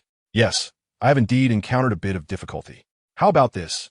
I plan to use my secret weapon to search for the location of the Monster Association. Results will be obtained within a few minutes. Please step outside for a moment, and I will call you back in."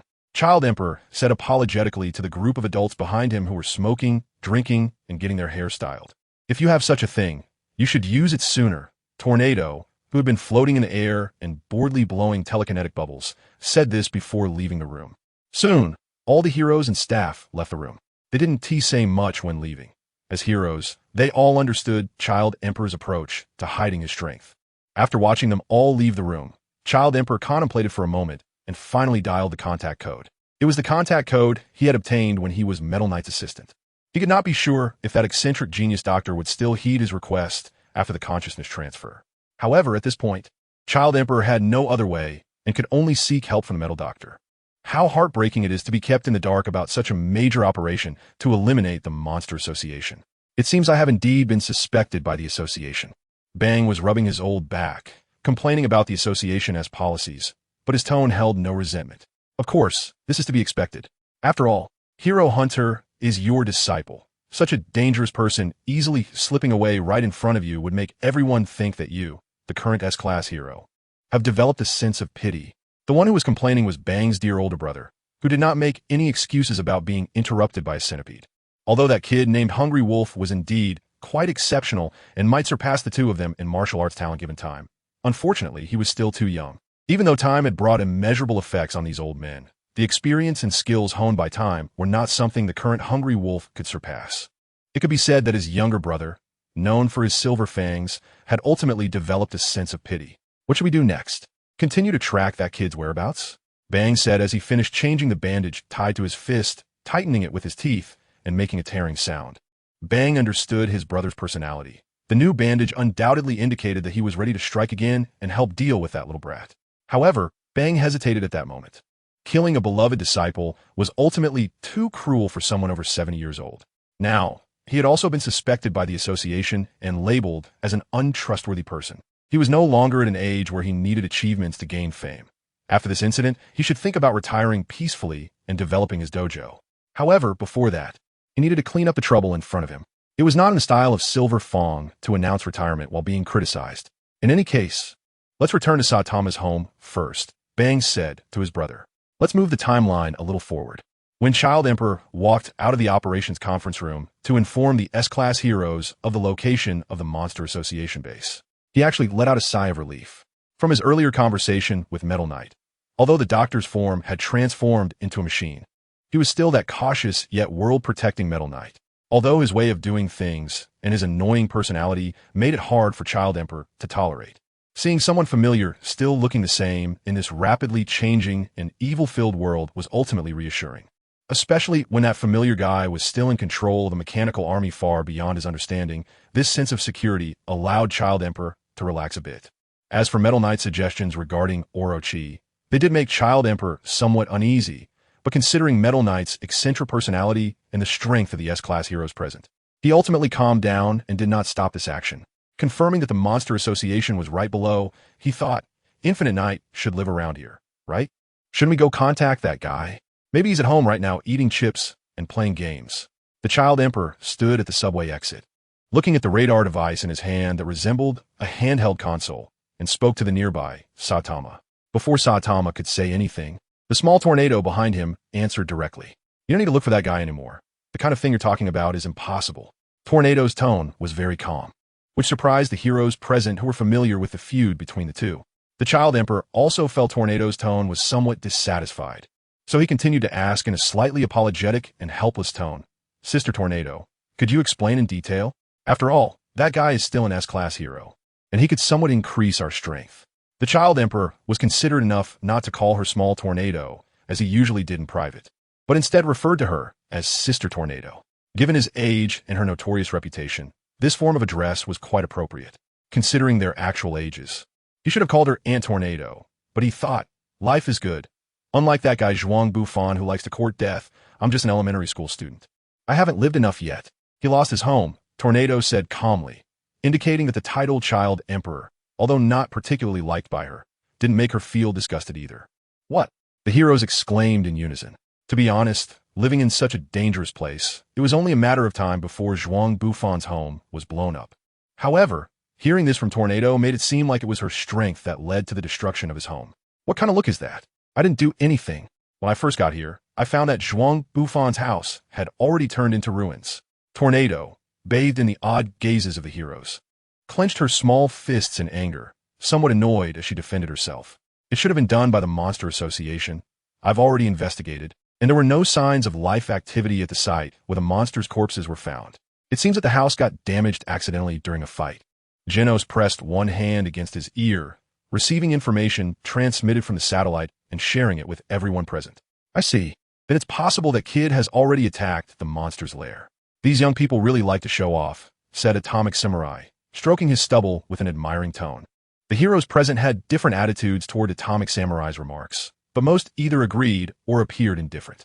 Only Sweet Mask snorted coldly and then silently entered the underground platform.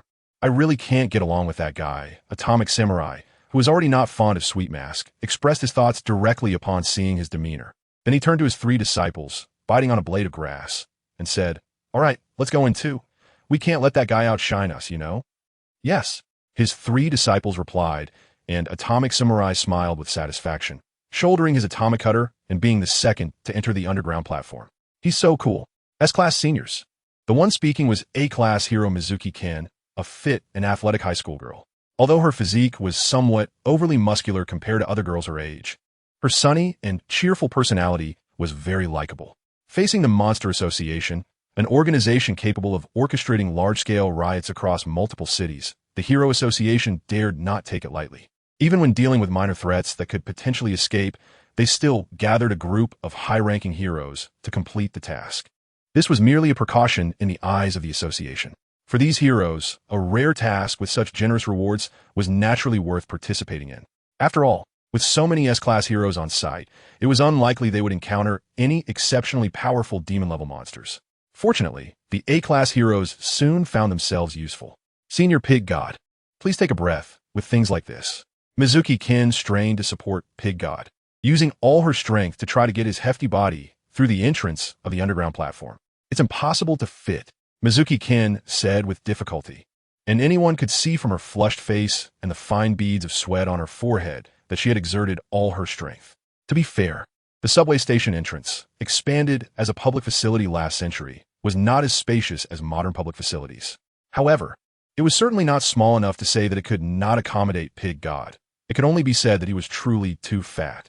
If Zhuang Bufan were present, he would definitely exclaim, "Which manufacturer made that folding chair he sat in during the hero meeting? The quality is simply too good." But unfortunately, he was not there, and Atomic Samurai, who could have helped solve the entrance issue, had already gone in early. Although Mizuki Ken was a high-ranking A-class power hero, she couldn't manage it alone. Helplessly, the other A-class heroes joined forces, and in the end, even a few B-class heroes who participated in the operation came to help. Only then did they manage to shove the hefty Pig God into the subway entrance. Shoving that guy into the subway was even more exhausting than patrolling all day. But at least it meant they wouldn't leave the Hero Association's rewards empty-handed. All the heroes present thought this way. However, how could the association's money be so easily obtained?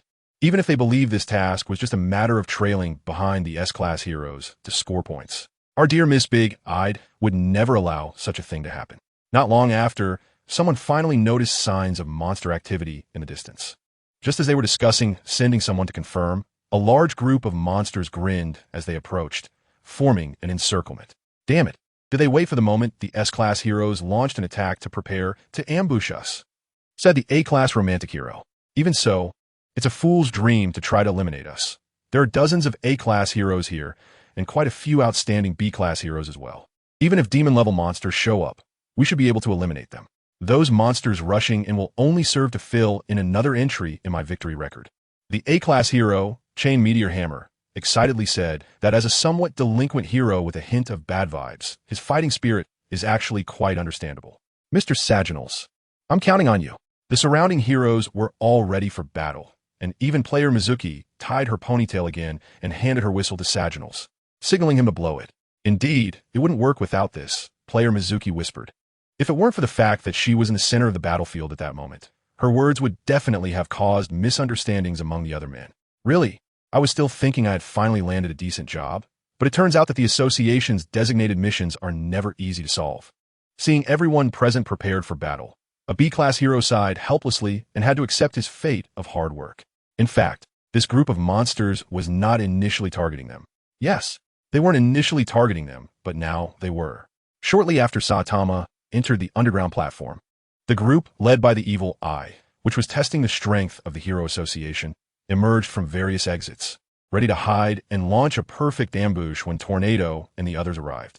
Naturally, this group noticed Mr. Zhuang Bufan, who was sitting atop the ruins, struggling to pour the last drop of soda from the can into his mouth. Understandably, the restless blood within the monsters was stirred up. Ordinary small monsters were certainly no match for Zhuang Bufan, and once the battle escalated, even the Evil Eye, who originally planned to lie low, finally detected this guy's movements. The Infinite Knight, huh? I didn't expect you to be the one to test my blade before the trembling tornado arrives. But that's fine. Let you atone for my fallen monster comrades.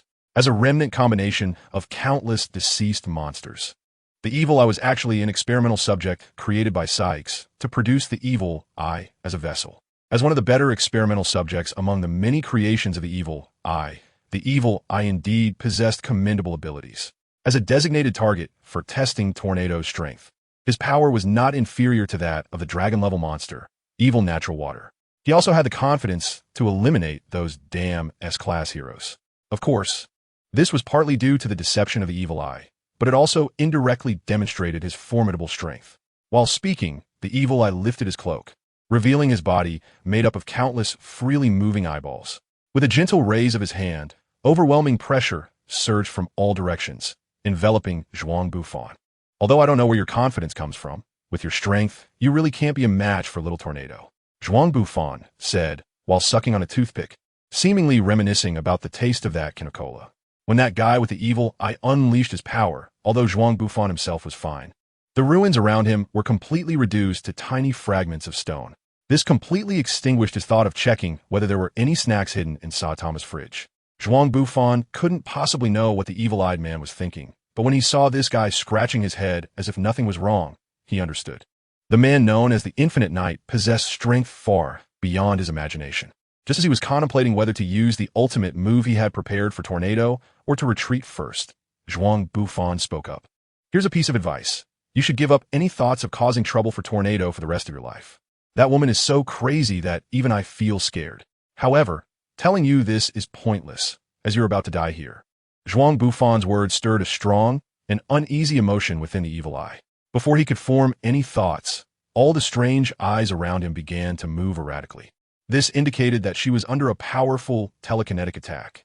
After trembling for a few seconds, the dragon-level monster, the evil eye, completely transformed into a pile of irregular diamond-shaped flesh. Initially, it seemed like it was trying to be shaped into a square like a tornado. But now it was clear that my telekinetic control ability was quite poor, perhaps even worse than that of Fubuki. Zhuang Bufan's battle with the evil eye lasted less than a minute. Those lurking in the shadows, originally prepared to support the evil eye, naturally dared not act recklessly upon witnessing such a situation. After dealing with this guy, Zhuang Bufan didn't pay attention to the group of miscellaneous creatures. Instead, he checked his wallet, roughly calculated the time, and ran to another area to buy some snacks to satisfy his cravings. Living in the ghost zone, if he were constantly thinking about cleaning up all the monsters around him, he wouldn't even need to consider sleeping. Zhuang Bufan and the battle with the evil eye naturally fell under the gaze of the Great Bright Eye. She could tolerate the complete annihilation of this group of monsters to test the approximate strength of the heroes in this attack. However, she could not afford to pay any more costs, especially since the people she sent might not even be able to measure the personal strength of the Infinite Knight. Forget it, the Great Bright Eye thought, sending another dragon-level monster for testing now is indeed a bit extravagant. It will be better to let that group of guys warm up and deal with the little tails behind the S-rank heroes. The Great Bright Eye issued such an order to the wrestling rhino and other monsters. Fortunately, the A-rank heroes who were struggling at the scene had no idea what Zhuang Bufan, the useless guy, was doing. Otherwise, his name would surely become even more notorious among the low-level heroes, even though his current reputation was not very good. The death of the evil eye greatly impacted the morale of these monsters. However, when they discovered that the Infinite Knight, who resembled a god of death, not only had no intention of continuing to annihilate them, but also quickly left the scene, these guys who had no good ideas in their heads began to come alive again. Their state was like a drunken taxi driver who had entered a detention center for drunk driving, knowing they shouldn't be drinking, but unable to suppress that desire in their minds. Finally, When a great bright, I notified them to abandon the ambush on the S-rank heroes and instead switch to fully targeting the supporting A-rank heroes. Their excited expressions resembled that of a drunk taxi driver who had finally made up their mind to quit.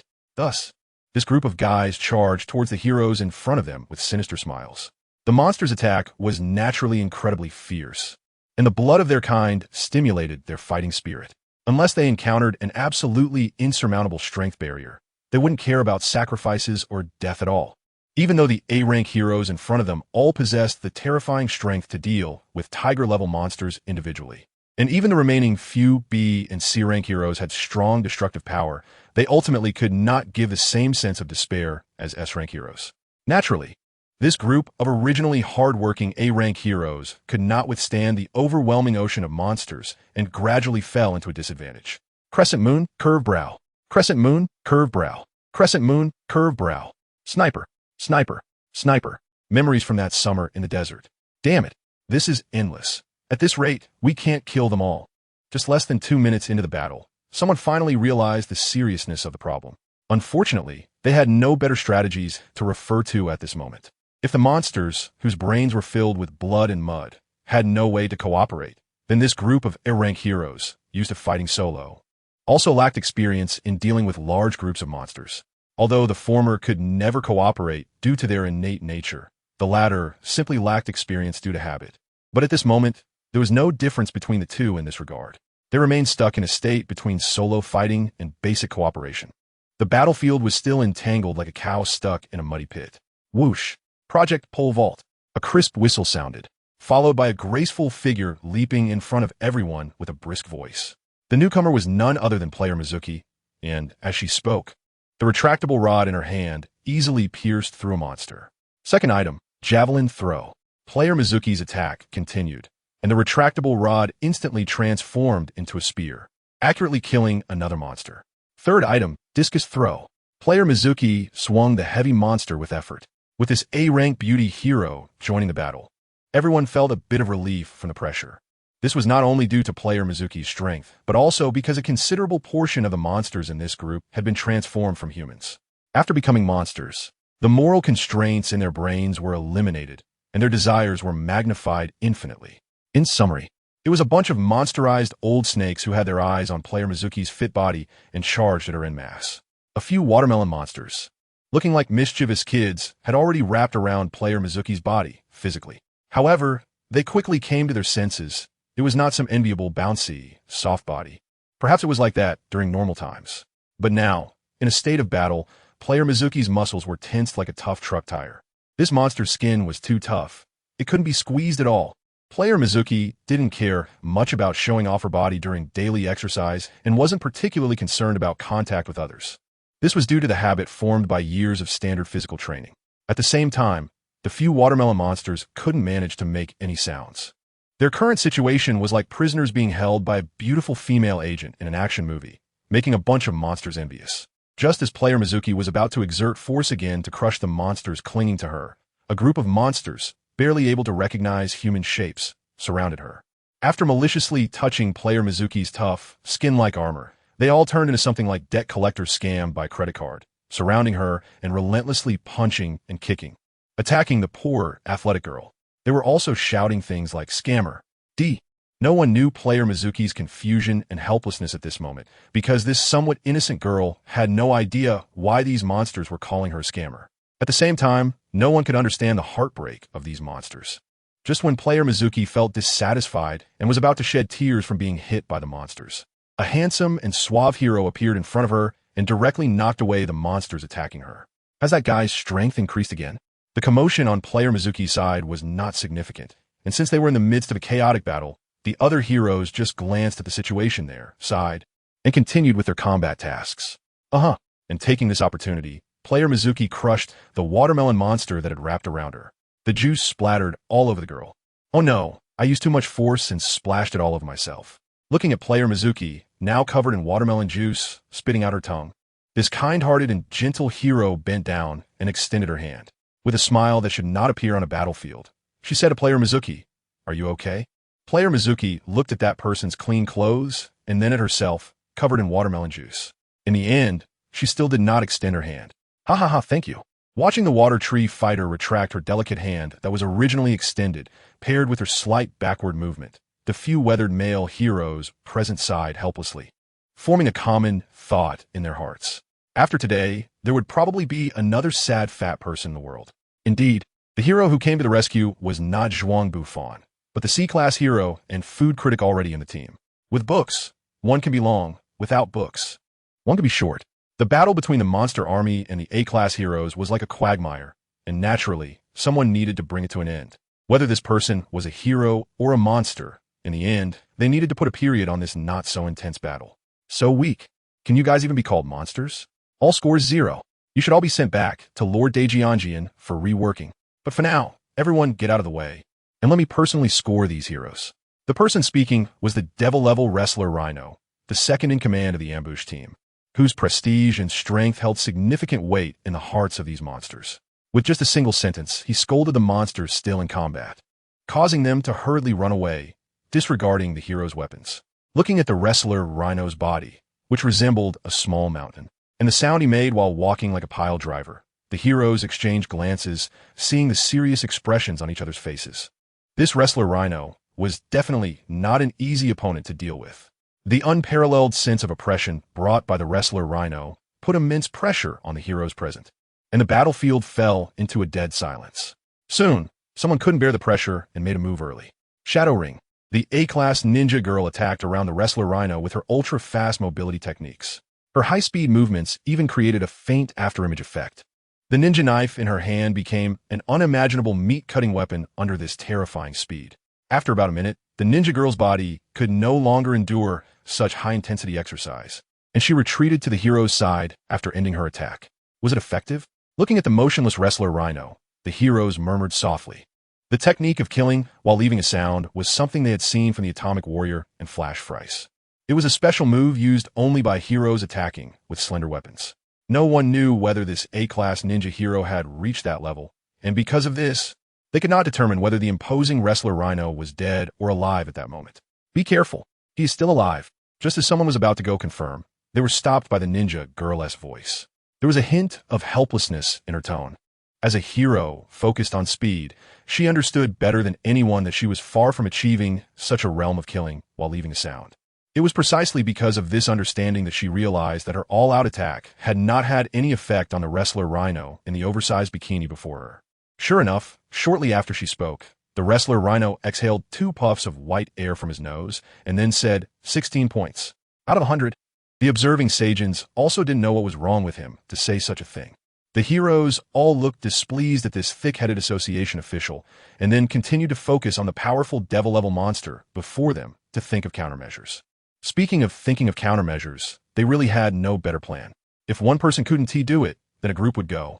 If one ultimate move couldn't cause enough damage, then let everyone unleash their ultimate moves together to try. Crescent Moon, Curved Brow, Sniper. Memories from that autumn in Advancing the City. 14 points, 18 points, 21 points.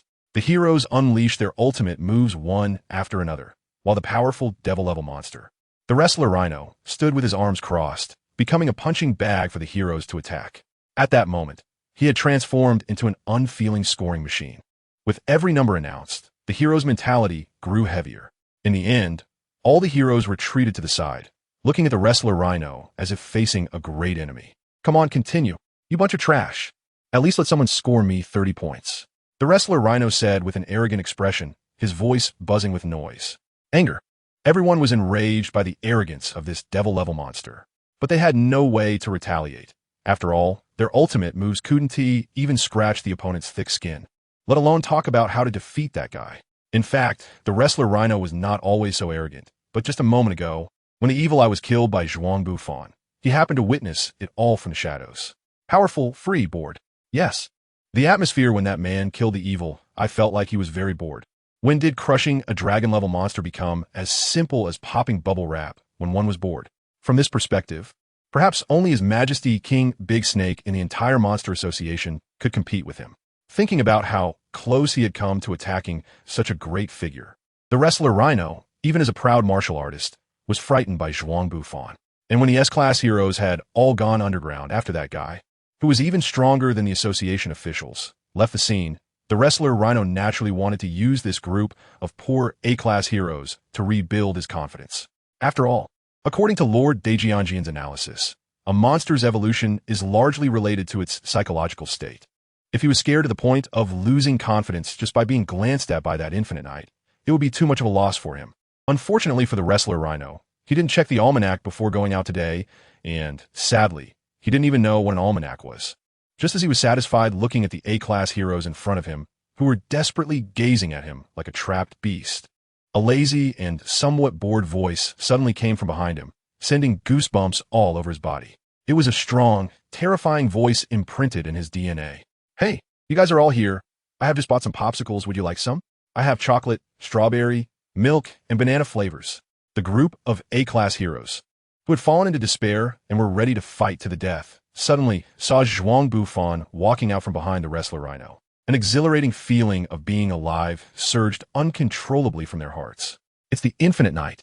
Even among S-class heroes, he is an absolute powerhouse. Seeing the excitement of the A-class heroes in front of him, Zhuang Bufan scratched his head in confusion. He knew about the wrestler Rhino's annoying habit of scoring. But wasn't this guy about to be chopped into small pieces by the Atomic Warrior? It was only then that Zhuang Bufan realized that there wasn't a single S-class hero in the team sent by the Hero Association. No wonder, Zhuang Bufan muttered softly, not caring about the wrestling Rhino beside him that was still shivering. He walked over to distribute the ice pops in his hand to the group of heroes in front of him. After all, the ice pops would melt quickly once taken out of the fridge, and it would be a shame if they didn't eat them quickly. The crowd glanced at the shivering wrestling Rhino, and then at the Infinite Knight distributing the ice pops. They felt that the scene was incredibly bizarre, but at least they could confirm that they were safe now. So, they didn't mind too much and happily started eating the ice pops. After all, they had just gone through a tough battle, and replenishing some energy was a good thing.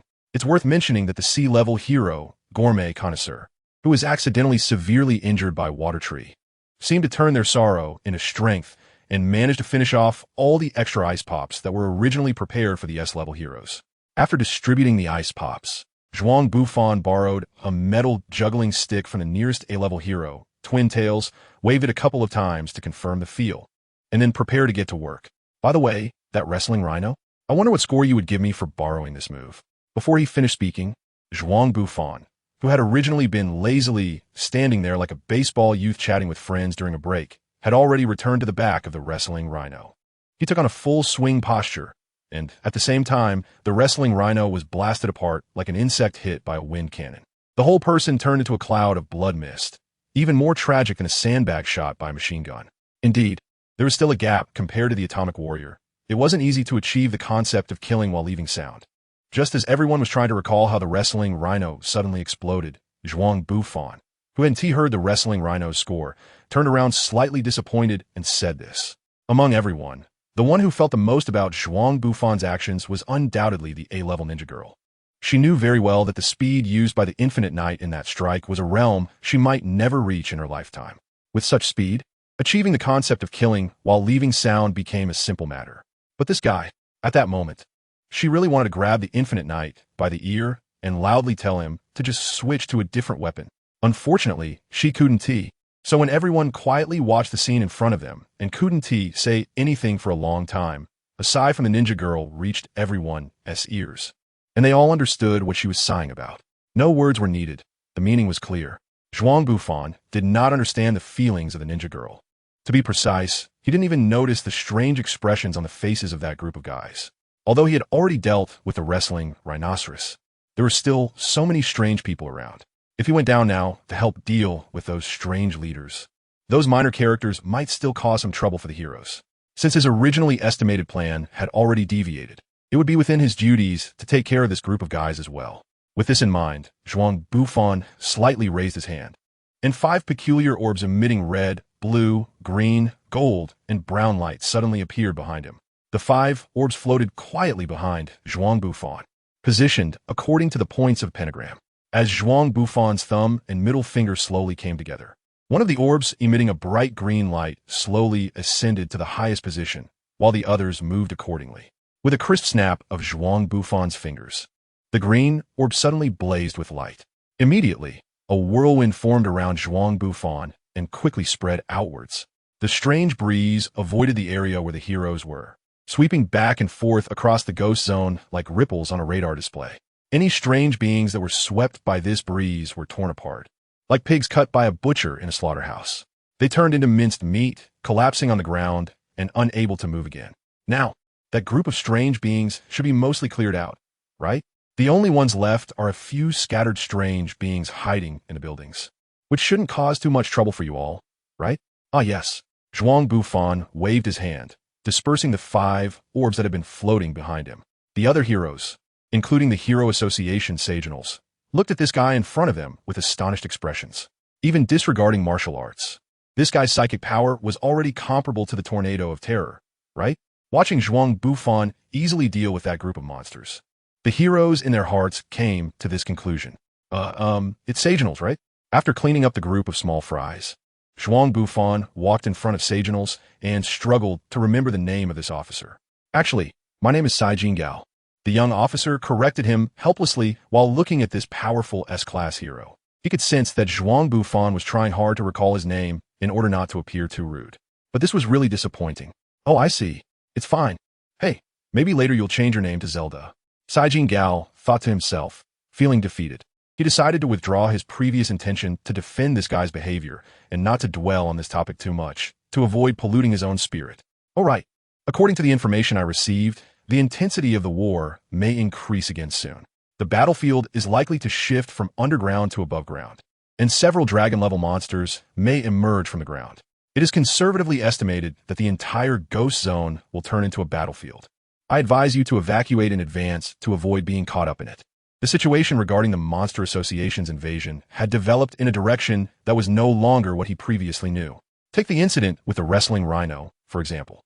If he hadn't happened to arrive and dealt with that guy, everyone, including Sighed, might have ended up dead at the hands of that perverted bikini rhino. Currently, in the underground battlefield, apart from the little tornado, pig god, and alloy blacklight, it's really hard to say whether they would make a fatal mistake in a fight that was originally hard won. Especially for Atomic Samurai and Child Emperor. Golden Sperm, in terms of compatibility, is definitely someone who can completely counter Atomic Samurai. As for Child Emperor, although his plunder successfully stripped the Phoenix Man of the power gained after evolution, reverting him to his original form, it's uncertain whether the Phoenix Man, after a super evolution, would exhibit even greater performance when facing Child Emperor. So, no matter how you look at it, the best choice is to let these heroes, who were originally meant for support, evacuate quickly. However, before Zhuang Bufan could finish speaking, Mizuki interrupted him. Infinite Knight Senpai, although our strength may not be considered up to par in your eyes, since we are already here, it means we are prepared to sacrifice ourselves at any time. We hope you can respect our choice. Mizuki's gaze was firm, her eyes shining like light. Even Zhuang Bufan felt that this single-minded girl was a bit too dazzling. Although we do have a bit of a desire to earn points, we are still heroes and have no reason to retreat upon hearing of danger. Infinite Knight, please rest assured to support those S-class seniors. As for the other backup support work, just leave it to us. The speaker was an unknown hero, and even Zhuang Bufan had no impression of him. This guy's ranking was probably even lower than that of C-class food critic. Zhuang Bufan didn't say another word. He stared at the group of guys, and even the A-class idol hero had a determined look in his eyes. Zhuang Bufan knew that whatever he said at this moment would be useless. So, after quietly saying be careful, he resolutely walked toward the underground platform, heading deep into the Monster Association. Watching Zhuang Bufan's departing figure, the group of heroes was unsure whether they were moved by their own recent determination or excited by the recognition from an S-rank hero. Everyone felt a warm sensation in their hearts, as if a wonderful energy was nourishing their bodies, sweeping away the fatigue from their previous battles with the monsters. Just as everyone was immersed in this sense of self-fulfillment, a C-rank gourmet critic suddenly spoke up, holding something. What should we do with the snack bag that Infinite Knight left here? The group, interrupted by the gourmet critic, glanced at the bag full of various snacks in his hand, and at that moment, their own stomachs began to rumble. They then realized that the earlier energy boost had awakened their hunger. A group of people stared intently at the large bag of snacks, remaining silent, except for the occasional sound of sigh, Jinjia swallowing. Wow, Infinite Knight is really reliable. I didn't expect him to bring us care packages. Someone suddenly said this, and immediately everyone realized something, praising Zhuang Bufan in unison. Oh, is that so? Shouldn't this be Infinite Knight's own doing? Mizuki looked around at her companions with a puzzled expression, just as she was about to express her thoughts. The A-rank hero, Twin Tails, swiftly peeled off the packaging of a beef stick and stuffed it into the innocent girl's mouth to prevent her from continuing. MMM, MMM, MMM. It didn't take long for Mizuki's expression to change from confusion to a strange solemnity. As she chewed the beef stick faster, her expression began to grow more excited. Infinite Night is the best. Accompanied by the girl's praise, the last shred of conscience in the group disappeared. Below ground, Zhuang Bufan was strolling through the maze when he suddenly remembered that he hadn't had a chance to inform them about the large pile of snacks he had bought, asking them to help keep them safe. In fact, Zhuang Bufan had a bit of a shopping addiction. Whenever he entered a supermarket and saw food, he always wanted to grab some. If it weren't for this, he wouldn't have missed the opportunity for Atomic Samurai and the others to enter the Monster Association. Actually, apart from putting a strain on Zhuang Bufan's wallet, this personality trait wasn't all that bad. Well, even if I don't tell those guys, they probably won't touch my bag of snacks, right? After all, they're all people with strong convictions. Zhuang Bufan recalled the moment of parting, the determined gazes of that group of guys, and felt relieved. Unfortunately, our S-class hero, the Infinite Night, is still too young. It seems that spending so much time with Saitama has not made him aware of the dangers of the world. Zhuang Bufan's house collapsed unexpectedly, catching everyone off guard. Beside the ruins of the building, 3 figures stood for a long time, quietly staring at the pile of debris without saying a word. How should I put this? Living in a place like this, I think Zhuang Bufan and Saitama must have been mentally prepared for their home to be destroyed. Bangu looked at the ruins and spoke up. In the original manga, the last function of Saitama's house was to serve as a gathering place for Fubuki and Bangu's team. From this perspective, Zhuang Bufan's home did fulfill its last duty, seriously demonstrating its remaining value. Fubuki did not take up Bangu's topic to continue the conversation. Since the first moment she saw Zhuang Bufan's house turn to ruins, this woman, whose imagination was fully charged, had become dazed. Would Zhuang Bufan really end up homeless? Should I invite him to stay at my place for a while? But if he agrees, wouldn't that mean we would be living together in the eyes of outsiders? Living together is something that only happens between confirmed couples, right? We haven't reached that stage yet, have we? By the way, what is our relationship now? Wait, why does it matter if that guy has a place to stay? But wouldn't that make me seem too harsh, especially since that kid, Gigi, is still staying at my place? But what if he misbehaves while staying at my house? With Gigi around, there shouldn't be any problems, right? But doesn't that mean I'm not charming enough? All these thoughts were naturally in Fubuki's mind, and she didn't say a word. Apart from a slight blush appearing on her somewhat flustered face, there were no other signs of her inner turmoil. The moment she saw his short sleeves, she immediately thought of white arms, followed by the shell, and then GHS. Humans all over the world are the same, even in other worlds. I digress. Bangu and his brother had somewhat noticed Fubuki's unusual behavior. Having both lived for over 70 years, they certainly understood what the young girl was thinking. However, keeping things unspoken while enjoying the show has always been one of their commendable virtues. So, they deliberately waited for a few minutes for Fubuki's nearly overloaded brain to return to normal before continuing to speak. So what do you think? Should we go solve the incident with the Monster Association together? Bangu's tone was very sincere, without a hint of the demeanor of a martial arts master or an S-class senior. His words made Fubuki instantly realize her lapse in composure. And after quickly adjusting her posture, the renowned beautiful hero took on a leadership stance, walking ahead and saying, "Let us go." New Fubuki team. As for Bangu and Bangpu, upon hearing this, they didn't object and quietly nodded before following Fubuki into the Monster Association. Inside the Monster Association, Tornado was floating in the air, slowly descending. As the apparent strongest force of the Hero Association, suspected to be a psychic level above Dragon, Tornado encountered quite a few monsters along the way. When those monsters, whose highest strength was at the level of a demon, faced such a formidable being, their fate was predictable.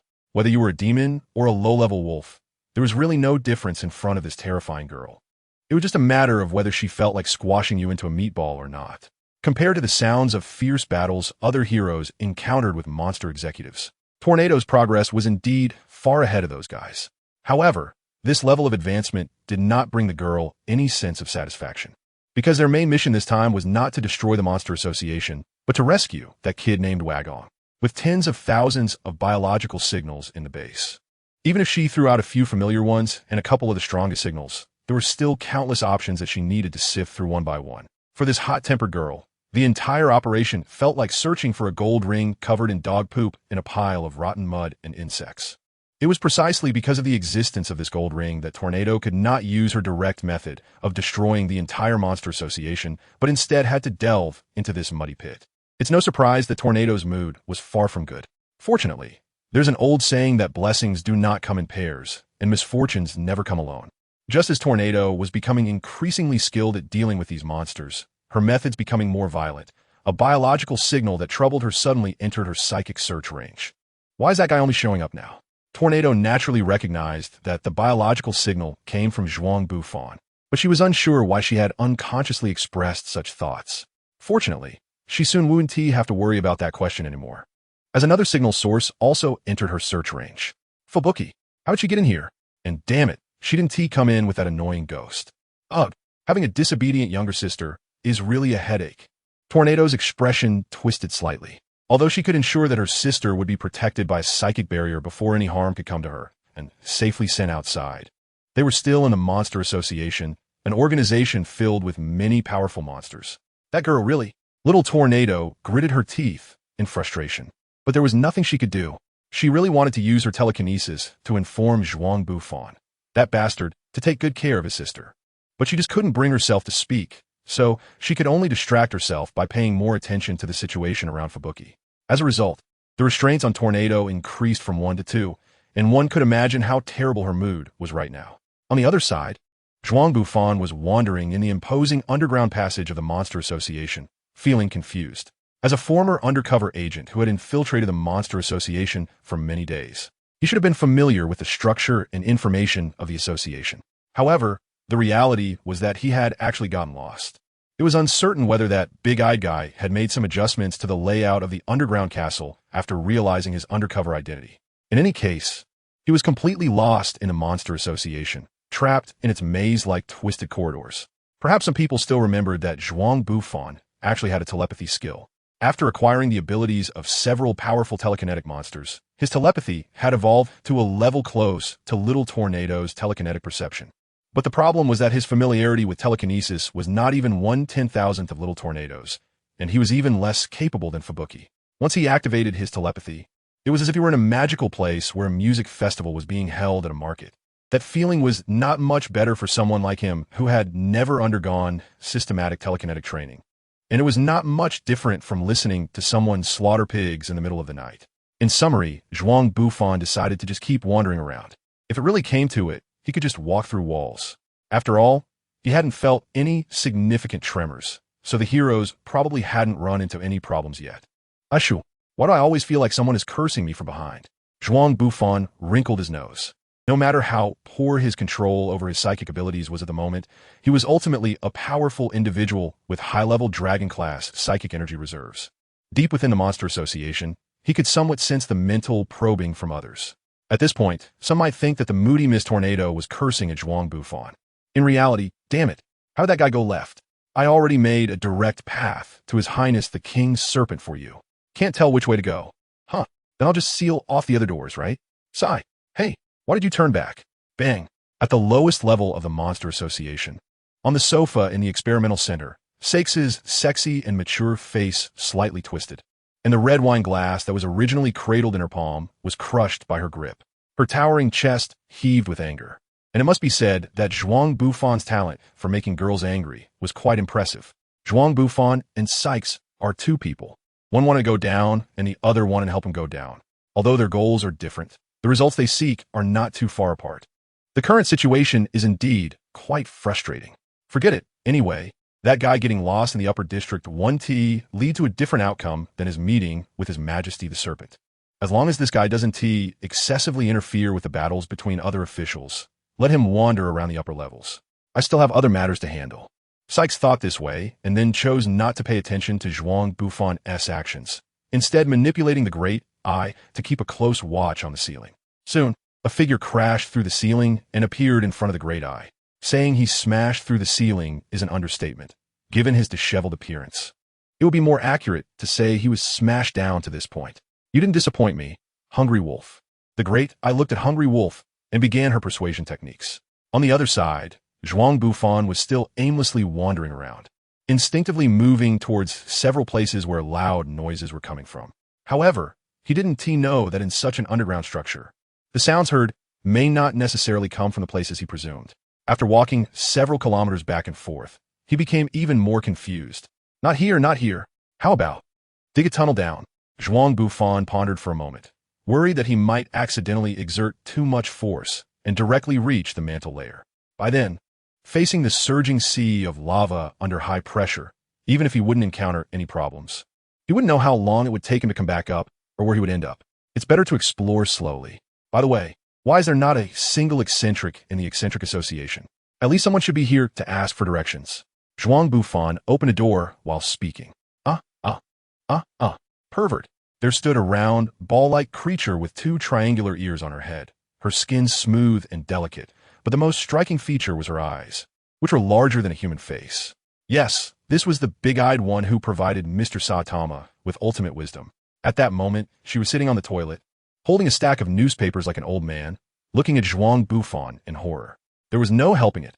What he did was indeed a bit too insane, even without considering their extremely opposing identities.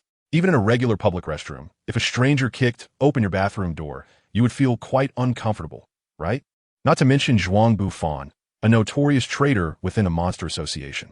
Anyone who had lived in the monster association for a while knew how terrifying this person was, who had infiltrated the organization and taken out several high-ranking heroes.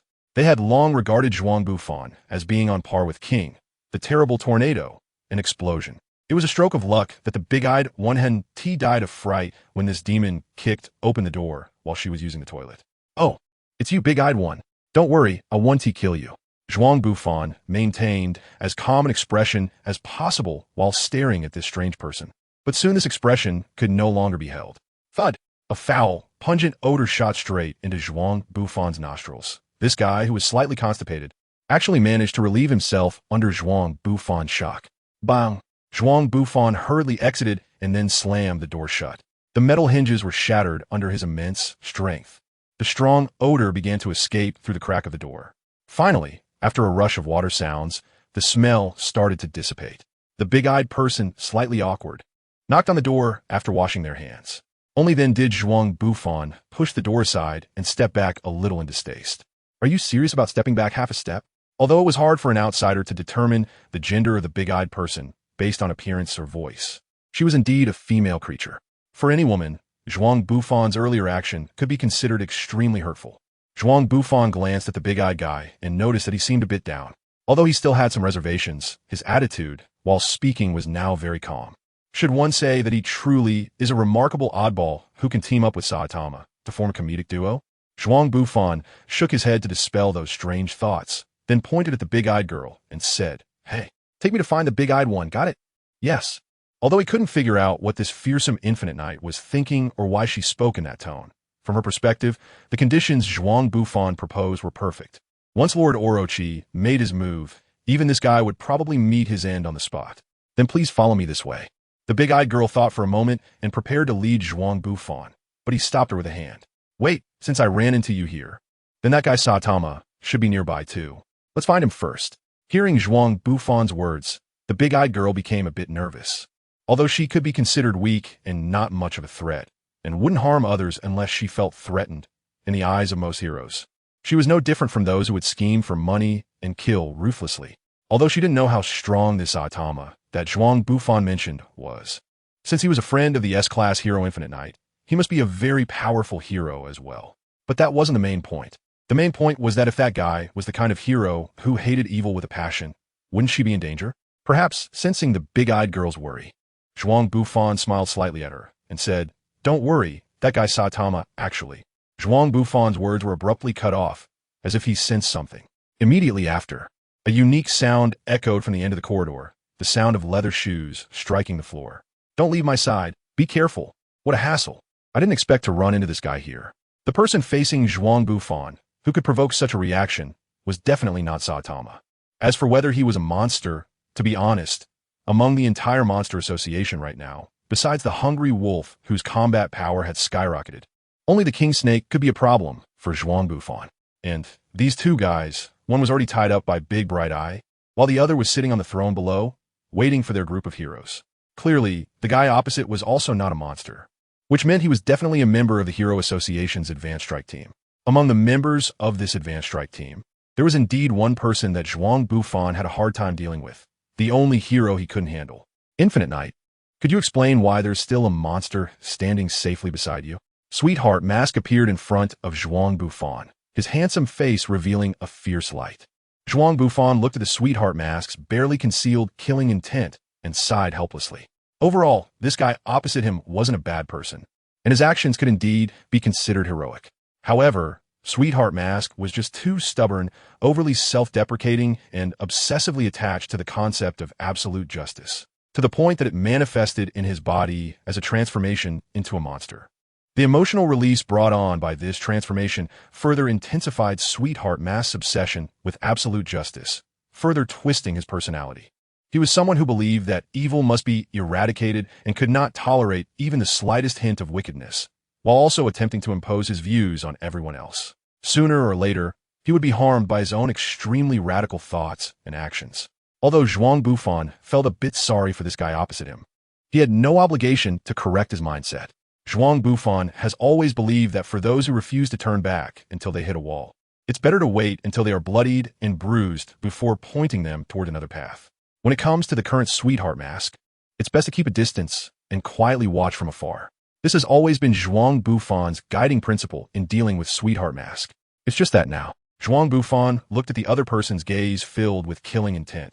It was evident that this guy wanted to drag him along to hit a wall. This was no longer something that could be watched from the sidelines. Simply put, I got lost, so I grabbed this guy to guide me. Can I get away with this? Zhuang Bufan thought to himself while speaking. The big-eyed guy behind him was a bit timid, tugging at Zhuang Bufan's pant leg. And Zhuang Bufan could even feel his pant leg trembling slightly. That was the big-eyed guy's body, sensing the killing intent from Sweetheart Mask, trembling uncontrollably out of fear. Oh, I see. Sweetheart Mask responded to Zhuang Bufan's answer with a beaming smile. The earlier atmosphere of menace completely dissipated, and the big-eyed guy, noticing this, let out a slight sigh of relief and began to scrutinize Sweetheart Mask with a budding interest. Which girl doesn't have a budding interest? Even the odd ones are no exception. Compared to the big-eyed guy's relaxation, Zhuang Bufan's heart tightened even more. Sweetheart Mask was not someone who would fear the strong, and his attitude of eliminating evil indicated that he would definitely not let the big-eyed guy go just like that. Even mercenaries forcibly brainwashed by oddities had, in his eyes, been reduced several times to targets for elimination, nearly killed. Therefore, in his eyes, as the embodiment of evil, the actions he would take were predictable. Where there is an unusual occurrence, there must be a monster. What exactly does this guy want to do? Before Zhuang Bufan could fully understand Sweetheart Mask's true intentions, Sweetheart Mask had already moved, silent and swift as lightning. Sweetheart Mask attacked the big-eyed guy behind Zhuang Bufan with a speed that was almost impossible to perceive with the naked eye. At this moment, his speed was comparable to that of an S-class flash in a normal state. Just as his hand was about to pierce the big-eyed guy's eye, a flying knee strike came at him. Zhuang Bufan made the first move after being late to react, using his knee to strike at the Sweetheart Mask's handblade, which was slightly off target. Immediately after, he executed a seemingly ordinary sweeping kick, forcing the S-class hero back. I think you owe me an explanation. The one speaking was not Zhuang Bufan, but the Sweetheart Mask, who had initiated the attack. Although the previous exchange of offense and defense seemed unremarkable in Sweetheart Mask's mind, Zhuang Bufan's strength had already been assessed to a rather frightening level. Even though he hadn't unleashed his monstrous powers to attack the weak monster beside him, the Infinite Knight had managed to counterattack and even push back his offensive. This forced Sweetheart Mask to become cautious. He could only hope that the situation hadn't escalated to what he feared. This should be something I say, right? What did your earlier actions mean? Zhuang Bufan did not answer Sweetheart Mask's question. Instead, he pressed the guy across from him. Although he could understand the other party's logic of action, he was Zhuang Bufan, the Infinite Knight, not Sweetheart Mask. There was no need for him to act according to his ideology, nor to follow in his footsteps. Given this attitude, the Infinite Knight should not have betrayed humanity. So why was this guy still trying to stop him? Was there some misunderstanding?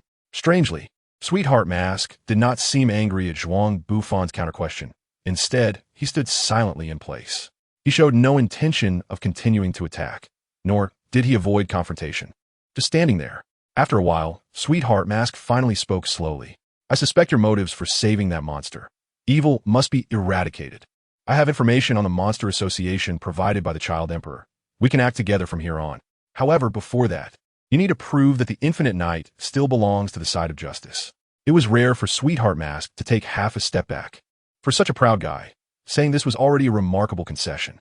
Zhuang Bufan also realized that Sweet Mask didn't want to conflict with him either. However, saying that Big Eyes would become familiar with Saitama in the future, in an attempt to persuade Sweet Mask to let Big Eyes go, was a rather childish reason. Moreover, Big Eyes was merely a minor character standing on the evil side in the original manga. Even if Saitama saw him dealing with this monster, that guy would understand. There was no reason for him to go to war with Sweet Mask over such a monster, especially within the Monster Association.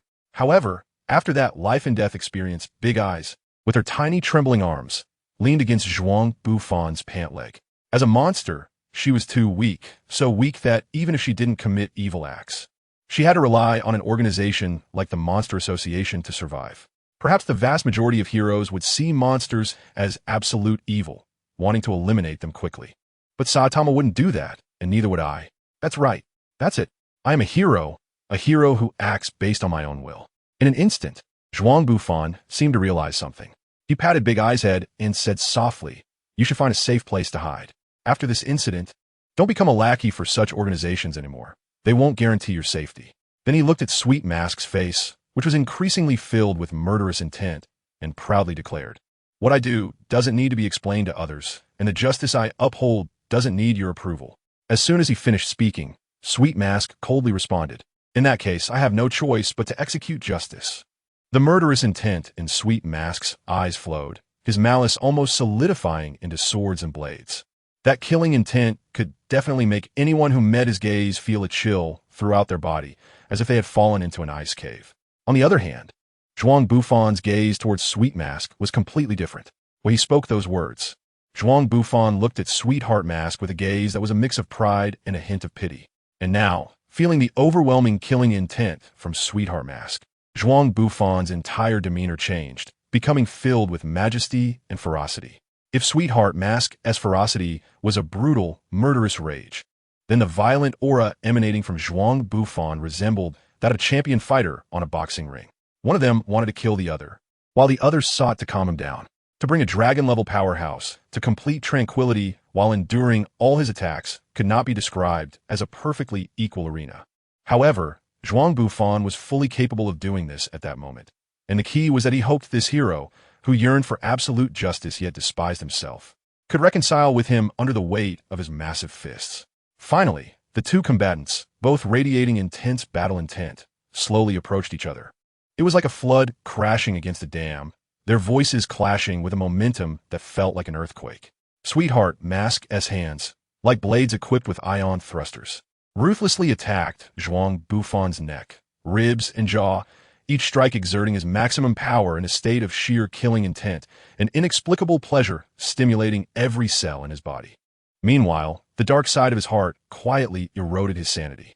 Within 5 seconds of their close engagement, Sweetheart Mask had unleashed over 100 deadly strikes, while Zhuang Bufan remained unresponsive, silently enduring it all. Finally, after about 20 seconds of relentless blows, numbering in the thousands, Zhuang Bufan moved. His arm, which had been floating in the air with the force of Sweetheart Mask's rapid attacks, suddenly tightened. Then came a perfectly timed cannon punch, striking Sweetheart Mask hard in the abdomen, sending him flying backward. With a thud, Sweetheart Mask's body slammed into the end of the corridor, approximately 1,000 meters long, embedding itself into the hard wall made of an unknown alloy, causing spiderweb-like cracks to spread across the incredibly sturdy surface. At that moment, as he came to a stop, Sweetheart Mask felt a tidal wave of intense pain flooding into his brain from his abdomen. With a crash, he fell from the wall, half kneeling on the ground. In the next instant, Zhuang Bufan had leaped across the 1,000-meter corridor, standing before Sweetheart Mask. "Are you awake now?" Zhuang Bufan stood in front of Sweetheart Mask, not making a move, but asking a question in an extremely bland tone.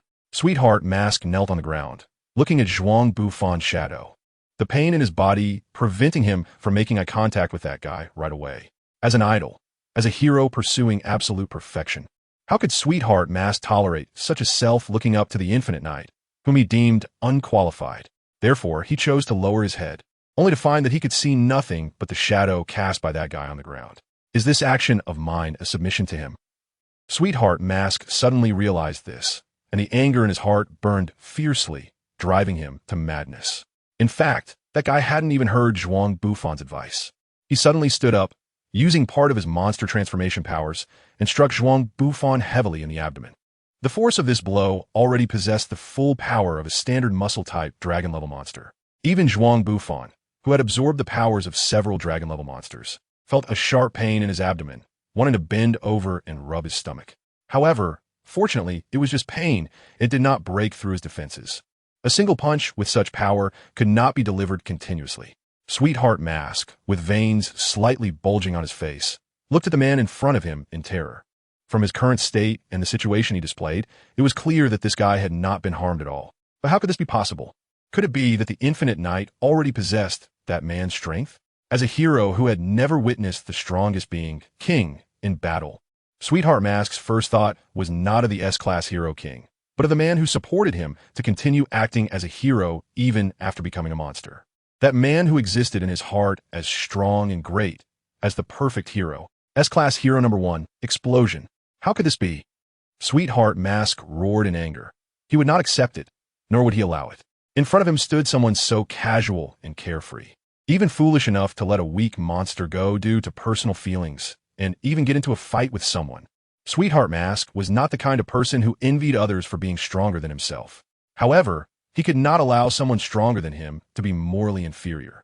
He could not tolerate that a powerful being like the Infinite Knight, akin to that man, executed justice with such an attitude. Evil must be eradicated. Evil must be eradicated. Since the strength of the Infinite Knight had approached that man, he should not radiate any other light. He should execute evil mercilessly, just like Explosion.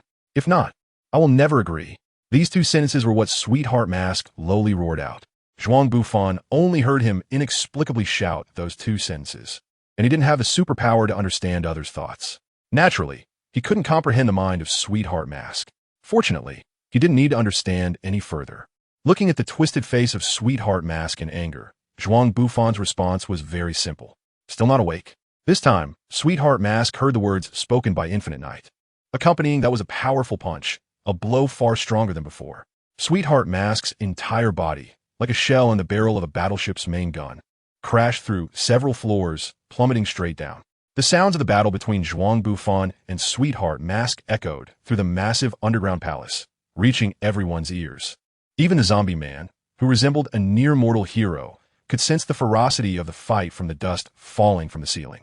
It seems I'm not the only one putting in the effort.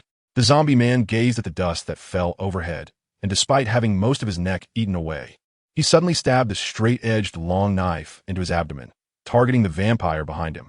The injured vampire quickly released the man in front of him and stepped back. Having exhausted most of his strength, it was difficult for him to muster any bloodline power to launch a decent attack against this crazed man. Are you insane? I've killed you hundreds of times. Why are you still alive? The vampire, cornered by the zombie man's relentless pressure, finally uttered his famous line from the comic.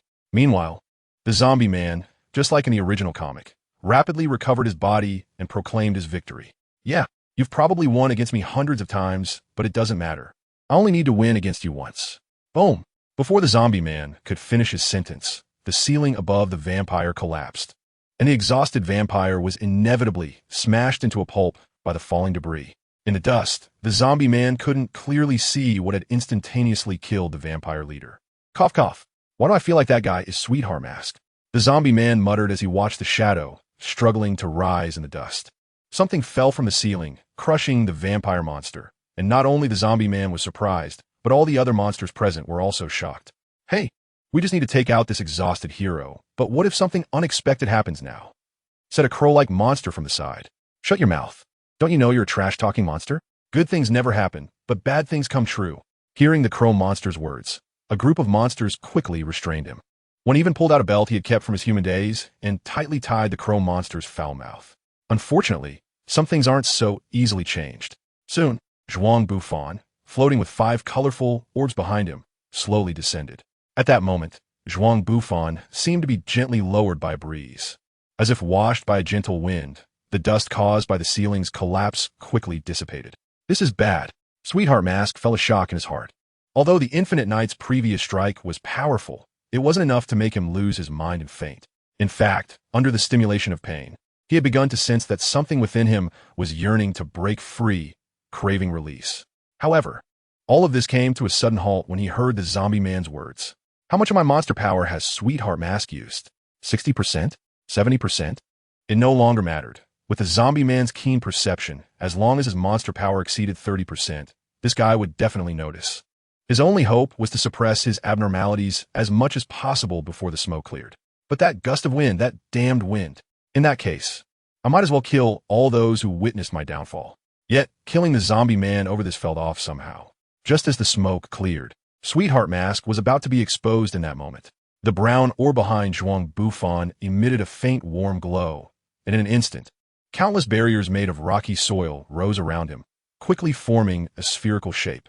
That guy, Infinite Knight, is helping me conceal my identity. Why? A wave of inexplicable warmth flowed through the body of Sweetheart Mask, and at that moment, he had calmed down. All the signs of his monstrous transformation had completely faded away. However, he still did not move, instead lying obediently within the rock sphere, quietly listening to the conversation between Zhuang Bufan and the zombie man. Infinite Knight, did you come in later? What's inside that sphere behind you? It looks somewhat like a model monster resembling Sweetheart Mask. By the way, are you okay over there? Zhuang Bufan didn't wait for the zombie man to finish speaking and quickly interrupted him, changing the topic. Oh, I see. I'm fine over here, just some severed limbs, punctures, along with multiple fractures and internal bleeding. I'll recover soon. Just minor fatal injuries. Zhuang Bufan briefly summarized the injuries described by the zombie man in his mind and couldn't help but sarcastically remark, that's right, just some trivial fatal injuries. For some reason, the zombie man suddenly felt that Zhuang Bufan's words resonated with him, and he let out a hoarse laugh. All right, I have things to do here, so I won't disturb you any longer. When we get back to the ground, I'll treat you to a drink. By the way, I suggest you better insert the communicator given by the association into your brain matter so you don't lose it. Are you saying this thing? Is it really that precious?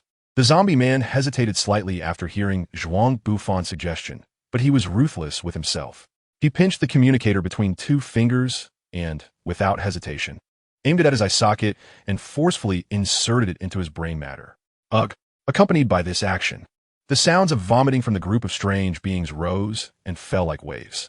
Even Zhuang Bufan felt his stomach twitch at the sight. The psychological trauma caused by the zombie man's unintentional act was deeper than being punched 10 times in the kidneys by Sweetheart Mask. Let's get out of here quickly to avoid seeing any inappropriate scenes. Watching the zombie man fight would definitely help with a vegetarian diet. Zhuang Bufan didn't say much more to the zombie man. He waved his finger, and the rock ball wrapped in Sweetheart Mask flew rapidly upward. At the same time, Zhuang Bufan left the battlefield where the zombie man was. Infinity Knight, wait. At least help me clean up these small fry over here. Seeing Zhuang Bufan leave, the zombie man shouted loudly, but unfortunately, he was a step too late, and Zhuang Bufan's figure had already vanished. The zombie man glanced at the group of strange beings, sighed helplessly, and walked towards the iron door that could be opened. Another physically demanding activity. The zombie man's words, along with his fatigue, reached the ears of the group of strange beings. Originally filled with despair at the arrival of Infinity Knight, they now saw that guy leaving, and the zombie man openly asked for help. Naturally, they assumed that this S-class hero had fallen into a predicament. Overjoyed, the group began to think about how to ask for rewards from the great dazzling eyes. That guy's head is mine. Why does it belong to you? At least split it in half. There are 38 of us here. How about? Such discussions reached the zombie man's ears. He silently closed the iron door and then spoke to the group of mocking strange beings in an incredibly calm tone. Why do you think I would lose to you? Although my strength is indeed not as good as that of Infinity Knight, the outcome would still be the same for you. It just requires a bit more time. Bang! Zhuang Bufan casually chose an uninhabited place and gently placed the stone wrapped in Sweetheart Mask down, accompanied by the sound of the rock ball hitting the ground. The shattered stone ball that had wrapped around Sweetheart Mask also scattered at the same time, turning back into a pile of building materials. The bound Sweetheart Mask had regained his handsome appearance. He stared intently at the 5 light orbs behind Zhuang Bufan, having heard that this newly promoted S-rank hero could double his strength through some form of transformation. He was certain that the Infinite Knight he had fought earlier had not used his full power, although he himself had not unleashed his full monster transformation either. He thought that anyone who could easily withstand the intensity of his previous attacks would be unbeatable, no matter how much he transformed. This feeling of failure and decline filled Sweetheart Mask's heart. But more importantly, there was something else troubling him. Infinite Knight, why did you help me hide my identity? Sweetheart Mask's gaze towards Zhuang Bufan grew complex. Oh, has he finally calmed down? Zhuang Bufan finally spoke, but he didn't directly answer Sweetheart Mask's question. Instead, he sighed a little. Perhaps it was because this guy was really a bad person.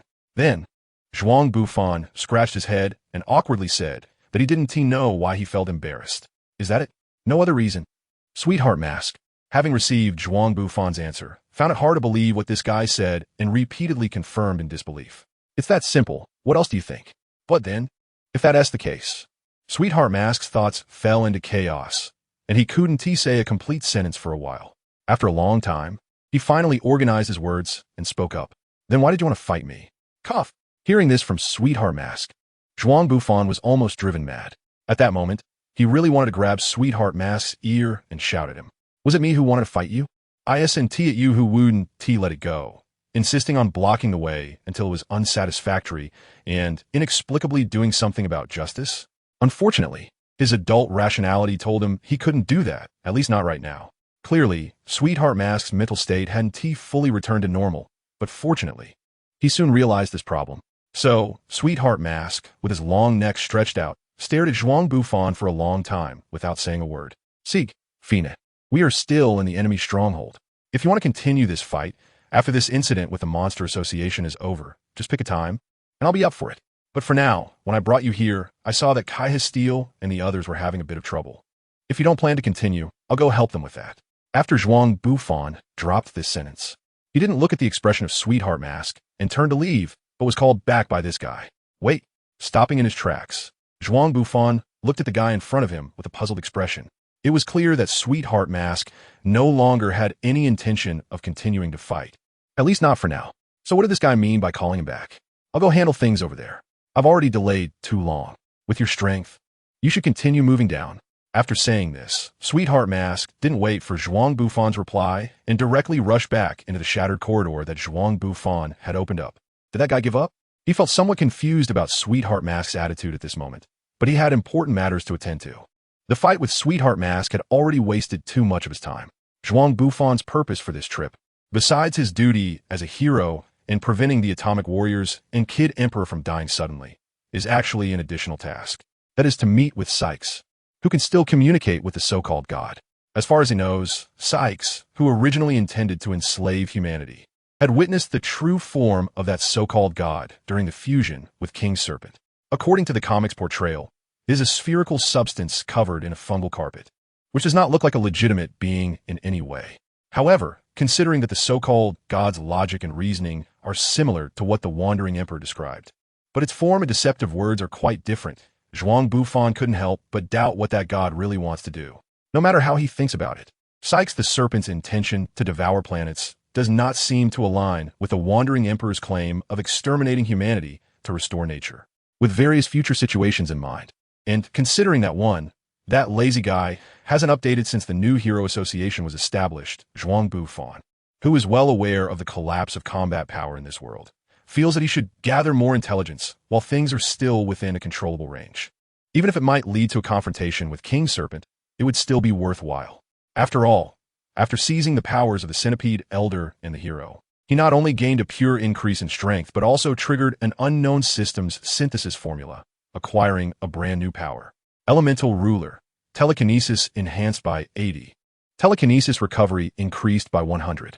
5 elemental orbs. When manipulating the 5 elements of metal, wood, wind, water, fire, and earth, telekinesis consumption is reduced by 20, and the corresponding elemental power is enhanced by 40. Damage received from attacks of the corresponding attribute is reduced by 40. If elemental fusion is performed, the 5 elements life and death effect will be triggered, and the attack power will be enhanced based on the power of the technique used by the host. Elemental Ruler. The power of telekinesis type targets you subsequently seize will automatically convert into the charging attributes of the 5 elemental orbs, enhancing the elemental affinity and power of the 5 elemental orbs. When the energy is absorbed to a certain extent, the 5 elemental orbs may achieve new growth. Apocalypse. consume 80 of the host's telekinesis and the evolution energy accumulated in the 5 elemental orbs to unfold the scene of the Doomsday Scroll, where all living beings are like ants. Trust me, those forms of yours merely received fusion enhancements and were definitely not reconfigured by some guy too lazy to check the data.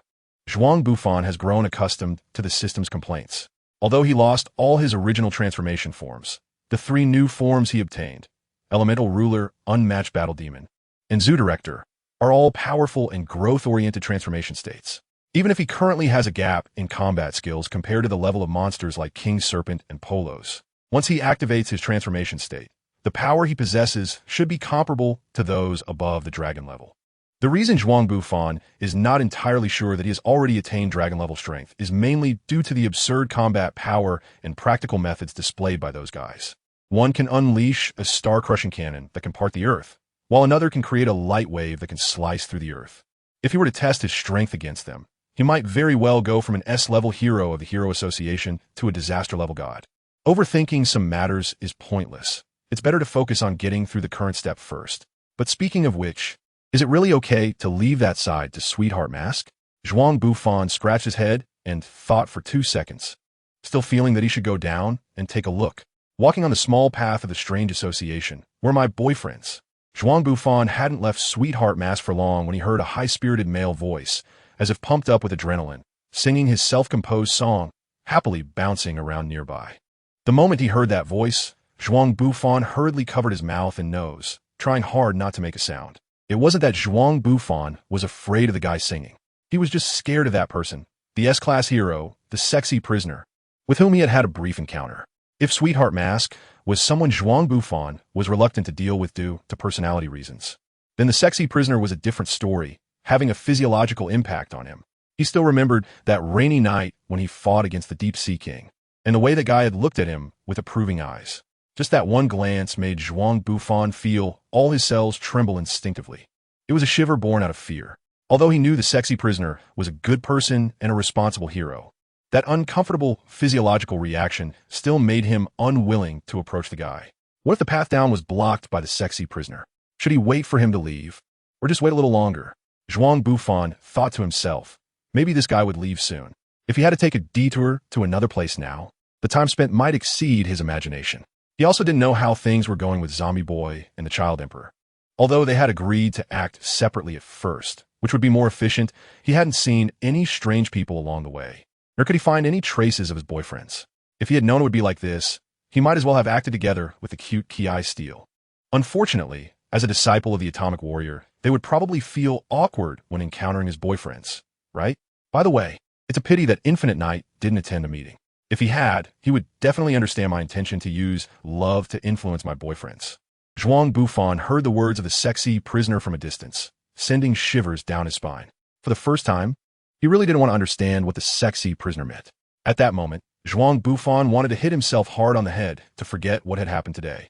But then he thought about how he was less than 500 meters away from the sexy prisoner. He couldn't be sure that if he fainted, that devilish, sexy prisoner wouldn't find him and perform some kind of love emergency rescue. Just thinking about that terrifying scene made Zhuang Bufan abandon the idea and prepare to take a detour to leave. Stop! A sharp voice rang out, startling Zhuang Bufan. He felt a chill shoot up from his tailbone, leaving him completely frozen. Zhuang Bufan instinctively lifted his leg to run, but then felt something was off. Immediately after, he heard another voice. A sexy prisonnier? Turn into a charred corpse under my attack. Poison folk, steel needles, lightning, scorching. Zhuang Bufan stopped in his tracks and quietly looked back. Although they were just a bunch of guys with only tiger-level strength launching an attack against the sexy prisoner, their methods of attack were incredibly complex. It was like a broken wooden barrel soaked in water. Perhaps a certain plank was too short and would be overwhelmed by the water, ultimately leading to a complete breach and costing the sexy prisoner his life. Would that guy be okay? According to the original storyline, the sexy prisoner would gain insight into the angel's shock under such fierce attacks, officially becoming a hero capable of dealing with dragon-level disasters. Later, he would also comprehend the angel's tough hair, fully transforming into a perfect hero with both offensive and defensive capabilities. But the world is unpredictable. Who knows if something unexpected might happen? Aside from destroying the beautiful image represented by the word angel, the sexy prisoner could still be considered a beneficial being for human society. After all, his very existence was the most brutal punishment for those hardened criminals. From this perspective, Zhuang Bufan should also keep an eye on things to prevent any special situations from arising. However, just thinking about the sexy prisoner's unique way of expressing gratitude made Zhuang Bufan feel uneasy. Should he stay and watch over that guy? Fortunately, the sexy prisoner's perverse body didn't leave Zhuang Bufan much time to hesitate. Soon, the poisonous mist dissipated and the crowd of strange beings also paused to observe. A buzzing sound, comparable to a mosquito's wings, came from a location of the sexy prisoner. Zhuang Bufan felt like his eyes were going blind. Watching a shell-bodied man shake his muscles in ultra-high frequency was not a pleasant experience. Was it because he had realized a new form of love that his body had evolved? If that's the case, I will name this move angelic vibration. Zhuang Bufan hid in the shadows, feeling his stomach beyond the point of cramping, starting to heave with acid. Forget it. I think the sexy prisoner doesn't need my help at all. The key is that if I keep watching, my worldview might collapse. After witnessing the scene of a naked man easily defeating a monster, Zhuang Bufan felt he should evacuate quickly. This guy's fighting scenes and evolution were beyond what he could bear. Unfortunately, he still took a step forward. Perhaps it was fate that was playing tricks on him. Or maybe this sexy prisoner was actually the illegitimate child of the heavens. Before Meow Meow could appear to ambush him, the sexy prisoner had already grown a surge of protective steel fur before Zhuang Bufan's gaze shifted away. Ugh, looking at those surging black hairs, Zhuang Bufan ultimately couldn't hold back and vomited. Is someone there? Zhuang Bufan's movements were a bit too loud, causing the newly evolved sexy prisoner to notice him. Alarm bells rang in Zhuang Bufan's mind, and soon he heard the sexy prisoner chanting hellish incantations. Zhuang Bufan, are you here to cheer for me? Then let me give you a loving hug, the sexy prisoner said, which was truly frightening. Zhuang Bufan was so startled that he didn't even have time to straighten up. He just gagged and ran forward. In the end, fearing that the sexy prisoner would catch up, he simply used his arms to smash a hole in the ground and jump down. The expression on that person's face while escaping was reminiscent of when I, before becoming a monster, was forced by the host to stick close. On the other side, Meow Meow, who had been watching the whole process from shadows, also felt uncomfortable. It suddenly thought that the notorious Infinite Knight was quite pitiful. His appearance was very similar to its former self. Should it ask the Infinite Knight to deal with that guy? Remembering its previous experiences made Meow Meow feel a pang of sadness, and somehow, the image of that woman in its mind slowly overlapped with that of the sexy prisoner. After thinking for a long time, it decided to let it go.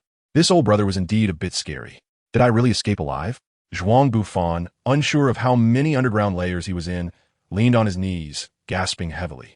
The sight of the sexy prisoner running towards him with open arms was simply too lethal.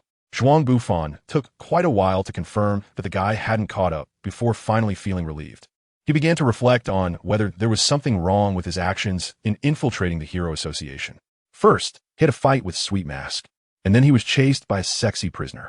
Speaking of which, ever since I came down, not only have I not eliminated a single monster, but instead, I fought with a hero.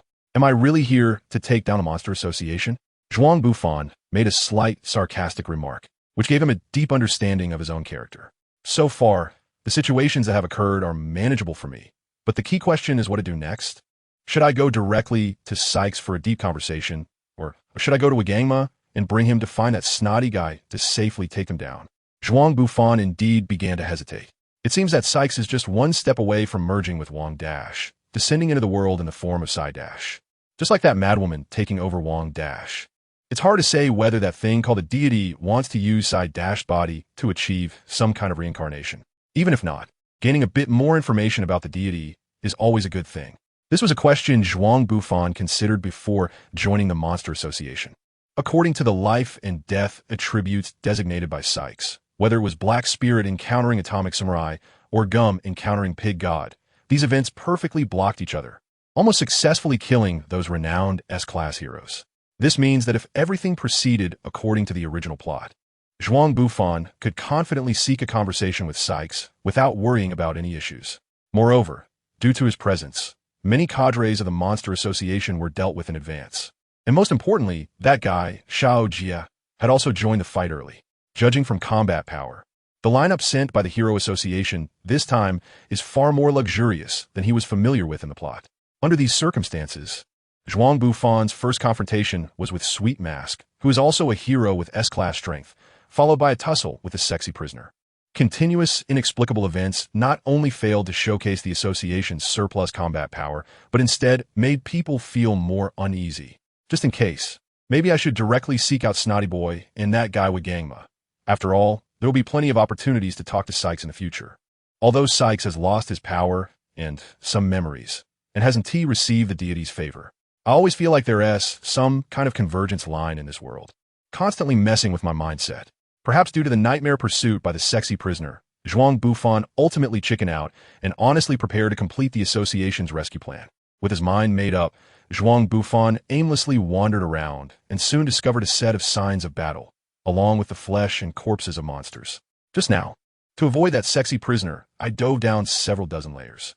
Other heroes, besides the task of rescuing hostages, also had the task of dealing with monsters as much as possible. Judging by this situation, although I entered the Monster Association later, the Child Emperor, who was diving down, and the Tornado, who was instantly killing monsters, might not have arrived here before me, right? Thinking of this, Zhuang Bufan carefully examined some traces at the scene. There were no strange twisted or torn injuries, nor any signs of chainsaw cuts. The monsters that were instantly killed had their attack points in a truly tragic state, but indeed targeted weaknesses with extremely precise fatal strikes. This suggests it was the work of that hungry wolf, right? The way he attacked seemed far more ferocious than when he fought the heroes before. It seems that guy's monster transformation progress is also nearing completion. However, compared to that, the small path with traces of Hungry Wolf-esque battle basically leads only to the place where Big Eye or Snotty Boy is, right? From the outcome, it doesn't matter which way I go, but I can't shake the feeling that I seemed a bit foolish for thinking so seriously before. Zhuang Bufan never restricts his ability to complain, whether it's about others or himself. To cut a long story short, after finding traces of the Hungry Wolf's battles, Zhuang Bufan successfully arrived at a cell that had already been breached once. Surprisingly, there were still monsters outside the broken cell keeping watch. Meanwhile, the little boy with Gangma was sitting there like a lord. What is going on? Looking at the dilapidated cell and the wealthy young master sitting confidently inside, Zhuang Bufan couldn't help but ask this question. Indeed, the cutter had been killed by him long before the Hungry Wolf officially appeared. However, for the Monster Association that has many powerful monsters, a mere ghost-level monster can quickly be replaced to fill her vacancy. In other words, according to the twisted relationship between No Snot King and the Hungry Wolf, it could only be that the monster who captured the Hungry Wolf spared No Snot King, or that the dead child was captured to this point. Any unnecessary actions would trigger the Hungry Wolf's hero attributes. Zhuang Bufan himself didn't he know how brutal an evolved Hungry Wolf would be. Therefore, the scene before him puzzled Zhuang Bufan. He could accept that the cell was empty, which would indicate that the Hungry Wolf had rescued that child. He would just need to follow the traces of his battles to find them. But why was Wagangma still inside? If the cage holding the little boy Wagangma was destroyed, it meant that when the Hungry Wolf arrived, No Snot King and Wagangma were locked in the same cage. It was not an independent room specially prepared for No Snot King by some monster. This means that the Hungry Wolf should have had the opportunity to take Wagangma with him. If that's the case, the Hungry Wolf had no reason not to save Wagangma and instead left him in the Monster Association's cage. Zhuang Bufan really couldn't understand what was happening, so he directly waved his hand and smashed the group of strange people guarding the cell against the wall. He walked up to the arrogant-looking little Wagangma and asked, "It seems like someone has come to rescue you, right? Where's that guy?" Zhuang Bufan's attitude was relatively friendly. Even though he first disliked arrogant rich people and second disliked unruly children around 7 years old, and the kid in front of him, Wagangma, happened to embody both traits.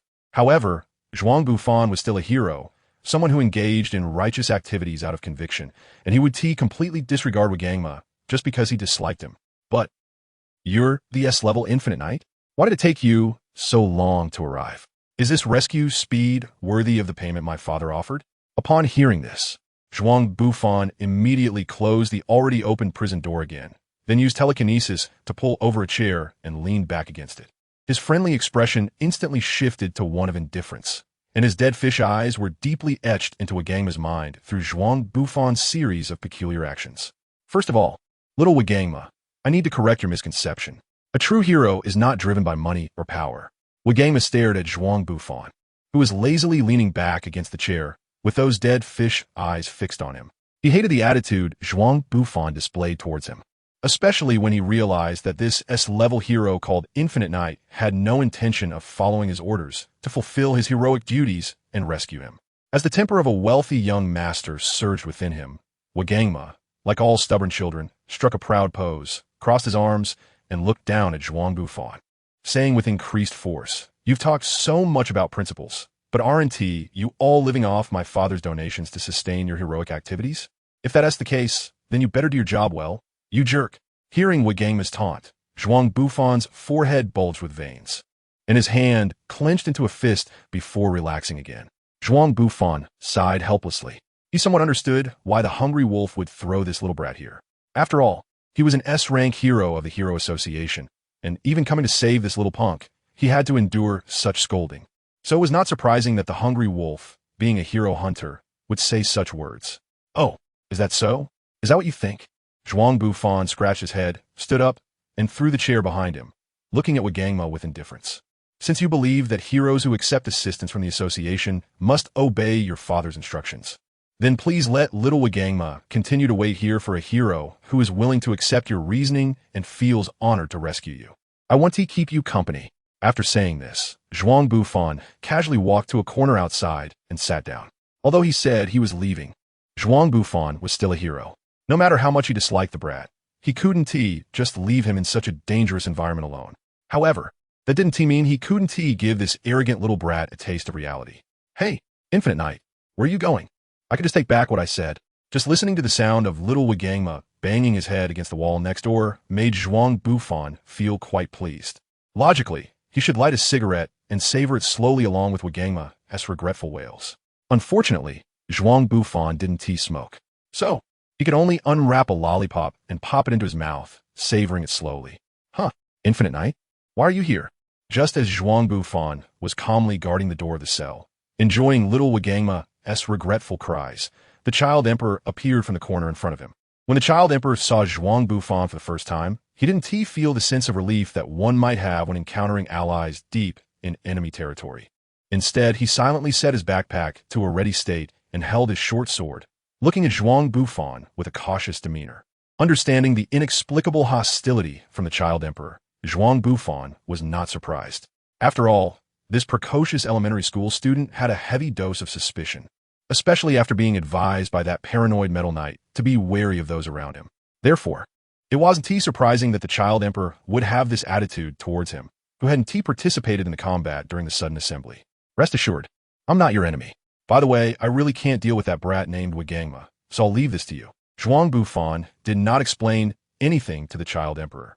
To be precise, he knew that no matter how he explained to the Child Emperor, this overly suspicious little ghost would not believe him. Since that was the case, he only needed to show his attitude and results to him. This was also the most efficient way to communicate with the Child Emperor. "Infinite Knight, you are here to guard the safety of the little friend Wagema, right? If that's the case, why not send him directly back to the ground?" The Child Emperor, who had invaded the Metal Knight's body that was destroyed by the King of Serpents, naturally came here following the information about the Metal Knight. The Child Emperor was well aware that the room behind Zhuang Bufan was their target for this rescue, the classmate Wagema. However, he still did not understand why. Since the Infinite Knight had already found classmate Wagema, he did not directly send him back to safety, but continued to stay in this dangerous enemy camp. It was clear that at this moment, the Child Emperor's thought waves were not on the same channel as Zhuang Bufan. "I already said, I can't come to an agreement with that stinky little brat, so I'm waiting here for others to arrive." Zhuang Bufan explained to Tondi somewhat helplessly. "Is it really that simple?" "Yes, it is that simple." Tondi, upon hearing the answer from the Infinite Knight, looked at this adult in front of him, who was many years older, with an incredulous expression. He had encountered this stubbornness, often referred to as a child's temper, in another S-class hero. That's right. It was the willful young lady, Tornado of Terror. However, considering Tornado's small stature, Zhuang Bufan's adult-like appearance throwing a tantrum left an even deeper impression on him. "Oh, Fine." No matter how much Tondi complained, he clearly had to accept the answer given by Zhuang Bufan. Helpless, Tondi could only follow Zhuang Bufan's advice and send Wagema to a safe area first. However, before that, he wanted to probe into what Zhuang Bufan planned to do next. "I'll take care of little Wagema. Infinite Knight, What are you planning to do next? What else is there to ask? Of course, I'm going to ask my good neighbor to reimburse me for my property damage and my personal mental compensation. After Zhuang Bufan confidently dropped this sentence, he walked towards the ground, watching that guy's departing figure. The child emperor actually began to seriously ponder whether this guy really went to ask the boss of the Monster Association for compensation. Perhaps if this sentence were spoken by someone else, the child emperor would just dismiss it as a joke. But coming from Zhuang Bufan's mouth, it made one seriously doubt whether this guy actually intended to send a compensation bill. Zhuang Bufan left the child emperor's place, and of course, it wasn't because of any compensation issues. He had already entrusted the compensation matter to Saitama, although he had little expectation of the bald demon king's debt collection abilities. He left the child emperor simply to find that snotty little kid who had run off to who knows where.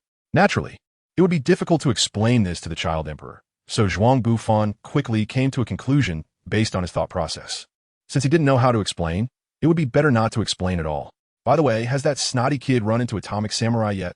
I'm actually looking forward to seeing Atomic Samurai get beaten up by Black Sperm. After Zhuang Bufan left, the child emperor quickly understood why Infinite Knight couldn't get along with this little brat in front of him. If possible, I really want to smash this guy's head in. The child emperor thought darkly as he listened to Wagama's endless complaints. If given a choice, the child emperor would rather take on a dragon-level monster than continue with this escort mission. Unfortunately, he had no choice in the matter, because both reason and his responsibility as a hero told him that the only thing he could do right now was to quickly get this troublesome kid behind him to safety. Then he could return to the underground battle and assist the other heroes in defeating that group of executives. I really wonder how the others are doing now. The child emperor manipulated his multifunctional backpack, easily strangling a monster that attacked him while thinking about the information he obtained from Metal Knight.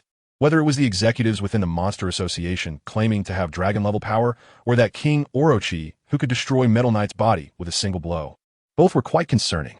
The more the child emperor analyzed the strength disparity between both sides, the more he felt that the battle plan he had originally devised was full of flaws, making him increasingly uneasy. Just then, a handsome robot with a samurai appearance blocked his path.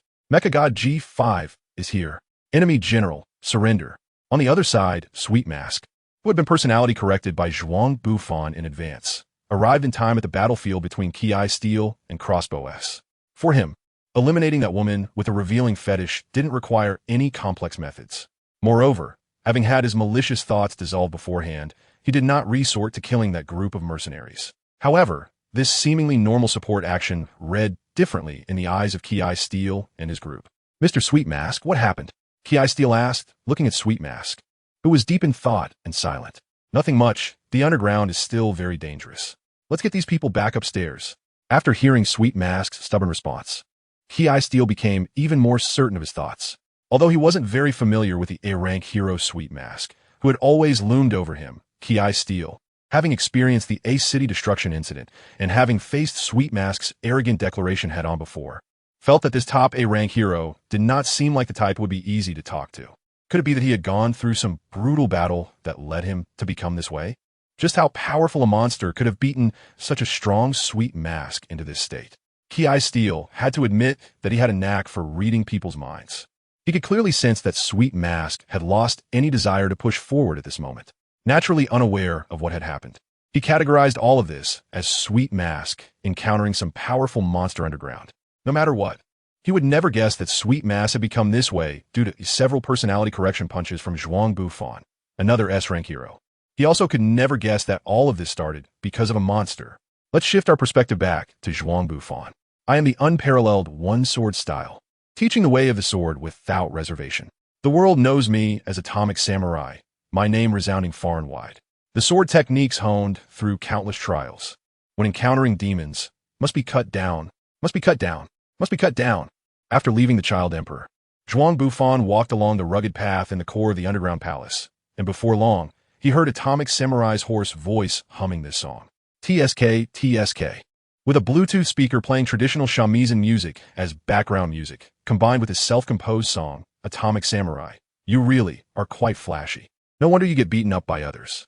After hearing the song, Zhuang Bufan hid in the shadows and looked at Atomic Samurai in the distance. To be honest, as an S-rank swordsman, Atomic Samurai was indeed as he sang in his song. With his sword techniques already divine, he could slay the surrounding monsters in the blink of an eye. But it was precisely because of this that Zhuang Bufan found it amusing. The more powerful the swordsman, the more humorous it became when he faced a setback. Black sperm placed next to Atomic Samurai was akin to fried rice next to Wang Jingze, or Starbucks next to Teacher Luo. Zhuang Bufan even believes that it was the emergence of the black essence that transformed the once formidable S-rank hero, Atomic Warrior, from just a mere invincible swordsman into a fully realized person. Although obtaining intelligence from that woman, Sykes, was indeed my purpose for this trip, preventing Atomic Warrior from dying suddenly is also my unshirkable duty. Looking at the Atomic Warrior unleashing his power in the distance, Zhuang Bufan's smile became increasingly maniacal. Help! Suddenly, a childish cry for help reached his ears from behind. He quickly teleported to the source of the call and saw Snotty being chased by a strange person. Zhuang Bufan directly kicked and burst the monster that was chasing him, and then immediately covered the snotty guy's mouth with his hand, not allowing him to make even the slightest sound. Zhuang Bufan's set of moves flowed smoothly and was completed in one go. Little Xiong, who was unaware of what was happening, thought he had been caught by a strange person behind him and that his life was about to end. Should be quiet. Don't worry, you are safe now, Zhuang Bufan nervously said to Snotty Boy, fearing that the child would make too much noise and alert the Atomic Samurai. Infinite Night. Upon realizing that the person covering his mouth was not the weird character he had imagined, Snotty Boy suddenly became excited. This was understandable, as children like him, who are often bullied, yearn for heroes far more than ordinary troublemakers. When an S-class hero genuinely appeared beside him to save him from danger, the excitement was certainly palpable. Stay quiet and behave. Not everyone could see this scene. Snotty Boy looked in the direction Zhuang Bufan was pointing and was astonished to see Atomic Samurai wielding his long sword, dominating a group of monsters. It was indeed rare to witness Atomic Samurai personally executing monsters. With Infinite Night protecting him, Snotty Boy naturally felt safe, though he could never have guessed that the person in front of him was not there to see Atomic Samurai show off, but rather to witness his humiliation. Black Sperm, one of the top-ranking executives of the Monster Association, was his true identity. A semi-liquid monster with a unified consciousness composed of over 10 million individuals. Although each individual was weaker than even the smallest dog-level monster, the fusion of these individuals allowed Black Sperm, as a collective, to grow explosively in strength. According to public information, the fully fused golden black sperm possessed power comparable to that of dragon-level monsters.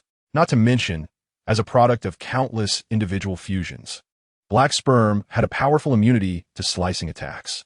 Even if Atomic Samurai's cuts could split tiny atomic nuclei in half, they would still be unable to kill Black Sperm. If he didn't eliminate all 10 million individuals within a short time, then all attacks would be meaningless. It was like throwing a sword saint capable of cutting rivers into the Pacific Ocean. No matter how much he swung his sword, he would ultimately be overwhelmed and killed by the countless clones of Black Sperm.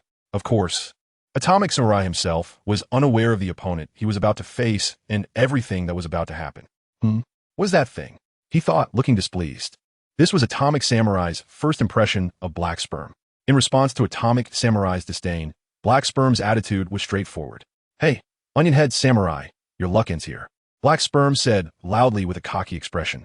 As expected, Atomic Samurai, mocked for his hairstyle, became furious, the veins on his head bulging. Look at him getting worked up. He's really angry. In the shadows, Zhuang Bufan, quietly watching the show, excitedly pointed at Atomic Samurai and said to Snotty Boy. Although Snotty Boy couldn't understand why the spectator was so happy, he could read from the gleeful expression that the seemingly weak monster was likely not simple at all. Aren't you going to help Atomic Samurai? Infinite Night? One only thinks of watching a show when they are in an absolutely safe position. Unlike Zhuang Bufan, Snotty Boy was unaware of the terrifying power of the spectator beside him. Having witnessed Metal Knight being killed by a whip from King Orochi, Snotty Boy thought it was better to quickly resolve the battle and return to his warm little room than to watch the show here. Compared to these terrifying monsters, his troublesome classmates seemed as gentle as lambs. Zhuang Bufan caught a glimpse of the worried expression on Nosebleed Hero's face and quickly realized that his maniacal grin might have made this insecure little child feel uneasy. So, he reached out a hand and gently patted Nosebleed Hero's little head, offering the warmest smile he could muster, softly saying, "Don't worry, I won't just stand by." Hearing the words of the Infinite Night, Nosebleed Hero felt a bit more at ease. Over there, after Atomic Samurai made his slash, Black Sperm successfully split into two halves and then swung his sword again. 4836. Countless black creatures simultaneously mocked atomic samurai, followed by a righteous beatdown. Meanwhile, Zhuang Bufan quietly observed the scene before him, and after a while, he slowly spoke. Well, a hero should logically appear at the last moment. Nosebleed Hero stared blankly at the guy beside him, and he seemed to understand why Uncle Hungry Wolf disliked heroes. In the underground palace, on the strategist's chair, Big Bright, I was watching the hero's battle progress through her light eyes. Frankly speaking, whether from a strategic level or tactical details, compared to the offensive plan formulated by the Child Emperor of the Hero Association, the tactics devised by Big Bright I were evidently more effective and superior. Whether it was the arrangements of the ugly president and Black Sperm, or the backup forces set up with King, Orochi, and Pochi from any angle, this should have been a complete victory for the Monster Association. Yet, the reality was that the Monster Association, with a host of dragon-level monsters and the Dragon Plus King Orochi stationed, couldn't even take down a single hero. This was not only due to Sykes overlooking Saitama's existence, but, more importantly, her underestimating a hero. Well, of course, it wasn't Zhuang Bufan, even though at this moment, he indeed posed a solitary threat to the entire Monster Association. But considering that this guy, in his first battle after joining the Monster Association, had beaten Sweet Mask into seclusion, at this moment, he was manically watching Atomic Samurai being beaten up. Anyone unfamiliar with his stance could easily mistake him for a spy sent by the Monster Association. Digressing, Sykes was, of course, underestimating that notoriously short-tempered queen. The current face of the Hero Association, the S-Class second hero, Tornado of Terror. Oh, so the mastermind behind the Monster Association is you? As long as I take you down, everything will be over, right? Little Tornado looked down at the pink, blob-like monster before her and could sense that the other party possessed extremely strong psychic abilities. Although it couldn't yet compare to her own, someone with such power could easily lead an organization like this. Tornado of Terror, to be honest, among all the heroes in the current Hero Association, only 3 made me feel uncertain about which cadre to send to handle them safely. Seeing Little Tornado come knocking, Big Bright, I showed no sign of surprise. Instead, she warmly started a conversation with her. Oh, then I'll listen. Which 3 people do you find terrifying? Big Bright, I did not refute Little Tornado's somewhat arrogant wording, but instead kindly explained to her. The first one, of course, is King. Frankly speaking, even if we successfully infiltrated the Hero Association's database, we still couldn't grasp any weaknesses of that man. King, although I'm not too pleased that you didn't rank me first, I have to say that man indeed possesses such strength. Little Tornado nodded, acknowledging Big Bright Eye's view. The second one is the Infinite Knight. To be honest, when I first saw that man, his strength wasn't that impressive. But just a few months later, that guy was able to single-handedly deal with 2 of my high-ranking subordinates. If given a chance, I want to capture him and personally uncover the secret of his rapid evolution. This time, Little Tornado did not respond to Big Bright Eye's evaluation. Objectively, she had to admit that the current Zhuang Bufan might have strength not inferior to her own. But subjectively, admitting that man who tried to take away her sister always made her feel displeased. Big Bright, I naturally noticed Little Tornado's odd behavior. Frankly, she had deliberately ranked Zhuang Bufan 1 position higher. As the moderator of the Hero Association's gossip forum, she was actually looking forward to Little Tornado's reaction. TSK. Not angry? Since when did this crazy woman's temper get so good? Or was there some unknown secret between them? Sykes was typing on the computer below, slowly searching for recent gossip news about them. While on the other side, controlling Big Bright Eye, she continued with a feigned calm expression. The third is naturally you. The second-ranked hero of the Hero Association, possessing absolute power, Tornado of Terror. That's why I plan to personally deal with you. Before Big Bright Eye's words fell, she had already launched an attack on Tornado. The scattered debris around her surged violently toward Little Tornado, quickly gathering into a stone ball. Earth-shattering star. This was a technique named Sykes had copied from the #1 fan of the Infinite Knight on a forum. Seeing Little Tornado trapped by the stones, Sykes felt that this name perfectly described her technique. How annoying. You don't think you can trap me just with this move, do you? Little Tornado said, somewhat displeased. Perhaps that creature called Big Bright I did have some strength, but thinking that she could take her down with this sneak attack was too naive. Moreover, she had planned to keep the name Earth-Shattering Star as her ultimate technique. Yes, since that online spat with Zhuang Bufan, Little Tornado had been keeping an eye on that guy's #1 fan ID, hoping that one day she could win against him and assert her authority. However, she quickly became captivated by the simple comics that Zhuang Bufan often showcased. Although those comics had a very crude art style, Even considering them as drafts would be deemed unqualified. The storyboards he drew and the world depicted in the comics deeply attracted Little Tornado. She would even pose in strange ways alone at night, and loudly say things like how many floors a bag of rice could carry. As for the hatred between her and that guy, it had long been unilaterally declared as a defeat the moment Zhuang Bufan changed his ID to the #1 fan of the Infinite Night. Digressing again. In any case, when Sykes shouted the words earth-shattering star, Little Tornado was quite displeased. For that, she planned to teach a good lesson to this guy who had stolen the name of her ultimate technique. In that case, divine wrath. Accompanied by a cold and arrogant voice, a tremendous power erupted from the stone sphere, shattering the sphere that sealed Tornado and shooting out towards the wall. Sykes, controlling the giant-eyed puppet, deliberately displayed a look of surprise, but this feigned expression quickly vanished as she truly felt the terrifying power of Tornado. After the Little Tornado broke the seal of the stone sphere, a faint blue light wave emitted from the energy shield surrounding her, crashing into the surrounding hall and penetrating the entire underground palace. Along with the expansion of the energy shield was a powerful repulsion force, so strong that the dragon-level puppet named Giant Eye, controlled by Sykes, was unable to withstand it and was violently embedded into the palace wall. This power, how was this possible? Sykes stared at the screen underground, not surprised that Tornado could suddenly unleash such immense power. After all, she was the older sister who overshadowed geniuses like Hellish Blizzard. Instead, she was astonished that during the eruption of this power, the trembling Tornado still appeared calm and composed, as if she had plenty of energy left. Just how much power did she use in that previous strike? The battle between Tornado and Sykes was not merely shaking the entire underground palace. Even the entire Monster Association began to tremble because of her power. All the heroes involved in this subjugation mission felt this terrifying force to varying degrees. That is the power of the elder sister of the new Blizzard group. You stay behind me, within the sensory range of my sister. Those monsters cannot harm me. In a certain part of the underground palace, Blizzard solemnly said to the two elderly gentlemen behind her. In contrast to Blizzard's tense demeanor despite not facing any real danger, Saitama, who had not appeared for a long time, found himself in an entirely opposite situation. What's going on? An earthquake? The entire underground palace has been shaking. Is it finally an earthquake? Speaking of which, it seems even if my house isn't destroyed by the monsters, it won't survive today, right? As Saitama muttered to himself, he was floating around with the flood in the underground palace, like a toy thrown into a washing machine. The reason he was doing this was simply because, after eliminating numerous monsters, he needed to wash his clothes. Just at that moment, the position he was in was swept away by the earthquake caused by the Little Tornado, as well as the underground lake destroyed during the battle between Child Emperor and Phoenix Man, resulting in this double-layered buff.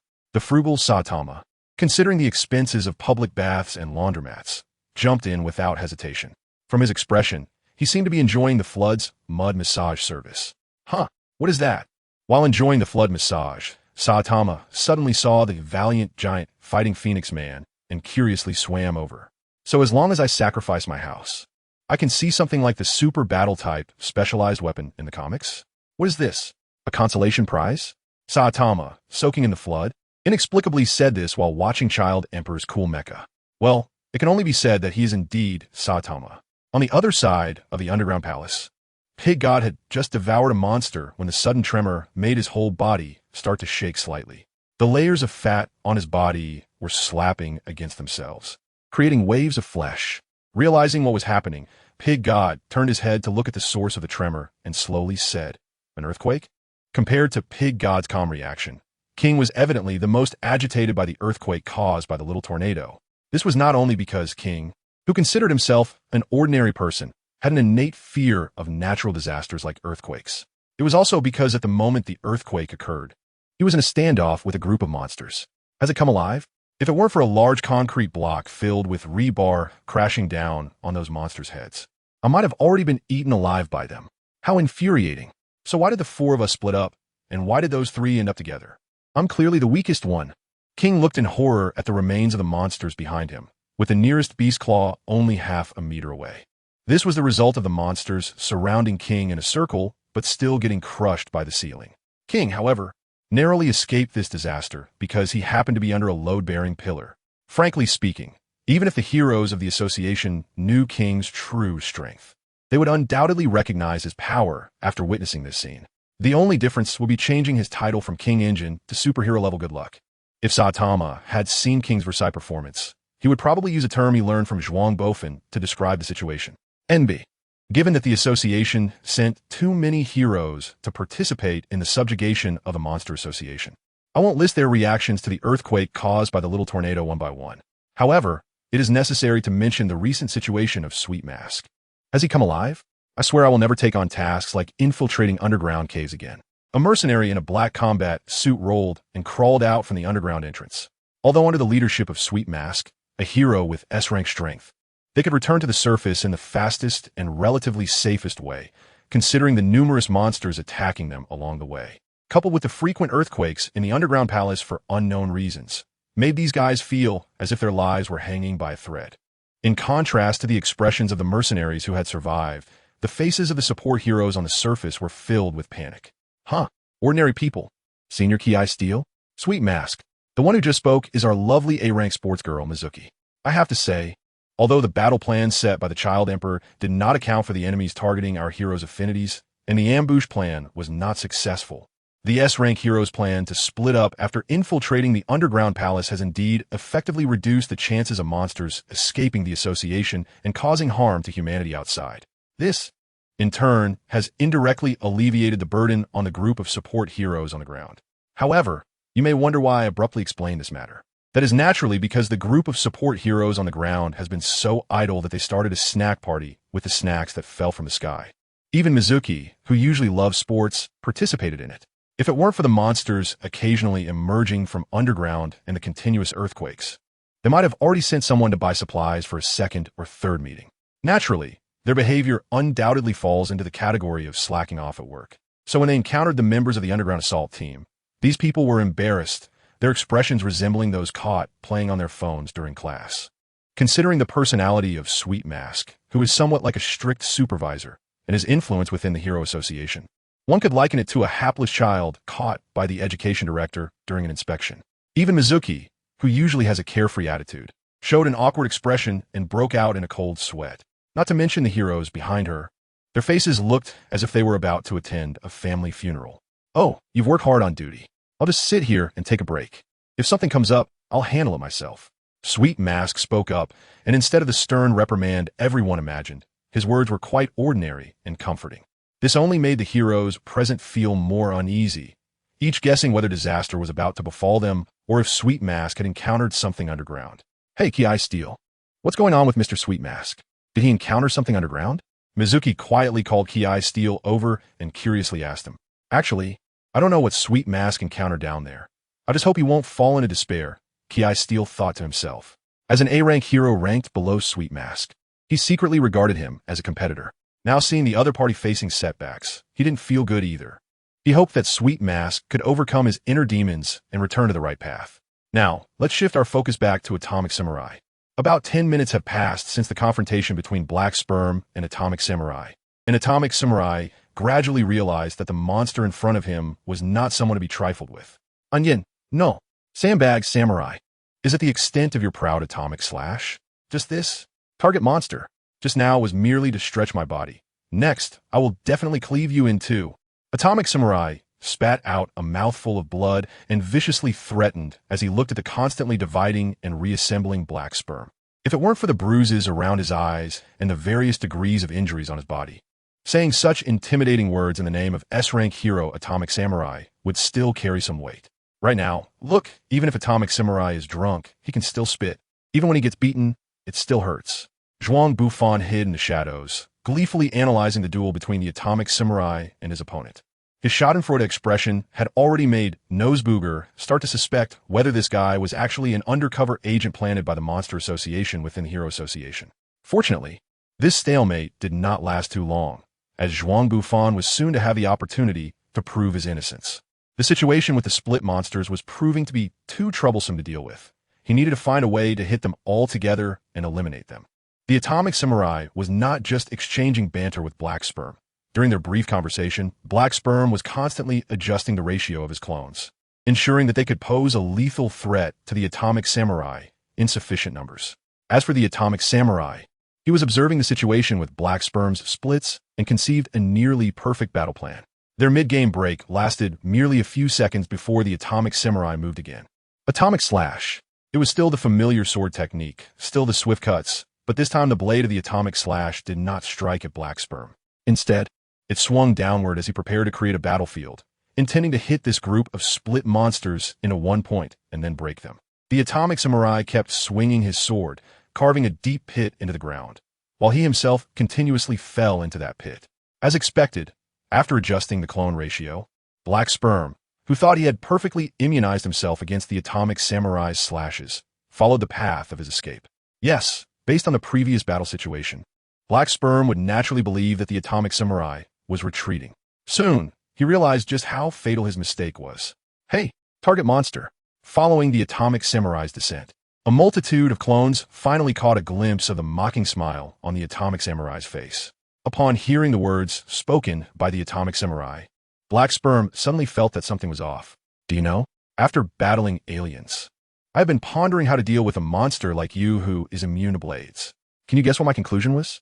Looking at the mocking smile of the Atomic Samurai, Black Sperm finally understood that the previous act of dropping the platform was not an attempt to escape. It was to lead him into a dead end. Unfortunately, he realized this too late. Atomic Concentrated Slash, accompanied by the Atomic Samurai's explosive shout. A thick beam of white light enveloped all of Black Sperm's clones. During the time the Atomic Samurai was continuously falling, Zhuang Bufan did not blindly chase after him. Instead, he called out to Nosebooger beside him to hold on tightly, saying, "We'll go to the second stage now." He then activated his Elemental Dominator transformation. As 5 elemental orbs appeared, the brown orb representing the earth element lit up, and the 2 square meters of concrete beneath Zhuang Bufan transformed into flowing fine sand. He then descended, carrying Nosebooger as lightly as a feather. This is a new transformation. I haven't seen it in Hero magazine. In Nosebooger's eyes, while witnessing the S-Class hero Atomic Samurai's fierce battle was impressive, they preferred Zhuang Bufan, a hero who could transform, over the Uncle Swordsman. This time, even Nosebooger was less concerned about the fate of the Atomic Samurai.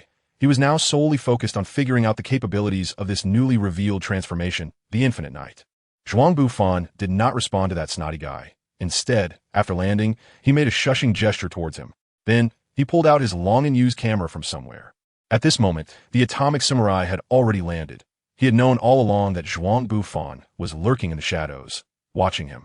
From his understanding of that guy, he was definitely looking to see him make a fool of himself. The Atomic Samurai, proud of being an unrivaled swordsman and an S-Class hero of the Hero Association, felt that even though his battle with that target monster hadn't gone smoothly, as a master of the sword, he still had to maintain some dignity.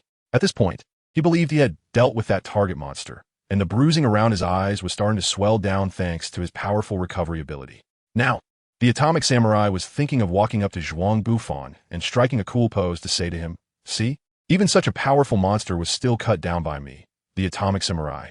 I wonder what powerful monster you hunted this time, Infinite Knight?" Zhuang Bufan's ugly face, resembling that of a pig's liver, had already appeared in the mind of the Atomic Warrior. Unfortunately, some things are destined to happen and cannot be avoided by anyone.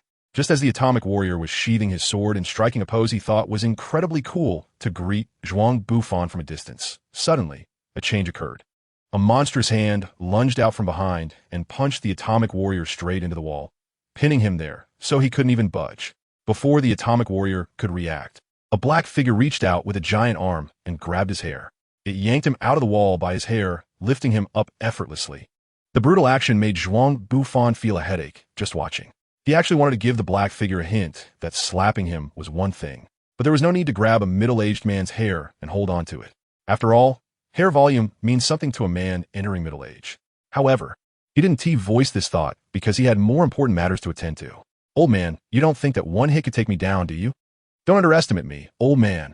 Don't underestimate me, old man." Zhuang Bufan seized the opportunity and shouted that famous line along with He Jing. Immediately, a flurry of white light from the camera flashes illuminated the Atomic Warrior. As for He Jing, unlike the Atomic Warrior, he had not noticed Zhuang Bufan hiding in the shadows. At this moment, he was staring in surprise at Zhuang Bufan, who was continuously taking photos in the distance. The sunlight was blinding. This was the shared sentiment of both the Atomic Warrior and He Jing. After a while, Zhuang Bufan finally stopped taking pictures. while the atomic warrior continued to maintain his posture of being beaten. With someone holding onto his hair, he couldn't turn to look at Zhuang Bufan. So he could only try to twist his body while helplessly glancing at Zhuang Bufan and saying, "How long are you going to take pictures? Can't you help me deal with that target monster over there?" Although the atomic warrior still had a hint of wanting to show off, considering that Zhuang Bufan had already captured his most embarrassing moment, it was more urgent to deal with that damn target monster. All right, after watching the show for so long, it was time for me to perform a bit. Zhuang Bufan put away his camera and was just about to make a move when the black sperm, who had been observing him, seemed to finally recognize him. "No, Infinite Knight, how'd that guy get here?" After recognizing that the person taking the photo was the infamous Infinite Knight from the Monster Association, the black sperm felt a sudden jolt in his heart. Although he, as a monster, had indeed picked up various bad habits typical of monsters, at his core, he was still the kind of person who was extremely cautious and afraid of death. His personality couldn't exactly be classified as cowardly, but he was indeed the type that was very much afraid of dying. As for the Infinite Knight, who had successively dealt with 3 high-ranking members of the association and 2 outstanding martial arts personnel, the black sperm felt it was only natural to treat him with utmost caution.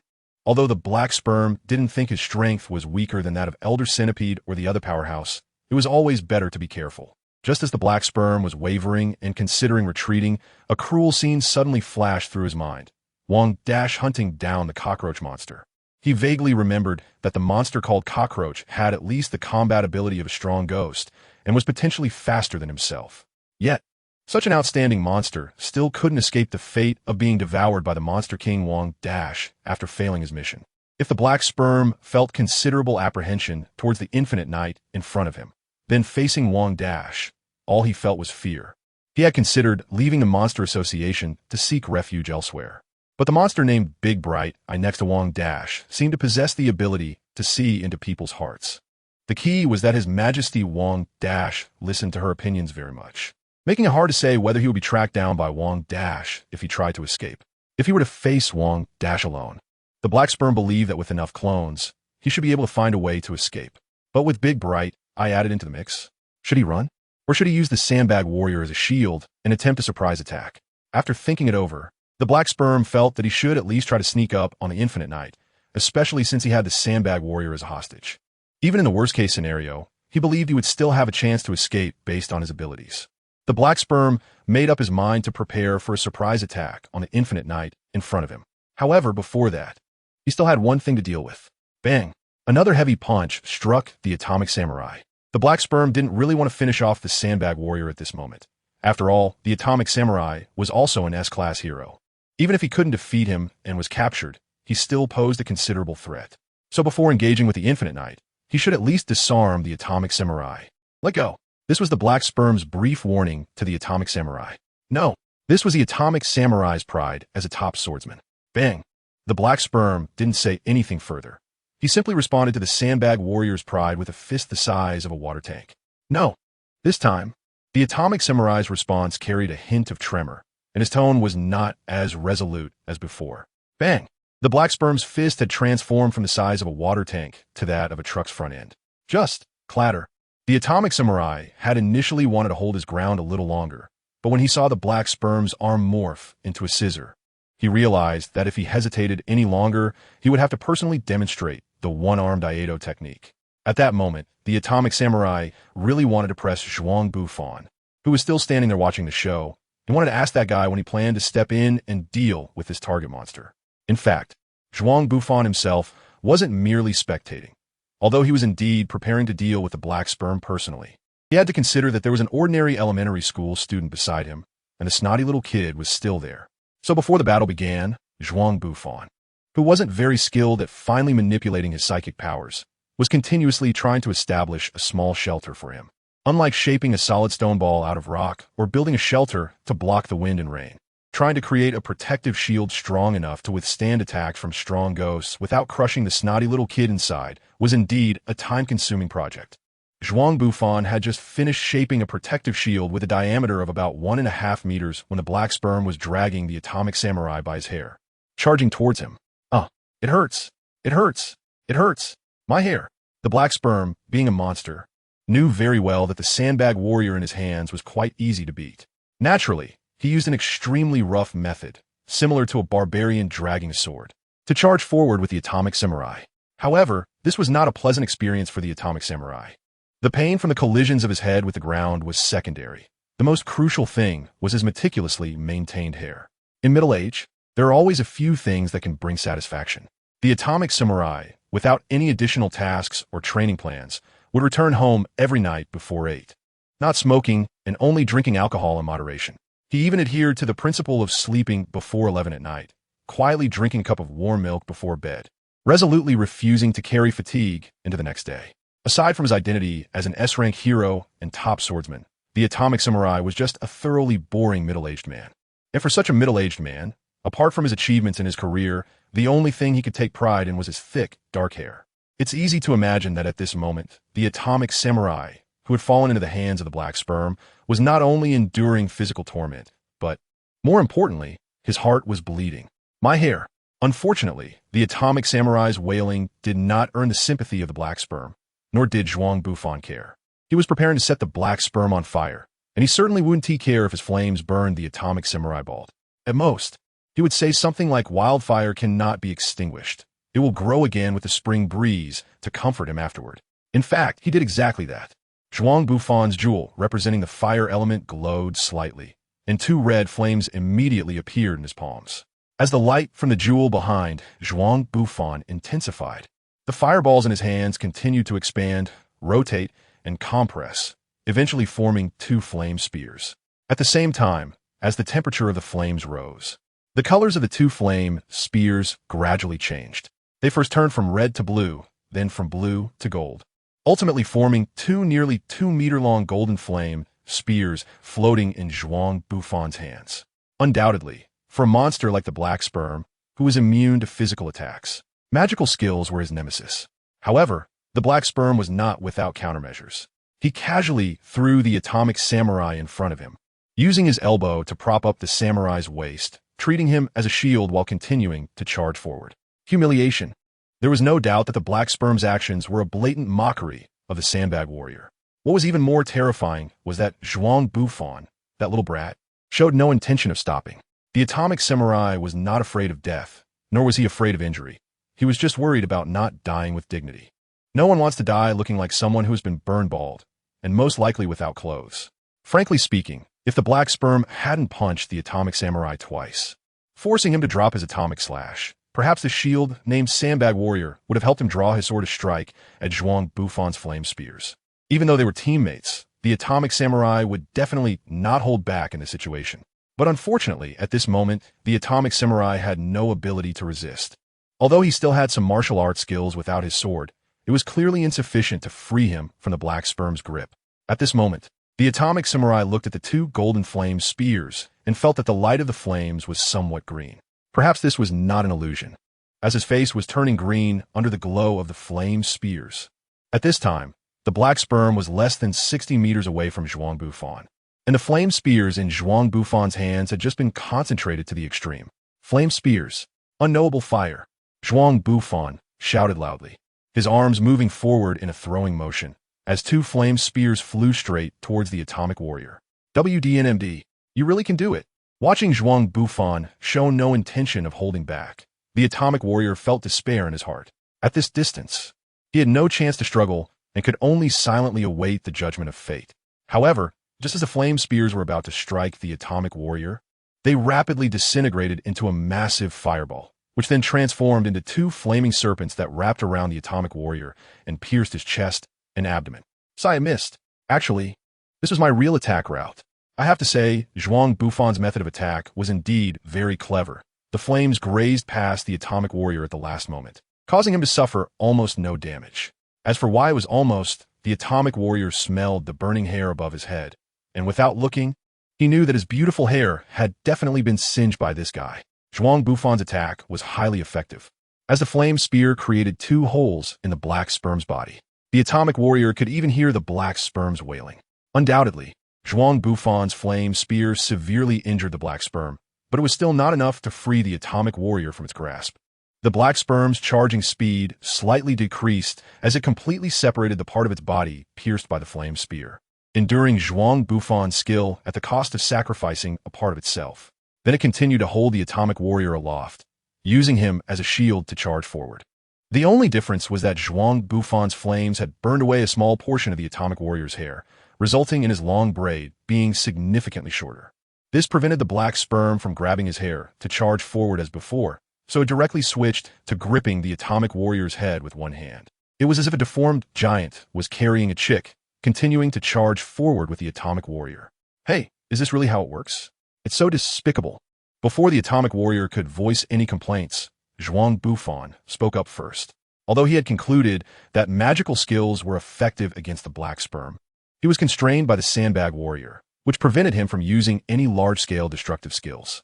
Moreover, high explosion, small-range magical skills could easily be ignored by the black sperm at the cost of sacrificing part of its body. It's important to note that the black sperm's body is a superconsciousness collective composed of over 11 trillion individuals. Even the atomic warrior's previous atomic concentrated slash only managed to kill about 1 billion of its clones. Even if Zhuang Bufan's flame spear was slightly more efficient against the black sperm than the atomic warrior's atomic concentrated slash, it would still be difficult to completely resolve this troublesome creature in a short amount of time.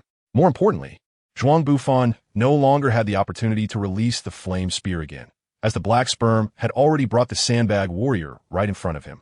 The black sperm tossed the atomic warrior behind it, and its right hand quickly inflated, forming a fist the size of a stone lion, which was then launched in a powerful punch towards Zhuang Bufan. Stone seal. Zhuang Bufan saw this, and hurriedly waved his hand.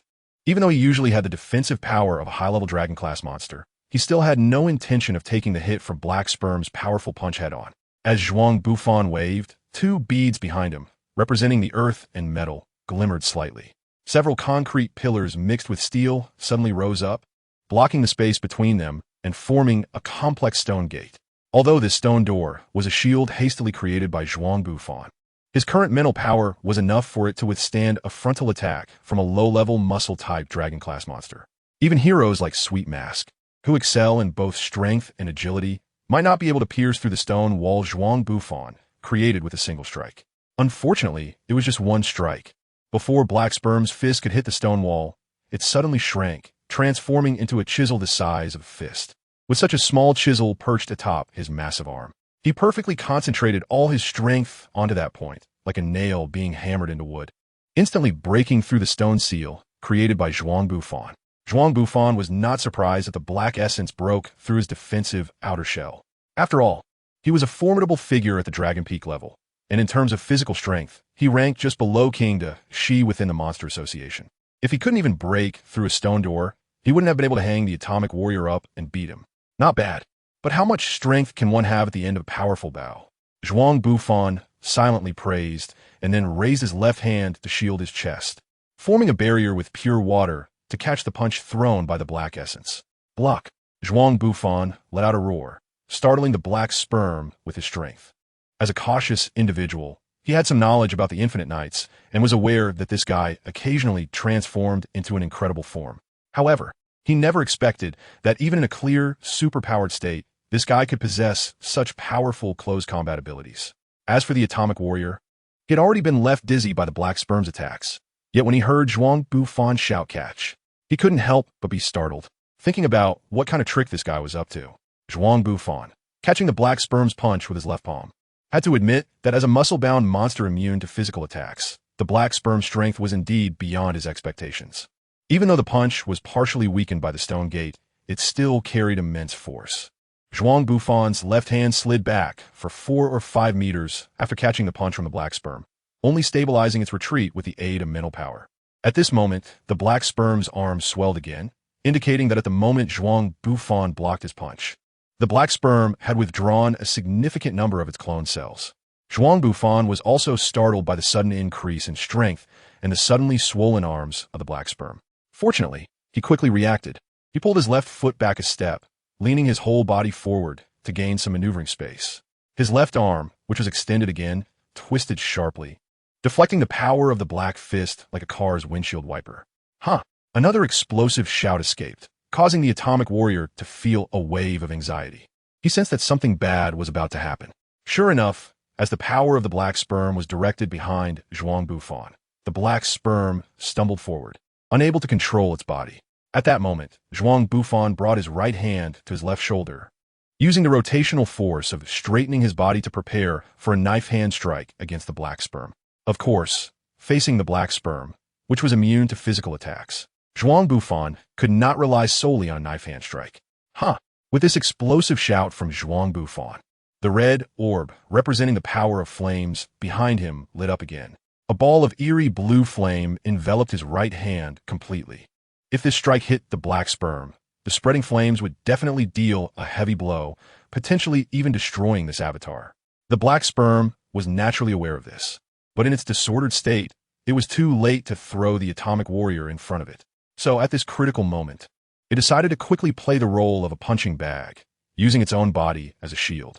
You might think this was just a routine maneuver, but the nature of the black sperm was that of a teenager just entering puberty, still clinging to the traits of a mischievous child. What teenager would think about merging with an older man? The black sperm was even unwilling to integrate anything like bricks or folding stools into its body to increase its lethality, let alone merge with an older man. However, there was no other choice at this point. It must be said that this stubborn character indeed fooled Zhuang Bufan. Zhuang Bufan didn't expect that before his fiery hand blade could hit the black spirit's face, an atomic warrior with slightly curly long hair suddenly emerged from his cheek. The atomic warrior was also quite bewildered. Although he had a bad premonition in his heart, he never expected to end up in such a predicament. Helpless, Zhuang Bufan had no choice but to extinguish the flames on his hand and retract the force in his right hand as much as possible, turning the original slicing motion into a slapping one. Even so, with Zhuang Bufan's strength, the 5 fingers pressing against the atomic warrior's face still carried immense power, causing him to stagger. The black spirit took advantage of this force to hurriedly retreat, creating some distance between him and Zhuang Bufan. Stop! Stop! Just as both sides had stabilized, and before Zhuang Bufan could charge again, the atomic warrior quickly spoke up to restrain him. His reasoning was simple. After a brief exchange, Zhuang Bufan was unscathed. The black spirit was lightly injured, but he himself, he had had enough of a battlefield where only he got hurt. Zhuang Bufan followed the advice of the atomic warrior and stood there, trying not to laugh at his carrot-like face marked with 5 finger-shaped red prints. However, he managed to hold it in, considering the red marks on the atomic warrior's face and the singed curls in his hair, which were all his own doing. Zhuang Bufan felt that it was better to be a little low-key at this moment. Even though this guy had previously insulted him unconsciously, his current appearance was already quite miserable. Of course, Zhuang Bufan did not intend to do this on purpose. If the atomic warrior could hear Zhuang Bufan's thoughts at that moment, he would definitely shout, "You're talking nonsense," to express his dissatisfaction. Unfortunately, the atomic warrior did not possess the ability to read minds, so he not only did not complain like Zhuang Bufan, but also nervously asked him a question. "First tell me, what means are you planning to use to deal with this target monster?" Black essence did not stop the atomic warrior's question, as it was beneficial for his subsequent action plans. Moreover, he still had the sandbag warrior in his hands, so he was not worried about any extremely unfavorable situations arising. Although the Infinite Knight was clearly not foolish enough to see that he had a hostage in hand, and then give up on attacking from the previous round of confrontation, it was evident that the sandbag warrior in his hands did indeed affect the Infinite Knight's actions. In this case, no matter how powerful the Infinite Knight was, he would always have a chance to defeat that guy who danced with shackles. Zhuang Bufan, after hearing the atomic warrior's question, began to doubt whether his slap had damaged the atomic warrior's brain. Otherwise, how could this guy ask such a ridiculous question in front of the enemy? After thinking it over, Zhuang Bufan responded half-jokingly, "Well, thinking about it, it seems I really don't have a good way to deal with that target monster without hurting you. How about this? I want to take a gamble, go all out against the enemy, and maybe the problem will be solved." Zhuang Bufan half-jokingly said, but in the eyes of the atomic samurai, Zhuang Bufan's kind smile felt chilling. "Hey, are you joking?" This line was not spoken by the atomic samurai, but by the black sperm behind him. After all, as a hero, Zhuang Bufan ruthlessly attacked another hero, the atomic samurai, which felt quite unreliable. However, the black sperm quickly fell silent because he sensed the tight muscles in the atomic samurai's face twitching slightly. How should I put it? In any case, I will act with a half-guilty heart. I will promote your heroic deeds, atomic samurai, so please go with peace of mind. After saying this, the black sperm looked at Zhuang Bufan's kind smile, feeling confused. He had to admit that the other party had indeed refreshed his understanding of heroes. Soon after, Zhuang Bufan proved with action that he was not joking. He summoned the water and wind attribute orbs behind him, and then dozens of swirling ice spears, exuding cold frost, appear before them. You're just bluffing. You can't make a move at all. Looking at the row of ice spears blocking his way, the black sperm shouted somewhat nervously. Zhuang Bufan didn't say a word. In response to black sperm, he shot out a flurry of ice spears. Seeing this, black sperm hurriedly raised the sandbag warrior to block. And indeed, the ice spear deviated from hitting the atomic warrior at the moment of impact, with the frost wind surrounding the ice spear completely covering the wounds around the atomic warrior. As for the ice spear, it sliced off a small piece of black sperm's body before embedding itself into the wall behind him. Haha, just as I thought. Your earlier declarations were just bluster. Black sperm suddenly revealed a serious expression reminiscent of the North Star fist, as if he had anticipated Zhuang Bufan's actions all along. Oh, I'm sorry. I thought you would dodge with the atomic warrior, so I made a little prediction in advance. The next move will be merciless. Listening to Zhuang Bufan's awkward excuse, black sperm spoke to him with an air of confidence. Are you kidding? I don't believe you really don't care about the sandbag warrior's life.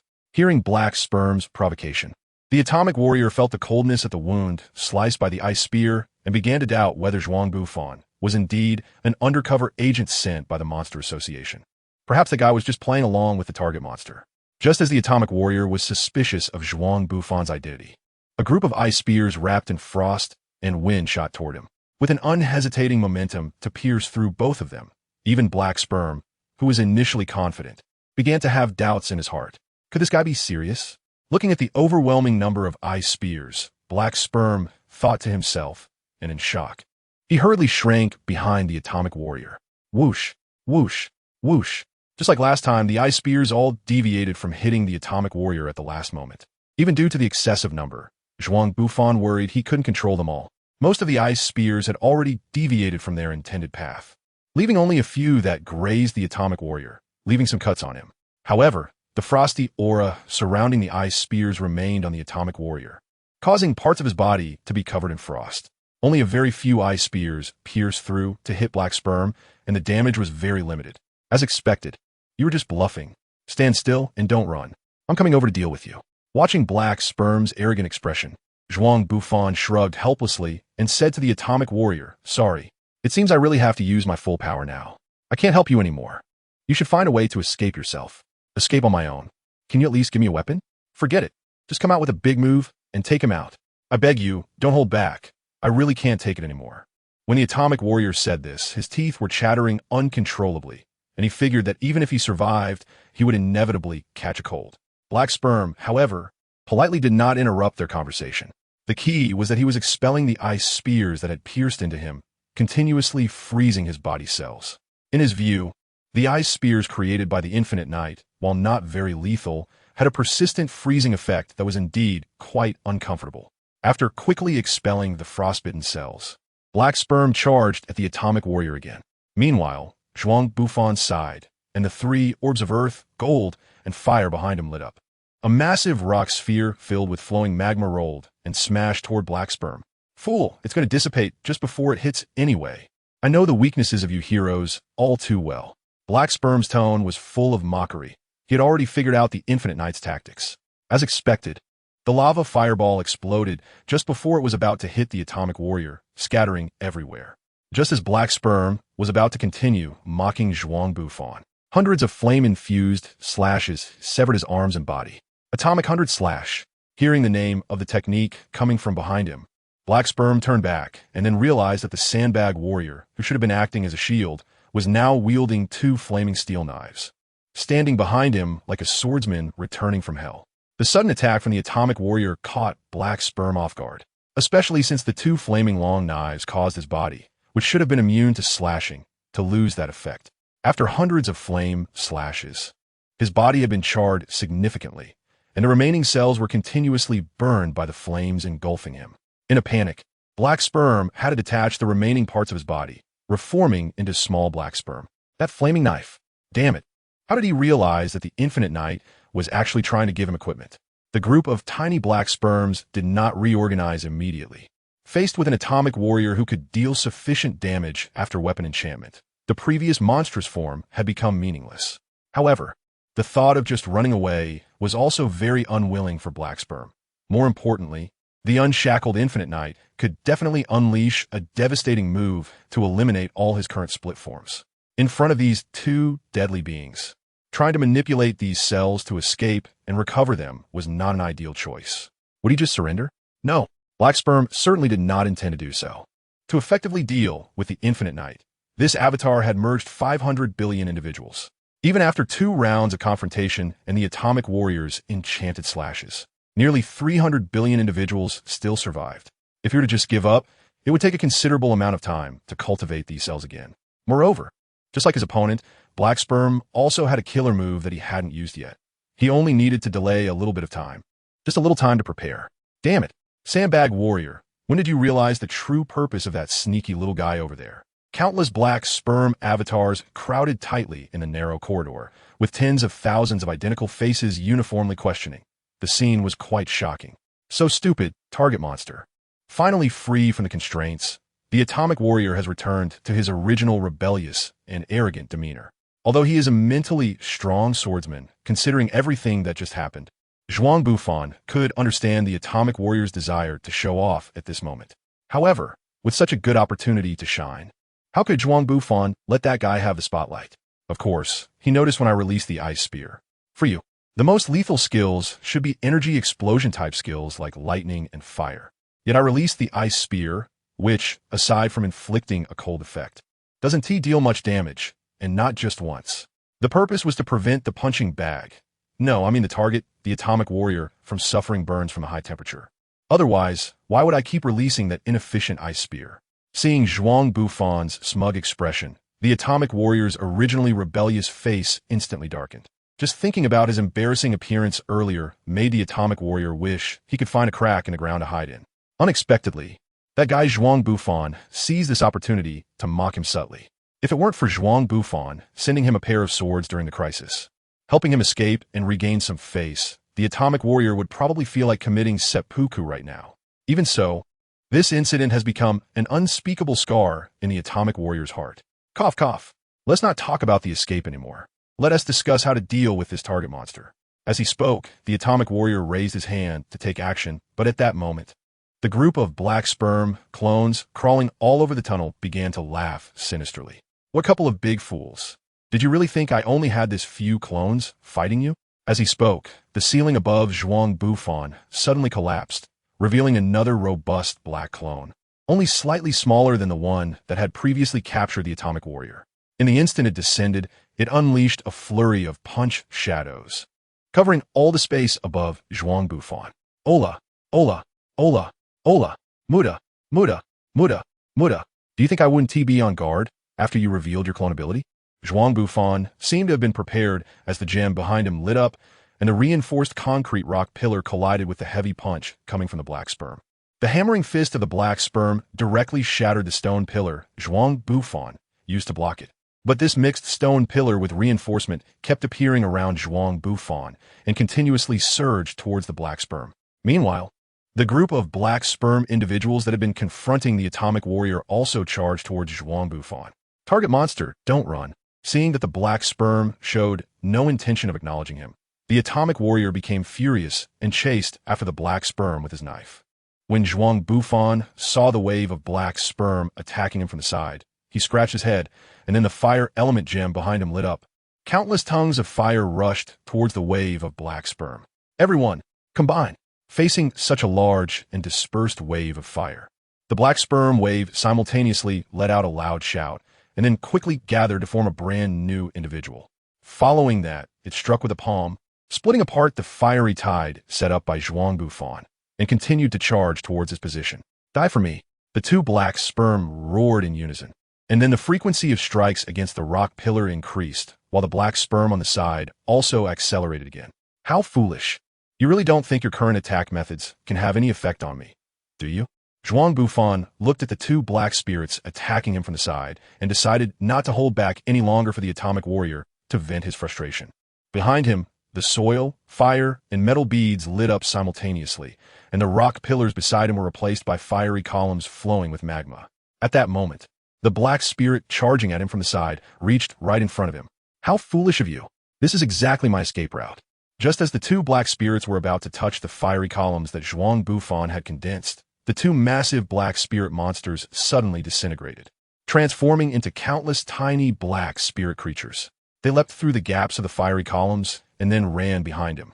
The entire process was as natural as a flowing stream crossing over obstructing rocks. What the hell? Zhuang Bufan was caught off guard by the manipulation of the black spirits. By the time he realized what was happening, the group of black spirits had already reached behind him. About half of the black spirits quickly burrowed into the ground to escape, scattering like cockroaches. The remaining half charged towards Zhuang Bufan, directing a rock ball that enveloped Wagangma straight at him. So that's the plan, to kidnap the little Wagangma to avoid our counterattack? But you really underestimate me. After all, I am a mage. There's no way I'll let you succeed so easily. At this point, the black spirit's intentions were very clear. However, Zhuang Bufan considered Wagangma's physical condition inside the stone ball and didn't dare to summon it back to his side hastily. But that didn't mean Zhuang Bufan had no way to deal with the black spirit's ambush. He saw 5 orbs behind him light up simultaneously, and the stone ball surrounding Wagangma was covered with a thick layer of ice. Following that, countless magma and debris covered the stone ball, and a swirling barrier of hot wind rose around it. Without a doubt, if the black spirits were to hold the stone ball now, it would be like holding a hot iron, and they would eventually burn themselves. Damn!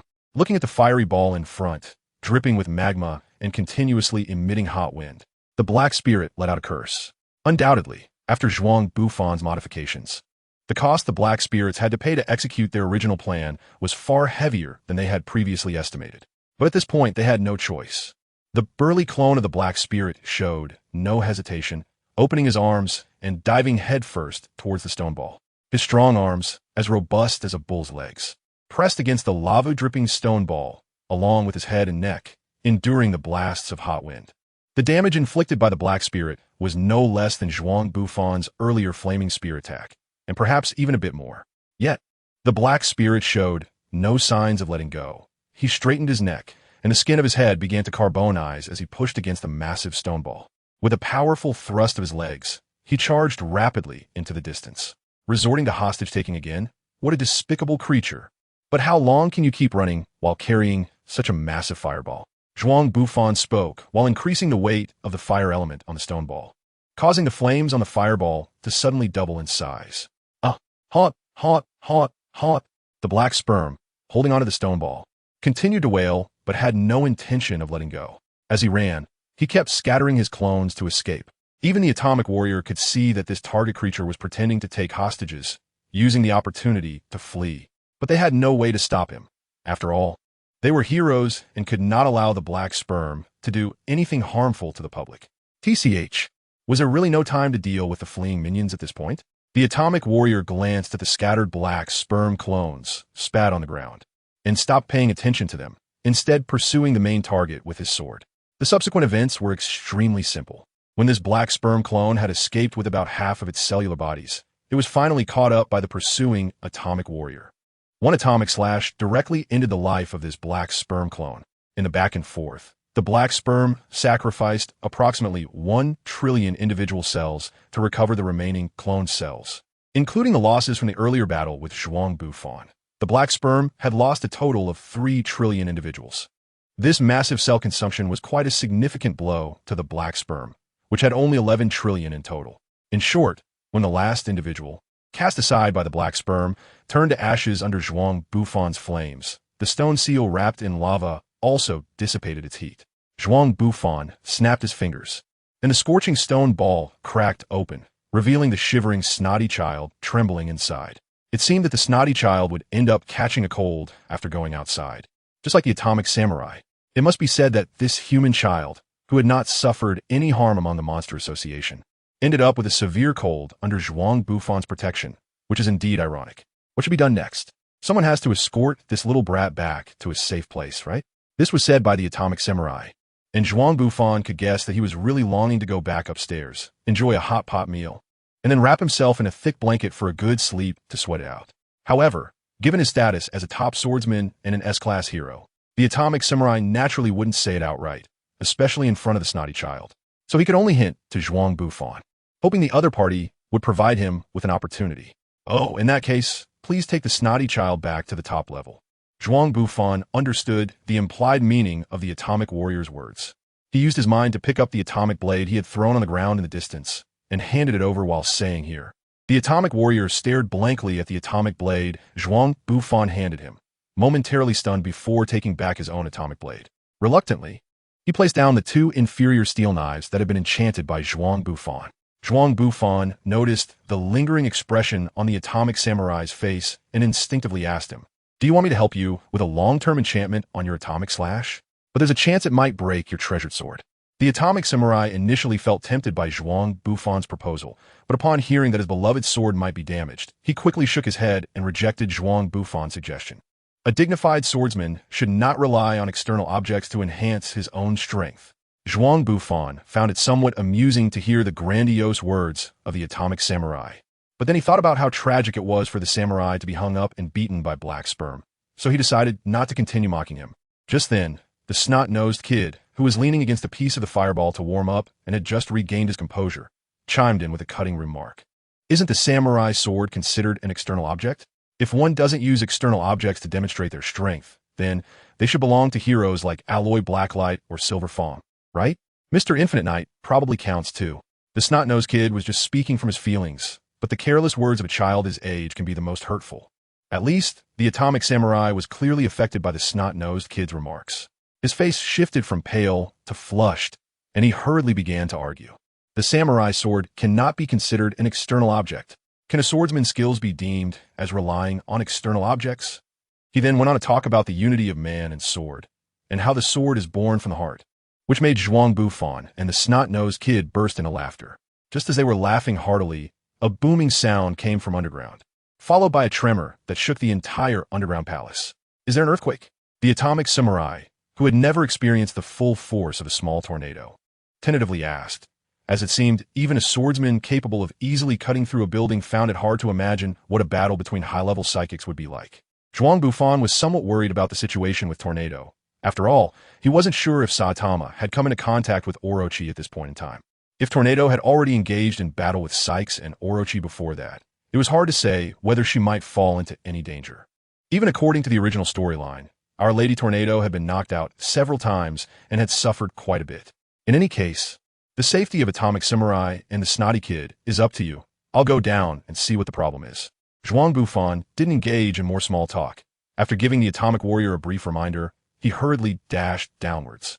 Just as Zhuang Bufan was battling the Black Spirit, the previously peaceful ground troops began to experience some unusual changes. As the vanguard gradually delved deeper into the underground palace, more and more uneasy monsters started to flee. With the three top disciples of the Atomic Warrior above, along with the S-Class powerhouse Sweetheart Mask stationed up top. Although the monsters emerging from underground far exceeded the quantity and quality of those that appeared in the original story, the support team found it easier to deal with them. However, this brief respite came to an end because, during the time Zhuang Bufan was fighting the Black Spirit, Saitama had already completed the re-education of the Phoenix Man, successfully knocking him down from dragon level to dog level.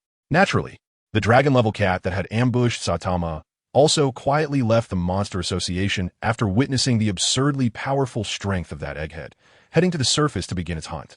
The dragon level monster Meow Meow was once a wild ginger and white tabby cat that had been domesticated by humans. Before becoming a monster, it had experienced a brief period of joy as a house cat that had tasted the freedom of the wild. Meow Meow harbored a strong dislike for its former owner, not because she enjoyed torturing it, but rather because she loved it too much. She provided it with its favorite food for every meal, bought many treats, and even purchased an expensive water purifier just for it. If it weren't for the fact that every time she saw it, she would forcibly shove her cream-covered, heavily perfumed face close to it for a hearty sniff, Meow Meow wouldn't have harbored such resentment against her. One can ask, any cat that has tasted the flavor of freedom, how could it willingly tolerate such punishment? Especially that love-struck woman who would forcibly hug it tightly every time she was heartbroken, crying and snuggling with it for an entire night.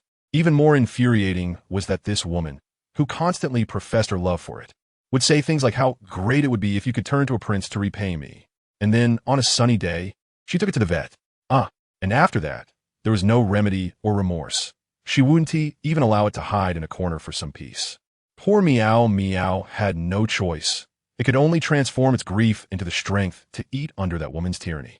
In the end, even its proud, satisfied, and agile body had completely transformed into that of a chubby orange pig. Face to face, ravage, eat. Face to face, ravage, eat.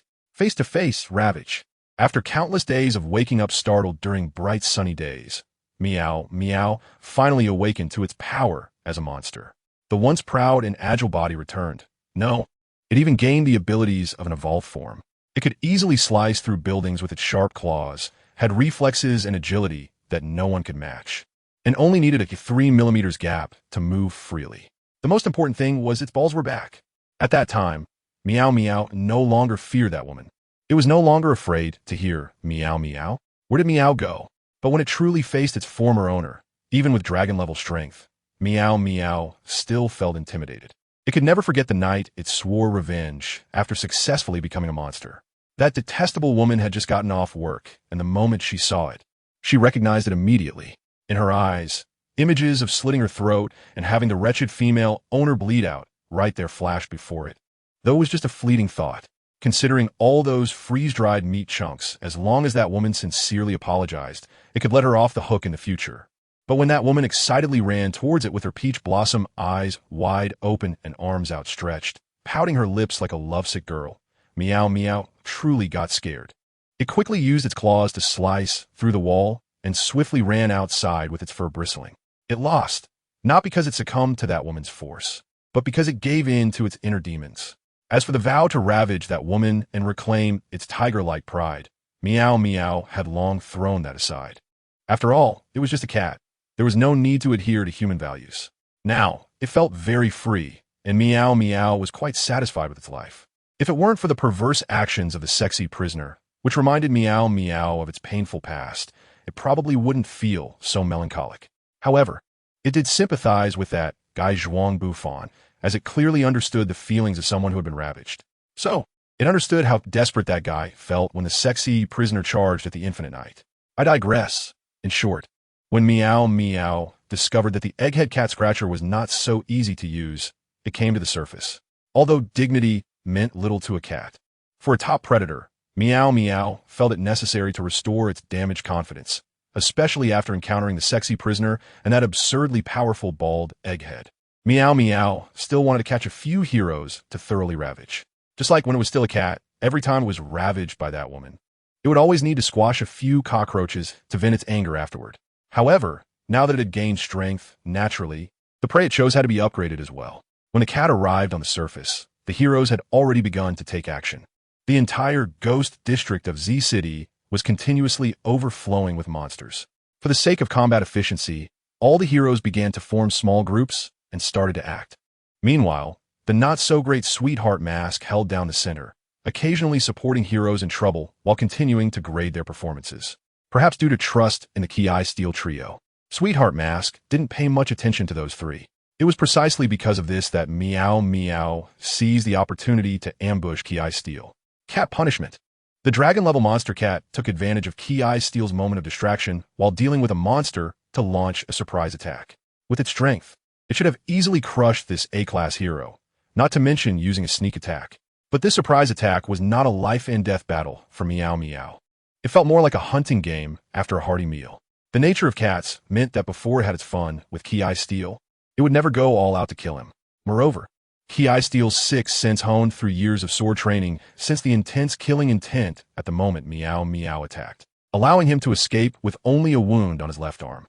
Meow, the strange creature Meow Meow, stood where Ki Steel had just been, looking at the one-armed warrior across from it with slight confusion. It was curious about how that guy had sensed its intention to attack. What was that just now? Some kind of talent? Or a superpower? How did you dodge my attack? Meow Meow was clearly very curious about Ki Steel's ability to anticipate its attack. On one hand, it stemmed from its animal instincts. On the other hand, this ability to sense enemy attack skills was exactly in line with its own aggressive style. A cat-like monster? It didn't seem strong, but the destructive power of that previous strike was. Ki Steel did not answer Meow Meow's question immediately. He was still estimating the opponent's strength and disaster level. The difficulty lay in the fact that, compared to other dragon-level monsters, Meow Meow's appearance was incredibly deceptive. This was neither a skill nor a talent, but a result of long-term training in the way of the sword. As he spoke, Ki Steel tightened the muscles around his wound to stop the bleeding. Swordsmanship is a type of martial arts? How strange. I've never seen that guy hero use such an ability. When Meow Meow said this, it was licking the blood off its claws, trying to recall all the knowledge about martial arts in its head. Its mind was filled with images of Hero teaching, but it had never seen Hero perform similar skills. In its eyes, Hero was a highly ranked martial artist. If there was a skill that even that guy wouldn't use, then others certainly couldn't either. In fact, Meow Meow's judgment was not entirely wrong. After becoming a monster, Hero had fallen into the dark path, and all his mental training had been forcibly halted. He could sense killing intent and hidden malice like Ki Steel. But for someone like Hero, whose physique had greatly increased and strength had surged, such techniques had become meaningless. And naturally, he wouldn't expend effort to utilize them. This led to Meow Meow being attracted to the techniques used by Ki Steel, a high-level warrior, upon encountering him. But that doesn't matter. Training is so annoying. Now that I understand this, please die. As Meow Meow said this, it extended its sharp claws, ready to take down Ki Steel in front of it. It admitted that the skill to sense killing intent was indeed a bit troublesome for it. But the gap in strength could not be easily bridged. As an agile-type monster, Meow Meow had already reached the dragon level in terms of speed and destructive power, which showed just how terrifying its speed was. As long as it could kill him before Ki Steel's body could react, that would suffice. This was not a difficult task for Meow Meow. Explosive. Air slash. Just as Meow Meow was about to strike down Ki Steel's two companions, the drill samurai and the human demon swordsman, attacked Meow Meow, one wielding a drill and the other a large knife. Meow? So it can be done this way? I didn't expect even my own killing intent could be hidden. Although Ki Steel's two companions were quick to strike and executed their ambush perfectly, it was a bit naive to think they could kill Meow Meow with just that.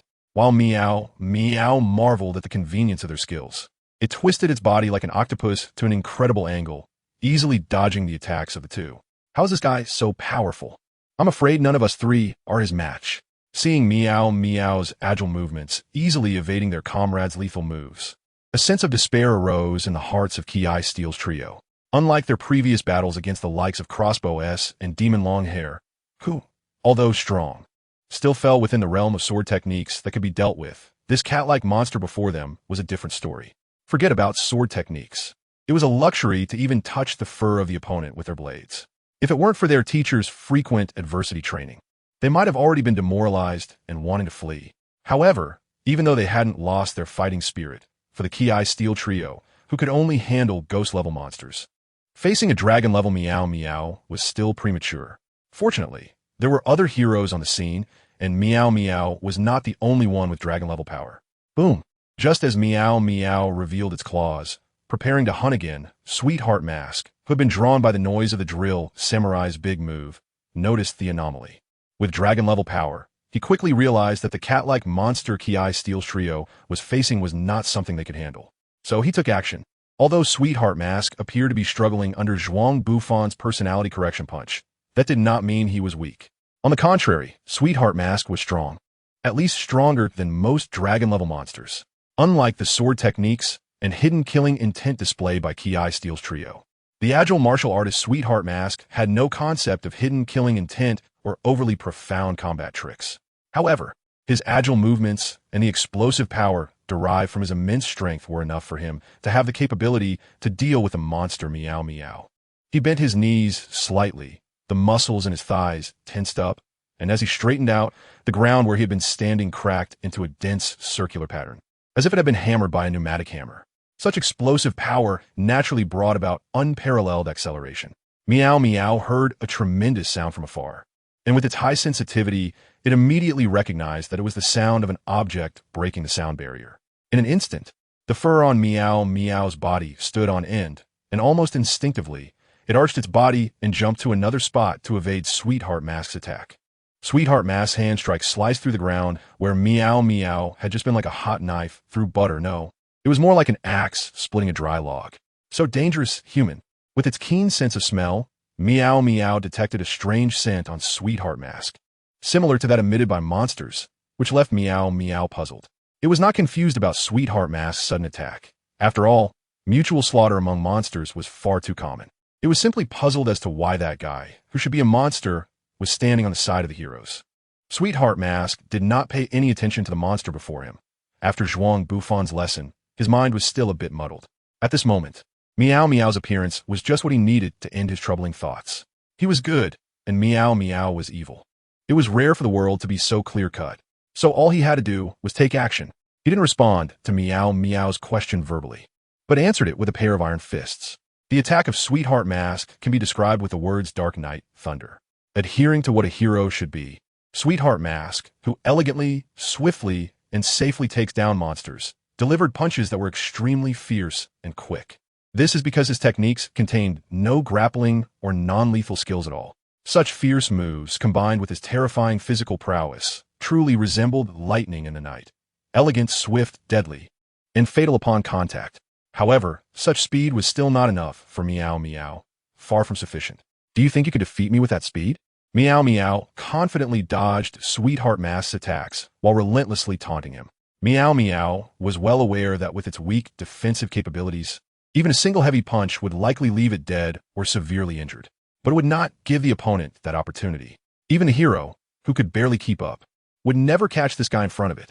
Thus, Meow Meow not only dodged Sweetheart Mask's attacks, but even crazily jumped and danced.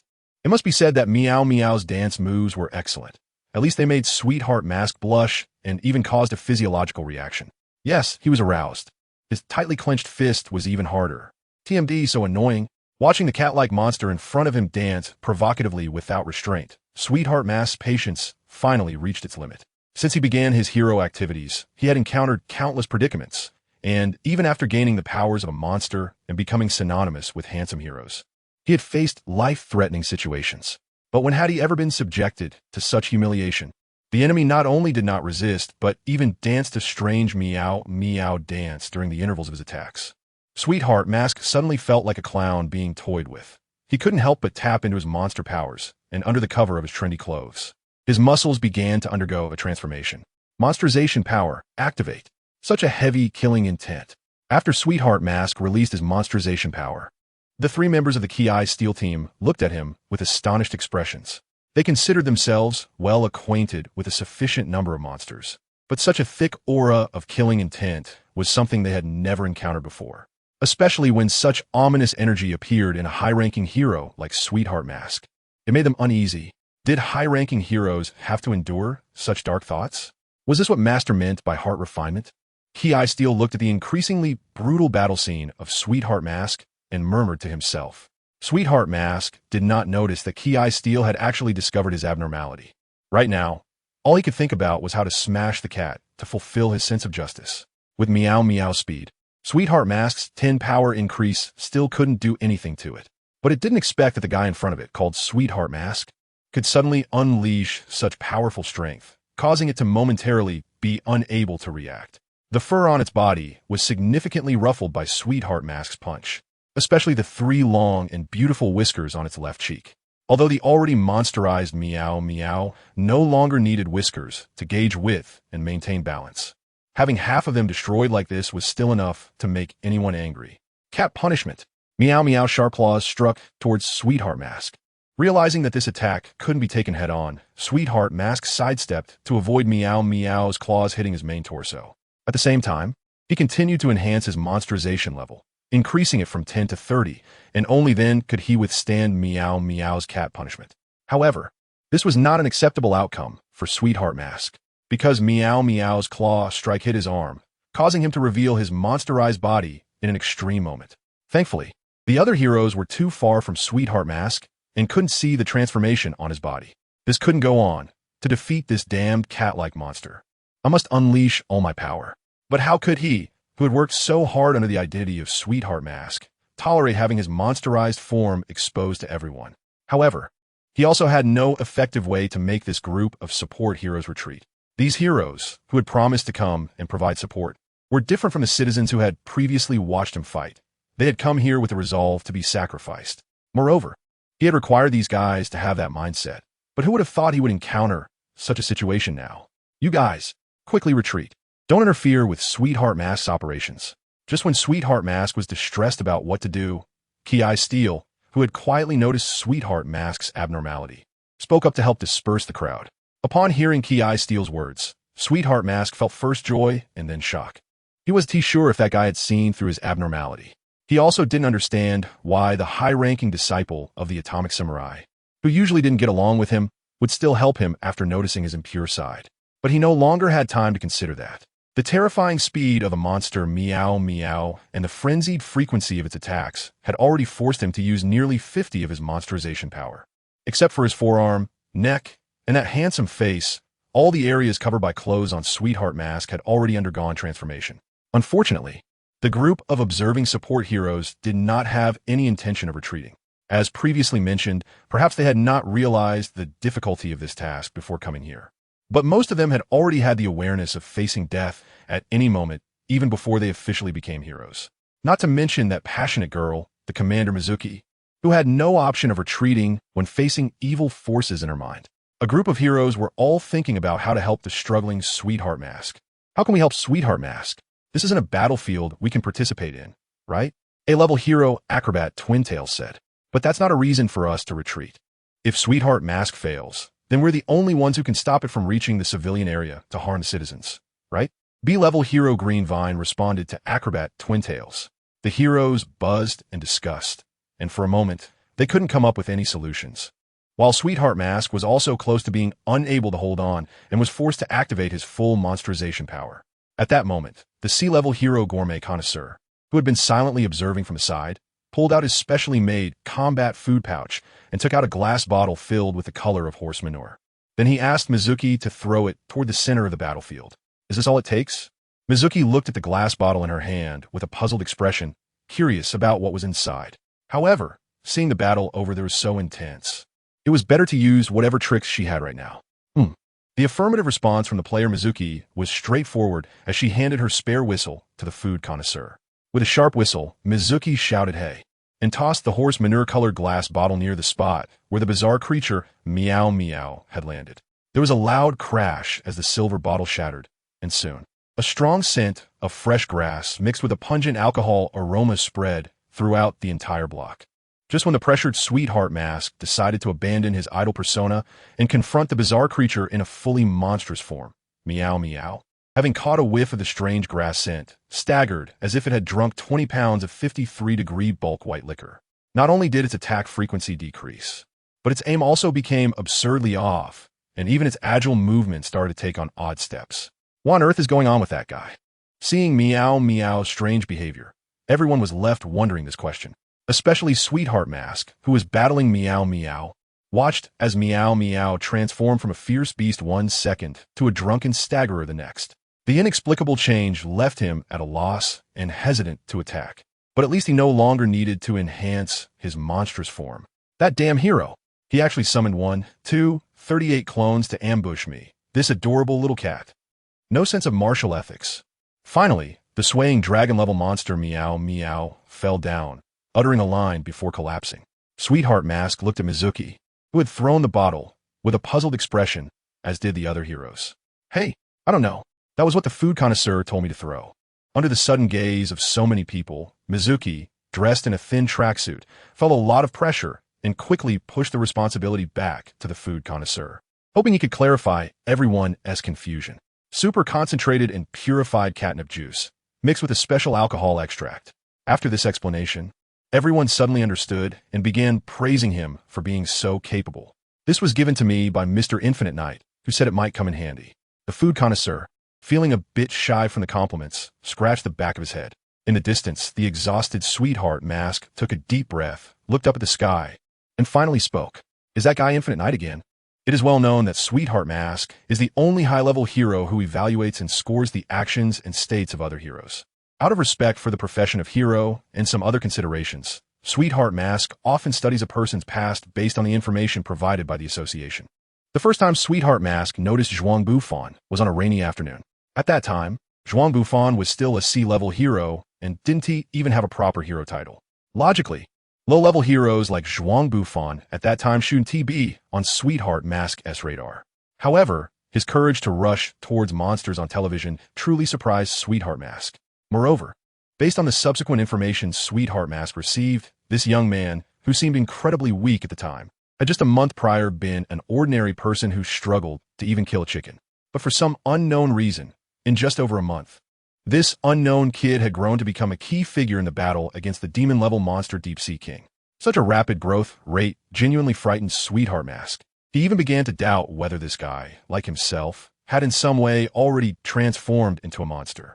Fortunately, in the follow-up investigation, Sweetheart Mask's concerns were dispelled, and a feeling of ecstatic joy spread in his heart. It was as if the Atomic Samurai's training trio was nurturing T. Ranzi. Benefiting from the power of monstrosity, but suffering from its troubles, Sweetheart Mask was also considering finding someone to replace him as the new image representative of the Hero Association. Sweetheart Mask knew well that with the increasing frequency of monster riots and the growing strength of monsters, he could no longer juggle idle activities while participating in hero activities as he had before. Therefore, finding a hero to take his place in idle activities was urgent. Sweetheart Mask had also considered selecting someone among the S-level heroes for training. However, any hero who had reached that level was usually a stubborn individual who would not follow Sweetheart Mask's suggestions for public image management. Left with no choice, Sweetheart Mask had to look for promising candidates among lower-level heroes for training. In terms of temperament, there had been heroes like the Unlicensed Knight, whose style of action left him in awe. But as a profession that needed to constantly battle powerful monsters, merely having enthusiasm to uphold justice was far from sufficient. This is why Sweetheart Mask felt ecstatic when Zhuang Bufan appeared before him. The phrase "the future is promising" was Sweetheart Mask's evaluation of Zhuang Bufan at the time. He had seriously contemplated how to train this young, powerful hero who possessed a passionate heart. If it weren't for that guy getting himself beaten up in an underground palace for a weak monster just now, Sweetheart Mask would never have abandoned his plan to continue training him to become an idol. It wasn't that Sweetheart Mask held a grudge because that guy had beaten him up. He simply realized that the justice that Guy believed in was entirely different from the absolute justice he upheld, with differing paths. Had it not been for the fact that he had helped alleviate a crisis of monstrosity for him, Sweetheart Mask would have definitely debated justice with Zhuang Bufan using his fists. In summary, Sweetheart Mask's feelings were complex, especially upon discovering that the junior he once regarded as trainable now stood on a different stance, yet had indeed saved him twice from the crisis of monstrosity. One could imagine the bittersweet feelings within Sweetheart Mask. You mean the catnip bottle that took that guy down was given to you by Infinite Knight? Looking at the drunken monster Meow Meow lying on the ground, Sweetheart Mask felt a surge of sadness. This was not only because Zhuang Bufan had saved him once again, but also because he, a high-ranking hero capable of independently dealing with dragon-level monsters, was actually outdone by a bottle of catnip. The sudden reality made Sweetheart Mask feel ridiculous. To be precise, it was super concentrated and purified catnip juice mixed with a special alcohol extract. The food critic, who noticed that Sweetheart Mask was emotionally unstable, was still trying to comfort him. However, the seemingly comforting words did not have a good effect, but Sweetheart Mask was no longer too concerned about it, because the events he experienced that day were too surreal, leaving no room for other thoughts. Now, Sweetheart Mask just wanted to quickly resolve the situation here and then go home to sleep. 1 step, 2 steps, 3 steps. Exiting his monster transformation state, Sweetheart Mask walked up to the drunken Meow Meow lying on the ground. He raised his right arm, ready to strike down, when he heard a loud bang. A manhole cover not far in front of him was blown away as if it had been bombarded by a gas cannon, and then an incredibly ugly monster emerged from it. Sweetheart Mask, we've been waiting for you for so long.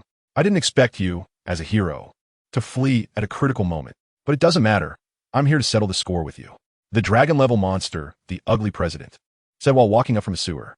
He was a monster transformed out of jealousy for Sweetheart Mask's popularity and appearance, a nemesis to hero Sweetheart Mask.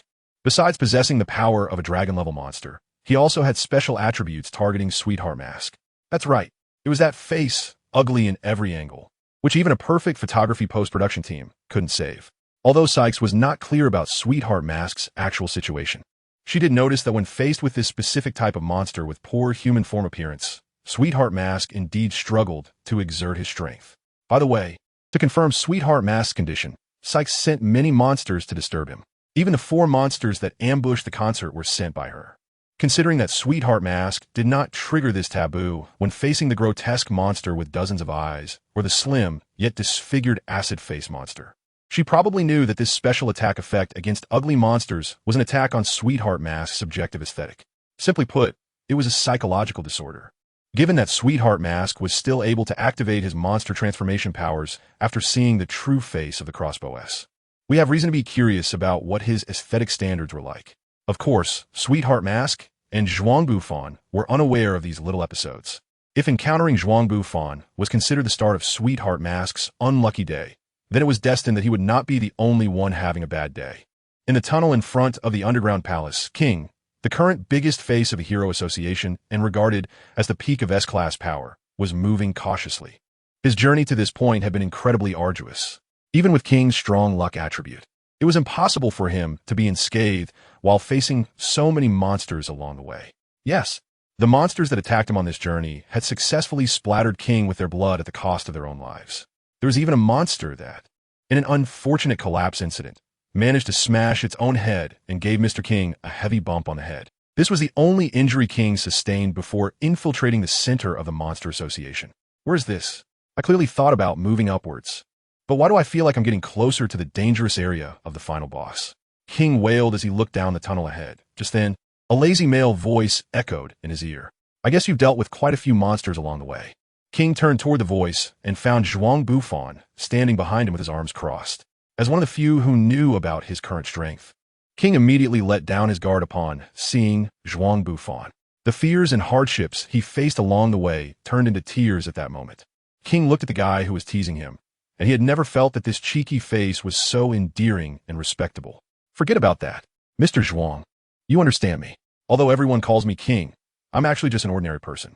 No matter how you think about it, it's very dangerous for an ordinary person like me to be here. So please take me out of here quickly, King said excitedly, raising his voice slightly as he complained to Zhuang Bufan.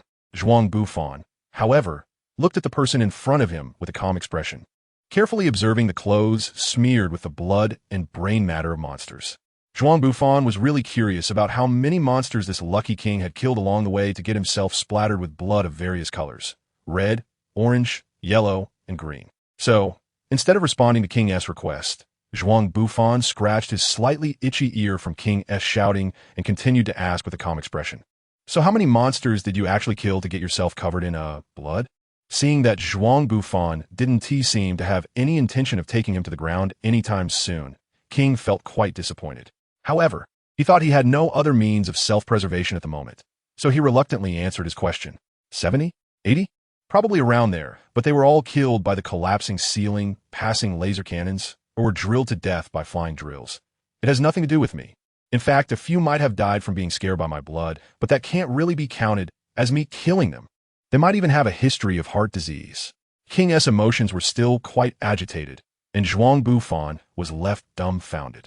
It's worth noting that before publicly declaring war on the Hero Association, there were less than 400 monsters above the wolf level in the entire Monster Association, not counting the synthetic beasts hidden by Sykes. It turned out that King had done nothing on this trip but eliminate nearly a third of the monsters. If we don't consider quality, purely in terms of quantity, King was definitely the MVP of this battle. As expected of King, since your performance remains consistently stable, I can rest easy. Hearing Zhuang Bufan's somewhat nonsensical flattery, King clearly felt a bit flustered. Zhuang Bufan didn't continue to explain. He whistled to signal King to follow, and then he continued to stride downwards. Zhuang, Mr. Zhuang Bufan, where are you going? This is a road leading down, right? Are you planning to rescue that child trapped here? If you find him, you'll take me out of here, right? Seeing Zhuang Bufan heading down, King, unwilling to stay here alone, hurriedly followed. To be honest, he had had enough of this place. If it weren't for the maze-like tunnel that had thrown him off course, he would have returned to the surface to find a safe place to hide long ago. Are you talking about that little kid named Wagong? That child has long been protected by Saitama and the Child Emperor, right? This was rare. Zhuang Bufan responded to King's question, but the answer exceeded his expectations. A sinister thought emerged in King's mind, but he was reluctant to admit it. However, from the moment King met Zhuang Bufan in the underground passage, it seemed that all the clues were leading his mind towards the worst possible outcome. Of course, I'm going to challenge the boss behind the Monster Association. Boom, boom, boom, boom. Hearing Zhuang Bufan's cheerful words, King felt like he was about to pee his pants.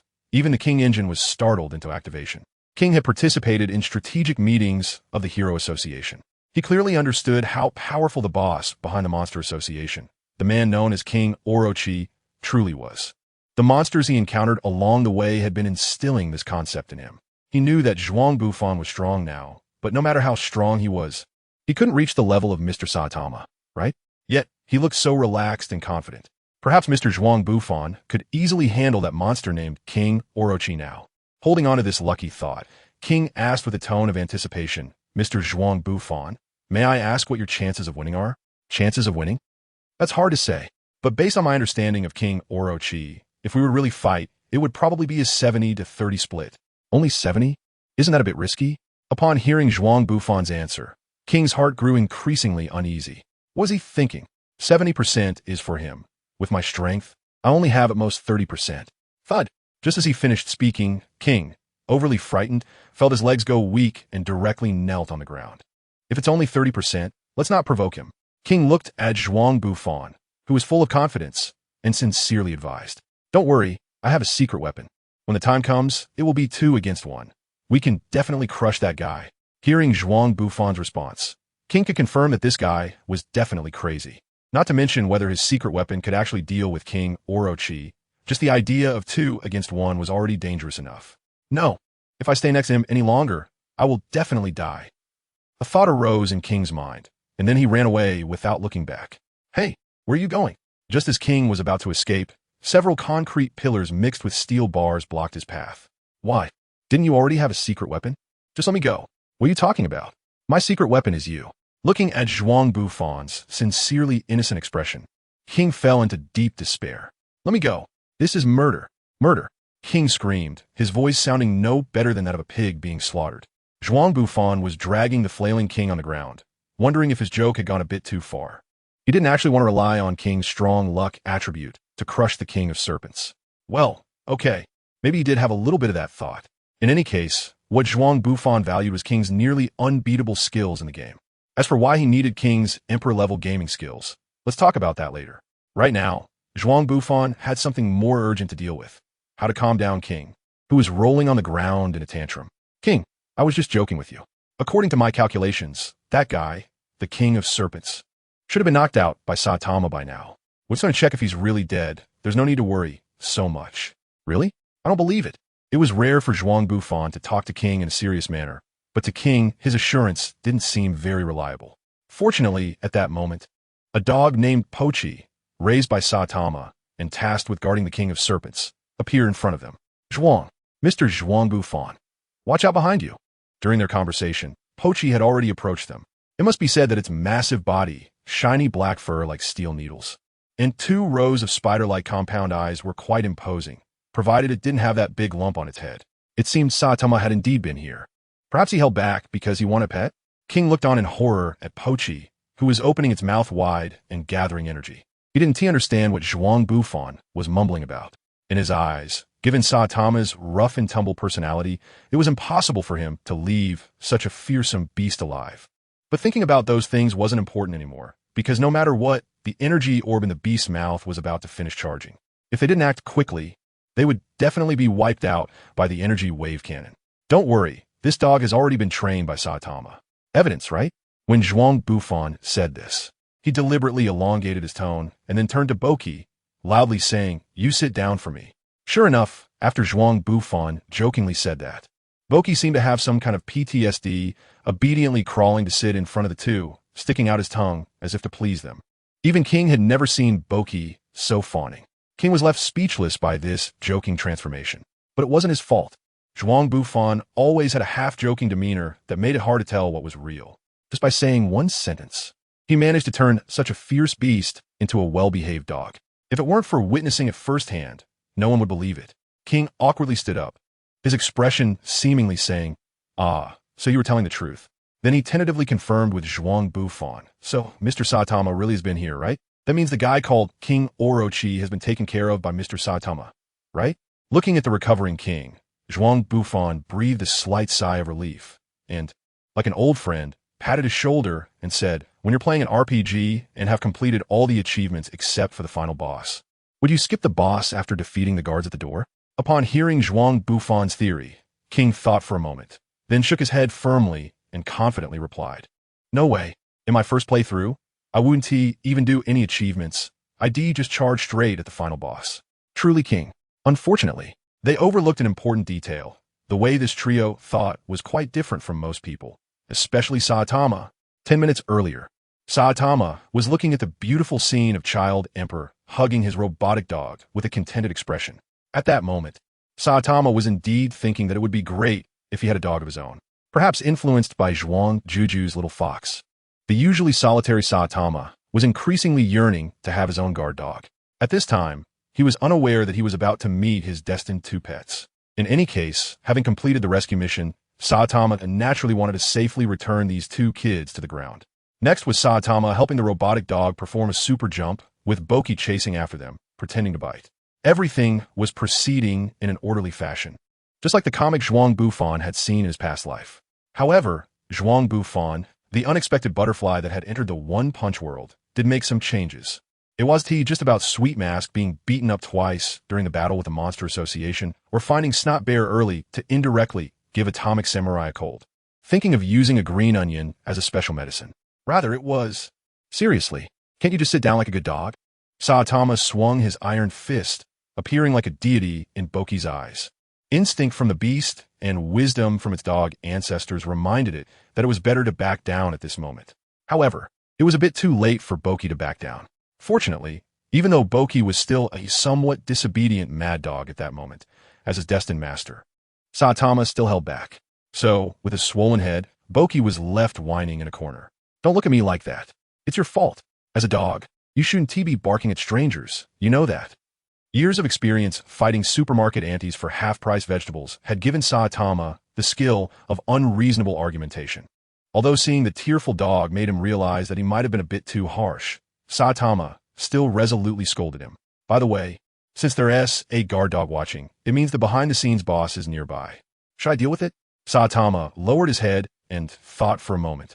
And when he remembered that he still had to escort Child Emperor and the others up, he dismissed the idea of causing trouble for King Orochi.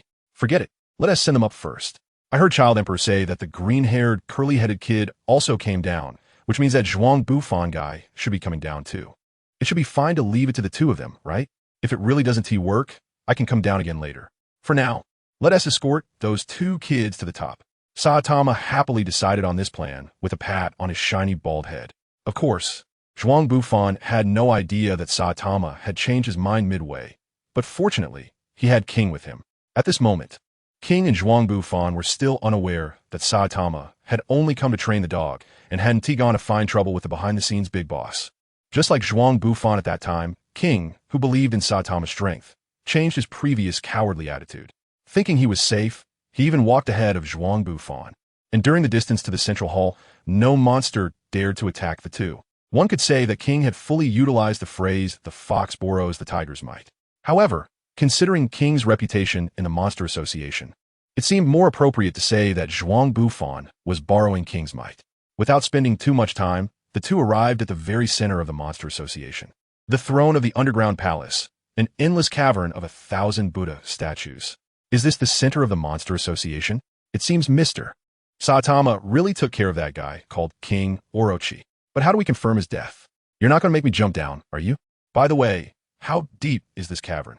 Because he had previously estimated that King Orochi had been dealt with by Saitama in King's heart. Aside from that final boss, there wasn't a monster in the entire Monster Association that was a match for the formidable figure beside him. So with his guard down, King began to chatter incessantly. It wasn't too surprising that he had so much to say. The Monster Association's base was originally a product of seizing the underground dweller's palace and then remodeling it. As a group that had existed since ancient times, this palace had been polished by billions of years of time and had become a magnificent work of art. Anyone who saw this massive pit surrounded by all kinds of Buddha altars would be unable to help but admire it, and King was no exception. Just as King was babbling on, Zhuang Bufan was instead speculating about what had happened here based on the battle marks on the walls. That pit was where I transformed into armored sludge, with the marks from being pressed against the wall by the big, glaring eyes. This should be the hole left when King Orochi devoured that group of petty monster. This series of marks should be the ones left by King Orochi when he was training the Hungry Wolf, right? Strange. The pit made by Saitama should be able to see the subway, but why is there not a single trace of the battle between Saitama and King Orochi? That shouldn't be. Just as Zhuang Bufan was speculating where Orochi had gone based on the situation at the scene, the one true god beside him, King. Perhaps it was boredom that drove him to pick up a massive rock behind him, thinking of using the echo to calculate how deep the cave below was. Naturally, his actions went unnoticed by Zhuang Bufan. 1, 2, 3 thud. 3 seconds later, the stone thrown by King successfully landed. However, judging by the sound, it didn't seem like a rock hitting the ground. Instead, it sounded like whoosh. A rush of wind came from underground, followed by an incredibly powerful upward current. Soon, an enormous figure, entwined with numerous mythological dragon-like creatures, appeared before them. Truly worthy of the Hero Association's reputation. Claimed to be the strongest man on the ground. I was initially planning to observe you for a while, but I didn't expect you to discover me. Pochi was also sent flying by your punch, right? No wonder you're a king. I'm increasingly looking forward to our peak battle. My name is Orochi. In the name of the leader of the Monster Association, the King of Monsters, I accept your challenge. King was almost scared to death. In fact, before Orochi sprang out, the overwhelming aura had already intimidated King enough to activate his Emperor engine. Challenge. A duel. If apologies were effective, King would definitely tell Orochi, big brother, you've misunderstood me. I'll go home right now and never step out again. If King had the power to travel through time, he would want to go back to the moment he threw the stone and give himself a good punch. Unfortunately, King didn't have such power, according to him. He was just an unlucky, ordinary person.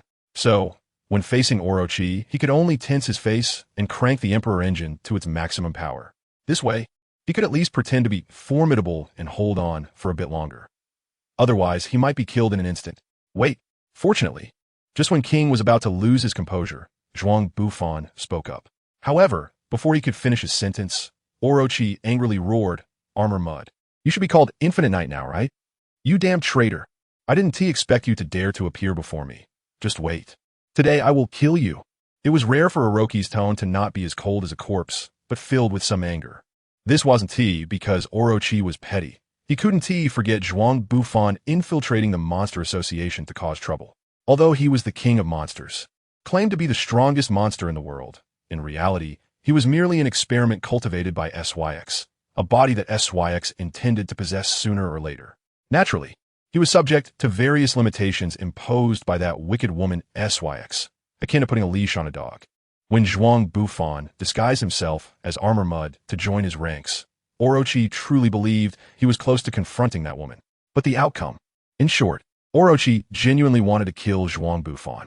Zhuang Bufan was not clear about how Wang Dash got along with Sykes during the days he was not in the Oddities Association. What he knew was that Wang Dash was destined to die here today. Even if he was not his opponent, there was absolutely no way for him to survive today. But before that, while Wang Dash was still able to move, he was the only dragon-level oddity that Zhuang Bufan could come into contact with. Zhuang Bufan is still a necessary target to test my current strength. It's ridiculous to say I've never truly served you. So how can there be talk of betrayal? Hearing Zhuang Bufan's philosophically rich words, Wang Dash laughed in anger. Haha, indeed, you have never sincerely submitted to me, so rest assured. Infinite Knight, this time, I guarantee you won't even have the chance to surrender. But for now, cherish your few remaining lives and pray that King can defeat me. That's your only way out, Wang Dash said through gritted teeth. Although Wang Dash is now an incredibly powerful monster, according to the moral standards of monsters, he should have long wanted to tear that bastard Zhuang Bufan apart. However, as the only experimental subject to have grown under Sake's control and the only one who could withstand the mind-altering drug he developed while maintaining his sanity, Wang Dash is destined to be different from those mundane beings. He can suppress the anger in his heart. He knows who his greatest enemy is and who his primary target is. If it were other heroes, such as Atomic Samurai or Super Alloy Blacklight, upon hearing such confident words from the enemy boss, they might have been so pumped up that they would draw their swords and charge in. But King is different. He is an ordinary young man who loves life and strives to live well every day. Right now, only one thought occupies King's mind. Damn, how do we end up back here again? Can't you let me off the hook? Please. Wang Dash's heart was filled with anger and fighting spirit, while Zhuang Bufan was struggling to hold back laughter with excitement. Only our king was so scared he almost wet his pants, wishing he could quickly leave this place of troubles. Unfortunately, Wang Dash had no intention of letting him go, and neither did that guy Zhuang Bufan seem to have any thoughts of helping him escape. At this moment, Zhuang Bufan added fuel to the fire, madly provoking Wang Dash. Dash, You are too arrogant to think you have the strength to challenge King. Do you know that, mister? King can easily crush you with just a flick of his finger? King turned pale with fear. Fortunately, Wang Dash fell silent. He understood that Zhuang Bufan had previously disguised himself as an armored sludge to infiltrate the Monster Association and had frequently sought to extract information about him. Of course, as an ancient schemer hiding underground for ages, he must have hidden some of his strength. But based on the power he displayed, it was enough to indicate that he was stronger than all the current dragon-level monsters. Even though Infinite Knight's words were filled with suspicion about King's strength. The fact that he could say that implies he also looked down on King, right? Before Wang Dash could come up with any thoughts, Zhuang Bufan spoke again. If you understand that with your current strength, you are not worthy of being Mr. King's opponent, then quickly retreat. In that case, the merciful Mr. King might leave you a way out. However, if you insist on challenging Mr. King, then you must first get past me. If you can't even defeat me, don't even think about challenging Mr. King. It's better to run away with your tail between your legs. Silence. Another long period of silence. Wang Dash did not correct Zhuang Bufan. In fact, it was King who was throwing stones to provoke him over this trivial matter. This might be the second causality level skill of King, aside from his good luck. Fantasy reinforcement. No matter what happens, the enemies facing him will subconsciously imagine King's strength in their minds, with the effect likely proportional to the opponent's imaginative ability. Even a dragon-level monster like Wang Dash fell prey to this skill when facing King, demonstrating its power. To cut a long story short, after a long, awkward silence, a gradually reassured King slowly shut down the Emperor engine. At the same time, after much deliberation, Wang Dash also gave his answer through action. Suddenly, Wang Dash launched an attack, with several tentacles that were tougher than steel shooting toward Zhuang Bufan at lightning speed. Fortunately, Zhuang Bufan was well prepared and had not exited his elemental overlord transformation, allowing him to quickly summon a defensive spell to fend off Wang Dash's ambush. Wind and fire. Fire clouds descend.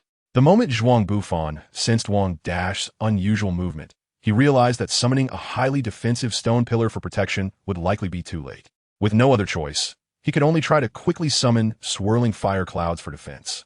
To prevent Wang Dash's tentacles from breaking apart his fire cloud shield with tremendous impact, Zhuang Bufan adjusted the rotation speed of the whirlwind, hoping to block Wang Dash's tentacle attacks.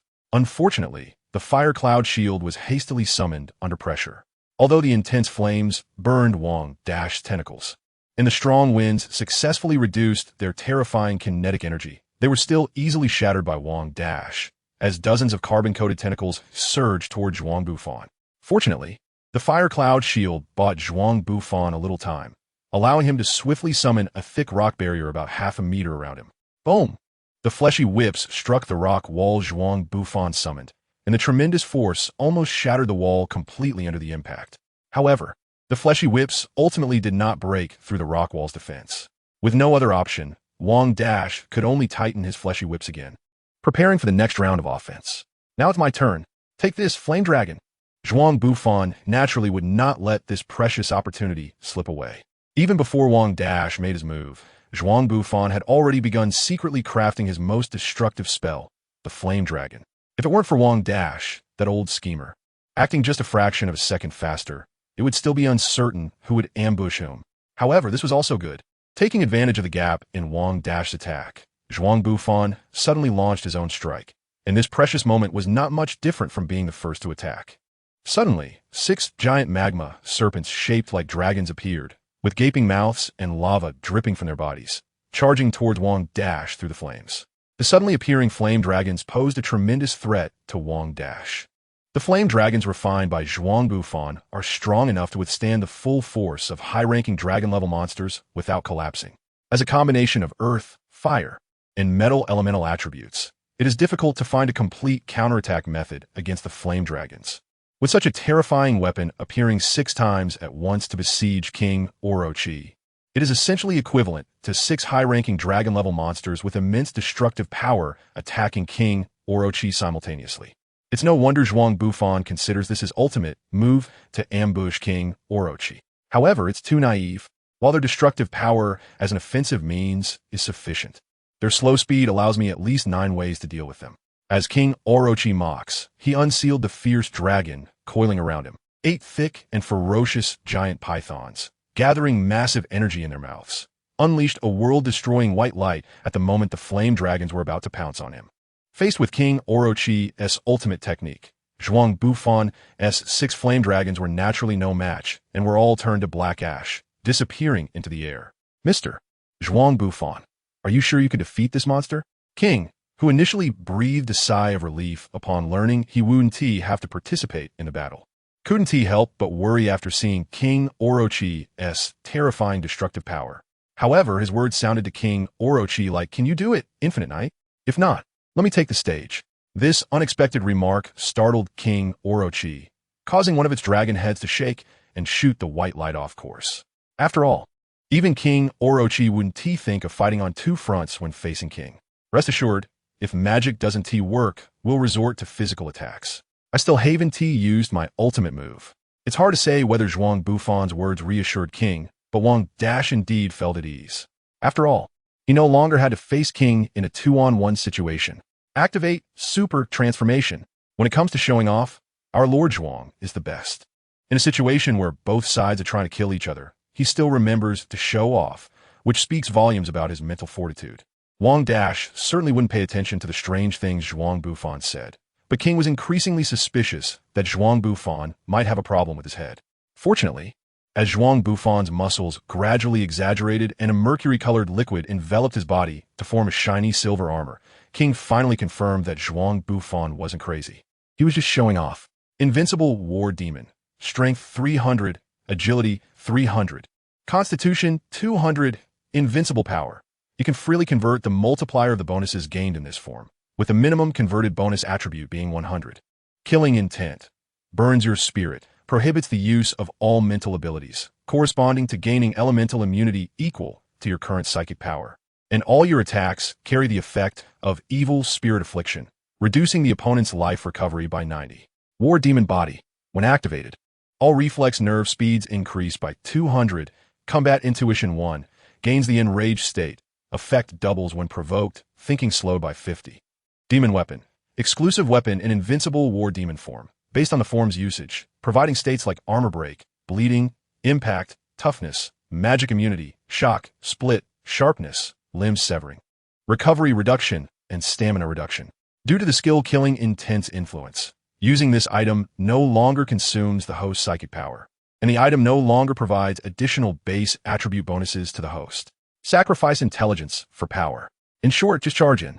There's no doubt that the Invincible War Demon state is strong. Immense power, an almost magic-immune body, combined with a terrifying combat intuition that doesn't require coordinated moves. It's not an exaggeration to say that Zhuang Bufan in this state could be a boss killer, even if there's an insurmountable gap between dragons and higher dragons. Zhuang Bufan in this state could potentially bridge that gap, if it weren't for the built-in intelligence reduction buff of this state. Perhaps there wouldn't even be a possibility for other states to appear. Wang Dash didn't know what had happened to Zhuang Bufan, but just by looking at Zhuang Bufan's transformation, even a fool would know that something bad was about to happen. Bad or not, considering that he was about to face King in a peak duel, our King Dash had no intention of using his full power just yet. Let me think, this will do. Wang Dash extended 3 of his heads, opened his huge mouth, and gathered energy once again, followed by a dazzling white light. 3 light wave cannons were fired simultaneously, perfectly blocking all of Zhuang Bufan's possible evasive maneuvers. Boom! As the white light dissipated, Zhuang Bufan stood in the cave, with a stone wall that was originally a shrine had been burned into a cave by Wang Dash's light cannons. The entire cave was filled with glass-like fine sand, continuously emitting heat. Zhuang Bufan's eyes were red, and the silver armor showed signs of slight reddening. Besides multiple abrasions all over his body, he had not sustained any further damage. Elemental attack, immunity. Wang Dash looked at Zhuang Bufan in shock. He had almost perfectly withstood his light wave cannons. Each of Wang Dash's heads had a light wave cannon capable of turning a high-ranking dragon into ashes. And now, with 3 heads firing together, it had only caused this kid some minor abrasions. Such a level of magic immunity was enough to shock Wang Dash. Whoosh! Just as Wang Dash was stunned, Zhuang Bufan moved. In a state of rage, after being baptized by Wang Dash's light cannons, he turned his eyes red. With his strong combat intuition and suddenly increased agility, Zhuang Bufan swung 2 giant axes with armor-breaking properties directly at Wang Dash. Slash! Due to the suddenness of Zhuang Bufan's attack, Wang Dash, who had not yet adapted to his explosive speed, subconsciously used his steel tentacles to block. In an instant, Zhuang Bufan's two-hand axes cut through Wang Dash's tentacles as easily as a hot knife through butter, severing them. This made Wang Dash, who usually liked to use his steel tentacles to catch monsters, panic. What frightened him even more was that his severed tentacles had lost their ability to recover quickly. No matter how he concentrated his power to promote the activation and growth of the monster cells within him, he couldn't make his tentacles return to their previous state. Regeneration blocked. What material is his weapon made of? Wang Dash suddenly felt a hint of fear toward this opponent he had once looked down upon. Zhuang Bufan, having severed Wang Dash's tentacles, did not become arrogant or start taunting the Monster King. In a state of rage, Zhuang Bufan had an attack desire far beyond his usual self. From this perspective, this intelligence-reducing buff might not be such a bad thing for him. In any case, seeing his attack was effective, Zhuang Bufan clapped the two-hand axes in his hands together, merging them into a massive horizontal blade. Coupled with the influence of combat intuition, it was almost instinctive. Zhuang Bufan allocated all the power boosts from his unmatched battle demon state to agility. As mentioned earlier, perhaps the skill Raging Fury, which lowers intelligence, is not a negative buff for Zhuang Bufan.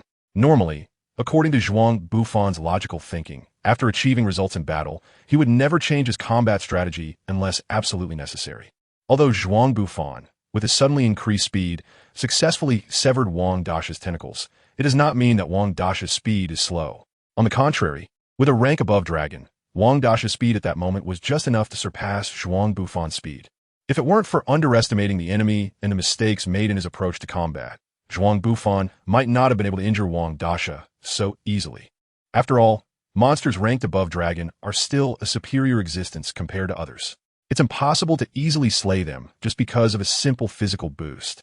Fortunately, Zhuang Bufan is not using his intellect to battle Wang Dasha. The snake, which had just adapted to Zhuang Bufan's terrifying speed, was quickly shocked again by Zhuang Bufan's sudden increase in speed. This time, the price Wang Dasha had to pay for his mistake was the 3 previously attempted attacks on Zhuang Bufan. The blade light flashed, and the mangled heads fell to the ground.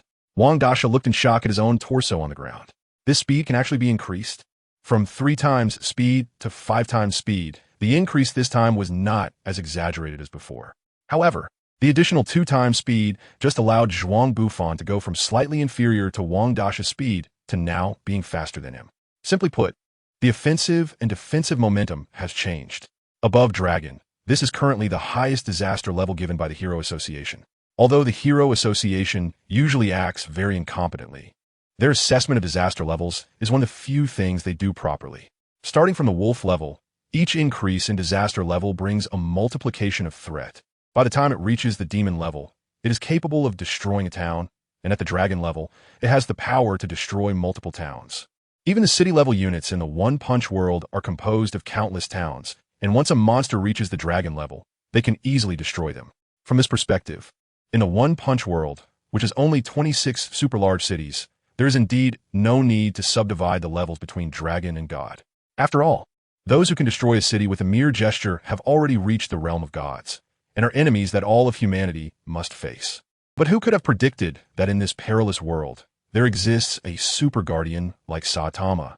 Therefore, those poor monsters with destructive power far exceeding that of the Dragon level can only be exterminated before they showcase their godlike strength.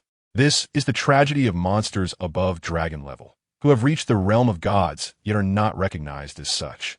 The reason for explaining so much is to clarify that the currently known 3 monsters above Dragon level, Wang Baoyuo, Wang Dasha, and Niu Jiao Yilang, possess strength that is not simply a few times greater than that of Dragon-level monsters.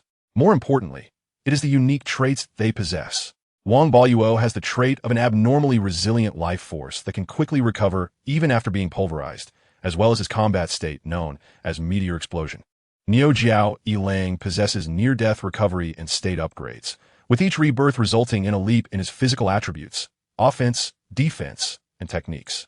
The saying that he only grows stronger if not killed is no exaggeration. Wang Dasha's trait is adaptation and learning. In terms of combat performance, these 2 traits may not be as impressive as those of Wang Baoyuo and Niu Jiao Yilang.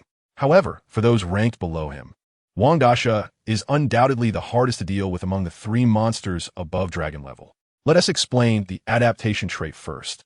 It can be considered an upgraded version of Zhuang Bufan's unmatched power skill with a broader selection range. Within the limits of Wang Dasha's bodily resistances, he can arbitrarily change his resistance values. Against an enemy with super agility, he sacrifices strength to enhance agility. When facing enemies that use poison attacks, he sacrifices other resistances to boost his poison resistance. Unless he can achieve a quick victory with a single blow, there is no way to defeat Wang Dasha regardless of the tactics used. Just this skill alone ensures that he will never suffer a defeat against enemies weaker than himself due to any reason. Considering his dragon-level physical attributes, who can completely defeat him before he fully updates his state. Currently, Zhuang Bufan is facing such a dilemma. Once Wang Dasha realized Zhuang Bufan's terrifying destructive power, he continuously utilized techniques learned from heroes in Yilang.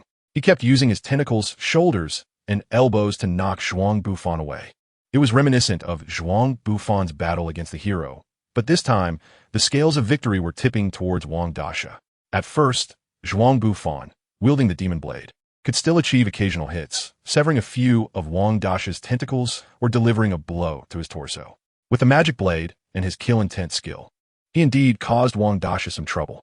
However, gradually, as Wang Dasha adapted to his speed, it became increasingly difficult for Zhuang Bufan to inflict any damage. Realizing that continuing this way would undoubtedly lead to defeat, Zhuang Bufan suddenly withdrew and jumped back to King's side, panting heavily while staring intently at Wang Dasha, whom he had slashed 100 times. After severing a dozen tentacles and 3 mangled heads, leaving so many wounds, he never expected Wang Dasha would still possess such strong vitality. Indeed, those above dragon level are not so easy to deal with. When Zhuang Bufan said this, he had already exited the state of the dual warlord, although using the magic weapon no longer consumed his energy. The physical exhaustion from a full-on attack for over 10 minutes was still quite remarkable. Therefore, Zhuang Bufan tried to recover his stamina during the conversation. Above the dragon? What an interesting title. After witnessing my immense power, are you still unwilling to call me a god? Wang Dash was quite dissatisfied with the term Zhuang Bufan used to describe his strength. On the contrary, he didn't mind the delay tactics being employed. His own body had gradually adapted to that guy's speed. The reason he continued to adopt a passive defense strategy was not that he lacked the opportunity to attack, but rather he wanted to buy more time to recover from the injuries inflicted by this little thief. Although Wang Dash considered anyone weaker than himself to be incapable of defeating him, the opponent he was about to face was King. Just the intelligence he received from the Hero Association was enough to prove that King was an opponent not weaker than himself. Facing such a tough guy, Wang Dash believed it was wise to be fully prepared. King, on the other hand, had fewer thoughts. In his view, Zhuang Bufan had already used up his last trump card upon exiting transformation mode. His only question was why this guy didn't run away with him before exiting the transformation. Having exhausted all his trump cards and still staying here, was he waiting to die? To prevent Zhuang Bufan from doing something foolish, truly believing he could take down Wang Dash and save the world, King felt it was necessary to remind him. Mr. Zhuang Bufan, are you alright? King had many things he wanted to say, but they got stuck in his throat. It wasn't that he didn't want to explicitly tell Zhuang Bufan to run away quickly. He was just afraid that if he revealed too much, Wang Dash would catch on, and then it wouldn't be a fun situation. Well, Mr. King, you're right. At this point, I can't defeat this guy named Wang Dash by myself. Since that's the case, it's decided, go King. King's interjection made Wang Dash feel a little uneasy. He genuinely did not want to fight King in this situation, and Zhuang Bufan's response only intensified his doubts. Naturally, our Mr. King was even more flustered. Zhuang Bufan's words successfully awakened the Emperor engine within King. This engine, which was perceived by the outside world to only activate when King was serious, further fueled Wang Dash's paranoia. In short, under Zhuang Bufan's malicious remarks, these two individuals, who were worlds apart in strength, began to fear each other. Mr. Zhuang Bufan, what about your promise? You said you still had trump cards left. A guarantee to achieve victory. Even if you use your trump card just now, it shouldn't be my turn to step in, right? King was completely overwhelmed by Zhuang Bufan, no longer caring about Wang Dash's opinion of him, and almost shouted this segment at Zhuang Bufan. The expression on King's face was so rich, it could rival Saitama's realization that he was just an ordinary person. Had the joke gone too far? Zhuang Bufan scratched his head, seeing King so flustered, as if he had fallen into a panic response typical of small animals. To calm him down and facilitate his subsequent plans, Zhuang Bufan casually summoned a water bomb and gave King a thorough wash. With a splash, the huge water bomb struck King, washing away the blood on him and making him close his mouth. It wasn't that King calmed down after being hit by the water bomb, but rather that he was completely bewildered by Zhuang Bufan's absurd logic of action. Fine. Let be. Let it all be destroyed. I'm tired. This was the only thought left in King's mind after being hit by the water bomb. With Zhuang Bufan's emotional intelligence, it was naturally impossible for him to see through King's thoughts. He was still feeling smug about the effect of his water bomb persuasion technique. Fortunately, this guy wasn't always so shameless. After secretly praising his own cleverness a few times, Zhuang Bufan cleared his throat and said in a deep voice to King, "Actually, besides being an S-rank professional hero in the Hero Association, I am also a zoo director hidden within the city." This time, even King was stunned. Who would have thought that the guy who had just been fighting him to the death would now be introducing himself amicably? Such a level of insanity was quite rare even in the Hero Association, where strange people ran rampant. Just thinking about how he had just been sliced over 100 times by such a fool made King feel that the power he had gained after so many years of suffering was like a joke. However, he was quite curious about what other tricks this guy could play. After all, seeking fun is one of the natures of all living beings. Let's shift the perspective back to Zhuang Bufan. Just as he had been telling King all along, the King God was indeed the source of his courage to confront King Dashi. Moreover, he didn't actually hope for King God's strong luck attribute. To clarify this point, we must talk about the third transformation Zhuang Bufan obtained after hunting the Centipede Elder, Zoo Director Beast Tamer, can tame creatures with a friendliness level above friendly. Creatures tamed with the Beast Tamer skill have a chance to trigger the evolution of that creature's life, depending on various conditions, such as the creature's affection towards the host, feeding conditions, etc. Beast Tamer. When the host assigns a task to the tamed creature, that creature will gain a certain attribute enhancement in addition to the status of having received the task from its master. Lucky Doll. When a creature with an affection level above intimate is assigned, it can merge and transform into a mascot doll. The attributes of the mascot doll are the sum of both parties, and the number of dolls is limited to the set of toys owned by the zoo. If the combined creatures meet the requirements for transforming into a doll, they are not affected by this limitation. The individual with the highest attributes before merging has the first right to the doll, while the one with lesser attributes automatically gains the second right to control the doll. Spare items. Automatically synthesizes powers deemed as having no use value by the system into special items and doll costumes. Currently stored items include a wine gourd, doll bear, firebird, cute dog, and catfish kelp. Recruitment notice. Allows the director to recruit creatures with an affection level above loyal to become zoo employees. Upon employment, they automatically receive one of the 3 professional characteristics under that status and can apply for the use of spare items. You did not read that wrong. This is a transformation state that does not provide any attribute bonuses. What? You ask why it doesn't provide attribute bonuses? Have you ever seen a boss personally working in the field? Although Zhuang Bufan's third transformation form seems to have many flaws and doesn't look like a serious transformation at all, this peculiar ability always manages to produce unexpected effects in seemingly desperate situations. As someone with an imagination that knows no bounds, Zhuang Bufan clearly realized that in this state, he could rival, oh no, he could even instantly defeat the elemental overlord and the unrivaled battle demon with divine skills. King, now that we've come this far, let us merge. Well, what? Without any warning, after Zhuang Bufan uttered those strange words in front of King Dashi, he suddenly said this to King. Without waiting for King to respond, Zhuang Bufan struck a strange pose, pointing 2 fingers at King, and instantly transformed into a ball of white light that collided with him.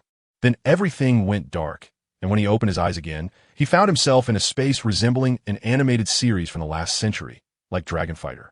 The difference was that there were sofas, game consoles, and a 360-degree holographic screen with no blind spots. Welcome to the large open-world soul-like RPG game, Defeat King Dashi.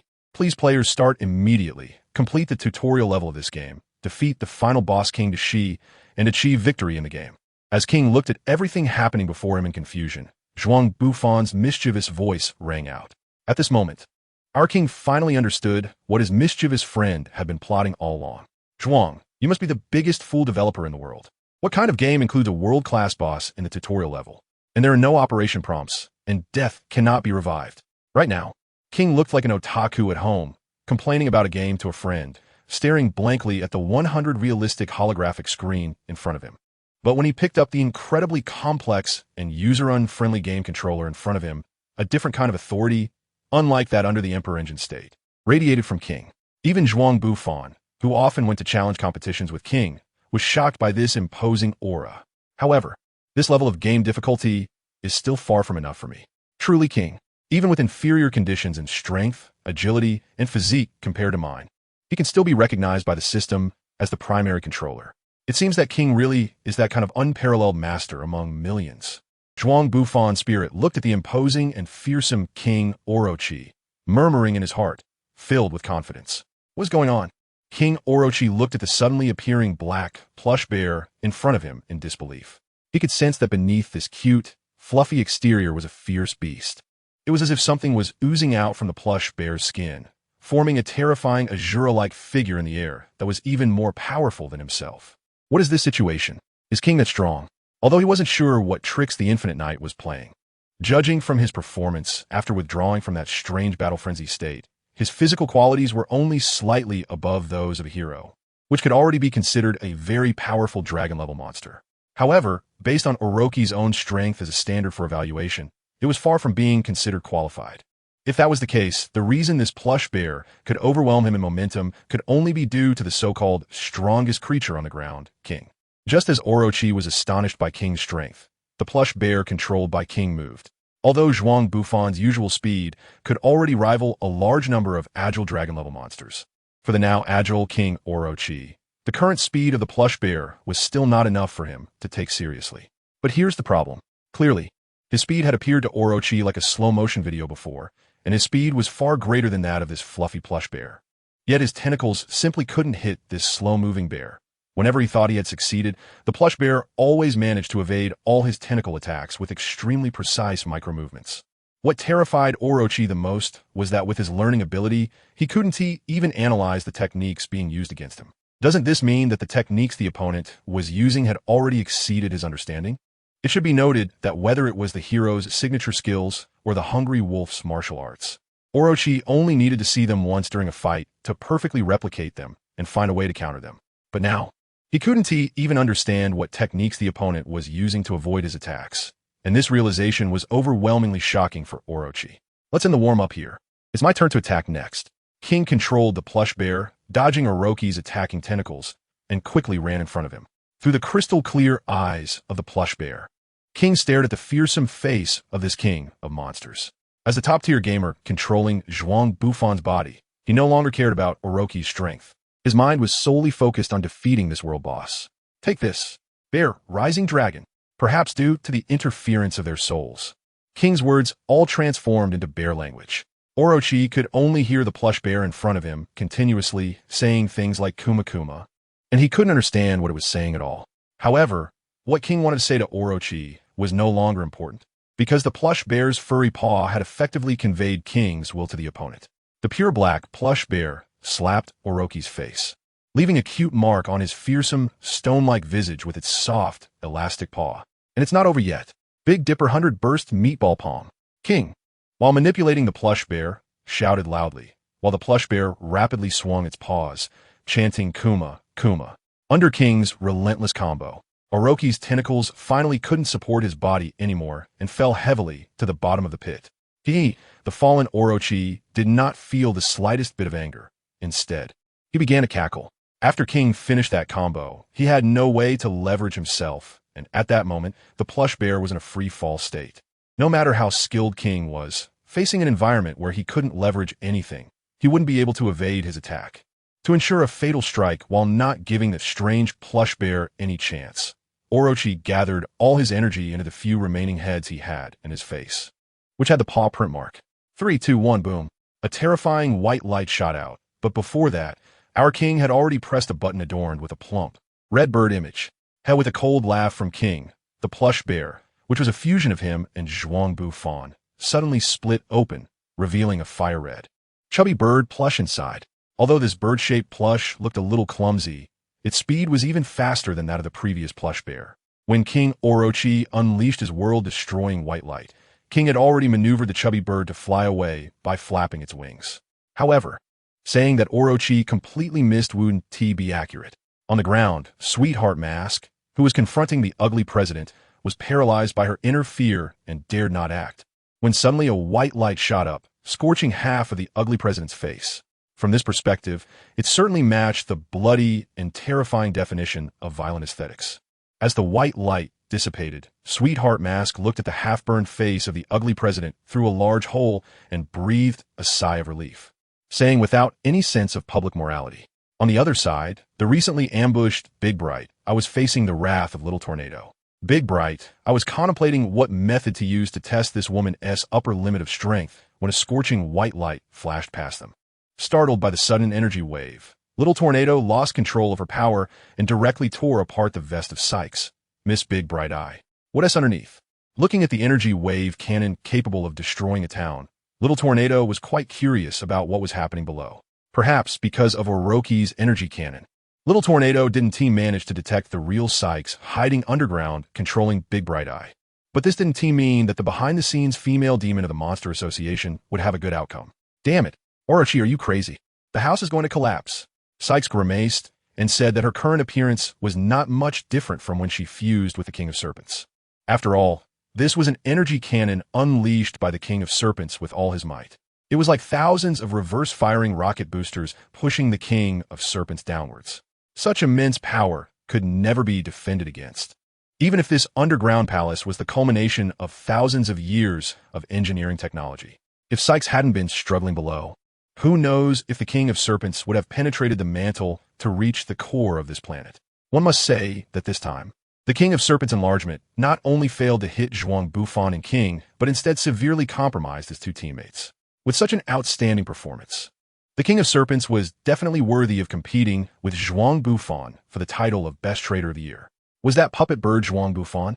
When did his skills become so good? The newly crowned Tornado, who had just achieved the feat of tearing apart the Big Eye, stood high above, looking down at the battlefield below.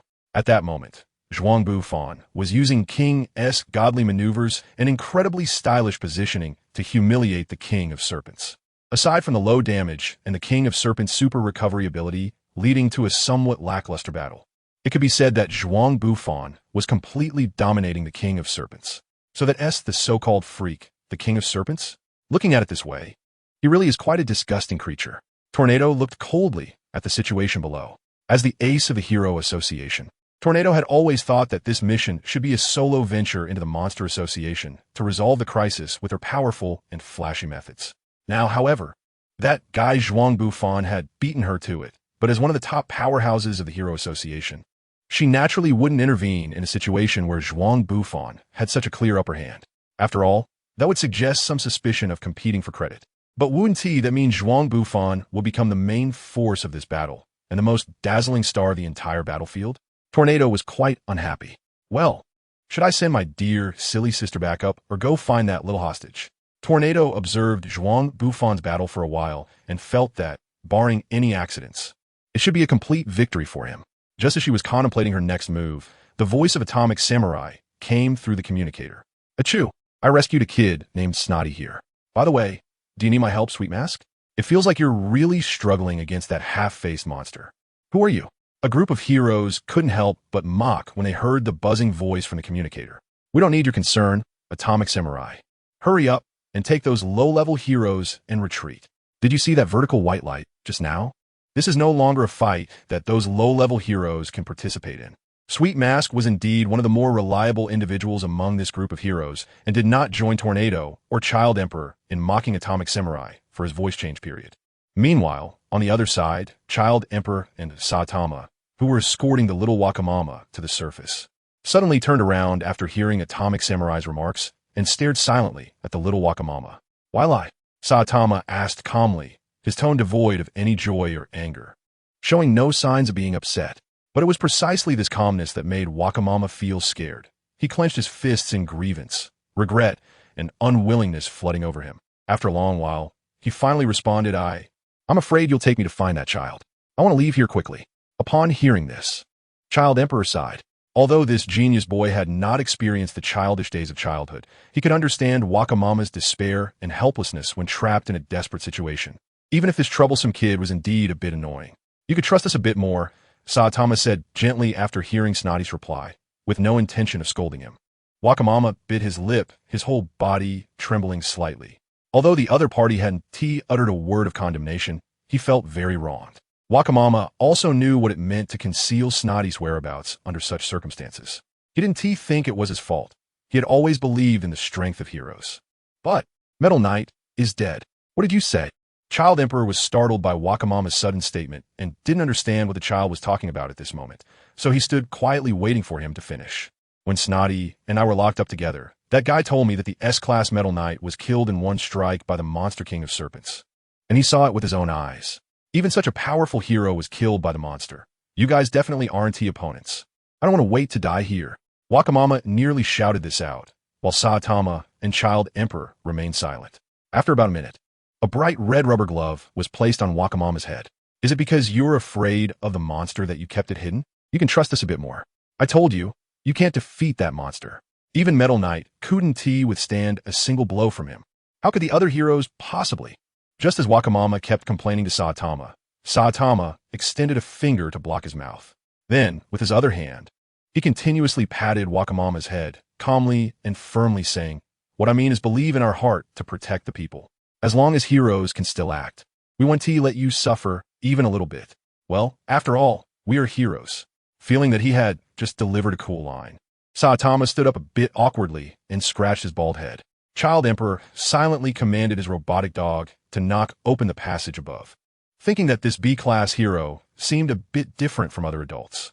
Let's continue discussing the situation on the ground. Atomic Samurai did not heed Sweet Mask's words and continued to escort Snotty away. He assigned this task to his 3 disciples and the other heroes present. He had 2 reasons for doing this. First, this would provide an excuse to persuade them to retreat. Second, their mission to destroy the Monster Association's plans had not yet been completed, especially since Sweet Mask, that prideful guy, had refused his request to eliminate the ugly president. But he couldn't determine a winner in the battle with that guy right now. Therefore, to prevent any unexpected occurrences, Atomic Samurai could only hold his sword on the side.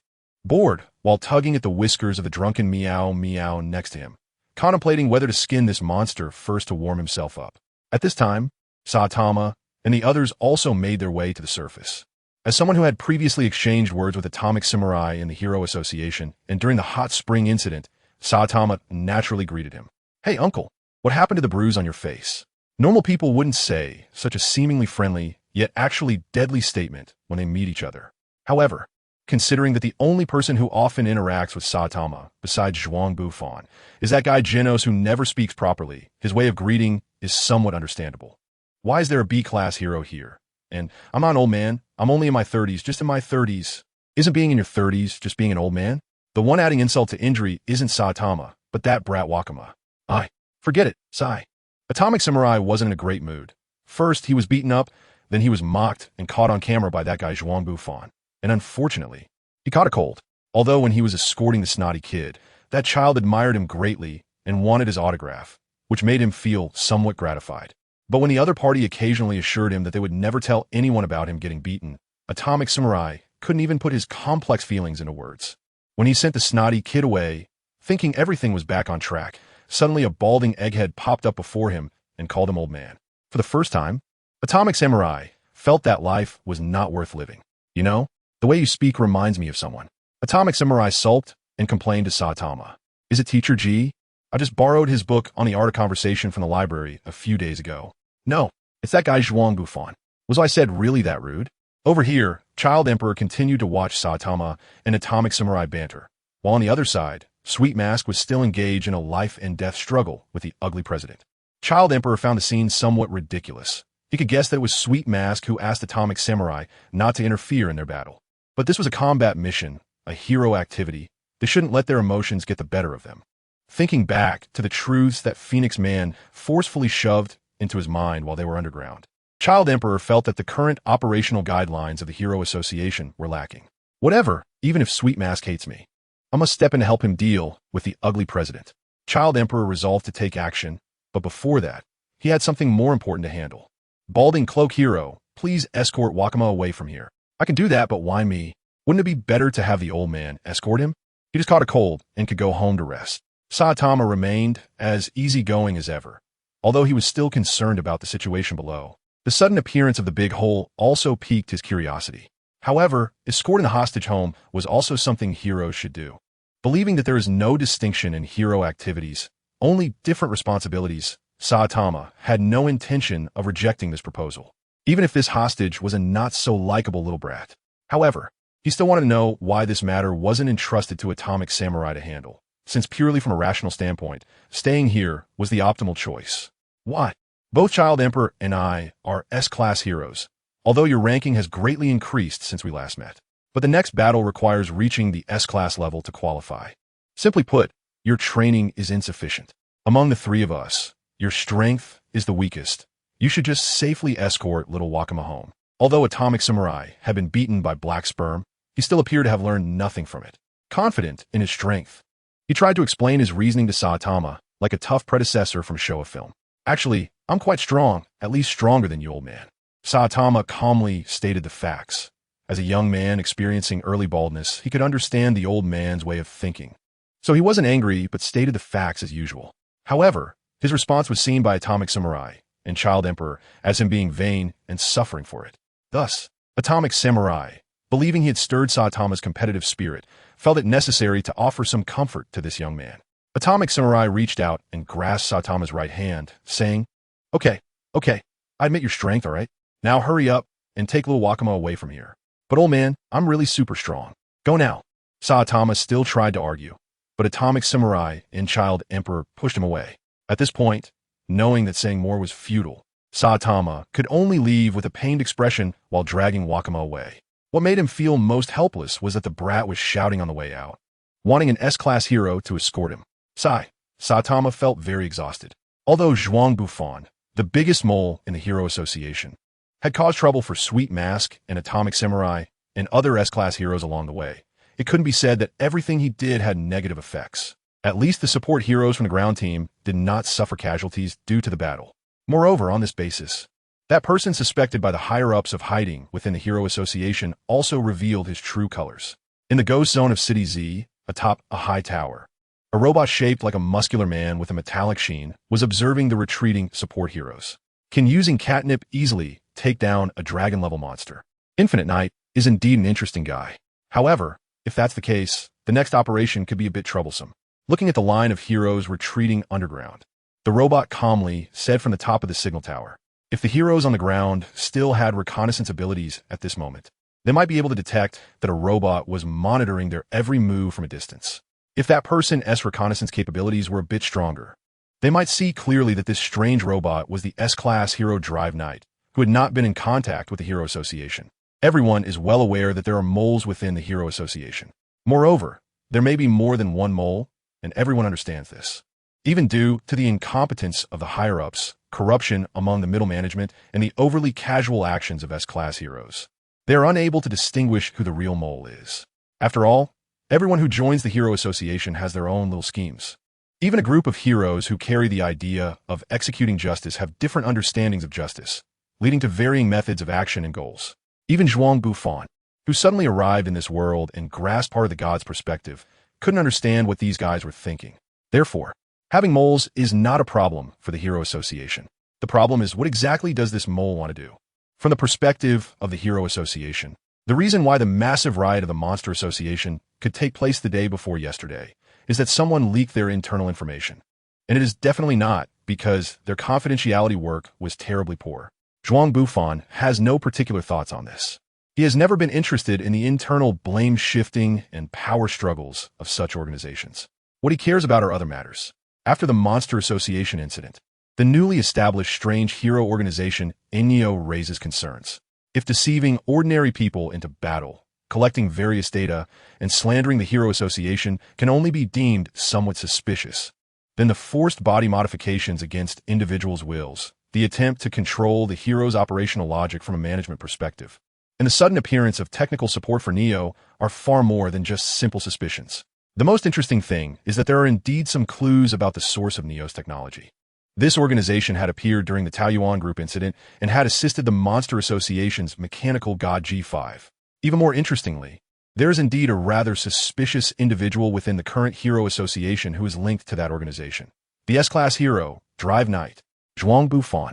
Since he thought of using catnip juice to deal with Meow Meow, also considered Drive Knight a guy full of doubts, who might cause some trouble during the Monster Association period. However, based on Drive Knight's behavior so far, and the fact that he has never attacked the Hero Association or the public, Zhuang Bufan was still willing to believe that he wouldn't do anything too outrageous. At least not now, during this critical time when the Hero Association is fully attacking the Monster Association. But unfortunately, he was wrong. His limited understanding of Drive Knight led him to make a complete misjudgment. Indeed, as an S-Class hero, Drive Knight would never attack the Hero Association. However, the strange organization behind him, which has been collecting information on monsters and heroes, is free to act. According to the original plot, Drive Knight appeared as a hero to deal with the monster Meow Meow, successfully clearing his suspicions while also extracting information about Niue City and the explosion. In the end, for some reason, he ignored the attack from a similar type of robot on Saitama, just to test whether the explosion would come to rescue when his department was threatened. Although later, because of that guy Genos' appearance, his plan was disrupted for Drive Knight, who had already collected enough information. There was no longer a reason to take further action. But now, with the monster Meow Meow taken down early by Zhuang Bufan's catnip juice, and more importantly, with the appearance of S-Class heroes Atomic Samurai, Child Emperor, and Sweet Mask, it was impossible for any powerful monster to burst out from underground to deal with the retreating support heroes above. Therefore, unable to gather internal information from the Hero Association, Drive Knight decided to take a risk. He planned to have the organization release an experimental model monster in advance to gain Saitama's trust. Zhuang Bufan naturally could not know all of this, even if he consciously sent the Atomic Warrior back to the ground ahead of time. It was impossible for him to calculate that the Drive Knight, a suspected insider, would actually choose this moment to cause trouble. Fortunately, not only did Zhuang Bufan's calculations have significant flaws, but even the Drive Knight's own plans overlooked an unsettling factor. At this moment, Sighed Gao and his group were still unaware of the dangers they would encounter.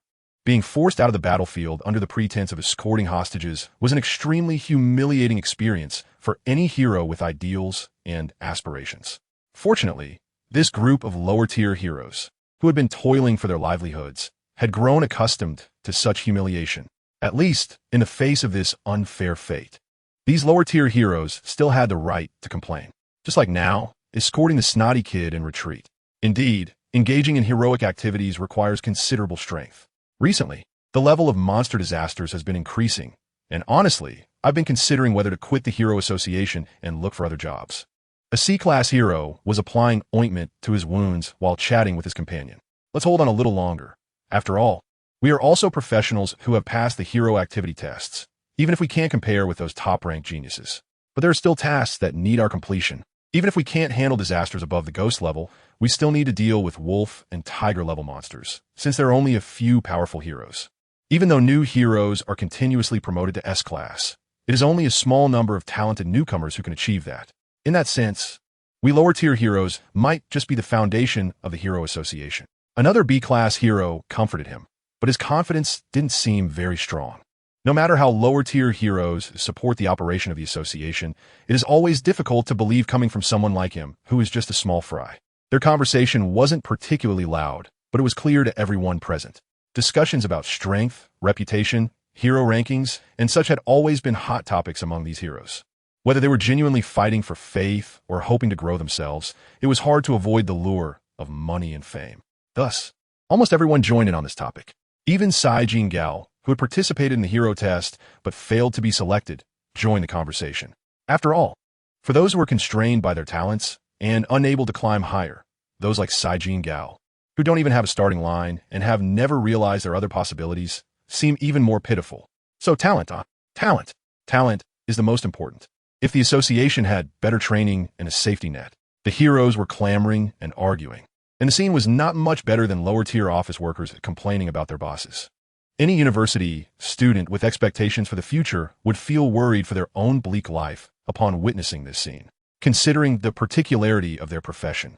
This scene could indeed be described as a shattered dream for a young boy who admired the image of heroes but was still underage. Could it really be, as his uncle said, that so-called heroes are just... As a child who had always been bullied by his peers and harbored a certain desire for heroes, the snotty kid felt like he was about to cry. Fortunately, not everyone was complaining about the dissatisfaction with the Hero Association. At least our Mizuki and the Ki Steel trio did not join this topic. Wow, Ki Steel senpai. The snotty kid looks like he's about to cry. What should we do? It was clear that this athletic, airhead girl had no experience interacting with kids. Considering that everyone else was quite agitated, almost radiating some kind of resentment, Mizuki thought it would be better to seek help from Ki Steel. Although this armored figure wielding a steel knife didn't seem like someone who could handle kids. Oh, our cute little friend, don't worry, Mizuki-chan, I'm great at comforting kids.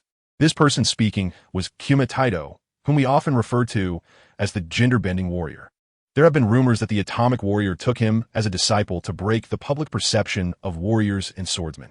We have no way of knowing the truth of this rumor, but he indeed shattered people's fantasies about the professional image of a warrior. Getting back on track, when a snotty kid saw the gender-bending warrior open his arms to hug him, the tearful snotty kid was scared into crying outright. Kuma Taito-sensei, please don't come over. The snotty kid is crying even harder because you scared him. First hurt by the snotty kid's attitude, then dealt another blow by the airhead girl Mizuki. At this moment, the gender-bending warrior's feelings can be imagined. Unfortunately, there was no time for the gender-bending warrior to feel sad now. Because, Waka Waka, Lord Bakayama has arrived. Lord Bakayama, how could he be here? I thought he was already. Although the fighting heroes were not present at this moment. As the beloved disciple of the Atomic Warrior, Ki Steel and his two companions had also stepped half into the fighting circle. They were naturally aware of the horrific attack incident at the sports arena yesterday. It was reported that the Monster Association sent 2 dragon-level monsters to either mutate or eliminate all martial artists present. According to survivors at the scene, it was this Lord Bakayama who sacrificed himself to feed the demon, maintaining the pride of a martial artist even after being transformed into a monster. This severely injured the 2 dragon-level monsters and created an opportunity for the Infinite Knight to defeat them. Unfortunately, this martial arts sage also perished. But now, the already confirmed deceased Lord Bakayama appeared before them again, blocking their retreat route with a fierce and imposing demeanor. This could only indicate one thing. Someone desecrated Lord Bakayama's corpse. Damn the Monster Association. They even won't spare Lord Bakayama's remains. The speaker is Samurai Drill, the one who looks the most like an uncle among the trio of Iaedo Steel. As a more old-fashioned swordsman with a chivalrous character from the Edo period, Samurai Drill obviously cannot tolerate such behavior. However, all he can do now is eliminate the poor, modified Grandpa Bakayama. Grandpa Bakayama is unaware of how this group of heroes perceives him, although he has inadvertently become the spiritual leader admired by many martial artists, given Grandpa Bakayama's character. Whether influenced by his transformation into a monster or not, he would never act out of goodwill. After all, Grandpa Bakayama is a boastful brute who craves wine, women, and power. If he were to learn that after his death, he left behind such a reputation, he might actually defect to the human side, relying on his fame in the martial arts world to create a facade of a hell-returned martial arts master, take on disciples, publish books, and perhaps even sleep with his female students. In fact, he was just planning to do exactly that. After hearing Samurai Drill's words, Grandpa Bakayama also realized the inexplicable respect and anger from the other party.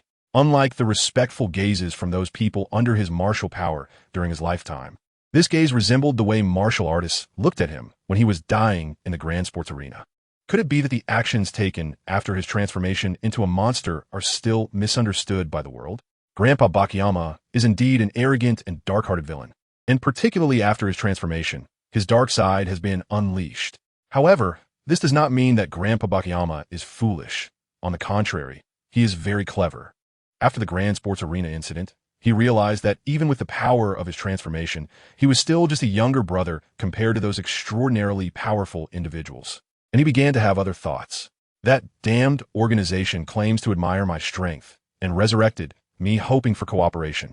But they just want to find a convenient black dog to do bad things, right? In that case, it would be better to return to the human side. After all, I am so famous, and my strength has greatly increased after becoming a monster. In the future, I could take on disciples, publish books, and reach the peak of my life. Wouldn't that be wonderful? I have to say, the wisdom of scum is largely the same. In just a few seconds, Grandpa Bakayama had already completed his future life plan. But now, there's only one problem in front of him: how to make that group of fools stop without hurting them. Perhaps everyone thinks that as long as Grandpa Bakayama puts on a show of coming to help and kindly states that he shares no common ground with monsters, he can easily earn the hero's trust. However, even though Grandpa Bakayama has a very high reputation among humans for various reasons, he is ultimately an aberration and a monster resurrected by others after death. Although there may not be as serious, those not of my kind must have different heart's mindset in the world of One Punch Man. In a world inheriting the spirit of Bushido, it is still considered a very serious crime to desecrate the dead.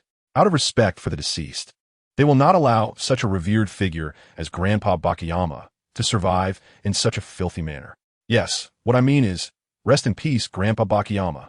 I will sweep your grave every Qingming festival, so please go in peace. Samurai Drill activated his spinning drill sword, shouting angrily at Grandpa Bakayama, while his absurd sword swung towards Grandpa Bakayama's face. It seems that Samurai Drill's respect for Grandpa Bakayama did not diminish his desire to attack one bit. The other two of his senior brothers, Iato Steel and the Shimale Samurai, were not much different. They all spoke words like go in peace or become a Buddha, but their strikes were fiercer than one another. Wait, there must be some misunderstanding. Although I have become a monster, I am still on the human side. Damn it. That group of monsters actually brainwashed Grandpa Bakayama like this. Rest in peace. Your reputation will be maintained by us. The speaker is an B-class hero stationed near Snotty Xiong and Saijin Jile, and his remarks also represent the attitude of all the heroes present. Even the A-class hero Mizuki nodded in agreement, wiping away a tear from her eye with her arm, then took out her folding javelin, ready to throw it. These guys really don't understand human language. Their angry expressions are even more furious than if I had killed their relatives. Grandpa Bakayama had no way to express his grievances. Fortunately, the biological technology of that organization was not particularly advanced. When they resurrected him, they could only mechanize part of his body. This forced his unique strength to upgrade, combined with Grandpa Bakayama's original hellish killing techniques, allowing him to barely withstand the righteous beating from the group of heroes without fighting back. In the distance, Drive Knight silently watched everything happening on the battlefield. He originally planned to become the monster Bakayama and deal with the heroes present before making his entrance as a savior, resolving everyone's crisis while also extracting information from Saijin Jile. But now it seems that this hasty transformation of monsters is indeed quite unstable. Those who can think independently cannot execute the association's assigned commands effectively. Drive Knight observed Grandpa Bakayama's performance, constantly recording everything happening on the scene in his mind to generate a report. Indeed, as an experimental subject, Grandpa Bakayama could provide them with very valuable experimental data. However, this uncontrollable experimental individual has already shown signs of exposing their organization. This situation is absolutely unacceptable for the organization. Although the current appearance cannot achieve the optimal effect I desire, considering the potential threat, it is better to take action now. After saying this to himself, Drive Knight transformed into motorcycle form. Just as he was about to rush down to deal with Grandpa Bakayama, a bald guy in a yellow bodysuit, carrying a blue-suited little demon, leisurely appeared in his line of sight. B-Class Hero 17, Bald Cape Guy. How did he end up here? Drive Knight had been observing the activities of this group of heroes. He could confirm that he had not received any prior information about Bald Cape Guy's actions. As an extremely rational modified robot, Drive Knight possesses a level of caution that exceeds that of ordinary S-Class heroes. Therefore, the sudden appearance of Bald Cape Guy made him feel uneasy. However, considering that the strength of a B-Class hero is ultimately limited, after worrying for a while, Drive Knight continued to carry out his own actions. After being cautious for a lifetime, Drive Knight finally became unilateral. According to the Buttercat theorem, we can imagine that this powerful S-Class hero has entered the scene. Saitama saw a group of people attacking Grandpa Bakayama, and he did not rush forward to help. Instead, he stood at a distance with Waganma, carefully observing the developments on the battlefield. Strange, this monster. Why isn't he fighting back? Because he possesses absolute power, Saitama has always been restrained when using force. Perhaps it is precisely for this reason that he views the issue of monsters differently than other heroes, not simply categorizing them all as evil. Although Saitama has encountered eccentric characters like Blast, the half-mechanical monster before him also exudes a foul aura that he finds repulsive. However, since Blast did not attack the heroes, Saitama saw no need to enact justice. Moreover, due to the relentless assault from the heroes on Blast, Saitama perceived him as a pitiful monster. Come on, kill him. Stab his rear end, woman with the spear, hit his fuel cap. Saitama thought calmly, recognizing the situation on the battlefield. However, the annoying brat beside him, Wakamama, stood in the audience, chattering incessantly about something outrageous. Perhaps due to the inherent obedience in humans, the suddenly commanded Mizuki actually thrust a javelin towards Blast's groin. The specially made javelin from the association easily pierced through the decorative fuel cap of Blast, spilling gasoline all over Mizuki. Reacting, Mizuki looked at his teammates in panic. His face flushed with embarrassment, and the whole battlefield became unbearable to watch under Wakamama's chaotic commands. Looking at the tragic battlefield, Saitama was speechless as he observed this brat beside him. Saitama wasn't sure if this monster was truly evil and needed to be eradicated, but he was clear that if he didn't intervene, this unjust battle would become exceedingly ugly.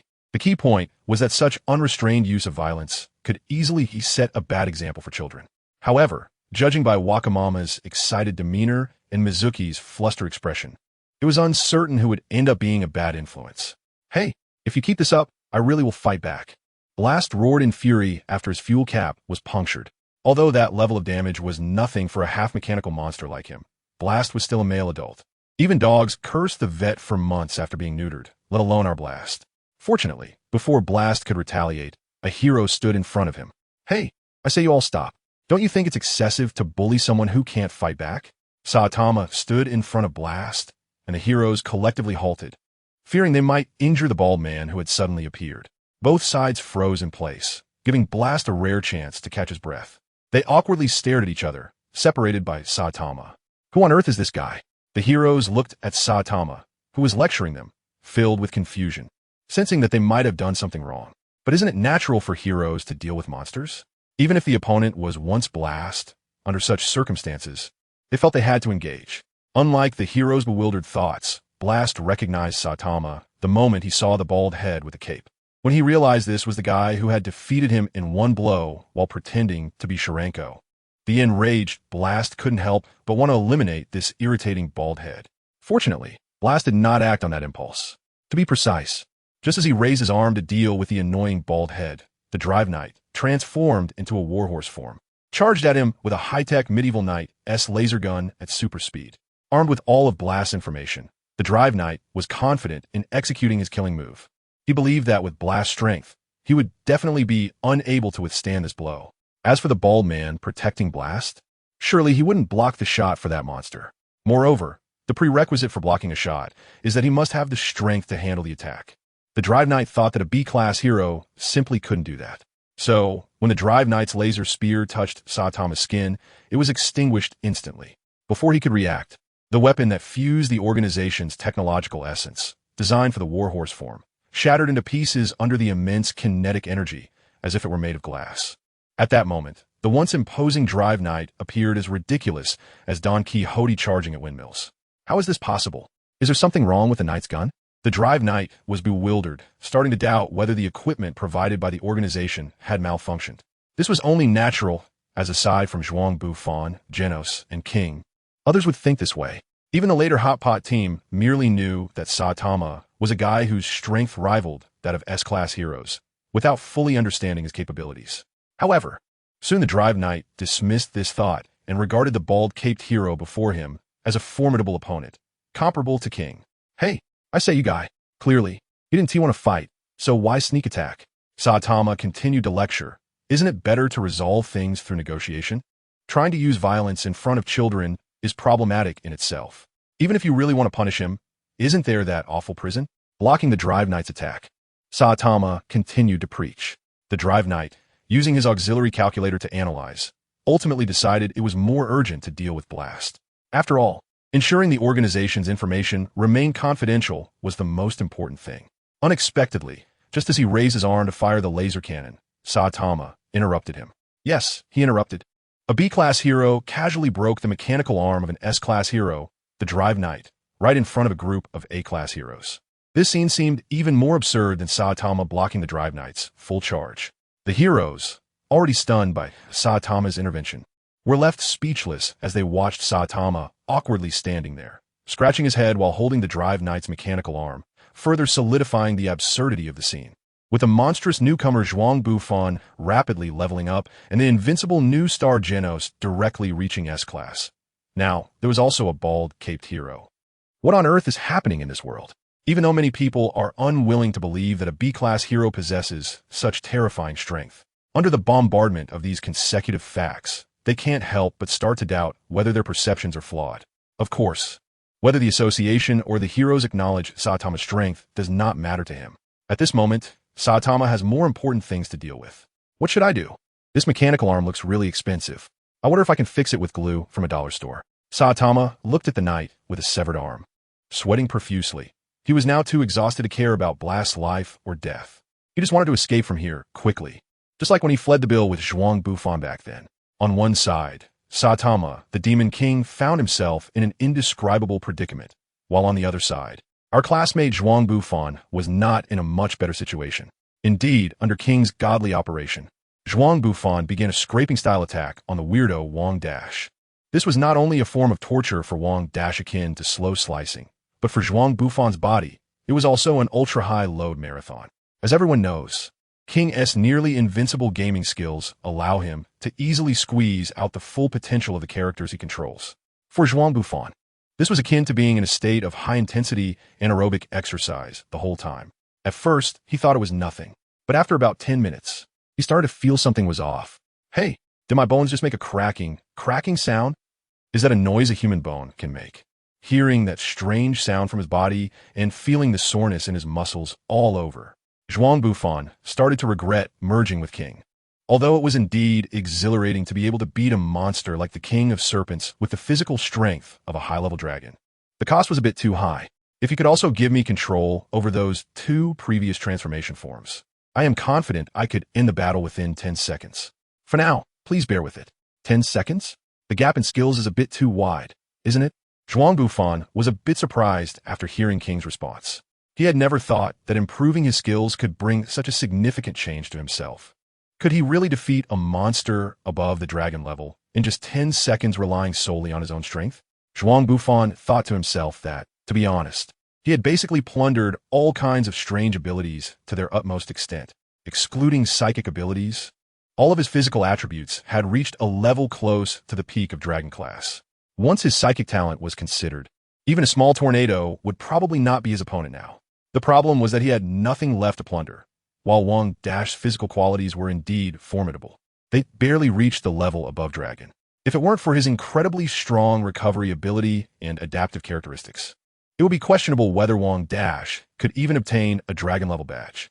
This meant that even if he defeated Wang Dash and successfully acquired his physical abilities, it would only elevate Zhuang Bufan's base attributes to just above Wang Dash level. Such a degree of growth. Not to mention, comparing it to the bosses yet to appear in the future, he might not even be able to defeat the first dragon-level mutant, King Pineapple. As for the 2 talents that truly granted Wang Dash the dragon-level badge, they were the skills of learning and adaptation. Zhuang Bufan could not acquire the learning skill. The remaining adaptation also required Wang Dash's unique physical form. Thus, the only skill that still had some utility for Zhuang Bufan was the Ultra Recovery skill. However, this skill offered limited enhancement to his combat power. This is why, despite having the ability to hunt Wang Dash, Zhuang Bufan was not very interested in dealing with him.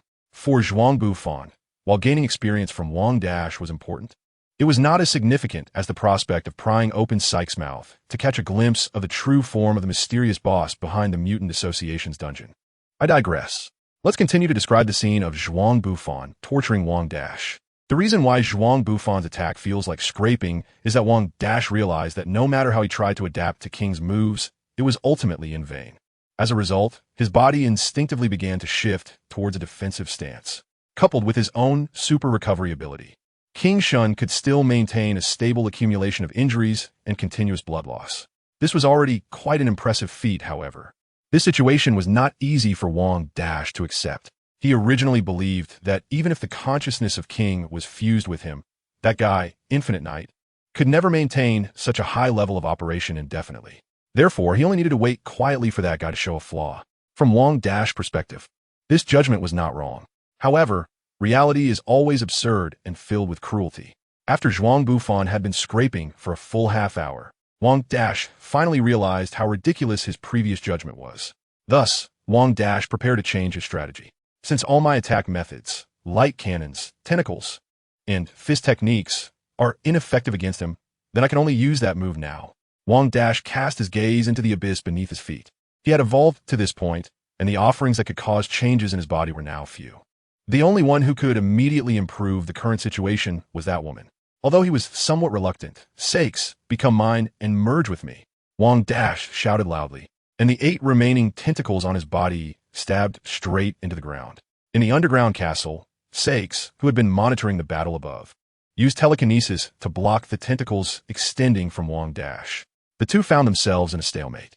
Sakes understood that to achieve ultimate victory in the battle against the Hero Association, she had to merge with Wang Dash and evolve into a transcendent existence. However, after the armored sludge incident, Sakes realized that her brainwashing of Wang Dash had not been completely successful. This raised a question. After merging with Wang Dash, would she still be able to maintain her rationality? Considering this aspect, Sakes watched Wang Dash take hits without any intention of intervening. She hoped that Infinite Night would weaken his will before merging with him. She never expected that the cornered Wang Dash would launch an attack on her first. As a result, Sakes naturally did not want to merge with Wang Dash. From Zhuang Bufan's perspective, Wang Dash and Sakes had fallen into a stalemate. This should have been an excellent opportunity for an attack. Unexpectedly, King, who had been lurking deep in his soul, raised his hands forward and loosened his grip to do finger exercises. "Don't stop," Zhuang Bufan shouted in despair. "Don't worry, I have it under control in my heart. Speaking of which, have we finally reached the second phase? My hands are sore." King, lost in thought, admired the performance of the King of Serpents, completely ignoring Zhuang Bufan's intentions. This is quite understandable. King is the god of games. According to the logic of the game, this is clearly a cutscene, and the boss in this state has cutscene protection. Even without cutscene protection, as the god of games, King would look down upon seizing this opportunity to bully the boss. King has enough reason not to act, and Zhuang Bufan has enough reason to urge King to take action. Because when King stops to rest, Zhuang Bufan, who has been in a state of extreme exhaustion, finally gets a moment to recover. It's like marathon runners. Once the body starts to rest and lose energy, it becomes incredibly difficult to regain momentum in a short time, especially after enduring such torment at King's hands. Therefore, the host has exited the limit state, gained a fatigue buff, and temporarily decreased physical attributes by 30 automatically. Bang! After a puff of smoke, Zhuang Bufan lay on the ground, gasping for breath, looking helplessly at King, who was kneeling beside him in a daze, and said, "I told you to act quickly." Zhuang Bufan lay on the ground, gasping for breath. He was completely out of commission. King beside him was in a panic. As long as that guy, Orochi, wanted to, he could casually swing a tentacle over, and King would definitely die on the spot. Perhaps it was a fated coincidence, or perhaps King's strong luck passively activated. At this moment, Orochi did not attack the two people lying on the ground. This was because previously, when Orochi attempted to merge with Sakes, King had wisely held back. This didn't mean that Orochi had any gentlemanly demeanor. Rather, from his perspective, as the face of the Hero Association, King was merely practicing against that Infinite Night guy. Otherwise, how could one explain that when he was forced to merge with Sakes, that guy stopped attacking with a masterful demeanor? As for why King was separated from the Infinite Night now, in Orochi's eyes, it might be that King couldn't stand that guy's weak strength and was preparing to use his true power to duel with him. Just like everyone thought Saitama was weak, everyone who saw King would regard him as the strongest man in history.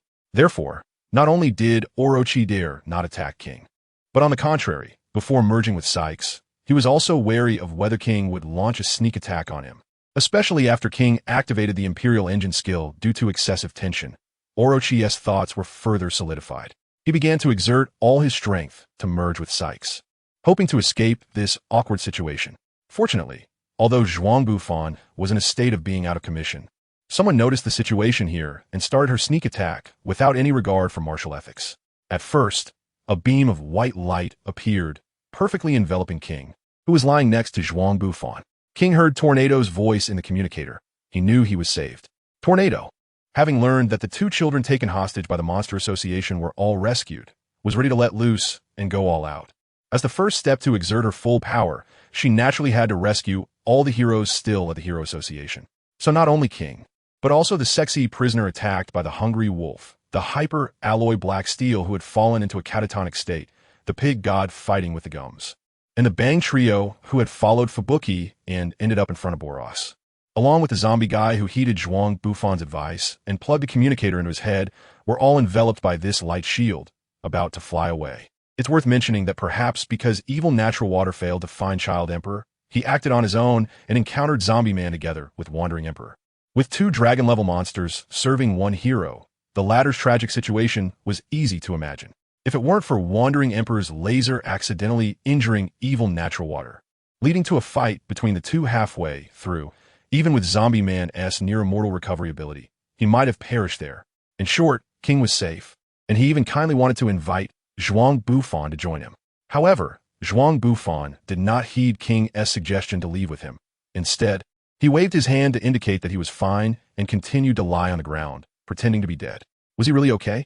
As the light sphere moved quickly, King appeared somewhere far from the center of the battlefield, with Saitama, who was being urged by a group of A-class heroes to head to the battlefield behind him, perhaps scared by Zhuang Bufan's earlier predicament.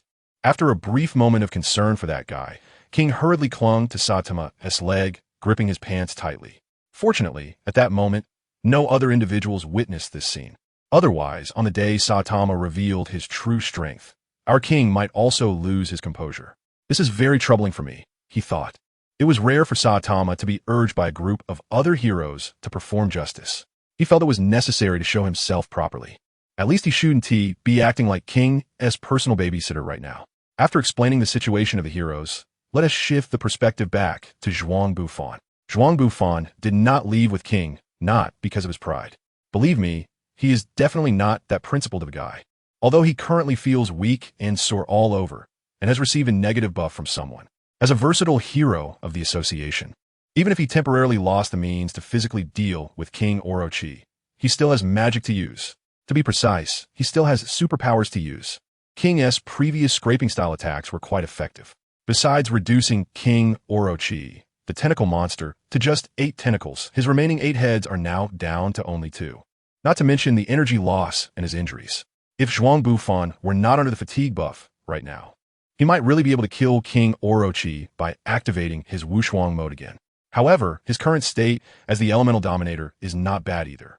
Moreover, the impatient little tornado, who has transferred a group of heroes, has already begun to take action. Let us see how powerful a meteorite can be.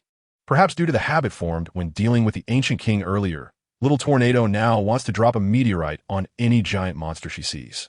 Meanwhile, King Orochi is still grappling with Sykes, unaware of King's sudden departure. But he must first deal with Sykes to complete the fusion and has no courage to intercept that guy in time. However, he quickly realizes the reason for King's departure. What kind of skill is this? I've never heard of such a descending palm technique. Is this King's true strength? Little Tornado's voice was not heard by King Orochi. In his view, King flew into space, picked a suitably sized meteorite, and is now pushing it straight down on him. I have to say, King Orochi's reasoning ability is really puzzling. Moreover, if this statement were heard by the attention-seeking Little Tornado, she would definitely explode. If Little Tornado could read King Orochi's thoughts directly, she would probably be even more furious. Because after a brief moment of surprise, King Orochi internally gave this descending meteorite attack a rather low score. In terms of pure power, this meteorite is not even as powerful as the previous 8-dragon attack from Infinite Night. He really doesn't understand why King uses this move against him. However, in my current state, it's indeed hard to cope with this move. Already in a semi-damaged state, King Orochi not only has to struggle to break through the layers of psychic barriers set by Sykes, but his remaining 2 heads are also too weak to break the descending meteorite. He can only spew a light cannon, trying to push the meteorite away as much as possible. Thus, a bizarre sight appeared. A huge meteorite was being held up by a thick beam of light, unable to fall. Meanwhile, Little Tornado floated beside the meteorite, working hard to make it crash down. The spectacle was so grand that even several nearby cities in City Z could see the battle's grandeur with the naked eye. Mom, look! The trembling tornado is protecting us from the meteorite attack, just as King Orochi misunderstood King. The scene of Little Tornado attacking from the sky was also misinterpreted by the citizens. They all believed that the trembling tornado summoned the beam of light to block the meteorite, preventing it from destroying their city. I really wonder how Little Tornado would feel upon hearing such remarks. Regardless of what Little Tornado thinks, Zhuang Bufan now is not acting with good intentions. Knowing the importance of kicking someone when they're down, he transformed into the elemental dominator form again and summoned 8 lava dragons, spewing magma, to attack King Orochi. You're not following the rules of combat. Logically speaking, with King Orochi's cunning character, he should have a right to say such things to Zhuang Bufan. But he said it anyway. This shows that King Orochi is indeed being forced into a corner by the combined efforts of Little Tornado, Sykes, and Zhuang Bufan. Of course, it's also possible that Zhuang Bufan's shameless ambush exceeded King Orochi's moral bottom line. In short, the 8 ferocious lava dragons easily pierced through King Orochi's body, leaving 16 transparent holes in him. Severely injured, King Orochi could only extinguish the scorching flames of the lava dragons with his own blood. Immediately, the entire underground palace was filled with a blood mist, which seemed to possess a special power containing King Orochi's spiritual energy. Even Zhuang Bufan could not see clearly what condition the struggling King Orochi was in now. Still alive? Although Zhuang Bufan could not confirm King Orochi's injuries from the thin white light piercing through the blood mist, it seemed that the meteorite dropped by Little Tornado had yet to fall. For King Orochi, who could still stand firm despite being knocked down, Zhuang Bufan was thoroughly impressed. Admiration aside, Zhuang Bufan showed no mercy in his attacks.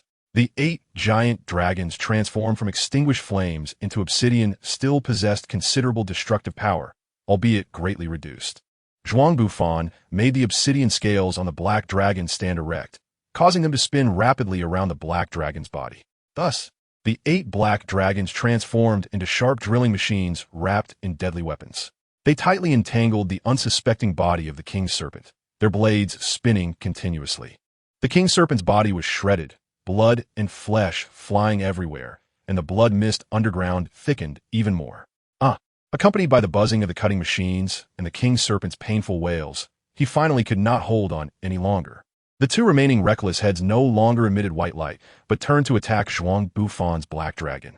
Although the king serpent's massive python could easily deal with a black obsidian drill dragon in just 2 or 3 bites, he was powerless to resist the small tornado meteor attack and had undoubtedly entered the countdown phase of his life. In this situation, the king serpent naturally wanted to give up merging with Sykes and retract his tentacles to save his life. However, Sykes, seeing hope, would not let go of this great opportunity. She used her telekinesis to hold back the king serpent's tentacles, waiting for the meteor to fall. Boom! The sound of meteors colliding with the king serpent spread across several cities, and the people of Z City felt a tremor beneath their feet, as if an earthquake had occurred. Having completed his mission, Zhuang Bufan had no time to care about the king serpent situation. He noticed the white light had vanished and immediately turned to flee. In his view, the heavily injured king serpent was no longer capable of withstanding the small tornado attack. There was no need for him to endure the aftermath of the falling meteors. As for Sykes, with the king serpent blocking the attack for her, it should not be a problem. He could check on her later. One must say, Zhuang Bufan's judgment of the battlefield was quite accurate. Unfortunately, he overlooked one thing. That is, the king serpent, having suffered heavy injuries, used the blood mist to extinguish Zhuang Bufan's molten lava dragon. As they scattered, they silently and frantically preyed on all the individuals within the Monster Association, regardless of their level or whether they lived or died, especially those monsters who had died in battle and were resurrected under the influence of the Phoenix Man. They, knowing the strength of the heroes, quietly hid somewhere in the association, waiting for the end of the war. In fact, Zhuang Bufan should have long known about the king serpent's ability to drive clones to devour monsters. However, that was merely a supplementary piece of information in the reset version of the comic, existing alongside the merger with Sykes. It's no wonder Zhuang Bufan had naively forgotten about it. After the bombardment, the enormous body of the king's serpent was no longer visible. The small tornado looked at the blood mist below, which contained spiritual energy, feeling somewhat uneasy. Forget it. She might as well go down and take a look since Zhuang Bufan was also down there. She wondered if he had been harmed by the meteor's aftermath. The small tornado quickly dove down, and when she reached above the blood mist, she suddenly heard a sultry female voice, moaning in pain, pleasure, and despair. What's going on? Hearing this wailing voice made the small tornado feel increasingly anxious. The blood mist that pervaded the underground palace began to contract, before this. They had already preyed on all of Psyche's experimental subjects. They also devoured the vast majority of monsters below the dragon level within the monster association, not even sparing those at the ghost level. Such a massive number of monsters was enough for the king serpent to produce a considerable number of monster cells to repair his body. Although it could not restore him to his previous strength, as long as he devoured Psyche's tempting body and fused with all her power, he would surely kill all heroes, including King, except for that infinite night, because the tormented king serpent swore to make that guy taste the most brutal punishment in the world. Thinking of this, the king serpent looked at Psyche with eyes full of ecstasy. That woman, of course, knew what she was doing right now, but she still opened her barrier, wanted to merge with him. She must want to quickly invade her consciousness before those hunting bodies returned. Such a naive woman, truly adorably foolish. Psyche truly should thank him for making her so powerful. But now, she would become mine. The current body of the king serpent was just a ball of flesh the size of a person, constructed from monster cells. The cell mass, at most, had ghost-level strength, but it contained the consciousness of the king's serpent. Ghost level against dragon level. Psyche would certainly not miss such a good opportunity. In her view, even a fool would know how to fight in this fusion battle. Thus, naturally, this woman extended her smooth and evenly proportioned jade hand, inserting it into the flesh ball. Accompanied by the insertion of her palm, waves of mental impact rapidly eroded the king serpent's sea of consciousness. My dear flesh, how long can you hold on? Psyche, who had already shown her hand, was even unwilling to call him king serpent. Therefore, very soon, Psyche would pay the price for her arrogance. Just 1 second after Psyche's jade hand penetrated the flesh ball, numerous tentacles made of monster cells crawled up her jade arms and covered her entire body. Like droplets of water, the dispersed cells penetrated Psyche's silk dress and directly adhered to her skin. Arms, toes, front, just like in the reset version of the comic. No, it was even worse than that. The king's serpent ignored Psyche's will and, with a ruthless and merciless attitude, used the most brutal and terrifying punishment in the world to punish Psyche's body. Unless her consciousness completely collapsed, the king serpent's punishment would never cease. No, don't scratch my ticklish flesh. The small tornado floating above heard these words filled with despair, experiencing fear for the first time since growing up. Psyche's current situation could be described as terrible beyond imagination. After all, this punishment was specifically developed for individuals like Psyche, who had a specialty in mental power. The unbearable itchiness all over her body made it difficult for her to concentrate and effectively erase the king serpent's will. Amidst this almost joyful giggling, Psyche's consciousness continued to collapse. It wouldn't be long before Psyche's weak will would give up resistance, and her immense spiritual power would completely return to the king serpent. However, someone would not allow such a situation to happen. Just as the king serpent was Psyche's cultivated puppet, the one who raised Psyche to become a dragon-level monster, the behind-the-scenes boss of the Monster Association finally made his move. Disperse! An ancient and desolate voice echoed in the minds of Psyche and the king serpent. This voice was deafening, like a great bell, and after hearing it, Psyche's consciousness immediately returned to clarity, and the peculiar sensations of numbness on her body were significantly reduced. She could finally reorganize her offensive strategy to seize the king serpent's body. On the other side, the king serpent, who also heard this voice, felt a splitting headache, his consciousness nearly collapsing.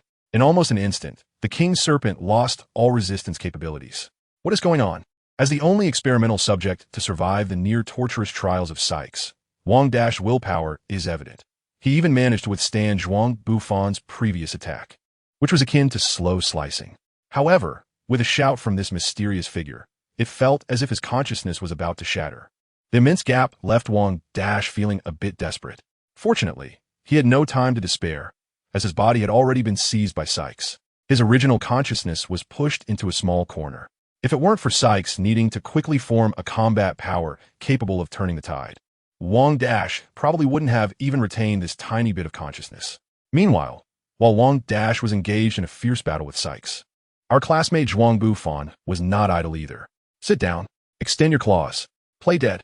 What a good dog. Zhuang Bufan casually pulled over a writhing monster cell next to him, and, without looking, fed it to his dog, Pochi, as a reward. Bulky, once a dragon-level fierce dog and now a dragon-level cute dog, showed no concern in enjoying the meat from his former owner's body. To be honest, this dog is quite cute and obedient, only a bit fierce. It doesn't bark randomly or eat things handed to it by others. Perhaps due to Zhuang Bufan hanging out with Saitama all day, this dog seems to have picked up on the bald guy's scent and considers him a half-master. After a simple feeding, Pochi's affection for Zhuang Bufan increased dramatically, but unfortunately, perhaps due to its belief that Saitama is its destined master, this guy cannot be relied upon as a combat force for Zhuang Bufan. However, this does not prevent Zhuang Bufan from using Pochi to help him with other tasks. For example, do you see those things? I command you to take care of all of them. Leave none behind. Zhuang Bufan pointed to a deformed piece of flesh beside him and said, "This is a cellular aggregate formed from the blood mist of the king serpent after hunting some low-level monsters. The blood mist kills wolf-level monsters, evolving into monster cells, which then have the ability to hunt tiger-level monsters. It's like a big fish eating a small fish game. And only after killing the ghost-level monsters will these cells slowly return to the king serpent as a collective." Even though Zhuang Bufan had forgotten that the king serpent had this ability, he instantly understood everything upon seeing this scene. He himself did not participate in the action of hunting the king serpent's monster cells. Realizing he had made a big mistake, Zhuang Bufan hurriedly rushed to the center of the battlefield after teaching Boki how to handle these things. Although Tornado had always obstructed the progress of Zhuang Bufan and Fubuki's relationship, it didn't mean Zhuang Bufan would just watch Tornado get brutally beaten by the king serpent. In the center of the battlefield, as Tornado gathered her psychic energy to pierce through the blood mist and saw Sykes fighting against the king serpent underground, the fusion of the two had reached its climax. Both Zhuang Bufan and Tornado were ultimately one step too late. That feeling was a big eye. So it turns out you were the mastermind behind the Monster Association? The blood mist slowly returned to Sykes' body, and the remaining monster cells scattered within the association stopped their hunting operations and began to return to Sykes' body. There was no need for Tornado to uproot the entire Monster Association. Sykes proactively flew out of the ground, presenting herself in a goddess-like posture infused with the heretical feathered serpent god before everyone. So big. Yes, indeed very large. The group of S-class heroes who had been sent to the surface couldn't help but comment on the gigantic Sykes floating in the air. In fact, when she descended to the world in this exposed form, all adult males who could see her perfect figure, to varying degrees, clasped their hands together in praise of her bountiful body. For a moment, Sykes gained countless followers and believers, leading to numerous tragic incidents of domestic violence against women. Frankly, with Sykes' current image, if she stirred up trouble, she might really have the chance to exterminate humanity. While countless people were marveling at Sykes' enormous body, one person's thoughts were completely different from everyone else's. Of course, it couldn't be Zhuang Bufan, who was currently regretting hitting the ground upon seeing the true form of the king serpent, regretting how he missed the good show of the woman merging with the king serpent. That was Sykes. Why is she there? How did she end up like this? Looking at Sykes sitting majestically in the frosty sky, she was one of the few close friends from her youth. Someone who had inexplicably disappeared, but whom she could never forget. What has happened to you all these years while I was gone? Fubuki knelt on the ground, unwillingly looking at Sykes, her red lips already bitten by her own teeth, drawing blood. For the first time, she felt the weakness of her own power so clearly. For the first time, she felt the helplessness of being unable to do anything when a loved one was taken away. Fubuki was very angry. She was angry that she had known nothing all these years, angry that she had neglected her training, and now, when her friend appeared before her in this state, she found herself completely powerless. Clearly, I am a hero. Do I really have to rely on others to save my friend? Now, Fubuki desperately craved power. This time, it wasn't to compete with her sister, nor was it to win any first title. It was to protect her loved ones. No one noticed Fubuki's condition. All the heroes present were already thinking about how to kill that Sykes in the sky. However, there was one person who noticed Fubuki's anomaly, or rather, that guy shouldn't be called a person. Do you crave power? An ancient, desolate voice echoed in Fubuki's mind. Who is it? Still immersed in the emotions of sadness and anger, Fubuki felt both surprised and frightened by this sudden voice in her head. As a psychic specialist with telekinetic abilities, she was very aware of how terrifying it was for someone to forcibly break through her mental barriers and speak directly in her mind. In her 24 years of life, the only one who could do such a thing was her domineering and unreasonable older sister. Perhaps thinking that Fubuki hadn't heard what he said, the ancient, desolate voice echoed in her mind again, this time adding, "Do you crave power? I can grant you immense power as long as you." The unknown existence did not clarify what Fubuki needed to do, but just like the wandering emperor meeting his god, Fubuki understood in an instant what the unknown existence wanted her to do. It was a form of communication far more efficient than language. As if she and that deity had merged into one in an instant. Gradually, that thing began to gather fantasies in Fubuki's sea of consciousness, preparing to reveal its true form. If this continued, perhaps Fubuki would also become like Sykes, still retaining her reason and emotions, but completely twisted in character. At that moment, just as the so-called god was about to complete the brainwashing of Fubuki, a childish voice rang out. The foolish fox waved the katana and appeared in Fubuki's sea of consciousness. She wielded the demon blade in her hand, easily severing the mental connection between Fubuki and that god. At this moment, the foolish fox was taking a stance, looking at the god's phantom within Fubuki's sea of consciousness as if facing a great enemy. After Fubuki regained consciousness, she forgot all the knowledge she had just received, but she clearly understood what terrible thing had happened to her. Zhuang Bufan had once reminded her that if someone claiming to be a god wanted to grant her power, she should refuse at all costs. During her time spent with the foolish fox, she had learned that there seemed to be something extraordinary lurking and watching over Earth. At first, she thought it was nothing serious. After all, this was a world of One Punch Man. Her sister, Tornado, had already quietly dealt with at least dozens of organizations or monsters that could threaten human existence. But she never expected that what Zhuang Bufan said was actually true. Moreover, the development of the situation seemed to be even more terrifying than Zhuang Bufan had described. Juji, looking at the young girl in front of her, whom she had once known so well, Fubuki sensed something unusual for the first time. Soul-severing recognition technique. A descendant of the demon guardians? No, it's you.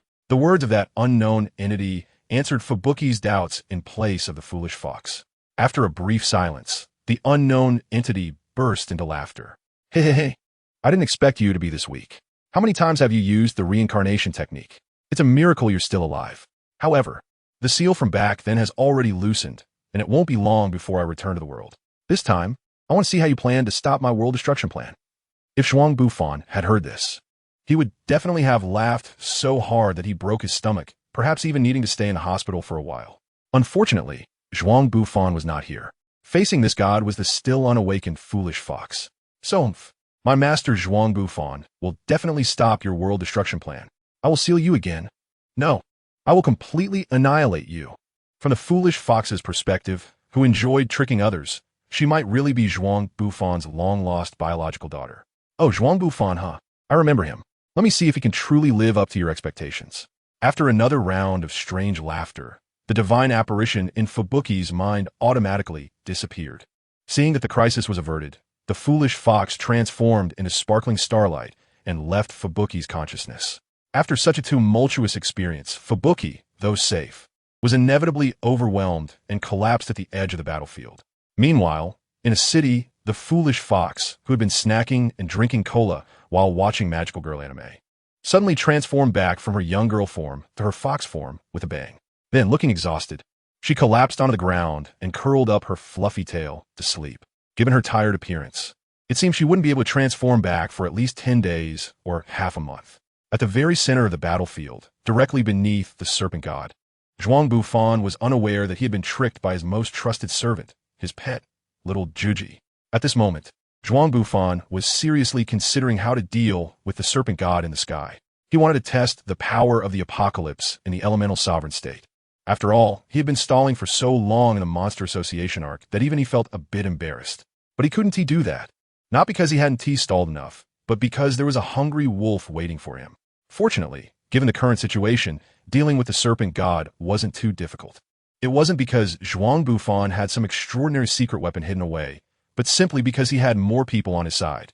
When a group of S-class heroes, who had originally been fighting underground with the executives, suddenly withdrew from the battlefield to the ground, the ugly president, who had been battling with Sweet Mask, suffered the consequences. Not everyone was as calculating as Child Emperor, nor did everyone understand the moral spirit pursued by Atomic Samurai. Thus, this ugly president, who had evolved into a monster due to the malice of the world, departed from this life under the brutal beatings of the S-class heroes. It's worth mentioning that the dragon-level monster, Meow Meow, who had been taken down by Zhuang Bufan's catnip, managed to escape this disaster. However, poor Meow Meow was unfortunate enough to be discovered by the sexy prisoner. For a monster that had already resigned to its fate, the sexy prisoner. Adhering to the policy of reforming prisoners with love naturally wouldn't kill out of personal anger. But that didn't mean Meow Meow would have a good outcome. Upon closer inspection, this tomcat was quite cute, since the sexy prisoner did not see the self-isolated blacklight. He was using his own way to reform the monster Meow Meow after just completing his fur form evolution. The scene was not much better than a silverback gorilla hugging an African cheetah. Hopefully, when Meow Meow wakes up, it won't suffer from psychological trauma. Although the battle underground was not over, it still seemed more important to first deal with the guy in the sky. The zombie man, who had been brutally beaten by the stray emperor and evil natural water to the point of losing his skin, expressed his opinion at this moment. High above, Tornado was struggling against the serpent god. If analyzed purely from the perspective of psychic ability, Tornado, the top psychic in the One Punch Man world, was no longer a match for the serpent god in terms of pure strength.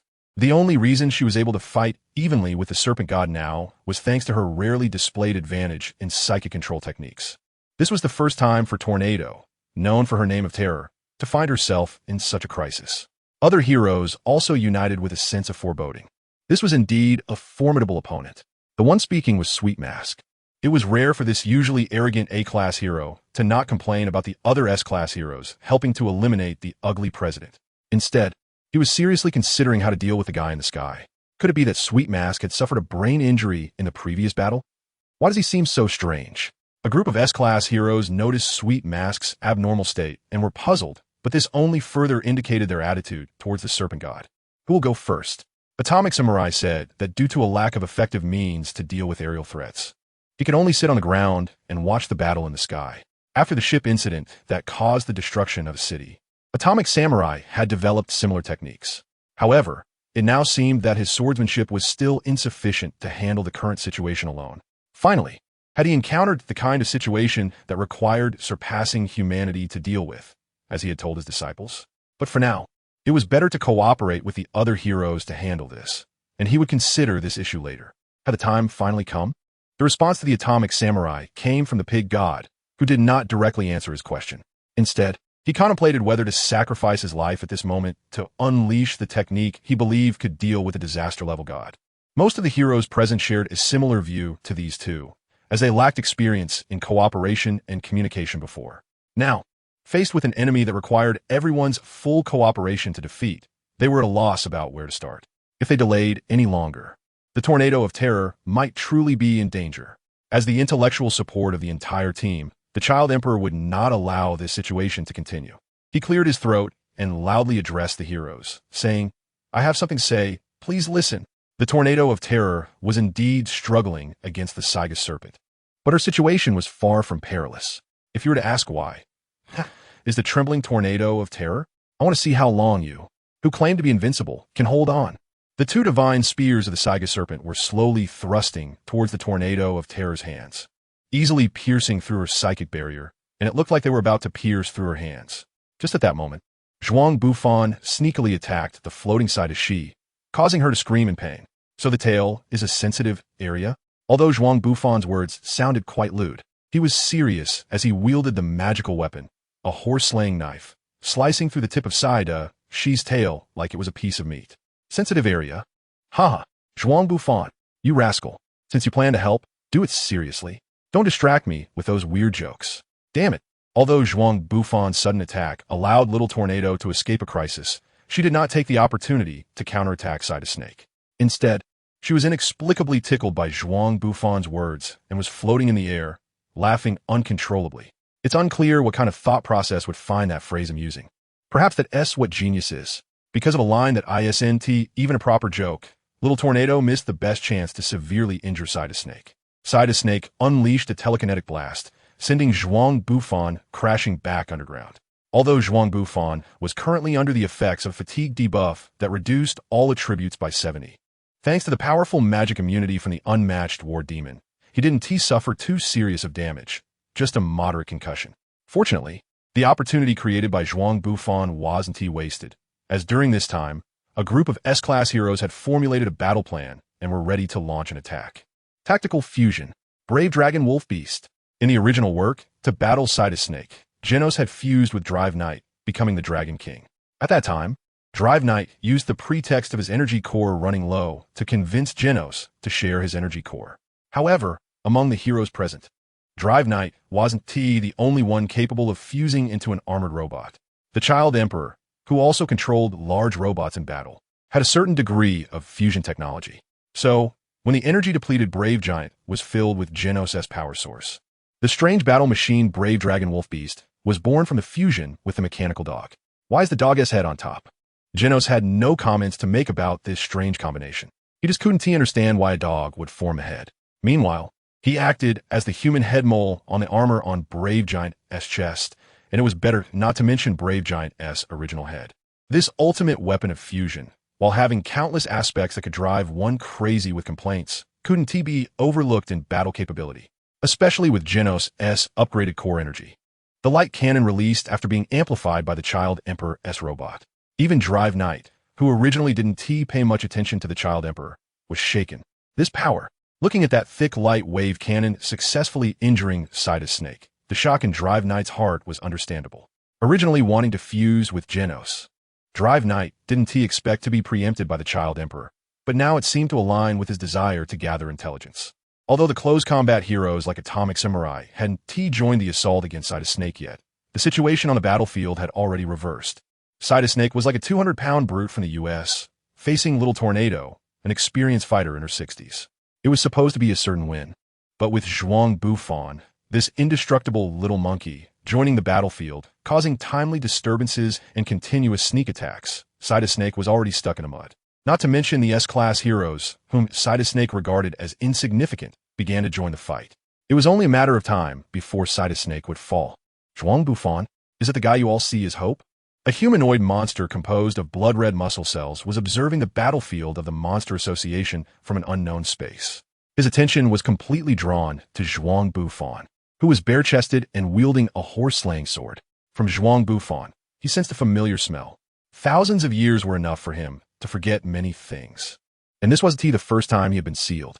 The origin of the god was far from the time of birth in this world. Even recalling the name of the deadly enemy who had cast him down, he had long forgotten. He had to admit that although this guy, whom the demon race guardian referred to as the future savior, didn't yet possess enough strength to make him feel danger, the familiar scent on him made him uneasy. So, let that woman lend me her strength to deal with this guy. Sighed Snake was originally a pawn he had meticulously designed. He intended to use this disaster, whose power level was far above that of Dragon, to gauge how much power would remain in this world 10,000 years later. It should be noted that nurturing such a pawn was not an easy task for this god. Contrary to the common understanding that one could freely grant and withdraw others' powers, this god didn't possess that terrifying power. What he did was not to bestow, but to lend.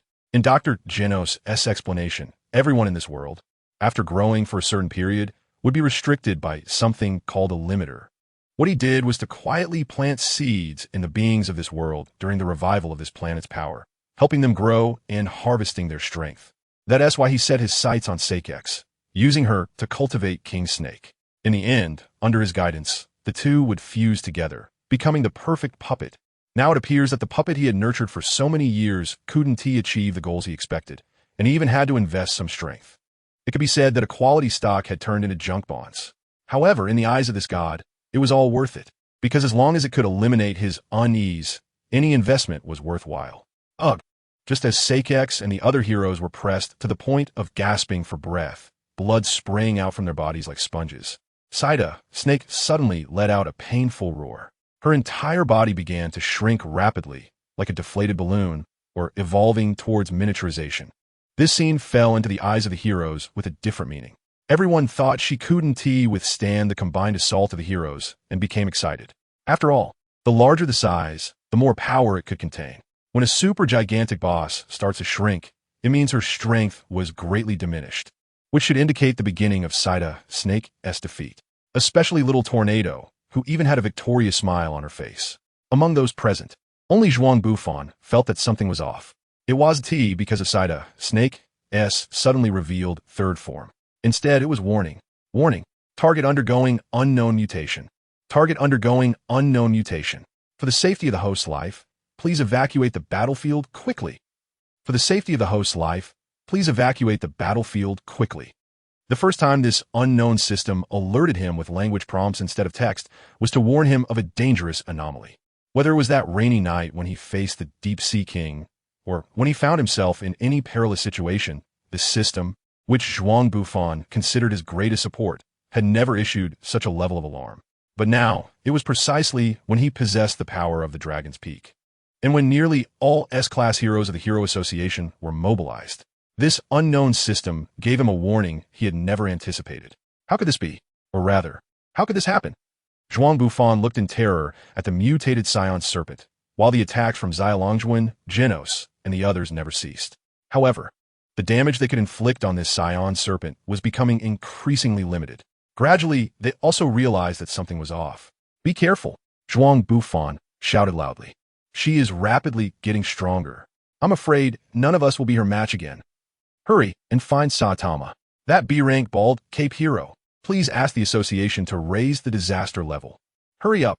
Zhuang Bufan did not instruct the group of heroes to retreat, nor did he run away alone, even though the system had repeatedly reminded him. But he knew that being a hero meant stepping up at such moments.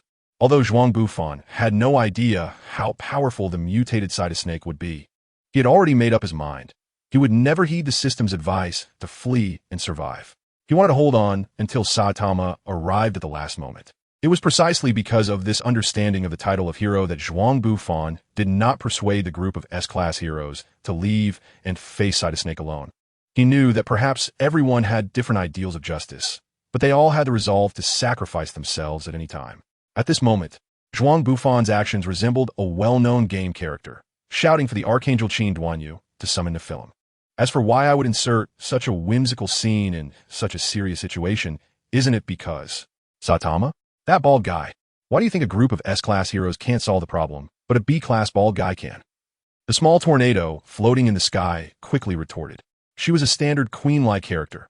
How could she possibly seek help from someone of a much lower rank, even in the face of a huge crisis? Indeed, the joys and sorrows of humans do not resonate. The Child Emperor on the ground looked at Zhuang Bufan with the same question, and his attitude was similar to that of the small tornado. However, the Child Emperor was more concerned about the latter half of Zhuang Bufan's statement. If the disaster level has already reached Dragon and continues to rise, does that mean disaster level God? The Child Emperor was startled by this thought. Ever since the establishment of the disaster level system by the Hero Association, categorizing disasters as wolf, tiger, ghost, dragon, and God, he had never imagined that the day when the disaster level God would be activated would come. But now, the newly recognized powerhouse by the Hero Association, the Infinite Knight, an acknowledged newcomer by a group of S-Class heroes, admitted the opponent's disaster level. No matter how reluctant the Child Emperor was to admit it, he couldn't help but hesitate. Let's wait and see for now. After all, that's the disaster level God. Moreover, the heroes present should still have their trump cards, which they haven't used. While the Child Emperor was thinking this, he glanced at Pig God, knowing that Pig God had a powerful trump card that had never been used. But when he looked at Pig God, he was taken aback by his actions. Even Zhuang Bufan was shocked by Pig God's decisiveness. This S-Class hero, who had spoken to Zhuang Bufan for fewer than 10 sentences, at this moment unhesitatingly believed his judgment. He aimed directly at the mutated Side Snake and unleashed his ultimate move that required sacrificing his life to use. Life sacrifice.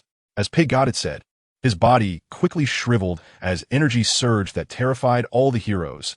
A destructive white light was about to engulf Side Snake's body. Just as Pig God's light wave cannon was about to engulf Side Snake's figure, the newly evolved Side Snake slightly parted her crimson lips and uttered a single word. Stop. The world-ending light cannon halted right in front of Side Snake. Although the veins bulging on her forehead indicated that this woman did not easily block this world-destroying blow. Even so, being able to withstand Pig God's ultimate technique, which cost him his life, was shocking enough. Those present understood that Pig God's move was not so easily blocked. However, since they were not psychics, they could not perceive the terrifying energy contained in this blow. Only Zhuang Bufan and the small tornado knew how frightening Pig God's light wave cannon was. The power contained in it was several times that of Boros's collapsing star roar cannon. It was blocked by the newly evolved Side Snake. How could that be possible? Where did you get so much psychic power? No, that's not it. This isn't just relying on psychic power to block. How did you do it? Looking at Side Snake, who was in a stalemate with the energy sphere, the small tornado finally saw the oddity. However, the reality was even more terrifying. The gap in strength could perhaps be filled with technique, but an incomprehensible technical barrier only brought despair. Hee, I have witnessed the ultimate wisdom. As if to mock the small tornado, sighed. Snake seriously answered her question. Something must be done. If I don't take action while she's distracted fighting Pig God's light wave, I'm afraid there will be no chance to defeat this woman again. The small tornado thought this as she heard Sighed Snake's answer. A person who preferred to face enemies head-on, today, after accepting the invitation to join forces, was finally going to make a sneak attack. However, someone acted even more decisively than her. Take this. Revelation Canon. Now is not the time to hide one's strength. Realizing this, Zhuang Bufan directly activated the ultimate move of the elemental overlord mode. What was called a cannon was actually a series of elemental riots. The ground beneath Z City trembled. Countless condensed spears shot towards Sighed Snake. The sky turned fiery red, with unceasing fire raining down on this woman. Suddenly, trees that grew wildly entangled Sighed Snake's body. Even the tides in the ocean sprayed powerful water spears at Sighed Snake.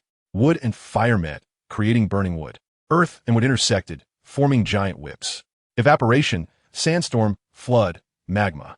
Once the revelation was opened, all elements between heaven and earth stirred, and all attacks, according to the principles of the 5 elements, automatically proliferated, attempting to annihilate this nearly divine woman. The revelation, after all, lived up to its name. Although its power was temporarily inferior to Pig God's life sacrifice, this cycle of elemental interaction, mutual stacking and multiplication, and most importantly, this infinite variation, all concentrated on this small piece of land in the ghost zone, aimed directly at Sighed Snake herself. Even with her myriad abilities, under the assault of these 2 god-level techniques, it would be difficult for her to escape unscathed. How could this guy hide such a powerful move? The small tornado was shocked by everything before her. This had exceeded her understanding of power. While astonished by Zhuang Bufan's terrifying kill move, she also thought of a question. Earlier, seeing Pig God, he sacrificed his life to fight Sighed Snake. Then what price did Zhuang Bufan pay to launch an attack of the same level? Thinking of this, the small tornado nervously looked at Zhuang Bufan, seeing him crouch down, holding his head.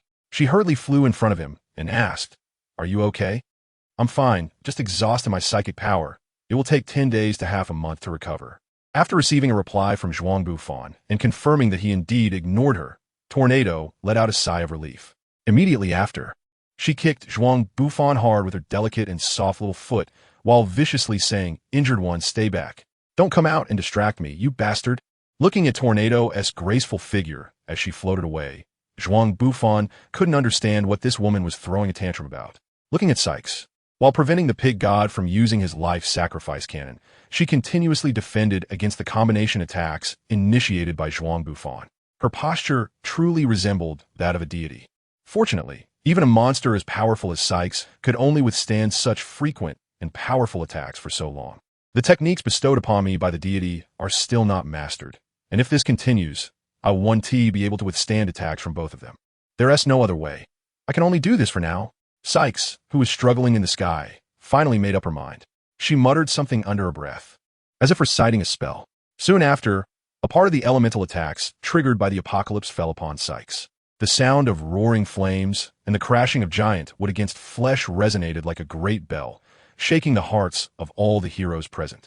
Following that, the final move of the apocalypse, the judgment of thunder and fire, descended. The tide receded, and the earth returned to calm once more.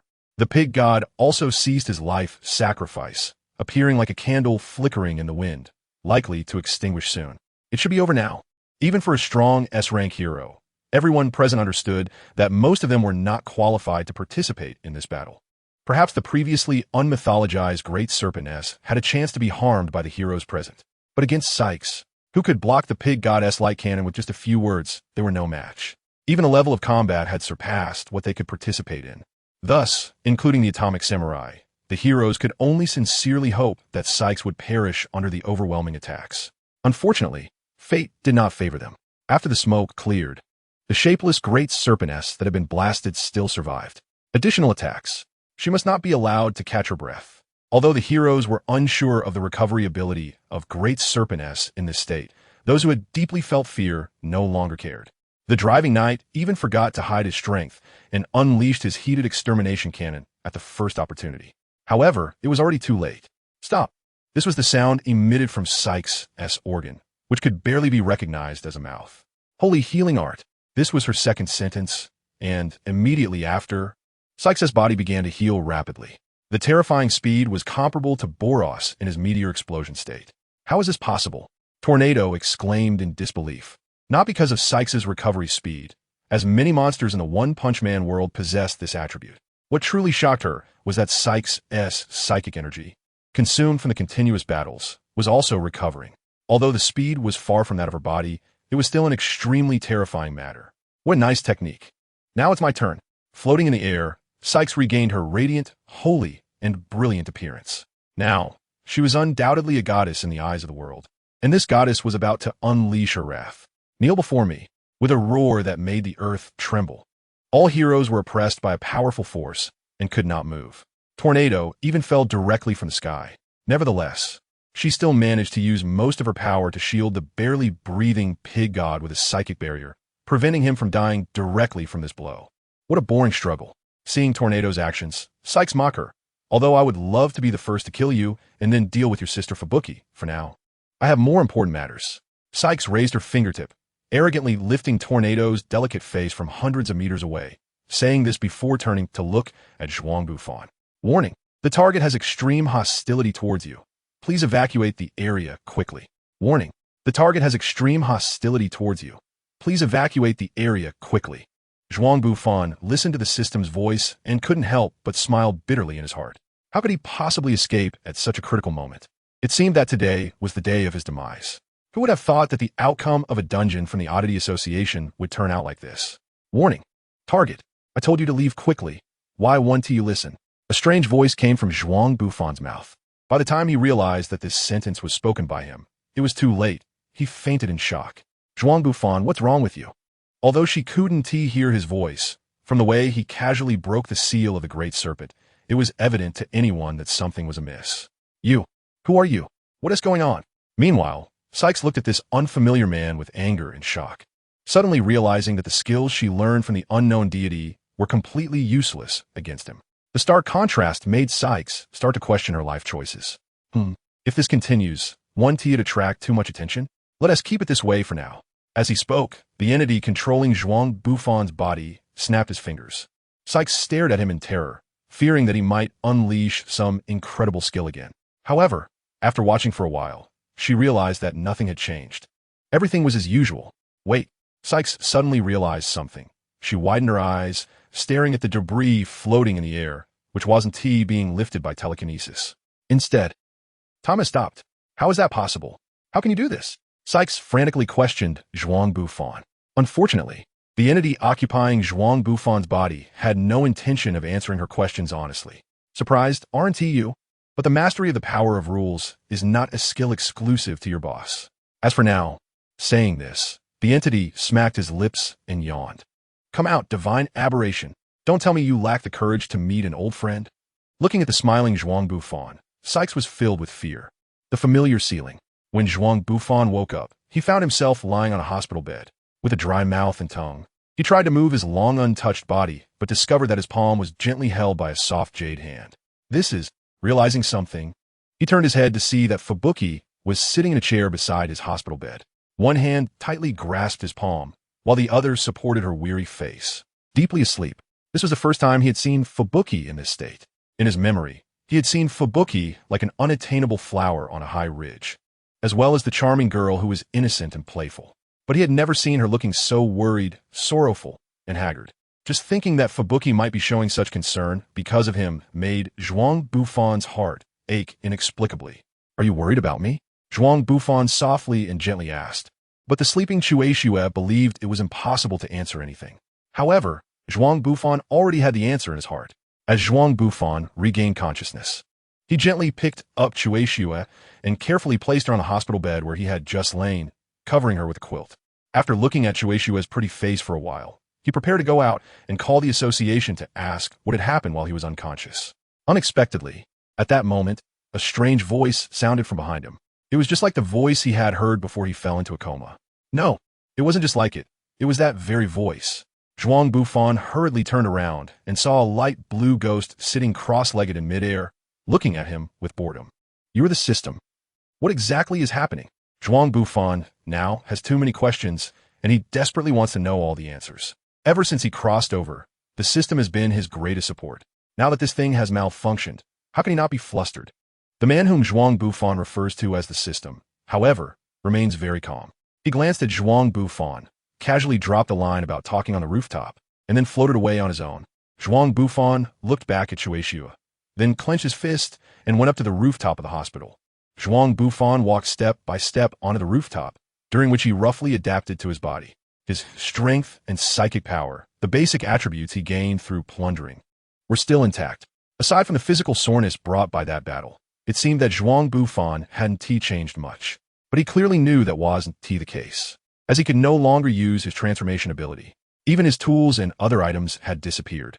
In this world where disasters were escalating, losing the system undoubtedly meant losing the opportunity to quickly enhance his strength. Perhaps with his current power, he could disguise himself and no longer be a hero, and still manage to protect himself in this world. Being a hero who protects the people, or just an ordinary passerby, might not be so bad. But what about Fubuki? He didn't know how long he had been unconscious, and facing Fubuki, who had been worried about him, Zhuang Bufan absolutely did not want to be the man who disappointed her. Moreover, once he withdrew from hero activities, what would happen to the other heroes? The Monster Association incident was the first time he needed to rely on the strength of a group to handle a battle. It was also the first time he felt the power of his comrades. Although he still wasn't clear how he escaped that day. He remembered how the Boar God had decisively given his life and unleashed his ultimate technique just because of Zhuang Bufan's words.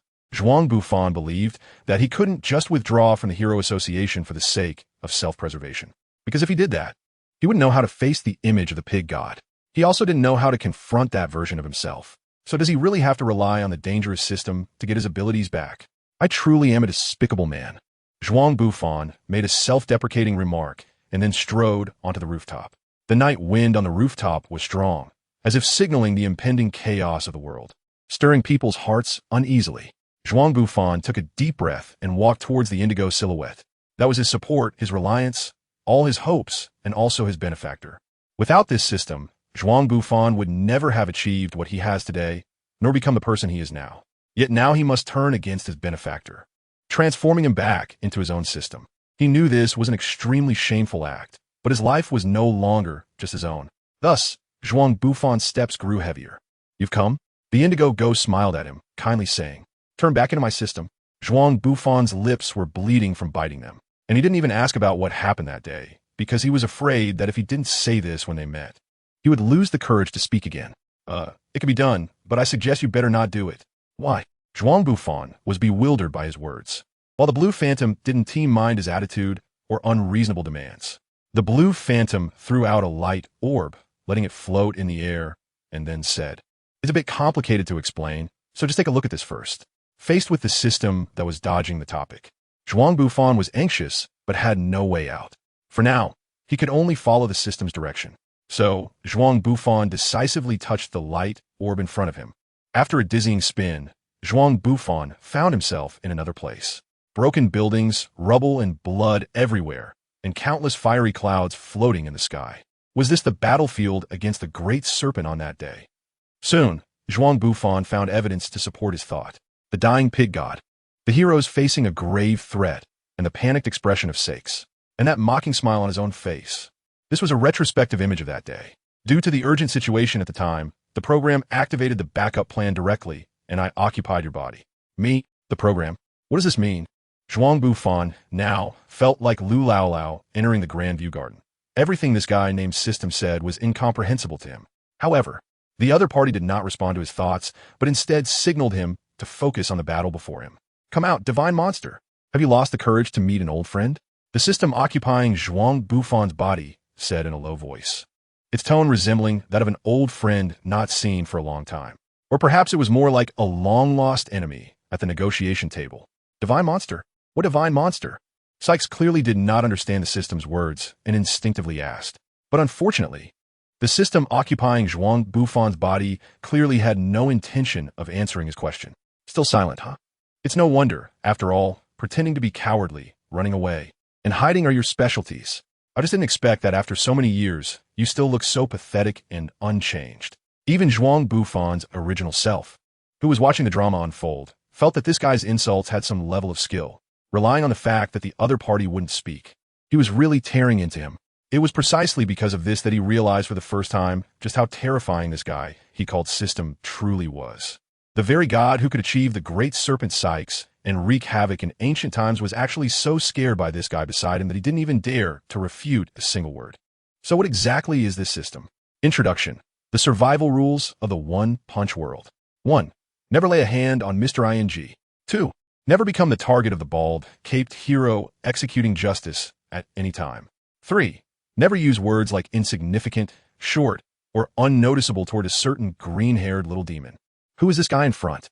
Zhuang Bufan sighed and picked up his notebook to write down. 4. Absolutely do not attempt to poke the monkey's nest.